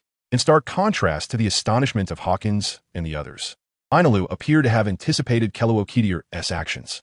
After unleashing the thunderstorm, he began to gather energy, and, as the storm subsided, his own build-up concluded. Above Ainalu, a colossal lightning sphere, brimming with boundless energy, silently formed. 10,000 thunders. With a thunderous roar, the immense lightning sphere plummeted toward the ground. Witnessing this, not only did Keloakita's expression sour, but Daegu aboard the Ark Maxim also grew grave. He understood that if Ainalu mishandled this attack, Chain Island could very well meet the same fate as O'Hara, sinking beneath the waves. Realizing this, Daegu felt compelled to intervene. He could not bear to witness the destruction of a land inhabited by people. While the island had suffered greatly under Ainalu and Keloakita's onslaught, it still harbored life. The devastation wrought by Ainalu and Keloakita was not irreversible with time, but total submersion in the sea would obliterate any chance of recovery. With this understanding, Daegu sprang into action just as Ainalu's 10,000 thunders was about to descend. Utilizing the technique of Tiantially, he swiftly moved to Keloakita's side, and in Keloakita's bewildered gaze, he shot upward to confront the descending lightning sphere. Super divine law of heaven. As he neared the lightning sphere, Daegu extended his hands, unleashing a powerful technique. Then, before the astonished eyes of Keloakita below, Ainalu above, and the crew aboard the Ark Maxim, the formidable lightning sphere collided with something resilient. compressing briefly before rebounding skyward with even greater velocity. With a resounding explosion, the thunderous sphere erupted, transforming the previously darkened sky into an expanse of brilliant blue. Witnessing this spectacle, the crew aboard the ship, as well as the two combatants above, were momentarily struck with awe. They realized for the first time the extent of their captain's power. Ainalu's carefully charged attack had been effortlessly repelled. It was not merely destroyed, but rather redirected. A feat far more challenging than simple obliteration. To understand this, one must recognize that to rebound requires a force comparable to the original, as excessive power would lead to destruction while insufficient force would yield suppression. Only a force nearly equivalent could achieve a full rebound. Of course, the onlookers were unaware of the true nature of Daegu's technique, which was fundamentally a rebound. Thus, they remained in bewilderment. Daegu, however, was oblivious to their thoughts. He recognized that the battle had reached its conclusion. Continuing would likely lead to the island's collapse and submersion. Consequently, Daegu turned to Ainalu and proposed, "Ainalu, let us call a draw, shall we?" After the earlier display of power, Ainalu no longer had the desire to continue the fight. Without hesitation, he nodded in agreement to Daegu's suggestion. "No problem, Captain. Very well, let us descend." Upon receiving the consent of Ainalu, Daegu, after a brief reminder, promptly pivoted and unleashed Tiantially once more, swiftly appearing beside Kelookiter. With a gaze fixed upon Kelookiter, he inquired, "Kelookiter, shall we consider this a draw? What say you?" Without hesitation, Kelookiter nodded in agreement, for the recent blow from Daegu had vividly rekindled the memory of his soul being exposed to the searing light. Thus, how could he possibly raise objections? Seeing Kelookiter acquiesce, Daegu nodded and said, "In that case, let us return to the ship." In unison, Kelookiter and Ainalu responded affirmatively. Hence, under Daegu's leadership, the trio made their way back to the Ark Maxim. "Captain." Upon Daegu's return, the crew greeted him warmly. Indeed, Daegu replied with a mere nod, his attention drawn to the ravaged landscape of Koliando, marred by the conflict between him and Kelookiter, causing him to furrow his brow. Enough of this, he sighed inwardly. Turning to address the crew, "Set sail. We are bound for the next island." "Yes, Captain." Following Daegu's command, the crew promptly returned to their stations, propelling the Ark Maxim away from Koliando toward their next destination. Yet, as the vessel departed from shore, Daegu unexpectedly retraced his steps back to Koliando. Wangxi Ancient. In the eyes of the crew, Daegu summoned an unknown power, drawing in all the fine sand conjured by Kelookiter, which coalesced into a colossal sandball. Observing the magnificent sandball and the rejuvenated land beneath, Daegu nodded in satisfaction, his gaze intensifying upon the sandball. Phalation. In an instant, Daegu vanished from their sight. And just as the crew pondered his whereabouts, his voice resonated from behind them. "Let's proceed." Turning around, they discovered Daegu leisurely seated on a deck chair, basking in the sunlight. "Captain." Noticing this, Bonnie approached him, curiosity evident on her face. "Where have you just been?" "Well, that great sandball." With a light chuckle, Daegu replied, "I just made a trip to Alabasta." Upon hearing this, the crew quickly grasped that the sandball had been transported to Alabasta, a desert nation, making Daegu's action entirely reasonable. Satisfied with this understanding, they resumed their own tasks. Kelookiter. As the crew focused on their responsibilities, Daegu called out Kelookiter. "Captain." Responding to the call, Kelookiter approached Daegu and inquired, "Is there something you need?" Daegu pondered momentarily before meeting Kelookiter's gaze and smiling. "This is my pirate ship. I hope you will remember that, Mr. Kelookiter, the former warlord of the sea." "Understood." Kelookiter, invigorated by Daegu's words, replied coolly, "If there is nothing further, I shall take my leave to rest." Observing Kelookiter's demeanor, Daegu smiled and said, "That will be all." "Very well." Kelookiter turned and retreated into the cabin, fully aware that Daegu's words were a warning, reminding him not to become too arrogant. This vessel belonged to him, the son of the devil, Ming-biased Daegu, not to Kelookiter, the former warlord of the sea. Recognizing the implication in Daegu's statement, Kelookiter refrained from further inquiries and chose to rest, signifying his acknowledgement of Daegu's authority.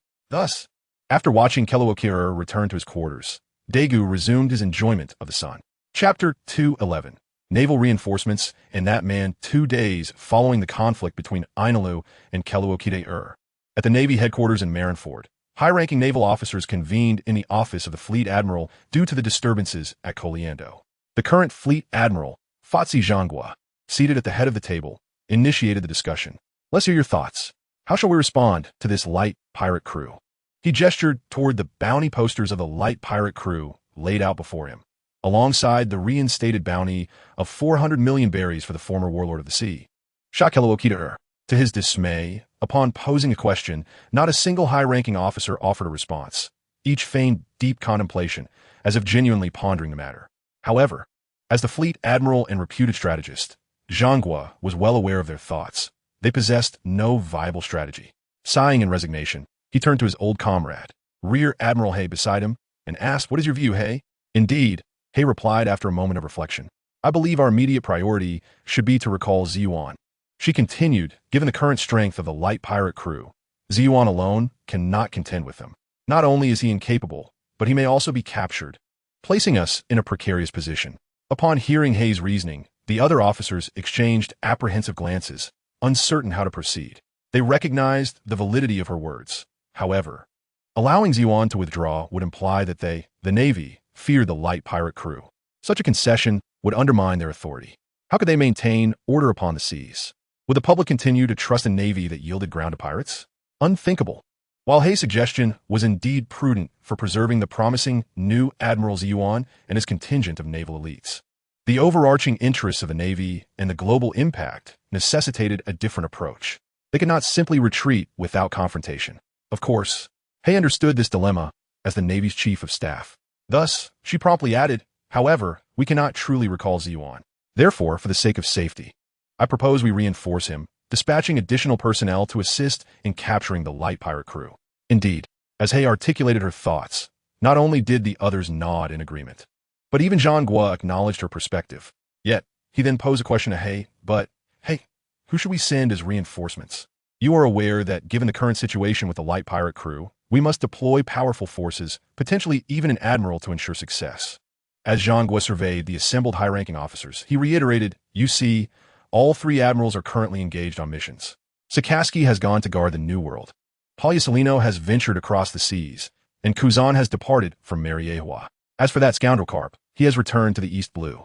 Speaking of Carp, Sengoku could not help but curse under his breath, ultimately sighing in resignation. In other words, within the current Navy, aside from myself, where else can we find an admiral-level combat force? No, there is. However, to Sengoku's surprise, after he finished speaking, Vice Admiral Tsuru shook her head, indicating he was mistaken. Then, under Sengoku's puzzled gaze, Vice Admiral Tsuru smiled and explained, "Sengoku, have you forgotten about the training camp?" Upon hearing Vice Admiral Tsuru's words, Sengoku initially felt bewildered, but then his pupils widened in realization. Yet he soon sighed as if deflated.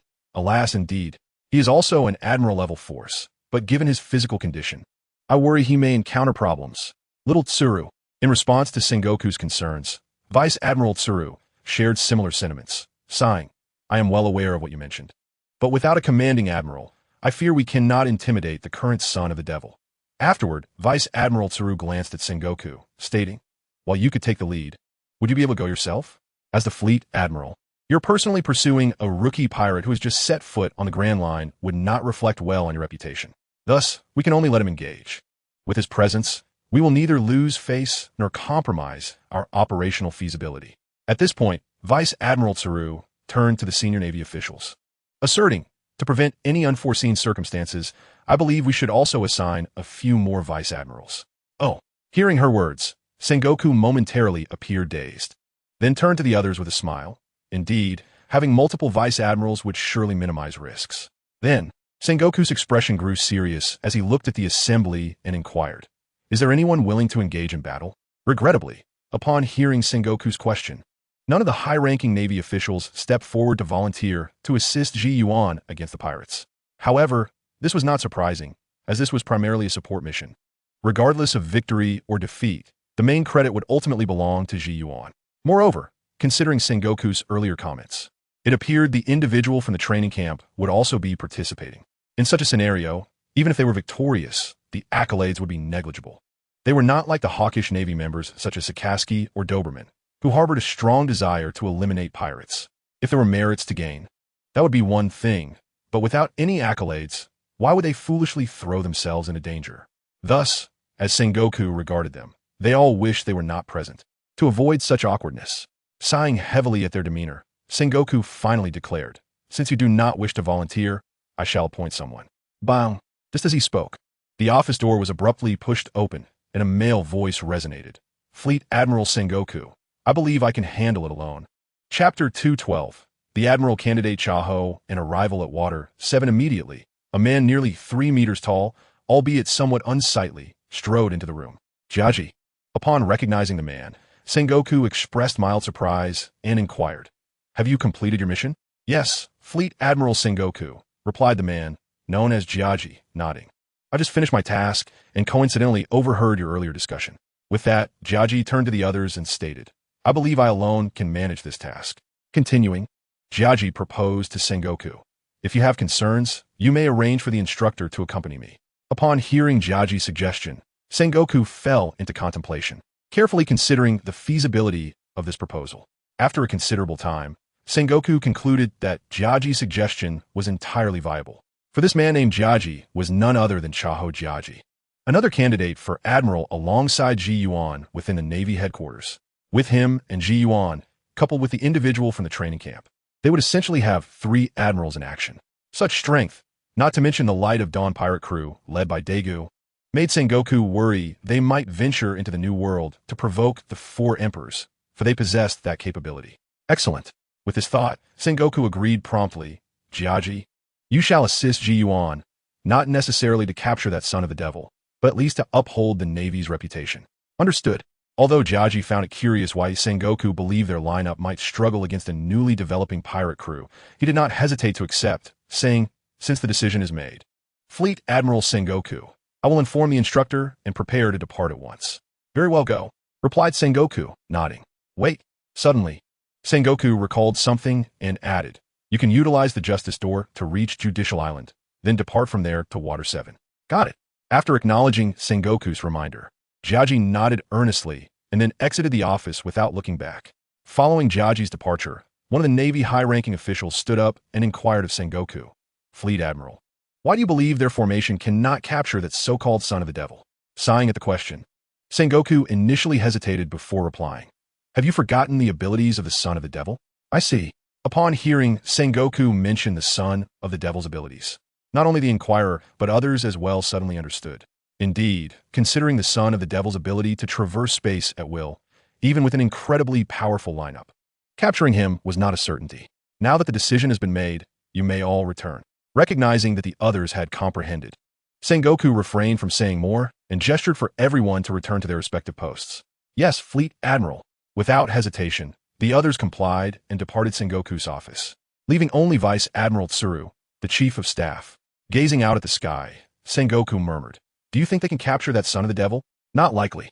Hearing Sengoku's words, Vice Admiral Tsuru promptly shook her head. Given the son of the devil's abilities, unless he is threatened by his companions, it is impossible for him to be detained. Moreover, the individuals undertaking this mission would never resort to such measures. Thus, as Vice Admiral Tsuru reached this point, Sengoku interjected, Therefore, he cannot be apprehended. Sighing together, the two fell silent, gazing out the window.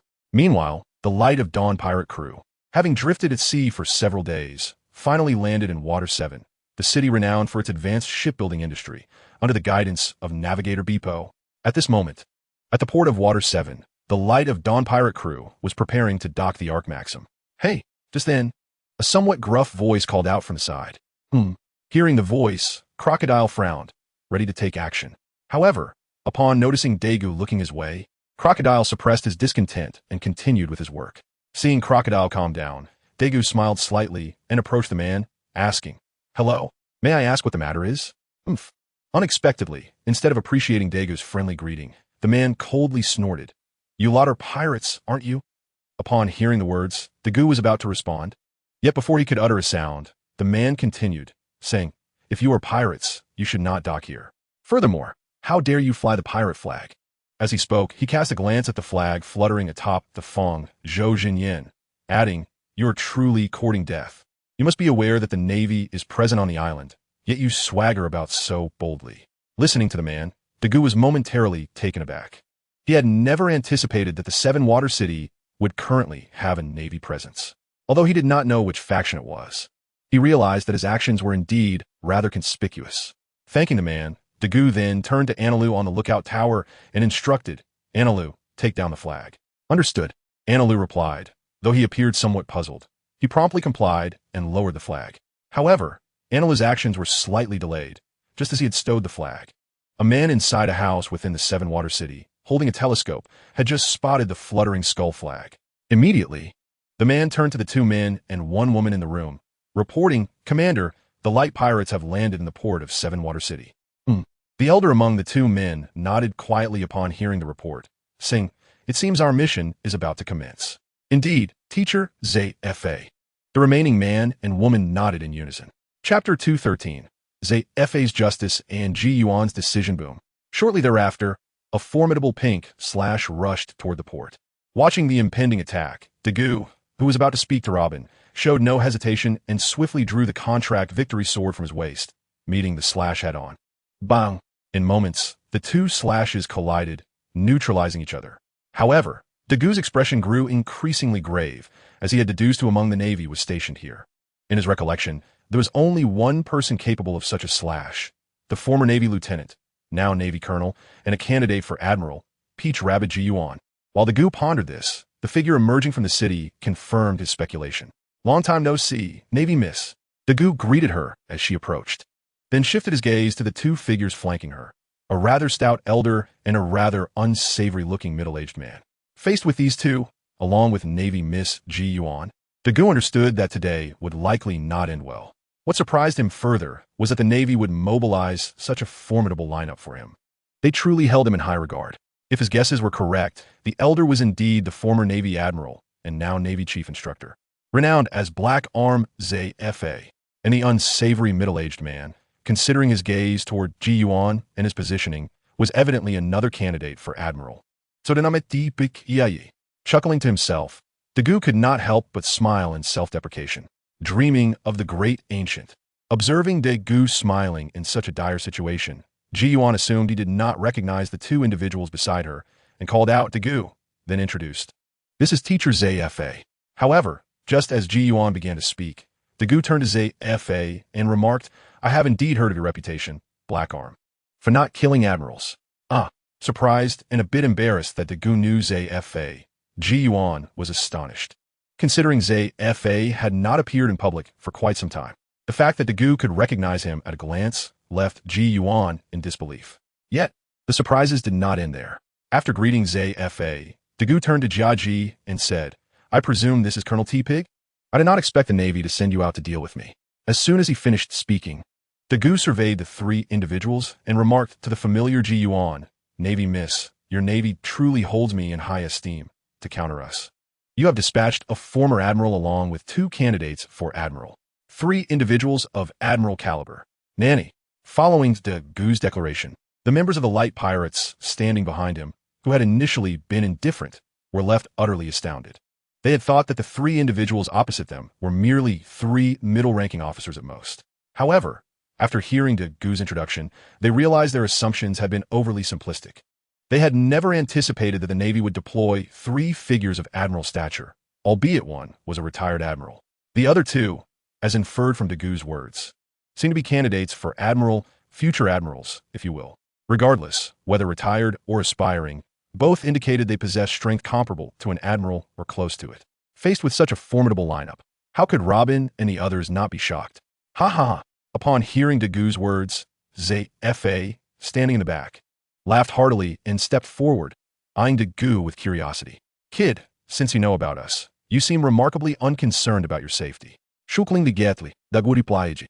Admiral ZFA. Oh no, I should now refer to you as Mr. ZFA. Have you perhaps forgotten where we currently are? With that, Dagu surveyed his surroundings and reminded ZFA, we are within the Seven-Water City. If you disregard the safety of others, you may act as you wish to capture us. Upon hearing Dagu's words, ZFA frowned, recalling that this was indeed not an ideal location for a confrontation. Similarly, after hearing Dagu's statement, Ji rushed forward, pointing at Dagu to say something. However, before he could utter a word, ZFA halted him, then furrowed his brow and looked at Dagu, stating, It seems you are quite confident in your abilities.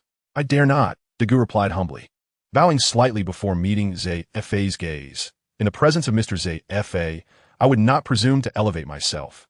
However, at this point, Dagu lifted his head, gazing at the Seven Water City, and smiled.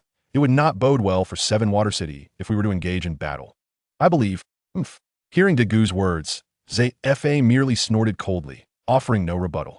For he knew the truth in Dagu's statement. Regardless of the outcome, a battle would spell disaster for Seven Water City. Otherwise, Sengoku would not have sent him and Jiaji to provide support. This was all due to Sengoku recognizing the strength of this group of pirates, acknowledging that it required the combined efforts of the three of them to potentially capture them. In other words, Sengoku equated this group of pirates with the four emperors, implying they possessed the strength of a Yonko. And should such formidable power be unleashed, it could indeed obliterate an island. Thus, having heard Dagu's words, Zfa chose not to argue and felt a twinge of discouragement. If this continued, would they not merely watch the pirates thrive right under their noses? Contemplating this, Zfa's expression shifted, and he fixed his gaze on Dagu, declaring, "Kid, do not think that you can threaten us with the Seven Water City. We will allow you to roam free.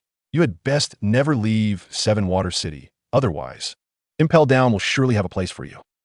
Ji Yuan, Jiaji, let us leave." With that, Zfa turned to Ji Yuan and Jiaji and signaled for them to depart. Teacher Zifa, just as he turned around, Ji Yuan addressed him, expressing her desire to follow Dream by Yusu Dagu. Upon hearing Ji Yuan's words, Zifa could not help but turn back, his face filled with confusion.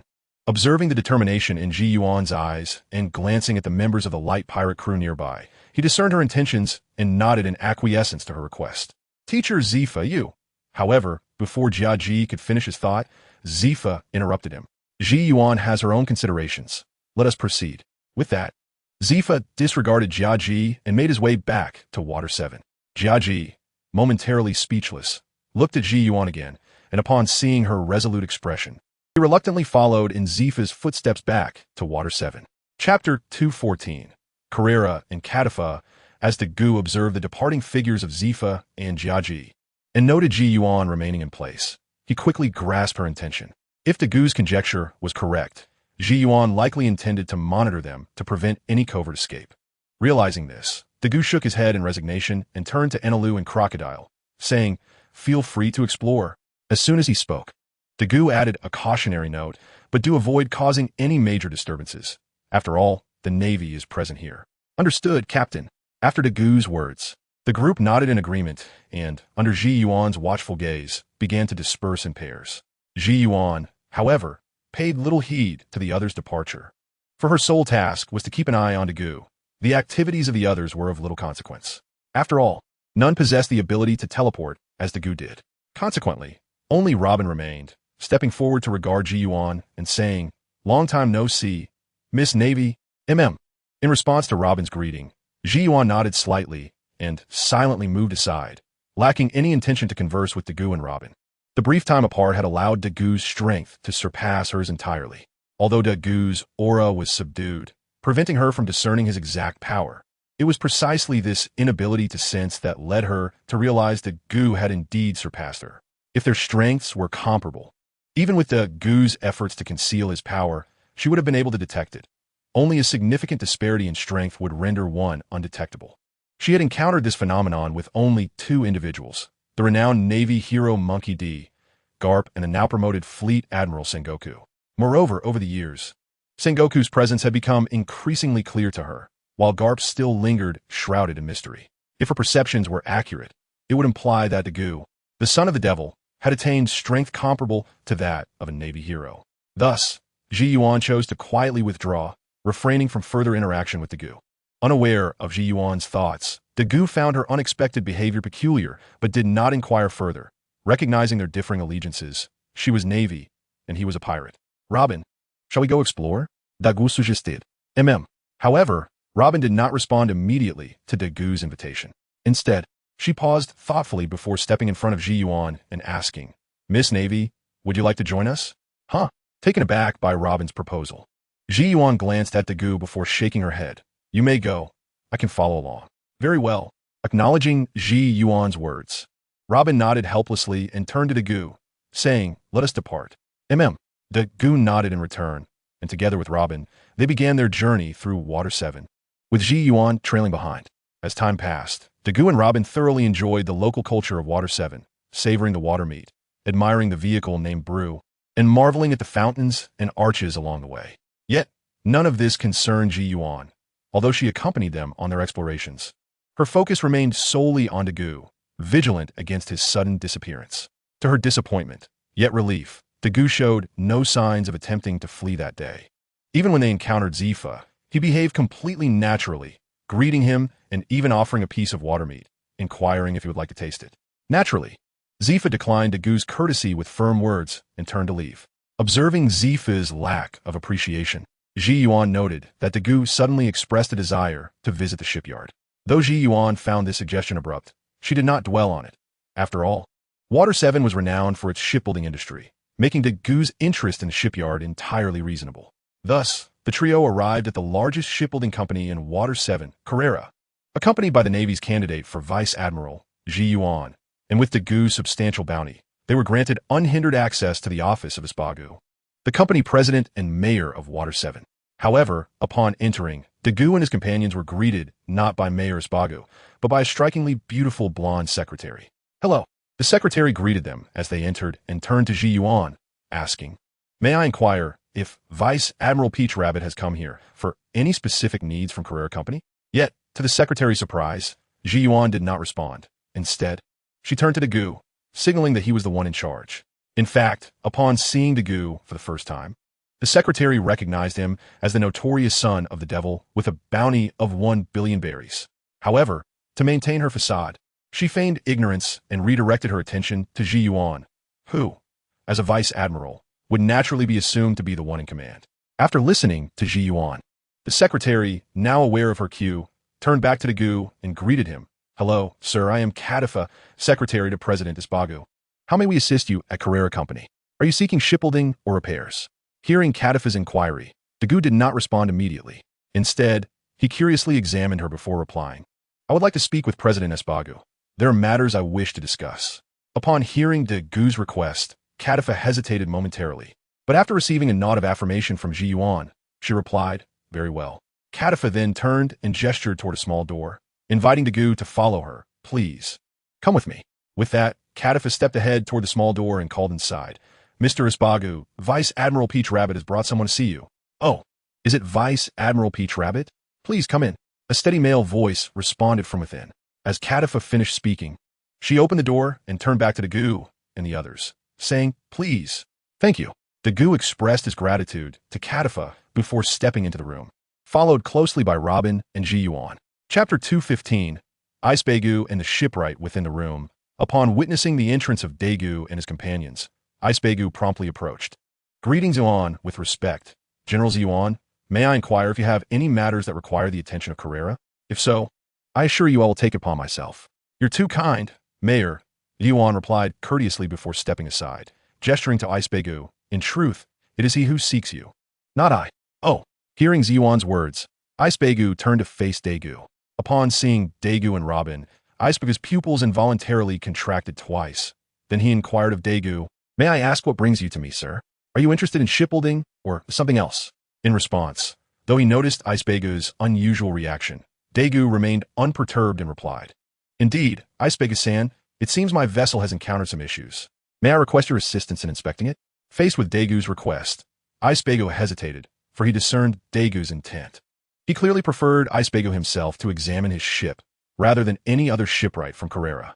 Sensing Isbagu's hesitation, Dagu continued, "If it is inconvenient for you, then let it be. I have heard that you are the finest shipwright in the Water 7, which is why I sought your expertise to inspect my vessel. After all, a ship is akin to a partner, and I wish to provide the best for my companions within my capabilities." Upon hearing Dagu's words, Isbagu felt invigorated and readily replied, "Very well, sir. I shall inspect your vessel." Dagu, surprised by Isbagu's agreement, smiled and said, "I appreciate your assistance, Isbagu-san." "It is no trouble," Isbagu assured him, then turned to the doorway, instructing Kadifa, "Please record this. I am going to inspect this gentleman's vessel and may not return today." "Understood, Isbagu-san." Kadifa, who had been observing from the entrance, promptly acknowledged and returned to her post to document Isbagu's upcoming itinerary, fulfilling her duties as a secretary. Although she was an undercover secretary, she maintained a strong sense of professional ethics, ensuring that her responsibilities were executed properly. Seeing that Katafa was taking notes, Icebagel looked back at Daegu and said, "In that case, let us depart." Agreed. Daegu nodded without objection and turned to lead Icebagel towards his ship, followed closely by Robin and Ziyuan. Soon, arriving at the vessel of the Light Pirates, the Ark of Prophecy, Icebagel surveyed its general design and then turned to Daegu, asking, "Sir, may I inquire as to who the shipwright is?" Concerned that Daegu might not understand his meaning, Icebagel elaborated. "It is beneficial for the shipwright to be present during my inspection, as they are typically responsible for the vessel's condition." Indeed, acknowledging Icebagu's rationale, Daegu, under Icebagu's inquisitive gaze, called out Enel. With Daegu's command, a thunderous sound echoed, followed by the towering figure of Enel, the thunder god, appearing before them. He approached Daegu and inquired, "Captain, do you need something?" "Yes," Daegu nodded in response to Enel's inquiry and introduced Icebagu. "This is Icebagu-san, the most skilled shipwright in Water 7. I have requested his expertise to inspect our vessel, and you may also learn alongside him." Understood.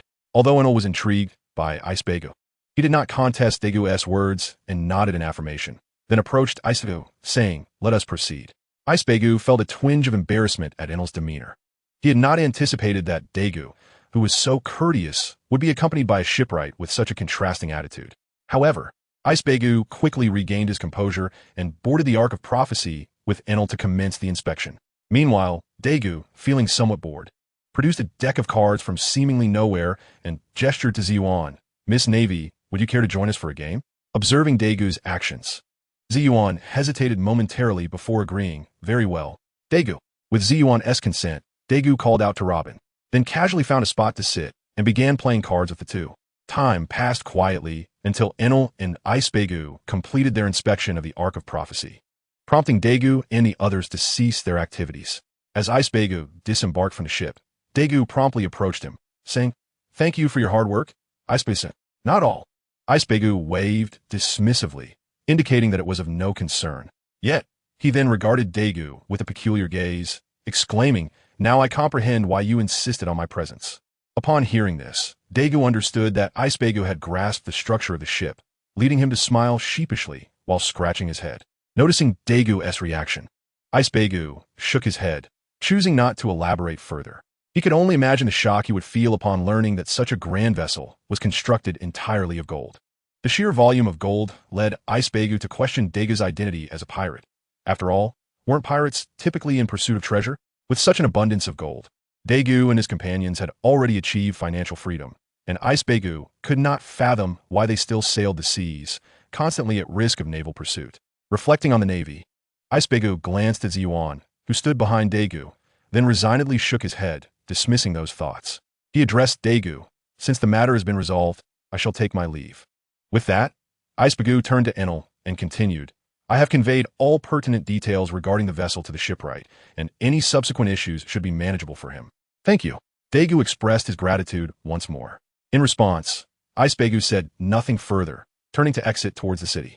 Chapter 216. The conflicted Icebagu and the perceptive Peach Rabbit. That night, within Icebagu's chamber, he sat in contemplation, his expression grave. He pondered the conversation he had shared with that child of the devil aboard the light pirate ship. Though it may have seemed to outsiders that he and Daegu were merely discussing matters related to the vessel, in truth, they had engaged in a profound exchange, facilitated by the notes Daegu had left behind. He was astounded when the shipwright led him into the cabin and received the book he had handed over. Initially, he believed it to be merely a design blueprint to aid his understanding of the ship's condition. However, as he flipped through its pages, he was taken aback, for the book contained information about the legendary Pluton, or rather, details pertaining to Icebagu himself.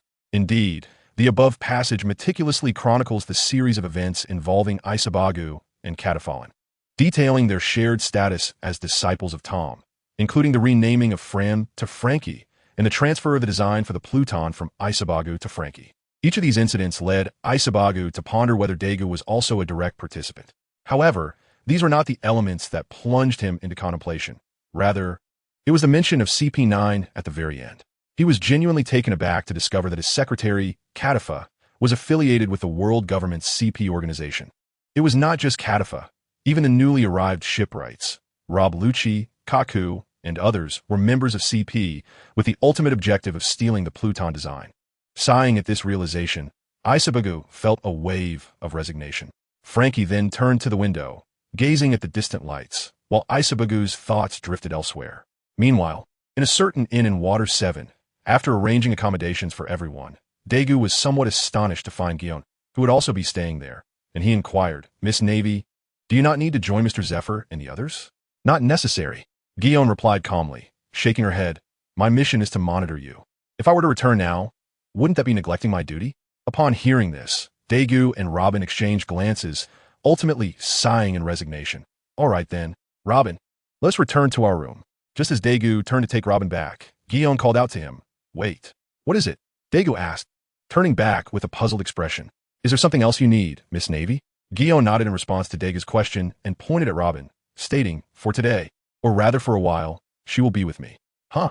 Upon hearing Gion's words, not only Daegu, but also Robin, as well as the rest of the light pirates, including Law, Hawkins, and Bonnie, were taken aback.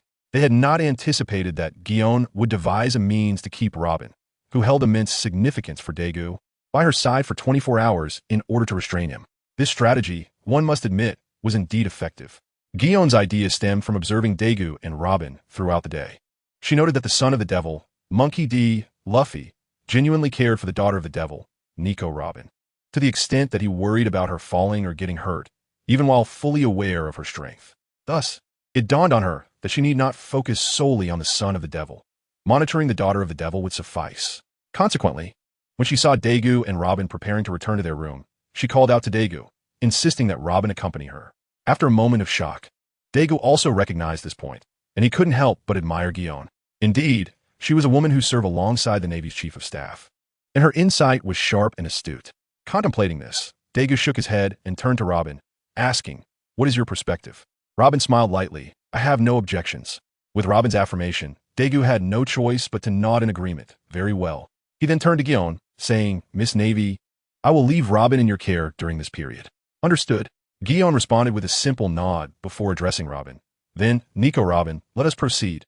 With her words, Gion stepped ahead into the corridor, and Robin, following suit, chuckled softly as she matched Gion's pace. Just as Gion led Robin into the room, Bonnie approached Daegu, ready to voice her thoughts. However, before she could speak, Daegu shook his head. "Do not worry about Robin's safety. This Gion is unlike other Navy personnel. Robin will not come to harm while with her." Besides, he added with a confident smile, given Robin's current strength, even if Gion wished to do something, it would not be so simple. This time is ample for me to reach Robin. After hearing Daegu's reassurances, Bonnie pondered for a moment and ultimately conceded that he had a valid point. Given Robin's abilities, even if an incident were to occur, she would be able to hold out until Daegu could provide assistance. Acknowledging this, Bonnie nodded reluctantly. "Very well. Captain, we shall return to our room as well." With that, Bonnie turned to usher Kuna and Yuta upstairs. Seeing that matters had come to a conclusion, Law, Hawkins, and the others silently retreated to their own rooms. Daegu shook his head and returned to his room. However, as the saying goes, 3 women can create a spectacle. Although these 2 women may not create a performance, they certainly had topics to discuss. Inside the room shared by Robin and Gion, the 2 sat facing each other, quietly observing one another. After a long pause, it was Gion, as a Navy officer, who finally broke the silence. "Nico Robin, do you truly see no room for negotiation?" "Well," Robin feigned contemplation before smiling. "If O'Hara were still standing, perhaps we would have some leeway." Upon hearing this, Gion found herself momentarily at a loss for words. She understood that the primary, if not the sole, reason Daegu and Robin ventured into piracy was the Navy's issuance of the Buster Call against O'Hara. In Gion's view, this was a misstep by the Navy. Yet if the scholars of O'Hara had not sought to study history, the Buster Call would never have descended upon the hallowed grounds of O'Hara. With this thought, Gion inadvertently shared her reflections. If you had not pursued historical studies, the Buster Call would not have been unleashed upon O'Hara, Nico Robin. Chapter 217, Robin and Gion. Huh. Upon hearing Gion's words, Robin couldn't help but snicker coldly. Her gaze steady as she replied, "Is there a fault in studying history? What purpose does writing serve then? Without history, words would cease to exist. At that point, everything in this world would be steeped in ignorance. It is through the sediment of history that written language emerges, leading to the advancement of civilization, allowing the world to be what it is.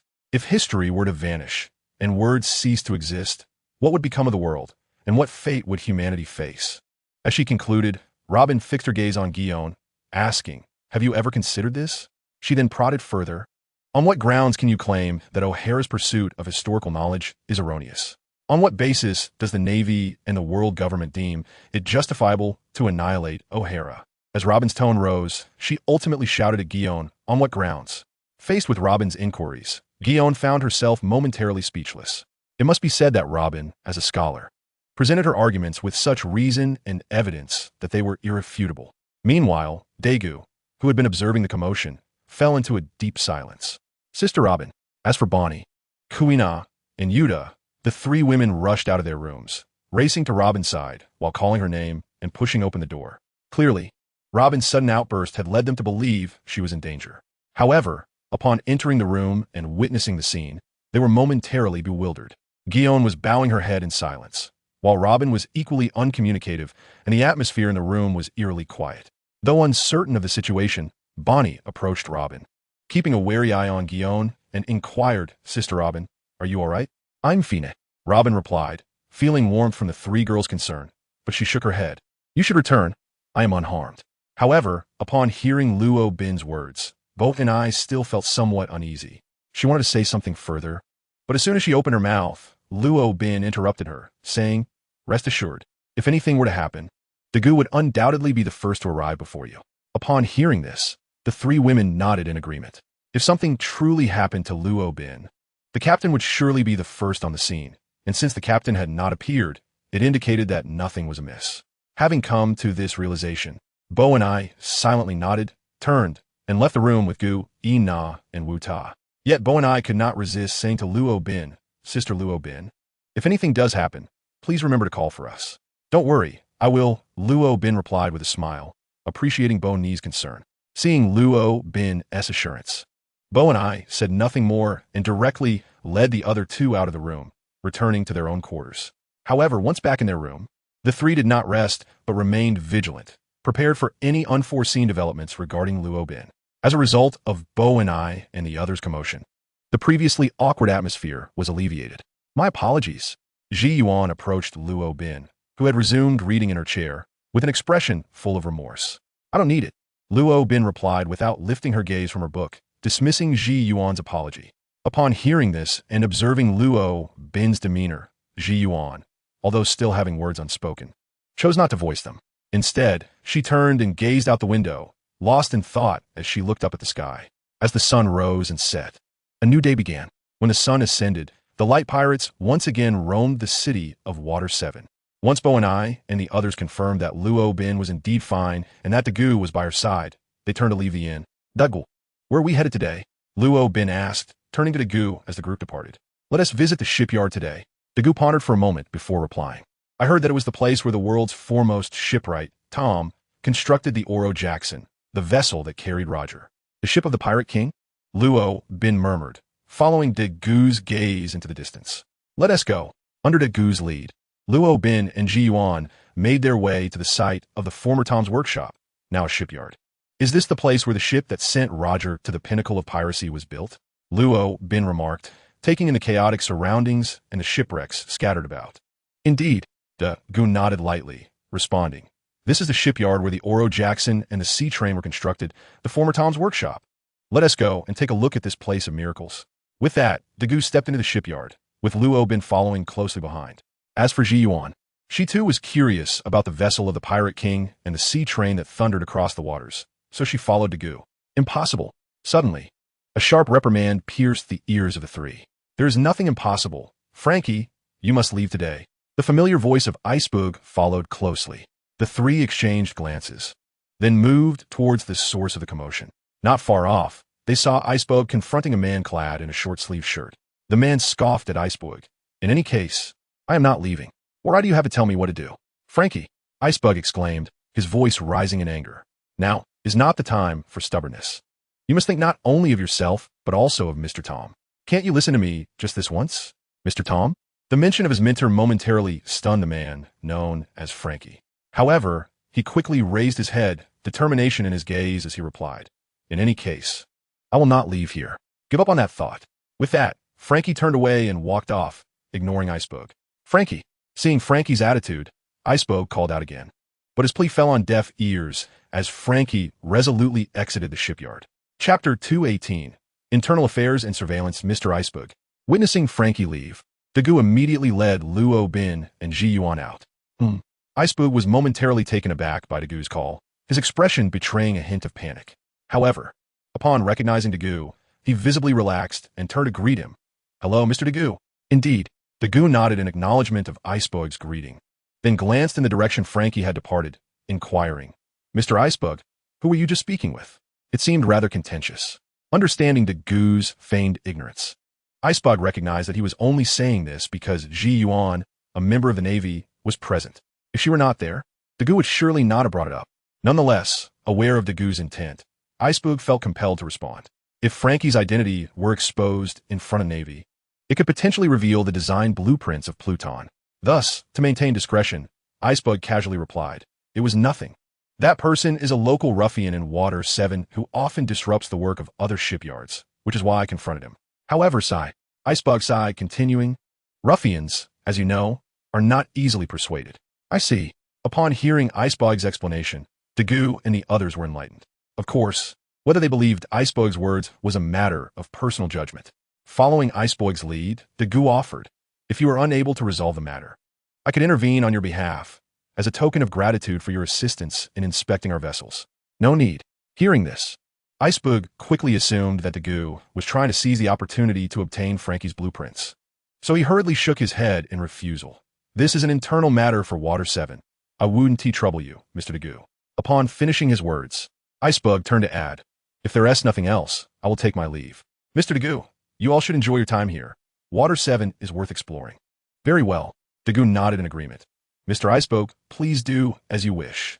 With that, under the watchful eyes of Dagu and the others, Icebug turned and walked toward the town. As he watched Icebug leave, Ji Yuan turned to Dagu and asked, "Dream-biased Dagu, are you going to seek out that ruffian?" "No." Surprisingly, Dagu shook his head in response to her inquiry. As Mr. Icebug mentioned, this is an internal matter for Water 7. Since he, the mayor, has not requested my assistance, what reason do I have to intervene? Oh, listening to this, Ji Yuan quietly nodded and subsequently ceased her focus on Frankie. After all, as Dagu had stated, this was an internal affair of Water 7, and until Icebug opened up, it was indeed inappropriate for them as outsiders to intervene. As Ji Yuan ceased to pay attention to Frankie, Dagu proposed once more, "Let's continue our exploration." "All right." Ji Yuan nodded in agreement. Thus, the trio resumed their wanderings through the abandoned shipyard. After their excursion at the shipyard, they returned to the city of Seven Water for further exploration before finally heading back to their inn to rest. Inside the inn, Dagu suddenly spoke. "You all continue your conversation. I shall visit the restroom." Without waiting for Ji Yuan's response, he rose and made his way toward the restroom. Although Ji Yuan understood that she should not allow Dagu to leave unattended, she felt powerless, as there was an undeniable distinction between her and Dagu. Thus, she cast a discreet glance at the table nearby as Dagu departed. At that very moment, one of the three men seated at another table, a robust figure, promptly stood up and followed in Dagu's footsteps. Clearly, he too was among the naval personnel assigned to monitor Dagu. Not only him, but the others at the table were also observing Dagu's departure and the conversation between Ji Yuan and Nico Robin. In truth, it was not merely Dagu who was under naval surveillance. Bonnie, Law, Hawkins, and even Enel and Crocodile were similarly being watched. The difference lay in the fact that the individuals assigned to monitor Law, Bonnie, and Hawkins were merely ordinary Navy personnel, perhaps members of Zifa's elite training camp. In contrast, the ones assigned to watch over Crocodile and Enel were none other than Zifa himself and T-Pig, who, like Ji Yuan, was a candidate for admiral. In a certain location within the city of Seven Water, Crocodile, while puffing on a cigar, addressed Zifa, who stood boldly before him. "Admiral Zifa, are you truly so distrustful of us?" "Pirates are inherently difficult to trust," Zifa replied coolly. In response to Crocodile's question, Zifa added, "Especially you, who has recently returned to the life of piracy. That is even more concerning." Listening to Zifa's words, Crocodile exhaled a puff of smoke, refraining from retorting. After all, he had not chosen to return to piracy willingly. He had been compelled to do so. Who would abandon a prestigious position as a Shichibukai to become a pirate? Yet, could Crocodile express such sentiments? Setting aside whether Zifa would believe him, Crocodile's pride would not permit him to admit that he had been defeated by Dagu and was now forced to submit. If he were to voice such a claim, could he still call himself Crocodile? Thus, facing Zifa's remarks, Crocodile responded quietly, "Perhaps you are correct, but there is no need for you to keep such a close watch on us. After all, if we truly wish to leave, you would not be sufficient to stop us." Upon hearing Crocodile's assertion, Zifa's expression shifted. He could not fathom where Crocodile's confidence stemmed from. Believing they could utter such words while surrounded by himself, Ji Yuan, and T-Pig, essentially 3 admirals. If Crocodile were a novice, Zifa might not have reacted so strongly. For the inexperienced often exhibit a certain fearlessness, unaware of the might of admirals. However, Crocodile had fought against Whitebeard. Not only that, but when he was invited to join the Shichibukai, the Navy had dispatched an admiral to convey their sincerity, given that Crocodile was the first pirate to become a Shichibukai.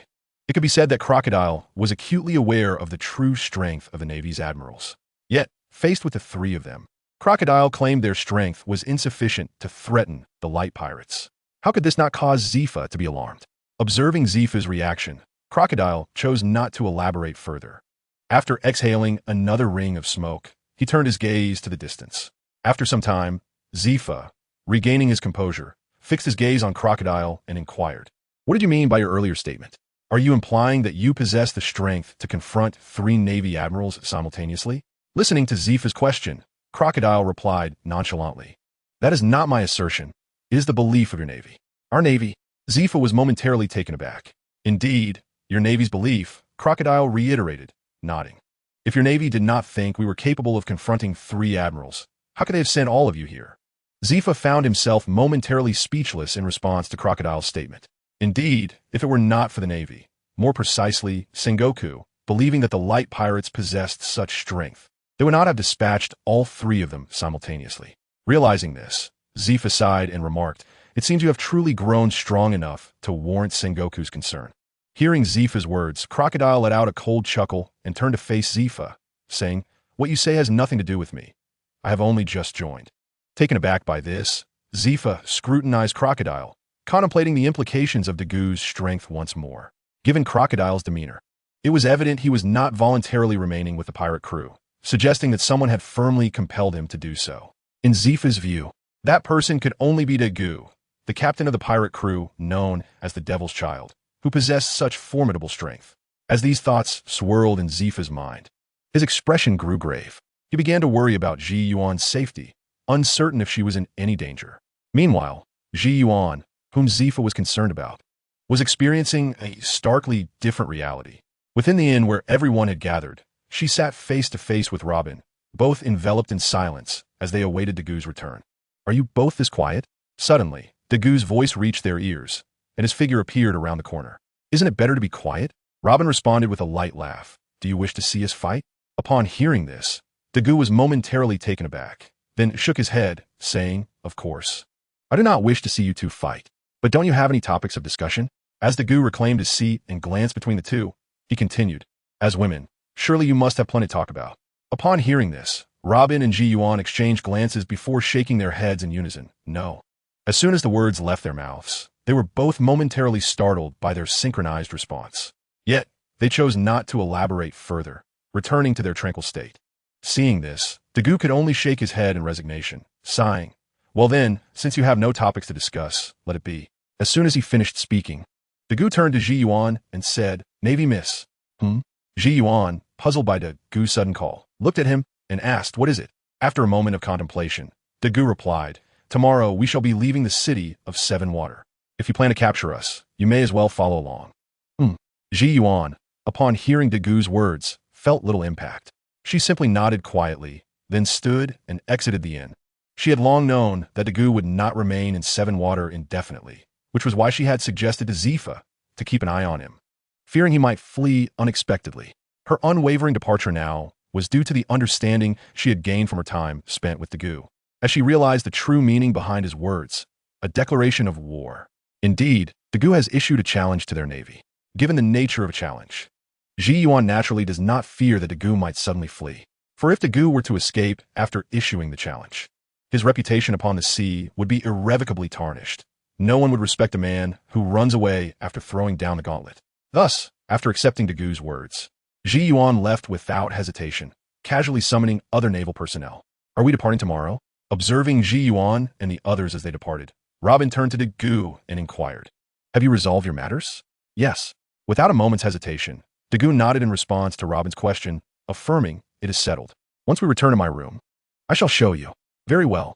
After hearing Dagu's words, Robin nodded and promptly rose, making her way toward the corridor. Naturally, Dagu followed in her footsteps. Before long, within Dagu's room, he extended his hand to retrieve a stack of yellowed papers from his pocket and presented them to Robin. "Is this the design of one of the 3 ancient weapons, the Pluto?" Taking the papers from Dagu, Robin murmured softly and began to examine their contents. As she became engrossed in the papers, Dagu's thoughts drifted back to the earlier events following his trip to the restroom. In truth, when Dagu left his seat to wash his hands, it was not for that purpose at all. Instead, he utilized the Flying Thunder God technique he had previously inscribed on Frankie during their time at the derelict shipyard to teleport beside him. Before Frankie could react, Dagu rendered him unconscious and, relying on his memories from the original work, obtained the design of the Pluto from him. Robin was aware of all this, as were others, that Dagu indeed had matters to attend to in the Water 7. But the difference lay in the fact that Robin knew everything, while the others merely followed Dagu's directives to divert the Navy's attention. Why, despite being so close to Dagu, did Ji Yuan remain oblivious? This was primarily because Dagu had already communicated the plan to the others through his ocular abilities upon encountering Ji Yuan and the others. Since they were within an illusionary space, Ji Yuan remained completely unaware, even while accompanying Dagu. Similarly, on the ship, Enel's actions of showing certain items to Ace Sabaku were also due to Dagu's instructions via illusion. However, Enel had no knowledge of the contents. Dagu had merely asked him to show a notebook to Ace Sabaku, nothing more. Furthermore, he informed Enel that if Ace Sabaku wished to take the notebook, he would handle it himself. This was not due to Dagu's lack of trust in his companions, but rather because the matter concerning the Pluto warship was of great significance, and it was best kept from as many people as possible. Chapter 220. Unexpected Events and Continuation. After a considerable time, upon finishing the design, Robin exhaled deeply and turned to Dagu, asking, "Is it true that the Pluto possesses the capability to sink an island with a single shot?" "It should be possible." Dagu replied, "I am not certain whether the Pluto can indeed sink an island with a single shot. However, as one of the 3 ancient weapons, even if it cannot sink a large island, it should be able to manage a smaller one, I presume. Is that so?" After hearing Dagu's response, Robin gazed thoughtfully at the design in her hands. Observing Robin's demeanor, Dagu reached out to reclaim the design and remarked, "Well, it is getting late. We should rest. After all, we are departing tomorrow." Indeed, reflecting on Dagu's words, Robin considered the matter and subsequently ceased to dwell on the Pluto warship, turning to enter the bathroom. Meanwhile, in another part of Water 7, Frankie suddenly awoke, recalling what Ace Sabaku had previously told him, and hurriedly checked his condition. Upon discovering himself unharmed, Frankie let out a sigh of relief, but his relief was short-lived as he opened his upper body, only to find the space where something should have been stored utterly empty. "Who did this?" Frankie exclaimed in shock and anger. Realizing the gravity of the situation, he quickly composed himself and rushed toward Ace Sabaku's residence. Before long, Frankie arrived outside Ace Sabaku's villa. Just as he prepared to burst inside, Kadifa happened to emerge and blocked his path, asking, "Who are you? What brings you here?" Hearing Kadifa's voice, Frankie, who had been frantic, regained some composure and replied, "I need to see Ace Sabaku urgently. Let him out quickly. Do you have an appointment?" Observing Frankie's demeanor, Kadifa did not allow him entry, stating coolly, "If you do not have an appointment, please come back tomorrow. It is late, and Mr. Ace Sabaku has already retired for the evening." "You." Upon hearing Kadifa's words, Frankie became infuriated, pointing at her for a moment before finally shouting, "Ace Sabaku, come out quickly. There's a crisis." "Ace Sabaku." Frankie? Inside the villa, Ace Sabaku, who had been preparing to rest, was momentarily taken aback by the commotion. He approached the window and, seeing Frankie shouting outside, furrowed his brow, muttering, "What did he want from me? Could it be?" Suddenly, Ace Sabaku's expression changed dramatically as he dashed out of his room and down the stairs. "Frankie." Upon hearing Ace Sabaku's voice, Frankie immediately ceased his shouting and hurried to stand before him, exclaiming, "Ace Sabaku, it's gone. That thing is gone. It's gone." At Frankie's words, Ace Sabaku momentarily froze, puzzled by what had vanished. However, he quickly recalled that Frankie was likely referring to the design of the Pluto. Realizing this, Ace Sabaku began to panic and urgently questioned, "How could it be gone? Did you not say it was well concealed, that no one could find it?" I don't know." Stammering under Ace Sabaku's inquiry, Frankie eventually recounted the situation. "I was just strolling about when someone suddenly knocked me out. When I woke up, I found that it was missing." Listening to Frankie's account, Ace Sabaku fell silent. If he was not mistaken, this must have been the doing of the goo. For thus far, in Ace Sabaku's recollection, apart from himself and Frankie, only the son of the devil, Dream Buc de Goo, knew the location of that item. As for the others, thinking along these lines, Ace Sabaku glanced at Kadifa, who was also lost in thought. Sighing helplessly, Ace Sabaku said to Frankie, "Frankie, if it's gone, then it's gone. Enough, Frankie." Hearing this, Frankie was about to say something else, but before he could utter a word, he was interrupted by Ace Sabaku, who stated, "You shall rest here for the night." Without waiting for Frankie's response, Ace Sabaku turned to Kadifa, who was still contemplating, and instructed, "Kadifa, make arrangements for him." With that, Ace Sabaku turned and returned to his room. Upon hearing Ace Sabaku's words, Kadifa came back to her senses and said to Frankie, "This way, sir. Please follow me." Very well. Hearing Kadifa's words, Frankie nodded in a daze and subsequently settled into Ace Sabaku's villa under her guidance. After KDFA had arranged matters with Frankie, she departed the villa without delay and made her way directly to a bar in the city of Chishui. Upon informing the other CP9 members of the situation, KDFA turned her gaze towards the strongest among them, Rob Lucci, who had a pigeon perched on his shoulder, and inquired, "What should we do now?" As KDFA's voice faded, the other CP9 members in the tavern also fixed their eyes upon Rob Lucci, awaiting his response. After a prolonged silence, Rob Lucci finally spoke. "This is a question we should pose to our superior." With that, he casually produced a din mushy from his person and dialed a number. After a few rings, a cold voice emanated from the device. "What is it?" "Sir," Rob Lucci began, recounting KDFA's report in detail before asking, "So, sir, do we still need to continue with our mission?" Following Rob Lucci's explanation, there was a moment of silence on the other end. "Continue." After a considerable pause, the order was issued, and the din mushy was promptly hung up. Observing the disconnected din mushy, the members exchanged glances and then silently exited the tavern, returning to their respective posts. Chapter 221. Departure and warfare. In the early morning, at the port of Chishui, Daegu and the members of the Light Pirates were fully prepared. Embarking upon their vessel, the Ark Pledge. "Captain, are we truly going to confront them?" As they boarded the ship, Beepo approached Daegu with a worried expression, pointing towards the naval warship on the opposite side. "Indeed," Daegu replied, quietly observing the naval vessel across the water. "Well, I could lead you away from here.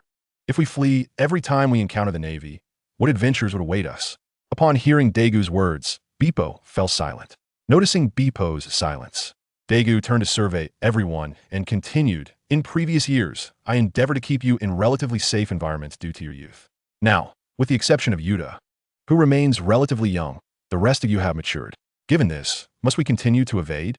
Upon hearing Daegu's words, aside from the newly joined Crocodile and Enel, the original members who had followed Daegu remained silent, realizing that they had not truly experienced any combat worthy of the name. Whether in the Four Seas, Whiskey Peak, Magnetic Drum Island, Alabasta, or even on Skypea, everything they encountered was under Daegu's protection, unfolding under his watchful eye.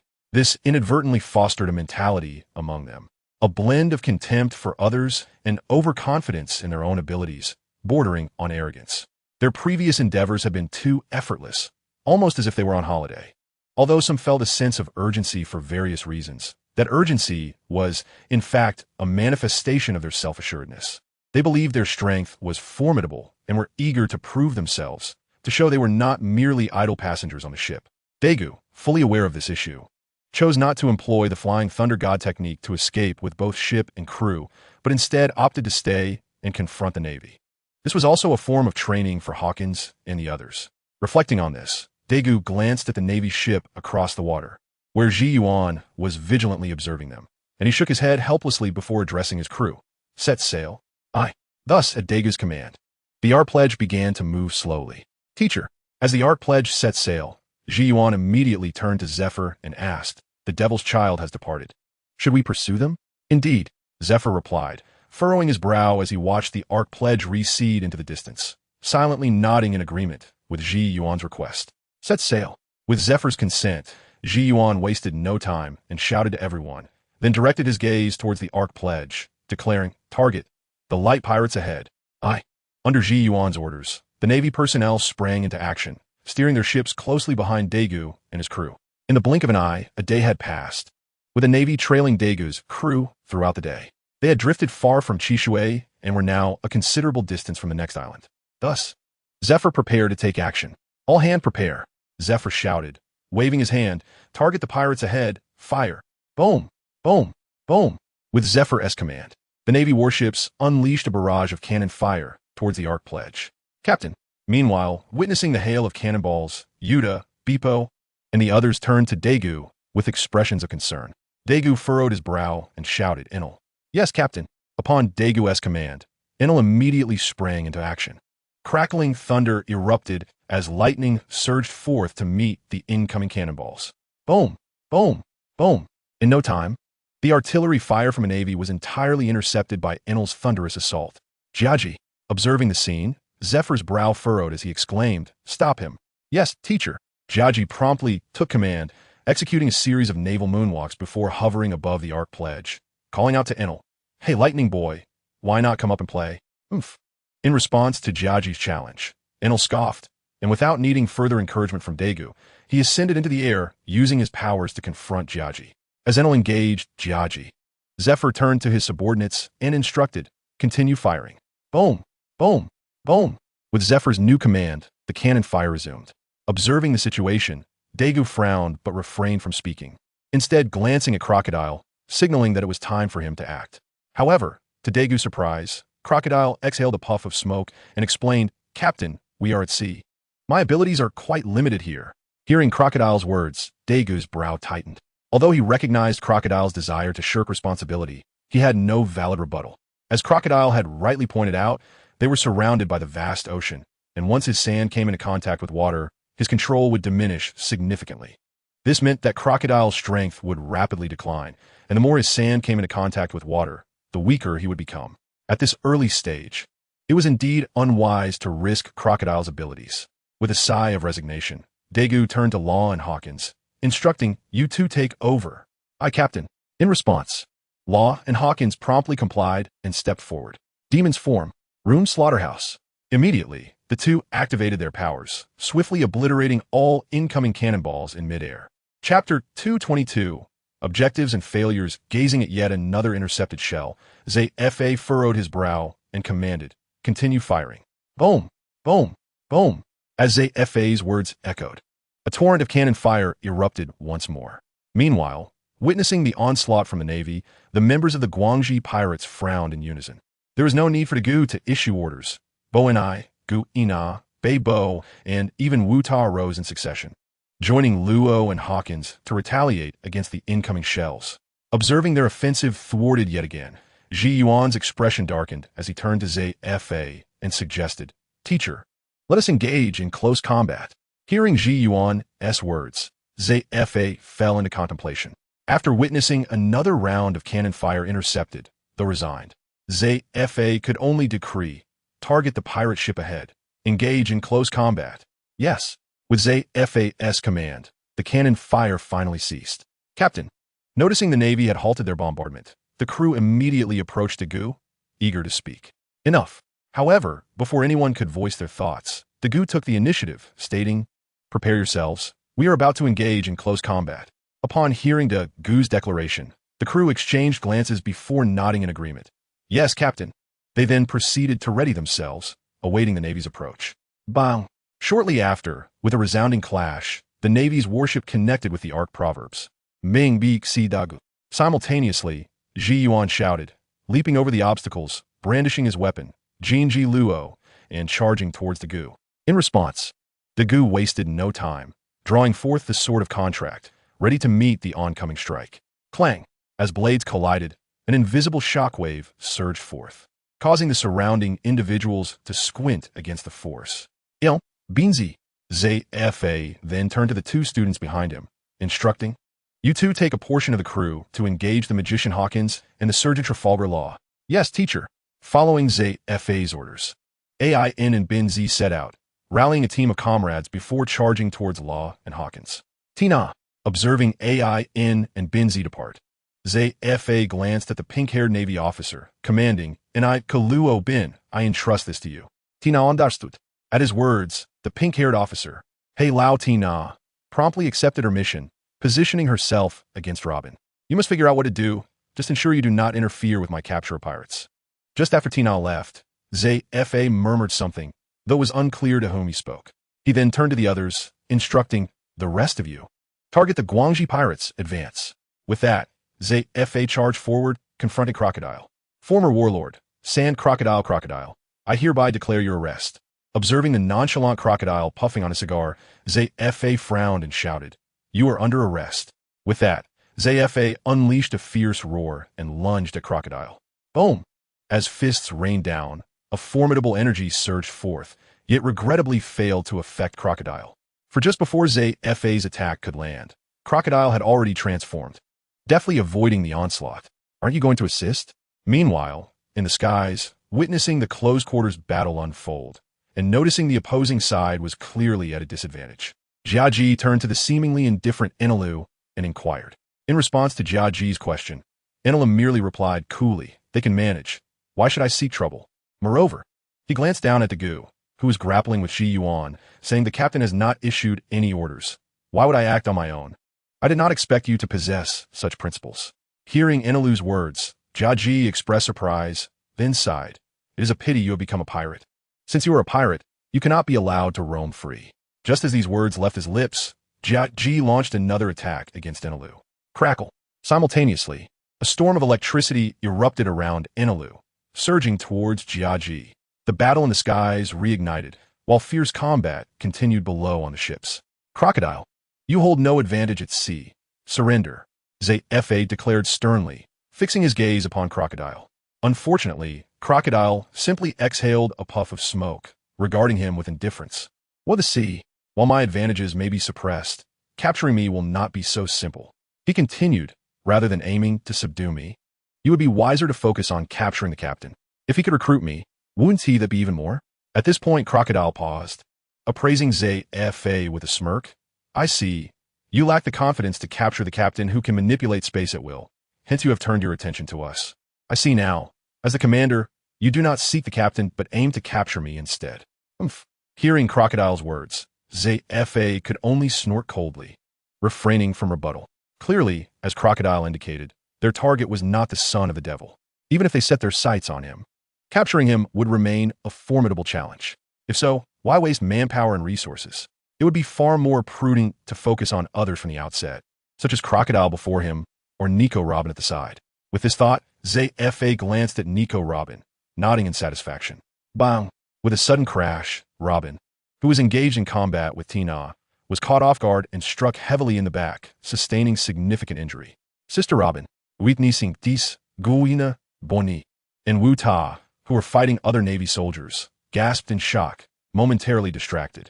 Seizing the opportunity, the Navy wasted no time, unleashing a thunderous battle cry as several elite soldiers surged forward, swiftly subduing all three women. This scene sparked a chain reaction. Shortly after the capture of the three women, Beibo was also apprehended by the Navy, which led to Luo, who had been worried about them, exposing a moment of vulnerability that AI quickly exploited, transforming into a child. Chapter 223.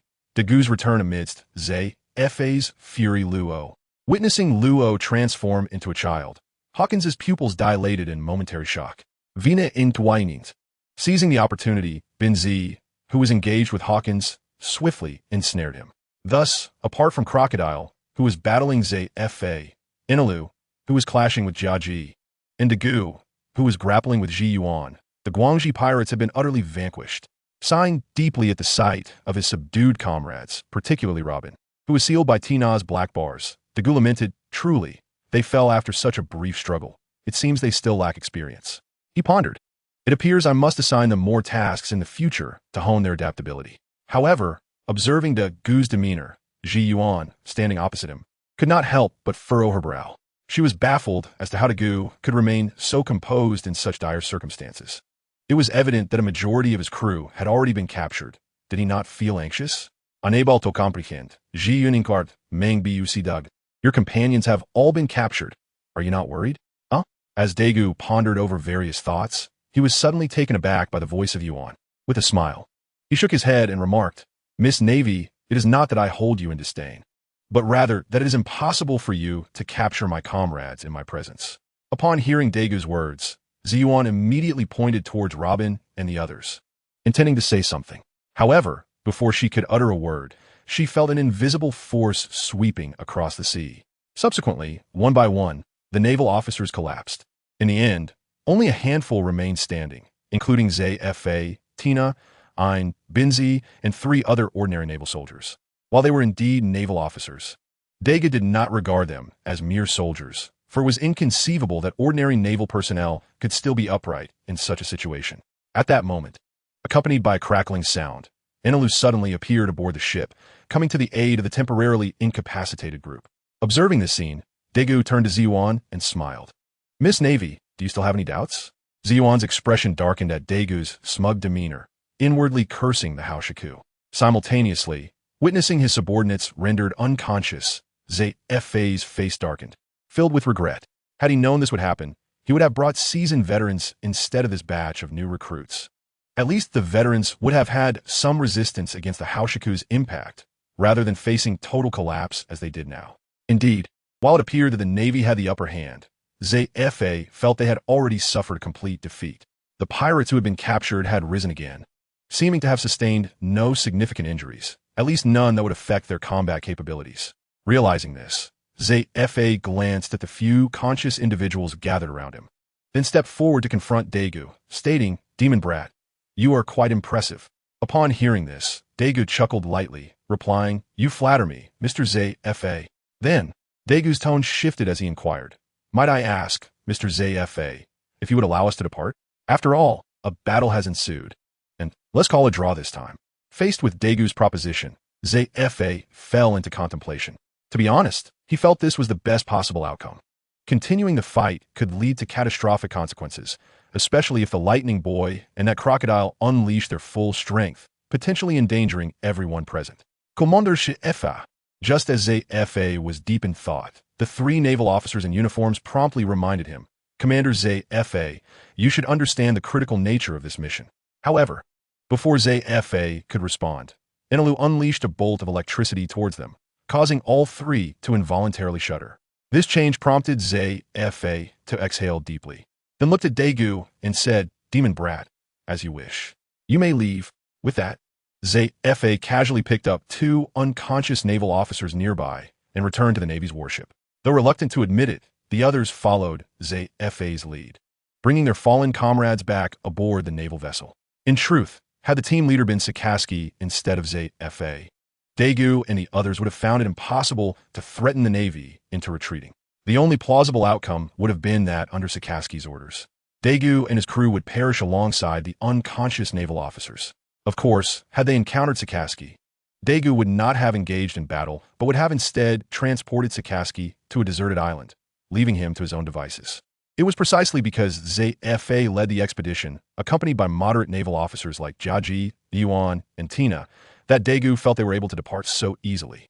As time passed, Zay Fa and his crew finally managed to transport the unconscious naval officers back to their own warship. Although Daegu offered to assist, his help was declined. Naturally, the Navy would not accept assistance from pirates. Shaking his head, Daegu turned to Zay Fa, saying, "Thank you, Mr. Zay Fa, for your escort. We shall take our leave now.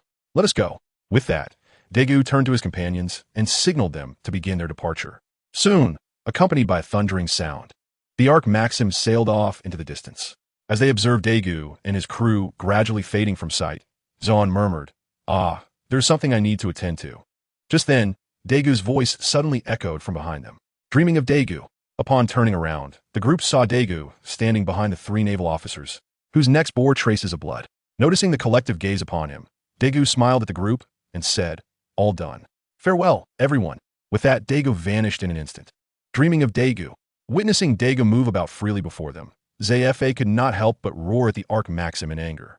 Similarly, Ziyuan and the others gazed at the Ark Maxim, rendered speechless. Chapter 224. The Devil's Sea and the Phantom Ship. Time flew by, and in the blink of an eye, 10 days had passed since the conflict between the light pirates and the Navy.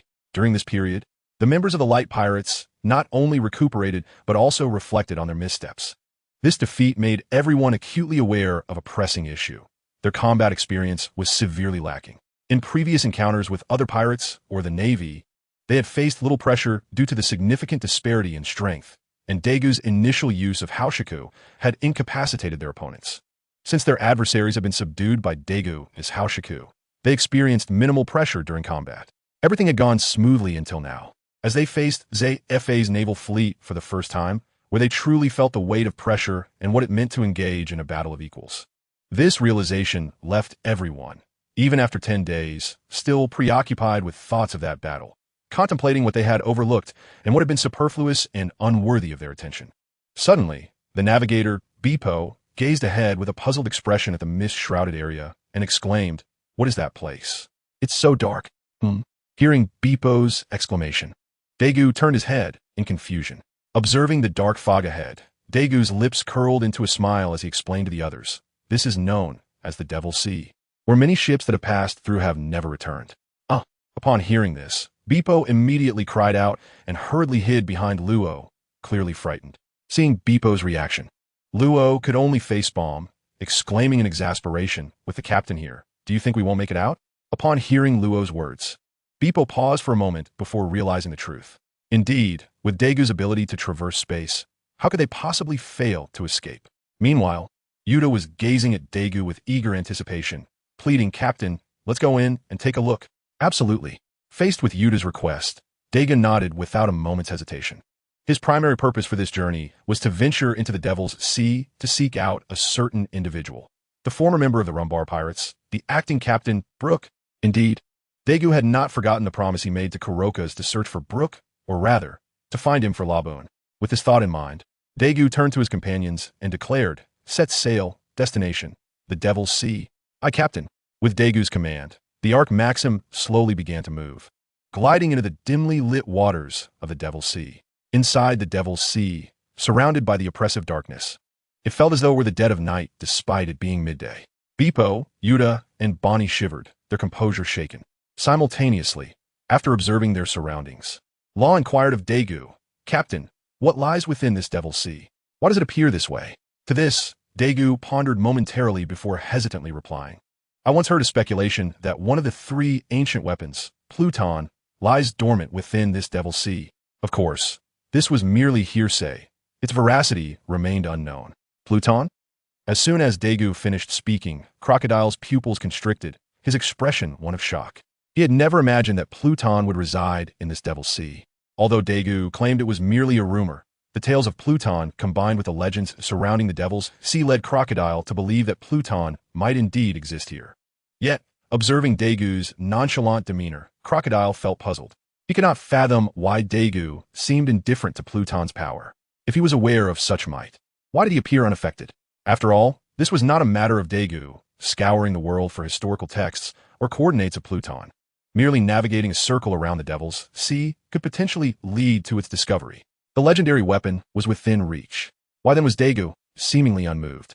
With confusion clouding his thoughts, Crocodile pressed Daegu, "Captain, why do you seem disinterested in Pluton?" However, instead of answering, Daegu countered, "Why should I be interested in Pluton?"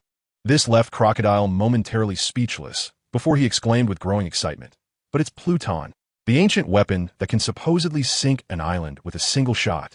Regrettably, unlike Crocodile's fervor, Daegu merely regarded him with an unusual gaze and replied, "You mentioned it is an ancient weapon. Its functionality in the present is uncertain." Moreover, Daegu's tone shifted as he smiled. "Why must we rely on Pluton to sink an island? Are we not capable ourselves?" "We? Ourselves?" Upon hearing Daegu's words, not only was Crocodile taken aback, but the others were equally stunned. Could they truly have the power to sink an island? The group exchanged glances, enveloped in silence. Suddenly, the sound of water flowing reached their ears, followed by a melodic tune. "Captain, what is this?" As they listened, everyone exchanged puzzled looks, and Bonnie approached Daegu, her face a mask of confusion. Unlike the others, upon hearing the song, Daegu smiled, pleasantly surprised by his fortune. He had encountered the very person he sought upon entering the Devil's Sea. Or perhaps, that individual had been awaiting them at the entrance of the Devil's Sea. Otherwise, how could they have met so swiftly? Contemplating this, Daegu's gaze turned towards the vessel that was gradually approaching them, an eerie aura surrounding it, resembling a ghost ship. Indeed, it was a ghost ship. As they drew nearer, the group discovered a skeleton standing aboard. If it had merely been an ordinary skeleton, it would have sufficed.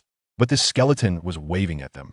At this sight, Bepo, Yuta, Bonnie, and even Gunnar recoiled, their expressions shifting to one of terror as they hurried behind Daegu, seeking refuge.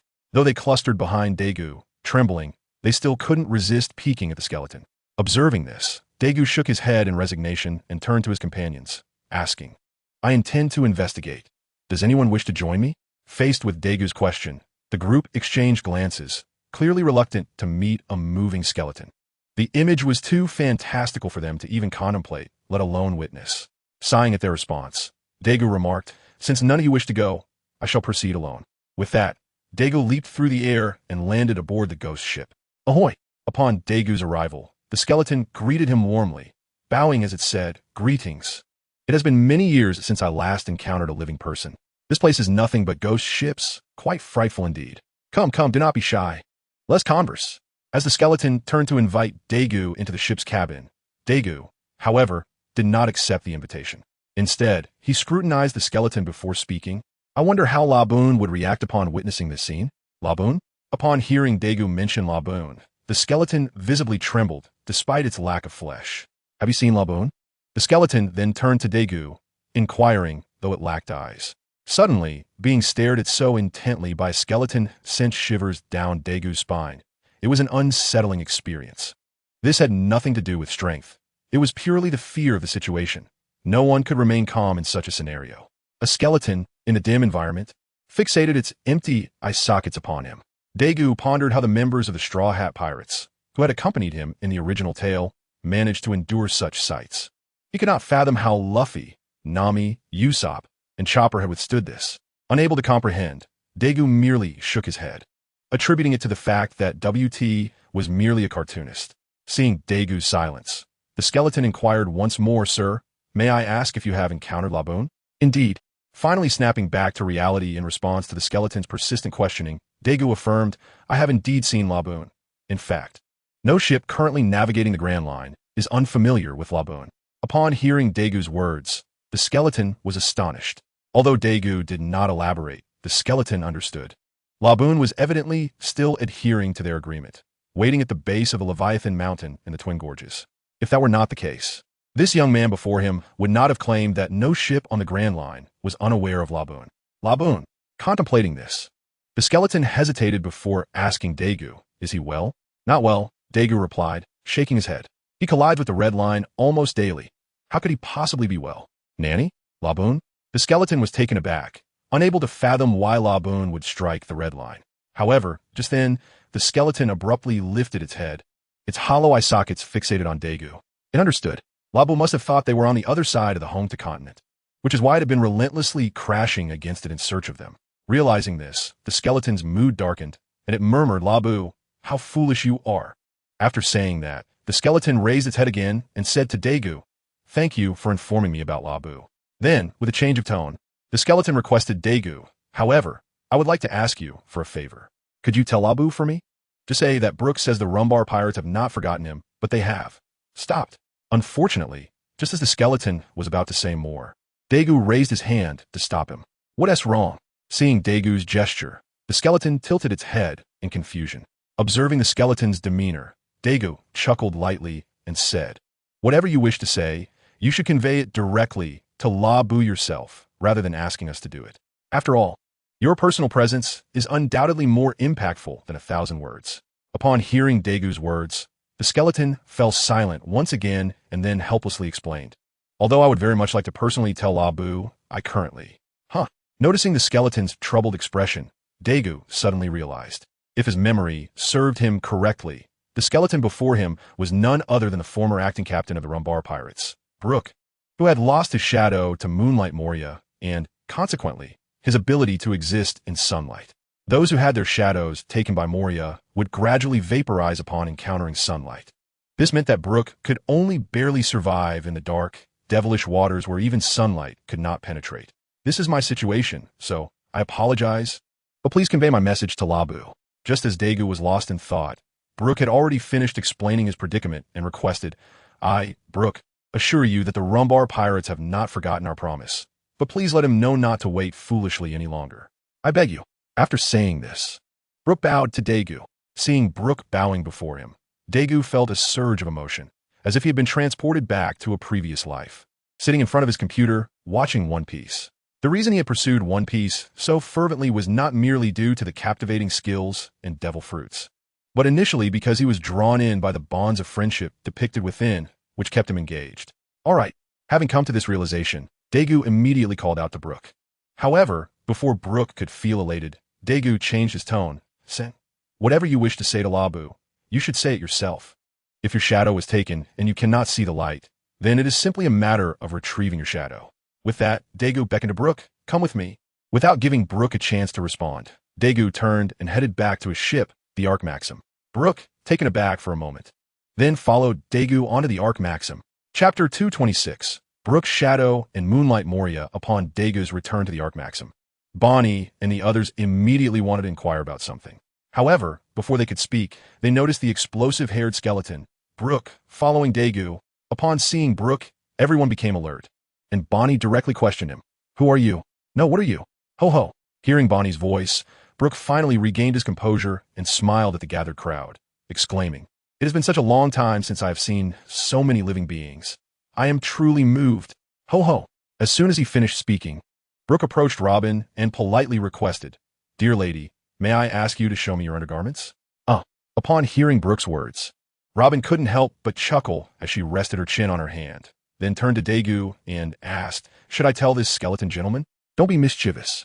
Hearing Robin's words, Daegu's expression darkened, and he introduced, "This is Brooke, a member of the former Rumbar Pirates, and the very person Labu has been waiting for." After Daegu's introduction, Bonnie, Beepo, and even Robin looked astonished at Brooke, unable to comprehend that the one Labu had been waiting for was, in fact, a skeleton. Oh no, it should be said that he had already become a skeleton.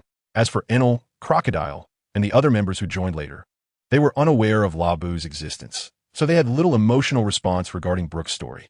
They merely found it astonishing that a skeleton could still be considered alive, as, in a sense, Brooke had achieved a form of immortality. "Greetings, everyone. I am Brooke, the musician of the Rumbar Pirates." Addressing the astonishment of Bonnie and the others, Brooke greeted them with nobility and introduced himself, expressing his gratitude. "Thank you all for taking care of Labu during the events at the Twin Cape. Ho ho." After saying this, Brooke involuntarily chuckled. No need for such formalities. In response to Brooke's gratitude, Bonnie and the others waved their hands, indicating that he need not be so polite. "Well, now that we are acquainted." Once the introductions were complete, Daegu immediately proposed, "Let's discuss the matter regarding Brooke." "Brooke's matter?" Hearing Daegu's words, everyone looked at Brooke in confusion, unsure of what Daegu meant. Although Brooke's skeletal appearance was indeed somewhat eerie, it was not something they could resolve. Even though they had Law, who possessed the Ope no Me ability, it could not regenerate one's cellular structure. Did they expect Law to perform a surgical procedure on Brooke as he would with a ship? Upon considering this, the group's gaze towards Brooke became increasingly peculiar. Their reactions naturally caught Daegu's attention, and he understood that they had misinterpreted the situation. "What are you all thinking?" He quickly scolded, pointing at the ground beneath Brooke's feet. "I am referring to retrieving Brooke's shadow, not whatever nonsense you are imagining." His shadow? With Daegu's reminder, everyone turned their attention to the fact that there was indeed no shadow beneath Brooke. It was worth noting that due to the eerie nature of the Devil's Sea, the ship's lighting was always on, making the Ark Maxim quite bright. Yet, in such conditions, Brooke's shadow was nowhere to be found. Although he was merely a skeleton now, even a strand of hair would cast a shadow, let alone Brooke's large skeletal frame. After grasping the situation, Kuna stepped forward to Daegu and asked, puzzled, "Captain, why does Brooke not have a shadow?" "Well, it's because of Moria," Daegu began to explain. One of the 7 warlords, Moonlight Moria, Crocodile, interjected. "I recall he is the user of the shadow fruit, and has been known to steal other shadows." Indeed, after Crocodile finished speaking, Daegu nodded in agreement, adding, "Brooke's shadow was taken by Moria, which has resulted in Brooke's inability to live in sunlight, thus preventing him from returning to the Twin Cape. Thus, our imminent objective is to reclaim the shadow of Brooke and vanquish Moria." At this juncture, when Daegu spoke, Bonnie seamlessly continued his thought and, gazing at Daegu, smiled and asked, "Isn't that right, Captain?" "Indeed," Daegu replied with a grin, then turned to the rest and commanded, "Prepare yourselves.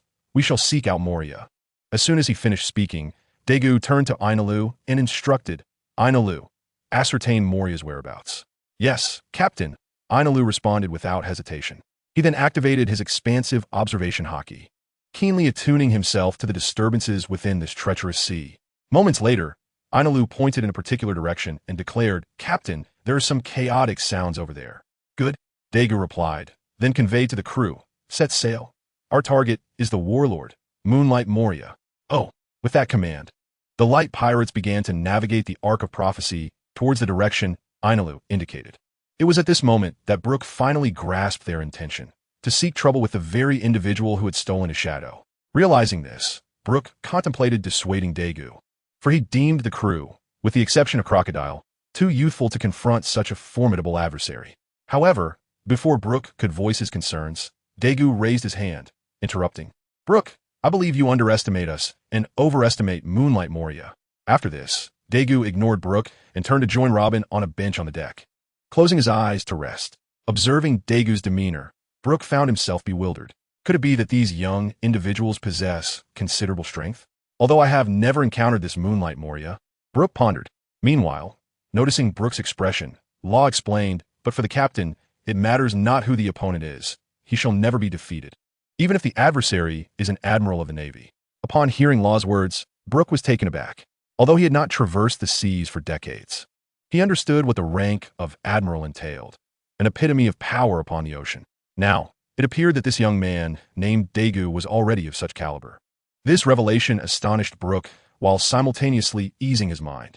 If one of equal strength to an admiral could not reclaim his shadow, he might as well plunge into the sea, for hope would be utterly lost. Having come to this conclusion, Brook also retreated to a nearby chair to sit quietly, awaiting the ship's course towards Moonlight Moria to retrieve his shadow. Chapter 227. The Castaway and Robin's Quirk Within the Treacherous Seas. Aboard the Ark of Prophecy, Beppo suddenly gasped. Gazing ahead. What is it, Beppo? Daegu inquired, while Law followed Beppo's gaze perplexed. What is that? Amused by their reactions, Daegu chuckled. It seems we have arrived at our destination. He then lifted his gaze to see a row of jagged structures resembling teeth obstructing their path. Suddenly, with a resounding noise, the teeth parted, akin to a gaping maw, eagerly awaiting the entrance of Daegu and his crew. Witnessing the spectacle, Bonnie, Yuta, Beppo, and even Law felt a chill run down their spines. Let's proceed, Daegu declared, shaking his head at the fearsome sight. The hosts have invited us. How could we refuse? Afterward, he gestured to Ainalu to steer the ship forward. Understanding the cue, Ainalu summoned a jolt of electricity, propelling the vessel into the cavernous opening. As the ship sailed into the gaping maw, Daegu and his companions finally beheld the scene within, which once again left them in a state of astonishment. For inside the colossal mouth lay an island. At that moment, Brook spoke up to explain, this is the Ghost Island, the terrifying three-masted ship that roams the seas. Daegu added, it is also the stronghold of warlord Moonlight Moria. Moria's stronghold? Upon hearing Daegu's explanation, the crew exchanged glances, and then Ainalu, Law, Hawkins, and Guena leapt from the Ark of Prophecy onto the island. Clearly, they were seeking trouble with Moria. Observing the departing figures, Daegu shook his head in resignation and turned to Crocodile, saying, keep an eye on Guena. Ensure she does not come harm. In response to Daegu's directive, Crocodile, though silent, exhaled a puff of smoke and followed in Guena's footsteps. Satisfied with this, Daegu turned to the others and asked, would any of you care to explore the island? Such a haunted locale was indeed a rarity. No. Beppo promptly shook his head in refusal. If Beppo is not going, then neither will I, Bonnie echoed, declining Daegu's proposition. As for Yuta, seeing Bonnie's refusal, she too shook her head, expressing her disinterest in disembarking. Very well. Noticing the collective reluctance, Daegu, although disappointed, shifted his gaze to Robin and proposed, Robin, shall we take a stroll on the island? Certainly, Robin replied with a nod, following Daegu's lead. Oh, by the way, Daegu suddenly recalled something and turned to Bonnie, saying, although I am not a particularly capable captain, I can certainly protect my crew. Captain? Bonnie, Yuta, and Beppo were all taken aback by Daegu's unexpected declaration, utterly baffled by why he would say such a thing to Bonnie. However, Daegu did not address their confusion. Instead, he extended a hand towards Bonnie and unleashed his ability. Soon after, a fit of coughing abruptly echoed from in front of Daegu, and a figure began to materialize. In that moment, everyone understood to whom Daegu's words were directed. Unbeknownst to them, an intruder had infiltrated their ship. Upon realizing his exposure and feeling Dagu's grip around his throat, the intruder attempted to speak. Goodbye. Yet, before he could utter another word, Dagu interjected with a swift motion, launching him in a perfect arc. With a resounding splash, the figure was flung into the sea. Given the circumstances of his sudden appearance, it was evident he would not resurface. For from a moment he appeared. It was clear to all that he was a devil fruit user, and such individuals are rendered powerless in the sea. Thus, there was no hope for him to rise again. Moreover, any chance of rescue by companions was futile, as his allies were preoccupied with Ainalu and the others on the island. In the heart of the island, thunderous lightning crackled, indicating Ainalu's display of power. To the west of the island, a transparent barrier enveloped an area. Although the onlookers could not discern the specifics, it was evident that Law was engaged in combat with someone. In the east, a formidable magic statue loomed, brandishing a long sword. It was Hawkins. Meanwhile, in the woods ahead of the ship, the sound of trees crashing down accompanied by the occasional soaring slash made it clear to all that this was the handiwork of Gwenah, the instigator of all this chaos. Brooke had already accompanied Gwenah onto the island, wandering within its confines in search of his own shadow. Thus, the figure cast into the sea by Dagu was unlikely to be rescued.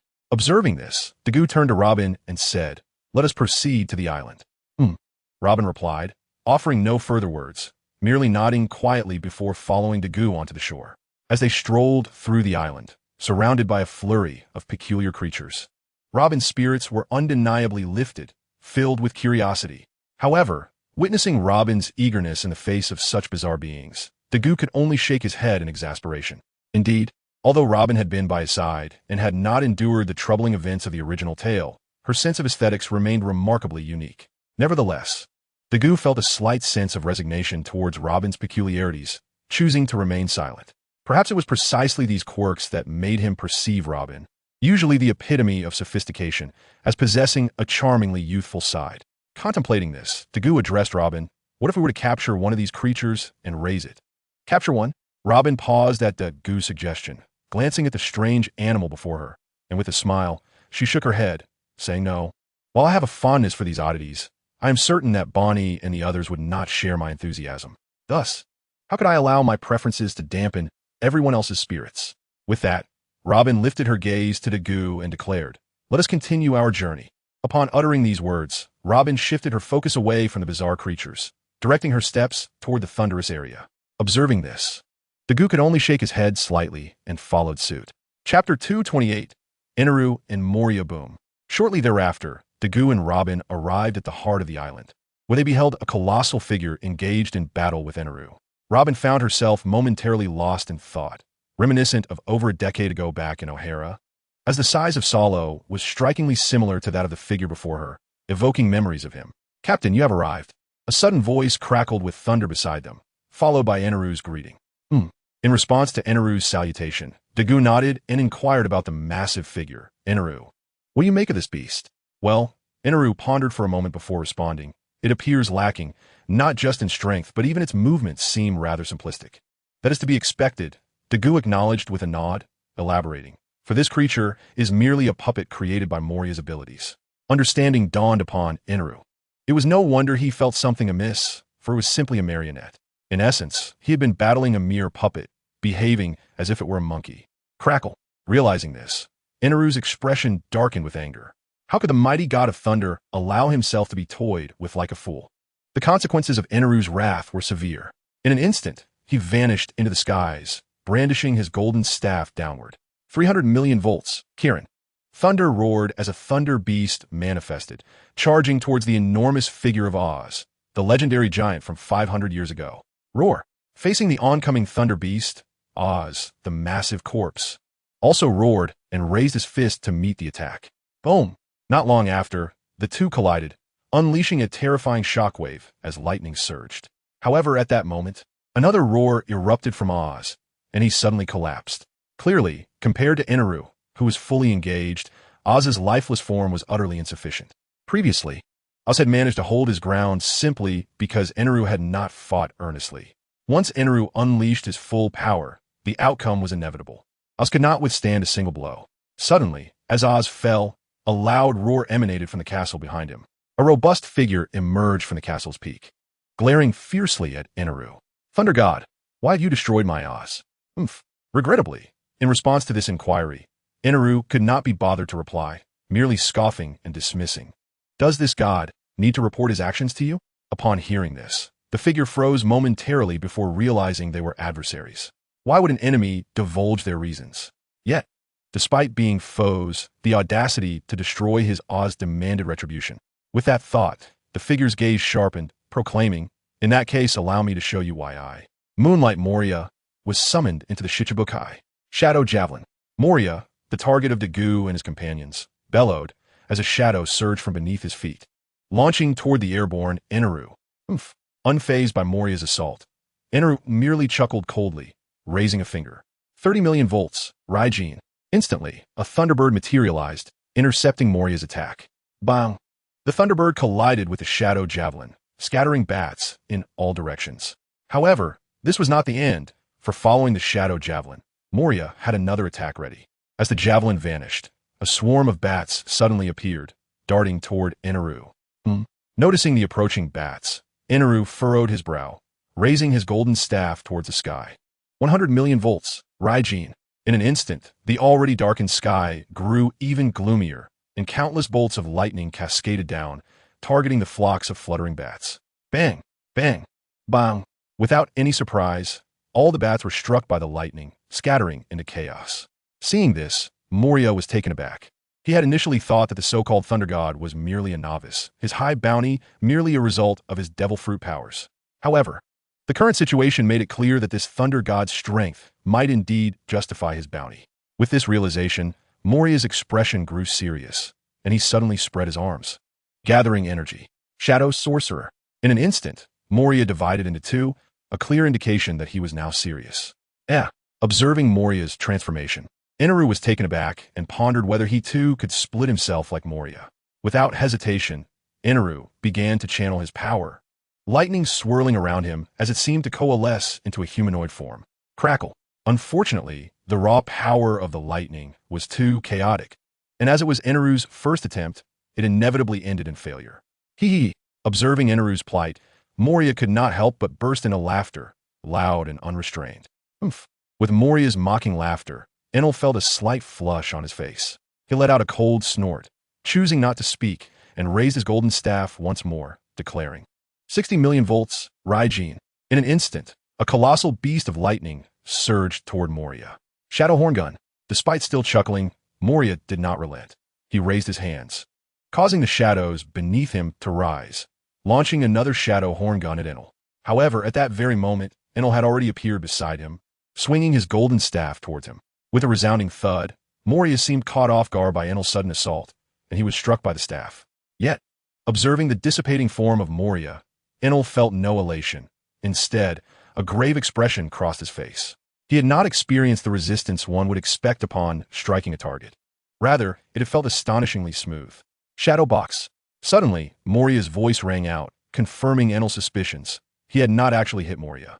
Realizing the encroaching shadows around him, Enel understood he had unwittingly stepped into Moria's trap. Nevertheless, this did not hinder him. As the shadows began to close in, a crackling sound of thunder erupted, and Enel reemerged in midair. Chapter 229. The Change of Swords and Return Cut. As Enel reappeared in the air, Moria, now visible again, uttered a dismissive sound before regaining his composure and launching another attack at Enel. Captain. Simultaneously, Law's voice reached Daegu from a short distance away. When Daegu turned to look, he saw not only Law, but also Crocodile, Hawkins, and Gwena, who had arrived on the island earlier. Even Brook followed closely behind them. Observing the arrival of his comrades, Daegu nodded. He glanced at the long sword in Gwena's hand and asked, Gwena, are you planning to change swords? Taken aback by Daegu's question, Gwena quickly regained her composure. Realizing he was referring to the sword she held, she shook her head and replied, It's not that, Captain. She then presented the black sword, a kushri, which was distinct from her usual blade, explaining, This was given to me by a swordsman elder, who asked me to find a successor. I see. After considering Gwena's explanation, Daegu took a kushri from her and said, Then I believe it would be appropriate to entrust it to Zoro. Zoro? Upon hearing Daegu mention Zoro, Gwena was momentarily startled, but after a brief contemplation, she nodded in agreement. Zoro is indeed a fine choice. Seeing Goena's consent, Daegu continued. In that case, once we handle matters here, I shall return to Isin Dojo to hand it over to Mr. Kantaru, who can then decide if it should be passed to Zoro. That works. Goena nodded in acknowledgement. The group then turned their attention back to the battle above, where the two combatants remained locked in a fierce struggle. One hovered in the sky, occasionally unleashing lightning attacks, while the other, stationed on the castle, adeptly countered each strike as if it were a game. Eventually, unable to endure the nature of this combat any longer, Moria looked up at Enel and beckoned, "Come down." In response, Enel, unperturbed, pointed his golden staff at Moria and retorted, "You come up. Come down. You come up." The playful exchange between the two left Law and the others astonished. It was their first time witnessing such a peculiar form of battle. Moreover, these were not ordinary individuals. One had a bounty of 300 million, while the other was one of the 7 warlords of the sea. Daegu shook his head at the spectacle, having never seen such a situation before. Despite both possessing formidable strength, their unwillingness to step into each other's domain due to positional advantages created an impasse. Enel, the lightning man, held a distinct advantage in the air, while Moria, having set a trap earlier, was acutely aware that he was at a greater advantage on the ground. Moria's abilities largely depended on shadows, which inherently resided below, leading to the current stalemate.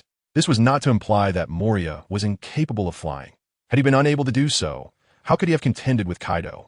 However, even if he did take to the skies, he would ultimately be outmatched by Enel. Thus, Moria opted to refrain from flying, perhaps hoping to catch Enel off guard. Noticing that the two planned to continue this way, Crocodile turned to Daegu and inquired, "Captain, is there any point in continuing this fight?" In light of Crocodile's reminder, Daegu realized that prolonging the battle held little significance. After a moment of contemplation, he turned to Crocodile and said, "Go ahead." With that, Crocodile took a puff from his cigar and stepped out of the group, advancing towards the two combatants. The sound of sand and gravel followed him as the wind swept through the area. By the time Crocodile positioned himself between the two, the battlefield was blanketed in sand. He then looked up at Enel in the sky and calmly stated, "The captain has sent me to conclude this fight." "Oh," Enel replied nonchalantly, gradually descending. "Crocodile?" At that moment, Moria finally noticed Crocodile's presence. He looked at Crocodile with a face full of confusion and asked, "What are you doing here? And what do you mean by the captain? Aren't you one of the warlords of the sea?" In response to Moria's bewilderment, Crocodile chose not to conceal the truth and explained, "As you can see, I have withdrawn from the ranks of the warlords of the sea and joined the light pirates." "Light pirates?" Moria muttered, turning his gaze toward Daegu, who stood at the edge of the battlefield. This man possessed an aura that could command the allegiance of formidable figures like the thunder god Enel and Crocodile. While Moria hesitated, Crocodile pressed on. "So Moria, do you still wish to fight?" Moria fell silent, casting a lingering glance between Crocodile and Enel before shaking his head in resignation. "Very well. There is no point in continuing this." After uttering those words, Moria relinquished his devil fruit powers and approached Daegu, asking, "What brings you here?" "Well," in response to Moria's inquiry, Daegu pondered for a moment, glancing at Brook before replying, "I came for his shadow." "His shadow?" Moria echoed, perplexed, as he turned to Brook and then glanced at the ground, noticing that Brook's shadow had indeed returned. Seeing this, Moria's expression darkened, and he glared at Daegu, saying, "Since he has reclaimed his shadow, do you intend to linger here?"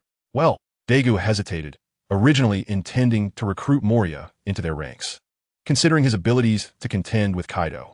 However, after surveying the group, he shook his head and replied, "No, we should be on our way." "Law, Enel, Crocodile, we are leaving." With that, Daegu called to Crocodile and the others before turning to depart. "Yes, Captain." The others, seeing this, said no more and promptly followed Daegu back to the ship, the Fian. Chapter 230, Chioshui and Sualong. The son of the devil, as he gazed at the departing figures of Daegu and his companions, Moria's expression fluctuated between gloom and anger. Following a brief pause, Moria's subordinates had conveyed the news from the island to him. It infuriated him to realize that, despite his subordinates being dealt with by the son of the devil's crew, he was powerless to exact revenge. It echoed the events of over a decade ago when he had battled Kaido, even as his comrades were annihilated. He could only watch helplessly, ultimately retreating in sorrow. Hogback and Absalom, Moria murmured the names of the fallen comrades before turning back towards the castle. Meanwhile, under Daegu's leadership, the group returned to the Thousand Sunny. "Captain." Upon Daegu's return, Bonnie and the others on the ship immediately greeted him. Indeed, Daegu nodded in acknowledgement of their greeting, and then turned to Brook, inquiring, "Now that you have retrieved your shadow, what are your plans? Would you prefer I escort you back to Twin Cape, or do you have other intentions?" "No need." Brook shook his head in response to Daegu's inquiry. "I will manage to return to Twin Cape on my own." Realizing Brook might have misunderstood his offer of transportation as an invitation to sail back, Daegu slightly shook his head. "Brook, it would be quite simple for me to take you back to Twin Cape. It would be merely a matter of an instant." "An instant?" Brook's face reflected astonishment at Daegu's statement, even though he lacked muscular form. "Indeed." Daegu confirmed Brook's confusion with a nod. "My ability pertains to spatial manipulation. Traveling from here to Twin Cape would take but a moment." "Is that so?" Brook fell into contemplation at Daegu's reaffirmation. He hesitated, torn between the desire to reunite with Laboon now and the promise to see him again after a complete journey around the Grand Line. Yet now, he had barely begun his voyage. Noticing Brook's indecision, Daegu refrained from pressuring him and instead addressed the others. "Regardless, let us depart from here." "Aye, Captain." With Daegu's command, the Thousand Sunny once again set sail into the ocean. As the ship ventured beyond the three-masted vessel's range, Daegu turned to asking, "Kuina, will you return?" Kuina paused momentarily at Daegu's unexpected question. Then, after a moment of contemplation, she shook her head. "No." "Very well."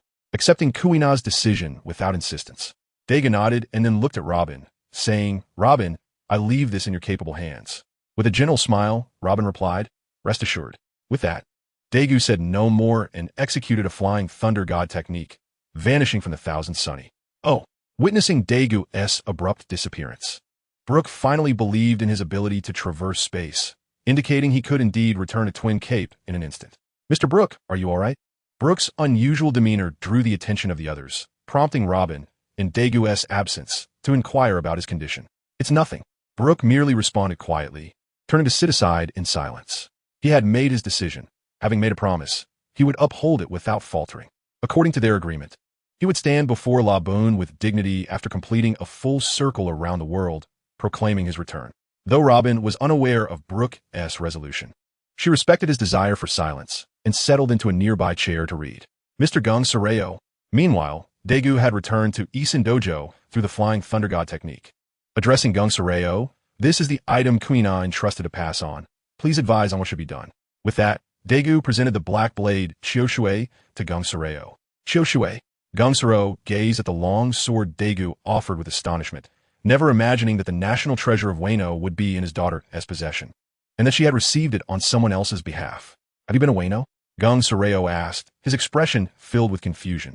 Daegu, understanding Gung Soreo's concern for the sword's significance, explained that they had not been to Wano and that they had acquired Chioshui outside its borders. After hearing Daegu's explanation, Gung Soreo's demeanor darkened as he remarked, "So, you obtained Chioshui from a grave robber?" "Indeed," Daegu affirmed with a nod. He understood Gung Soreo's reaction, as he was a native of Wano, and it was only natural for him to feel discontent over the theft of such a treasured artifact from his homeland. Gung Soreo then regarded Daegu with a complex expression, asking, "So, was Chioshui entrusted to Kuina by that grave robber?" Daegu was taken aback by Gung Soreo's inquiry and quickly shook his head. "Not quite." Rather, he then relayed the information he had regarding the encounter, which aligned closely with the original narrative. During the battle with Kuina, the lingering will of the Dragon Slayer Swordmaster recognized her, subsequently entrusting Chioshui to her. Ultimately, Daegu concluded thus, Chioshui can also be said to be a legacy passed on to Kuina by its original master. "Ah, I see." Gung Soreo's expression softened upon hearing this clarification. He reached out to accept Chioshui, gently caressing its blade as he quietly stated, "If Sualong can meet my expectations, I will bestow Chioshui upon him." At this, Daegu smiled slightly. "I appreciate your assistance, Mr. Gung Soreo." Clearly, Gung Soreo understood the intent behind Daegu's offering of Chioshui, as otherwise he would not have mentioned Sualong's potential. After a brief moment, Gung Soreo lifted his gaze to Daegu, saying, "Now that this matter is settled, it is time for you to return, is it not?" Daegu, recognizing the implicit suggestion to leave, smiled without discontent and activated the Flying Thunder God technique once more to depart from Isin Dojo. With a sigh, Gung Soreo watched the spot where Daegu had vanished before lowering his gaze to Chioshui in his hands. Chapter 231. Carp and Gion Sabedi Archipelago. The terminus of the first half of the Grand Line is also the first establishment Daegu encountered after embarking on his voyage. In a strict sense, Sabaody Archipelago is not an island. It is merely formed by a colossal red tree. At this moment, the Thousand Sunny docked at the location marked as No. 13 along the coast of this archipelago. Brooke, are you departing? Daegu turned to Brooke, who was preparing to disembark. Indeed, Brooke nodded with a smile. I have overstayed my welcome, and it is time for me to take my leave. With that, Brooke surveyed the members of the Light Pirates and bid them farewell. Until we meet again, dear friends. He then leapt off the Thousand Sunny, leaving Daegu silent as he watched Brooke's retreating figure. Glancing at Robin beside him, Daegu contemplated silently. Is he stealing another crew member from Wang Lufei? With this thought, Daegu shook his head slightly and turned to the others, saying, if you wish to wander, feel free. As soon as he finished speaking, Daegu turned to Robin and suggested, Robin, let us pay a visit to our teacher. Without hesitation, Robin nodded in agreement to Dagu's proposal.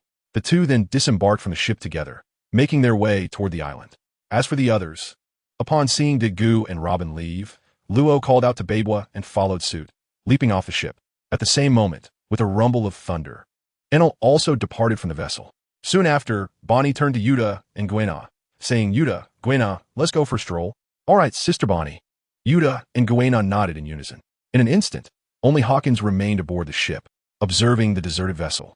Hawkins shook his head in resignation and casually found a chair to sit down, gazing out at the sea. At the red tree number 13, at Shaki's bar, Daegu gently opened the door and greeted, It's been a long time, teacher.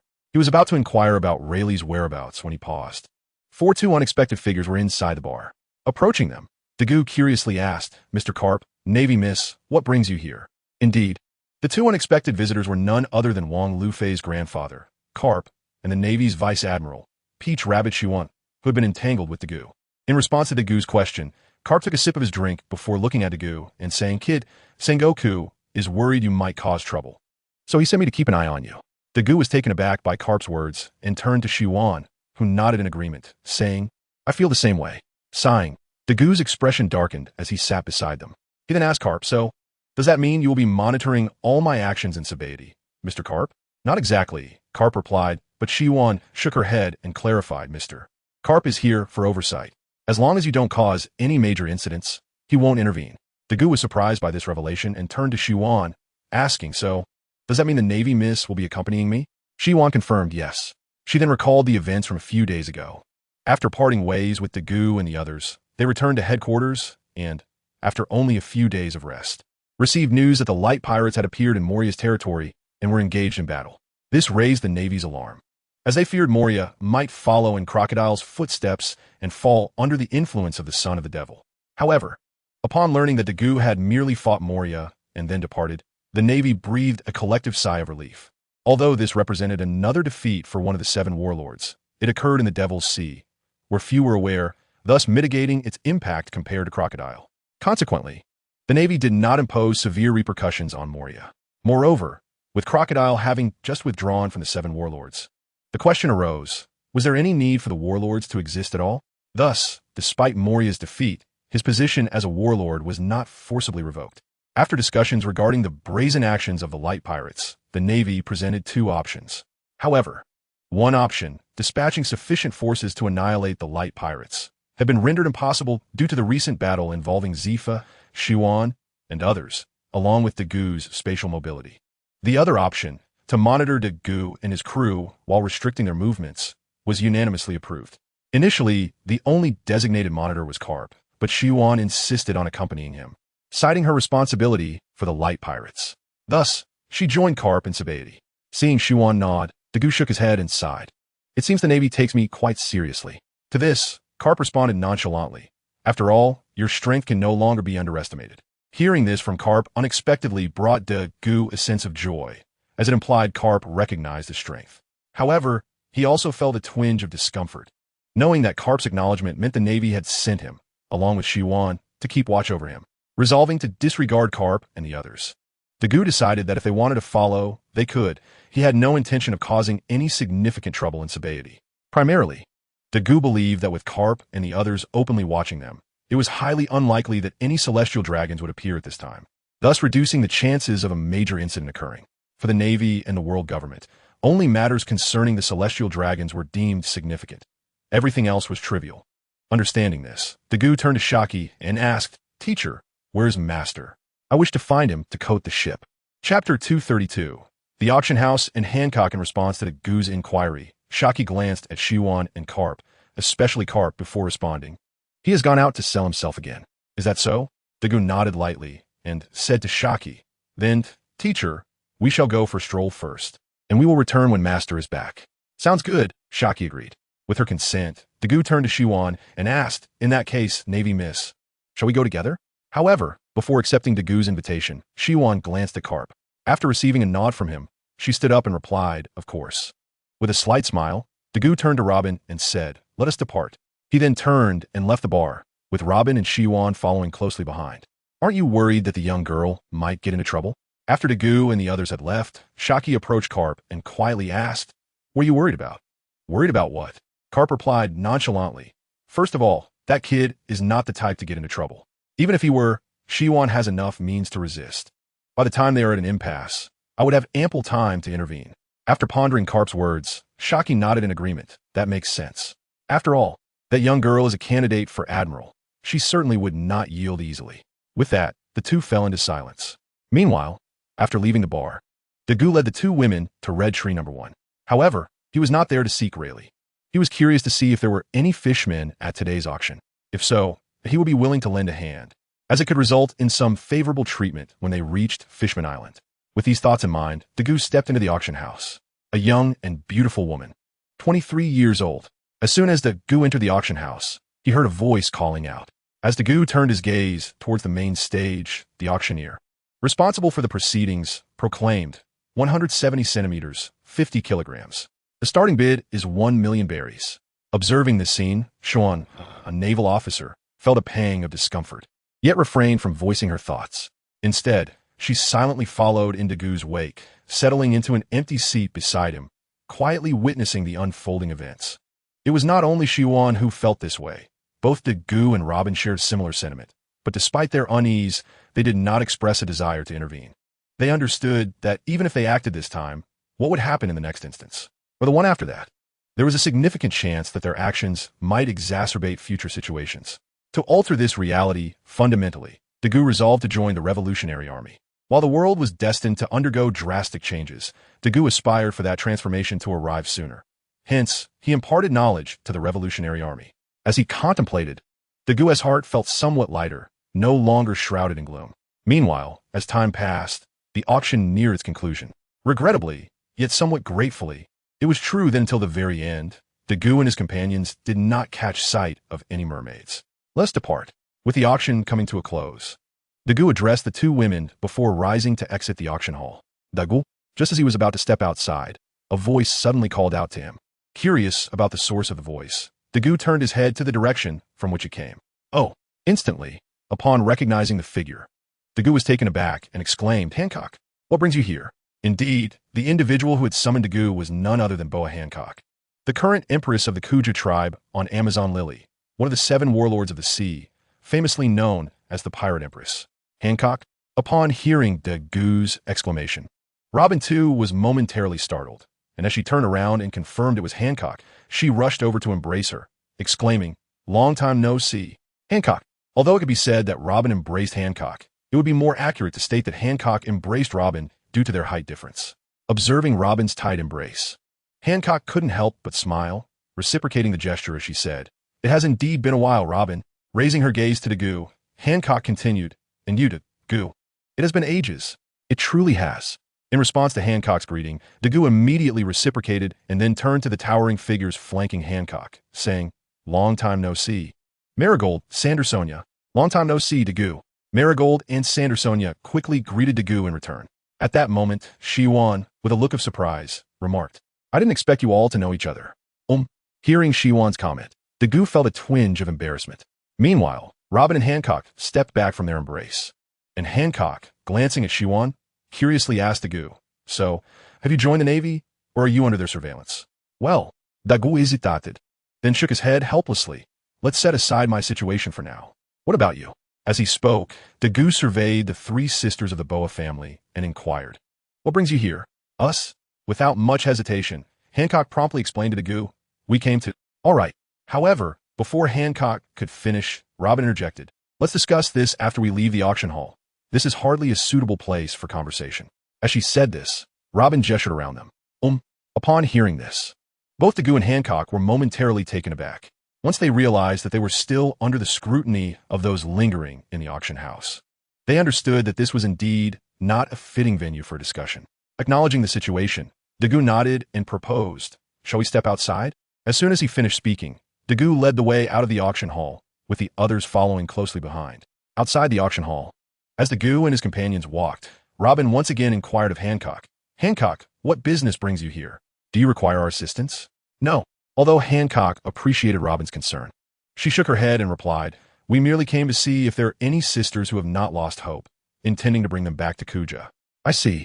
Listening to Hancock's explanation, Robin pondered thoughtfully. It seemed Hancock was there to recruit people for Kuja. Simultaneously, Robin recalled how, back then, Susan would go out and return with even more people. It turned out they were bringing others into Kuja. Indeed, without a fresh influx of blood, Kuja Island would eventually face dire consequences. Contemplating these thoughts, Robin discreetly shook her head. "Kid." Just then, a brazen voice unexpectedly echoed from ahead. The group turned to see they had been surrounded, with a pirate brandishing a sword, pointing it at Dagu. "Our captain has taken an interest in them. You'd better scram if you know what's good for you." The pirate gestured towards Robin and the others. To the pirate's surprise, after his declaration, Dagu did not retort, but instead chuckled softly, stepping closer to Robin and patiently awaiting the unfolding drama. He understood that Hancock was not one to remain indifferent in such situations, let alone Xuan, who was a naval officer. In this scenario, there was no need for him to intervene. They would handle it. As expected, when Hancock and Xuan reacted, they both turned to the pirate and asked, "Your captain has taken an interest in us?"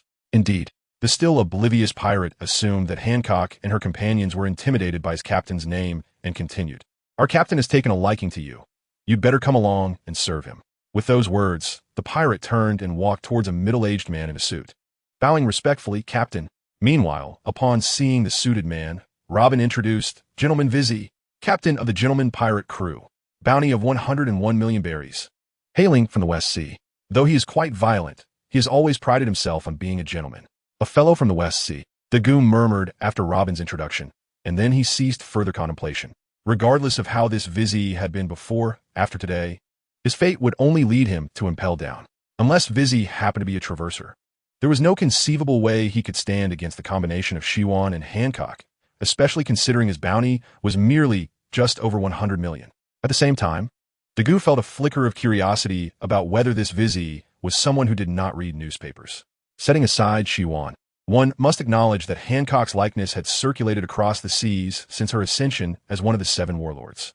In such circumstances, how could Vizzy possibly not recognize Hancock? This thought left Dagu somewhat astonished. In truth, the situation was slightly different from what Dagu assumed. Vizzy had seen Hancock's portrait before, but it was merely a picture and paled in comparison to the real person. Moreover, with Hancock's graceful demeanor and the enchanting influence of her sweet fruit, Vivi found herself momentarily oblivious to the identity of the Shichibukai, such as the perplexity of those involved. After a brief exchange with her subordinates, Vivi stepped forward and courteously invited Ju and Hancock, saying, "My lovely ladies, may I have the honor of inviting you to dinner?" Turning to Robin, she added, "And of course, this esteemed lady, would you also grace us with your presence?" Alas, Vivi's hopes were dashed as Robin merely smiled in silence, her expression one of amusement. Meanwhile, Ju and Hancock's faces darkened considerably. "Shall we compete to see who can take down more foes?" Hancock proposed to Ju. "Very well," Ju replied without hesitation, immediately launching an attack against Vivi. With a swift motion, she delivered a powerful punch, sending Vivi flying. Seeing Ju take the initiative, Hancock felt a flicker of annoyance, but chose to remain silent and redirected her attacks towards others. Sweet, sweet wind. After a gentle kiss upon her lips, she assumed the stance of drawing a bow. A flurry of pink arrows appeared, instantly petrifying an entire group of pirates. Observing this, Ju snorted softly before leaping into action, executing one of the Marines' 6 styles, the Gale Foot, to unleash a wide-ranging assault, thus shifting the tide of battle. Hancock, witnessing Ju's actions, also smirked before turning to engage another group. With a series of rapid kicks, she dispatched another group of pirates beneath her feet. This development caused Ju to furrow her brow, prompting her to rush towards the last remaining pirate. with a dual strike of the Marine S6 styles. The last pirate was swiftly defeated. After surveying their surroundings, the two women simultaneously declared, 100. I have won. Both paused in surprise, having not anticipated a tie. Damn those little ladies, how could you? At that moment, Vivi, who had been knocked aside by Ju, finally regained her footing. Observing her fallen subordinates, she pointed an accusatory finger at the two women, exclaiming, "You dare to harm Lord Vivi's subordinates? This is unforgivable." With a furious roar, Vivi charged at them. However, Ju and Hancock displayed no fear. Instead, they exchanged smiles, thinking, "I have one." In an instant, Ju used the shave technique to appear before Vivi, preparing to deliver another blow. Suddenly, an unseen force struck, causing Vivi to lose consciousness and tumble forward. The sound of air exploding followed, as Ju's punch met only empty space. "I have won," Ju declared triumphantly, eliciting a cheerful laugh from Hancock. "I concede." Ju, feeling momentarily disheartened, quickly composed herself and contacted the Marines of Sabaody through her transponder snail, requesting assistance to handle the situation. Not long after, a contingent of Marines arrived under the leadership of a Marine officer. "Yes." In response to the officer's greeting, Ju nodded silently and directed him to the unconscious members of the gentleman pirate crew, saying, "Take them back." "Yes, Major Peach Rabbit." The officer complied without hesitation but cast a discreet glance at Daigou, inquiring, "Major Peach Rabbit, what about them?"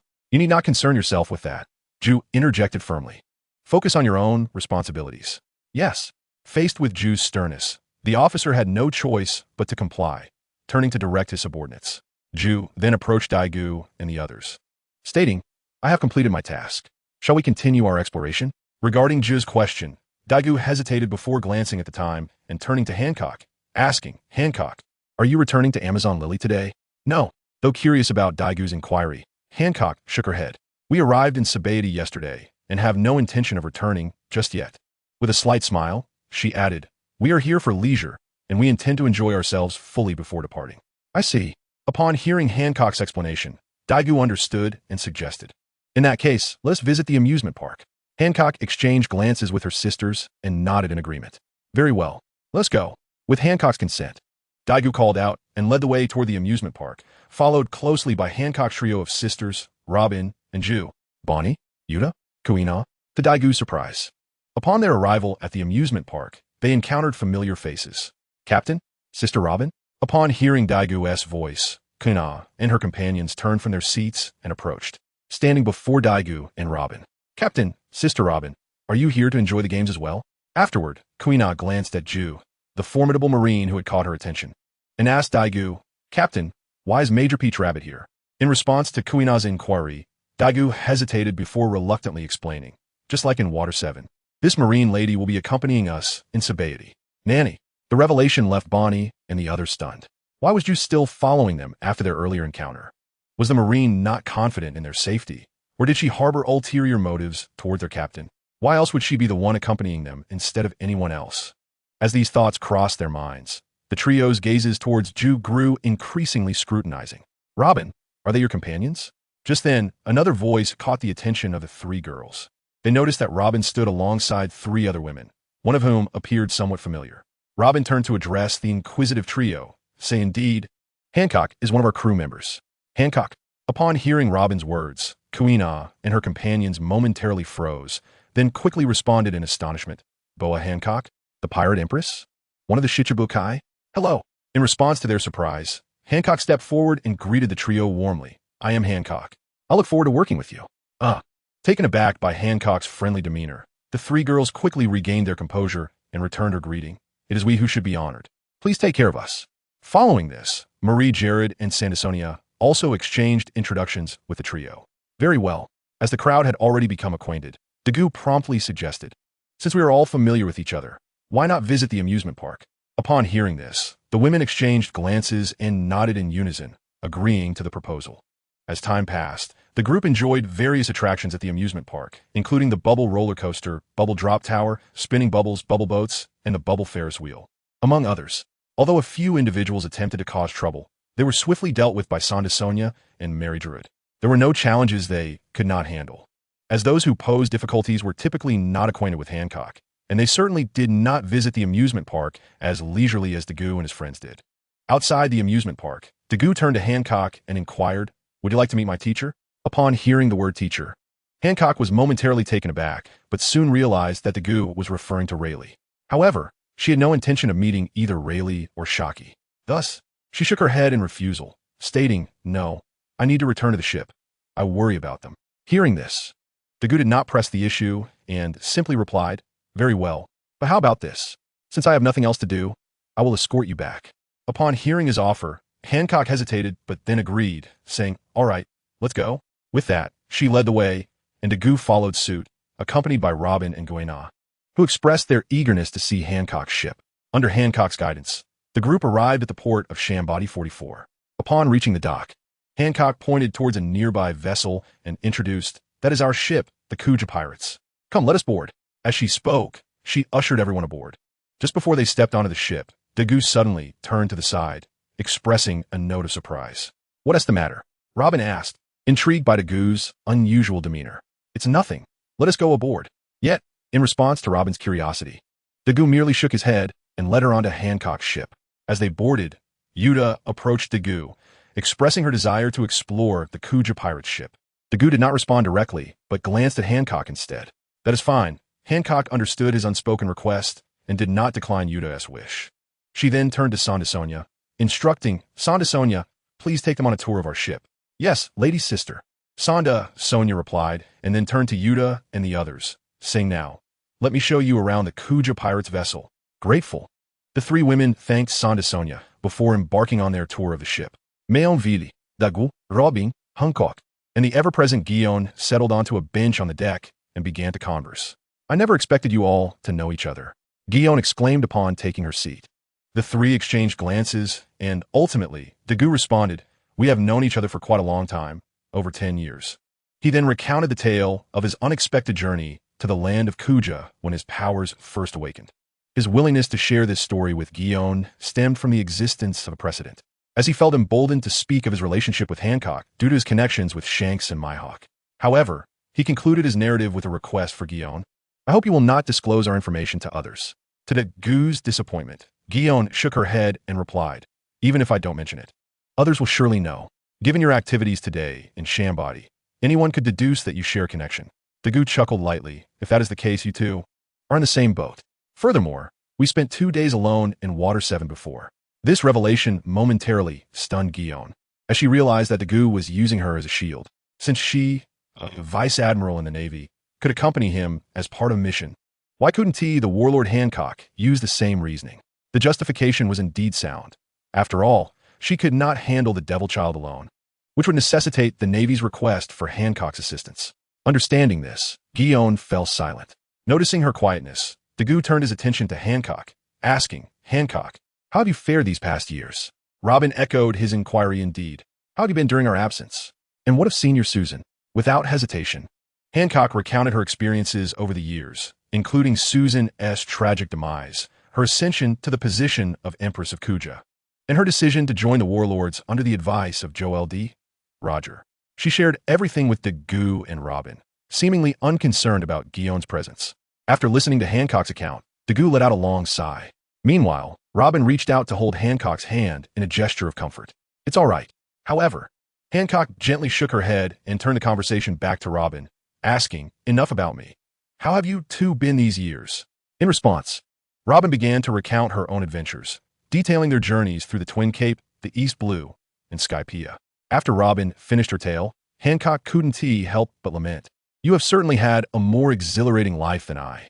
Hearing this, both Robin and Dagu found themselves at a loss for words, unsure of how to respond. At that moment, Yuta's voice rang out. "Captain." Hearing the commotion, Dagu turned to Yuta and her companions, asking, "Have you finished your tour?" "Yes." Yuta nodded lightly, but then hesitated before asking, "Captain, may we stay here for the night?" Dagu was taken aback, glancing at the three women before replying, "That's fine. How about this?" As he spoke, Dagu turned to Robin, suggesting, "Robin, you should also stay here tonight. It has been a while since you and Hancock last met, and you surely have much to discuss." Robin glanced at Hancock before nodding in agreement. "All right." She then looked at Hancock with a smile, asking, "Is that all right with you?" "Of course, it's perfectly fine," Hancock replied without a moment's hesitation. "Then I shall take my leave," Dagu said, bidding farewell to the group before departing from the Kuja pirate's ship. After all, times had changed. He was no longer a child without choices. His ship was just across the island, and under such circumstances, he could hardly justify remaining aboard a vessel filled solely with women. With these thoughts in mind, Dagu had already departed from the ship of Jiushi and approached the individual he had inadvertently noticed earlier. Gazing at the white-haired elder before him, Dagu smiled gently and said, "Master, it has been a long time. I have arrived." Upon hearing Dagu's greeting, the white-haired elder, known to the world as the king of the underworld, was none other than the humble craftsman, Rayleigh. "Old Ray," he replied softly, then slowly turned to face Dagu and inquired, "You just got here today, right?" Acknowledging Rayleigh's not-so-inquisitive question, Dagu nodded and replied, "Indeed. Just in time. For I have just finished work," Rayleigh remarked. Hearing this, he glanced at the nearby vessels before turning back to Dagu and said, "Take me back, will you?" "Of course," Dagu responded. "Flying Thunder God." Thus, under Rayleigh's direction, Dagu placed his hand on his shoulder and immediately activated the Flying Thunder God technique. Returning to Xiaqi's bar. Chapter 236, Royal Level and a Smile. Xiaqi, I am back. Upon entering the bar, Rayleigh greeted Xiaqi. "I see." Xiaqi replied with a nonchalant tone, pouring a glass of liquor at the bar, evidently for Rayleigh. Rayleigh, without pretense, approached the bar and sat down, then turned to Dagu and asked, "Are you planning to venture into the New World?" "Yes, master," Dagu confirmed without hesitation, taking a seat beside him and stating, "This time, I intend to head to the New World." He then added, "For this, I hope you can help me coat my ship." "Coat it, you say?" Rayleigh pondered for a moment before responding. "That is certainly feasible." Upon hearing Rayleigh's agreement, Dagu immediately expressed his gratitude, saying, "Thank you very much, master." "No need for thanks." Rayleigh waved his hand dismissively and continued, "But Dagu, you should know that old coot carp is on the island, right?" "I am aware." Dagu acknowledged, then recounted, "I just arrived today and ran into Mr. Carp here. Moreover, Vice Admiral Peach Rabbit from the Navy is still keeping a close watch on us." In that case, Rayleigh looked at Dagu with a puzzled expression and asked, "Are you confident in your ability to leave?" Hee. Dagu chuckled at Rayleigh's question, explaining, "Master, rest assured. It is not the Navy that is obstructing my departure. In fact, they are quite eager for me to leave." "Oh, is that so?" Rayleigh responded with surprise, having never considered that the Navy's attitude towards Dagu had reached such a point. This level of treatment he had only witnessed with Shiki. Even Whitebeard had not received such privileges. The crux of the matter was that Shiki could fly. His entire pirate crew could fly, which resulted in the Navy's minimal control over him. Now, with Dagu implying that the Navy had placed him on par with Shiki, it could be described, in contemporary terms, as royal level, couldn't it? Rayleigh mused quietly. Hearing Rayleigh's murmurs, Dagu replied, "Close enough." Acknowledging Dagu's affirmation, Rayleigh smiled and said, "Then let me test your achievements." Boom! As his words fell, the Conqueror's haki surged forth, pressing down towards Dagu. In response, Dagu smiled slightly, his gaze sharpening as he released his own Conqueror's haki. Boom! An immense clash of the two haki erupted, producing a silent wave of force. However, just then, a voice interrupted, breaking the collision of their haki, followed by Xiaqi's voice. "Are you two trying to destroy my little bar?" Upon hearing Xiaqi's words, Rayleigh became awkward, while Dagu hurriedly apologized, saying, "I'm sorry, I got a bit carried away, master." He even bowed in apology. Seeing Dagu's demeanor, Xiaqi chose not to dwell on the matter and turned to Rayleigh, stating, "If you wish to spar with your disciple, let him take you to another island tomorrow. It's quite late for such activities, especially in a bar." Hearing Xiaqi's remark, Rayleigh felt even more embarrassed. "Well then, master and mistress, I shall take my leave," Dagu said, sensing Xiaqi's attention had shifted to Rayleigh. He then activated the Flying Thunder God and departed the bar. Little did Dagu know, after his exit, Rayleigh and Xiaqi returned to a state of calm. Rayleigh gazed at the spot where Dagu had vanished and asked softly, "What do you think?" In response to Rayleigh's question, Xiaqi also looked at the place where Dagu had disappeared and replied, "In terms of haki alone, he is sufficient. Not to mention that the lad possesses swordsmanship and the ability of a devil fruit." Sigh. Rayleigh sighed upon hearing Xiaqi's words and remarked, "Truly, the student surpasses the master." After saying this, he picked up his glass and took a drink. Observing Rayleigh indulge in his drink, Xiaqi chose not to add anything further. Meanwhile, aboard the Ark Maxim, Dagu had returned to the deck, feeling puzzled. "Where's everyone?" he inquired, glancing at Hawkins, who was fiddling with tarot cards. In response to Dagu's question, Hawkins slowly raised his head and replied, "Luo and Beepo have already returned to their quarters, but Crocodile, Enel, and Bonnie have not come back." Oh, it seems Bonnie and the others won't be returning today, Dagu said casually, then pondered. But what are Enel and Crocodile up to? Contemplating this, the Dagu told Hawkins, I will go check on the situation. With that, the Dagu activated the Flying Thunder God and left the Arc Maxim. Seeing this, Hawkins shook his head slightly and stood up to return to his room. On the other side, after sensing the Flying Thunder God mark on Enel, Dagu was somewhat surprised. He had not anticipated that Enel had such a penchant. Amidst the raucous noise surrounding him, Dagu shook his head in resignation, never expecting Enel would accompany Crocodile to a casino. Indeed, Enel was with Crocodile, and they were in a casino, but what truly astonished Dagu was the person Crocodile was gambling against. A man with short black hair and a goatee, wearing a light purple kimono and a black-purple obi, leaned on a cane with his right hand. However, Dagu recognized that this was no ordinary cane. It was a sword disguised as a cane, known as a cane sword. Given these features, Dagu confirmed the identity of the person before him. Tenghu Yi Xiao. No, at this moment, he should not be referred to as Tenghu Yi Xiao, but simply Yi Xiao, for he was not yet the Navy admiral who would rise through the ranks 2 years later due to the world recruitment. At present, he was merely Yi Xiao, a samurai who had departed from Wano country. Chapter 237. A gamble without gambling, and Yi Xiao joining the crew after taking a moment to calm his emotions while observing Yi Xiao across from him. Dagu turned to Enel and asked, Enel, what is the situation here? Why is Crocodile gambling with others? Well, in response to Dagu's inquiry, Enel pondered for a moment before shaking his head. I don't know either. Seeing Enel's reaction, Dagu had initially believed he would understand what was happening, but was met with a simple, I don't know. Sighing in resignation, Dagu silently observed the situation between Crocodile and Yi Xiao. Before them, the chips of both players were nearly equal, indicating that they remained tied. Dagu, taken aback, exclaimed in surprise. His unexpected remark caught the attention of Crocodile, who turned to him and said, Captain, you've arrived. Rising to his feet, Crocodile addressed the casino staff, instructing them to exchange his chips as he intended to leave. Upon hearing Crocodile's declaration, the staff hesitated, glancing at Yi Xiao, who was his opponent, as though seeking his approval. However, he quickly realized that Yi Xiao appeared oblivious to the situation. Approaching Yi Xiao, the staff inquired, Sir, your opponent wishes to depart. What do you think? Yi Xiao hesitated momentarily before responding with a downcast expression. Although I'm somewhat disheartened by his departure, I have no objections. With Yi Xiao's consent, the staff promptly turned to Crocodile, saying, In that case, please wait a moment while I fetch your cash. The staff swiftly gathered all of Crocodile's chips and left to exchange them for cash. Meanwhile, Yi Xiao, seemingly unsatisfied, addressed the surrounding crowd. Are there any gentlemen willing to engage in another round with me? Disappointingly, for Yi Xiao, no one responded to his invitation. They were simply too intimidated. Indeed, they were afraid. Despite Yi Xiao's blindness, his extraordinary luck often led to remarkable successes, nearly always hitting the mark. It could be said that Crocodile's ability to remain even with him was largely due to his extensive experience. Otherwise, he would not have managed to achieve such a stalemate. Thus, following Crocodile's announcement of his exit, no one dared to challenge Yi Xiao. Although they could deceive him with counts, they were unable to bring themselves to do so. The casino was not without its influence. A powerful figure stood behind it. Therefore, they refrained from foolishness, understanding that a single misstep could lead to financial ruin. In such circumstances, who would dare to challenge a man with such extraordinary luck? Sighing at the lack of response, Yi Xiao realized that his desire for another match could not be fulfilled. He stood up with a slight sigh. However, at that moment, Dagu raised the corners of his mouth and called out to him. Upon hearing Dagu's sudden voice, Yi Xiao turned with a puzzled expression, inquiring, Young man, do you wish to battle me? Indeed, Dagu replied with a light chuckle. I seek to challenge the elder, but in a wagerless wager.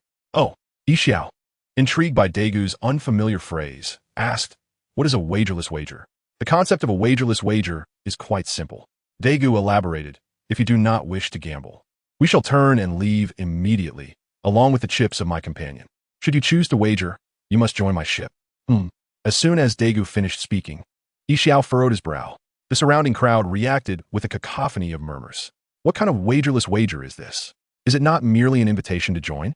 However, some in the crowd appeared to have an epiphany, their eyes gleaming with understanding. Young man, Yi Xiao lifted his head, his pale eyes fixed on Dagu, saying, Your wagerless wager is indeed intriguing, yet I am curious about what you offer as stakes. Stakes? Dagu pondered for a moment, then looked at Yi Xiao with a gentle smile, saying what the elder desires. Xiao was taken aback by Dagu's response and asked, "Is that so? You know what I seek?" This time, Dagu's demeanor shifted from playful to serious as he replied calmly, "What is justice?" At this declaration, Xiao's body trembled in surprise. Astonishment etched across his face.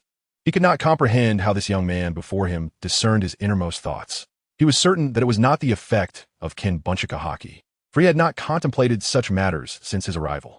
Under these conditions, even if the young man possessed the ability to read minds, he could not possibly know Xiao's true intentions, especially since Xiao himself was still uncertain and wavering. Why? Unable to fathom this, Xiao immediately posed the question. However, to his disappointment, Dagu did not provide a direct answer, instead asking once more, "So, Elder, do you wish to wager?" Hearing Dagu inquire again, Xiao fell silent for a moment before suddenly drawing a knife from his cane and striking at Dagu. Boom! As Xiao moved, the gravity surrounding Dagu intensified several-fold, causing him to sink slightly.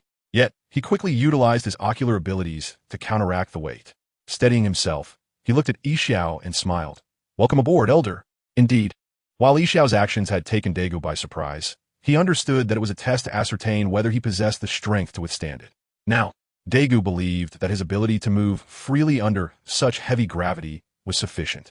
Just as Dagu anticipated, Xiao's sudden attack was merely to gauge his capabilities. Although Dagu's action seemed somewhat opportunistic, he had indeed managed to withstand Xiao's assault with ease. With this realization, Xiao slowly retracted his weapon and stepped forward, saying, "I look forward to our future collaboration." Captain, Chapter 238, The Vice Captain and the Admiral in the Blink of an Eye. Day turned to night. "Captain, we have returned." Early in the morning, Yuta's voice echoed from below the ship. Hearing the commotion, Dagu approached the ship's edge and looked down to see Yuta, Robin, and even Hancock joining them. Before long, as the group boarded the deck, Dagu greeted them. "Hancock, Miss Navy, welcome." As soon as he finished speaking, Dagu turned to Hancock and asked, "By the way, where are Santa Sonia and the others?" In response, Hancock softly replied, "They took the others out to have some fun." "I see." After hearing Hancock's explanation, Dagu nodded and then turned to introduce Xiao, who had only joined the ship yesterday, saying, "This is Mr. Xiao. He will also be our companion from now on." "Mr. Xiao?" Following Dagu's gaze, the group turned to Xiao, who was quietly sipping tea. Noticing the scars on his face, they couldn't help but wonder what made Xiao so special that Dagu invited him aboard. Curiosity aside, they approached Xiao and introduced themselves one by one. "Hello, Mr. Xiao. I am Bonnie, the cook on board. Just let me know what you wish to eat." "This is Bonnie, our cook." "Mr. Xiao, greetings. This is Guena." "Mr. Xiao, it is a pleasure to meet you. I look forward to your guidance." "This is Robin." "Hello there. Xiao Dashu, I am Wuda. In the future, feel free to let me know what songs you wish to hear, and I assure you they will bring you joy." "This is the singer Wuda." Upon receiving greetings from the crowd, Xiao responded with a smile, expressing his delight in accompanying everyone. As soon as he spoke, Xiao stood up and formally introduced himself, saying, "I am Xiao. Although I am unable to see, I can still contribute in ways within my capacity. I hope for your continued support." After this, he bowed slightly to the crowd. "Where did you find him?" At that moment, upon noticing the addition of a new member to the Lumiere Pirates after a night of absence, Ji Yuan could not help but inquire of Dagu. "Well, it was just yesterday." Dagu, without reservation, explained to Ji Yuan, "After we parted ways last night, I originally intended to seek out Crocodile and the others. I then saw Mystery Xiao playing dice with Crocodile and subsequently invited him to join us." "Is it really that simple?" Ji Yuan's expression reflected skepticism. Given her understanding of Dagu, she found it hard to believe that he would extend an invitation so effortlessly. It must be that Xiao possessed some extraordinary quality that compelled Dagu to invite him upon their first meeting. Contemplating this, Ji Yuan turned to Dagu to voice her thoughts. "Well, let's put it this way. You cannot defeat him." "Huh?" Upon hearing Dagu claim she could not best the blind Xiao, Ji Yuan's initial reaction was disbelief. However, she soon furrowed her brows, realizing that Dagu had no reason to deceive her. Thus, even if she remained unconvinced, she had to consider the possibility that she truly could not overcome the one named Xiao. She then pondered another question. If she could not defeat him, did that imply Xiao possessed the strength of an admiral? After all, Dagu was well aware of her current identity, status, and strength. The only ones she could not contend with were figures of the highest caliber. With this thought, Ji Yuan's brow furrowed tightly, and she ceased monitoring Dagu and the others, turning to depart from the arc of the proverb, making her way towards the Navy base. This was not an abandonment of her post. Rather, She felt the emergence of another admiral-level figure was of greater importance than continuing to surveil Daegu. However, not all understood Ji Yuan's reasoning. Upon witnessing her departure, Hancock turned to Daegu and asked, "What is wrong with her?" "Nothing much.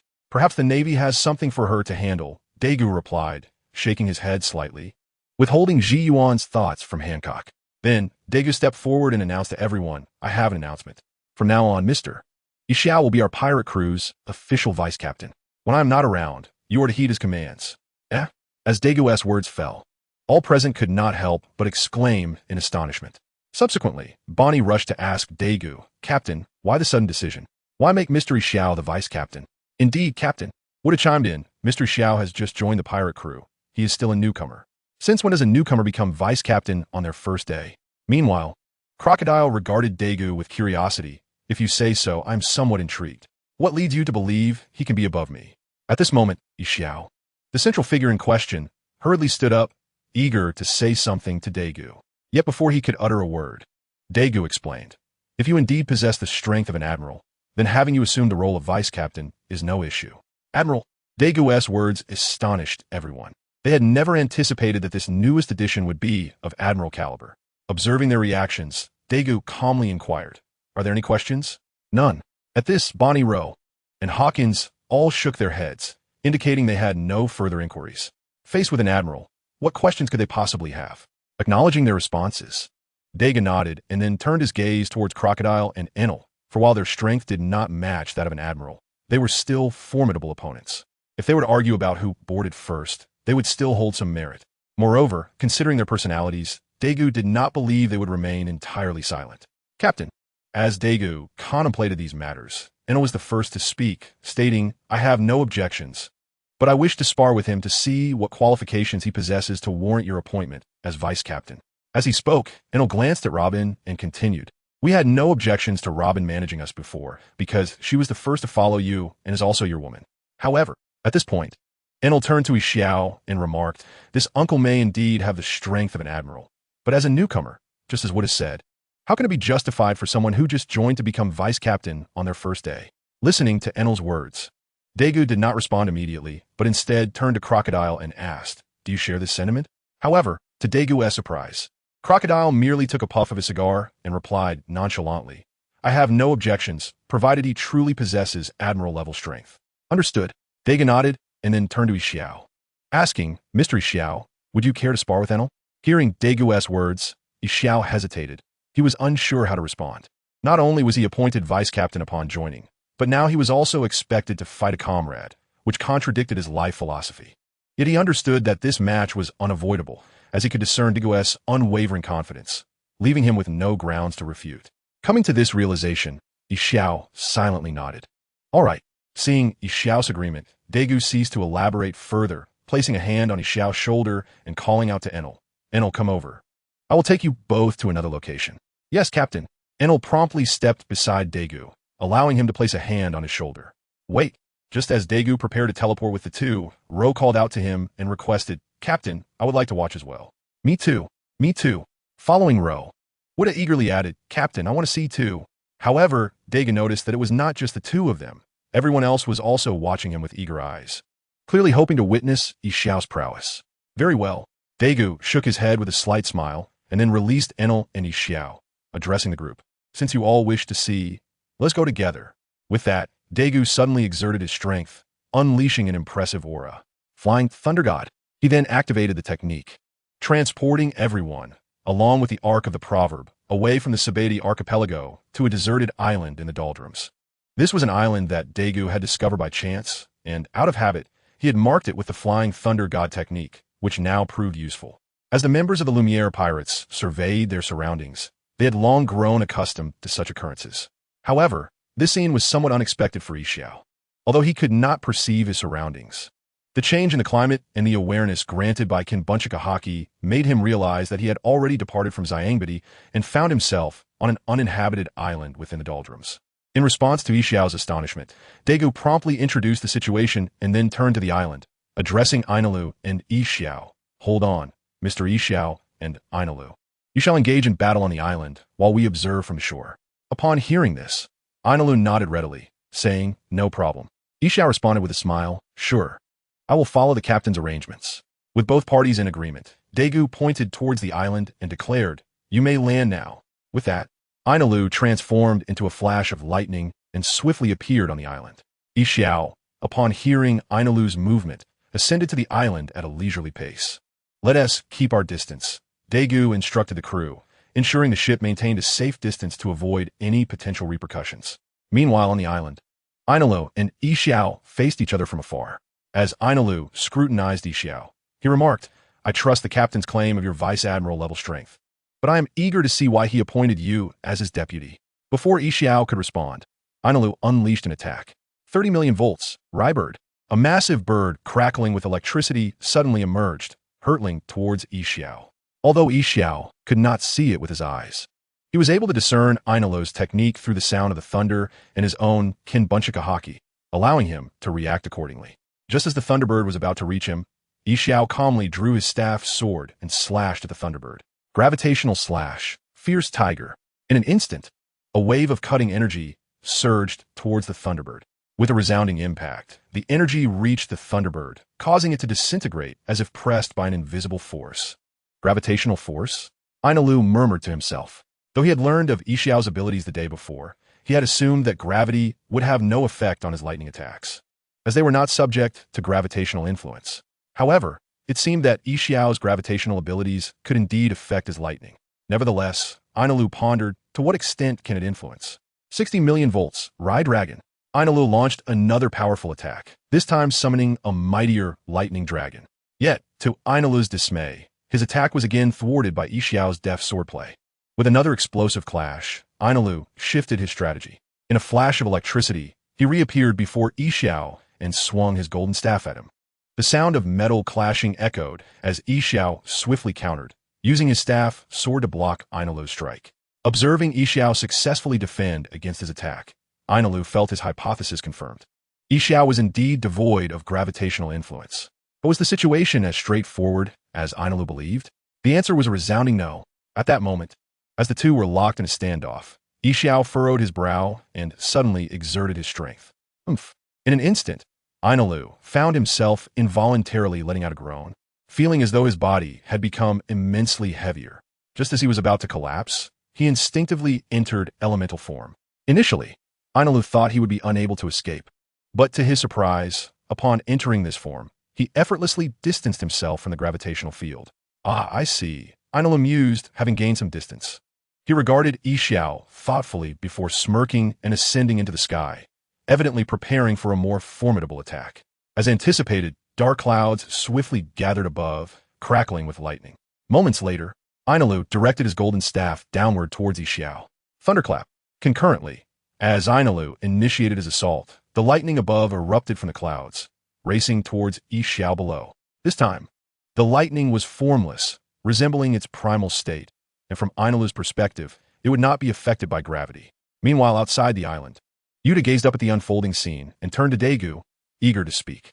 "No need to worry," Daegu interjected before Yuta could voice his concerns. "They are not so easily troubled, especially with me here." "Very well," Yuta responded, nodding in understanding, reassured by Daegu's presence. However, unlike Yuta, who was unconcerned about strength, Hawkins and Guena wore expressions of deep concern. Their ambitions drove them to enhance their powers, unlike Yuta, who was indifferent. Guena aspired to become a formidable swordswoman capable of impressing Yang Shirlang, while Rose sought revenge for Rosinante by defeating Doflamingo, necessitating an increase in his strength.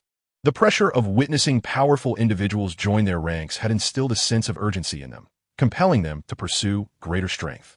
Initially, they were not particularly desperate for power, but with the arrival of formidable figures such as Ainalu and Crocodile, their urgency intensified. Yixiao's recent appointment as vice captain further escalated this urgency. Thus, they watched Ainalu and Yixiao's battle with a mixture of tension and seriousness. Observing their expressions, Daegu shook his head slightly, but chose not to comment, turning his attention back to the battle. The situation had evolved. Ainalu intermittently unleashed bolts of lightning, while Yixiao countered each with his own cutting energy. However, perhaps growing frustrated, Yixiao furrowed his brow and raised his staff sword, launching an enigmatic wave of energy towards the sky. What is he doing? Ainalu wondered, perplexed by Yixiao's actions.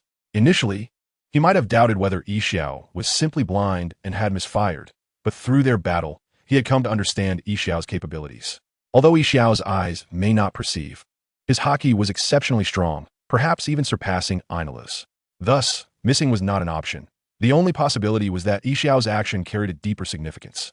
As this realization dawned on him, Ainulu's expression turned grave, and he became alert. Suddenly, he exclaimed in surprise, raising his gaze to the higher skies, sensing movement above. As he lifted his head, he was immediately struck with astonishment, for a meteorite, sparkling with fire, was plummeting directly above him. However, after the initial shock, Ainulu understood that this was not the time for surprise, but rather a moment to devise a solution. Pondering for a moment, Ainulu turned away from Yixiao and faced the meteorite head-on. Raising his right hand, he unleashed his power. 300 million volts of Kirin. Soon, with a flick of Ainulu's golden staff, the clouds above began to gather, ultimately forming a colossal lightning beast that surged towards the descending meteorite. Boom! There was no sound of an explosion. The moment the lightning beast made contact with the meteorite, a terrifying detonation ensued. Although the explosion occurred high in the sky, the resulting shockwave was immense, causing not only the island below to tremble, but also the nearby ship, the Fangzhou Zhenyan, to sway. However, the real source of astonishment for Hawkins and the others aboard the ship was that, even after the explosion, the presence of meteorites still lingered in the sky. "Captain, look!" Bepo exclaimed, gazing in awe at the spectacle above and reaching out to ask Daegu something, yet finding himself too overwhelmed to articulate his thoughts. Noticing Bepo's speechlessness, Daegu did not elaborate further and simply advised, "Watch closely. This is the true pinnacle of power upon these seas." As his words echoed, Daegu resumed observing the situation on the island. Others, including Bepo, quietly returned their attention to the skies above the island. Underneath the meteorites, Ainulu was drenched in cold sweat. Initially believing there was only one meteorite, he soon realized that there were not just one, but 8 more. Counting them, there were a total of 9. His countenance grew increasingly grim as Ainulu faced the impending disaster. Though he could elementalize, he feared that if all 9 meteorites struck simultaneously, even his elementalization would not suffice, and there was a significant chance he would be lost to this world. With a determined resolve, Ainulu began to act. In the previously calm skies, dark clouds commenced to gather, and lightning danced within them. 1 billion volts of annihilation. Shortly thereafter, with a thunderous roar, all the clouds converged, forming a rapidly spinning disk of energy. The lightning, akin to blades, intertwined along the outer edge of the disk, creating an impression that it could tear apart the very fabric of space. Go! With a sweep of his golden staff, the lightning disk surged forth, colliding with the meteorites summoned by Yixiao. Truly, Ainulu's full-strength annihilation was a sight to behold. What had seemed like a hopeless situation transformed as the disk spun, causing the meteorites to dissipate silently one by one. However, with each meteorite obliterated, the lightning disk shrank in size. Eventually, when the 7th meteorite was eradicated, the disk had exhausted all its energy and vanished. Gazing at the lone remaining meteorite, Ainulu wished to act, yet found himself powerless. His body could no longer maintain its aerial stance and began to descend slowly. Clearly, the previous move, the lightning disk of annihilation, had drained Ainulu of all his strength, leaving him without any means of resistance. Chapter 241. Victory and Return. Seeing this predicament, Daegu furrowed his brow and promptly utilized Tianshili to swap places with a fragment of stone in the air, his gaze sharpening. Choshinlua Tianjing. The power of the Renegade's heavenly path was instantaneously unleashed, propelling Ainulu's remaining meteorite far away. It then descended gently to land beside Ainulu. Observing Ainulu, who was half kneeling on the ground, Daegu remained silent, simply placing his hand on Ainulu and employing the abilities of the sage body to commence healing. After a brief moment, Daegu ceased his actions and calmly addressed Ainulu. "You have overexerted yourself." "I apologize, Captain," Ainulu began, wishing to respond to Daegu's admonishment. Enough. However, before he could finish, Daegu raised his hand to halt him, saying, "No need for further words. Just be more cautious next time." With that, Daegu turned and walked towards Yixiao. Sighing as he watched Daegu depart, Ainulu slowly rose to his feet. "Mr. Yixiao, how are you feeling?" Daegu inquired of Yixiao regarding his battle with Ainulu. Soru. Captain.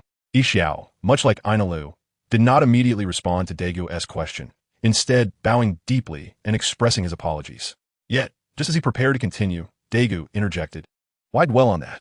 Inola challenged you, and nothing significant occurred. Captain. Just then, Yuta's voice chimed in from the side.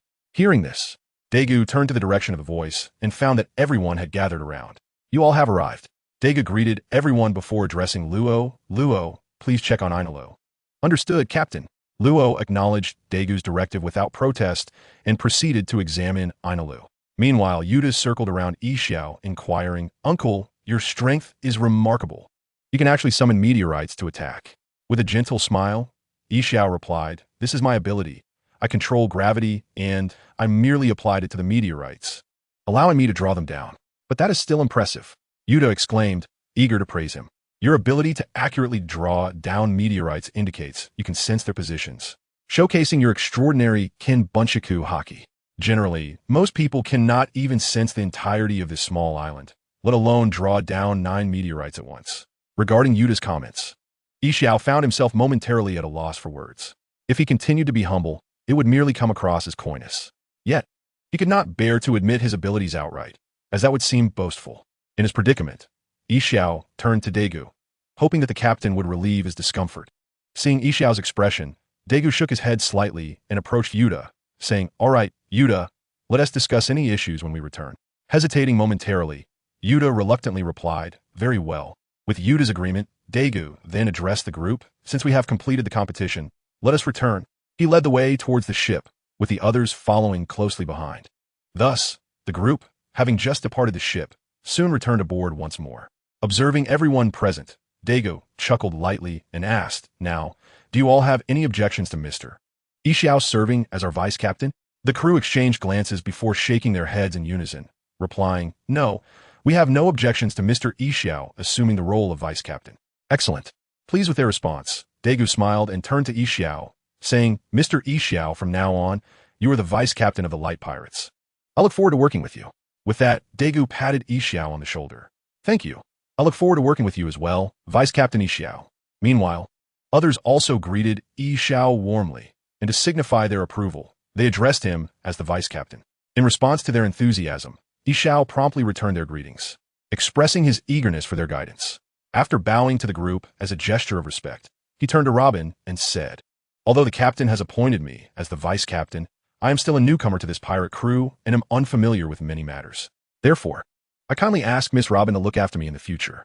Mr. Yixiao is too modest, Robin replied with a smile, slightly surprised by his demeanor. In truth, there is not much to manage on a daily basis. I was merely acting as the vice captain before you, but to be honest, I hardly did anything, as everyone pursued their own interests. Therefore, strictly speaking, there are no rigid hierarchies within our pirate crew. We are all equal. Upon hearing Robin's words, Yixiao pondered. He had previously assumed that this pirate crew was like others, with distinct social stratifications. However, he realized that aside from Daegu, their captain who naturally held a higher position, even the vice captain's role seemed rather unremarkable. Although Robin had merely been an acting vice captain, her status as the first crewmate to follow Daegu, and as his partner was something Yixiao could not compare to. Yet despite this, it appeared that everyone was treated similarly. Indeed, at that moment, Yuta approached Yixiao once more, smiling, So uncle, there is no need for you to feel nervous or to do anything special. We will take good care of ourselves. Hearing Yuta's words, Yixiao had nothing further to say and merely nodded in acknowledgement. Yes, I understand. Well then, we should be heading back. Seeing that everyone had no objections, Daegu turned to the group and instructed, Please take your seats. Yes, Captain. With Daegu's command, everyone complied, ceasing their conversations and standing still to avoid any mishaps. Once everyone was in position, Daegu wasted no time and utilized the Flying Thunder God technique, transporting both himself and the ship back to Sabaody. Chapter 242. Coding and Combat in the Coastal Area of the 13th Red Tree of Sabaody. The ship, the Poneglyph, appeared silently. On the deck, Hancock, having returned to Sabaody, turned to Daegu and said, I will be taking my leave now, before directly disembarking and heading towards the location of the Kuja pirates. Although Hancock wished to linger longer to chat with Robin and Daegu, they were no longer children. The Kuja pirates needed her, and she could not be away for too long. Thus, Hancock chose not to delay further. Moreover, Daegu and the others had just confirmed the vice captain position and surely had matters to attend to. If she stayed now, it would only hinder them. Watching Hancock depart, Daegu turned to the others and said, "All right, we should also take our leave." "Where are we going, Captain?" Beppo asked, a hint of confusion in his voice, wondering if they were indeed leaving Sabaody. Daegu smiled slightly at Beppo's query. "We're going to meet someone. Let us go." With that, Daegu was the first to leave the ship.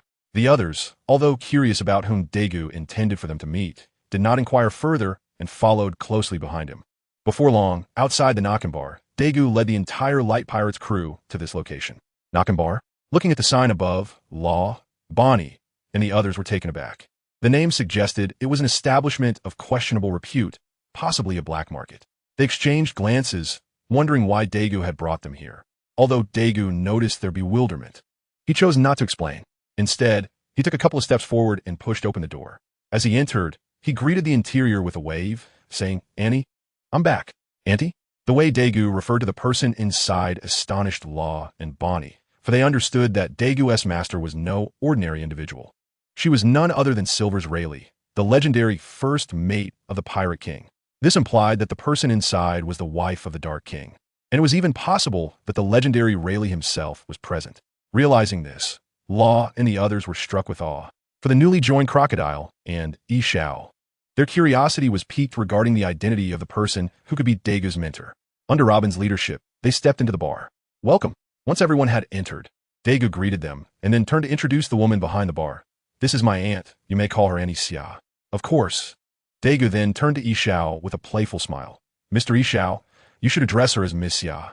Following that, Daegu gestured toward the man sitting in front of him. "This is my teacher, Rayleigh. You may call him Uncle Rayleigh or Senior Rayleigh." "Rayleigh?" "The Dark King Rayleigh." Initially, when Daegu introduced Aunt Xia, the group had not reacted much. However, upon hearing Rayleigh's name, everyone, including Crocodile, looked on in astonishment. "Greetings." Despite their surprise, Rayleigh merely raised his glass in acknowledgement. He then turned to Daegu, who was seated beside him, and remarked, "Not bad. Your companions are quite impressive." "Thank you, teacher."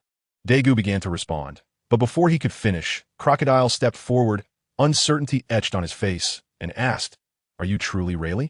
The Dark King Rayleigh? The first mate of the Pirate King?" "Indeed."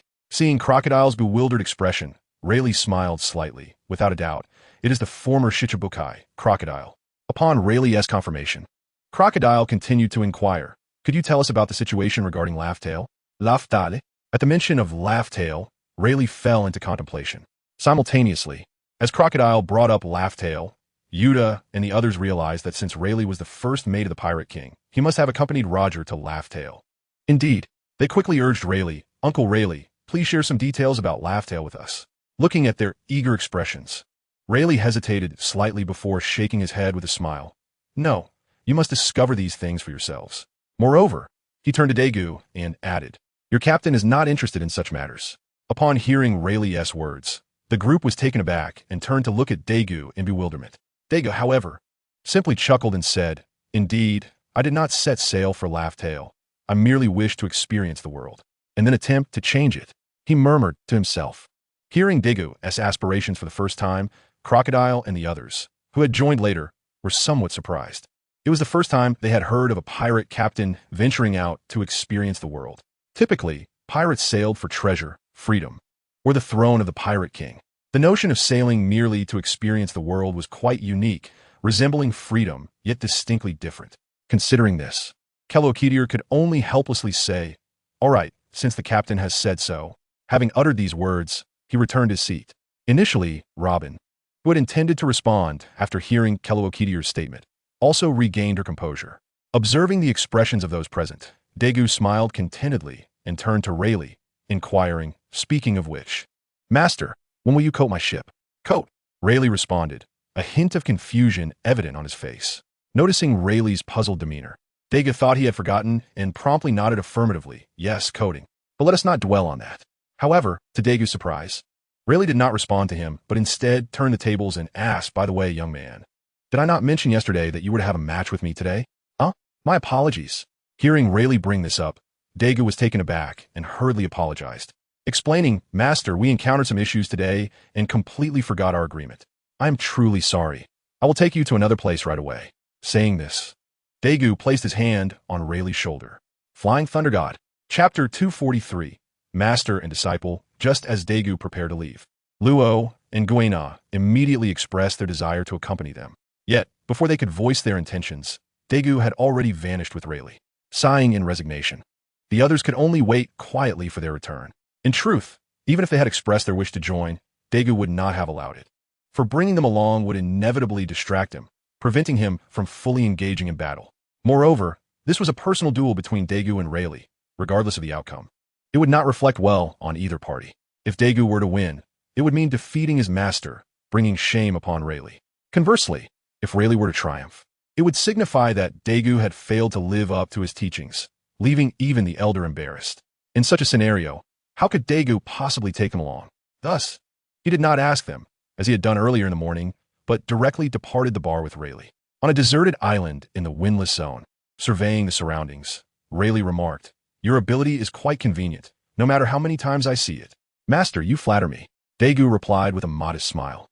"This ability merely facilitates travel. It is nothing extraordinary." "You."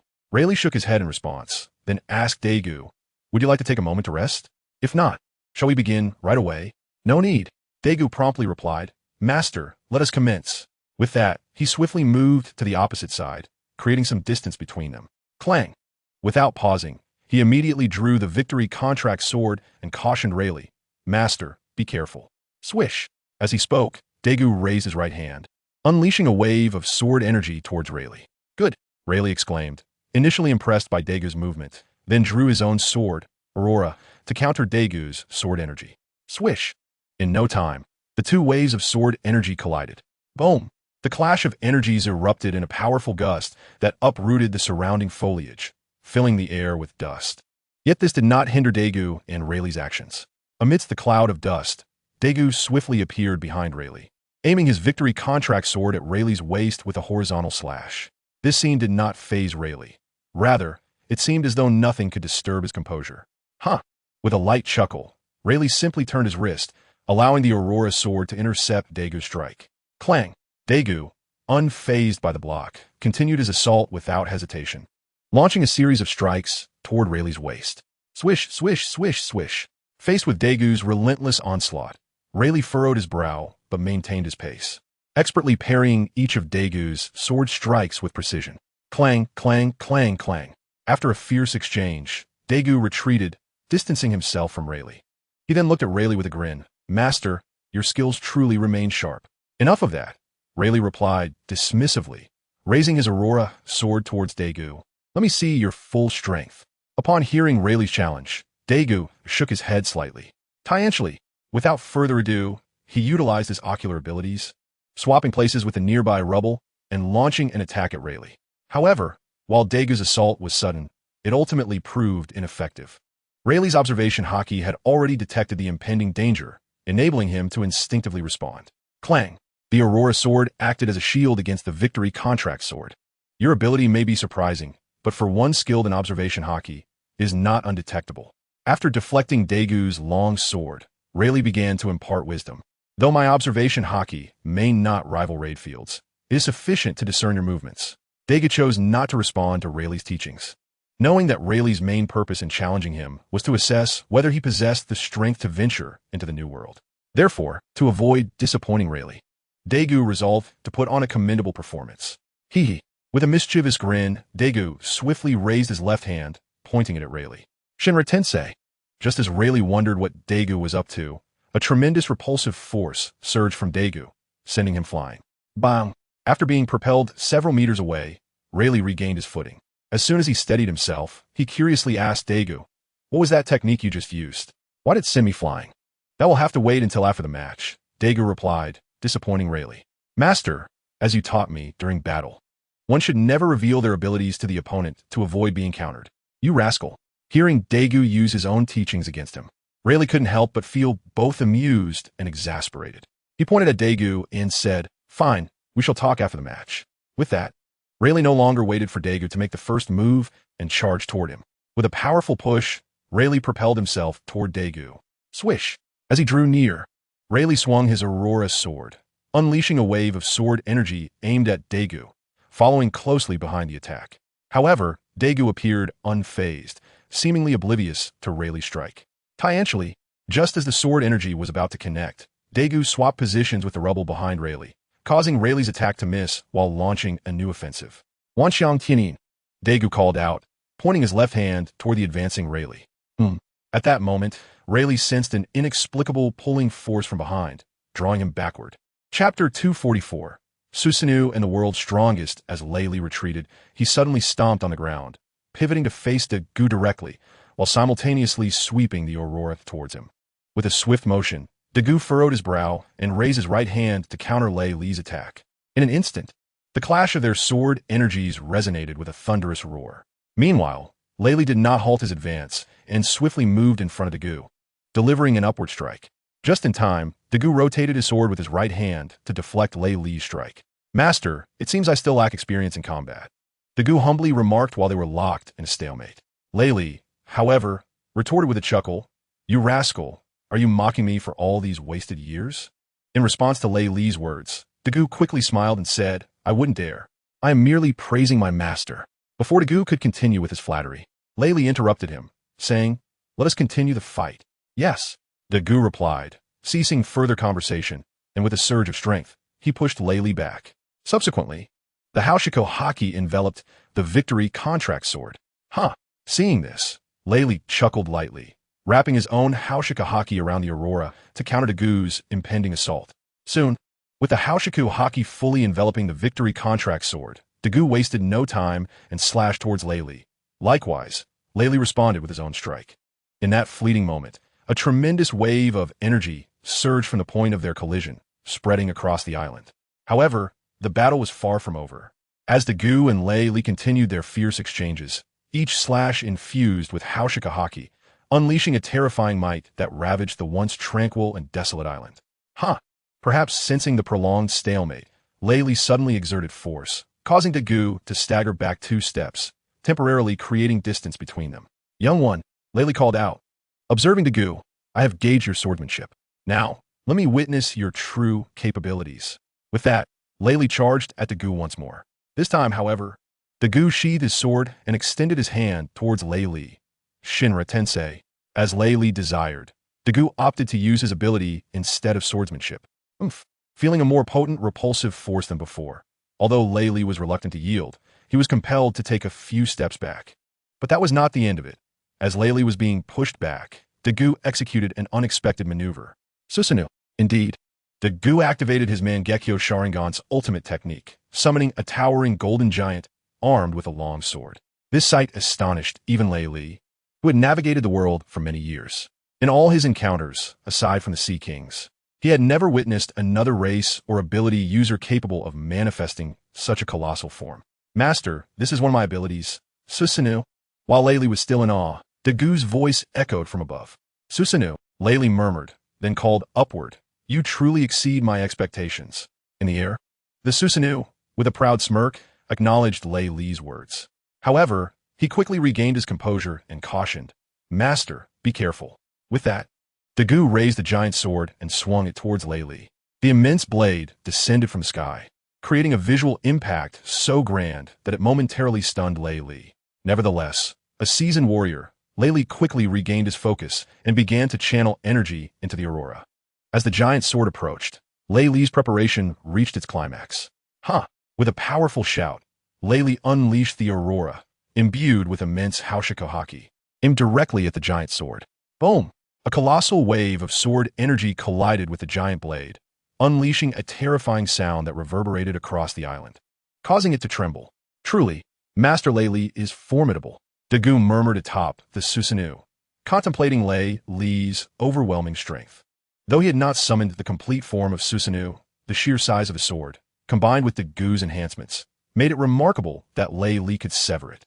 This encounter reshaped Dagu's understanding of strength within this world. Previously, he believed he could dominate with his current prowess. His abilities, including the Rinnegan and Mangekyo Sharingan, had instilled in him immense confidence. However, today's battle with Rayleigh had awakened him to the truth. While his strength was indeed formidable, it had not yet reached the pinnacle of invincibility. After all, he was facing an aged Rayleigh whose abilities had diminished only slightly. Even in such a state, Rayleigh could effortlessly breach his Susanoo, albeit not in its full form. Yet, Rayleigh was not the apex of power at sea. Figures like Whitebeard and Carp loomed above him. If he were to contend against Whitebeard or Carp, Dagu believed even a complete Susanoo might prove insufficient, let alone against Emu. Reflecting on this, a grave expression crossed Dagu's face. He realized he had been somewhat overconfident. "Are you still want to fight?" At that moment, noticing Dagu's hesitation, Layli called out to him. Awakening from his thoughts, Dagu, having reflected deeply, felt no desire to continue. Slowly, he retracted the Susanoo and stood before Layli once more, saying, "Master, let this match conclude here. As you can see, with my current strength, I am more than ready to venture into the new world." Upon hearing this, Layli hesitated before scrutinizing Dagu once more. Finally, with a reluctant nod, he agreed. "Very well, then let us return." With that, Dagu utilized the Flying Thunder God technique to take Layli back to Sabaody. Chapter 245, The Old Man and the Decision-Maker Captain. Back at Sabaody, in Shaki's bar, upon seeing Dagu return with Layli, Law and the others immediately surrounded him, inquiring about the outcome of their battle. "Captain, you're back." Law was the first to ask. "Who won? You or Master Layli?" Following closely, Bonnie chimed in, "Yes. Captain, who emerged victorious? Was it you or Master Layli?"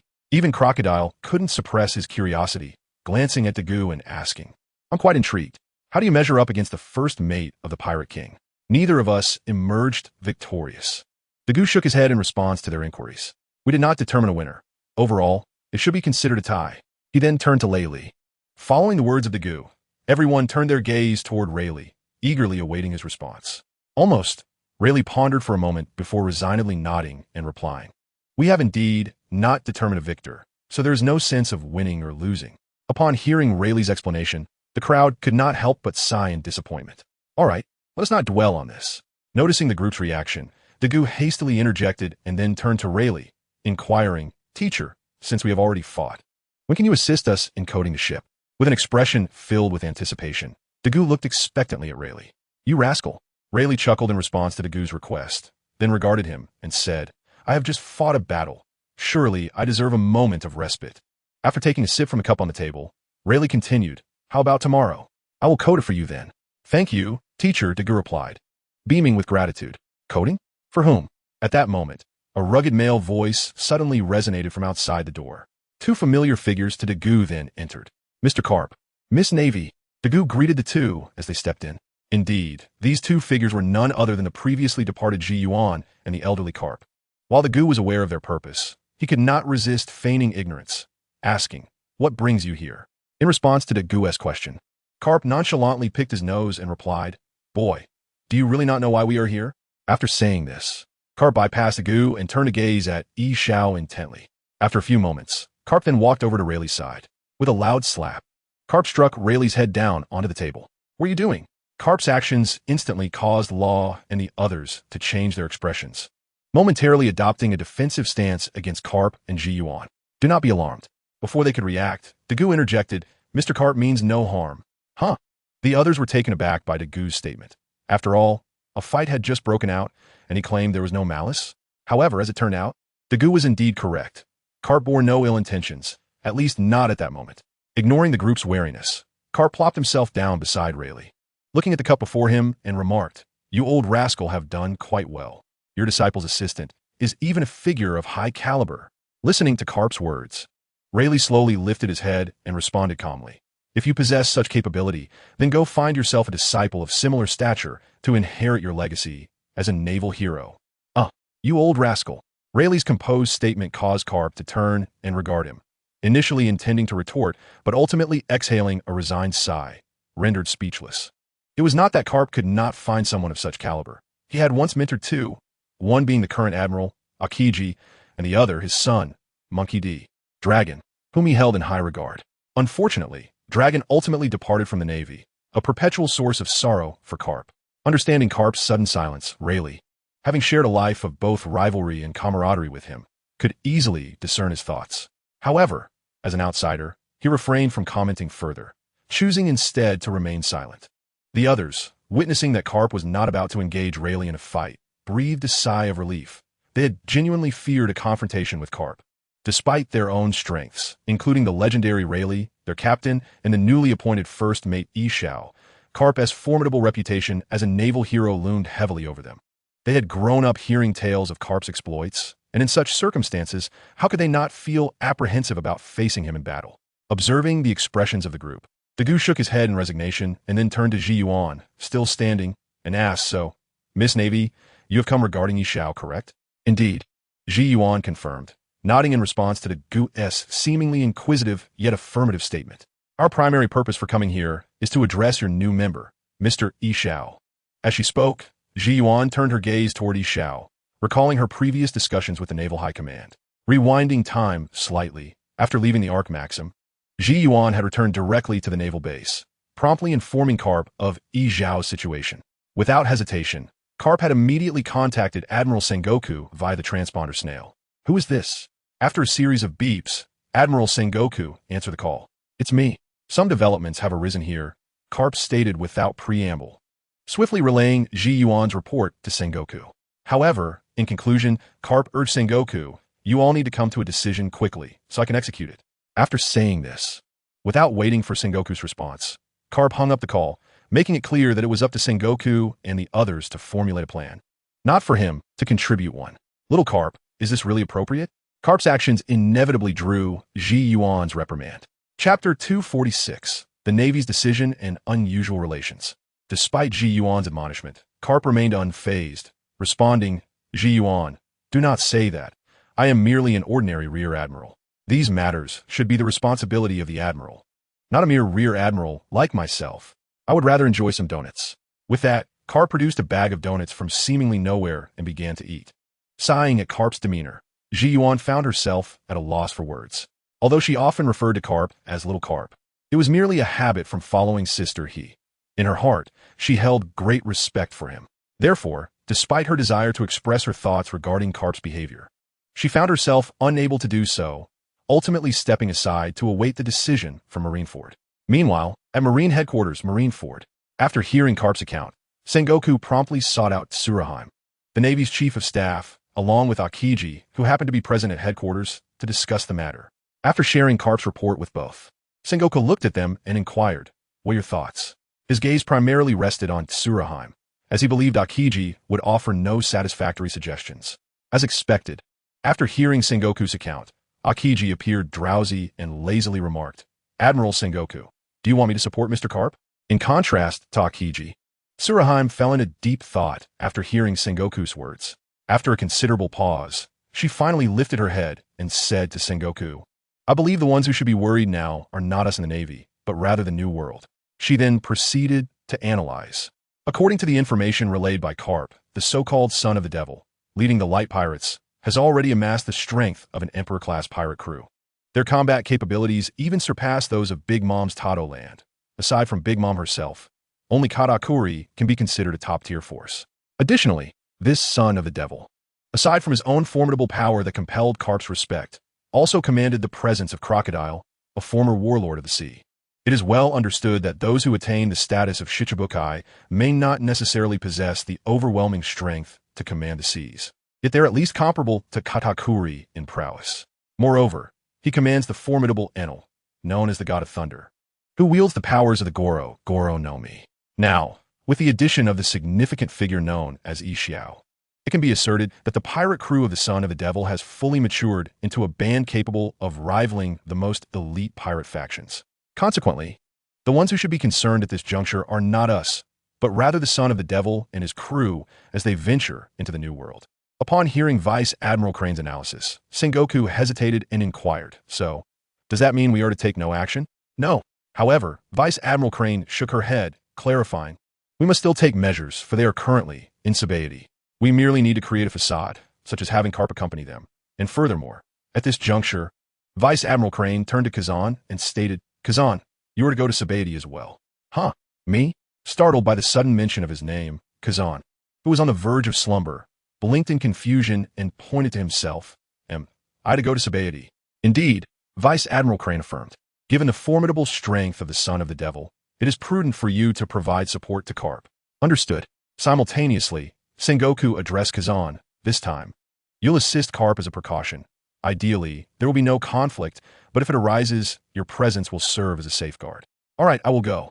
With his superior's instruction, Kazan had no choice but to acquiesce. He had long harbored a keen interest in this son of the devil, and this opportunity allowed him to fulfill that curiosity. As he departed the office, riding his bicycle towards Sabaody, Sengoku gazed at Kazan's receding figure and quietly asked Vice Admiral Crane, "You recognized his obsession, didn't you? Which is why you sent him." "Indeed," she replied, not contesting Sengoku's assertion. Instead, she continued to observe Kazan's distant silhouette, stating, "Over the years, he has never forgotten the events of O'Hara. This opportunity not only allows him to assist Karp, but also serves as a chance to confront his lingering feelings." Sengoku sighed softly at Vice Admiral Crane's words, remaining silent as he turned to gaze at the office's emblem of justice that reigned supreme. After a prolonged silence, he finally spoke, informed Karp of the situation. "I shall take a moment to rest." Without waiting for a response, he exited the office. Watching Sengoku leave, Vice Admiral Crane felt a pang of sorrow. Fully aware of his turmoil, yet powerless to alter the situation. What could the Navy do besides maintaining this fragile peace? Though it may appear superficial, it nonetheless represents a semblance of peace that she could not bear to disrupt. In contemplation, Vice Admiral Crane dialed Karp's Den Mushi. Once connected, she wasted no time in conveying their decision to Karp. This is why Karp subsequently accompanied Ji Yuan to the bar. Inside the bar, as Ji Yuan finally returned to her senses, Dagu couldn't help but chuckle. Did the naval officer recall something? No. Unfortunately, Ji Yuan had no intention of revealing her thoughts to Dagu. Instead, after declining his inquiry, she looked at him with a curious expression. "We've known each other for quite some time. Why do you still refer to me as naval officer? You address others by their names or code names. Don't tell me you don't know my name or code name. My subordinates claim you have feelings for me, thus your address differs from others." Ji Yuan's words left Dagu momentarily speechless. In truth, he had called her naval officer without any ulterior motive. He simply felt it maintained a certain distance. He had never considered that his most ordinary form of address might seem peculiar to others. It seems the adage holds true: when the abnormal becomes the norm, the abnormal is deemed normal, and what is normal becomes abnormal. If no one raises objections, then this blurred line between normalcy and abnormality eventually becomes accepted as correct. Chapter 247, Ancient Weapons and Unjust Accusations. With this thought, Dagu shook his head with a smile and turned to Ji Yuan. "If you dislike that title, then I shall refer to you as General Tao, too, from now on." "Very well." Ji Yuan did not refuse and readily accepted Dagu's new designation. Upon her agreement, Dagu then asked, "General Ji Yuan, what plans does the Navy have regarding us?" "Plans?" In response to Dagu's inquiry, Ji Yuan pondered for a moment before not immediately answering, instead glancing at Karp, evidently seeking his input. Karp, unfazed by this, replied to Dagu, "Kid, our Navy's demands are quite simple. Just refrain from causing trouble. Is that all?" Dagu, skeptical of Karp's assertion, found it hard to believe that Sengoku would be so trusting, merely requiring him to avoid trouble. Noticing Dagu's disbelief, Karp shrugged nonchalantly and stated, "What else can we do?" Sengoku is left with no choice. As Karp finished speaking, Ji Yuan elaborated, "Your abilities are too convenient. Until we have absolute confidence in capturing you, we will not act recklessly against you." Understanding this, Dagu realized that this hesitation stemmed from his powers. Even though they were aware of his increased strength, the Navy refrained from taking significant action. With this clarity, Dagu decided not to dwell on Karp any longer, turning instead to Law and the others. "If you wish to enjoy yourselves, feel free to do so. The coding will take a few days. Consider it a vacation." Hearing this, Law and the others hesitated briefly before exchanging glances with Karp and Ji Yuan, then nodded in agreement as they departed from the bar. As the others left, Karp regarded Dagu with curiosity. "Did you send them away because you have something to discuss?" Karp's question caught the attention of Ji Yuan, Rayleigh, and the others. All eyes now fixed on Dagu, awaiting his response. "Indeed, Mr. Karp." As expected, Dagu had indeed sent the others away for a purpose. He looked at Robin, Ji Yuan, Karp, Rayleigh, and Shaki still present, then moved to sit beside Karp, gesturing for the others to sit as well. "I do have matters to discuss with you, Mr. Karp." With that, Dagu turned to Karp and inquired, "What do you know about the 3 ancient weapons?" "Huh?" As soon as Dagu posed his question, not only did Karp tense up, but the others also instinctively became alert, casting wary glances around before they collectively voiced their concerns regarding Dagu's intentions. Rayleigh, Dagu's mentor, was the first to speak. "You are interested in ancient weapons? I thought you held them in disdain." Following suit, Ji Yuan regarded Dagu with a serious expression. "You seek ancient weapons? Do you even know what they are?" As for Robin, while her gaze towards Dagu was complex, she remained silent, gently holding his hand to convey her unwavering support for whatever decision he made. Noticing this, Dagu gently patted Robin's hand before turning his attention back to Carp. Young man, you should understand that if you merely follow Roger's path, the Navy can still intercept you to some extent. However, when faced with Dagu's gaze, Carp's expression grew solemn as he remarked, if you truly come into contact with ancient weapons, the Navy, and not just the Navy, but the entire world government, will undoubtedly mobilize all their resources to apprehend and even execute you. I'm aware of that, Dagu replied indifferently. In response to Carp's warning, Dagu stated, I understand what it means to touch ancient weapons, just like in the case of O'Hara. If you know this, why would you still proceed?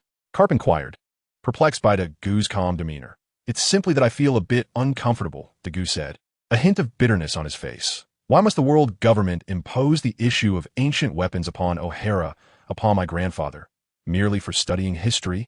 Upon observing Dagu's expression, the others present fell into silence, fully aware of his traumatic experiences during his youth and the source of his fascination with ancient weapons. At the same time, Robin tightened her grip, revealing her inner turmoil. After a prolonged silence, Carp fixed his gaze upon Dagu and questioned, So, are you intent on solidifying this matter? With Carp's words, tension surged among those present once more. Yes, Dagu affirmed without hesitation. Since the world government claims that O'Hara was researching ancient weapons, I will indeed procure one for them to see. The shock reverberated through the crowd, especially for Ji Yuan, who pointed at Dagu in disbelief. Momentarily at a loss for words, she had never witnessed anyone so boldly declare their desire to covet ancient weapons, especially in the presence of a naval hero and a vice admiral. The astonishment was not limited to Ji Yuan. Shaki, Rayleigh, and even Carp himself were equally taken aback. However, after the initial shock, Carp recognized that this was not the time for astonishment, but rather to ascertain Dagu's intentions regarding the ancient weapons. Thus, he directly inquired, Young man, do you know the whereabouts of the ancient weapons? What do you intend to do with them? Challenge the world government? Or seek to dominate on your own? No, Dagu replied to Carp's surprise. I have not considered any of those things. I merely wish to solidify that accusation. Beyond that, I have no ulterior motives. Hearing Dagu's intentions, the others furrowed their brows once more, unable to fathom that someone would willingly face the full wrath of the world government merely to affirm a charge. Even Rayleigh felt compelled to advise Dagu, think this through. Dagu, this is no trivial matter. You have witnessed the consequences of ancient weapons, even if you are unafraid. What about Robin? Rayleigh cast a glance at Robin before continuing. What about your companions? Your other friends after all these years? Have you considered their well-being? Chapter 248. Carp's frown and Rayleigh's helplessness. Rayleigh's words plunged Dagu into silence. He had indeed contemplated these matters. However, ever since O'Hara's destruction due to this very issue, he had harbored the desire to validate the accusation. If the world government insisted that they had violated the law by researching ancient weapons, then he would truly acquire one to prove it, lest he be unjustly labeled with a crime he did not commit. This grievance had long weighed heavily on Dagu's heart. In truth, he did not require the ancient weapons for any purpose. He merely sought to irritate the world government by substantiating this point. However, the others were unaware of this, and they found it hard to believe that Dagu would not utilize the ancient weapons for any purpose. After all, people can change, and once one possesses such immense power, they doubted Dagu could maintain his original intentions. Seeing Dagu's silence, Rayleigh felt compelled to advise him again. Dagu, have you truly thought this through? You must understand that even Roger and Whitebeard never considered seeking out those so-called ancient weapons. Indeed, Dagu interjected, the last person to covet world power was Rox. You may not know how it ended for him. His master, I am aware, Shaki responded, but before she could finish, Dagu interjected, decades ago, the mighty Rox, dissatisfied with his standing, led his crew, Whitebeard, Gold Lion, Mihawk, and other legendary pirates, to challenge the world government. In the end, he was defeated at his stronghold, the Island of Bees, by Roger. At this point, Dagu turned to Carp and continued, and you, Mr. Carp, were among those who defeated him. If you're aware of this, why would you proceed? Surprised that Dagu was familiar with events from decades past, Shaki found it perplexing that he would still insist on substantiating that accusation. Carp, equally furrowed in thought, glared at Dagu and demanded, Young man, do you mean to say you are stronger than Rox and can withstand my punches? Not at all, Dagu replied, maintaining his composure. I do not mean to belittle you, Mr. Carp. You have always been a respected elder in my eyes, akin to a mentor. Humph. Carp snorted, unable to refute Dagu's flattering words, for he knew the young man had more to say. As expected, Dagu continued, however, even you, Mr. Carp, would find it difficult to counter my spatial teleportation ability. Upon hearing this, Carp's expression darkened. Indeed, as Dagu stated, while he might be able to defeat him, what good would it do if he could not locate him? Nevertheless, Dagu was not finished. After glancing at the others, he added, you all know that my ability can transport others. This means that as long as we are together, you will never be able to capture us. Perhaps there may exist someone with the ability to restrain my powers, but it would not be easy for the Navy or the world government to find such a person. Moreover, my strength is not solely reliant on spatial teleportation. That much is clear to my mentor, who has just fought me. With that, Dagu looked at Rayleigh. Indeed, Rayleigh confirmed. Not concealing anything. I did engage in a battle with him earlier, and I acknowledge his strength. Turning to Carp, Rayleigh remarked, to be honest, Carp, I believe you might not be able to subdue my disciple. Oh. Carp's curiosity was piqued by Rayleigh's words. He was intrigued by what made this young man so formidable that Rayleigh believed Carp could not defeat him. Thus, addressing Carp, Dagu said, the reason I share my plans with you is that I hope when I truly appear on the seas with ancient weapons, you might turn a blind eye. Because I have no intention of using the ancient weapons for any purpose. I have always prioritized humanity. Listening to Dagu's earnest intentions, Carp found himself at a loss for words. Ultimately, he sighed in resignation, shaking his head as he stood up and turned to Ji Yuan, saying, Ji Yuan, it is time for us to return. Mr. Cap, it is truly surprising that you would let Dagu, who so blatantly covets ancient weaponry, go unscathed. Ji Yuan found it hard to believe and was about to voice her thoughts. All right, let's go. However, before she could finish her sentence, Cap urged them on, leaving the bar without waiting for Ji Yuan. Seeing this, she refrained from saying anything further, casting a complex glance at Dagu before hastily following in Cap's footsteps. Kid, are you really intent on seeking ancient weapons? With Cap's departure, Rayleigh could not help but reconfirm Dagu's intentions. Indeed, Dagu replied firmly. In response to Rayleigh's persistent inquiries, Dagu nodded affirmatively, saying, Teacher, I am indeed determined to acquire ancient weaponry. As for its purpose, I have already stated. I simply wish to embarrass the world government. Nothing more. Sighing at Dagu's resolute stance, Rayleigh felt a sense of helplessness. He was uncertain of what else he could say. For a king possesses a king's resolve, and once a decision is made, it is challenging for anyone to alter it, a lesson he learned well from Roger. Reflecting on Roger, Rayleigh shook his head once more. He then regarded Dagu with a complex expression and remarked, Kid, since you have made up your mind, I shall not hinder you. However, with such an overt intention made known to Cap, your path ahead may not be easy. Dagu, however, chuckled lightly and replied, there is no need for concern on that front. My companions are formidable.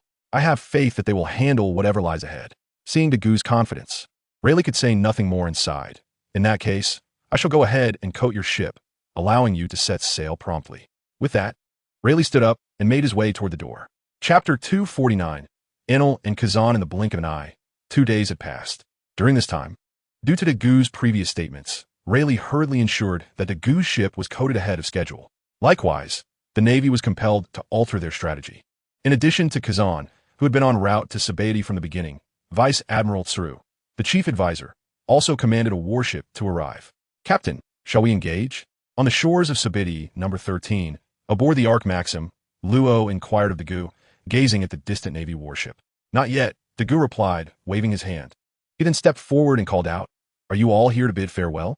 Hearing Dagu's call, Vice Admiral Tsuru, who was observing from the warship, furrowed her brow and turned to Kazan. Understanding Tsuru's implication, Kazan took to the air, landing on the surface of the sea. andSage. He unleashed the andSage technique, instantly freezing the surrounding waters. Observing Kazan's actions, Dagu and the members of the light pirates frowned. It was clear that the Navy sought to prevent their ship from submerging. However, the Navy should also be aware that such measures were futile. If they truly wished to depart, the Navy could not impede them, all thanks to Dagu's unique ability. As this thought crossed their minds, they collectively turned their gaze toward Dagu, awaiting his decision. Dagu, unfazed, shouted once more at the Navy, Is Admiral Kazan attempting to use this ice to detain us? Son of the devil. To Dagu's surprise, it was not Kazan who responded, but rather a voice he had not heard before yet instinctively recognized.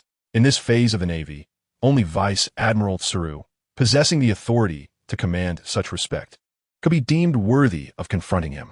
Sure enough, a venerable figure emerged from behind the warship, coming into Dagu's view. It was Vice Admiral Tsuru. It is an honor. Dagu greeted her, then inquired, Vice Admiral Tsuru, are you intent on detaining us? In response to Dagu's question, Tsuru frowned and challenged, Son of the Devil. Why would you wish to solidify that matter? What benefit could it possibly bring you? Vice Admiral Tsuru. Dagu could have chosen not to answer. Yet he decided to explain. Even if this matter were confirmed, it would bring no advantage to me or O'Hara. However, he continued, a bitter smile forming on his lips. What right does the world government have to obliterate O'Hara over such baseless accusations? Listening to Dagu's words, Tsuru exhaled deeply, then addressed the phone snail in her possession, which was currently in a call. You all heard that. What should we do? You decide. On the other end of the line were none other than the five elders, the pinnacle of power within the world government. Inside Mariewa, the five elders exchanged glances before engaging in discussion upon Tsuru's inquiry. One of the five elders, distinguished by his white hair, calmly stated, My suggestion is to eliminate him directly.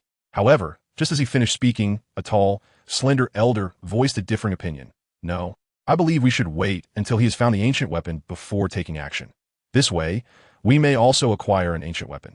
I do not agree with your perspective. Another elder with a Mediterranean hairstyle interjected, If he truly obtains the ancient weapon, regardless of whether his intentions are as he claims, we cannot allow such an occurrence to transpire. Otherwise, we shall have no explanation to provide.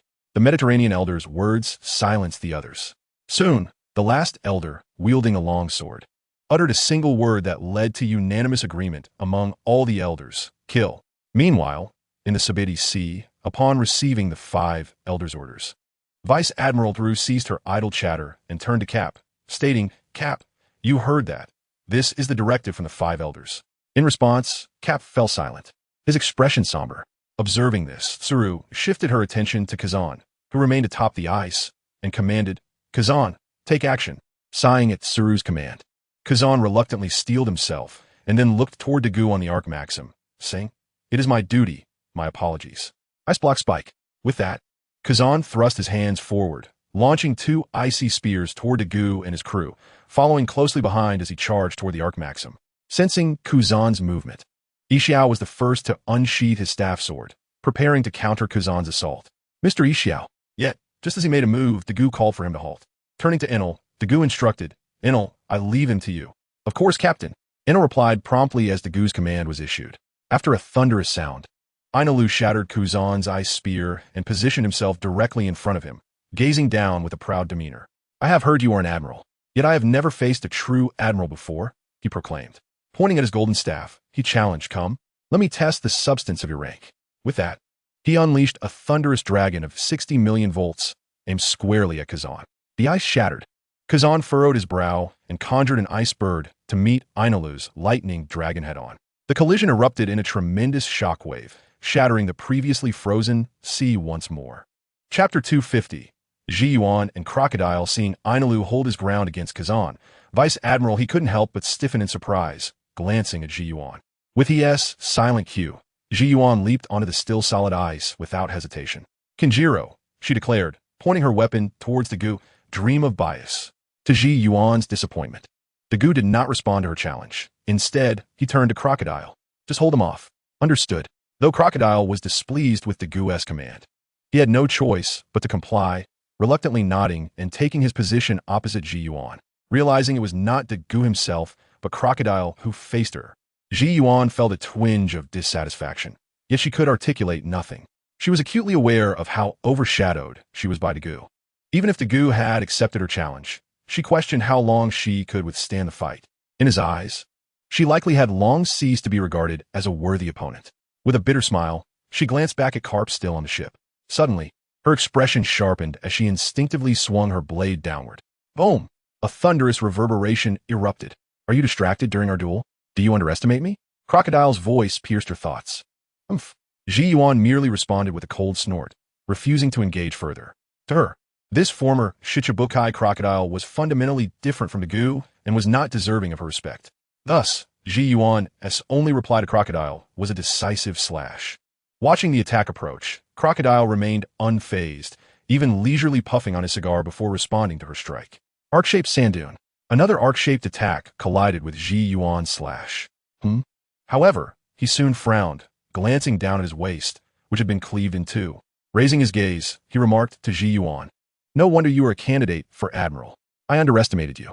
Oomph. Yet again, Ji Yuan's reply was a cold grunt, accompanied by another strike. Desert Diamond Blade.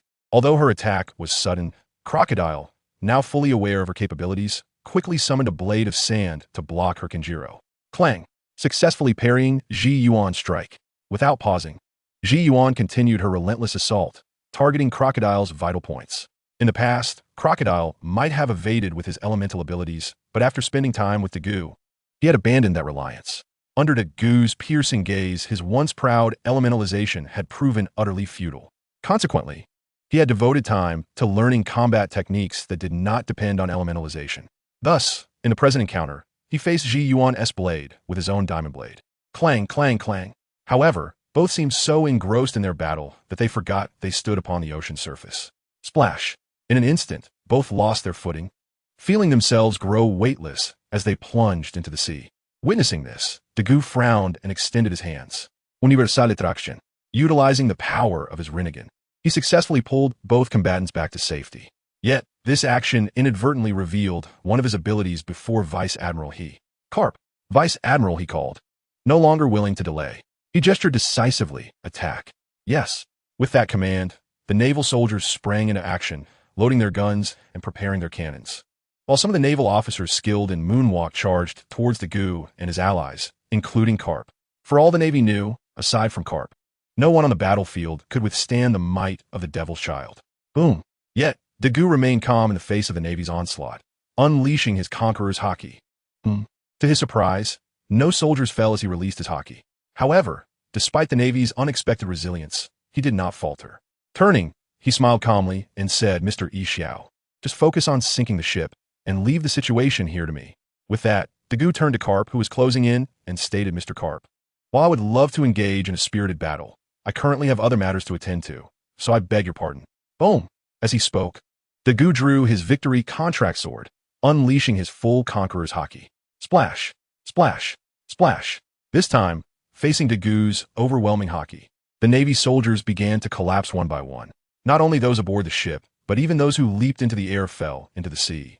For those who remained above water, they had no choice but to descend to rescue their comrades. Dagu's display of Conqueror's Haki effectively neutralized Vice Admiral He's command. Swish! But this was not the end. After unleashing his Haki, Dagu did not retract it. Instead, he enveloped his victory contract sword with it and aimed it at Carp.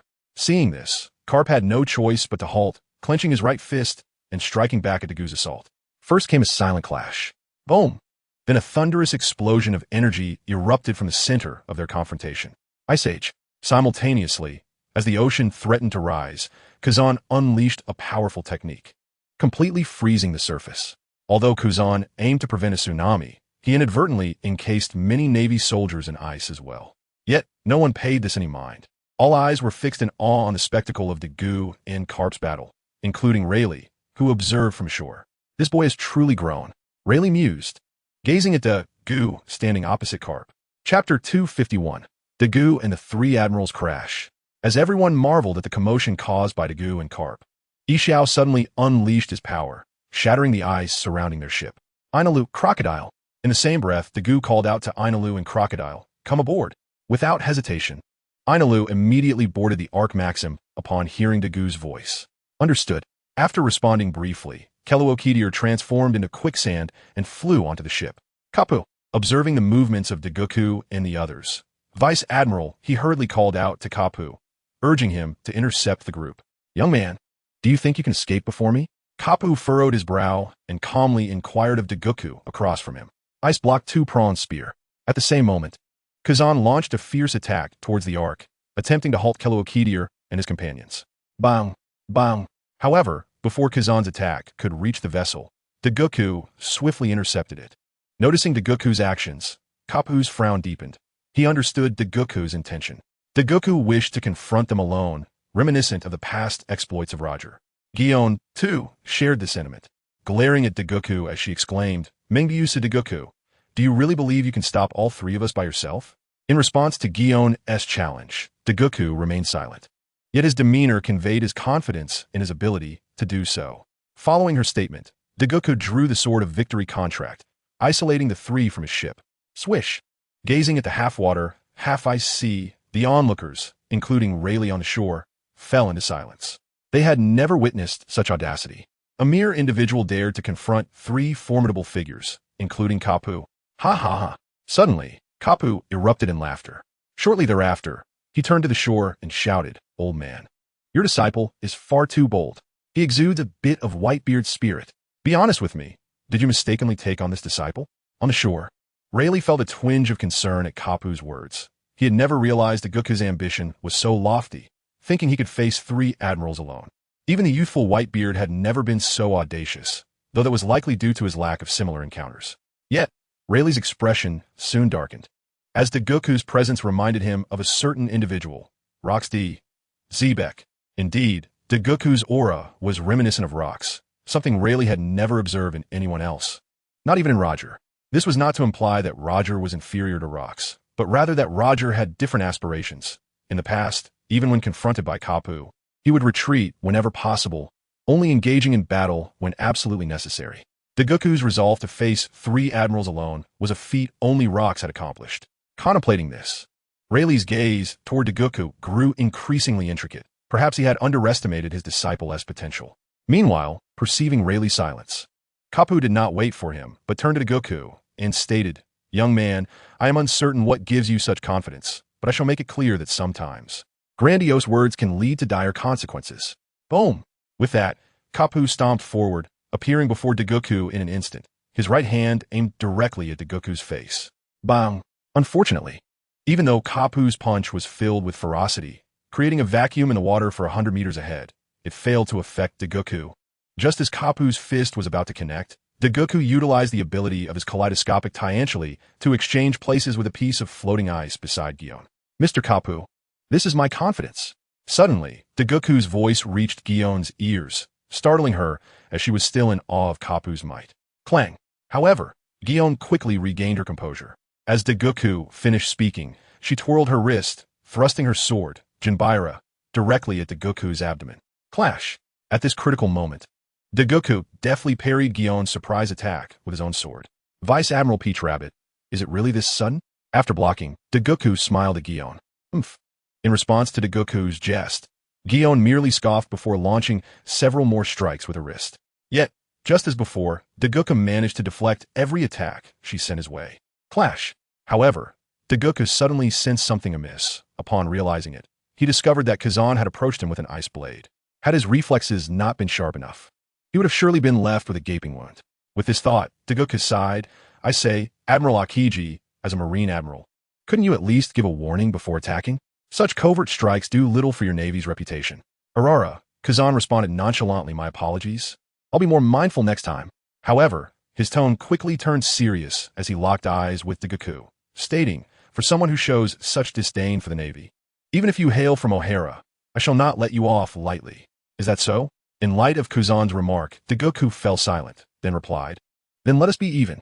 While you were merely following orders at the time, you still bear some responsibility for the fall of O'Hara." Shinra Tensei. With that, Goku unleashed Shinra Tensei, pushing Gion and Kazan back. The two, taken aback by the sudden repulsion, were astonished. The son of the devil possessed such abilities. "Isn't your power spatial in nature?" Gion queried, voicing her thoughts. "Mengbi Yusu, Goku. Isn't your ability related to space? Why does it also involve gravity and repulsion?" In response, Goku nonchalantly explained, "Oh, that? Can I use my spatial abilities to push you away?" Seeing Goku's obviously dismissive explanation, Gion felt a surge of frustration. How could he so easily fabricate such nonsense? If it were any other ability, it might be acceptable, but his spatial power was specifically meant to draw people from the sea and push them away. Who does he think he is fooling? Chapter 252, Susanoo and the Frost Giant. Observing Gion's reaction, Goku merely smiled slightly, opting not to elaborate further. Unknown to Goku, his sudden departure had stirred emotions within Kapu, who was already irritated by Goku's brashness and the recent display of mockery. Indeed, Goku's abrupt disappearance seemed to Kapu like a form of mockery. Thus, witnessing Gion's struggles only fueled Kapu's anger.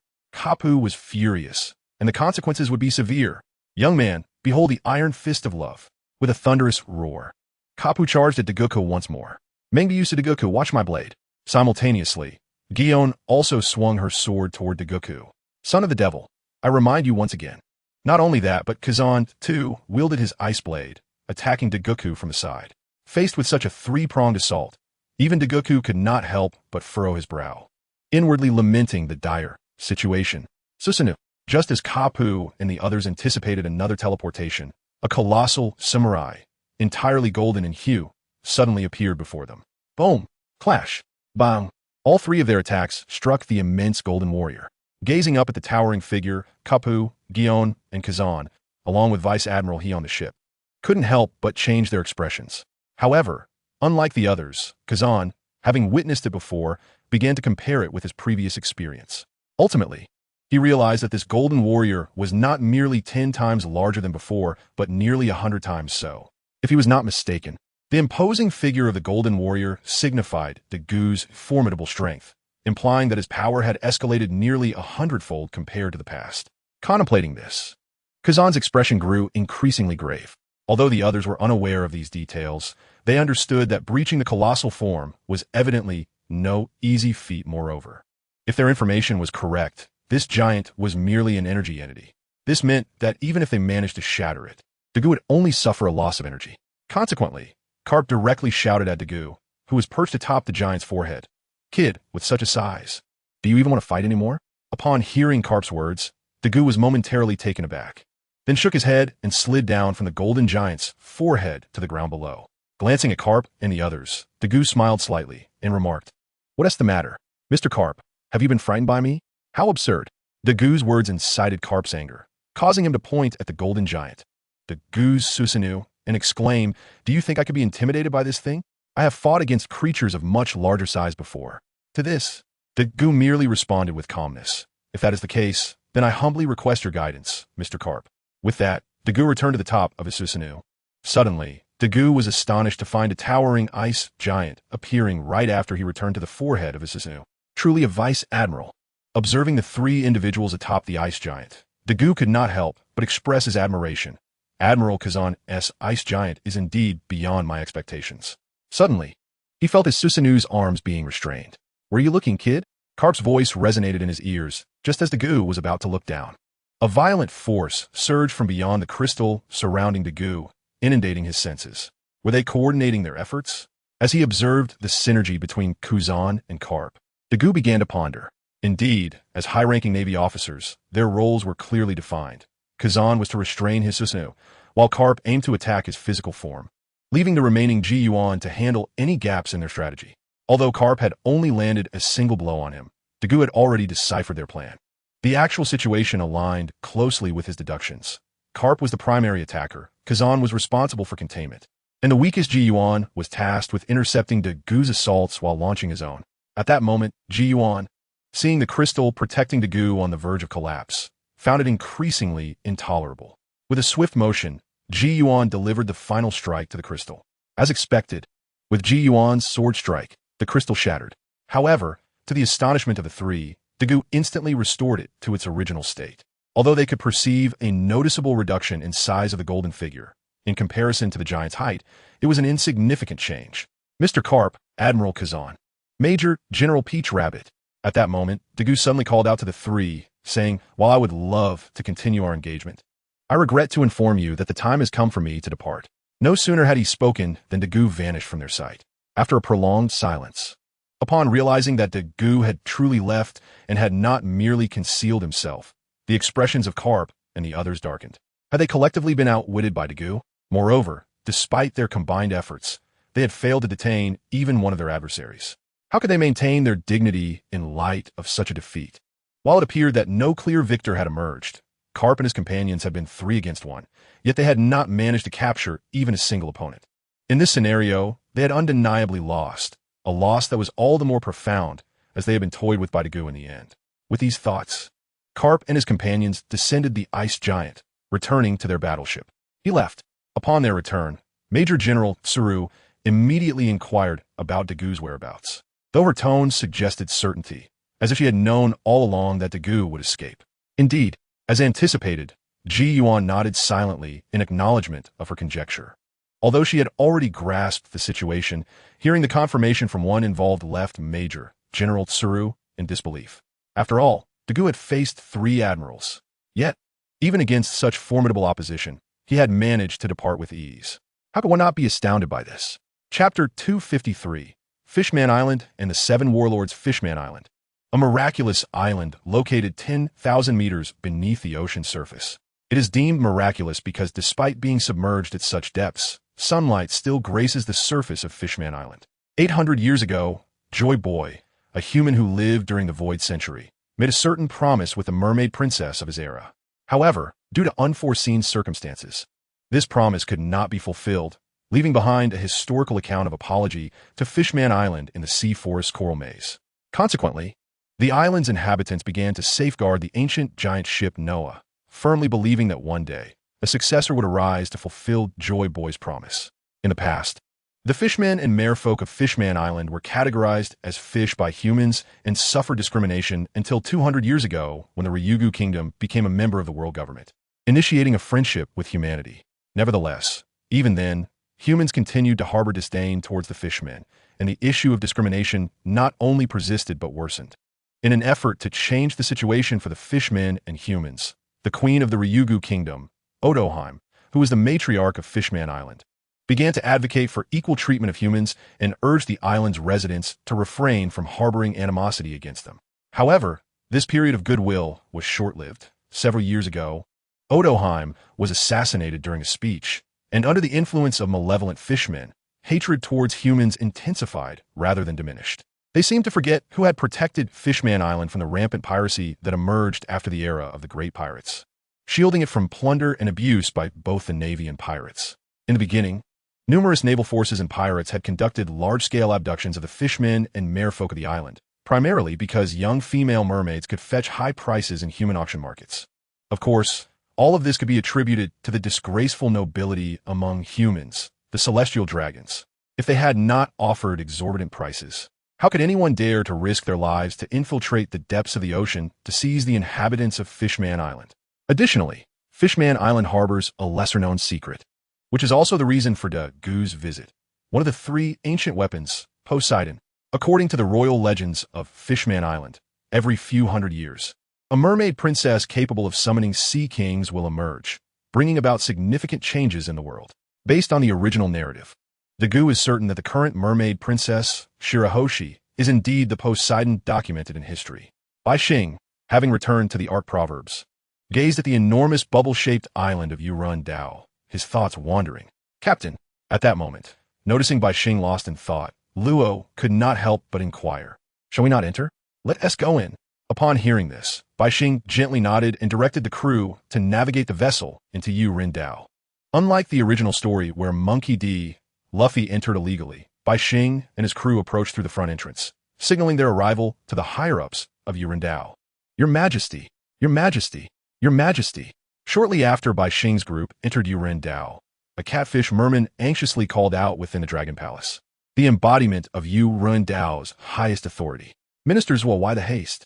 What has happened?" A somewhat gruff voice responded as a spine-finned merman emerged from the palace doors.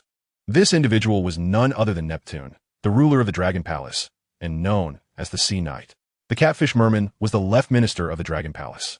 However, at that moment, the left minister displayed no semblance of a dignified minister. In a flustered manner, he exclaimed to Neptune, "They have arrived. The captain has come." "What has arrived?" Neptune, puzzled by the incomplete statement, was left in confusion. Is it a person or something else? Realizing his blunder, the left minister took a moment to compose himself before calmly reporting to Neptune, "Your Majesty, it is the Devil's son, the one with a bounty of 1 billion berries, dreaming Buc Dagu." "What?" Neptune was taken aback. If it had been anyone else, he might not have reacted so strongly, but the fact that Dagu had a staggering bounty even before entering the New World indicated he was no ordinary individual. Furthermore, despite the high bounty, Dagu's exploits were scarce. Whether it was defeating the former Admiral Zifa or subduing the former Shichibukai crocodile, each of these feats alone was enough to shock the world. Thus, it was evident that Dagu's bounty was not inflated. In fact, Neptune felt it was undervalued by the Navy. This realization was why Neptune appeared so astonished at the news of Dagu's visit. "Let us meet him soon." Neptune resolved to personally greet Dagu, as only his presence would convey sincerity. Additionally, if Dagu were to act aggressively, only Neptune could provide a semblance of resistance. Your Majesty, allow me to go. Just then, a voice emerged from the palace, followed by a stout blue-skinned whale, shark merman, stepping forward. Jinbei, Neptune exclaimed, recalling this significant figure. Jinbei, one of the Shichibukai and a pillar of Yuren Dao, approached Neptune and said, Your Majesty, before you ascertain the intentions of the Devil's Son, it would be prudent for me to go. Neptune, reflecting on Jinbei's resolute demeanor, felt an overwhelming sense of gratitude. Ever since Fisher Tiger's passing, Jinbei had taken on the mantle of protector of Yuren Dao. Neptune had witnessed Jinbei's dedication and commitment. Very well.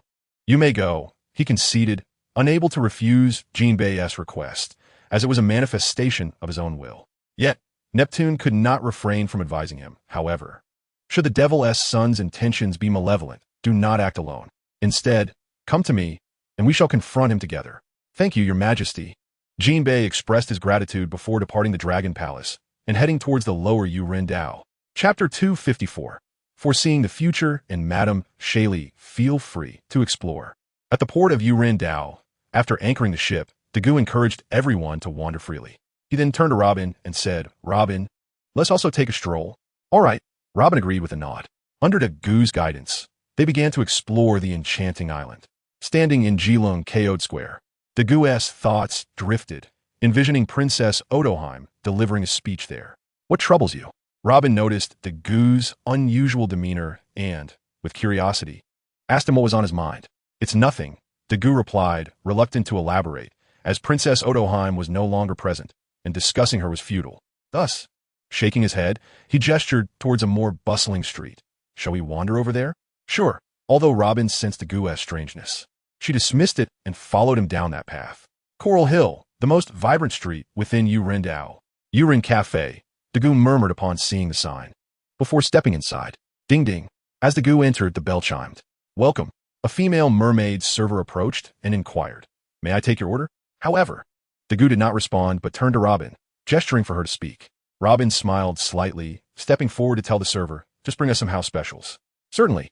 The server acknowledged and led them to a table before heading to the kitchen. Is there something specific you wish to discuss? Robin asked Dagu after the server departed, prompting a slight smile from him. You are correct. I have heard that the owner here possesses the ability to foresee the future. So I thought I would come and see for myself. Foresee the future? Dagu's statement caused Robin to pause in surprise.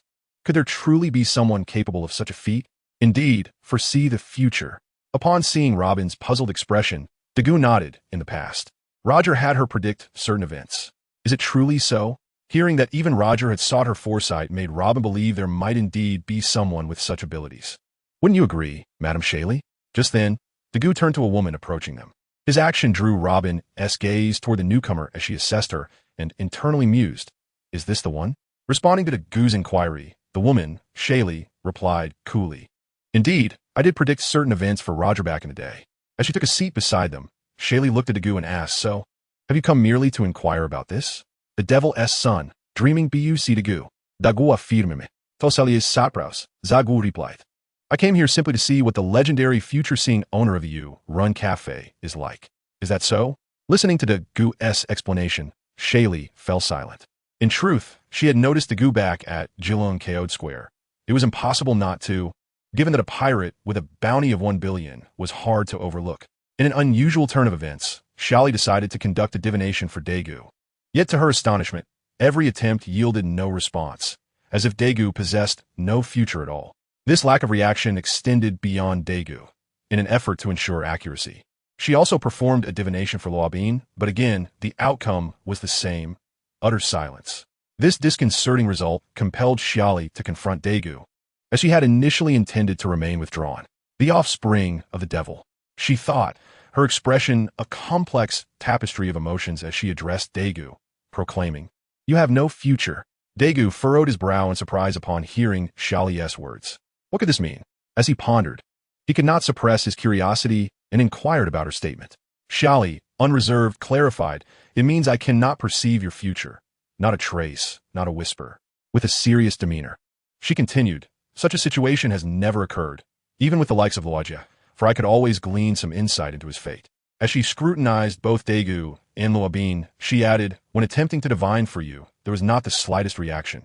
Not just for you, But even the daughter of the devil beside you exhibited no response. Is that so? Daegu appeared to grasp the implications of Xiaoli's explanation. It seemed that his origins from another world rendered him beyond her predictive reach. As for Lobine, her future, too, had been irrevocably altered by his actions. Daegu surmised that anyone who had come into contact with him would similarly elude Xiaoli's foresight. Noting Daegu's contemplative expression, Xiaoli felt a flicker of curiosity. Did this offspring of the devil harbor some insights? Therefore, she probed further. It seems you have made some deductions. Daegu nodded in affirmation of her speculation, but promptly added, however, these matters are of no concern to you, Madame Xiaoli. Indeed, reflecting on his words, Xiaoli realized that regardless of the situation, it was ultimately Daegu's affair, bearing no relevance to her own. With this understanding, she took her leave, bidding farewell to Daegu and Luobin. Please enjoy your meal. I must excuse myself. With that, she turned and departed. As Daegu watched her retreating figure, his thoughts wandered to Along. Xiaoli and Along were siblings. What would her reaction be if he revealed that he had slain Along? Nevertheless, this remained a fleeting thought. He could not afford to expose such information. If it were to come to light, it could profoundly affect his forthcoming plans. To make an impact on Fishman Island, he must keep the act of slaying Along a secret, for regardless of Along's past actions in the EC, he was a resident of Fishman Island, a bona fide fishman. Chapter 255, Daegu and Shinping. Let us proceed. Soon, Daegu and Luobin finished their meal, and under Daegu's suggestion, they left the Fishman Cafe. However, after only a few steps, an elderly voice halted them. Turning slowly towards the source of the voice, Daegu was taken aback at first, but soon greeted the newcomer with a smile. Hi Xia Shinping. It is an honor to meet you. Though Daegu was cordial, the blue-hued Shinping did not reciprocate with warmth. Instead, he inquired flatly, what brings you to Fishman Island? Daegu took a moment to contemplate before responding. I do have matters to discuss on Fishman Island. He gestured toward the Dragon Palace above and suggested, let us converse there.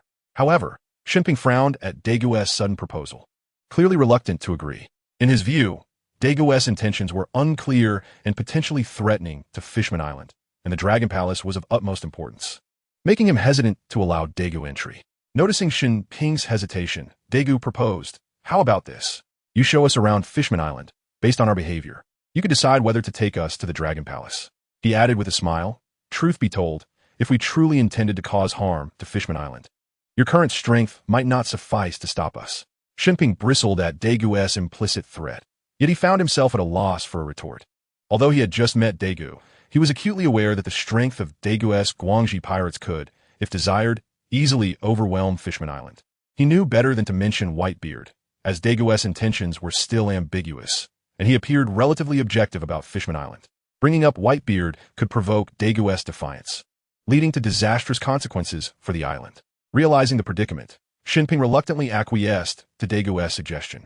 With Shinping's agreement, Daegu smiled once more and said, then let us be on our way. He took Luobin's hand and began to walk away, with Shinping following closely behind. Haijisen, this underwater forest, located to the northeast of Fishman Street, earned the nickname Graveyard of Ships due to the many sunken vessels that had been carried here by the tides. Among these lay a piece of historical text that piqued Luobin's interest, a document recording an apology related to Kyibo. An apology letter? Luobin exclaimed, her expression one of astonishment as she examined the document. Shinping's curiosity was piqued by Luobin's remark. Although he had encountered this historical document before, it was the first time he learned it was an apology letter. It was penned 800 years ago by a man named Kyibo to the mermaid princess of that era. Seeing Shinping's inquisitive demeanor, Luobin, with Daegu's consent, explained, in essence, Kyibo had made a promise to the mermaid princess of that time, yet ultimately, he failed to fulfill it due to unforeseen circumstances. Is that so? After absorbing Luobin's explanation, Shinping's expression turned complex. While he did not grasp the nature of the agreement between Kyibo and the princess from 8 centuries past, he recognized it must have been significant to warrant documentation in a historical text. All right, let us proceed to the next location. With the matter of the historical document settled, Daegu led the two towards their next destination. Shortly thereafter, the trio arrived at the Mermaid Bay. However, Daegu lamented that his luck did not mirror that of the culinary expert Sanji. At this hour, there were no mermaids frolicking in the waters. Shinping, since you prefer we do not visit the Dragon Palace, how about you invite us to your home? A gesture of hospitality. Upon hearing Daegu's suggestion, Shinping hesitated momentarily. His home was hardly an inviting place. Fishman Street, his residence, had initially served as a shelter for orphans on Fishman Island, but it had soon fallen into disrepair, becoming a haven for lawless elements. The inhabitants of Urin Street, having grown amidst its peculiarities, have embarked upon diverse paths. Some among them, despite their lineage as fishmen, have descended into the depths of depravity, engaging in the despicable trade of selling their own kin. Others, driven by tempestuous tempers, have taken to piracy, embracing a life of reckless abandon. Yet in their eyes, these actions merely reflect a mimicking of human atrocities, nothing more, nothing less. While darkness exists, so too does light. A quintessential example of this duality is Fisher Tiger, the former leader of Urin Street. Over a decade ago, he departed from his homeland as an adventurer, seeking a means for the harmonious coexistence of Fishman Island and humanity. Alas, fate proved unkind. Shortly after his departure, he was captured by humans and taken to Mariewa, from which he eventually escaped. However, his freedom was short-lived, as he was soon found by the Navy and met his demise. Jinbei, a figure embodying his legacy, stands in stark contrast. Having learned from Tiger's fate, he approaches the potential for peace with cautious optimism. While he too yearns for harmonious relations between Fishman Island and humans, he exercises discernment in whom he chooses to trust. For instance, it is evident that he harbors reservations about Daegu, refraining from bringing him directly to Ryugu Palace, and hesitating even to enter Urin Street itself. As Daegu, sensing Jinbei's prolonged silence, sighed and remarked, "If it is inconvenient, then forget it." I never expected a renowned sea hero to lack the courage to invite someone to his home. To Daegu's disappointment, even after voicing his thoughts, Jinbei remained unresponsive, seemingly oblivious to his words. Daegu, feeling exasperated, turned to Jinbei once more, saying, "If you are unwilling, then let it be." However, events often unfold unexpectedly. Just as Daegu was about to speak again, a thunderous sound erupted from afar. In the next moment, Daegu utilized his Rinnegan to observe the situation, while Jinbei and Robin employed their observation haki to sense the unfolding chaos. The trio exchanged glances, their expressions shifting in response to the disturbance, prompting Jinbei to distance himself from Daegu and the others. The source of the commotion was none other than Daegu's crew member, Enel. With urgency, Daegu suggested to Jinbei, "Let us go and uncover the truth behind this uproar." Jinbei, recognizing the gravity of the situation, acquiesced, realizing that avoidance was no longer an option. Thus, the three of them hastened towards the site of the incident. Before long, they arrived at Urin Street, and upon surveying the scene, Jinbei fell silent. This was indeed his home, yet it now lay in ruins, ravaged by thunder and destruction, a reflection of its already dilapidated state. "Enel," Daegu called out, prompting the captain to arrive shortly thereafter. Upon seeing Enel, Daegu wasted no time in questioning him. "What has transpired? Did I not instruct you to refrain from causing a ruckus? Why did you attack this place?" Enel hesitated, glancing at Yuta, who had also approached. Daegu then turned to Yuta, inquiring, "Yuta, can you explain the situation?" "Captain, it happened like this," Yuta began, her explanation flowing forth without the hesitation that characterized Enel's response. While Daegu and Robin were meandering through the area, Yuta and her companions were exploring Fishman Island. Unexpectedly, they were beset by a group of fishmen who surrounded them. Despite the formidable strength of Guena and Bonnie, it was Yuta, the musician untrained in combat, who was ultimately captured. The subsequent events unfolded simply. Guena and Bonnie sought out Enel, who, utilizing his extraordinary observation haki, located Yuta, leading to the current chaotic state observed by Daegu and the others. As Yuta finished her account, an oppressive silence enveloped the atmosphere, accompanied by the sound of shattering. Daegu's powerful aura surged forth, engulfing Urin Street and causing its already fractured structure to crumble further. Jinbei, feeling the weight of Daegu's presence and the devastation it wrought, was profoundly moved. Such might he had only witnessed in Whitebeard, and that during a moment of rage. "Daegu, if I were to declare my intent to obliterate this place, where'd you think?" Daegu's calm voice reached Jinbei's ears. "Absolutely not," Jinbei retorted without hesitation, quickly realizing his words might have been too forceful. "Rest assured, Fishman Island will provide you with a satisfactory resolution." With that, Jinbei dashed into the ruins of Urin Street. Although Daegu had already wrought considerable destruction, technically, it was merely structural damage, and the fishmen residing there had not suffered significant losses. This was precisely why Daegu sought Jinbei's input. His notion of destruction encompassed the well-being of the fishmen as well. "Captain, Meanwhile, Bonnie, perplexed by Daegu's decision to let Jinbei handle the matter, regarded him with confusion. Why entrust this situation to him? These fishmen have kidnapped Yuta. Just as she began to express her indignation, Daegu interjected, fishmen, like humans, possess both virtue and vice. We cannot condemn an entire race based on the actions of a few. If the final outcome is satisfactory, what grounds do we have for dissent?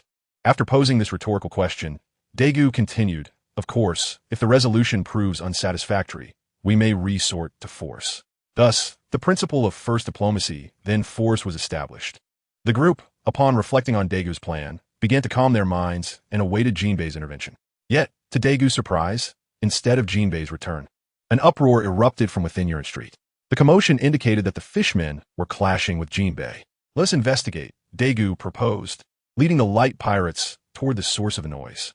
Before long, they arrived at the scene of the conflict, discovering Jinbei engaged in battle with several fishmen. Upon recognizing their faces, Daegu discerned they were none other than Hody Jones and his crew. Jinbei, Daegu exclaimed, witnessing Jinbei struggle against Hody and his gang. If you cannot handle this, allow us to assist. However, hearing Daegu's words, Jinbei furrowed his brow, channeling his strength to push Hody back momentarily before turning to Daegu, stating, there is no need for your intervention. I can manage this. As the conversation concluded, Jinbei resolved to no longer hold back. If he were to allow Luffy to take action, then Hody and his associates would not stand a chance at survival. For their safety, it was imperative that Jinbei personally subdue them. With a sudden surge of power, Jinbei unleashed the Tangchao Wajing Fist. Chapter 257, Fishman Street and Neptune. The force of his strike sent Hody Jones and his crew flying several meters, as though they were debris caught in a gale. Captain, observing Jinbei's unexpected intensity, Law turned to Luffy with curiosity, asking, are you really not going to intervene? Indeed, Luffy nodded in response to Law's inquiry, subsequently explaining to everyone, if Jinbei can handle this, then I shall refrain from intervening, as I have a matter to attend to within Fishman Island. It is best not to exacerbate the situation. Understanding dawned upon the group as they realized Luffy's earlier restraint was due to his desire to let Jinbei manage the conflict. However, at that moment, a thunderous voice echoed from above, followed by a scathing question. Children of the devil, do you presume that Fishman Island is devoid of defenders? Accompanying this inquiry was a swift strike aimed at Luffy. Surprisingly, Luffy remained unmoved, calmly raising his gaze towards the assailant. 5,000 Wajing fists. Yet, what truly astonished the attacker was that just as his blow was about to connect with Luffy, Jinbei, who had been engaged with Hody Jones, suddenly intervened to block the strike. Your Majesty Neptune, Jinbei addressed, this matter lies with Fishman Island. Please do not let anger cloud your judgment. Neptune, the king of Fishman Island, was momentarily taken aback by Jinbei's words. He soon realized that the fault did not lie with Luffy and his companions, but rather with the circumstances surrounding Fishman Island. He came to understand that they were currently in Fishman Street, the most chaotic area of the island, where normal individuals rarely ventured. Yet, the entirety of the Straw Hat Pirates was present. Had Neptune calmed himself earlier, he might have grasped that the turmoil in Fishman Street stemmed from the actions of its inhabitants, which brought Luffy and his crew to this location. Initially, witnessing the devastation of Fishman Street had incited a surge of anger within him, blinding him to this realization. Now, regaining his composure, he approached Luffy and offered an apology. I apologize. It's no trouble. Luffy interjected, raising a hand to dismiss Neptune's concerns. However, he continued, his tone turning slightly colder. It is somewhat unreasonable for you to attack us without discernment. Neptune found himself at a loss for words, caught between Luffy's understanding and his own indiscriminate aggression.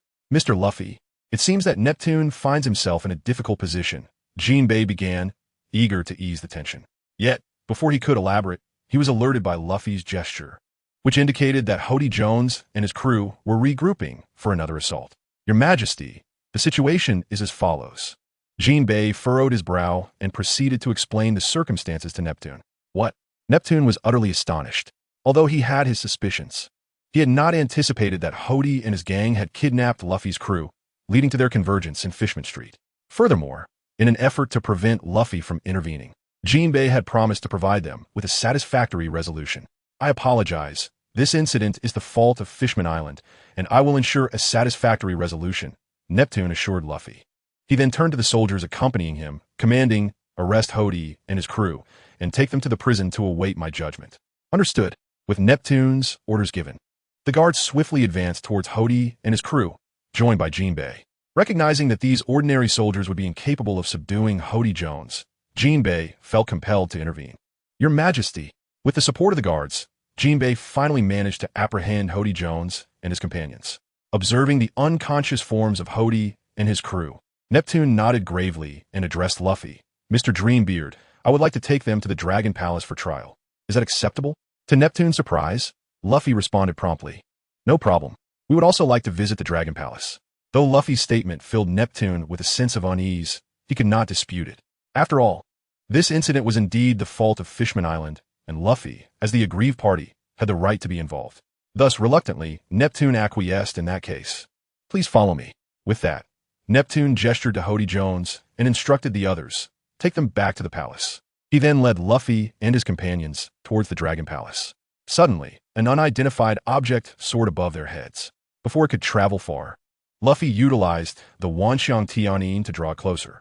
Examining the item in his hand, Luffy couldn't help but click his tongue. If his memory served him correctly, this was an object associated with Vanderdecken 9, a user of the Baku no Mi, who had aimed to capture the mermaid princess Shirahoshi and could summon sea kings with his cries. Luffy recalled that Vanderdecken 9 had long sought to obtain this power, attempting to coerce Fishman Island, or rather, Neptune, into marrying Shirahoshi. However, Vanderdecken had not anticipated that Neptune would not acquiesce to his demands, instead constructing a hardshell tower to imprison Shirahoshi. Shaking his head at Neptune's decision, Luffy found it difficult to align with such actions. If it were him, anyone who treated his daughter in such a manner would have faced his full wrath, regardless of who they were. Chapter 258, Vanderdecken and the Mermaid Princess. Captain, what is this? Not everyone shared Luffy's knowledge. Guena looked at him with a puzzled expression. Well, unfortunately for Guena, Luffy did not provide an answer to her question, but instead turned to Neptune, indicating that it was he who should provide clarification. Seeing this, Guena and the others turned their attention to Neptune, awaiting his response. Sighing, Neptune revealed the story of Vanderdecken 9 to the group, as it was a well-known tale throughout Fishman Island, easily discernible to any fishman. Now I understand. After Neptune's explanation, Guena and the others felt a mix of clarity and outrage. How could an elderly man harbor such inappropriate thoughts towards a girl not yet 10 years old? This would be one thing, but to persist in his pursuit after being rejected, even resorting to coercion with his abilities, is utterly intolerable. Captain, unable to contain her frustration any longer, Guiana immediately contemplated suggesting to Dagu that she should be the one to capture the infamous Vanderdecken 9. To her surprise, she found several voices echoing her thoughts.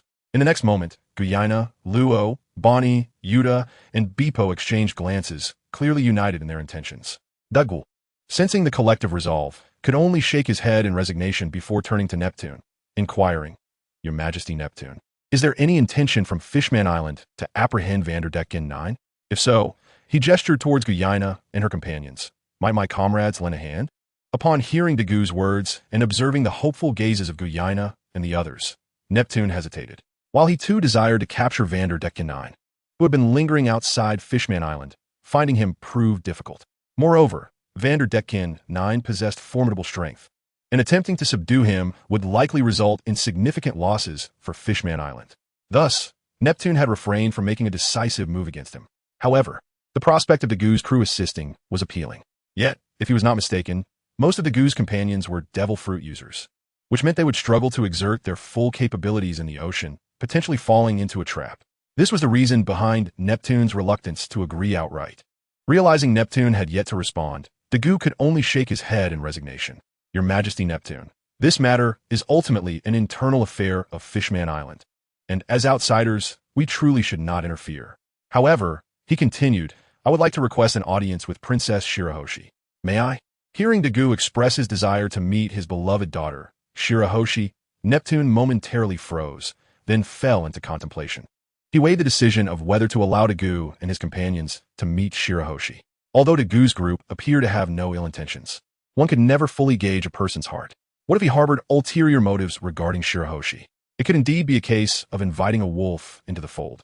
As Neptune pondered, Jinbei, who had always felt a sense of debt to Neptune, urged him, Your Majesty, it is merely a meeting with the princess, nothing more. Furthermore, Both you and I can accompany them to ensure safety. He leaned closer to Neptune, adding, and if we can establish a connection with the son of the devil, it would be more beneficial than detrimental for Fishman Island. After listening to Jinbei's counsel, Neptune visibly relaxed. Indeed, seizing the moment, Dagu swiftly capitalized on Neptune's easing stance. Echoing Jinbei's words, as the Sea Knight suggested, Your Majesty Neptune, if you have reservations about me, you are most welcome to accompany us. Moreover, should I act inappropriately during this time, feel free to take action against me. I will not retaliate. With a glance at his companions, Dagu assured Neptune, Not only will I refrain from any hostile actions, but my crew will as well. Upon hearing Dagu's declaration, Hawkins and the others were somewhat taken aback. It made sense, as Dagu had previously exhibited similar behavior. For those unfamiliar with the context, Dagu's statement served as a reassuring promise, instilling a sense of trust. Very well. Following Dagu's assurance, Neptune promptly affirmed, Mr. Dreambeard, rest assured, once we resolve the situation with Hody and his crew, I shall take you to meet Shirahoshi. With Neptune's agreement, Dagu subtly smiled, replying, Thank you, Your Majesty Neptune. Indeed, with matters settled, Neptune nodded, stating, Let's hasten our return to Ryugu Palace. He then turned to his subordinates, urging them to quicken their pace. Yes, Your Majesty Neptune.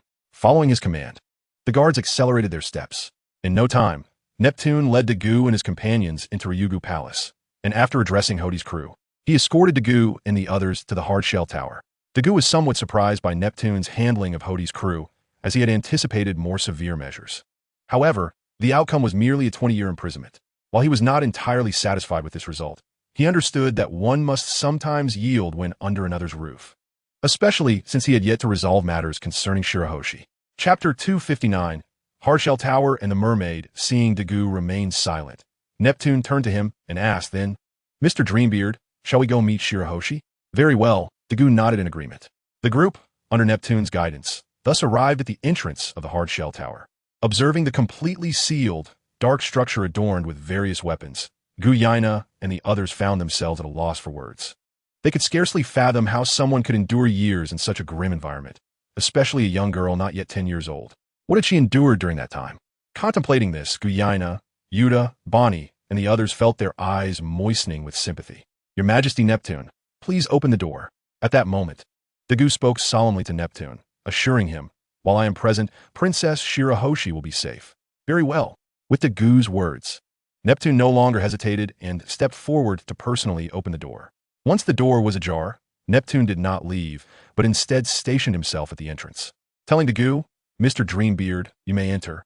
He then turned to Jinbei, instructing, Please accompany them. Yes, Your Majesty Neptune. Jinbei promptly nodded and gestured to Dagu. Please follow me. With that, Jinbei stepped inside the hardshell tower, leading the way, and Dagu and his companions followed closely behind. This is a little girl? Shortly thereafter, within the hardshell tower, the crew of the light pirates gazed at the mermaid before them, who was nearly as tall as the entire tower. Turning to Jinbei with expressions of disbelief. Is this truly a member of the merfolk, or are we dealing with giants? Amidst the group's astonished expressions, Jinbei felt somewhat awkward. What could he say? The princess had to grow to such a height. There was nothing he could do about it. Lord Jinbei. Suddenly, a timid voice emerged from above. Princess Shirahoshi. Upon hearing the call, Jinbei respectfully addressed Princess Shirahoshi and proceeded to introduce Dagu and the others. This is Mr. Dreambeard Dagu, the captain of the light pirates. This is Nico Robin. Before long, Jinbei had introduced the entire crew to Princess Shirahoshi. Hello. Following Jinbei's introduction, Shirahoshi shyly greeted everyone once more. Confronted by the current situation surrounding Bai Xing, not only Crocodile, Enel, and other men, but even women like Gu Ina and Boni frowned in dissatisfaction.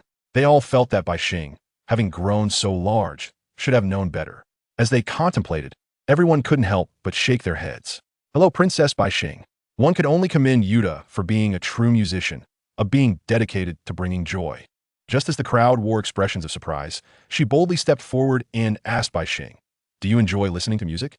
Upon hearing Yuta mention music, Bai Xing fell momentarily silent, recalling her mother, the beautiful Okiji Wang Fei. In those days, beyond teaching her to be a proper princess, her mother would often sing lullabies, making that period the happiest time in Bai Xing's life. Witnessing Bai Xing's emotional response, The others, too, began to reminisce about their own musical memories. At that moment, Yuta's voice suddenly filled the air. But I have always waited for you. Why am I so fortunate? I have always waited for you.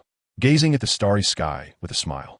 The wheel of fate keeps turning, spreading the wings of courage. No matter when, fortune awaits you, always watching over you. As time flowed, her song The Wheel of Fate reverberated within the hard-shell tower. Accompanied by Yuta's melody, Bai Xing was overwhelmed with tears. The song made her feel as though her mother was watching over her from above, never having left her side. Meanwhile, outside the hard-shell tower, after hearing Yuta sing, Neptune too was moved to tears, but unlike Bai Xing, his tears were filled with regret for having imprisoned her all these years. Indeed, though it was meant to protect her, it had also been a form of confinement, a truth Neptune had known from the beginning. I'm sorry, it's not your song that I have issues with, Bai Xing finally managed to say, wiping her tears as she apologized to Yuta. It's all right, Yuta responded with a gentle smile. This at least proves that my song has reached you and helped you step out of the shadows. That's enough for me. Thank you. Hearing Yuta's words, Bai Xing felt a profound jolt of emotion and smiled back in gratitude. By the way, suddenly, Bai Xing seemed to remember something and eagerly bombarded Yuta with a series of questions, asking if she had ever seen the sun, if stars would rise in the night sky, and about various animals with fur, as well as different flowers. Of course, Bai Xing did not forget to ask Yuta, have you been to the forest? I've heard it's all green. Upon saying this, Bai Xing's face lit up with longing, even imagining herself amidst the lush greenery of the forest. Yuta, unfazed by Bai Xing's curiosity, promptly answered each of her queries. The sun is large and very hot. Stars are always in the sky. They can only be seen at night when the sun is resting. As for furry animals, we have one right here. Yuta then pointed to Bepo, using him as an example to explain what a furry animal is. As for flowers, that task was naturally handed to Nico Robin, who, despite not being able to conjure flowers, had cultivated many aboard the ship, and thus had a greater understanding of them. Regarding the forest, Yuta shared, I have been to the forest. You see, the forest is not always green in autumn. As Yuta described the forest, Bai Xing's face radiated with excitement, yearning to see the sea, the unique animals, and the array of flowers. Yet, she soon felt a wave of despondency wash over her because she could not venture out.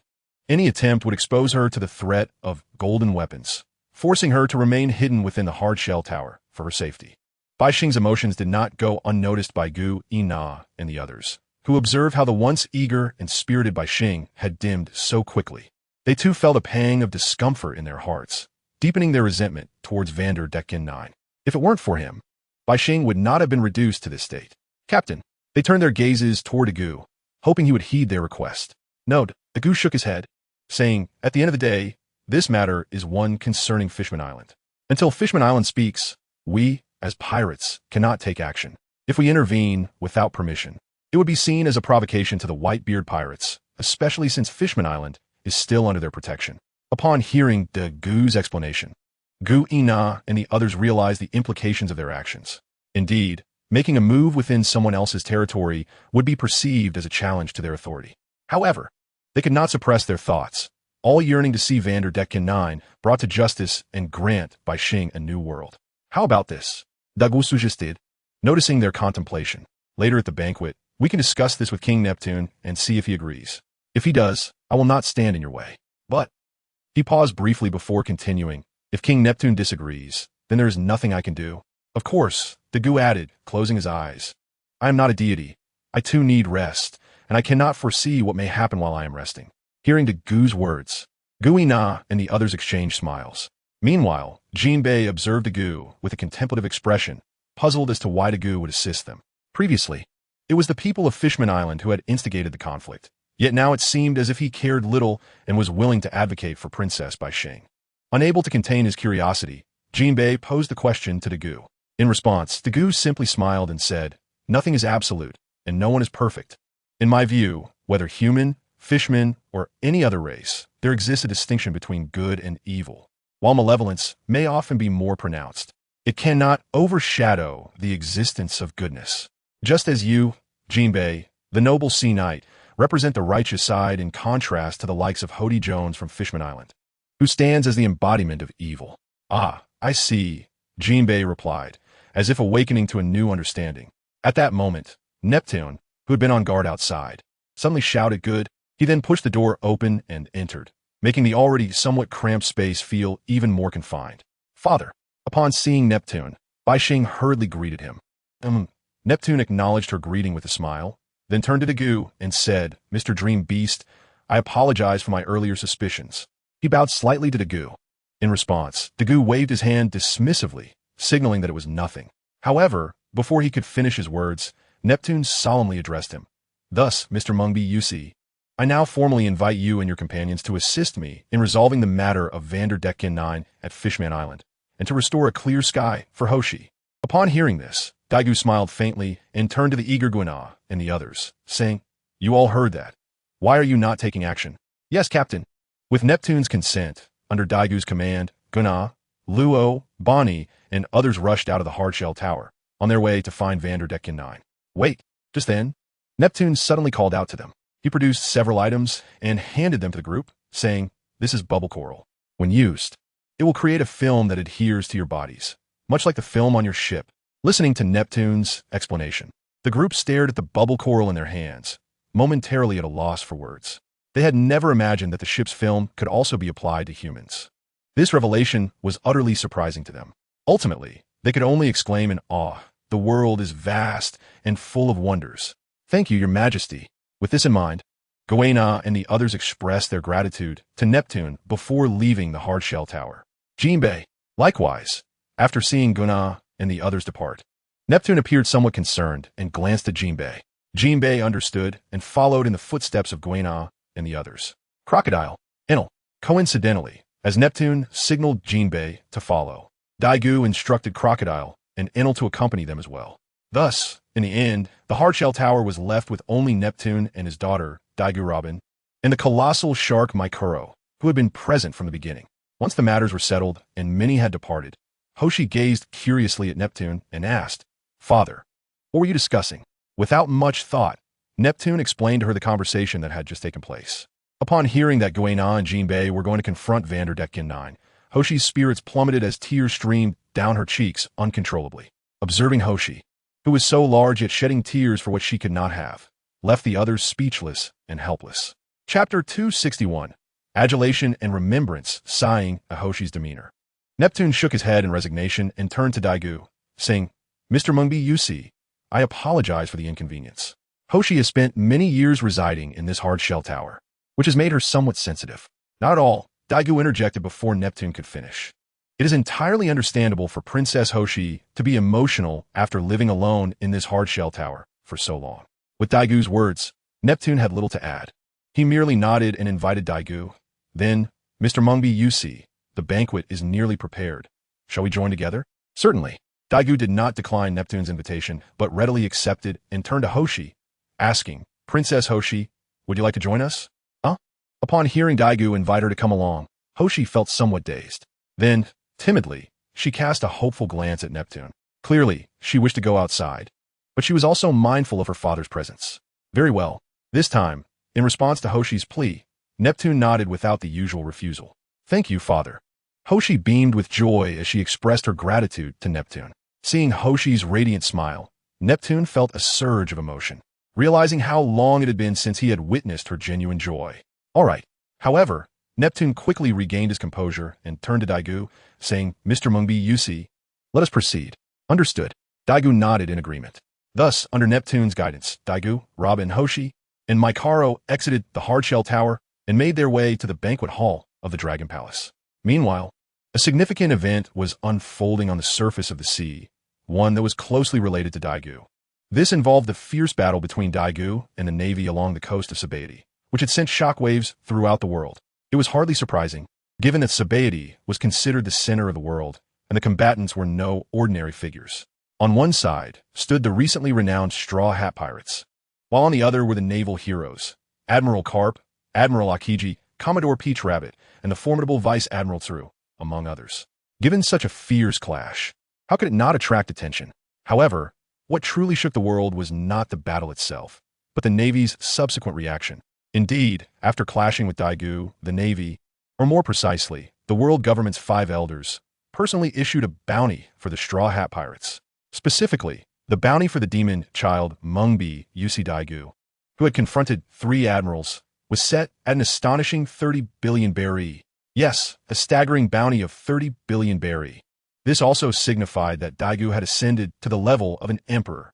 Following this, the bounties for the rest of the Straw Hat Pirates skyrocketed, establishing them as an imperial pirate crew. In this battle, Enel, who faced off against Kazan, received a bounty of 12 billion. Similarly, Crocodile, who fought against Ji Yuan, was granted a bounty of 10 billion. Most astonishingly, Yi Xiao, who barely showed up during the battle, was also assigned a bounty of 10 billion. These three were even given special titles by the world government, akin to Kaido's calamities or Big Mom's sweet generals, categorizing them as imperial officers. Clearly, this was a tactic of the world government to elevate their status. Unsurprisingly, following this battle, the bounties for Luo, Guina, and the others were also increased, though not as dramatically as those of Enel and the others. Each of them received a modest increase of several million to 1 billion. Nevertheless, this still sent shockwaves throughout the world. Gururara. In a new world, aboard the Moby Dick, Whitebeard laughed heartily as he held Daigou's bounty notice. Brother, you truly are remarkable. Meanwhile, on the other side of the new world, aboard the Red Force, Shanks gazed into the distance, reflecting while holding Daigou's bounty notice. In a certain unknown sea in the East Sea, a solitary sailboat was navigating, and the figure on board was also holding Daigou's bounty notice. Although his expression revealed little, a glimmer of excitement was evident in his eagle-like eyes. Guina. In the East Sea, within the Isen Dojo, Gungshiro also held a bounty notice, but unlike the others, he was not holding Daigou's notice. Instead, he held his daughter Guina's notice. The notice boldly proclaimed, Demon Sword Guina, bounty, 100 million berry. Indeed, after this incident, Guina's bounty not only soared to 100 million, but her title also transformed from Lady Swordsman to Demon Sword Captain. However, all of this was unbeknownst to Daigou and his companions, who were currently deep beneath the ocean, at least for the moment. Welcome back. Just then, with a cheerful shout, Daigou looked at his returning companions and smiled. You've worked hard. What's the situation? In response to Daigou's inquiry, Guina was the first to nod, saying, It has been resolved. That's good. Upon witnessing this, Daigou nodded in satisfaction. However, before he could elaborate further, Bonnie directly pointed at Enelu, exclaiming that he had overstepped his bounds by electrocuting their opponents entirely. Is that so? Hearing Bonnie's explanation, Daigou turned in surprise to Enelu, who remained unfazed, asserting, It is no fault of Enelu. After all, we are submerged underwater, and water conducts electricity. Perhaps he simply miscalculated the dynamics of underwater combat. Is that really the case? After Daigou's explanation, Bonnie and the others looked at Enelu with skepticism, unable to believe that his previous actions were merely a result of unfamiliarity. It should be noted that Enelu had unleashed an attack of 1 billion volts. Had they not maintained a safe distance, and had a certain individual not been present, they would surely have been affected by Enelu's power. As for why Enelu acted this way, it was simple. He had been reminded of his childhood upon seeing them, leading to an impulsive reaction. Chapter 262. By Xing and Whitebeard observing the expressions of those around him, Daigou shook his head, choosing not to comment further. Instead, he turned to Bai Xing with a smile, saying, Princess Bai Xing, now that Vanderdecken 9 is no longer present, you may freely come and go from Fishman Island. Really? At this, Bai Xing gazed at Neptune in disbelief, seeking confirmation that she could indeed leave the confines of the hardshell tower. Yes. In response to Bai Xing's eager gaze, Neptune smiled gently. From now on, Bai Xing, you can come and go as you please. There is no need for you to remain within the hardshell tower. Wonderful. Seeing Neptune nod, Bai Xing exuberantly exclaimed, unable to contain her excitement. She turned to Mekalo and said, Mekalo, did you hear? Father says I can leave the hardshell tower. With that, Bai Xing grabbed Mekalo's hand and began to walk out, cheerfully announcing, Come on, Mekalo, let's go explore. Watching Bai Xing's hasty departure, Neptune called out after her. But before he could finish his sentence, she had already vanished from his sight. Sighing at the situation, Neptune could only shake his head in resignation. Turning to Daigou and saying, I apologize for the spectacle, Mr. Mengbi Yusi. It's quite all right, Daigou replied with a light chuckle. Seeing Princess Bai Xing so lively certainly brings a sense of reassurance. He then reflected, to be honest, I had assumed she would remain confined for a much longer time. Upon hearing Daigou's words, Neptune momentarily froze, his expression darkening as he lamented, I have failed her. If I had resolved this sooner, Bai Xing would not have had to endure years of solitude within that tower. Your Majesty, observing Neptune's demeanor, the left and right ministers, along with other officials, including Jinbei, fell silent. They understood that Neptune's decision to confine Bai Xing was not solely due to Vanderdecken 9, but rather the inherent nature of Bai Xing's abilities. Or more accurately, the power of the Sea King. The events of the day Princess Odoheim passed away were vividly etched in the memories of all on Fishman Island. The sight of multiple colossal Sea Kings hovering above was too monumental to be overlooked. Neptune, aware of the royal family's legacy, understood the reasons behind the fear surrounding Bai Xing's powers. According to the royal legend, the true form of the Sea King Poseidon manifests only every 800 years through a mermaid princess capable of communicating with Sea Kings. She embodies the potential to save countless lives or wreak havoc upon the world. Thus, Neptune felt compelled to isolate Bai Xing, hoping that time would diminish the fear surrounding her identity as the Sea King. As the atmosphere grew somber on Fishman Island, Dagu, feeling somewhat bored, turned to Neptune and inquired, "Your Majesty, might you be open to allowing Princess Bai Xing to venture out to sea?" Dagu's words immediately put the entire assembly on high alert, with Jinbei instinctively adopting a defensive posture. After scrutinizing Dagu for a moment, Neptune cautiously replied, "Mr. Mengbiusi, do you mean to suggest that you wish for Bai Xing to board your ship?" "Indeed," Dagu affirmed without hesitation. "I do wish for Princess Bai Xing to join me on my vessel." Neptune was somewhat taken aback by Dagu's candid admission, but maintained a serious demeanor as he responded, "Mr. Mengbiusi, while I acknowledge that Fishman Island's strength pales in comparison to your pirate crew, you must also understand that our island currently falls under the influence of Newgate. If you intend to make a move against Fishman Island, you must first consult with Whitebeard." With that, Neptune fixed his gaze on Dagu, awaiting his response. "Is that so?" Dagu pondered Neptune's words, falling into contemplation. "Your Majesty," after a prolonged silence, Dagu finally raised his head and asked, "Do you have a den mushy for Whitebeard?" Neptune was momentarily taken aback by the sudden question about Whitebeard's den mushy. Was Dagu intending to speak with Whitebeard directly? Precisely. Perhaps Neptune's thoughts were too easily deciphered, for as he was lost in contemplation, Dagu continued, "Since you believe that Whitebeard holds the authority in this matter, allow me to speak with him directly." Seeing Dagu's earnestness, Neptune felt a rush of excitement, realizing that Dagu was genuinely considering a direct confrontation with Whitebeard. Very well. After gazing at Dagu for a while, Neptune nodded solemnly, retrieving the den mushy to dial Whitebeard's private number. He then handed the device to Dagu, saying, "The line is connected. You may speak." "Thank you." Dagu accepted the den mushy while expressing his gratitude to Neptune. "Gulala, my friend Neptune, what brings you to call?" An aged, yet powerful voice resonated from the other end. "Whitebeard," Dagu replied calmly, recognizing the voice. His response caught the attention of the person on the other end, causing a momentary pause. "Heulalala." A hearty laugh followed, and a moment later, Whitebeard's voice returned. "Is that you, the devil child?" Dagu was not surprised that Whitebeard recognized him. Rather, it would have been unexpected had he not. After all, this was a man who had outwitted the brilliant strategist Sengoku during the previous era.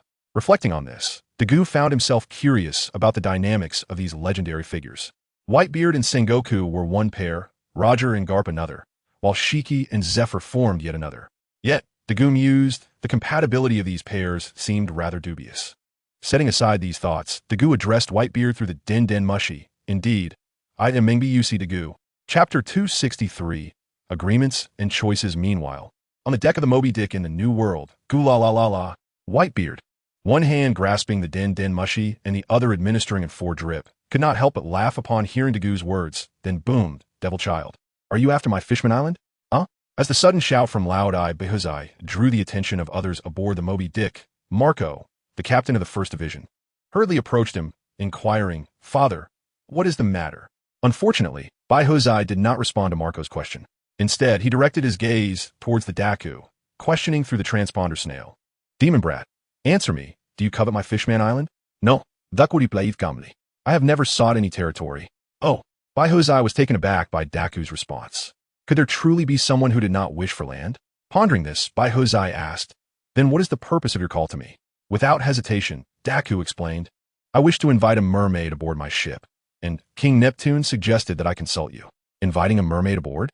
Behuzai turned to Marco, feeling somewhat perplexed. Although he had claimed Fishman Island as part of his territory, he had not imposed restrictions on its inhabitants. They were free to act as they pleased. Why then, would Neptune send that demon brat to consult him? With this thought, Behuzai inquired, "So, you wish to invite that mermaid aboard? Why does Neptune want you to seek my opinion?" In response, Daku calmly stated, Princess Shirahoshi. Baihuzai paused, momentarily at a loss, struggling to recall who this individual was. After all, Princess Shirahoshi had lived alone in the Holy Land for years, seemingly non-existent to the outside world. However, as memories flooded back, Baihuzai's expression grew solemn. He recalled Roger's words and the sight of Princess Shirahoshi on Fishman Island, finally remembering her identity. Yet, upon recollection, his countenance darkened. He fixed his gaze upon the transponder snail, exclaiming, Demon Brat, you. However, he hesitated, then continued quietly, Demon Brat, Shirahoshi is the princess of Fishman Island. Do you intend to have a princess accompany you across the seas? Moreover, Shirahoshi is the daughter of my dear friend Neptune.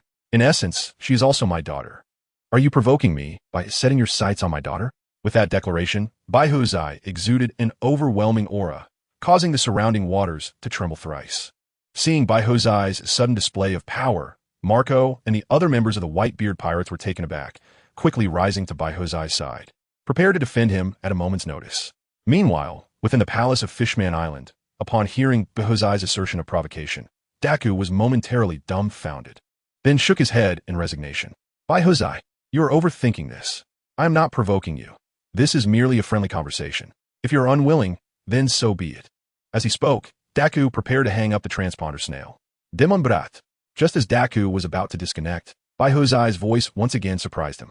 Baihuzai calmly stated, If you truly wish to take Shirahoshi aboard your ship, then come before me and let me assess whether you possess the qualifications to have my daughter aboard your vessel. At this point, Baihuzai added, The last person to take someone from me was Roger. I wonder if you'll be the next. With that, Baihuzai abruptly ended the call. As Baihuzai hung up, Marco, who had been awaiting a response, immediately asked, Father, was that call from the demon child Daku? Indeed. Baihuzai nodded in silence. That demon brat actually wishes to have Neptune's daughter aboard his ship, and Neptune has turned to me for assistance. I see. After hearing Baihuzai's explanation, Marco understood. On the other side, Daku, having ended the call, felt somewhat speechless. He handed the transponder snail back to Neptune, saying, Your Majesty Neptune, you heard it. Baihuzai wants me to see him. Neptune looked at Daku with a puzzled expression. Mr. Daku, you seem unfazed by Newgate. To Neptune's surprise, Daku did not respond immediately to his inquiry, but instead countered, Why should I be afraid? He continued, Baihuzai is a man, and so am I. Moreover, Baihuzai exists beneath Roger's legacy. In this era, I believe there's no one above me, not even my peers. Daku's confident assertion left not only Neptune, but also Jinbei, Enel, Goenna, and even the ministers of Ryugu Palace somewhat shocked, rendering them momentarily speechless. Some may argue, what about Shanks? He is not much older and belongs to the same generation. However, in reality, Shanks and Daku do not belong to the same era.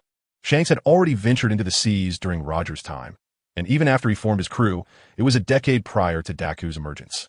Thus, it is accurate to say they are not of the same generation. Your Majesty Neptune, observing the silence of the others, Daku turned towards Neptune and said, Since the invitation for Princess Shirahoshi to board must wait until I meet Baihuzai, may we first familiarize ourselves with Princess Shirahoshi here? It would facilitate mutual acclimatization. Upon hearing Daku's suggestion, Neptune hesitated. His initial intention was to deter Daku, but unexpectedly, not only did Daku remain undeterred, but he also managed to negotiate terms with Baihuzai, which left Neptune at a loss for words. After a prolonged pause, Neptune finally replied, Very well.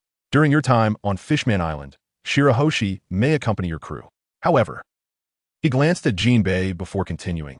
I hope Jinbei can accompany her at all times. In response, Daku looked at Jinbei and nodded, No problem. Jinbei, with Daku's agreement. Neptune turned to Jinbei and instructed, I will rely on you for this. Of course, Your Majesty Neptune. Jinbei responded affirmatively, assuring Neptune that he would keep a close watch over Princess Shirahoshi. With matters settled, Neptune surveyed the assembled guests and declared, In that case, let us resume the banquet. As time passed, the festivities eventually came to a close. Your Majesty Neptune, we shall take our leave now. Shortly thereafter, Daku bid farewell to Neptune and departed the Ryugu Palace with the light pirates, stepping off Fishman Island. Sighing as he watched Daku and his crew depart, Neptune turned and returned to the palace. Captain, why do you wish to bring that princess aboard? Why confront Baihuzai over this? Meanwhile, Bonnie inquired of Daku, curious about his intentions regarding Princess Shirahoshi. In truth, it was not only Bonnie. Guena and the others were also intrigued by why Daku sought to invite the tearful princess aboard his ship.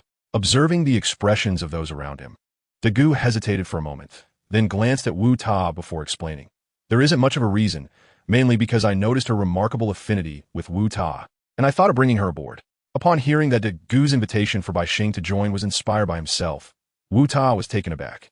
Not only Wu Ta, but the others also found Dagu's reasoning full of inconsistencies, clearly not the true motive.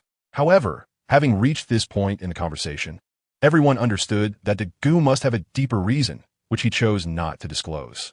After exchanging glances with one another, they decided not to pursue the matter further. Instead, they directly shifted the topic, inquiring, "So, Captain, how many days shall we stay on Fishman Island?" Hearing this, Dagu paused for a moment. Then, after contemplating for a brief while, replied, "It depends on our mood. If we are enjoying ourselves, we might stay a few extra days. If we grow weary, we can depart a bit earlier." "All right then, Captain, we shall explore on our own." With Dagu's response, the others had no further objections, merely nodding in agreement before dispersing to engage in their own activities. As Dagu watched his companions leave one by one, he turned to Robin and Jinbei, proposing, "Shall we visit the Forest of the Sea?" Without waiting for their responses, Dagu headed towards the Forest of the Sea. Bai Xing and the princess. Outside the Forest of the Sea, Jinbei was somewhat surprised as he gazed at the majestic mermaid reclining peacefully within the forest. Could it be that Bai Xing has been resting here ever since leaving the Dragon Palace? Noticing Bai Xing's serene demeanor, Dagu couldn't help but smile slightly. Approaching her without disturbing her slumber, choosing instead to sit quietly at her feet, observing her repose alongside Robin. Seeing this, Jinbei also refrained from interrupting, quietly positioning himself on the other side to admire Bai Xing. Perhaps their gazes were too intense, or perhaps Bai Xing had nearly completed her slumber, but soon, accompanied by a soft murmur, she gradually awoke. "Jinbei, Lord Dagu, Lady Robin?" Upon awakening and spotting familiar faces, Bai Xing appeared bewildered as she questioned, "What brings you all here?" "Princess Bai Xing." In response to her inquiry, Dagu promptly replied, "We came to find you." "Find me?" Bai Xing was even more puzzled. Had her father not permitted her free access to Fishman Island? Why then had Jinbei come to seek her? In Bai Xing's mind, Dagu's mention of searching for her was actually a reference to Neptune's quest for her. The situation was explained to Bai Xing by Robin, who clarified, "It is because Lord Dagu wishes to invite you aboard. He thought it best for you to become acquainted with the crew first." "I see." After hearing Robin's explanation, Bai Xing finally understood.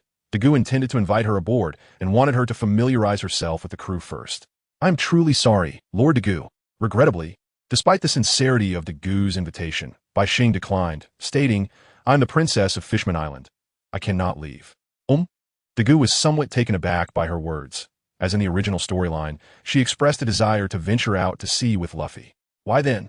When it came to him, did she assert that she could not depart from Fishman Island? Confused, Dagu inquired why not. "Did you not wish to see a true forest?" "Of course I do." To Dagu's surprise, Bai Xing immediately responded affirmatively, but then her expression dimmed as she added, "However, I have a mission that remains unfulfilled.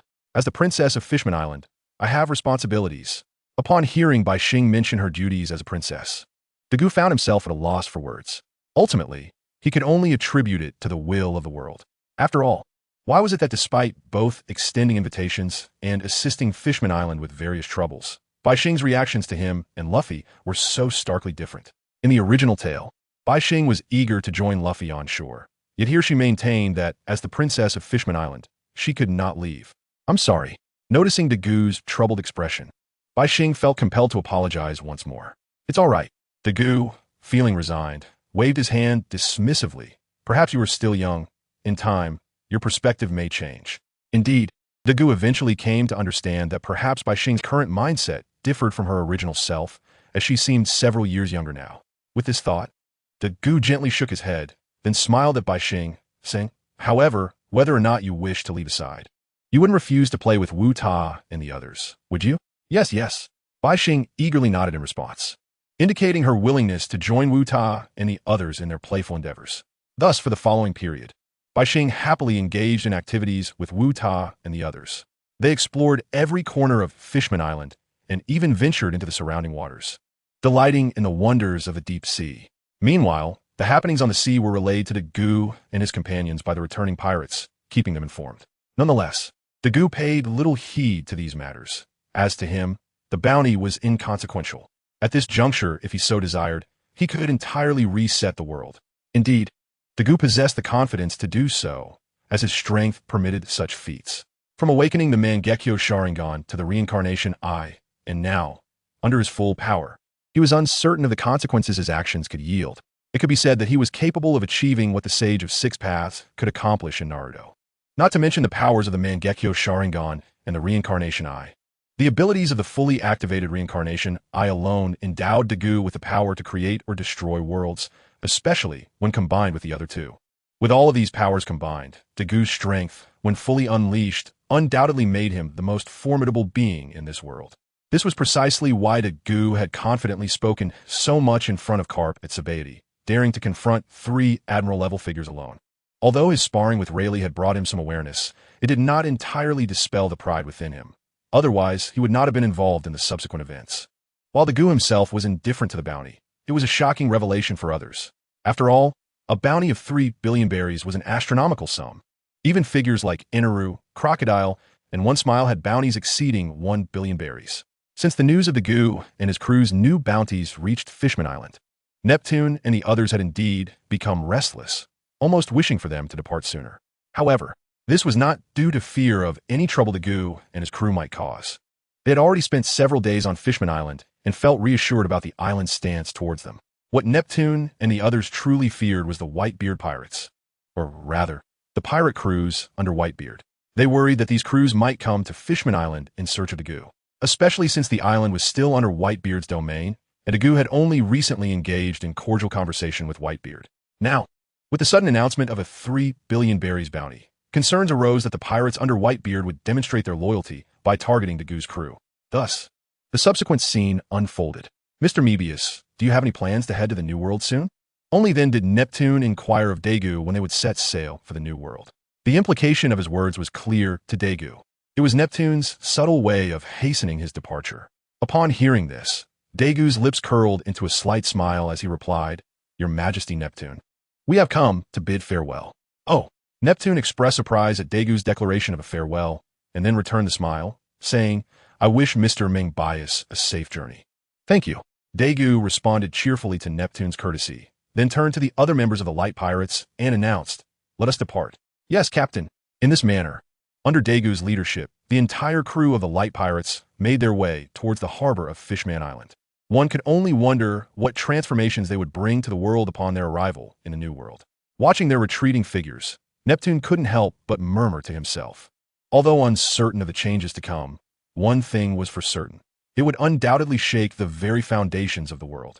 As Neptune's words faded, Jinbei, standing beside him, softly echoed his sentiments. "Princess Shirahoshi, do you wish to join us on land?" On the other side, Daegu, beaming with delight, addressed the beautiful figure that had suddenly appeared beside the ship, the Arlong Park. However, though Daegu posed a question, he was aware that Shirahoshi could not accompany him. Otherwise, she would not have declined previously. That's not the case. As expected, Shirahoshi immediately shook her head in response to Daegu's inquiry, stating, "Lord Daegu, I am here to see you off, not to accompany you." Very well. Although he was already aware of Shirahoshi's intentions, Daegu felt a tinge of disappointment. Nodding in acknowledgement, he turned to Yuta and the others, saying, "Yuta, Captain." Upon hearing Daegu's call, Yuta and the others approached Shirahoshi and began conversing with her.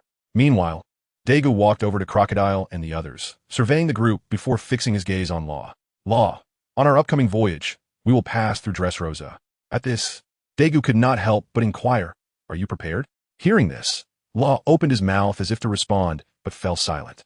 How could he not comprehend the underlying meaning of Daegu's question? He also knew well where Dressrosa was, yet the shadows of his childhood were not easily escaped. Even though his current strength was formidable enough to challenge some vice admirals of the Navy headquarters, some matters transcended mere prowess. Moreover, in the years under Daegu's protection, Law had not encountered many experiences, which meant his exposure was limited, leaving him somewhat unsettled when confronted with certain situations. Never mind. Observing Law's demeanor, Daegu sighed, deciding to change the subject. "We will discuss it further when we reach Dressrosa." After speaking, Daegu turned to Inaru, instructing, "Inaru, you shall take the lead when we arrive at Dressrosa." "Yes, Captain." Inaru did not hesitate in the slightest, nodding in agreement even without knowing who their opponent would be. "Dressrosa? Is that the Flamingo?" Meanwhile, Crocodile curiously looked at Daegu and asked, "Does he have a grudge against Law?" Indeed, Daegu did not conceal this matter. He promptly informed the group about Law's history with Dressrosa, specifically regarding Don Quixote Doflamingo and Trafalgar D. Waterlaw. Chapter 266, The White Sea Dragon and Punk Hazard IC. After listening to Daegu's account, Crocodile and the others finally understood the history between Law and Doflamingo. Contemplating this, their gazes inevitably shifted towards Law. "Captain, I shall return to my quarters." Perhaps overwhelmed by their scrutiny, or for some other reason, Law soon stood up, bid farewell to Daegu, and turned to leave for his room. Sighing, Daegu watched Law's departing figure. What has come over him? Just then, Robin's voice unexpectedly chimed beside Daegu. Upon hearing the sound, Daegu turned to face Robin but did not respond to her question. Instead, he asked, "Has Shirahoshi returned?" "Yes." Robin nodded in affirmation. "After our conversation, I sent her back. She is not yet suited to be above the surface." "You are quite right." Daegu agreed with Robin's decision and then turned his gaze towards the direction Law had left, explaining, "We just discussed Dressrosa and Doflamingo." "I see." Upon hearing Daegu mention Doflamingo, Robin immediately understood Law's reaction. "What is it?" Meanwhile, Bonnie and the others, intrigued by Daegu's mention of Doflamingo, turned their attention to him, asking, "Captain, why are we discussing the flamingo? Are we to confront him at our next stop?" "Pretty much Doflamingo." In response to Bonnie's inquiry, Daegu chose not to withhold information, recounting Law's connection to Doflamingo to Bonnie and the others. "So that's how it is." After Daegu's explanation, Bonnie and the others exhibited thoughtful expressions, though it remained unclear whether they truly comprehended the situation. Suddenly, a deafening noise erupted from a ship, capturing everyone's attention. Instantly, their expressions turned to astonishment as they discovered a massive white current, resembling a sea dragon, appearing ahead, and the Arlong Park was gradually being drawn closer. Daegu frowned at the sight of the enormous current, preparing to cut through it. "Wait." However, before Daegu could act, Beepo, the navigator, called out to him. Stepping forward, Beepo examined the white dragon current twice before stating, "Captain, perhaps we can ride it to surface faster." "Oh." Upon hearing Beepo's words, Daegu recalled a similar scene from the original storyline, where Luffy and his crew encountered this white sea dragon after departing from Fishman Island. Their course of action had been precisely what Beepo suggested. They boarded the white sea dragon, inadvertently arriving at the crucial island Punk Hazard, which was not marked on any map. Very well. With this thought in mind, Daegu nodded in agreement with Beepo's suggestion, deciding to ride the white dragon and see if it would lead them to Punk Hazard. Having made up his mind, Daegu promptly instructed the crew, "Everyone prepare yourselves. We shall embark." "Yes, Captain." The crew had no objections to Daegu's command and immediately agreed, taking their positions to navigate the Arlong Park into the White Dragon. With a resounding boom, they successfully boarded the colossal white current, akin to a sea dragon, and felt as if they had boarded a maritime train, with their speed exponentially increasing. Punk Hazard, an island situated in the New World, was directly governed by the world government and served as the first island the Straw Hat crew landed upon after entering the New World. According to the original narrative, Punk Hazard had previously suffered a catastrophic incident, releasing vast amounts of corrosive materials from the island, rendering it uninhabitable. Additionally, following the infamous Marineford War, the climate of Punk Hazard underwent drastic changes due to a duel between Aokiji and Akainu over the position of Fleet Admiral. The island has transformed into a peculiar realm, half enveloped in ice and snow, while the other half is ablaze with flames. However, all of this transpired in the original narrative, and it is still several years before the events of Punk Hazard commence. At this moment, even Monkey D. Luffy has yet to set sail. He remains engaged in a skirmish with Ace amidst the Gorupa Mountain of the Goa Kingdom.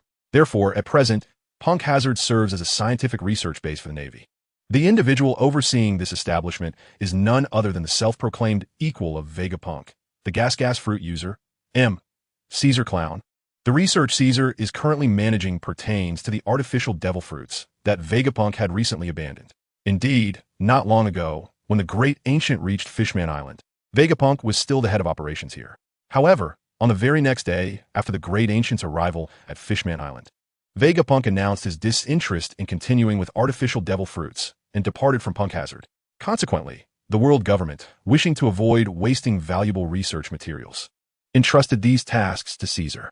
Little did the world government anticipate that this island, which had been removed from maps, would inadvertently attract an unexpected visitor, none other than the formidable sea of light pirate crew, On the outskirts of Punk Hazard, the ship, the Ark Maxim, floats independently upon the waves. As Bonnie and her companions observe the island's state, they cannot help but furrow their brows. For while this island has not transformed into the Icefire Island or the Poison Island, as described in the original work, its environment has been irrevocably damaged by Vegapunk's experiments. Thus, Punk Hazard now appears as a desolate isle devoid of life. Let us proceed and ascertain the situation, declares the Great Ancient. Without further ado, he summons his companions and utilizes his abilities to transport the Ark Maxim to the shore of Punk Hazard, promptly disembarking onto the island. Witnessing the Great Ancient's ascent, Bonnie and the others exchange glances before following in his footsteps, stepping onto the soil of Punk Hazard. Within the island, in a certain building, a figure of distinctive appearance gazes at the monitor displaying the Great Ancient and his crew with a mix of surprise and suspicion. Suddenly, he emits a peculiar laugh. However, his mirth is abruptly stifled as he notices the Great Ancient lifting his head, his gaze locking onto him, accompanied by a slight smirk. This action sends a chill down the figure's spine, extinguishing any prior intentions he harbored. He initially thought of the Great Ancient's crew as mere newcomers to the New World, unworthy of his attention, and even contemplated capturing the Great Ancient for research purposes. Yet, the intensity of the Great Ancient's gaze swiftly jolted him back to reality. The Great Ancient is no ordinary newcomer, but rather the infamous pirate, the son of the devil, Dreamy D. Ancient, who has clashed with heroic figures like Admiral Kizaru and Marine Legend Garb, earning a bounty of 3 billion berries. Thus, he, as the ruler of Punk Hazard and the user of the gas fruit, Caesar Clown, find himself drenched in cold sweat. Captain, did you just uncover something? In another part of the island, Guena, intrigued by the Great Ancient's recent smile, inquires. In response to Guena's question, the Great Ancient does not withhold information, promptly explaining. There is a surveillance den mushy nearby. It is evident that the island's inhabitants have already detected our presence. Oh, I see, Guena nods in understanding. Following her, Hawkins inquires, Captain, should we not deal with the individual within? He has evidently discerned Caesar's presence on the island. No need, the Great Ancient replies, dismissing the suggestion. He has not provoked us. There is no reason to seek trouble with him. Understood, Hawkins concedes, stepping aside. Let's move forward. With no further inquiries from the group, the Great Ancient beckons them to follow as he strides toward the direction he recently discerned with his keen eyesight. His objective is clear. Having arrived at Punk Hazard, the artificial devil fruit must not remain here to be consumed by that individual in the future. Therefore, whether it is to be allocated to a member of the crew or kept as a trophy, it must be secured in his possession. Before long, the Great Ancient leads the crew of the Sea of Light Pirates to the research facility. Artificial devil fruit, fish fruit, mythical Zoan, dragon form. The Great Ancient murmurs as he gazes at the devil fruit resting upon the pedestal. He then lifts it, scrutinizing it closely before turning to address his companions. Does anyone among you express an interest in it? While he surveys the group, his focus predominantly rests on Guena, for among them, she alone is not a devil fruit user. The others, including Crocodile, Inaru, and even the initial members like Bonnie and Hawkins, have long since acquired their powers. Thus, if anyone is to consume this devil fruit, it would be Guena. Moreover, the appearance of this fruit is already familiar to the Great Ancient. It is a shade of pink, a hue that, arguably, suits Guena well, given her femininity. No, thank you, Captain. To his surprise, Guena declines without a moment's hesitation, raising her sword and stating, I am a swordsman. My sword is of utmost importance. Should I consume a devil fruit, my swordsmanship might lose its purity. Very well. The Great Ancient responds, nodding in resignation. Yet, he cannot help but remark, Guena, perhaps you are overthinking this. Huh? Guena's confusion is palpable. Observing her reaction, the Great Ancient clarifies, Guena, you should recall the Marine, Vice Admiral Momonosuke, right? Do you perceive her as a formidable swordsman? Without a moment's thought, Guena affirms, absolutely. Indeed, to her, Momonosuke embodies her aspiration, powerful, beautiful, just, and notably, a female swordsman. In Guena's eyes, Momonosuke represents the epitome of her ideal self. With a gentle smile, the Great Ancient inquires, are you aware that she is also a devil fruit user? Huh. The revelation leaves Guena astounded. She had never considered that her idol, Momonosuke, possesses the abilities of a devil fruit user. Precisely, the Great Ancient confirms, Momonosuke has consumed a devil fruit. She is indeed a genuine devil fruit user. Continuing, the Great Ancient addresses Guena. Thus, even if you were to consume a devil fruit, you could still excel as a swordsman. You may very well view the devil fruit as an enhancement to your physical prowess. As Dagu gazed at the devil fruit in his hand, he softly remarked, "Once you consume it, the most significant transformation will be in your physical prowess. You will no longer be confined by the inherent disadvantages of being a woman. By consuming this fruit, you will attain a physical constitution that rivals, and perhaps even surpasses, that of Sauron. When you next meet him in battle, you may even be able to subdue his 3 swords with a single hand and say, 'Sauron, it has been years since we last met, yet you struggle to handle my sword.'" With that, Dagu ceased to elaborate further, quietly observing Guyina as she contemplated her decision. Chapter 268. Guyina and the dragon form. Upon hearing Dagu's words, Guyina did not respond immediately. Instead, she fell into deep reflection. Observing her, Dagu refrained from urging her, turning instead to Luo and saying, "Luo, this is a research facility. You may find something of interest here." "Understood," Luo replied, nodding before turning to explore the facility, with Beepo dutifully following close behind. Meanwhile, Dagu toyed with the devil fruit, patiently awaiting Guyina's decision. "Captain." As time passed, Guyina seemed to arrive at a conclusion, raising her head to look at Dagu and declaring, "I will eat it." "Excellent."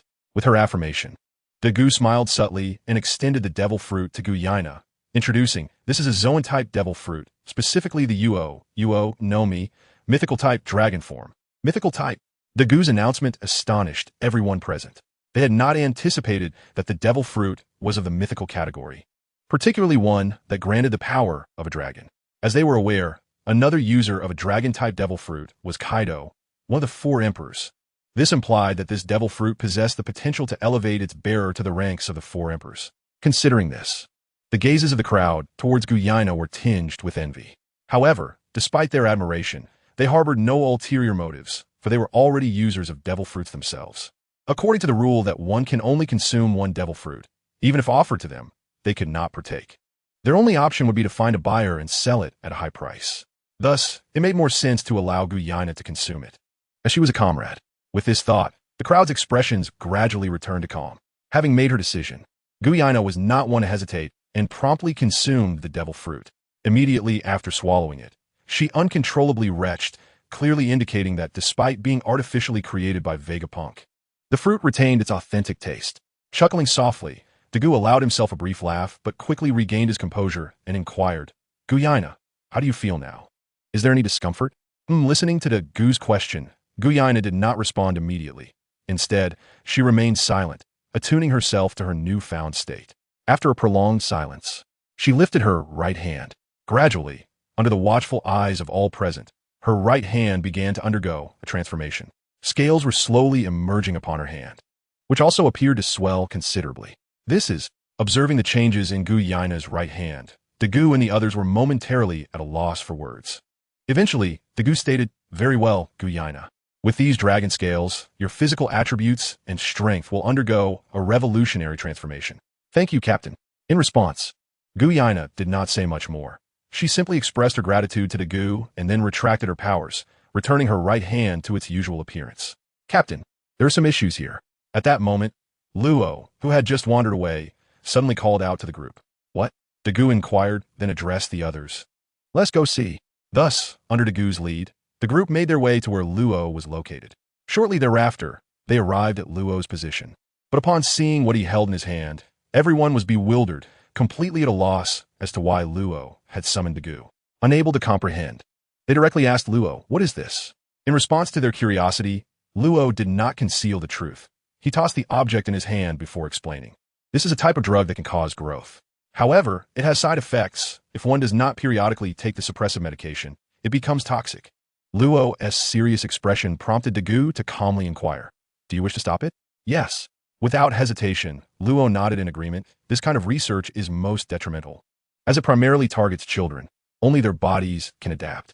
Therefore, I wish to put an end to it." Seeing Luo's resolute demeanor, Dagu smiled slightly and said, "Then let us proceed." Turning to the others, he added, "You all should join as well." "Yes, Captain." In response to Dagu's directive, Crocodile and the others did not hesitate to comply. "Thank you, Captain." Luo expressed his gratitude with a bow. "Follow me." Luo then led the group towards the distance, guided by his observation haki, indicating some unusual locations likely inhabited by the children. After witnessing Luo lead the group away, Dagu did not follow. Instead, he accompanied Robin in a different direction, intending to seek out the facility's owner to inquire about certain matters and potentially borrow some resources. Caesar Clown. Thus, not long after, Dagu stood before Caesar, son of the devil. Upon the sudden appearance of Dagu, Caesar was filled with dread, unable to comprehend how Dagu had so precisely located him, appearing almost as if by teleportation. After a moment of fear, Caesar questioned, "What brings you here? Have I wronged you in any way?" "Not all." Dagu shook his head. Seeing Dagu's denial, Caesar pressed further. "Then what is your purpose?" Noticing Caesar's anxiety, Dagu smiled gently and reassured him, "Do not be alarmed. My intentions are not hostile. I merely wish to inquire about certain matters. As you know, I'm unfamiliar with this new world." "I see." Relieved, Caesar exhaled, realizing Dagu had come merely to seek information. Subsequently, Caesar explained, "As you can see, I am a scientist, so my knowledge of the new world is limited. Most of what I can share is hearsay." However, upon hearing Caesar's words, Dagu remained unfazed, casually waving his hand and saying, "No matter, please share whatever you can." "Very well." Upon hearing Dagu's words, Caesar ceased to be overly sentimental and promptly began to elucidate the circumstances of the new world. The situation in the new world remained largely unchanged from the original narrative. The entrance to the new world persisted in a vacuum zone, unclaimed by any of the four emperors. If one were to attribute it to anyone, it would be the Marines, as Mariawa lay atop the Red Line, and the Marines' G1 branch was also situated within these waters. Consequently, the pirates, out of respect for the Marines and the world government, refrained from encroaching upon this maritime territory. As for the territories beyond, they were as delineated in the original text, thoroughly partitioned among Kaido, Big Imom, Whitebeard, and red-haired Shanks. The buffer zones between these formidable figures were predominantly occupied by individuals from the underworld, such as Flamingo, Doflamingo, and Kid. This is the overt situation in the New World. However, numerous smaller factions exist covertly, often allied with or subordinate to the four emperors or their pirate crews. Thus, they lead relatively prosperous lives amidst the chaos of the New World. After a brief period of contemplation following Caesar's account, Dagu silently nodded, falling into deep thought. He pondered the course of action he should take after resolving matters with Doflamingo during his upcoming voyage. Should he pause to recuperate and await Monkey D, Luffy's departure? Or should he forge ahead directly toward Laugh Tale? After considerable reflection, Dagu let out a slight sigh. "What troubles you?" Upon hearing Dagu's sigh, Robin couldn't help but be curious about his thoughts. "Nothing," Dagu replied, merely shaking his head in response to Robin's inquiry. He then turned to Caesar and stated, "In addition to this, I would like to borrow some materials from you." What? Dagu's request immediately put Caesar on edge, as he feared that this borrowing might pertain to his very life. "Do not be alarmed." Dagu chuckled lightly to ease Caesar's tension before continuing. "Aren't you engaged in research? I would like to inquire about your research materials." Before Dagu could finish, Caesar interjected, "You wish for me to work for you?" "No." To Caesar's surprise, Dagu promptly shook his head, clarifying, "I merely seek your research data." At this point, Dagu paused and added, "All of it." "All of my research data?" Caesar's face was a picture of confusion. He could not comprehend why Dagu would desire his research materials. Did he intend to conduct research himself? However, as far as he knew, the ship of this son of evil had no scientific personnel, let alone scientists of his caliber. Unable to grasp the situation, Caesar asked Dagu directly, "What do you intend to do with my research data? Are you planning to conduct your own research? That is of no concern to you. Just ensure you provide it to me." Unfortunately, when faced with Caesar's question, Dagu offered no explanation, instead urging him once more, "Remember, it is all of it." Hearing Dagu's uncompromising tone, Caesar felt an instinctive urge to refuse. After all, his research data was invaluable, encompassing not only his own work, but also that of Vegapunk and the Vinsmoke family from the North Sea, as well as materials from other scientists with whom he had previously collaborated. Thus, Caesar was quite reluctant. "I only require a backup." Perhaps sensing Caesar's distress, Dagu provided a reassuring clarification. He only needed a copy, not the original. This revelation significantly diminished Caesar's resistance. He had initially feared that Dagu would demand the original materials. If that were the case, he would suffer a considerable loss of research data. Now that Dagu only required a backup, Caesar needed merely to make a copy. As for the materials that could not be duplicated, he would have to withhold them. With this thought, Caesar felt a wave of relief wash over him and promptly said to Dagu, "Very well, I shall retrieve it for you now." Without delay, Caesar exited their hideaway and returned to the location where he stored his research materials. Here, these are what you seek. After rummaging through his belongings for a while, Caesar gestured to a large pile of documents. Indeed, although Daegu felt a twinge of apprehension at the sight of a mountain of research data, he feigned calmness and nodded in acknowledgement. Flying Thunder God. He then approached the towering stack of materials, placed a hand upon it, and invoked the technique, vanishing with a mountain of research data before Caesar and Robin. Is this spatial movement? Caesar marveled at Daegu's sudden disappearance. Meanwhile, Robin remained silent, taking a seat on a nearby chair, casually perusing a book while keeping a watchful eye on Caesar to prevent any potential escape. Faced with such a situation, Caesar let out a resigned sigh and took a seat beside Robin, awaiting Daegu's return. On the other side, Daegu transported the research materials to an unexpected yet perfectly logical location, the headquarters of the Revolutionary Army, Baldigo Island. Indeed, Daegu had sought these research materials expressly for the Revolutionary Army's purposes. After all, what use would he have for research data with merely a single ship? Chapter 270. The Revolutionary Army and the young boy Mr. Daegu. Inside the Revolutionary Army's headquarters on Baldigo Island, Drago expressed his astonishment at Daegu's sudden appearance. He could not help but ask, "Why do you come at this time? Shouldn't you be in the New World?" Hee. Daegu chuckled in response, pointing to the research materials he had brought. "I am here to deliver these items." "What is this?" Following Daegu's gesture, Drago noticed the substantial pile of documents, but did not understand their intended purpose. Noticing Drago's perplexed expression, Daegu chose to clarify rather than conceal, explaining, "These are some scientific data, including artificial devil fruits and potions that enlarge individuals, among other research materials." Oh, Drago's interest was piqued upon hearing Daegu's explanation. He approached the stack of materials and casually picked up a sheet to examine. "I have provided you with the materials. I shall take my leave now." Observing Drago engrossed in the documents, Daegu resolved not to linger any longer. After exchanging farewells, he invoked the Flying Thunder God once more, departing Baldigo and returning to Punk Hazard. Alas, he missed hearing Drago's attempts to call after him. Sighing at the empty space, Drago shook his head in resignation and redirected his attention to the materials Daegu had delivered. "I'm back." Meanwhile, at Punk Hazard and Caesar's Research Center, Robin greeted Daegu as he returned, setting aside the book she had been reading. Indeed, Daegu nodded in response to Robin's greeting, but then turned to the also standing Caesar, saying, "I have resolved my matters, but what?" Daegu's deep breath immediately put Caesar on edge once more. Noting Caesar's tension, Daegu calmly remarked, "However, the issue concerning my companion remains unresolved." "Your companions matter?" Daegu's words caught Caesar by surprise, causing him to pause momentarily. He does not recall any association with the companion of the other party. In fact, today marks their first encounter. "Follow me." This time, however, Daegu chose not to explain anything to Caesar, merely instructing him to keep up as he led Robin out of the room. Observing this, although Caesar felt that the situation was precarious, he did not flee immediately, for he understood that escape would be futile. With Daegu's ability to teleport, where could he possibly run? Thus, reluctantly, Caesar decided to follow in Daegu's footsteps. In this manner, the group meandered until they reached the entrance of a vast chamber, where they encountered Luo, who was attending to several older children within. These were indeed older children, each appearing to be around 10 years of age, yet towering at several meters, some even exceeding 10 meters in height. They also noticed a rather grim-faced Yixiao and Guena standing nearby.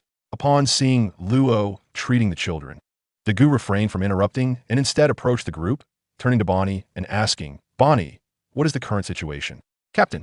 Upon hearing Daegu's inquiry, Bonnie first addressed him, then turned her gaze to Luo and explained, "The situation is that these children have experienced an adverse reaction due to the ingestion of that substance. If this continues, they may face a bleak future." As she spoke, her expression darkened slightly, yet she continued, "Although Luo is currently administering treatment due to the limited time, his efforts can only serve as a temporary fix." "I see." After listening to Bonnie's explanation, Daegu fell silent for a moment before turning to Caesar, stating, "This is your doing. You should resolve it." "What?" Daegu's words startled Caesar, prompting a moment of disbelief. He had never contemplated a solution since the creation of these beings. After all, the entity in question desired nothing less than irreversible giants. Suddenly, recalling that entity, Caesar felt a surge of confidence, standing tall as he defiantly met Daegu's gaze. "Devil's child, I advise you to refrain from meddling in this matter. Moreover, you had best release me, or else." As he spoke, Caesar erupted into laughter. Dagu stood momentarily stunned, unable to comprehend this sudden shift in Caesar's demeanor. Just moments ago, Caesar had been timid. Now he dared to laugh heartily in his presence. Yet, Dagu's astonishment did not prevent others from reacting. Crack! At that moment, a bolt of lightning struck near Caesar's feet. Silence. A sharp reprimand followed. Clearly, this was Enel expressing his discontent with Caesar's demeanor. Looking at the scorched ground, Caesar's expression stiffened. However, he soon shouted towards Enel, "What are you doing? Do you know who I am?" "I am, unfortunately." Before Caesar could finish his sentence, a torrent of quicksand silently enveloped him, completely ensnaring him. He sensed that uttering even one more word would lead to his downfall. Thus, he finally fell silent. On the other side, after treating the last child, Luo let out a sigh of relief and returned to the group. "Captain." Upon his return, Luo first greeted Dagu. "Well done." Dagu smiled in response to Luo's greeting and then inquired about the children. "How are their conditions? Can they recover?" This question left Luo momentarily speechless. He glanced at Bonnie before explaining. In truth, resolving their affliction is quite straightforward. Bonnie merely needs to employ her abilities. However, Luo's tone shifted. If Bonnie utilizes her powers and later retracts them, it may exacerbate their conditions. "I see." After absorbing Luo's explanation, Dagu fell into deep contemplation. After a prolonged silence, Dagu finally turned his fixed gaze towards Caesar and asked, "Can you resolve this?" Faced with Dagu's inquiry, Caesar appeared momentarily taken aback before shaking his head. "I cannot. These were created at the behest of a significant figure who desired giants from the outset. Why would they wish for an antidote?" "Very well." Upon hearing Caesar's words, Dagu sighed in resignation and turned to Luo. "Luo, do you have any other options?" Pondering Dagu's question, Luo fell into thought for a while before responding. "If you grant me time, I believe it should be feasible." "I see." After listening to Luo, Dagu remained silent for a moment before stating, "If you do not intend to head to Dressrosa immediately, we can certainly linger here for a while longer." "Dressrosa?" Upon hearing Dagu mention Dressrosa, Luo hesitated significantly. His initial intention had been to reach Dressrosa as soon as possible, yet, as he glanced at the anxious faces of the towering children watching him, Luo's heart jolted. He then immediately addressed Dagu. "Captain, I wish to treat them first."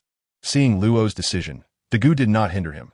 Instead, he smiled and affirmed, "Very well, proceed as you wish."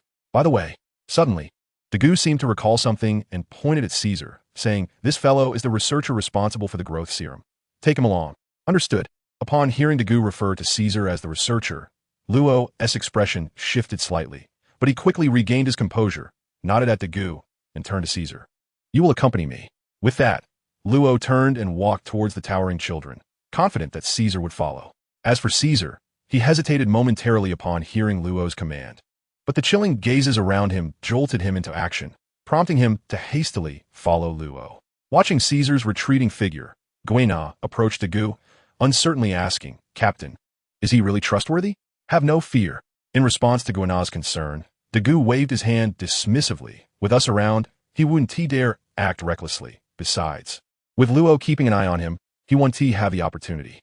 "Very well." With Dagu's assurance, Guena felt reassured and nodded in acceptance.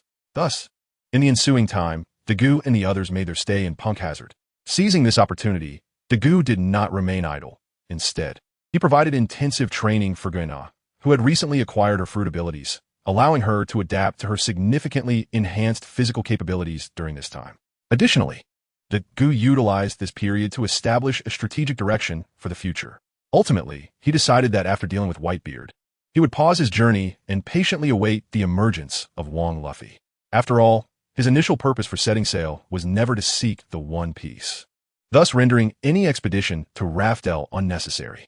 It would be better to remain still, awaiting Wong Luffy's departure, while also anticipating the complete awakening of his own Lin Vian. Therefore, even after spending 2 months in Punkhazard, Dagu did not rush Luo, but rather hoped for a slower pace. However, contrary to his wishes, just as Dagu hoped for Luo to take his time, Luo approached him with a report, "Captain, the antidote has been completed. The effects of this medicine are not instantaneous. It requires prolonged use for a gradual transformation of their condition." "Excellent." In response, Dagu merely smiled faintly and said, "Since you have prepared yourself, you may administer the medicine to them." "Yes, Captain." Upon hearing Dagu's directive, Luo promptly set off to deliver the medicine to the children. As for Caesar, who had accompanied Luo, he did not follow him out, but instead stood before Dagu, hesitating to speak. Noticing his unusual demeanor, Dagu inquired lightly. "What troubles you? You may release me now," Caesar exclaimed, his voice rising. "Do you have any idea how much I have lost during these 2 months spent with you? And soon, those 2 significant figures will arrive to assess the situation. How am I supposed to manage that?" "Oh, I see." After listening to Caesar's concerns, Dagu feigned a look of realization and then chuckled softly. "Your inability to manage your affairs is of no concern to me. It is not my responsibility." This remark left Caesar seething with frustration, momentarily at a loss for words, pointing at Dagu in disbelief. "It's over, it's over, it's over," he repeated in a frenzy. Observing Caesar's state, Dagu chose to disregard him, turning instead to the others and stating, "Now that Luo's matter has been resolved, we shall set sail upon his return." "Aye, Captain." The members of the light pirate crew responded promptly to Dagu's command. Before long, accompanied by the sound of footsteps, Luo arrived with the children before Dagu, stating, "Captain, we are ready to depart." Upon hearing this, Dagu did not respond immediately but gestured toward the children, asking, "Are you intending to send them back?" "Indeed," Luo replied without hesitation. "Very well." Dagu nodded in agreement and waved his hand. "Then let us all board the ship." "Thank you, Captain." The children expressed their gratitude as they prepared to board. "Let us go." Dagu merely acknowledged their thanks with a wave before turning to ascend the ship, the Jinyan. Thus, the light pirate crew departed punkhazard, steering toward the children's homeland. As for the wrath that Caesar would soon face from the 2 Yonko, it was no longer Dagu's concern. After all, this predicament was of Caesar's own making, and he must bear the consequences himself. Chapter 272. Dressrosa and Don Quixote Doflamingo. 800 years ago, Dressrosa was ruled by the Don Quixote family. However, they chose to leave and join the world government, becoming celestial dragons. Consequently, the Licorice family, the former guardians, ascended to become the new royal family of Dressrosa. Yet, years later, Don Quixote Doflamingo, a descendant of the Don Quixote family, returned with his subordinates. Several years ago, he confronted King Licorice, threatening him to gather a sum of 10 billion berries within a day, or he would seize Dressrosa by force. Concerned for the safety of his citizens, King Licorice implored the people of Dressrosa to surrender all their cash, unaware that this was a trap set by Doflamingo. As a result, he fell into Doflamingo's machinations, utilizing the powers of his devil fruit, seized control of his actions, leading to the slaughter of his soldiers and citizens, and even inciting arson in the town. The populace was appalled by his tyrannical actions, and ultimately, Doflamingo seized the opportunity to overthrow his regime, presenting himself as a hero and becoming the new king. Thus, the Licorice royal family, which had ruled for 800 years, was dethroned and met with public disdain. After 8 centuries, Dressrosa returned to the hands of the Don Quixote family. So Doflamingo is a celestial dragon. Upon hearing Dagu's narration, Crocodile gazed at him in astonishment, with Bonnie and Hawkins also looking expectantly at Dagu for clarification. Indeed, Dagu affirmed, meeting their curious gazes. Although Doflamingo was expelled from Mariewa, it is undeniable that he is a genuine celestial dragon. This revelation prompted the group to turn their attention to Luo, who had initially sought to come to Dressrosa. They were eager to see how he would respond to the revelation of Doflamingo's heritage, understanding their unspoken thoughts. Luo felt a wave of shock upon learning that Doflamingo was a celestial dragon, as this implied that his admired figure, Corazon, Don Quixote Rocinante, was also of the same lineage. Since they were brothers, if Doflamingo was a celestial dragon, then Corazon must be one as well. This information left Luo momentarily speechless, having previously held contempt for celestial dragons, only to discover that his idol belonged to their ranks. Luo. Observing Luo's silence, Dagu realized he was likely reflecting on Rocinante and struggled to find words. Therefore, he placed a reassuring hand on Luo's shoulder, saying, "A celestial dragon is a celestial dragon. Rocinante is Rocinante. There is no need to force Rocinante into the mold of a celestial dragon, considering he was not raised in Mariewa. In fact, he grew up within the Navy and was adopted by Admiral Sengoku, meaning he is strictly a Navy man, not a celestial dragon." The son of Sengoku?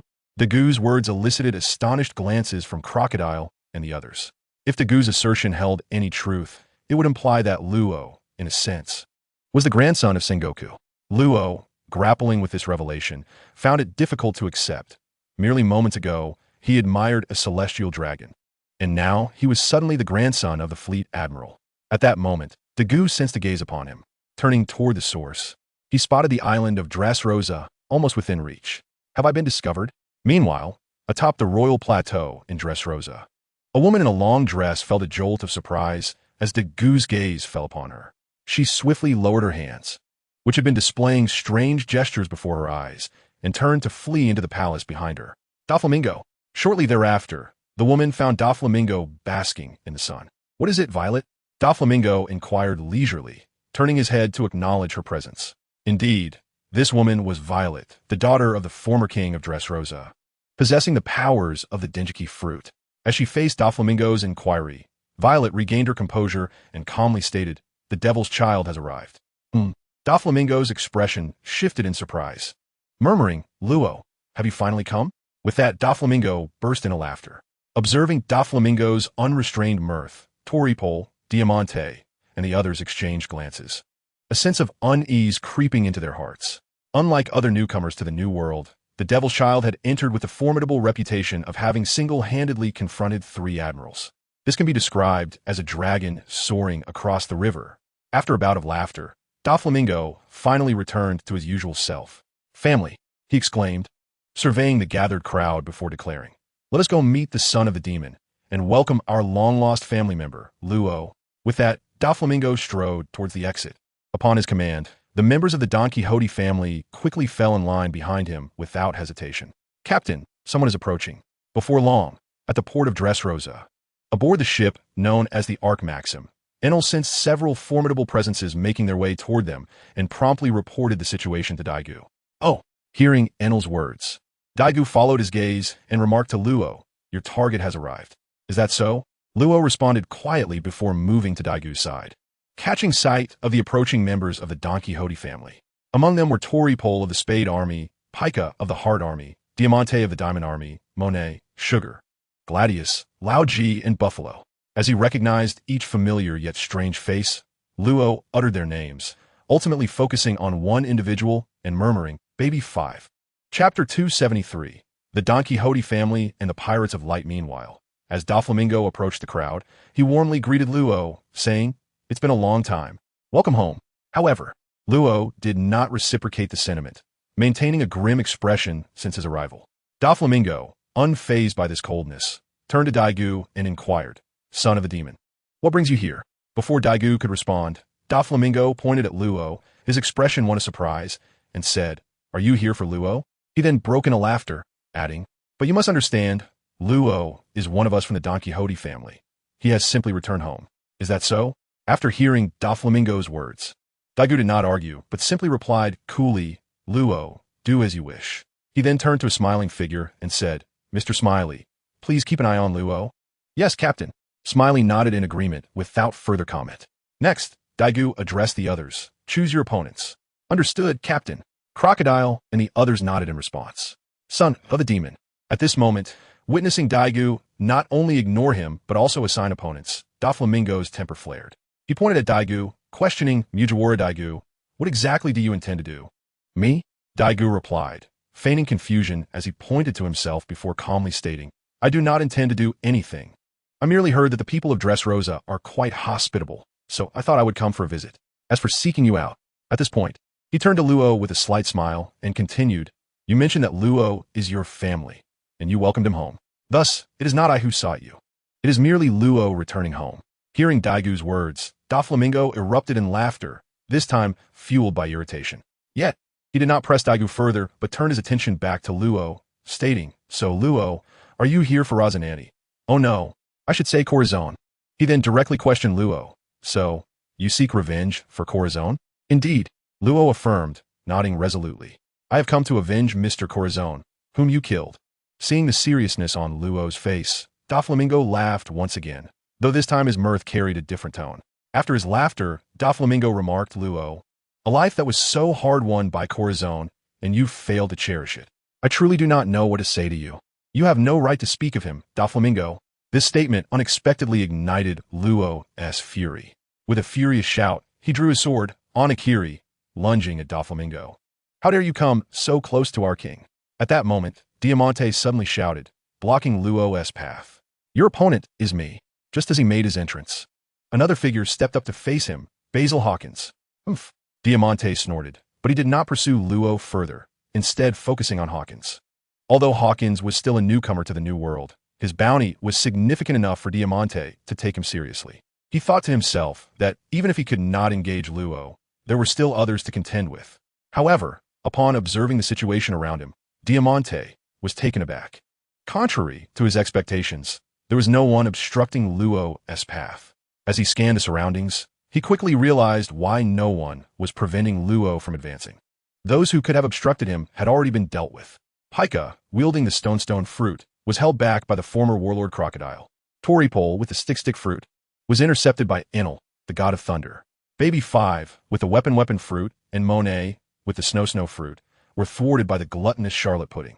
As for Gladius, with the blast fruit, Buffalo, with the spin fruit, and Senior Pink, with the swim fruit, they were all subdued by Smiley, a blind swordsman with a bounty of 10 billion berries, who had appeared from nowhere.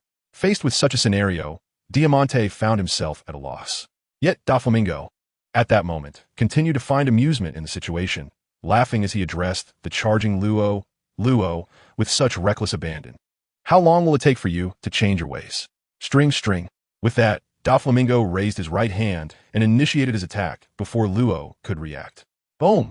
With Doflamingo's movement, Luo swiftly raised his sword, successfully blocking the attack through his observation haki. Oh, surprised to see you easily deflect my strike, Doflamingo mused. It seems you have truly grown. Oomph. However, Doflamingo's words did not stir any significant emotions within Luo. He merely scoffed, yet his actions did not cease. Instead, he raised his sword high. Swish! In an instant, a slashing attack was unleashed toward Doflamingo. Bang! As expected, the attack failed to inflict any harm on Doflamingo, not even causing a ripple. In the next moment, Doflamingo retaliated with his own assault. 5 color strings. Doflamingo summoned 5 nearly transparent strands from his fingers, adopting a claw-like stance as the 5 strings lunged toward Luo. Chapter 274, Doflamingo and the Sweet Commanders. In the face of Don Quixote Doflamingo's assault, Luo's initial reaction was not to confront it head-on, but rather, out of instinct, he opted to evade using his devil fruit abilities. Observing Luo's movements, the onlooker Daegu could not help but sigh, quietly reflecting, it seems Luo has yet to fully emerge from the shadows of his childhood. Just as Daegu finished speaking, Robin, standing nearby, seemed to reminisce as well, remarking, how could one simply escape from such shadows? Upon hearing this, Daegu chose not to respond further, instead focusing intently on the clash between Luo and Doflamingo. Luo wielded his sword, Onakiri, aiming a strike at Doflamingo's midsection from behind. Sensing the movement behind him, Doflamingo chuckled lightly, showing little concern. Indeed, as Onakiri sliced through, it passed effortlessly through Doflamingo's form. However, upon feeling the force in his hand and witnessing Doflamingo's lack of pain even after being bisected, Luo realized that he was not facing the true Doflamingo.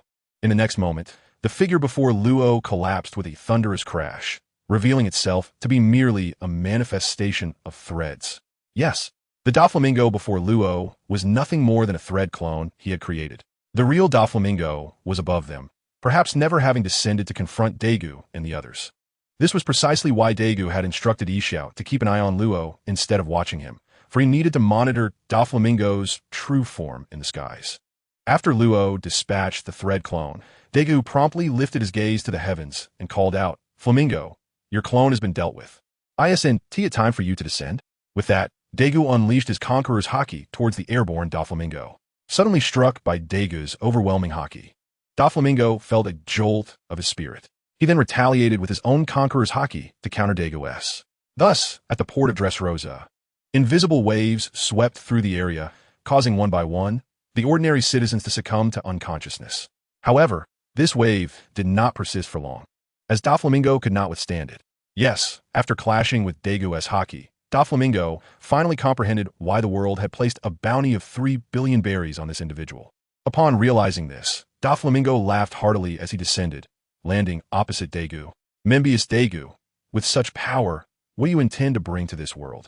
Upon touching down, Doflamingo posed a question to Daegu. What I wish to do is of no concern to you. Unfortunately for Doflamingo, Daegu merely replied coolly, because you no longer have a future.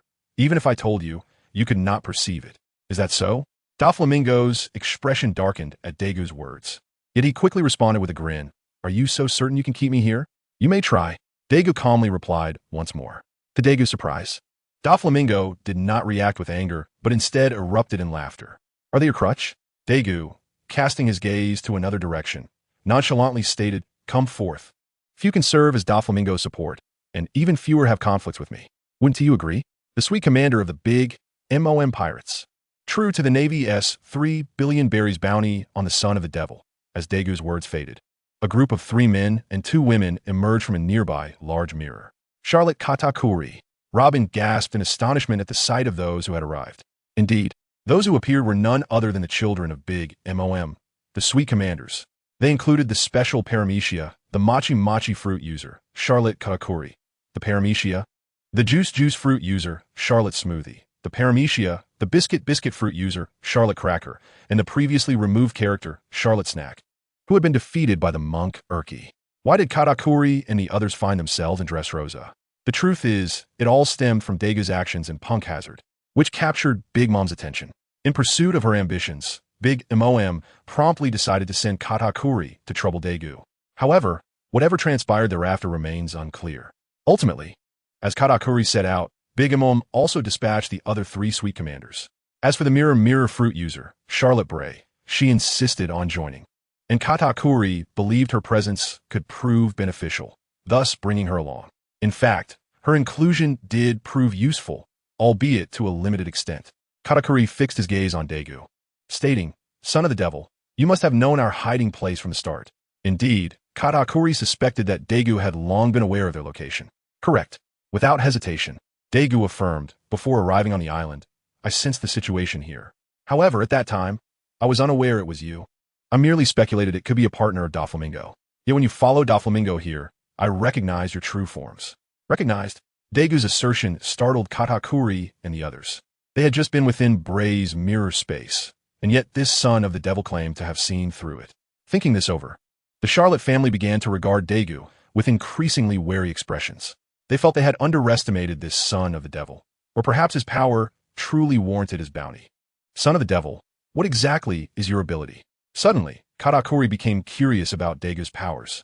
Although rumors suggested that this son of the devil possessed abilities related to spatial transfer, it appeared to be far more complex.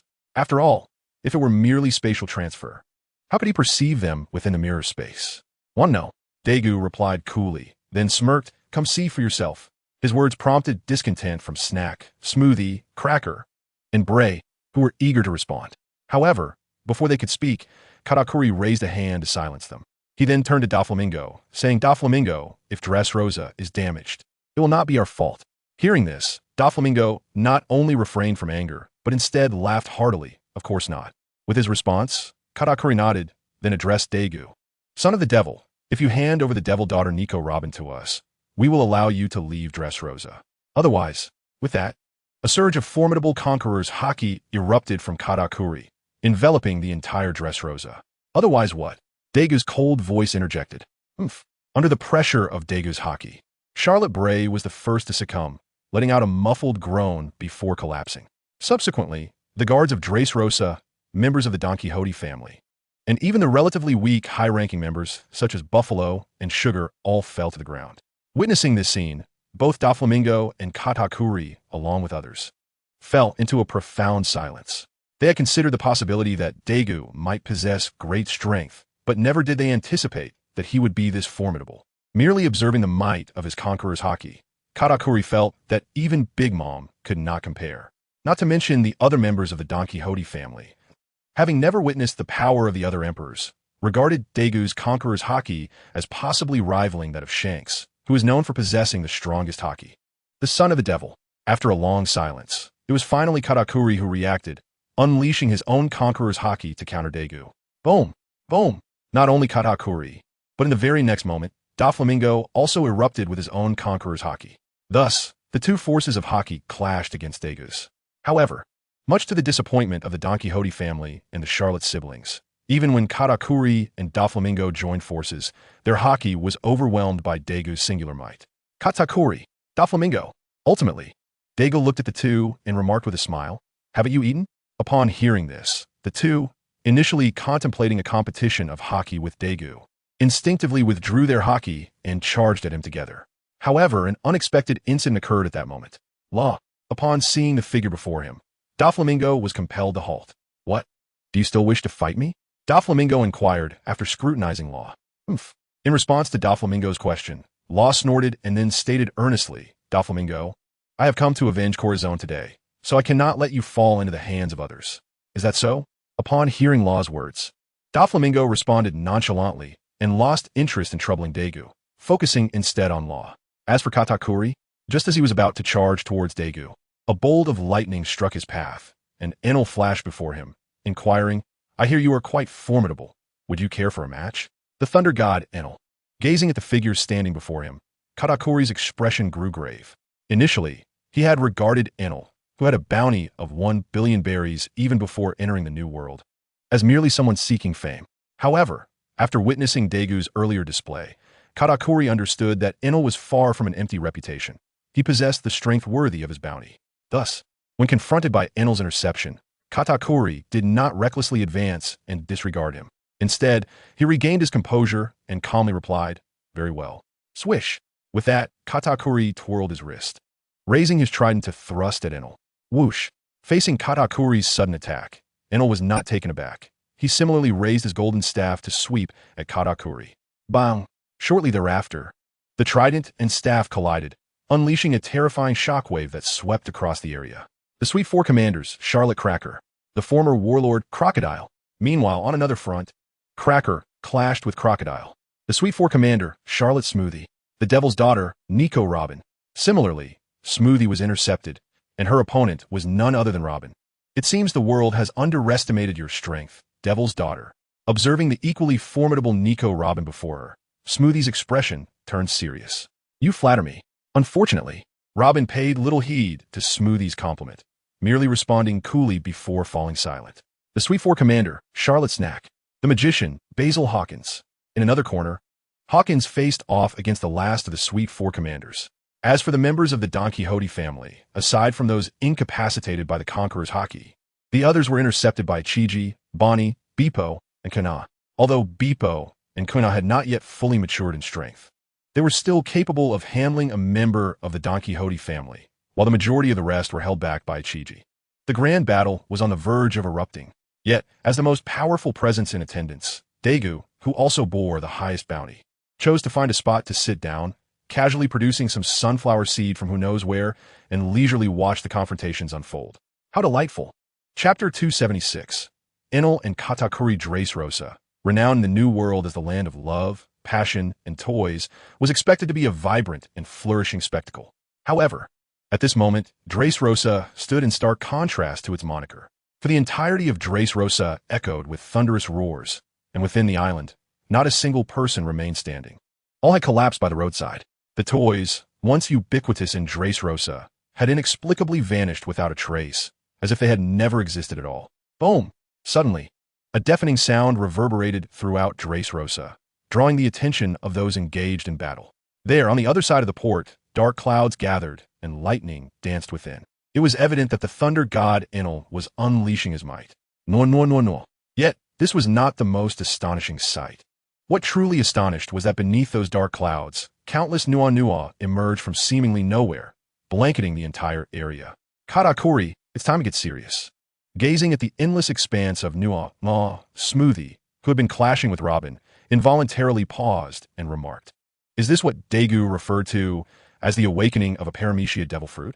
Simultaneously, Robin's gaze shifted towards that direction, and she couldn't help but whisper indeed. In response, Smoothie quickly asserted, This is the awakening of a devil fruit. Only upon reaching this level can one be considered to have truly developed their devil fruit abilities. Is that so?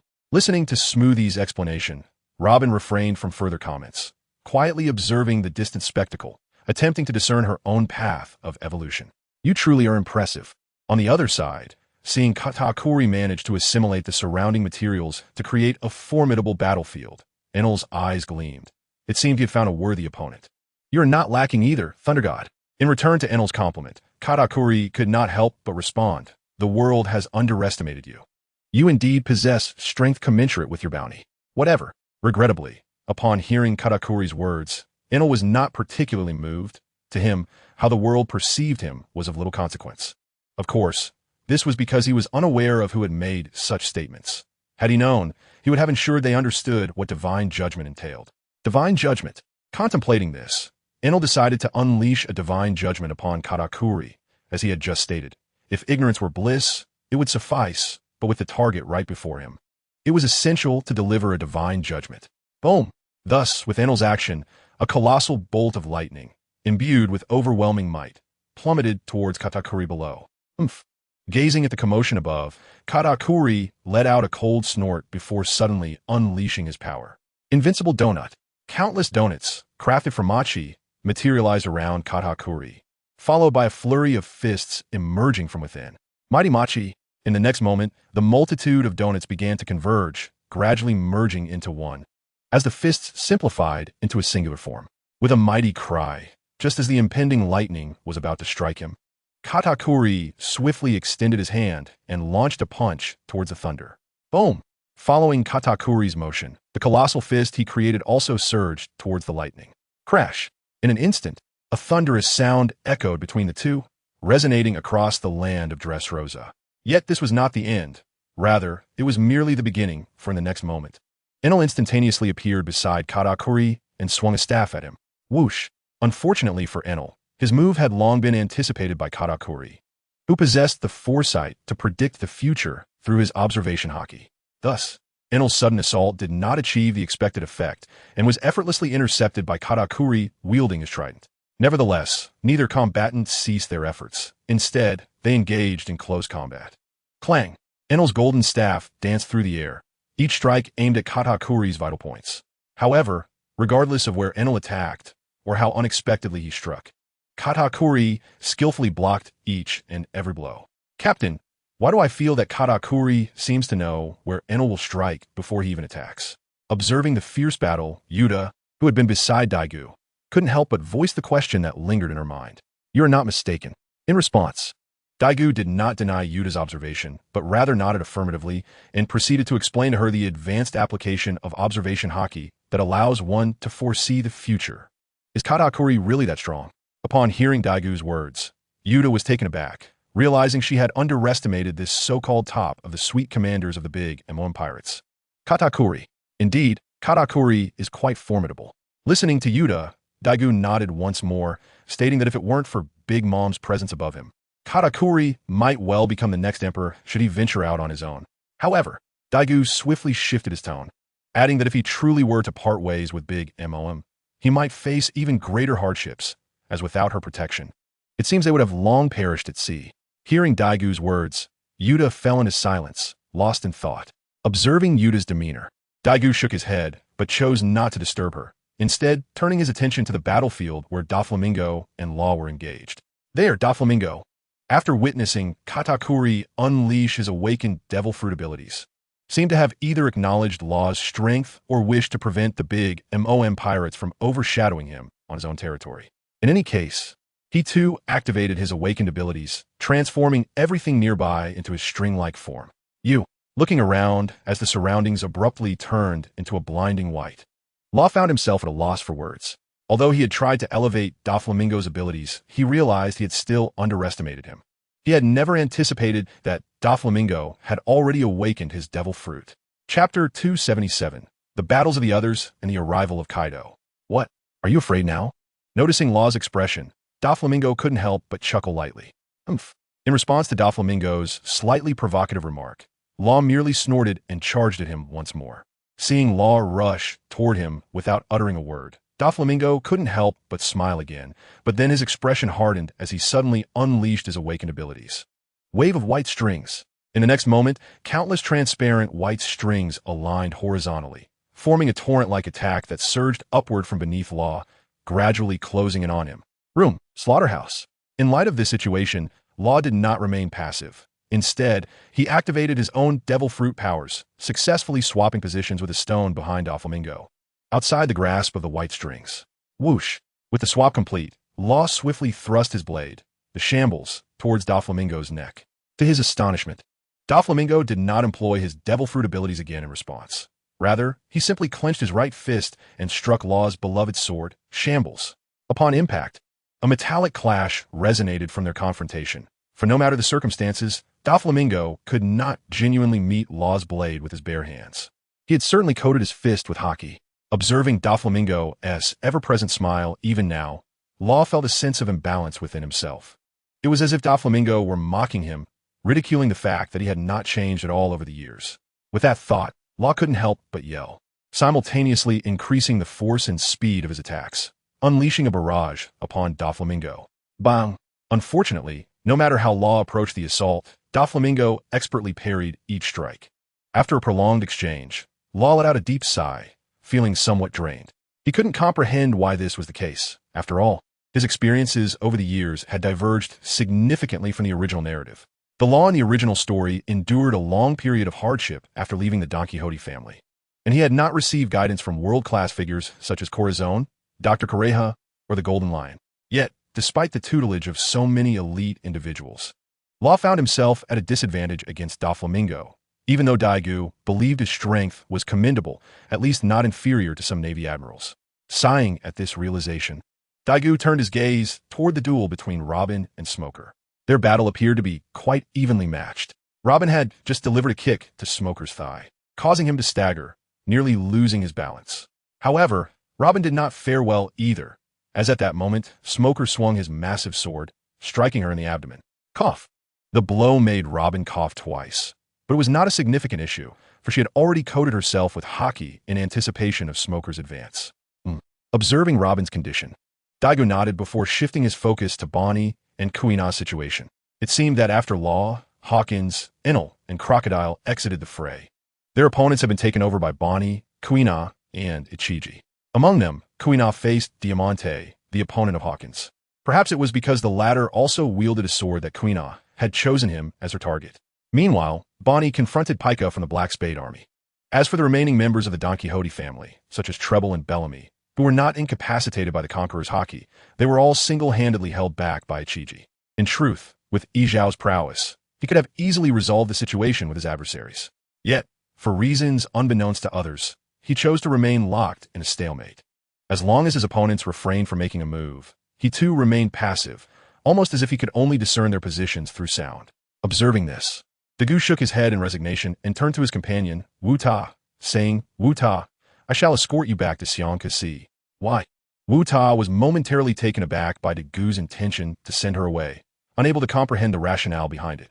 Although she acknowledged her own lack of strength, the current circumstances posed no threat to her, especially with Daigou by her side. In response to Wu Ta's confusion, Daigou gazed upward, his tone calm. "Soon? I may have no time to attend to you." At his words, Wu Ta's anxiety surged. It was evident that more formidable foes were approaching, ones that warranted Daigou's serious attention. Could be Kaido? Suddenly, the thought crossed Wu Ta's mind. If anyone in the New World could command Daigou's respect, it would be the Emperors of the Sea, and among them, the only one capable of descending from the sky was either Big Mom or Kaido. However, given that Big Mom had already dispatched her sweet commanders, her personal presence was unlikely, leaving Kaido as the sole contender. Indeed, Daigou nodded quietly. Very well. Seeing Daigou acquiesce, Wu Ta sighed. "Thank you, Captain. Let us go." With that, Daigou placed a hand on Wu Ta's shoulder and, with a swift application of the Flying Thunder God technique, they vanished from Dressrosa. At that very moment, a roar echoed from the heavens, as if a dragon was expressing its displeasure at Daigou's abrupt disappearance. Just before any further commotion could ensue from above, Yi Zhao, down below, shot a beam of light into the sky. With a resounding crash, a colossal meteor descended from the heavens, aimed directly at the silhouette above. The members of the Don Quixote family, who had just been engaged in battle with Yi Zhao, fell into a stunned silence, realizing that they had misjudged Yi Zhao's intentions. They had thought him to be hindered by his sight, when in truth his focus lay solely on the celestial dragon above. Chapter 278, Kaido and Daigou. Kaido, known throughout the world as the strongest creature among all living beings, is the captain of the Beast Pirates and one of the 4 emperors of the New World. With a bounty of 46,111,000,000 berries, he possesses the powers of the fish fruit, mythical Zoan type, in the form of a Qinglong. Originating from the Wokai Kingdom, he was once an apprentice pirate in the Rocks Pirates before parting ways with them. Remarkably, after the dissolution of the Rocks Pirates, his strength only grew, commanding the loyalty of numerous pirates solely through his formidable might. He currently reigns as the warlord of Wano, residing on Onigashima, possessing essential items for reaching Raftel, including one of the 4 road poneglyphs. Not content with this, he aims to establish an anarchic pirate empire, known as the new Onigashima Project. His appearance in Dressrosa was primarily due to the actions of Dagu and his crew in Punk Hazard, coupled with Dagu's sudden rise to prominence, prompting Kaido to seek him out personally. Before embarking on this venture, Kaido had spoken with Big Mom, which explained why, despite Katakuri's imminent departure, Big Mom had summoned additional Sweet Commanders. However, Kaido was caught off guard when he arrived only to find that the devilish youth had already departed. This unexpected turn of events left Kaido in a foul mood, leading him to roar in frustration. To his astonishment, after his roar, one of what appeared to be the devilish youth's subordinates audaciously launched an attack against him. What further intrigued Kaido was the impressive nature of that attack. As he gazed at the rapidly descending meteor, a hearty laugh erupted from him. Ororo. Yet, his expression swiftly turned serious as he unleashed a blast of flame at the meteor. Boom! In an instant, the enormous meteor was obliterated by Kaido's fiery breath, scattering debris across the waters off Dressrosa. Bang! Soon after, a tremendous sound reverberated through Dressrosa, and amidst the ensuing dust, Kaido, wielding his kanabo, emerged. Kaido of the Beasts. The sight of Kaido's imposing figure caused all to halt their activities. As if orchestrated, they retreated to their respective factions. The Don Quixote family gathered around Doflamingo, while the Sweet Commanders regrouped with Katakuri, ensuring they brought along the unconscious Broly. The light pirate crew, left in the wake of Dagu's sudden departure, instinctively converged around Robin, adopting her as their de facto leader. However, Robin, despite being surrounded by allies, was acutely aware that her current strength did not qualify her to engage Kaido in conversation. Thus, she refrained from assuming the mantle of leadership and turned her attention to Yi Xiao, whom Dagu had appointed as vice captain. Mr. Yi Xiao, Robin addressed him. With Dagu's absence, it is only fitting that you, as vice captain, take command. At Robin's words, Yi Xiao was momentarily taken aback, then responded with a resigned smile. Very well. With that, Yi Xiao stepped forward, attuning his senses to the situation. He addressed Kaido. You must be Kaido of the Beasts, captain of the Beast Pirates, correct? Upon stating this, Yi Xiao inquired, might I ask, Kaido, are you here merely passing through? Ororo. In response to Yi Xiao's question, Kaido did not answer immediately, but instead burst into laughter. You possess considerable strength. Why ally with that devilish youth? You would fare far better alongside me. Kaido, sir. Yet, before Kaido could finish his thought, Yi Xiao interjected, as the saying goes, one horse cannot bear 2 saddles, and a loyal minister does not serve 2 masters. Captain Dagu has treated me well. I have no intention of departing. Oh, Kaido raised an eyebrow, intrigued by Yi Xiao's declaration. However, he countered, yet another saying goes, a wise bird chooses the right tree to nest in, and a loyal minister chooses the right master to serve. Compare to me. What does that devilish child possess? What I have that you wish to know? At that moment, a familiar voice resonated from beside Robin. Captain.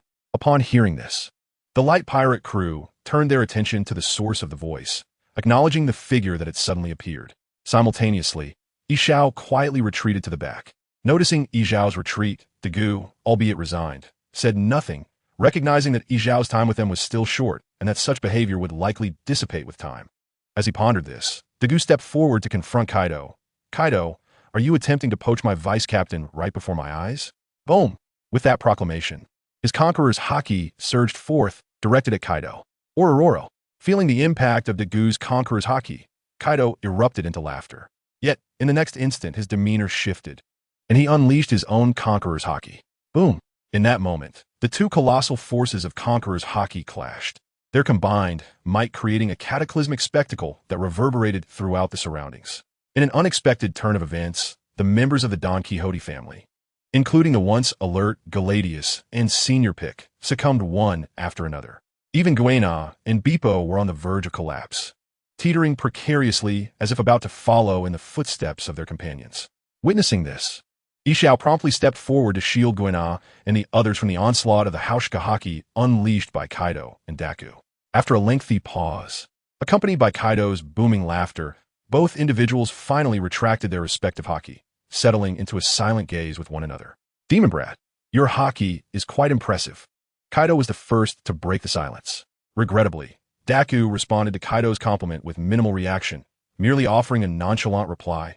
Mutual respect. Yet, his thoughts momentarily drifted back to his earlier encounter with Yuta, recalling how Shanks had nearly insisted on accompanying him to confront Kaido. Although it seemed as if Shanks wanted to protect his junior, from another perspective, if Shanks were to intervene, the world would prefix the tale with the name of the Four Emperor, red-haired Shanks. Indeed, regardless of the outcome, as long as Shanks appeared and stood by his side, Daku, the son of the demon, would surely be excluded from the narrative. At most, he would be referred to as a mere bystander in the midst of the Four Emperors' clash. Chapter 279, New Grudges and Old Feuds. Observing Daku's demeanor, Kaido couldn't help but chuckle again. However, he swiftly turned, swinging his kanabo with a resounding thud as he fixed his gaze upon Daku. Demon Brat, I hear you destroyed my factory. Have you considered how you intend to compensate? Compensate? At the mention of the Punk Hazard Factory, Daku chuckled lightly, shrugging indifferently. What compensation? You only contacted me for a few days.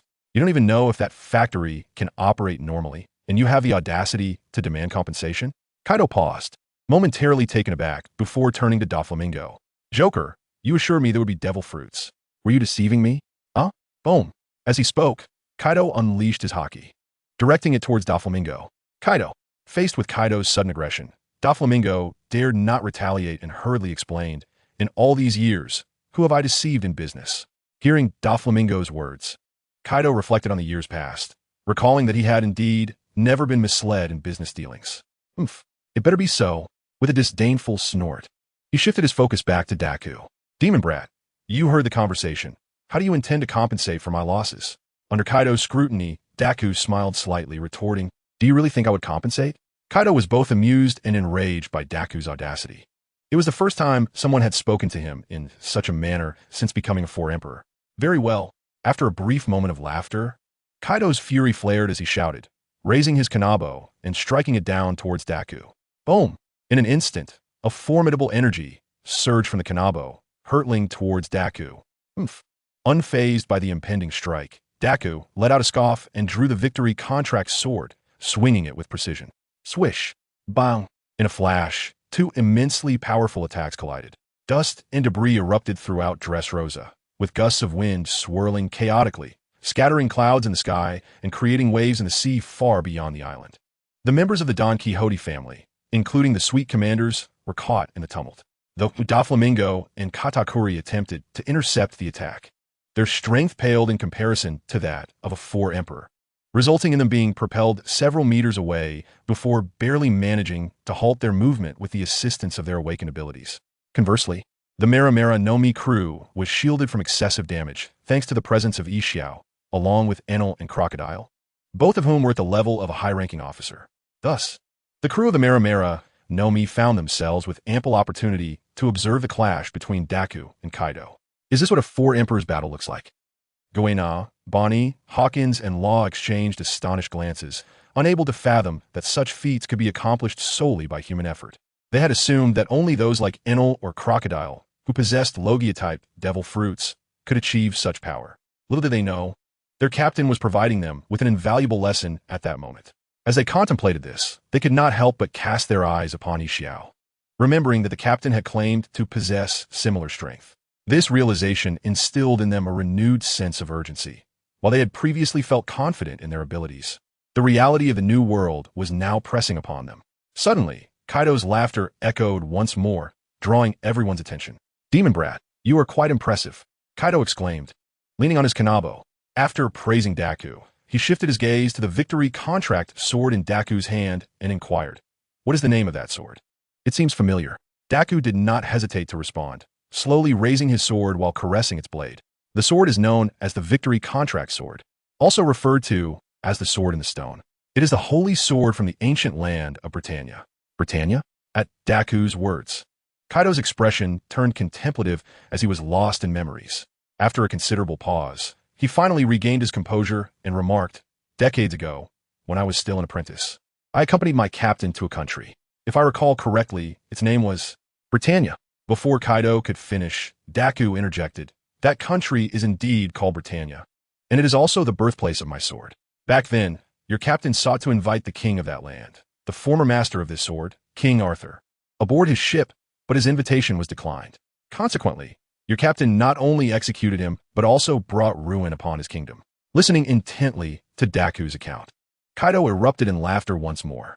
After a fit of mirth, he fixed his gaze on Daku. I never expected you to know so much.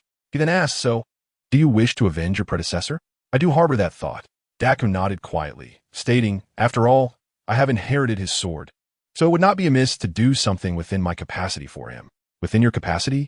Daku's words momentarily left Kaido, stunned, before he burst into laughter again. Oh ho ho, demon brat. It sounds as if you believe you can easily resolve this situation. In the next instant, Kaido pointed his kanabo at Daku and declared, come, let me see if you have the qualifications to utter such words. Rumbling 8 trigrams. With that, Kaido raised his kanabo and unleashed the technique, aiming directly at Daku. However, the ensuing scene left Kaido perplexed, for Daku did not evade, did not counterattack with his sword, but simply raised his left hand. Even more astonishingly, upon raising his hand, Daku's attack rebounded directly back at him. Shinra Tensei. Indeed, the reason why Kaido's attack was deflected was due to Dagu employing the power of the Renegade's Tenchi Madra, Shinra Tensei. In Chapter 280, Susanoo and the Azure Dragon Kaido. Observing the returning attack, Kaido raised his hand and unleashed another Raime Bagua, effectively neutralizing the assault. Ororo, he exclaimed, bursting into laughter, demon brat, your abilities are quite impressive. Hearing Kaido's laughter, Dagu remained silent, instead casting his gaze over the entire Dressrosa. Upon realizing its desolate state, his brow furrowed in concern. Subsequently, his body began to levitate gradually, and he addressed Kaido. Kaido, let us ascend to the heavens and battle. With that, Dagu accelerated his ascent, soon reaching above the clouds. Upon witnessing this, Kaido hesitated not, transforming into his dragon form to pursue. Brother Katakuri, what shall we do next? Smuggy turned to Katakuri, inquiring whether they should continue fighting or retreat. Let's wait. Katakuri replied, gazing skyward. We shall act once the outcome is determined. If Kaido prevails, there is no need to depart. If that demon child triumphs. Although Katakuri's words trailed off, Smuggy and the others understood his implication, nodding in agreement. Simultaneously, Doflamingo's decision mirrored Katakuri's. He too opted to wait for the outcome of the conflict between Kaido and Dagu. However, while Doflamingo sought a ceasefire, not everyone shared his sentiment. Doflamingo, Law shouted at him, I have come today to avenge Mr. Corazon. You shall not escape. Room butchery. As soon as he spoke, Law activated his ability, swapping positions with Doflamingo and a nearby stone. Doflamingo, suddenly finding himself in Law's place, wore a grim expression, fixating on Law. Very well then. Let me see if you possess the power to avenge Corazon. 5 colored threads. Doflamingo's right hand transformed into a claw as he lunged at Law. In response to Doflamingo's assault, Law maintained his composure, swiftly turning his wrist and coating his sword, Kikoku, with haki, successfully parrying Doflamingo's strikes. Meanwhile, members of the Don Quixote family, including Diamante, rushed toward the two, alarmed at Doflamingo's precarious situation, given that Law was surrounded by the entire crew of the Light Pirates. Yet, contrary to their fears, neither Kuna, Bonnie, nor Enel exhibited any intention of joining the fray against Doflamingo, as this was fundamentally Law's battle. They understood that intervening without Law's explicit request might lead to his disdain. Consequently, the Light Pirates refrained from aiding Law. However, as Diamante and his companions approached, they became the focus of the crew's attention. Once again, Kuina targeted the swordsman Diamante, Hawkins engaged with Treble, Bonnie faced Pika, while Senior Pink was intercepted by Beepo. The remaining members of the Don Quixote family, aside from those incapacitated by Conqueror's Haki, were likewise halted by Crocodile. Ultimately, the trio remaining from the Light Pirates consisted of Ichiji, Robin, and Enel, who stayed to guard against potential ambushes from Katakuri and the Sweet Commanders. Of course, it was primarily Robin and Enel who remained vigilant against Katakuri, while Ichiji's focus was directed skyward, observing the battle between Dagu and Kaido. Despite Ichiji's respect for Dagu's strength, he recognized the unpredictability of battle. What if Dagu were to falter? At this stage, apart from Dagu, he was the only one capable of confronting an Emperor-level adversary. In the skies, as Kaido transformed into his dragon form, Dagu summoned Susanoo. Ororo. Kaido laughed heartily. Demon brat, I did not anticipate you possessed such power. This will be a thrilling battle. Hot breath. Kaido bellowed, unleashing a torrent of fire directed at Dagu's Susanoo. Throughout the oncoming fiery onslaught, Dagu maintained an unwavering calm, merely raising his hand and wielding Susanu's sword to strike forth. In an instant, a colossal wave of sword energy surged forth, dissipating Kaido's fiery breath in a mere heartbeat. Oro! Kaido roared in frustration, opting to forego further fire attacks, instead charging directly at Daegu. In response, Daegu mirrored Kaido's movement, flapping the wings of Susanoo to meet the Azure Dragon head-on. With a thunderous clash, the dragon's fangs collided with Susanoo's massive blade, producing an enormous sound. However, the confrontation did not end there. As the dragon's teeth and the giant sword locked in a stalemate, Kaido swiftly extended his claw, aiming straight for Daegu's forehead. Yet, Kaido's attempt was thwarted. As his claw lunged forward, Daegu also extended his hand, successfully blocking Kaido's strike. However, Kaido was not limited to a single claw. He possessed a powerful, robust tail as well. In an instant, with his claw restrained, Kaido lashed out with his formidable tail, launching a devastating blow toward Daegu Susanoo. At this moment, Daegu's expression shifted, his brow furrowing as he summoned a tremendous repulsive force, launching the Azure Dragon Kaido away. Cho Shinra Tensei. Indeed, Daegu had invoked the Rinnegan's Shinra Tensei, and to ensure success, he employed the enhanced version, Cho Shinra Tensei, thus sending the Azure Dragon Kaido hurtling away. In Chapter 281, Wolf Tooth Club and the Sword in the Stone, after being propelled several dozen meters, Kaido finally unleashed a surge of power, halting his momentum. Rather than recklessly charging forward again, he paused, scrutinizing Daegu intently, seeking to unravel the essence of his abilities. How could he wield repulsive force? Wasn't his power spatial in nature? Suddenly, an idea struck Kaido, and he inquired of Daegu, Demon Brat, "Do you possess the abilities of a mythical Zoan?" Mythical Zoan? Daegu was momentarily taken aback by Kaido's question. Before contemplating slightly, "I suppose that could be the case." Oro. Upon Daegu's acknowledgement, Kaido erupted into laughter, directly extending an invitation to Daegu, "Demon Brat, why not join me? I shall make you my first mate." "What do you say?" "Not a chance." To Kaido's disappointment, Daegu rejected the offer without a moment's hesitation, asserting, "In this world, I shall not serve under anyone." "Is that so?" In the face of Daegu's resolute stance, even Kaido felt a tinge of disappointment. He swiftly regained his composure and fixed his gaze upon Daegu, declaring, "If that is the case, I shall resolve you, and we shall see where you can claim kingship." With that, Kaido unleashed a torrent of scorching breath towards Daegu, observing the fierce onslaught approaching him. Daegu exhaled lightly, then raised his right hand forcefully, sweeping it through the air. In tandem with his movement, the colossal Susanoo mirrored his action. In an instant, the long sword wielded by Susanoo cleaved through Kaido's scorching breath, redirecting it upwards until it vanished from sight. Yet, the confrontation was far from over. In the next heartbeat, the sword of Susanoo pivoted. A thunderous crash resonated. Upon closer inspection, it was revealed that Kaido had seized the opportunity to dart beside Daegu while he was engaged with the scorching breath, striking out with his tail. Unfortunately, Daegu had anticipated the ambush and intercepted it. As the attack was thwarted, Kaido swiftly adjusted his stance, launching his tail once more towards Daegu.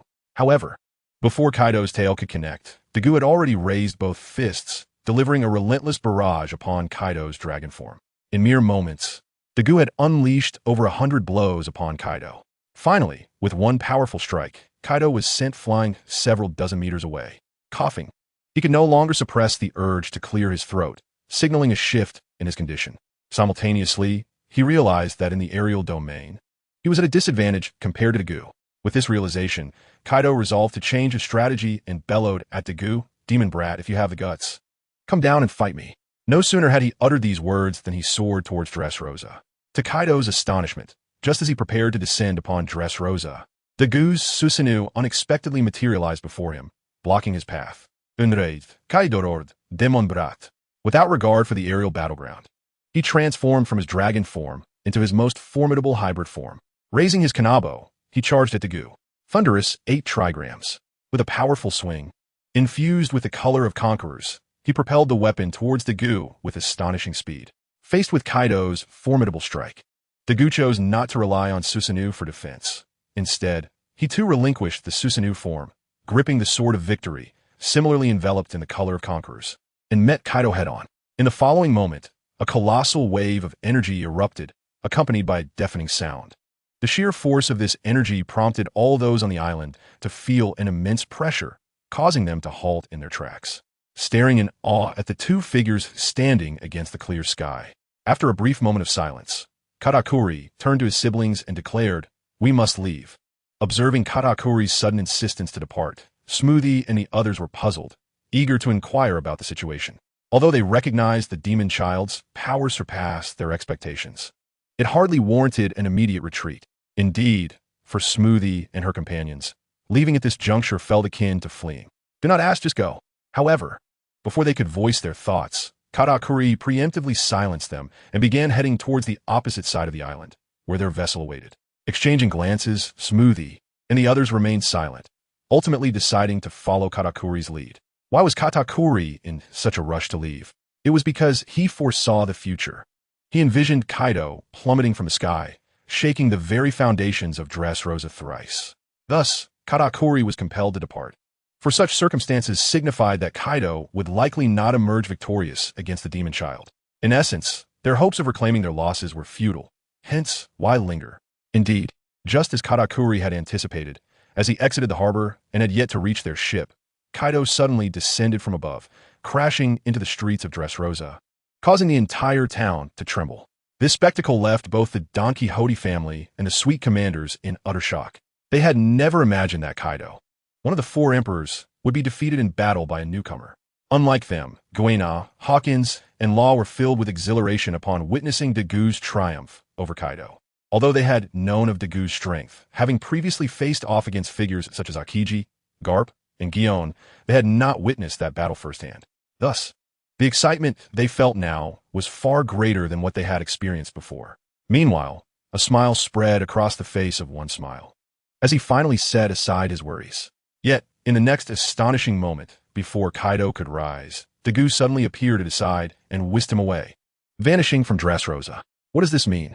Observing this unexpected turn of events, Katakuri, Doflamingo, and the members of the light pirate crew were left bewildered. Sister Robin, where has the captain gone? Guena turned to Robin, seeking answers. I do not know either. Unfortunately, Robin had no insight into Dagu's whereabouts. Brother Katakuri, shall we still depart? Meanwhile, Smoothie inquired once more about their plans in light of Dagu's disappearance with Kaido. Yes. Without hesitation, Katakuri replied. We do not know where Kaido has been taken by that demon child, but it is highly unlikely he will return. Given this, what purpose do we have remaining here? Indeed, upon hearing Katakuri's words, Smoothie and the others comprehended the situation. As Katakuri had stated, Kaido had been taken to an unknown location, and they could not predict how long it would take for him to return. However, Dagu could return in an instant. The fact that Dagu had not yet returned likely indicated he wished to engage Kaido further. Otherwise, he could have simply released Kaido and turned back. With this understanding, Katakuri and his companions no longer hesitated, promptly making their way away from Dressrosa, boarding their vessel to set sail. Thus, the only ones remaining in Dressrosa were the Don Quixote family, as hosts, and the crew of the light pirates, who had come as guests. Doflamingo, observing the formidable light pirates, who not only outnumbered them but also possessed greater strength, turned to his senior officers, including Diamante, awaiting his command. Yet, faced with such a predicament, Doflamingo found himself at a loss. If it were any other pirate crew, there might have been a chance for negotiation, akin to the Beast Pirates or Big Mom's crew. However, the situation with the light pirates was altogether different. As he pondered, Duofulangming quietly gazed at Luo, who stood among the members of the Guangxi pirate group, and called out, Luo, are you not seeking revenge for Corazon? What is it? Are you afraid to strike?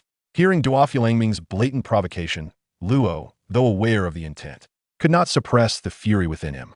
Clang! In the next instant, Luo drew his sword, Onikubi, and charged directly at Duofulangming, sighing at Luo's determination. Bonnie and the others did not stand idly by, allowing Luo to confront the Don Quixote family alone. Instead, they swiftly followed suit, intercepting the others aside from Duofulangming. Boom!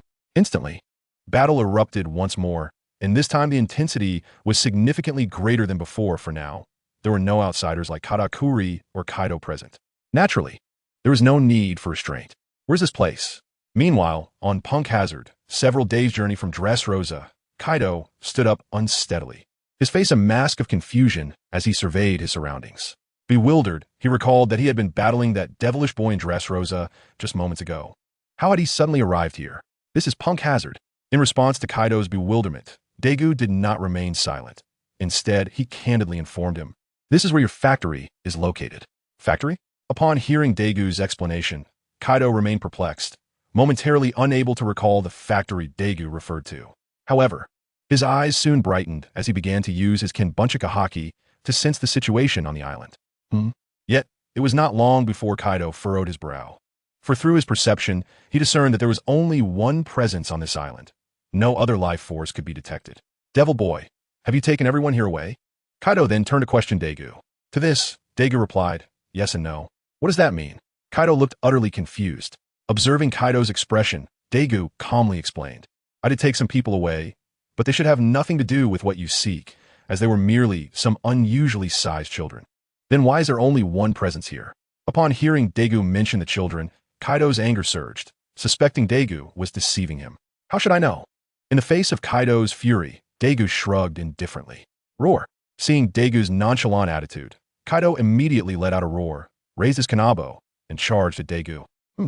Witnessing Kaido's aggression, Daegu was equally unyielding, drawing his sword to meet the challenge. Boom! In an instant, the sword and the kanabo collided in midair, unleashing a terrifying force. Bang bang bang! But that was not the end.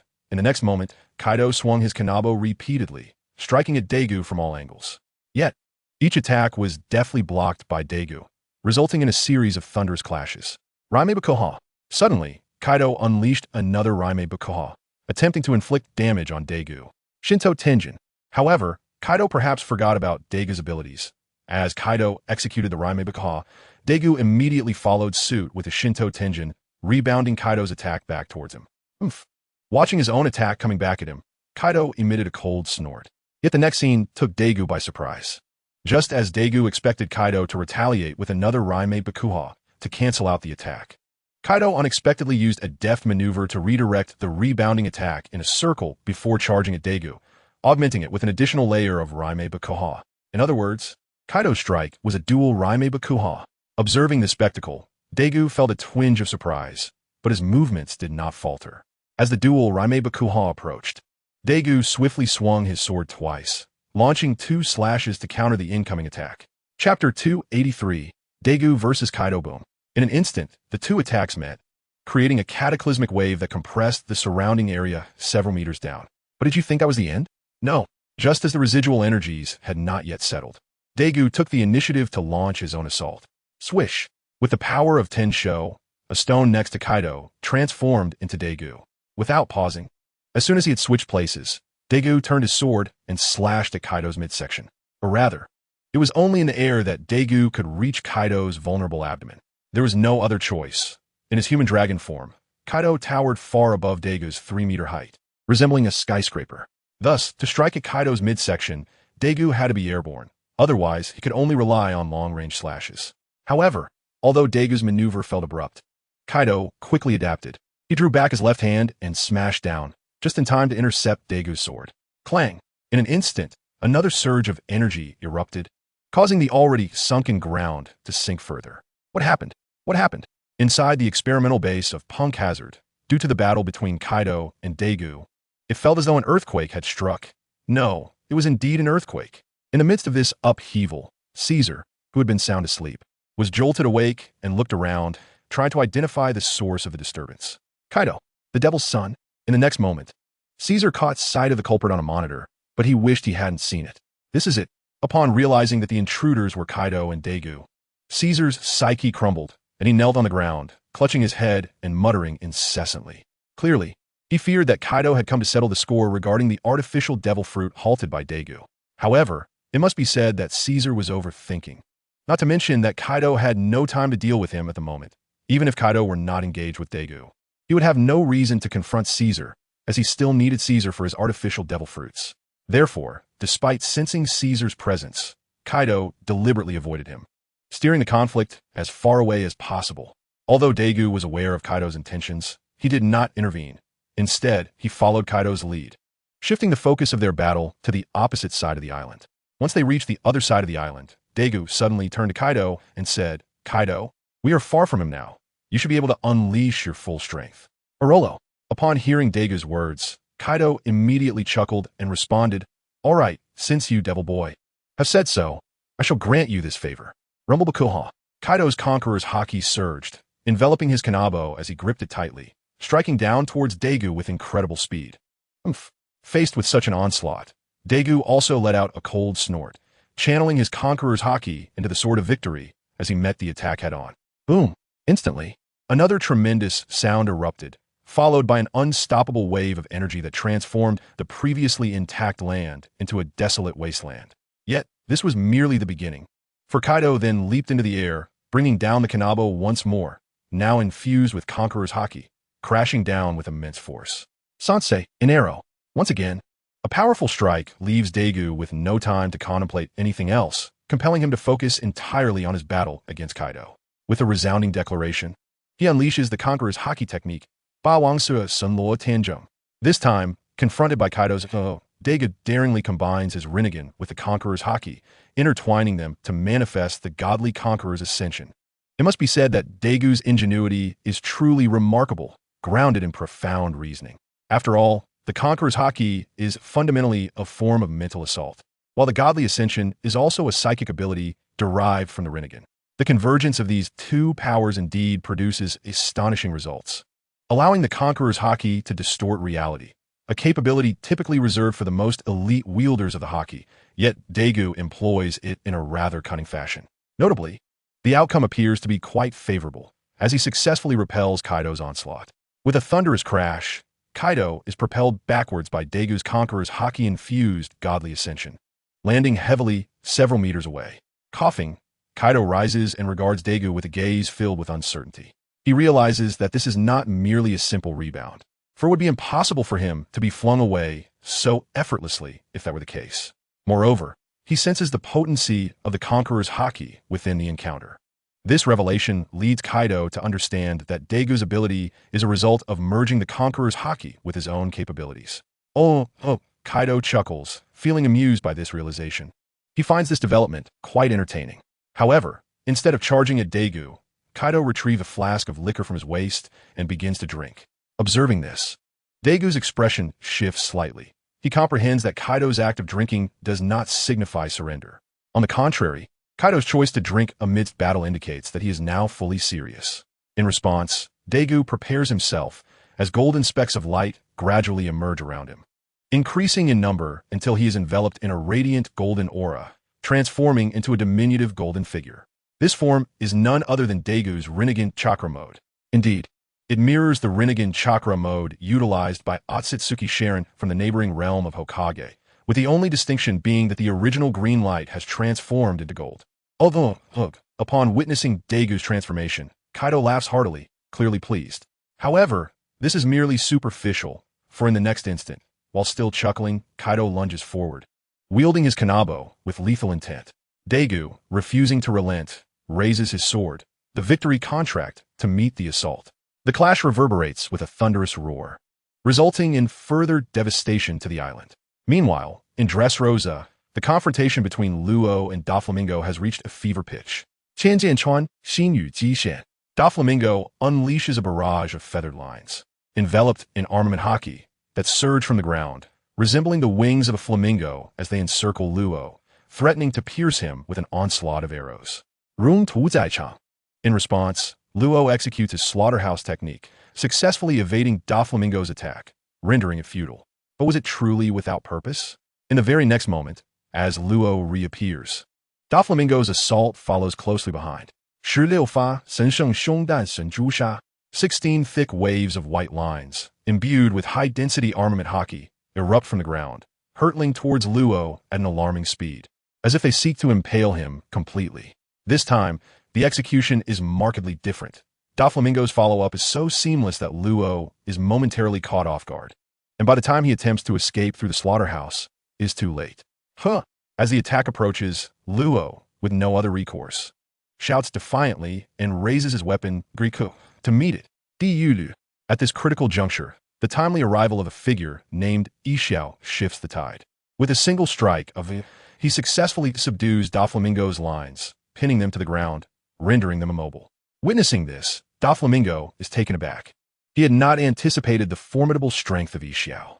Realizing the gravity of the situation, Doflamingo's demeanor darkens as he senses he may indeed be facing inevitable doom. With a heavy sigh, he contemplates the possibility of negotiating terms, hoping to extricate himself from this predicament. Thus, he refrains from further aggression and turns to Yixiao. Offering a faint smile, "Mr. Yixiao, I have a business proposition concerning the celestial dragons. Might you be interested?" "The business of the celestial dragons?" Upon hearing Doflamingo's words, Yixiao pauses, then ceases his actions to consult Robin, guided by his observation haki. Clearly, he believes it more prudent for Robin to handle this matter. As Doflamingo's mention of the celestial dragons piques interest, the other combatants, including Bonnie, Hawkins, and Guena, cease their attacks, attentively observing the unfolding situation. Similarly, Robin is momentarily taken aback, uncertain whether to continue pursuing vengeance for Luo or to entertain Doflamingo's offer. Casting her gaze upon Luo, she feels it should be his decision to make. Faced with Robin's inquiry, Luo hesitates, torn between avenging his father figure, Corazon, and addressing the matter concerning the celestial dragons. Ultimately, he decides to first inquire further about Doflamingo's proposition before making a determination.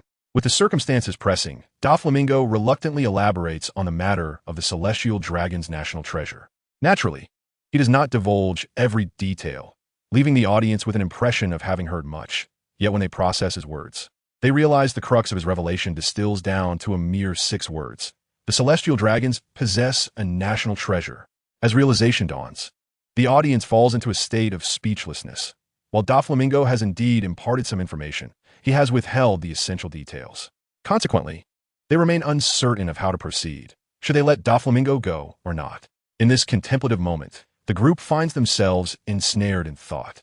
Just then, a voice, familiar to the light pirates and startling to Doflamingo, echoes through the air.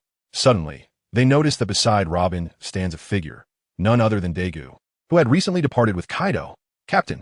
Upon Daegu's arrival, the crew of the light pirates gathers around him, offering their greetings. Acknowledging their salutation with a nod, Daegu turns to Luo and inquires, "Luo, has the battle concluded?" Regrettably, Luo is at a loss for words in response to Daegu's query. Observing Luo's demeanor, Daegu is filled with curiosity and looks towards Robin, asking, "What is the situation?" It is as follows. Robin begins, promptly recounting the circumstances to Daegu. Upon hearing Robin's explanation, Daegu appeared contemplative, then turned to Doflamingo and said, "I apologize, but I have no interest in what you refer to as a national treasure. My primary concern lies with my crew." With that, Daegu shifted his gaze to Luo and inquired, "Luo, following your heart's desire, do you wish to eliminate Doflamingo and avenge Corazon, or should he continue his reign here in Dressrosa?" Upon hearing this, Luo fell silent, pondering whether he should disregard everything and strike down Doflamingo. Although Daegu had clearly stated his disinterest in the so-called celestial dragon's treasure, the matter seemed quite significant. Even if he was uninterested, what if resolving Doflamingo led to irreparable consequences in the future? Daegu, perhaps sensing Luo's hesitation, Daegu asserted his position as captain, saying, "Regardless of what this so-called treasure is, you can place your complete trust in your captain." He then declared dramatically, "My life shall never be inferior to others." Hearing Daegu's proclamation, not only Luo, but also Ka, Crocodile, and other members of the Straw Hat Pirates, as well as Doflamingo and Diamante from the Don Quixote family, were momentarily taken aback. Clearly, everyone was astonished by Daegu's words. It was indeed their first time hearing someone assert that their life was not lesser than another's. And the conviction behind Daegu's statement was surprisingly compelling. Chapter 285, The Power of Space and Its Proper Utilization. I understand. Luo nodded, signaling his comprehension. Since the captain had spoken, he then turned to Doflamingo and declared, "Doflamingo, you cannot escape today. Room, slaughterhouse." Instantly, Luo utilized his teleportation ability, appearing behind Doflamingo to launch an attack. Faced with Luo's sudden onslaught, Doflamingo's expression darkened, yet he refrained from speaking further, focusing entirely on countering Luo's strike. "Oomph." Doflamingo scoffed, activating his haki and executing a powerful kick while turning. In an instant, Luo's attack was deftly intercepted by Doflamingo. Simultaneously, a white line shot up from the ground, piercing Luo's right arm while he was distracted. "Oomph." Luo grunted in pain, nearly losing his grip on his weapon, the ghost cry. At that moment, Daegu appeared beside them and unleashed a Shinra Tensei, propelling Doflamingo away. "Are you alright?" After sending Doflamingo flying, Daegu turned to Luo to inquire about his condition. "I'm fine." Luo glanced at the injury on his right arm, noticing only a small puncture, and shook his head slightly to indicate he was unharmed. "That's good," Daegu replied, then turned his attention back to the airborne Doflamingo, stating, "Now, I shall be your opponent, Doflamingo." With that, Daegu raised his sword, the victory contract, and unleashed a powerful sword energy towards Doflamingo. Upon witnessing the oncoming blade of energy, Doflamingo furrowed his brow and awakened his devil fruit powers.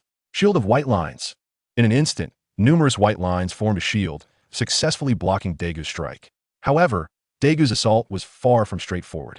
At the moment Doflamingo defended against Daegu's slash, Daegu suddenly appeared to his right, aiming a hand at him.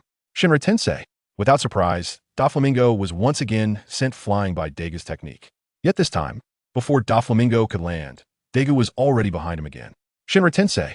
Another strike sent Doflamingo airborne. Thus, every time Doflamingo was about to touch the ground, Daegu would appear behind him, launching him up once more, leaving no time for respite. This peculiar scene caused both the Don Quixote family and Luo Crocodile and others to exchange glances of astonishment. Especially Crocodile. Watching the spectacle, he couldn't help but recall the time in Alabasta when he had been utterly powerless against Daegu's might. Suddenly, Luo expressed a note of realization. He understood why Daegu was employing this method against Doflamingo. Clearly, Daegu had many other ways to deal with him. However, Daegu deliberately chose this approach to teach Luo how to fight using spatial abilities.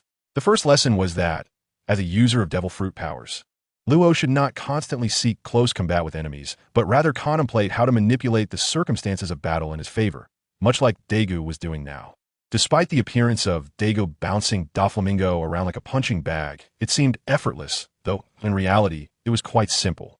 Daegu had only utilized two abilities, one of which was crucial and was also within Luo's grasp: the ability to teleport by switching positions with stones.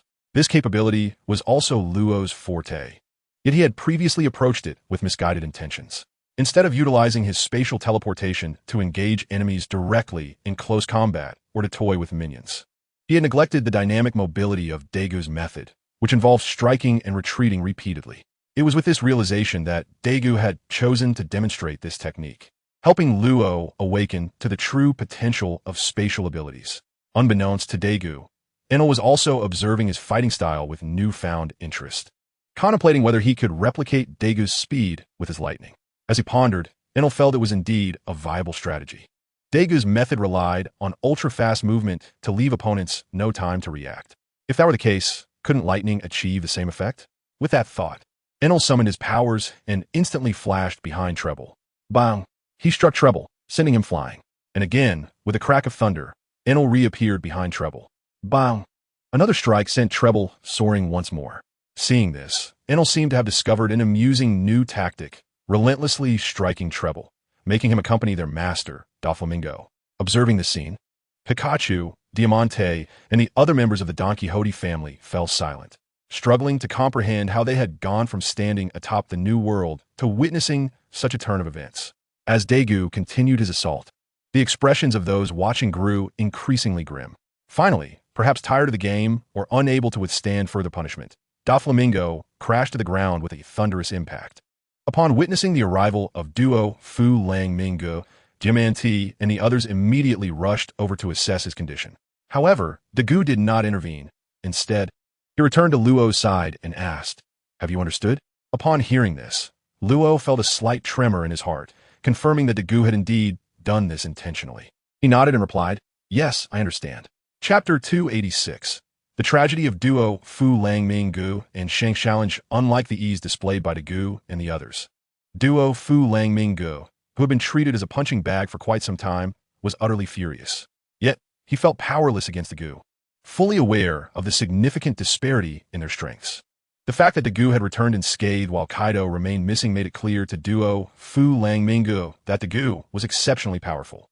Thus, even though he recognized Daegu's contempt, he chose to remain silent and stood up without uttering a word.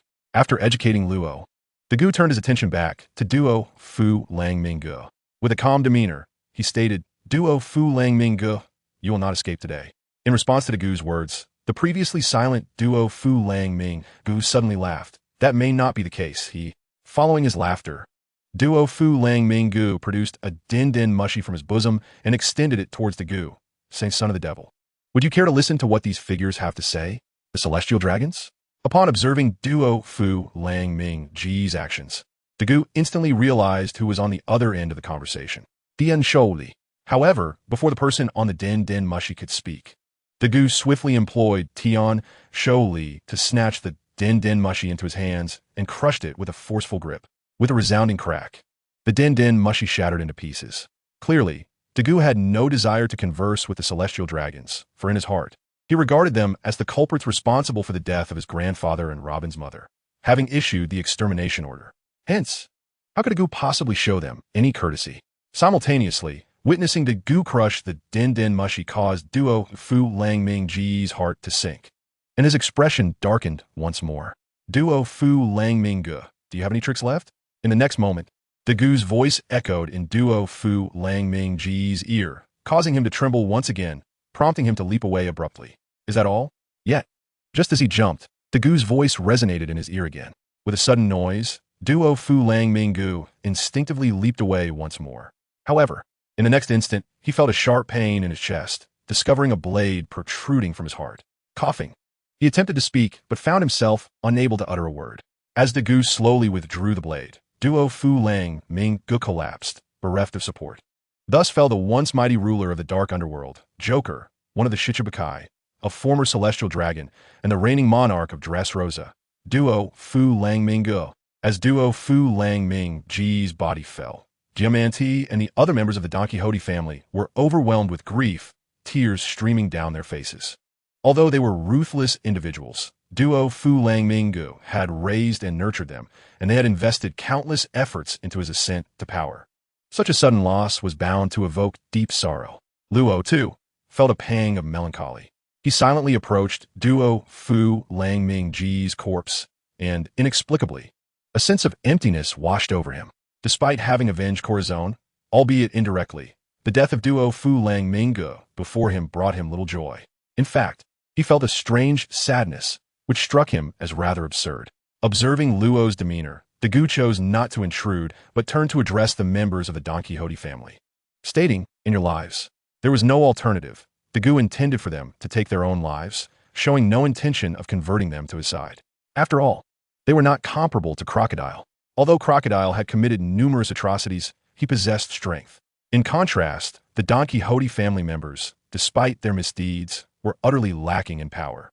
Even the underage Guayna could contend with one of their members, Diamante.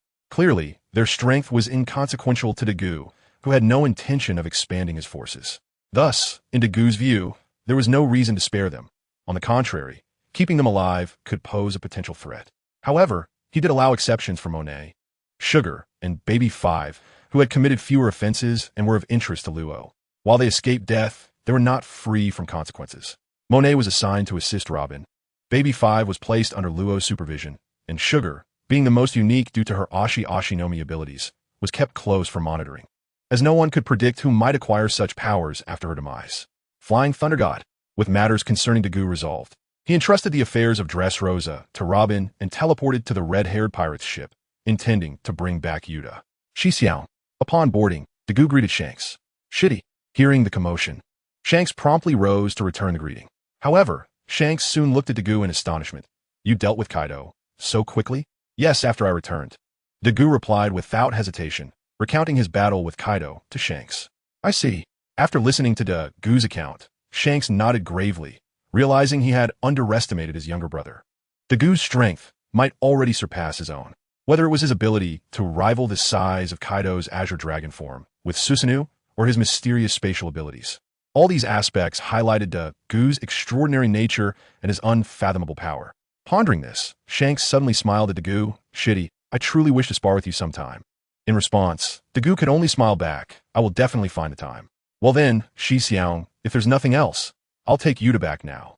With that, Dagu departed with Yuta from Shanks' ship, the Red Force. Chapter 287. A year has passed, and Ace arrives as time flowed and the years sped by. We find ourselves in the year 1517 of the Sea Circle calendar. Over a year has elapsed since Dagu's battle with Kaido and the death of Duo Fu Langming-ge. Following the demise of Duo Fu Langming-ge, Dagu did not continue onward, but instead paused in Dressrosa. Throughout this year, numerous events unfolded in the world. Firstly, the death of Duo Fu Langming-ge signified the downfall of the Don Quixote family he led. However, as the subordinate forces of the Don Quixote family faced impending annihilation, Dagu, unexpectedly, dispatched Robin, Crocodile, and Monet, who served as Robin's deputy, to take over the vast majority of the Tang Jike de family's enterprises. As to why it was described as the majority rather than the entirety, it was simply because, as a representative of the new generation, Dagu did not engage in nefarious activities such as slave trading or drug trafficking. He only assumed control of their arms business. Furthermore, to prevent remnants of the former Tang Jike de family from capitalizing on his name to continue such enterprises, Dagu directly sought out Morgan's, requesting a front-page headline.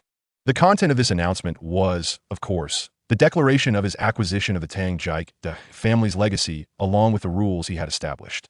Additionally, Dagu introduced revolutionaries into Dressrosa, allowing members of the Revolutionary Army to participate directly in his arms dealings. On the surface, it appeared that Dagu was orchestrating these affairs, but in reality, it was the revolutionaries who handled everything, with Dagu merely providing a venue for transactions and collecting some rent to support his large crew aboard his ship. Consequently, in the midst of managing these affairs, Dagu momentarily forgot his agreement with Whitebeard. As a result, Marco, the first division captain of the Whitebeard Pirates, an animal-type devil fruit user with the mythical Zoan form of the Phoenix, made a special trip to Dressrosa to meet with Dagu. Upon their meeting, Marco was astounded by the presence of the light pirates. He then understood why Dagu had the audacity to confront his father so boldly, the offspring of the devil. Mengbayusi Dagu indeed possessed that confidence. In addition to Marco, Shanks also visited Dressrosa. His purpose was more straightforward. He came to ascertain Dagu's intentions, intrigued by the sudden halt in Dagu's activities. In response, Dagu explained that Yuta was still too young, and he intended to leverage the influence of the Tang Jike de family to mold Yuta into an international superstar. In fact, over the past year, Dagu had successfully elevated Yuta's fame to global recognition, which he owed largely to Morgan's. Without Morgan's, Yuta's name would not have spread across the world in such a short span, whether in the East, South, West, North, or the first half of the Grand Line, or even the New World.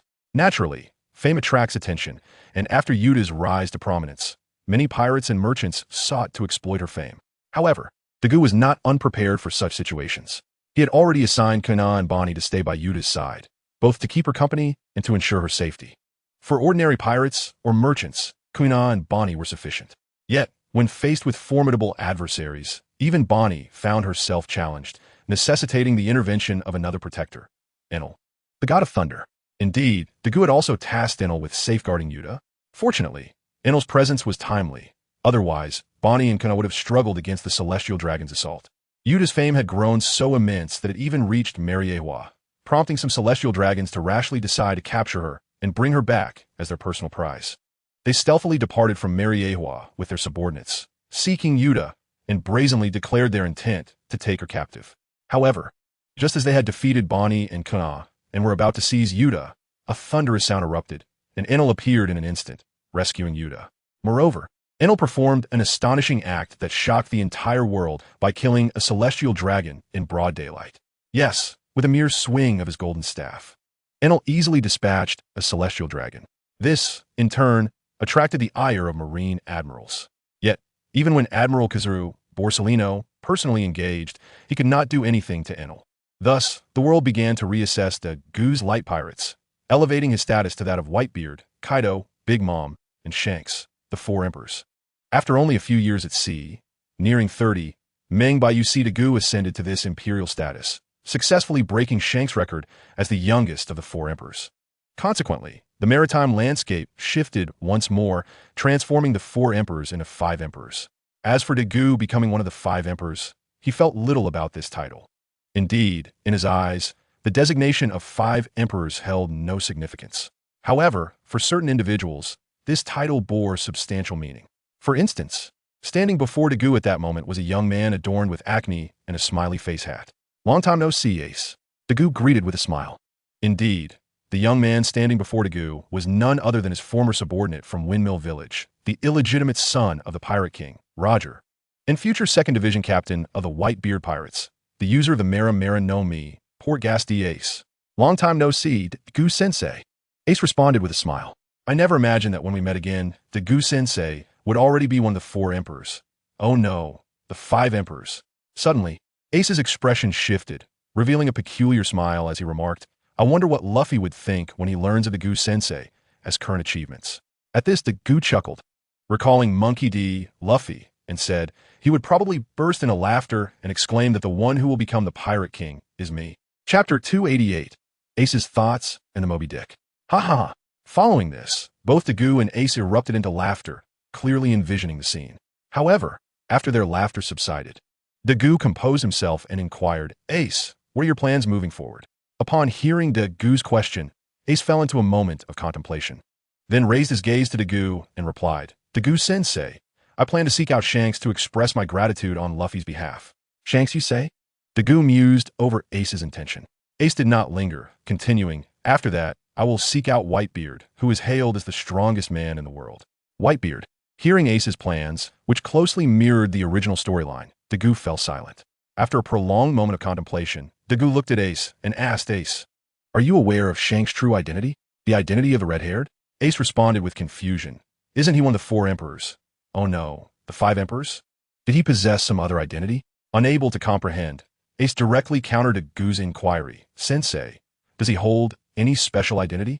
Indeed, in response to Ace's question, the Goo nodded solemnly and began to narrate, approximately 40 years ago, during a time when the latter half of the Grand Line was not yet referred to as the New World, a pirate crew, after a fierce battle, unexpectedly discovered 2 children among their spoils. The crew believed it to be fate and thus decided to keep them aboard, journeying together until they reached the island known as Raftel, the last island in the world. One of these children had a conspicuous large red nose, while the other sported a vivid mane of red hair. As the Goo reached this point, he ceased to continue. For C had already fallen silent after his moment of astonishment. It was evident that he grasped the Goo's intention. He had never imagined that the person his younger brother spoke of daily had actually been aboard that man-s ship, serving as a crew member. Observing C's quiet demeanor, the Goo chose not to speak further, but instead rose and exited the room, allowing C some solitude. After leaving the room, the Goo, what's the matter? Upon hearing the Goo's call, Luo Bin, who was reviewing various documents, immediately set aside her work and turned to him. Weren't you just reminiscing with C? Indeed, the Goo replied with a slight nod, acknowledging her inquiry. However, he soon turned to her with a more pressing matter. Please tidy up. We shall be departing shortly. Departing? Startled by the Goo's announcement, Luo Bin was puzzled. Where are we going? She inquired directly. Are we leaving with C for a while, or? No. The Goo shook his head in response to her speculation. We are not accompanying C. Rather, we're going to search for Bai Hu Zi. As he spoke, the Goo gazed out the window, murmuring, it has been over a year. Certain matters indeed require attention. Understood, Luo Bin finally comprehended. A year prior, the Goo had made an agreement with Bai Hu Zi on Fishman Island to discuss the matter of Princess Bai Xing's rightful claim. The delay in fulfilling this promise was due to the Goo's recent establishment in Dressrosa, which left him with numerous responsibilities. Now that a year had passed and his obligations addressed, it was time to honor that commitment. Please make the necessary arrangements. The Goo reminded her before returning to C. The reason he had not mentioned this sooner was primarily due to C. After all, C was his subordinate. And while it was important not to undermine his wishes, it was entirely acceptable for an elder brother to assert some authority and prepare the ground before C encountered Bai Hu Zi. Thus, the Goo aimed to meet Bai Hu Zi before C did, to stand by his younger brother. Although the original narrative suggests C suffered little harm aboard Bai Hu Zi's ship, as an elder brother, it was only natural for the Goo to lend his support. As he pondered, the Goo nodded thoughtfully. Noticing the Goo's sudden peculiar nod, C, coming back to himself, inquired with a puzzled expression, Master, what's wrong? Nothing, the Goo replied, regrettably unable to voice his true thoughts. He simply shook his head to indicate all was well, and then posed a question to C. Do you wish for a father? No. Without hesitation, C responded firmly, I do not have a father, nor do I desire one. Is that so? The Goo was not surprised by C's reply. Before being swayed by Bai Hu Zi, C exhibited such a disposition, and it seemed his character had not transformed even after that. Otherwise, during the Marineford War, he would not have been provoked by Akainu's words so easily. In the midst of the Goo's contemplation, C asked again, Master, why do you inquire about this? The Goo, curious about C's inquisitiveness, chose not to reveal the truth. He merely waved his hand dismissively, saying, It's nothing. I was simply curious. Suddenly, Dagu ist in den Mushi began to ring, capturing both their attentions. Upon checking, Dagu saw it was Luo Bin calling. I see. I have some matters to attend to. Feel free to explore around here for a while. With that, Dagu utilized the Flying Thunder God technique, vanishing before AIC and reappearing before Luo Bin. Without uttering another word, he executed the technique once more, leaving Dressrosa, and, using the mark placed on Marco, arrived at the Moby Dick, the flagship of the Whitebeard pirates. Meanwhile, witnessing Dagu's sudden disappearance, AIC opened his mouth in surprise, ultimately leaving the room and wandering aimlessly around Dressrosa. Chapter 289. Whitebeard and Dagu in a certain area of the New World within the territory of the Whitebeard pirates. The crew was currently resting, and their ship, the Moby Dick, was docked along the shoreline. At this moment, only Whitebeard and Marco, the 1st Division commander and the ship's doctor, were present, ever vigilant of Whitebeard's health. Suddenly, while reclining in a chair receiving in 4 drip, Whitebeard's senses heightened, and he turned to look at Marco. Almost instantaneously, 2 figures materialized beside Marco under Whitebeard's watchful gaze. What the hell? Perceiving an unexpected presence, Marco instinctively kicked out without a second thought. Bang! Yet, in the next moment, Marco felt as though he had struck a steel plate. No, it was not merely a steel plate. After all, an ordinary plate could not withstand such force. To Marco, only something of historical significance could impart such a sensation. Little Marco, you are quite enthusiastic. Just as Marco pondered this, a voice that sounded somewhat familiar reached his ears. Upon hearing this, Marco slowly raised his head, recognizing the person who had stopped his kick. The demon child? Immediately, Marco withdrew his foot and looked at Dagu, exasperatedly saying, "Could you not just appear beside me out of nowhere? You left a mark on me, didn't you?" With curiosity, Marco then asked, "So, when did this happen? How did you leave a mark on me?" About that, facing Marco's barrage of questions, Dagu scratched his head, responding awkwardly, "I left that mark the first time we met." Back then, after hearing Dagu's explanation, Marco was momentarily lost in thought. Seeing this, Dagu shook his head slightly and chose to disregard Marco's contemplation, instead walking over to stand before Whitebeard. Gazing at the towering figure of Whitebeard, Dagu spoke calmly, "Whitebeard, I have arrived." To his surprise, Dagu even offered an apology, saying, "I'm sorry for keeping you waiting for a year." Gururara. Upon hearing Dagu's unexpected apology, Whitebeard burst into hearty laughter. Demon boy. After a lengthy bout of laughter, Whitebeard fixed his gaze on Dagu and asked, "You mentioned you wished to take Neptune's daughter by Shing aboard your ship?" "Yes." Dagu nodded affirmatively, for this visit primarily concerned matters regarding Bai Shing. There was no need to beat around the bush. Then, "Do you know Bai Shing's true identity?" Whitebeard inquired further. "I do." Dagu understood that Whitebeard was referring to Bai Shing's status as a Sea King. While Whitebeard may not have initially been aware of her identity, Dagu was confident that Roger had mentioned the Sea King's dam. Thus, over a year ago, he had made that statement. Gururara. Seeing Dagu nod once again, Whitebeard erupted into laughter once more. Amidst laughter, Whitebeard unexpectedly drew forth the formidable blade, Song Yun Xie, one of the 12 supreme blades, from behind him. With a swift motion of his wrist, he directed it towards Dagu, exclaiming, "Let me see if you possess the qualifications." Upon witnessing Whitebeard's sudden assault, Marco snapped back to reality, responding, then observed closely. In response to Whitebeard's onslaught, Dagu calmly unsheathed his sword, the victory contract, and met the challenge. With a resounding clash, the weapons collided in midair, unleashing a torrent of celestial energy that erupted from their intersection. In an instant, both the sky and the surrounding seas appeared to be carved asunder, leaving scars that would not heal for an extended time. "Father! Father! Father!" Soon after, the other members of the Whitebeard pirates, startled by the commotion, rushed from the island to their ship, their expressions filled with vigilance as they fixated on the confrontation between Dagu and Whitebeard. Though they remained wary of Dagu, they could not help but marvel at his strength. Few had witnessed anyone hold their ground against Whitebeard, save for the other emperors. Oh no, now it should be 5 emperors such as Kaido, Shanks, and Bigamon, who had battled Whitebeard to this extent. Thus, without needing an introduction, everyone easily recognized Dagu's identity as one of the current 5 emperors, the son of the devil, Meng by UC Dagu. Gururara. As anticipated, Whitebeard bellowed with laughter once more. "Indeed, quite impressive. No wonder you have the audacity to challenge me." After saying this, Whitebeard sheathed Song Yun Xie. In turn, Dagu also sheathed his sword, turning to Whitebeard and inquiring, "So, do you agree to hand over Bai Shing to me?" Bai Shing? Hearing Dagu's question, Whitebeard did not respond immediately. After a moment of contemplation, he gazed at Dagu and asked, "Devil child, why are you so fixated on Bai Xing?" Dagu was momentarily taken aback. Why? He found himself at a loss for words. His primary motive had been to vex the world government, which had led him to desire Bai Xing. However, if pressed for a concrete reason, Dagu truly could not provide one.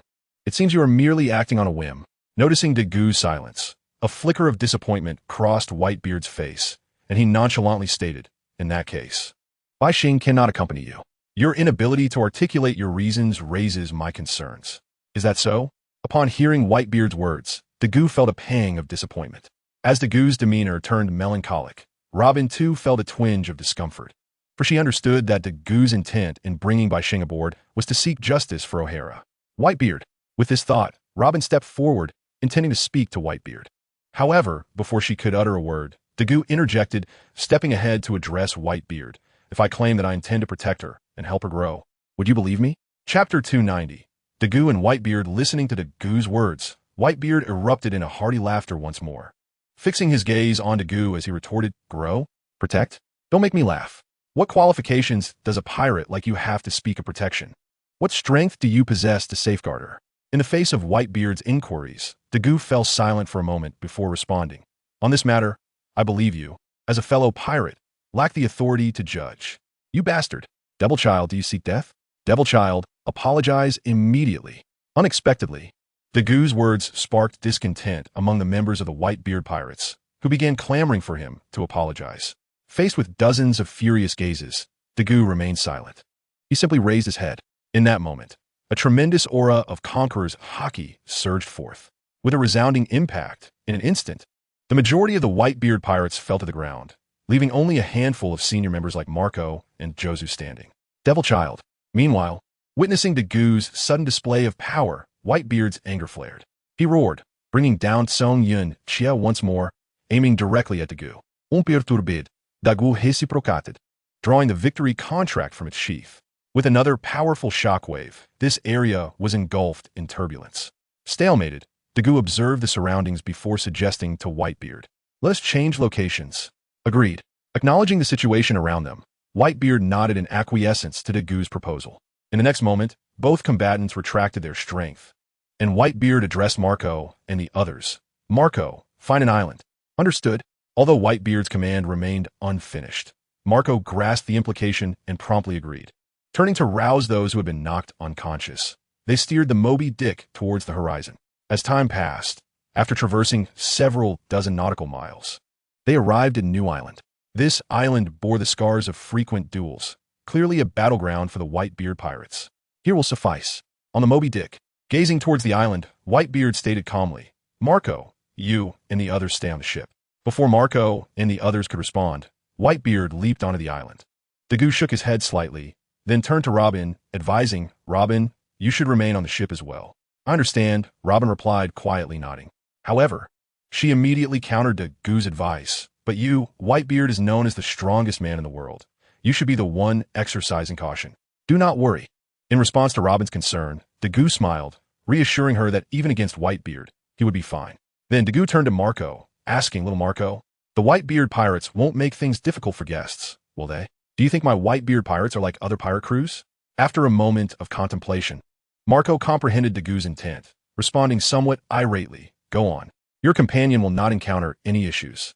"Thank you, little Marco."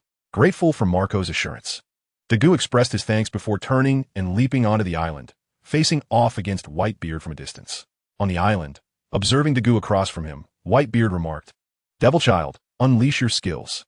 Clearly, Whitebeard wished for Dagu to strike first, as he was significantly more seasoned in terms of age, pirate experience, and reputation. As a senior, Whitebeard felt it appropriate to allow his junior to take the initiative, ensuring no one could accuse him of bullying the youth. "Since you insist, then Sky Hand Power." With Whitebeard's encouragement, Dagu accepted without hesitation, declaring as he executed Sky Hand Power, instantly appearing behind Whitebeard. Gururara. Witnessing Dagu's swift movement, Whitebeard could not suppress his laughter, yet simultaneously, he pivoted his Tsong Yun Xia and slashed towards Dagu. Shinra Tensei. In the face of the formidable Whitebeard, Dagu chose not to resist with his sword as he had aboard the ship, but instead unleashed the power of Shinsa Tensei. Caught off guard, Whitebeard was forced back 2 steps. However, this was merely the prelude. As Whitebeard staggered backward, Daegu issued a mighty roar and swung his sword forward. Observing Daegu's golden slash, Whitebeard's gaze sharpened. With no time to rotate his weapon, he clenched his left fist and struck out with tremendous force. The power of the Tremor fruit, renowned as the strongest of the Paramecia type, erupted instantaneously. Daegu's strike shattered under the weight of Whitebeard's punch, which continued its relentless advance, bearing down on Daegu. Though Daegu could have evaded with either his Tiantially or the Flying Thunder God, doing so would have contradicted his purpose for being there. Hence, when faced with this attack, Daegu extended his hand to block, activating Shinsatensei once more to successfully neutralize Whitebeard's tremor force. Witnessing this, Whitebeard couldn't help but chuckle. His curiosity piqued as he inquired about the nature of Daegu's powers. Regrettably for him, Daegu chose not to disclose the truth, stating instead, "I will tell you after our battle concludes." Accepting this, albeit somewhat disappointed, Whitebeard nodded and declared, "In that case, let us engage in a fierce battle." With that, he unleashed a powerful shockwave towards Daegu. Daegu frowned at the impending attack, extending his left hand in response. He activated an enhanced version of Shinsatensei, clashing with Whitebeard's shockwave. At that moment, a fierce gust of wind swept in from Daegu's left side. Whitebeard, wielding his weapon, charged towards Daegu. At this juncture, Daegu had just executed Shinsatensei, leaving him vulnerable as his old strength waned, and new strength had yet to manifest. Moreover, Whitebeard approached from Daegu's left flank, complicating matters further. Nevertheless, Daegu was not without recourse. He summoned Wanxiang Tianin, using gravitational force to slightly divert Whitebeard's attack. However, this was not the end. As Whitebeard's weapon veered off course, Daegu swiftly pivoted his right hand, thrusting the sword of victory towards Whitebeard's wrist. Frowning but remaining composed, Whitebeard immediately activated his powers. In an instant, his wrist was enveloped in a white, translucent orb of light. Consequently, Daegu's sword failed to achieve its intended effect, striking the orb with a resounding impact. At that moment, Whitebeard's other hand, also shrouded in light, delivered a punch towards Daegu. It was another shockwave, and this time, given the proximity, Daegu found himself nearly unable to evade. However, he was not entirely without options. In a split second, he executed a hockey-infused Shinsatensei, successfully countering Whitebeard's shockwave. After this exchange, both warriors took a few steps back, pausing their battle. Glancing at Daegu, Whitebeard couldn't help but laugh heartily, exclaiming, "Not bad, demon brat. It's been ages since I felt a battle of this caliber." Observing Whitebeard's exuberance, Daegu replied calmly, "This merely indicates that you have lived too comfortably these past years, nearly forgetting the thrill of combat." Whitebeard paused momentarily, taken aback by Daegu's observation. Yet, moments later, he erupted into laughter once more, advancing with his weapon towards Daegu. "Demon brat, it is not your place to teach me a lesson." With a thunderous clash, the hockey-infused Songyun cut met Daegu's sword of victory, resulting in a cataclysmic explosion that rent the sky and sea asunder. Outside the island, aboard the Moby Dick, the crew members of the Whitebeard pirates, witnessing the tumultuous clash between Daegu and Whitebeard, marveled at Daegu's formidable prowess. In response to their astonishment, Marco remarked, "What do you think allowed him to elevate the 4 emperors to 5? It is his strength. Whether it was his solitary battle against 3 admirals outside Sabeti or his confrontation with Kaido over a year ago, it all attests to his status as the son of the devil, possessing power to rival our captain." Upon hearing Marco's explanation, the onlookers fell silent, their gazes returning to the 2 combatants on the island. They observed that the battlefield had transformed. Both Daegu and Whitebeard had discarded their weapons, engaging in a raw, visceral brawl. Whitebeard landed a punch, infused with the power of the Tremor fruit, aimed squarely at Daegu. In response, Daegu summoned Susanoo to compensate for the difference in their physical sizes. The colossal fist of Susanoo met Whitebeard's empowered strike. While this clash did not rend the heavens, as their previous encounters had, it still unleashed a tremendous force, sending shockwaves through the surrounding area. The 2 warriors exchanged blows repeatedly, each strike resonating with power. Yet, this was far from the conclusion. Suddenly, both men seized their weapons once more and launched into another fierce exchange. The clash of hockey, armament hockey, and the energies of their blades and swords erupted, wreaking havoc upon the sky and sea. Abruptly, an untimely cough interrupted the fray, causing Daegu to freeze and Whitebeard's expression to change dramatically. Daegu quickly ceased his assault. Turning to Whitebeard, "Are you all right?" Before Daegu could finish, Whitebeard raised a hand, interrupting, "It's nothing, just an old ailment." With that, he urged Daegu, "Let us continue." Observing Whitebeard's facade of calm, Daegu did not acquiesce to his challenge. Instead, he sheathed the sword of victory, stating, "I refuse to battle someone in poor health." Employing Tiantially and the Flying Thunder God, he swiftly transported both himself and Whitebeard back to the Moby Dick. "Father, father, are you all right?" Upon witnessing Daegu's sudden arrival with a pale-faced Whitebeard, Marco and the others hurriedly surrounded Whitebeard, inquiring about his condition. Marco immediately began to employ his abilities to heal Whitebeard. "Daegu, are you unhurt?" Meanwhile, Robin looked at Daegu with concern, checking for any injuries. Daegu merely shook his head, assuring her, "I am fine." At that moment, Whitebeard's voice rang out, interrupting their conversation. However, the two individuals were not angered by this.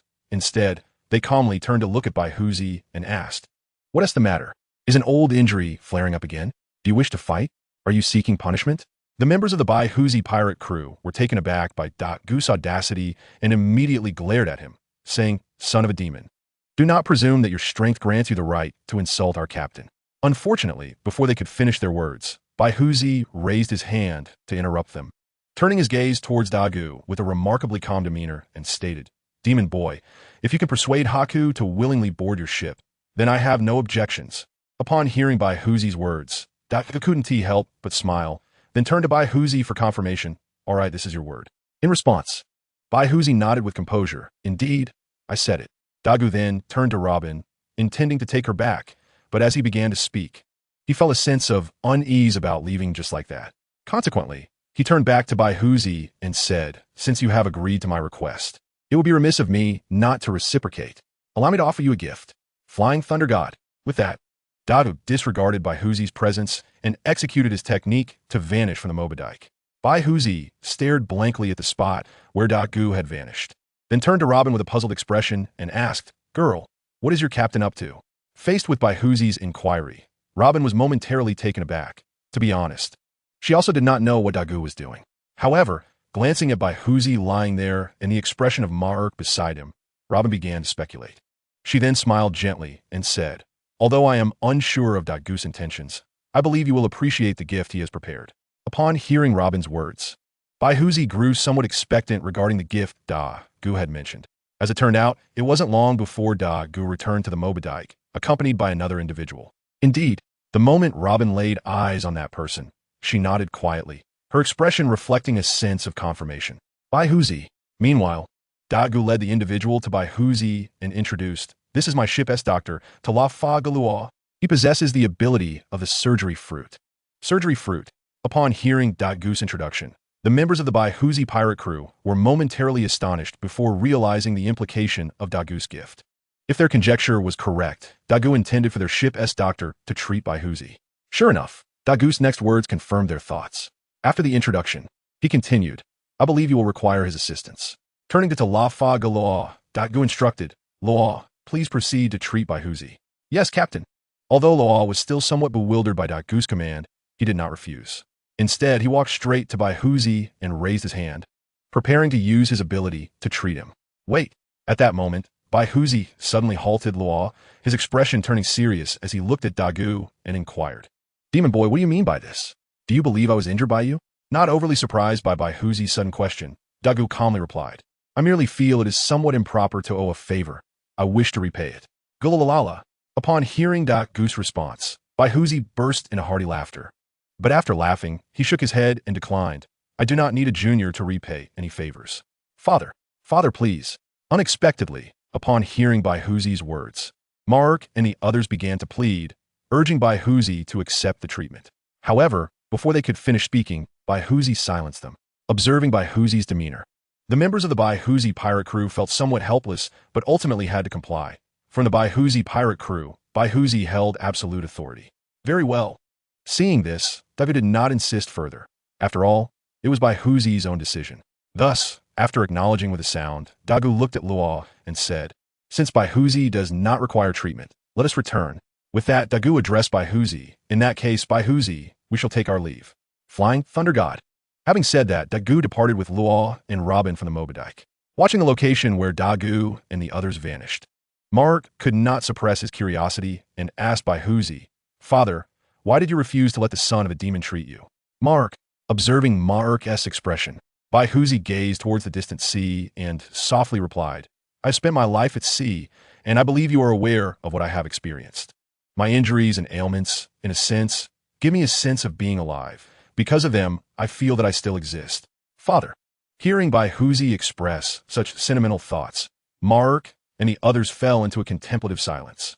However, at that moment, Bai Huzi turned to the group and said, ultimately, I still do not fully trust that demon boy, which is why I declined his treatment. So, it was, upon hearing Bai Huzi's words, the crew finally understood. It was because Bai Huzi did not trust Dagu. Seeing that everyone comprehended, Bai Huzi then instructed, all right, we should set sail for the next island. In unison, the crew responded, yes, father. Thus, the Bai Huzi pirate crew set sail on the Mobidyke, leaving behind the battered island as they headed toward their next destination. Captain, is Bai Huzi's condition very severe? Meanwhile, upon returning today, Lacey Luas saw, Dagu was met with Luas' inquiry. To Luas' question, Dagu merely smiled and replied, with age comes certain ailments. Is that so? Taken aback by Dagu's response, Luas paused momentarily, then refrained from saying anything further. After bidding farewell to Dagu, he walked off into the distance. Watching Luas' departing figure, Dagu shook his head slightly, then turned to Robin and said, Robin, I know, Robin interjected before Dagu could finish. Let's walk back. Seeing Robin's demeanor, Dagu chose not to elaborate further. After nodding in assurance to Robin, he once again executed the Flying Thunder God technique, vanishing from the land of day, Lay, Si Luas Sa. Looking at the spot where Dagu had disappeared, Robin murmured, then turned and headed toward the Royal Hill. Having been away for a while, she imagined there were matters that required her attention. Chapter 293. Invitations and requests declined on Fishman Island, within the royal palace. King Nipuden was handling state affairs when he suddenly sensed a presence in the room. He abruptly raised his head to look ahead.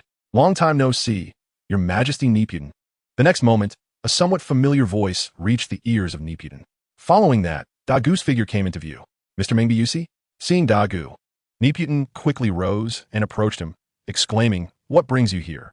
Please take a seat. Saying this, Nipuden guided Dagu to a chair. Servants, prepare some desserts. We have a guest. After giving a command to the outside, Nipuden turned back to Dagu and asked, May I inquire what brings you here, Mr. Mengbiusi? Your Majesty Neptune, regarding your inquiry, Dagu did not provide a direct response. Instead, he posed a question in return. Do you recall the agreement made a year ago? Upon hearing this, Neptune found himself lost in memories. The mention of Bai Xing. After a considerable pause, Neptune finally remembered the matter from a year prior, specifically regarding Bai Xing's boarding. With this realization, he turned towards Dagu, his expression composed, and confirmed, so Mr. Meng Bias intends to allow Bai Xing to board, correct? Indeed, Dagu replied with a quiet nod. At this affirmation, a wave of astonishment washed over Neptune. For according to the understanding from a year ago, if Dagu wished for Bai Xing to board, he would require the consent of Whitebeard. In other words, Dagu would first need to engage in battle with Whitebeard and earn his approval before he could take Bai Xing aboard. Had Dagu already fought Whitebeard? As these thoughts raced through his mind, Neptune's expression shifted dramatically, ultimately leading him to exclaim, I never imagined Mr. Meng Bias has reached a level where he can rival Whitebeard. Truly remarkable. Following this, Neptune swiftly changed the subject, stating, in that case, I shall not hinder your intentions any longer. As long as Bai Xing consents, Mr. Meng Bias is free to take her. Thank you, Your Majesty Neptune. Dagu expressed with a subtle smile, extending his gratitude. Observing Dagu's cheerful demeanor, although Neptune felt a deep sense of reluctance, he called out, Someone, please summon Bai Xing. After issuing the command, he turned to Dagu and said, Please, Mr. Meng Bias, wait a moment. Not at all. Dagu shook his head, indicating that Neptune needn't be so formal. He then continued, Furthermore, Your Majesty Neptune, since Bai Xing will henceforth be my crew member, there is no need to address me as Mr. Meng Bias. It feels rather distant. You may simply call me Dagu, as it fosters a sense of closeness. Very well. Neptune pondered for a brief moment before nodding. From now on, I shall refer to you as Brother Dagu. With that, Neptune addressed Dagu, calling out, Brother Dagu. Indeed. In response to Neptune's new designation, Dagu smiled and replied, Then I shall no longer call you Your Majesty Neptune, but rather Uncle. How does that sound? Excellent.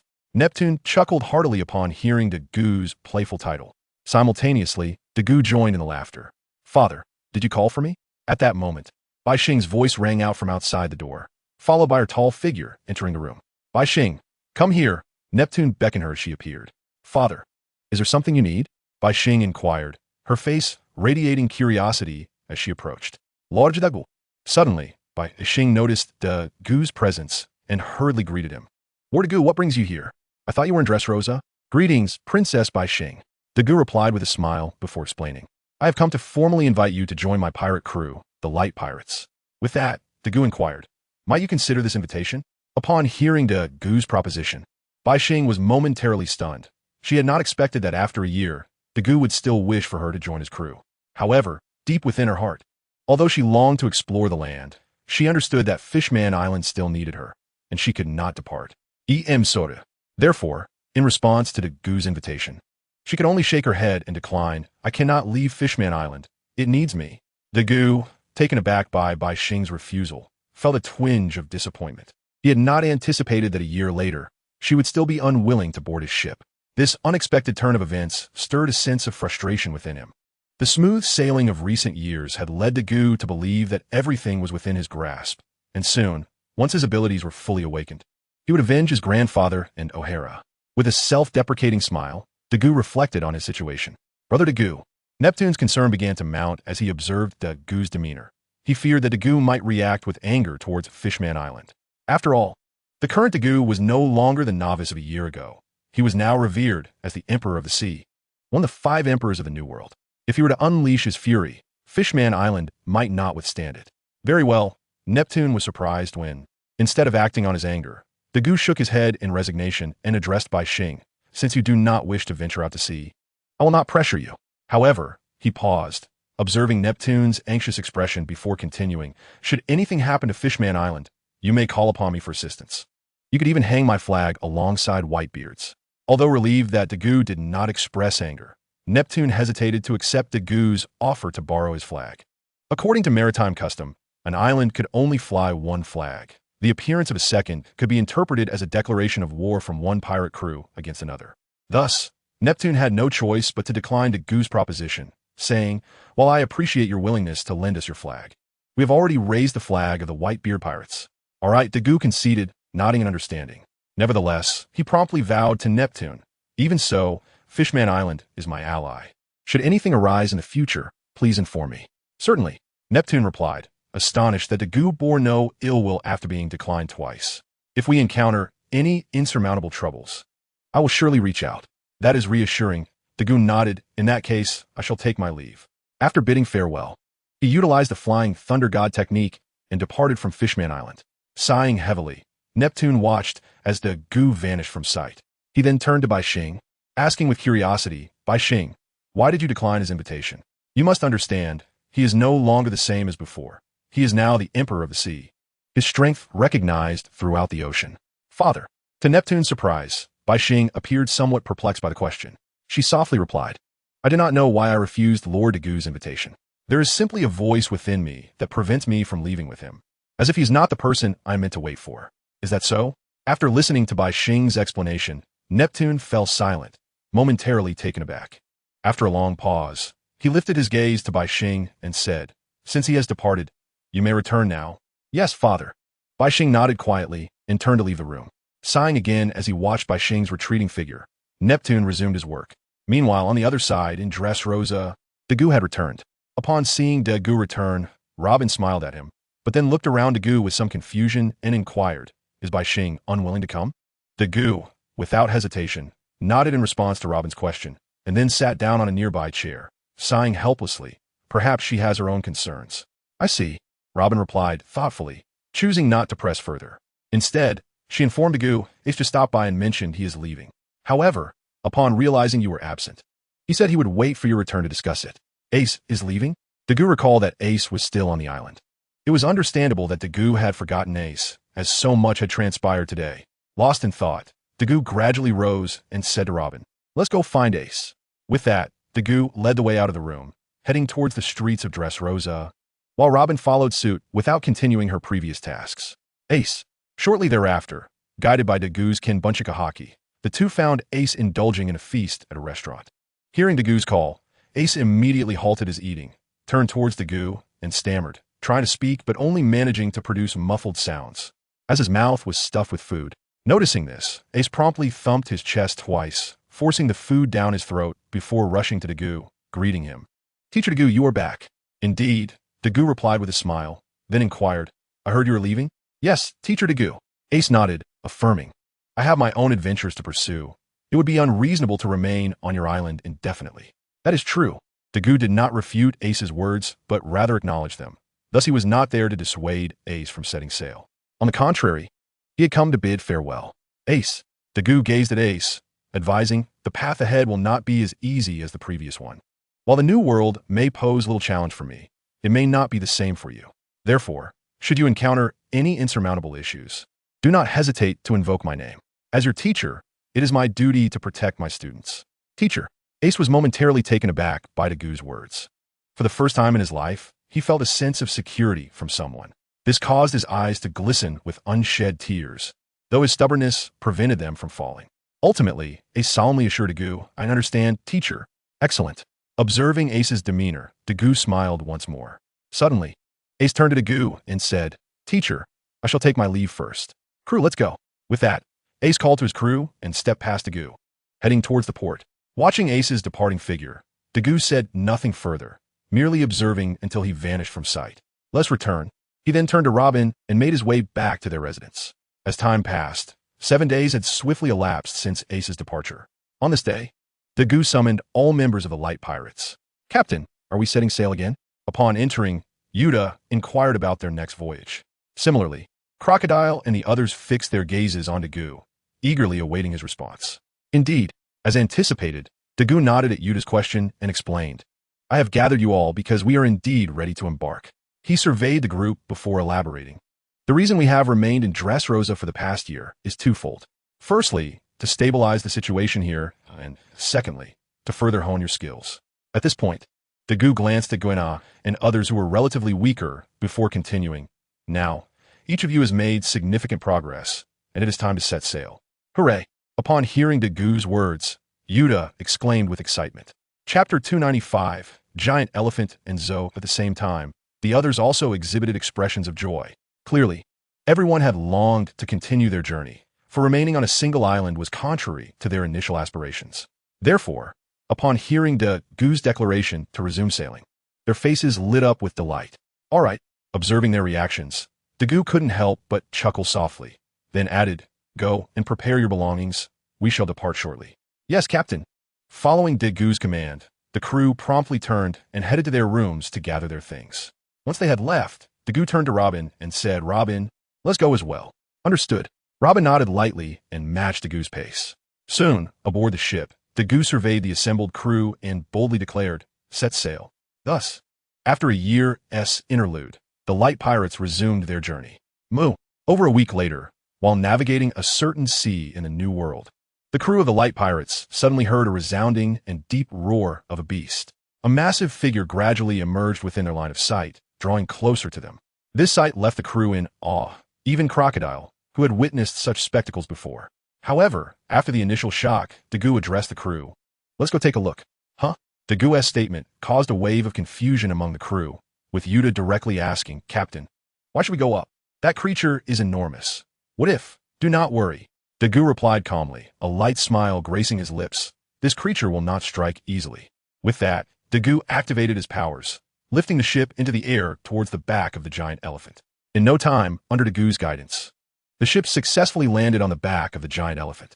"What is this place?" However, upon witnessing the scene before them, the crew once again fell into astonishment. They had not anticipated that there would be buildings on the back of this giant elephant, and judging by their scale, they resembled. "No, this is a city inhabited by people. Let's go." Unlike the others, Dagu quickly regained his composure, beckoning the crew as he descended from the ship, heading towards the towering city gates in the distance. By the way, just as he took a few steps, Dagu seemed to remember something and turned to Beepo, saying, "Beepo, this is your hometown." "Huh?" Dagu's words immediately astonished Robin, Beepo, Gwenna, and the others, who had not expected Beepo's hometown to be on the back of the giant elephant. The next moment, all eyes turned to Beepo. However, faced with their gazes, Beepo appeared bewildered. In truth, he had no recollection of his hometown and was completely unaware that it was situated atop an elephant's back. Realizing this, the others understood that Beepo likely had no memory of his hometown, so they turned back and followed Dagu's lead towards the city. Who are you?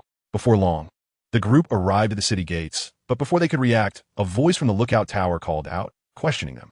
Upon seeing this, Dagu glanced upward but refrained from responding. Instead, he turned to Beepo and said, Beepo, it is now your moment to shine. This is your homeland, and it is only fitting that you take the lead. Very well. Though hesitant, Beepo agreed. Hello, we are from the Light Pirate crew. He stepped forward, addressing the figures above. We arrived here by chance and harbor no ill intentions. On the lookout tower, the warriors of the Fur tribe fell into contemplation upon hearing Beepo's call. The name of this pirate crew seemed familiar to them, yet they could not recall where they had encountered it. What is it? What are you shouting about? At that moment, a voice suddenly rang in his ear, jolting him into alertness as he turned around. Captain. But he was taken aback, for the figure that appeared behind him was none other than his captain, Wanda, a member of the Musketeer Brigade of the Fur Kingdom, and also known as the Bird of the King. Regaining his composure, the Fur tribe warrior pointed towards Beepo below and reported to Wanda, Captain, there's a fellow tribesman accompanied by a group from the Light Pirate crew down there. Fellow tribesman? A pirate crew? Wanda, with a hint of skepticism, approached the edge of the lookout tower and beheld Dagu and his companions gazing up. Along with the ship, the Ark of the Covenant, and the flag it bore. In an instant, Wanda was momentarily stunned, then turned on her heel with her hand reaching out. Suddenly, the sound of bells echoed across the skies of the Fur Kingdom, causing the Fur tribe members, who had been leisurely engaged in their activities, to halt in their tracks. The Musketeer Brigade and the Royal Guards promptly assembled and rushed towards the city gates.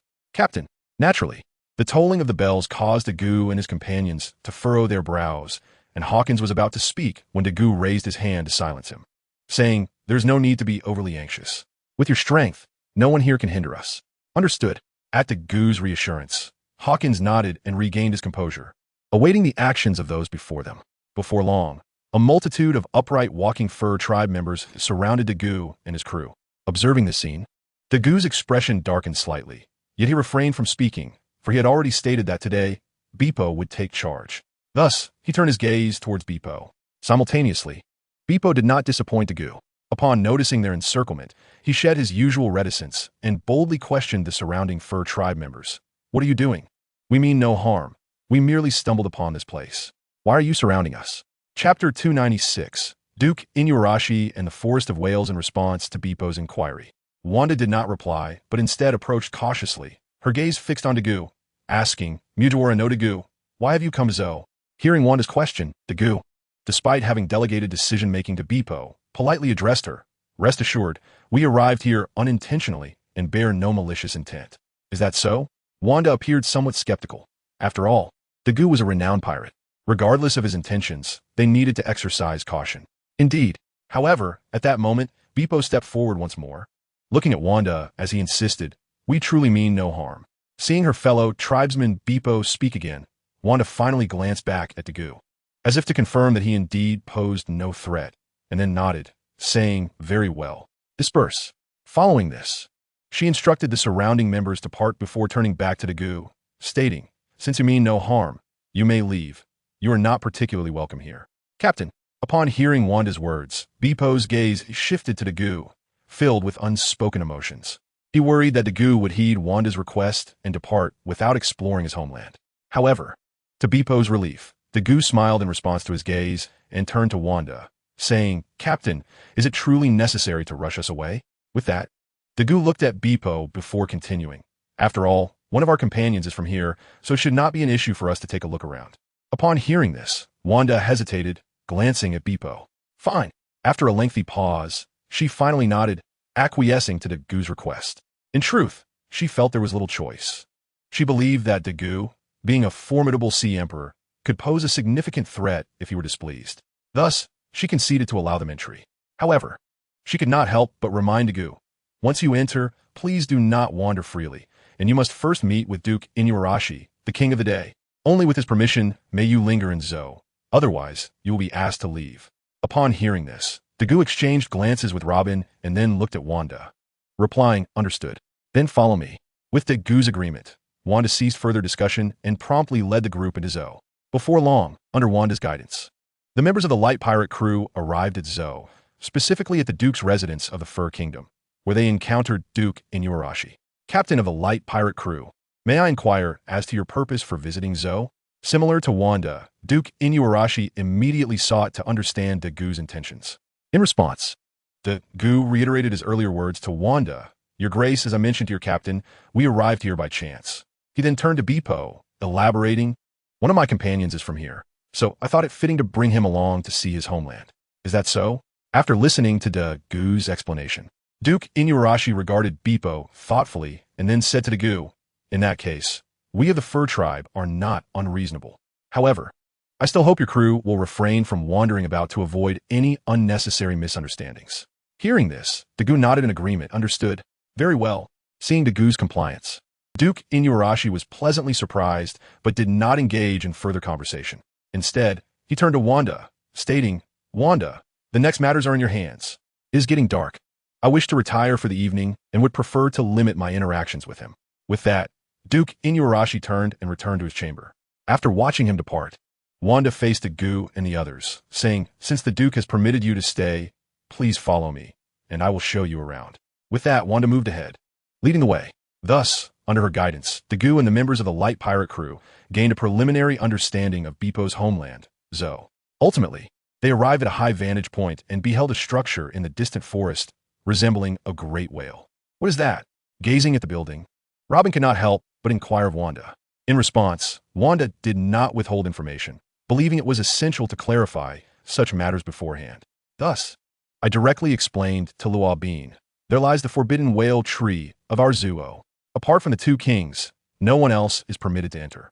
The surrounding forest is known as the Whale Forest, a realm that, aside from the members of the Shakatuan, is strictly off-limits to all, especially here. Wanda turned to Dagu, two outsiders.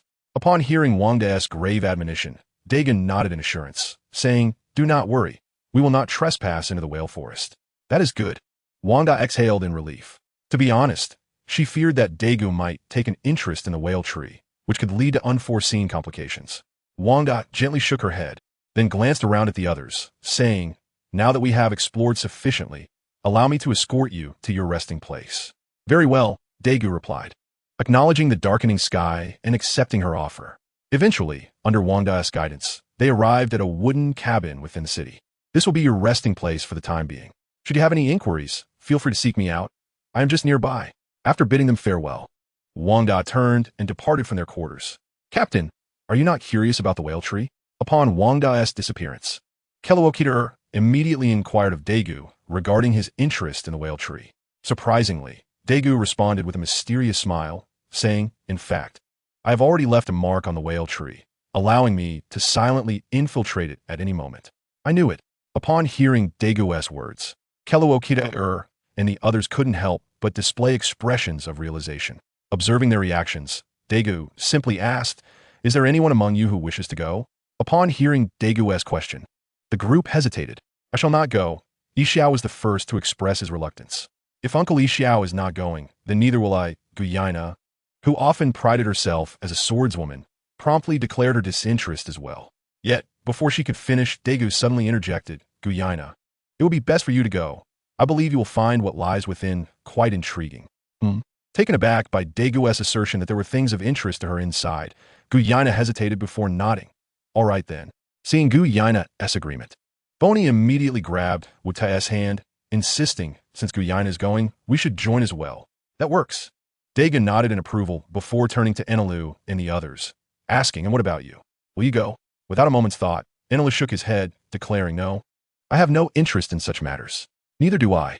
Following suit, Ro, Hajinsi, Bepo, and even Keluokiter, who had initially asked, all shook their heads in unison, expressing their lack of interest.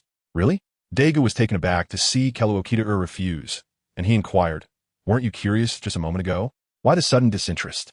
However, Keluokiter remained silent, merely casting a glance at Robin, Boney, and the other three women. Understanding dawned upon Dagu, and he chose not to press further.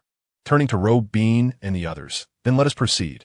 With that, Dagu summoned his ability and, with a flash, swiftly transported himself and the four women to the whale tree.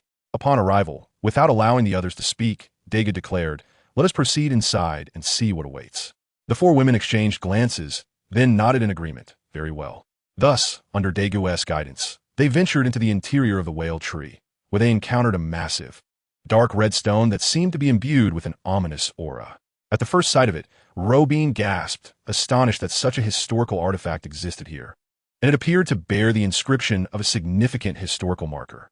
Indeed, Dagu replied with a subtle smile, "Robin, why don't you take a closer look?" "All right." Robin nodded in acquiescence and approached the substantial red stone, examining it intently. Guyana. With Robin engrossed in her observations, Dagu turned his attention to Guyana, saying, "You should find this quite fascinating." "What is it?" Upon hearing Dagu's words, not only Guyana, but also Boni and Muta were drawn to the intrigue. Over here, Dagu beckoned them as he moved to another side, pointing at a small bird emblem. "This is the family crest of the Kogetsu clan of Wano. You must have seen it before." "What?" Guyana slowly raised her head, fixating on the bird emblem as memories flooded back. She recalled seeing this insignia frequently in her grandfather's study during her childhood, but after her grandfather's passing, her father had hidden it away, and she had never seen it again. She had once inquired about it from her father, but received no response, only being told that it was a matter of the past and advised not to pry. Contemplating this, Guyana looked at Dagu with uncertainty. "So, this place is connected to my family?" "Indeed," Dagu affirmed, nodding. "This place does have ties to your family, or rather, your family once had connections here. Zuo was once a vassal to the Kogetsu clan of Wano, and your family." Dagu paused briefly, assessing Guyana. "Your family hails from Wano. Decades ago, your grandfather, Xuanyue Gongsan, resolutely departed from his homeland to the East Sea. At that time, the Kogetsu clan was also the ruling family of Wano." "I see." Guyana finally grasped the implications of Dagu's explanation. Realizing that her lineage traced back to Wano, she had always believed herself to be from the East Sea. After all this time, she was indeed a child of the new world from Wano. Pondering, Guyana inquired, "Captain, will we be able to visit Wano in the future?" "I wish to see my homeland." "Of course," Dagu replied, offering no refusal, and nodded in agreement. At that moment, Boni finally connected the dots.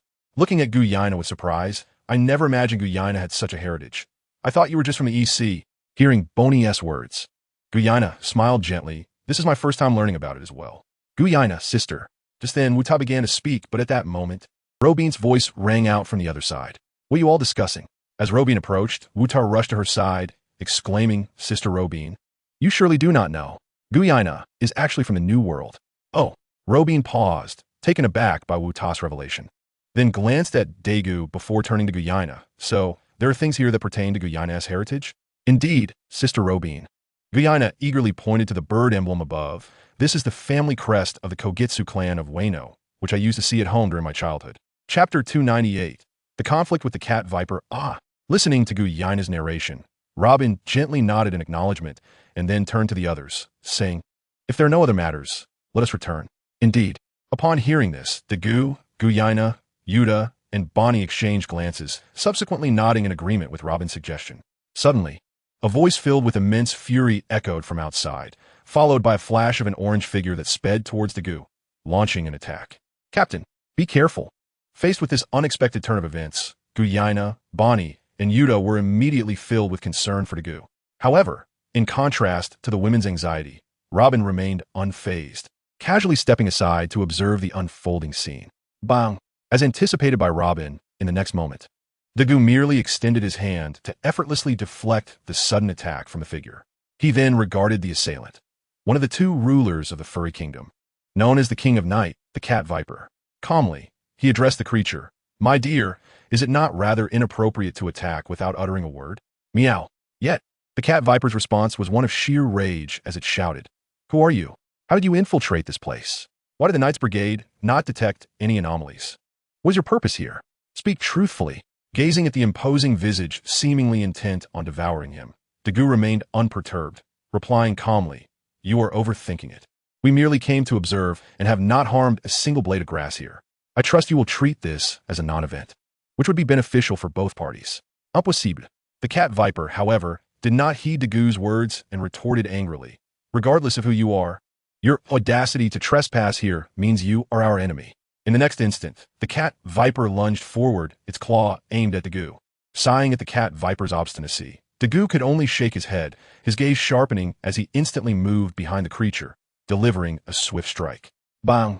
The next moment, the cat viper collapsed to the ground, seeing the cat viper fall, perhaps due to her connection to the land of he and Ji.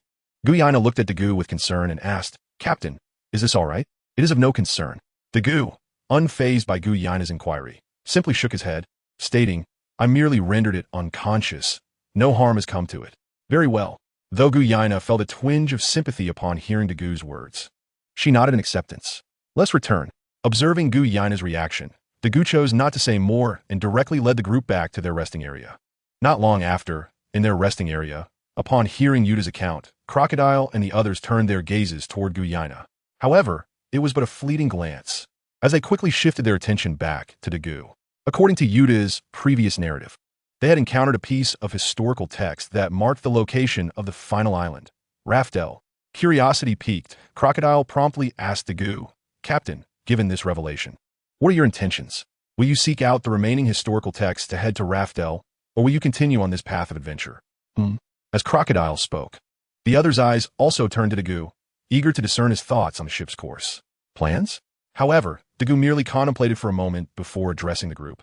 "My intentions have long been clear. I do not aspire to be the pirate king, but..." Here, Dagu paused before continuing, "If the opportunity arises, I would certainly wish to visit Raftel." "Understood." Upon hearing Dagu's words, the others nodded in quiet understanding, acknowledging his intent. Meow. Meanwhile, within the whalebone tree, the unconscious cat viper was slowly regaining consciousness. Gurgle meow meow. In an instant, a roar reverberated throughout the whalebone forest. Then, the cat viper swiftly exited the whalebone tree, commanding loudly, "Knights Brigade, assemble!" Whoosh whoosh whoosh. Before long, one figure after another appeared before the cat viper. Meow. Observing the gathered crowd, the cat viper refrained from elaborating further and simply commanded, "Everyone, follow me." Without waiting for a response, the cat viper dashed towards the edge of the forest. Seeing their leader in such a haste, the Knights Brigade, though confused, quickly followed in pursuit of the cat viper. Gurgle meow. In the blink of an eye, the cat viper had led all the members of the Knights Brigade into the city of the Furry Kingdom. Such a commotion could not go unnoticed. As the cat viper entered the city, the subordinates of Duke Inulan, members of the firearms team, blocked his path and inquired, "Boss Cat Viper, what is the meaning behind this grand display?" To their surprise, the cat viper did not respond to their query, but instead asked, "Have any outsiders arrived recently?" "Indeed, Boss Cat Viper." Though the firearms team members were puzzled, they respectfully replied, "During the day, a group of pirates landed on Zo. Since they had one of our lost brethren among them, Duke Inulan has permitted them to rest on Zo for a while." Chapter 299. Cats and Dogs Gurgle Meow? Upon hearing the firearms team's explanation, the cat viper immediately exclaimed and then commanded, "Now, at once, take me to their quarters."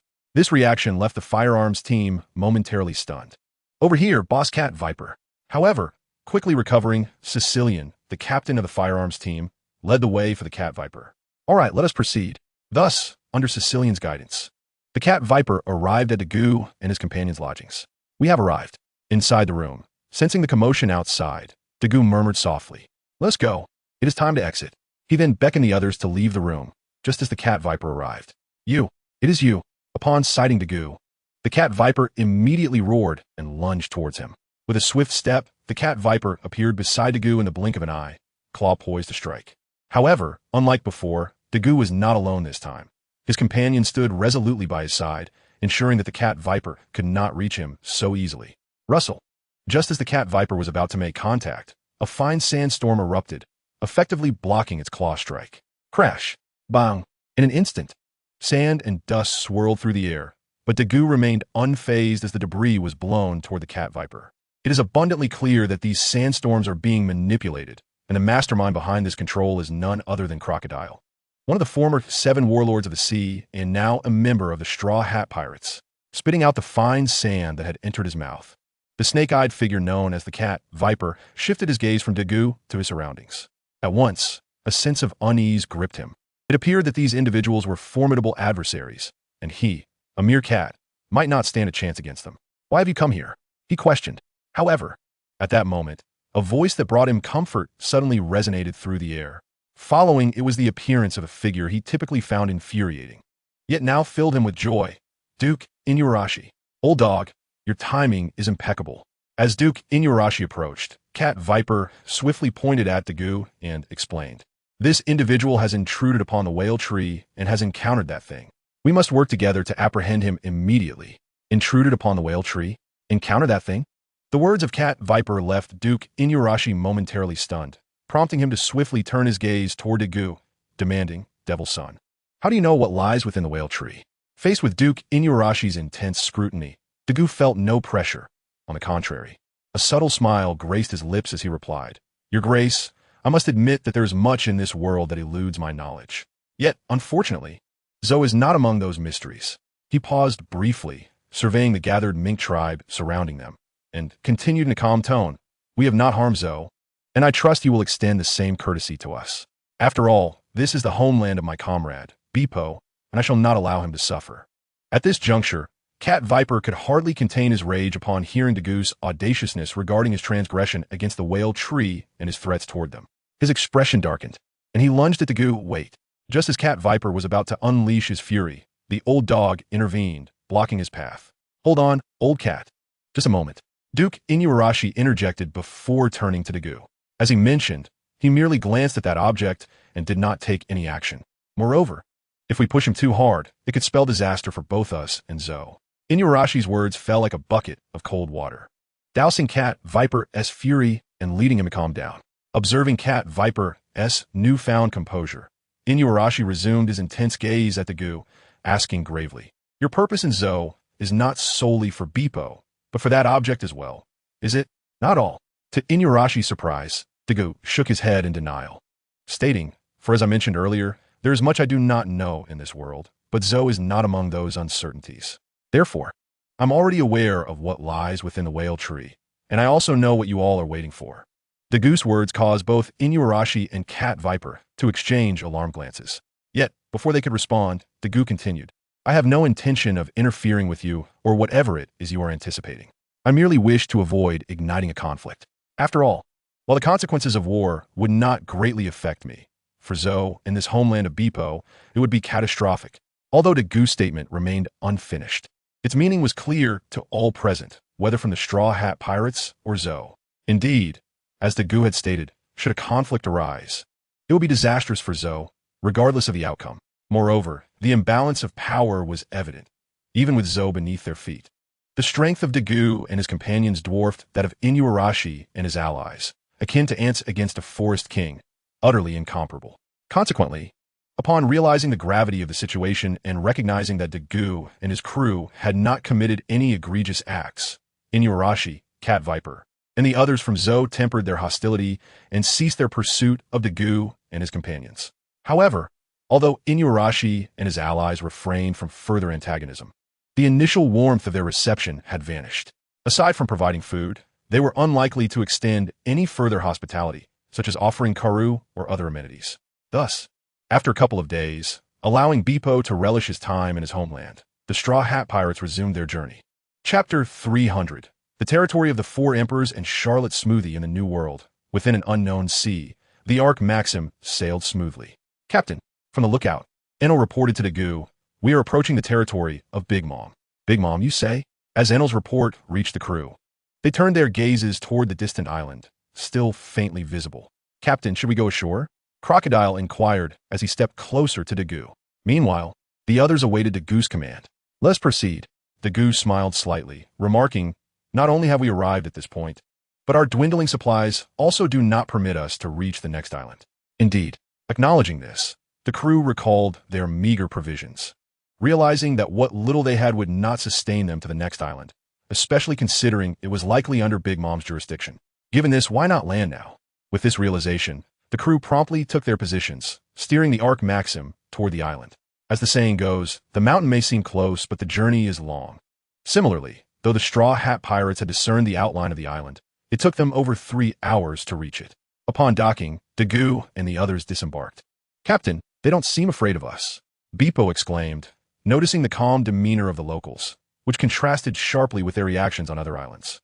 Ro also observed this and speculated, perhaps because this is Big Mom's territory, they remain composed in our presence. That is plausible. Beepo nodded in agreement. The situation might indeed be as Ro suggested. The inhabitants' tranquility could stem from their understanding that they were under Big Mom's rule. As for the notion that the locals were unfamiliar with them or their flag, Beepo and the others found it hard to believe.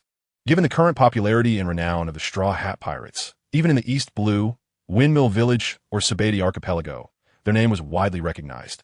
Especially since this was Big Mom's domain, a pivotal location, it was inconceivable that they had not heard of the illustrious Straw Hat Pirates. Thus, the only explanation for the locals' demeanor was that the four Emperor Big Mom had instilled in them a sense of unshakable confidence. You are the Straw Hat Pirates, aren't you? As a few individuals observed their surroundings, a man clad in armor, wielding a spear and standing approximately 2 meters tall, led a group to obstruct their path. Is there something amiss? Crocodile inquired nonchalantly. The former Shichibukai, Shikuyaku Crocodile. At the sight of Crocodile, the group felt a slight stir of anxiety. But the leader quickly regained composure and addressed Crocodile. Crocodile, what brings you to this island? In response to the man's inquiry, Crocodile offered no explanation, coldly retorting, "You need not know." Observing Crocodile's demeanor, the man momentarily faltered, soon succumbing to anger. Did he truly believe himself still a Shichibukai? Now, merely a pirate, what right did he have to act so audaciously within Big Mom's territory? Crocodile, do you think this is your domain? The man, emboldened by anger, began to chastise Crocodile. This is Big Mom's waters, the domain of a Yonko. You, a forsaken pirate, have no right to bark such insolence. Upon hearing the man's reprimand, Crocodile raised an eyebrow, instinctively lifting his hand. However, before he could strike, the towering figure of Daegu intervened, raising his hand to halt Crocodile's movement. He then turned to the armed group. Chuckling lightly, "It seems you are less than welcoming, Miss Smoogie. If you are aware, why do you still choose to set foot on this island?" With the sound of Daegu's voice, a cool yet somewhat frosty tone interjected, followed by the appearance of a tall woman draped in a pink striped bodysuit. Her silver hair cascading down her back. Charlotte Smoogie. In response to Smoogie's inquiry, Daegu pondered for a moment before replying, "Miss Smoogie, in the vast sea, one cannot expect us to drift indefinitely without making landfall." Smoogie merely scoffed, offering no further remark. She understood that unless the full might of the big MOM pirates gathered, they stood little chance against Daegu and his companions. Realizing this, and perceiving Daegu's seemingly harmless demeanor, Smoogie opted against further confrontation, instead instructing her subordinates, "You cannot meddle in this matter. Attend to your own tasks." However, her command was met with hesitation from her crew, who glanced at Daegu and his group instead of complying. Observing their reluctance, Smoogie's brow furrowed as she commanded, "Get lost." "Yes, yes." Upon Smoogie's fury, her subordinates finally comprehended the gravity of the situation, promptly retreating to the side. With their departure, Smoogie let out a sigh of relief. After momentarily composing herself, she turned to Daegu and his companions, stating coldly, "I will oversee this island for now. You may do as you wish, but do not forget, this is Big Mom's territory." After delivering her warning to Daegu, Smoogie turned and walked away into the distance. Crocodile, observing Smoogie's retreating figure, began to express something to Daegu. "No need," Daegu interjected, seemingly anticipating Crocodile's words. "After all, this is Big Mom's territory. Until they make a move, let us remain prudent." "Certainly." Daegu's tone suddenly turned serious. "If they take any action, we need not hold back." Indeed, the members of the Light Pirates shared a light-hearted smile, feeling at ease. Thus, the Light Pirates began to explore the island. Chapter 301. Daegu's altered countenance and the mysterious figure in black. As Robin surveyed the surroundings, she remarked in astonishment, "I did not expect the populace here to live so well." In response, Daegu gazed around and explained, "After all, this is the territory of a Yonko. Generally, outsiders seldom dare to cause trouble." "That is true," Robin conceded, contemplating Daegu's explanation. However, at that moment, Daegu suddenly appeared troubled, swiftly turning to look in another direction. "What is it, Daegu?" Robin noticed Daegu's unusual behavior. As she inquired, Robin followed Daegu's gaze, discovering a figure shrouded in a black cloak, indistinguishable as male or female, standing quietly. The only distinguishing feature that caught Robin's attention was the eagle-like eyes. Just as she pondered the connection to the figure, Daegu's words jolted her into awareness of the gravity of the situation. "Robin, go find Uncle Ishiao and regroup, then immediately take everyone away," Daegu instructed solemnly, adding, "Do not linger for even a moment." "I understand."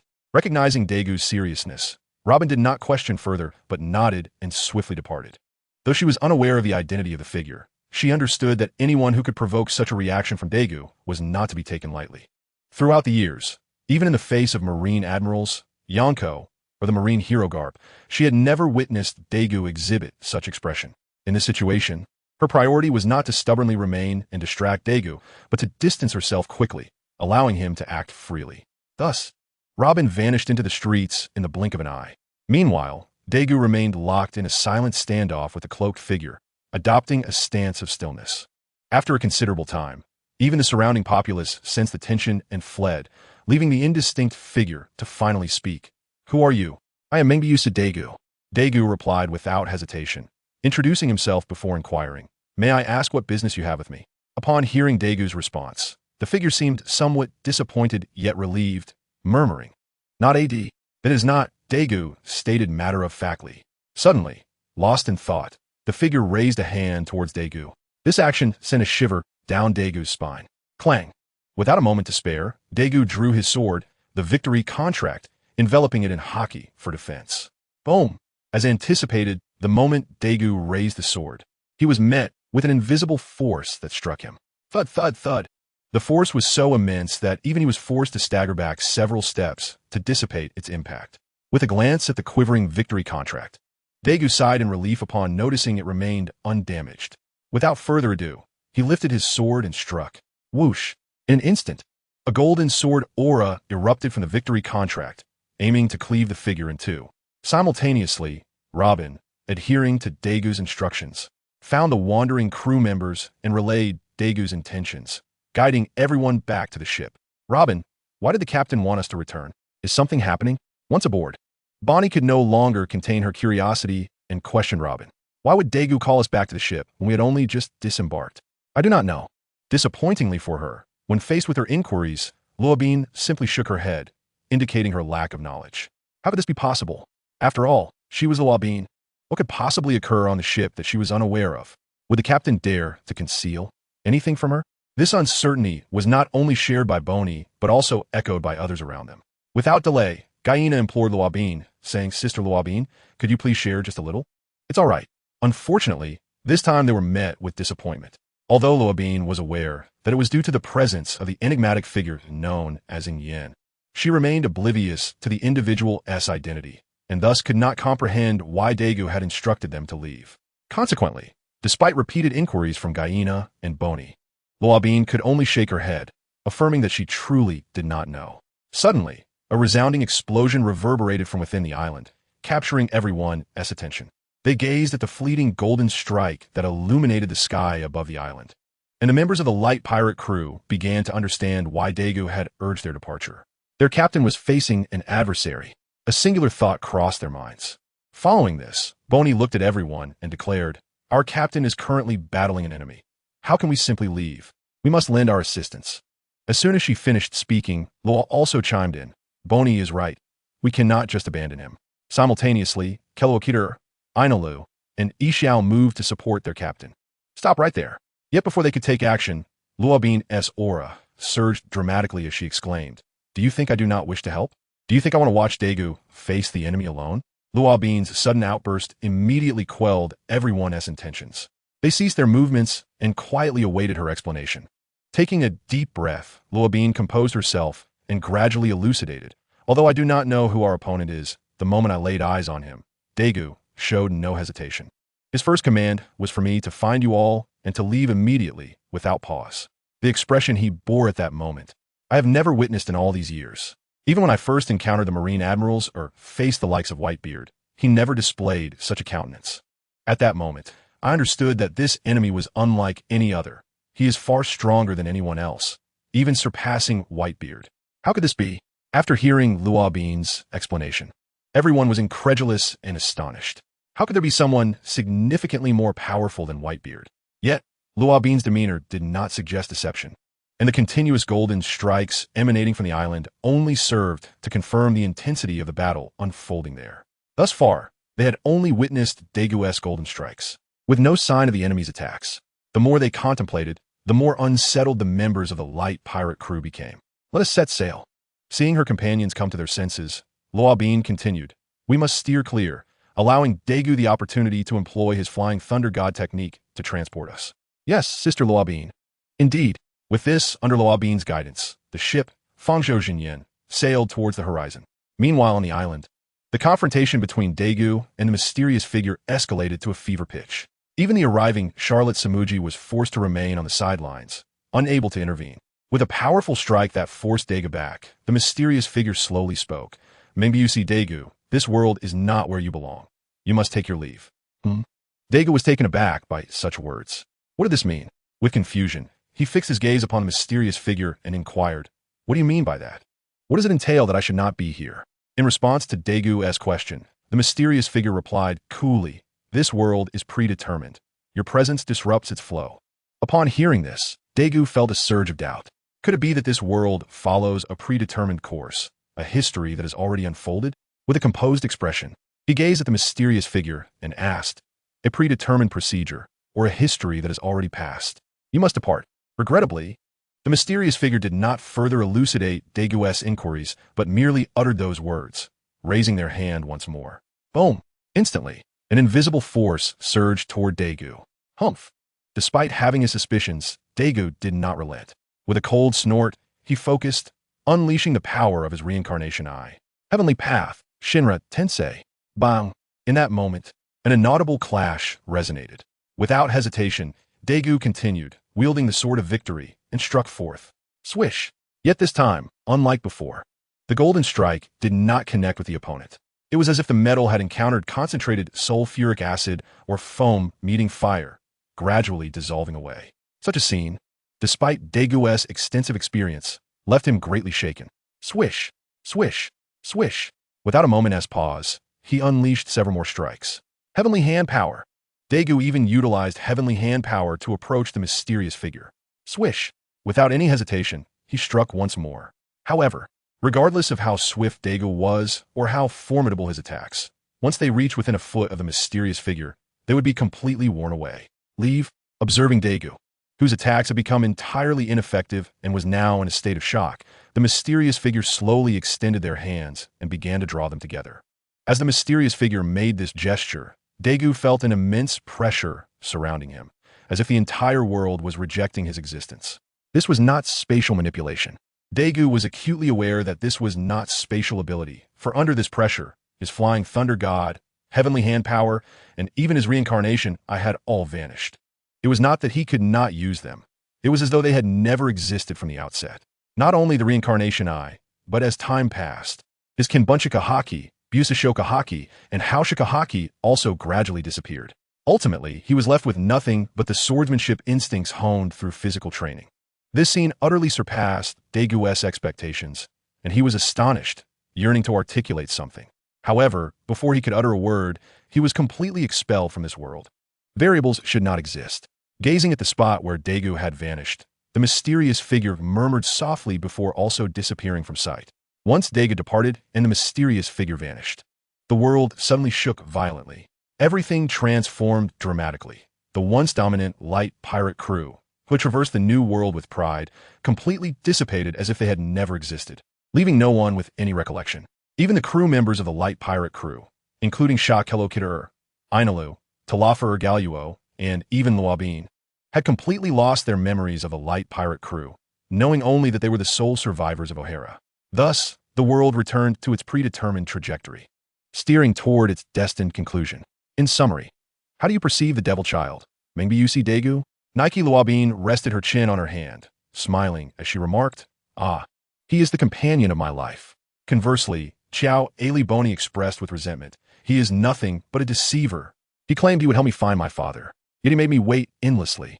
With a clang, the sound of a sword echoed as the now Admiral Peach Rabbit drew her trusty blade, Jinpilo, and declared fiercely, "He is my lifelong adversary. My wish is to imprison him and impel down."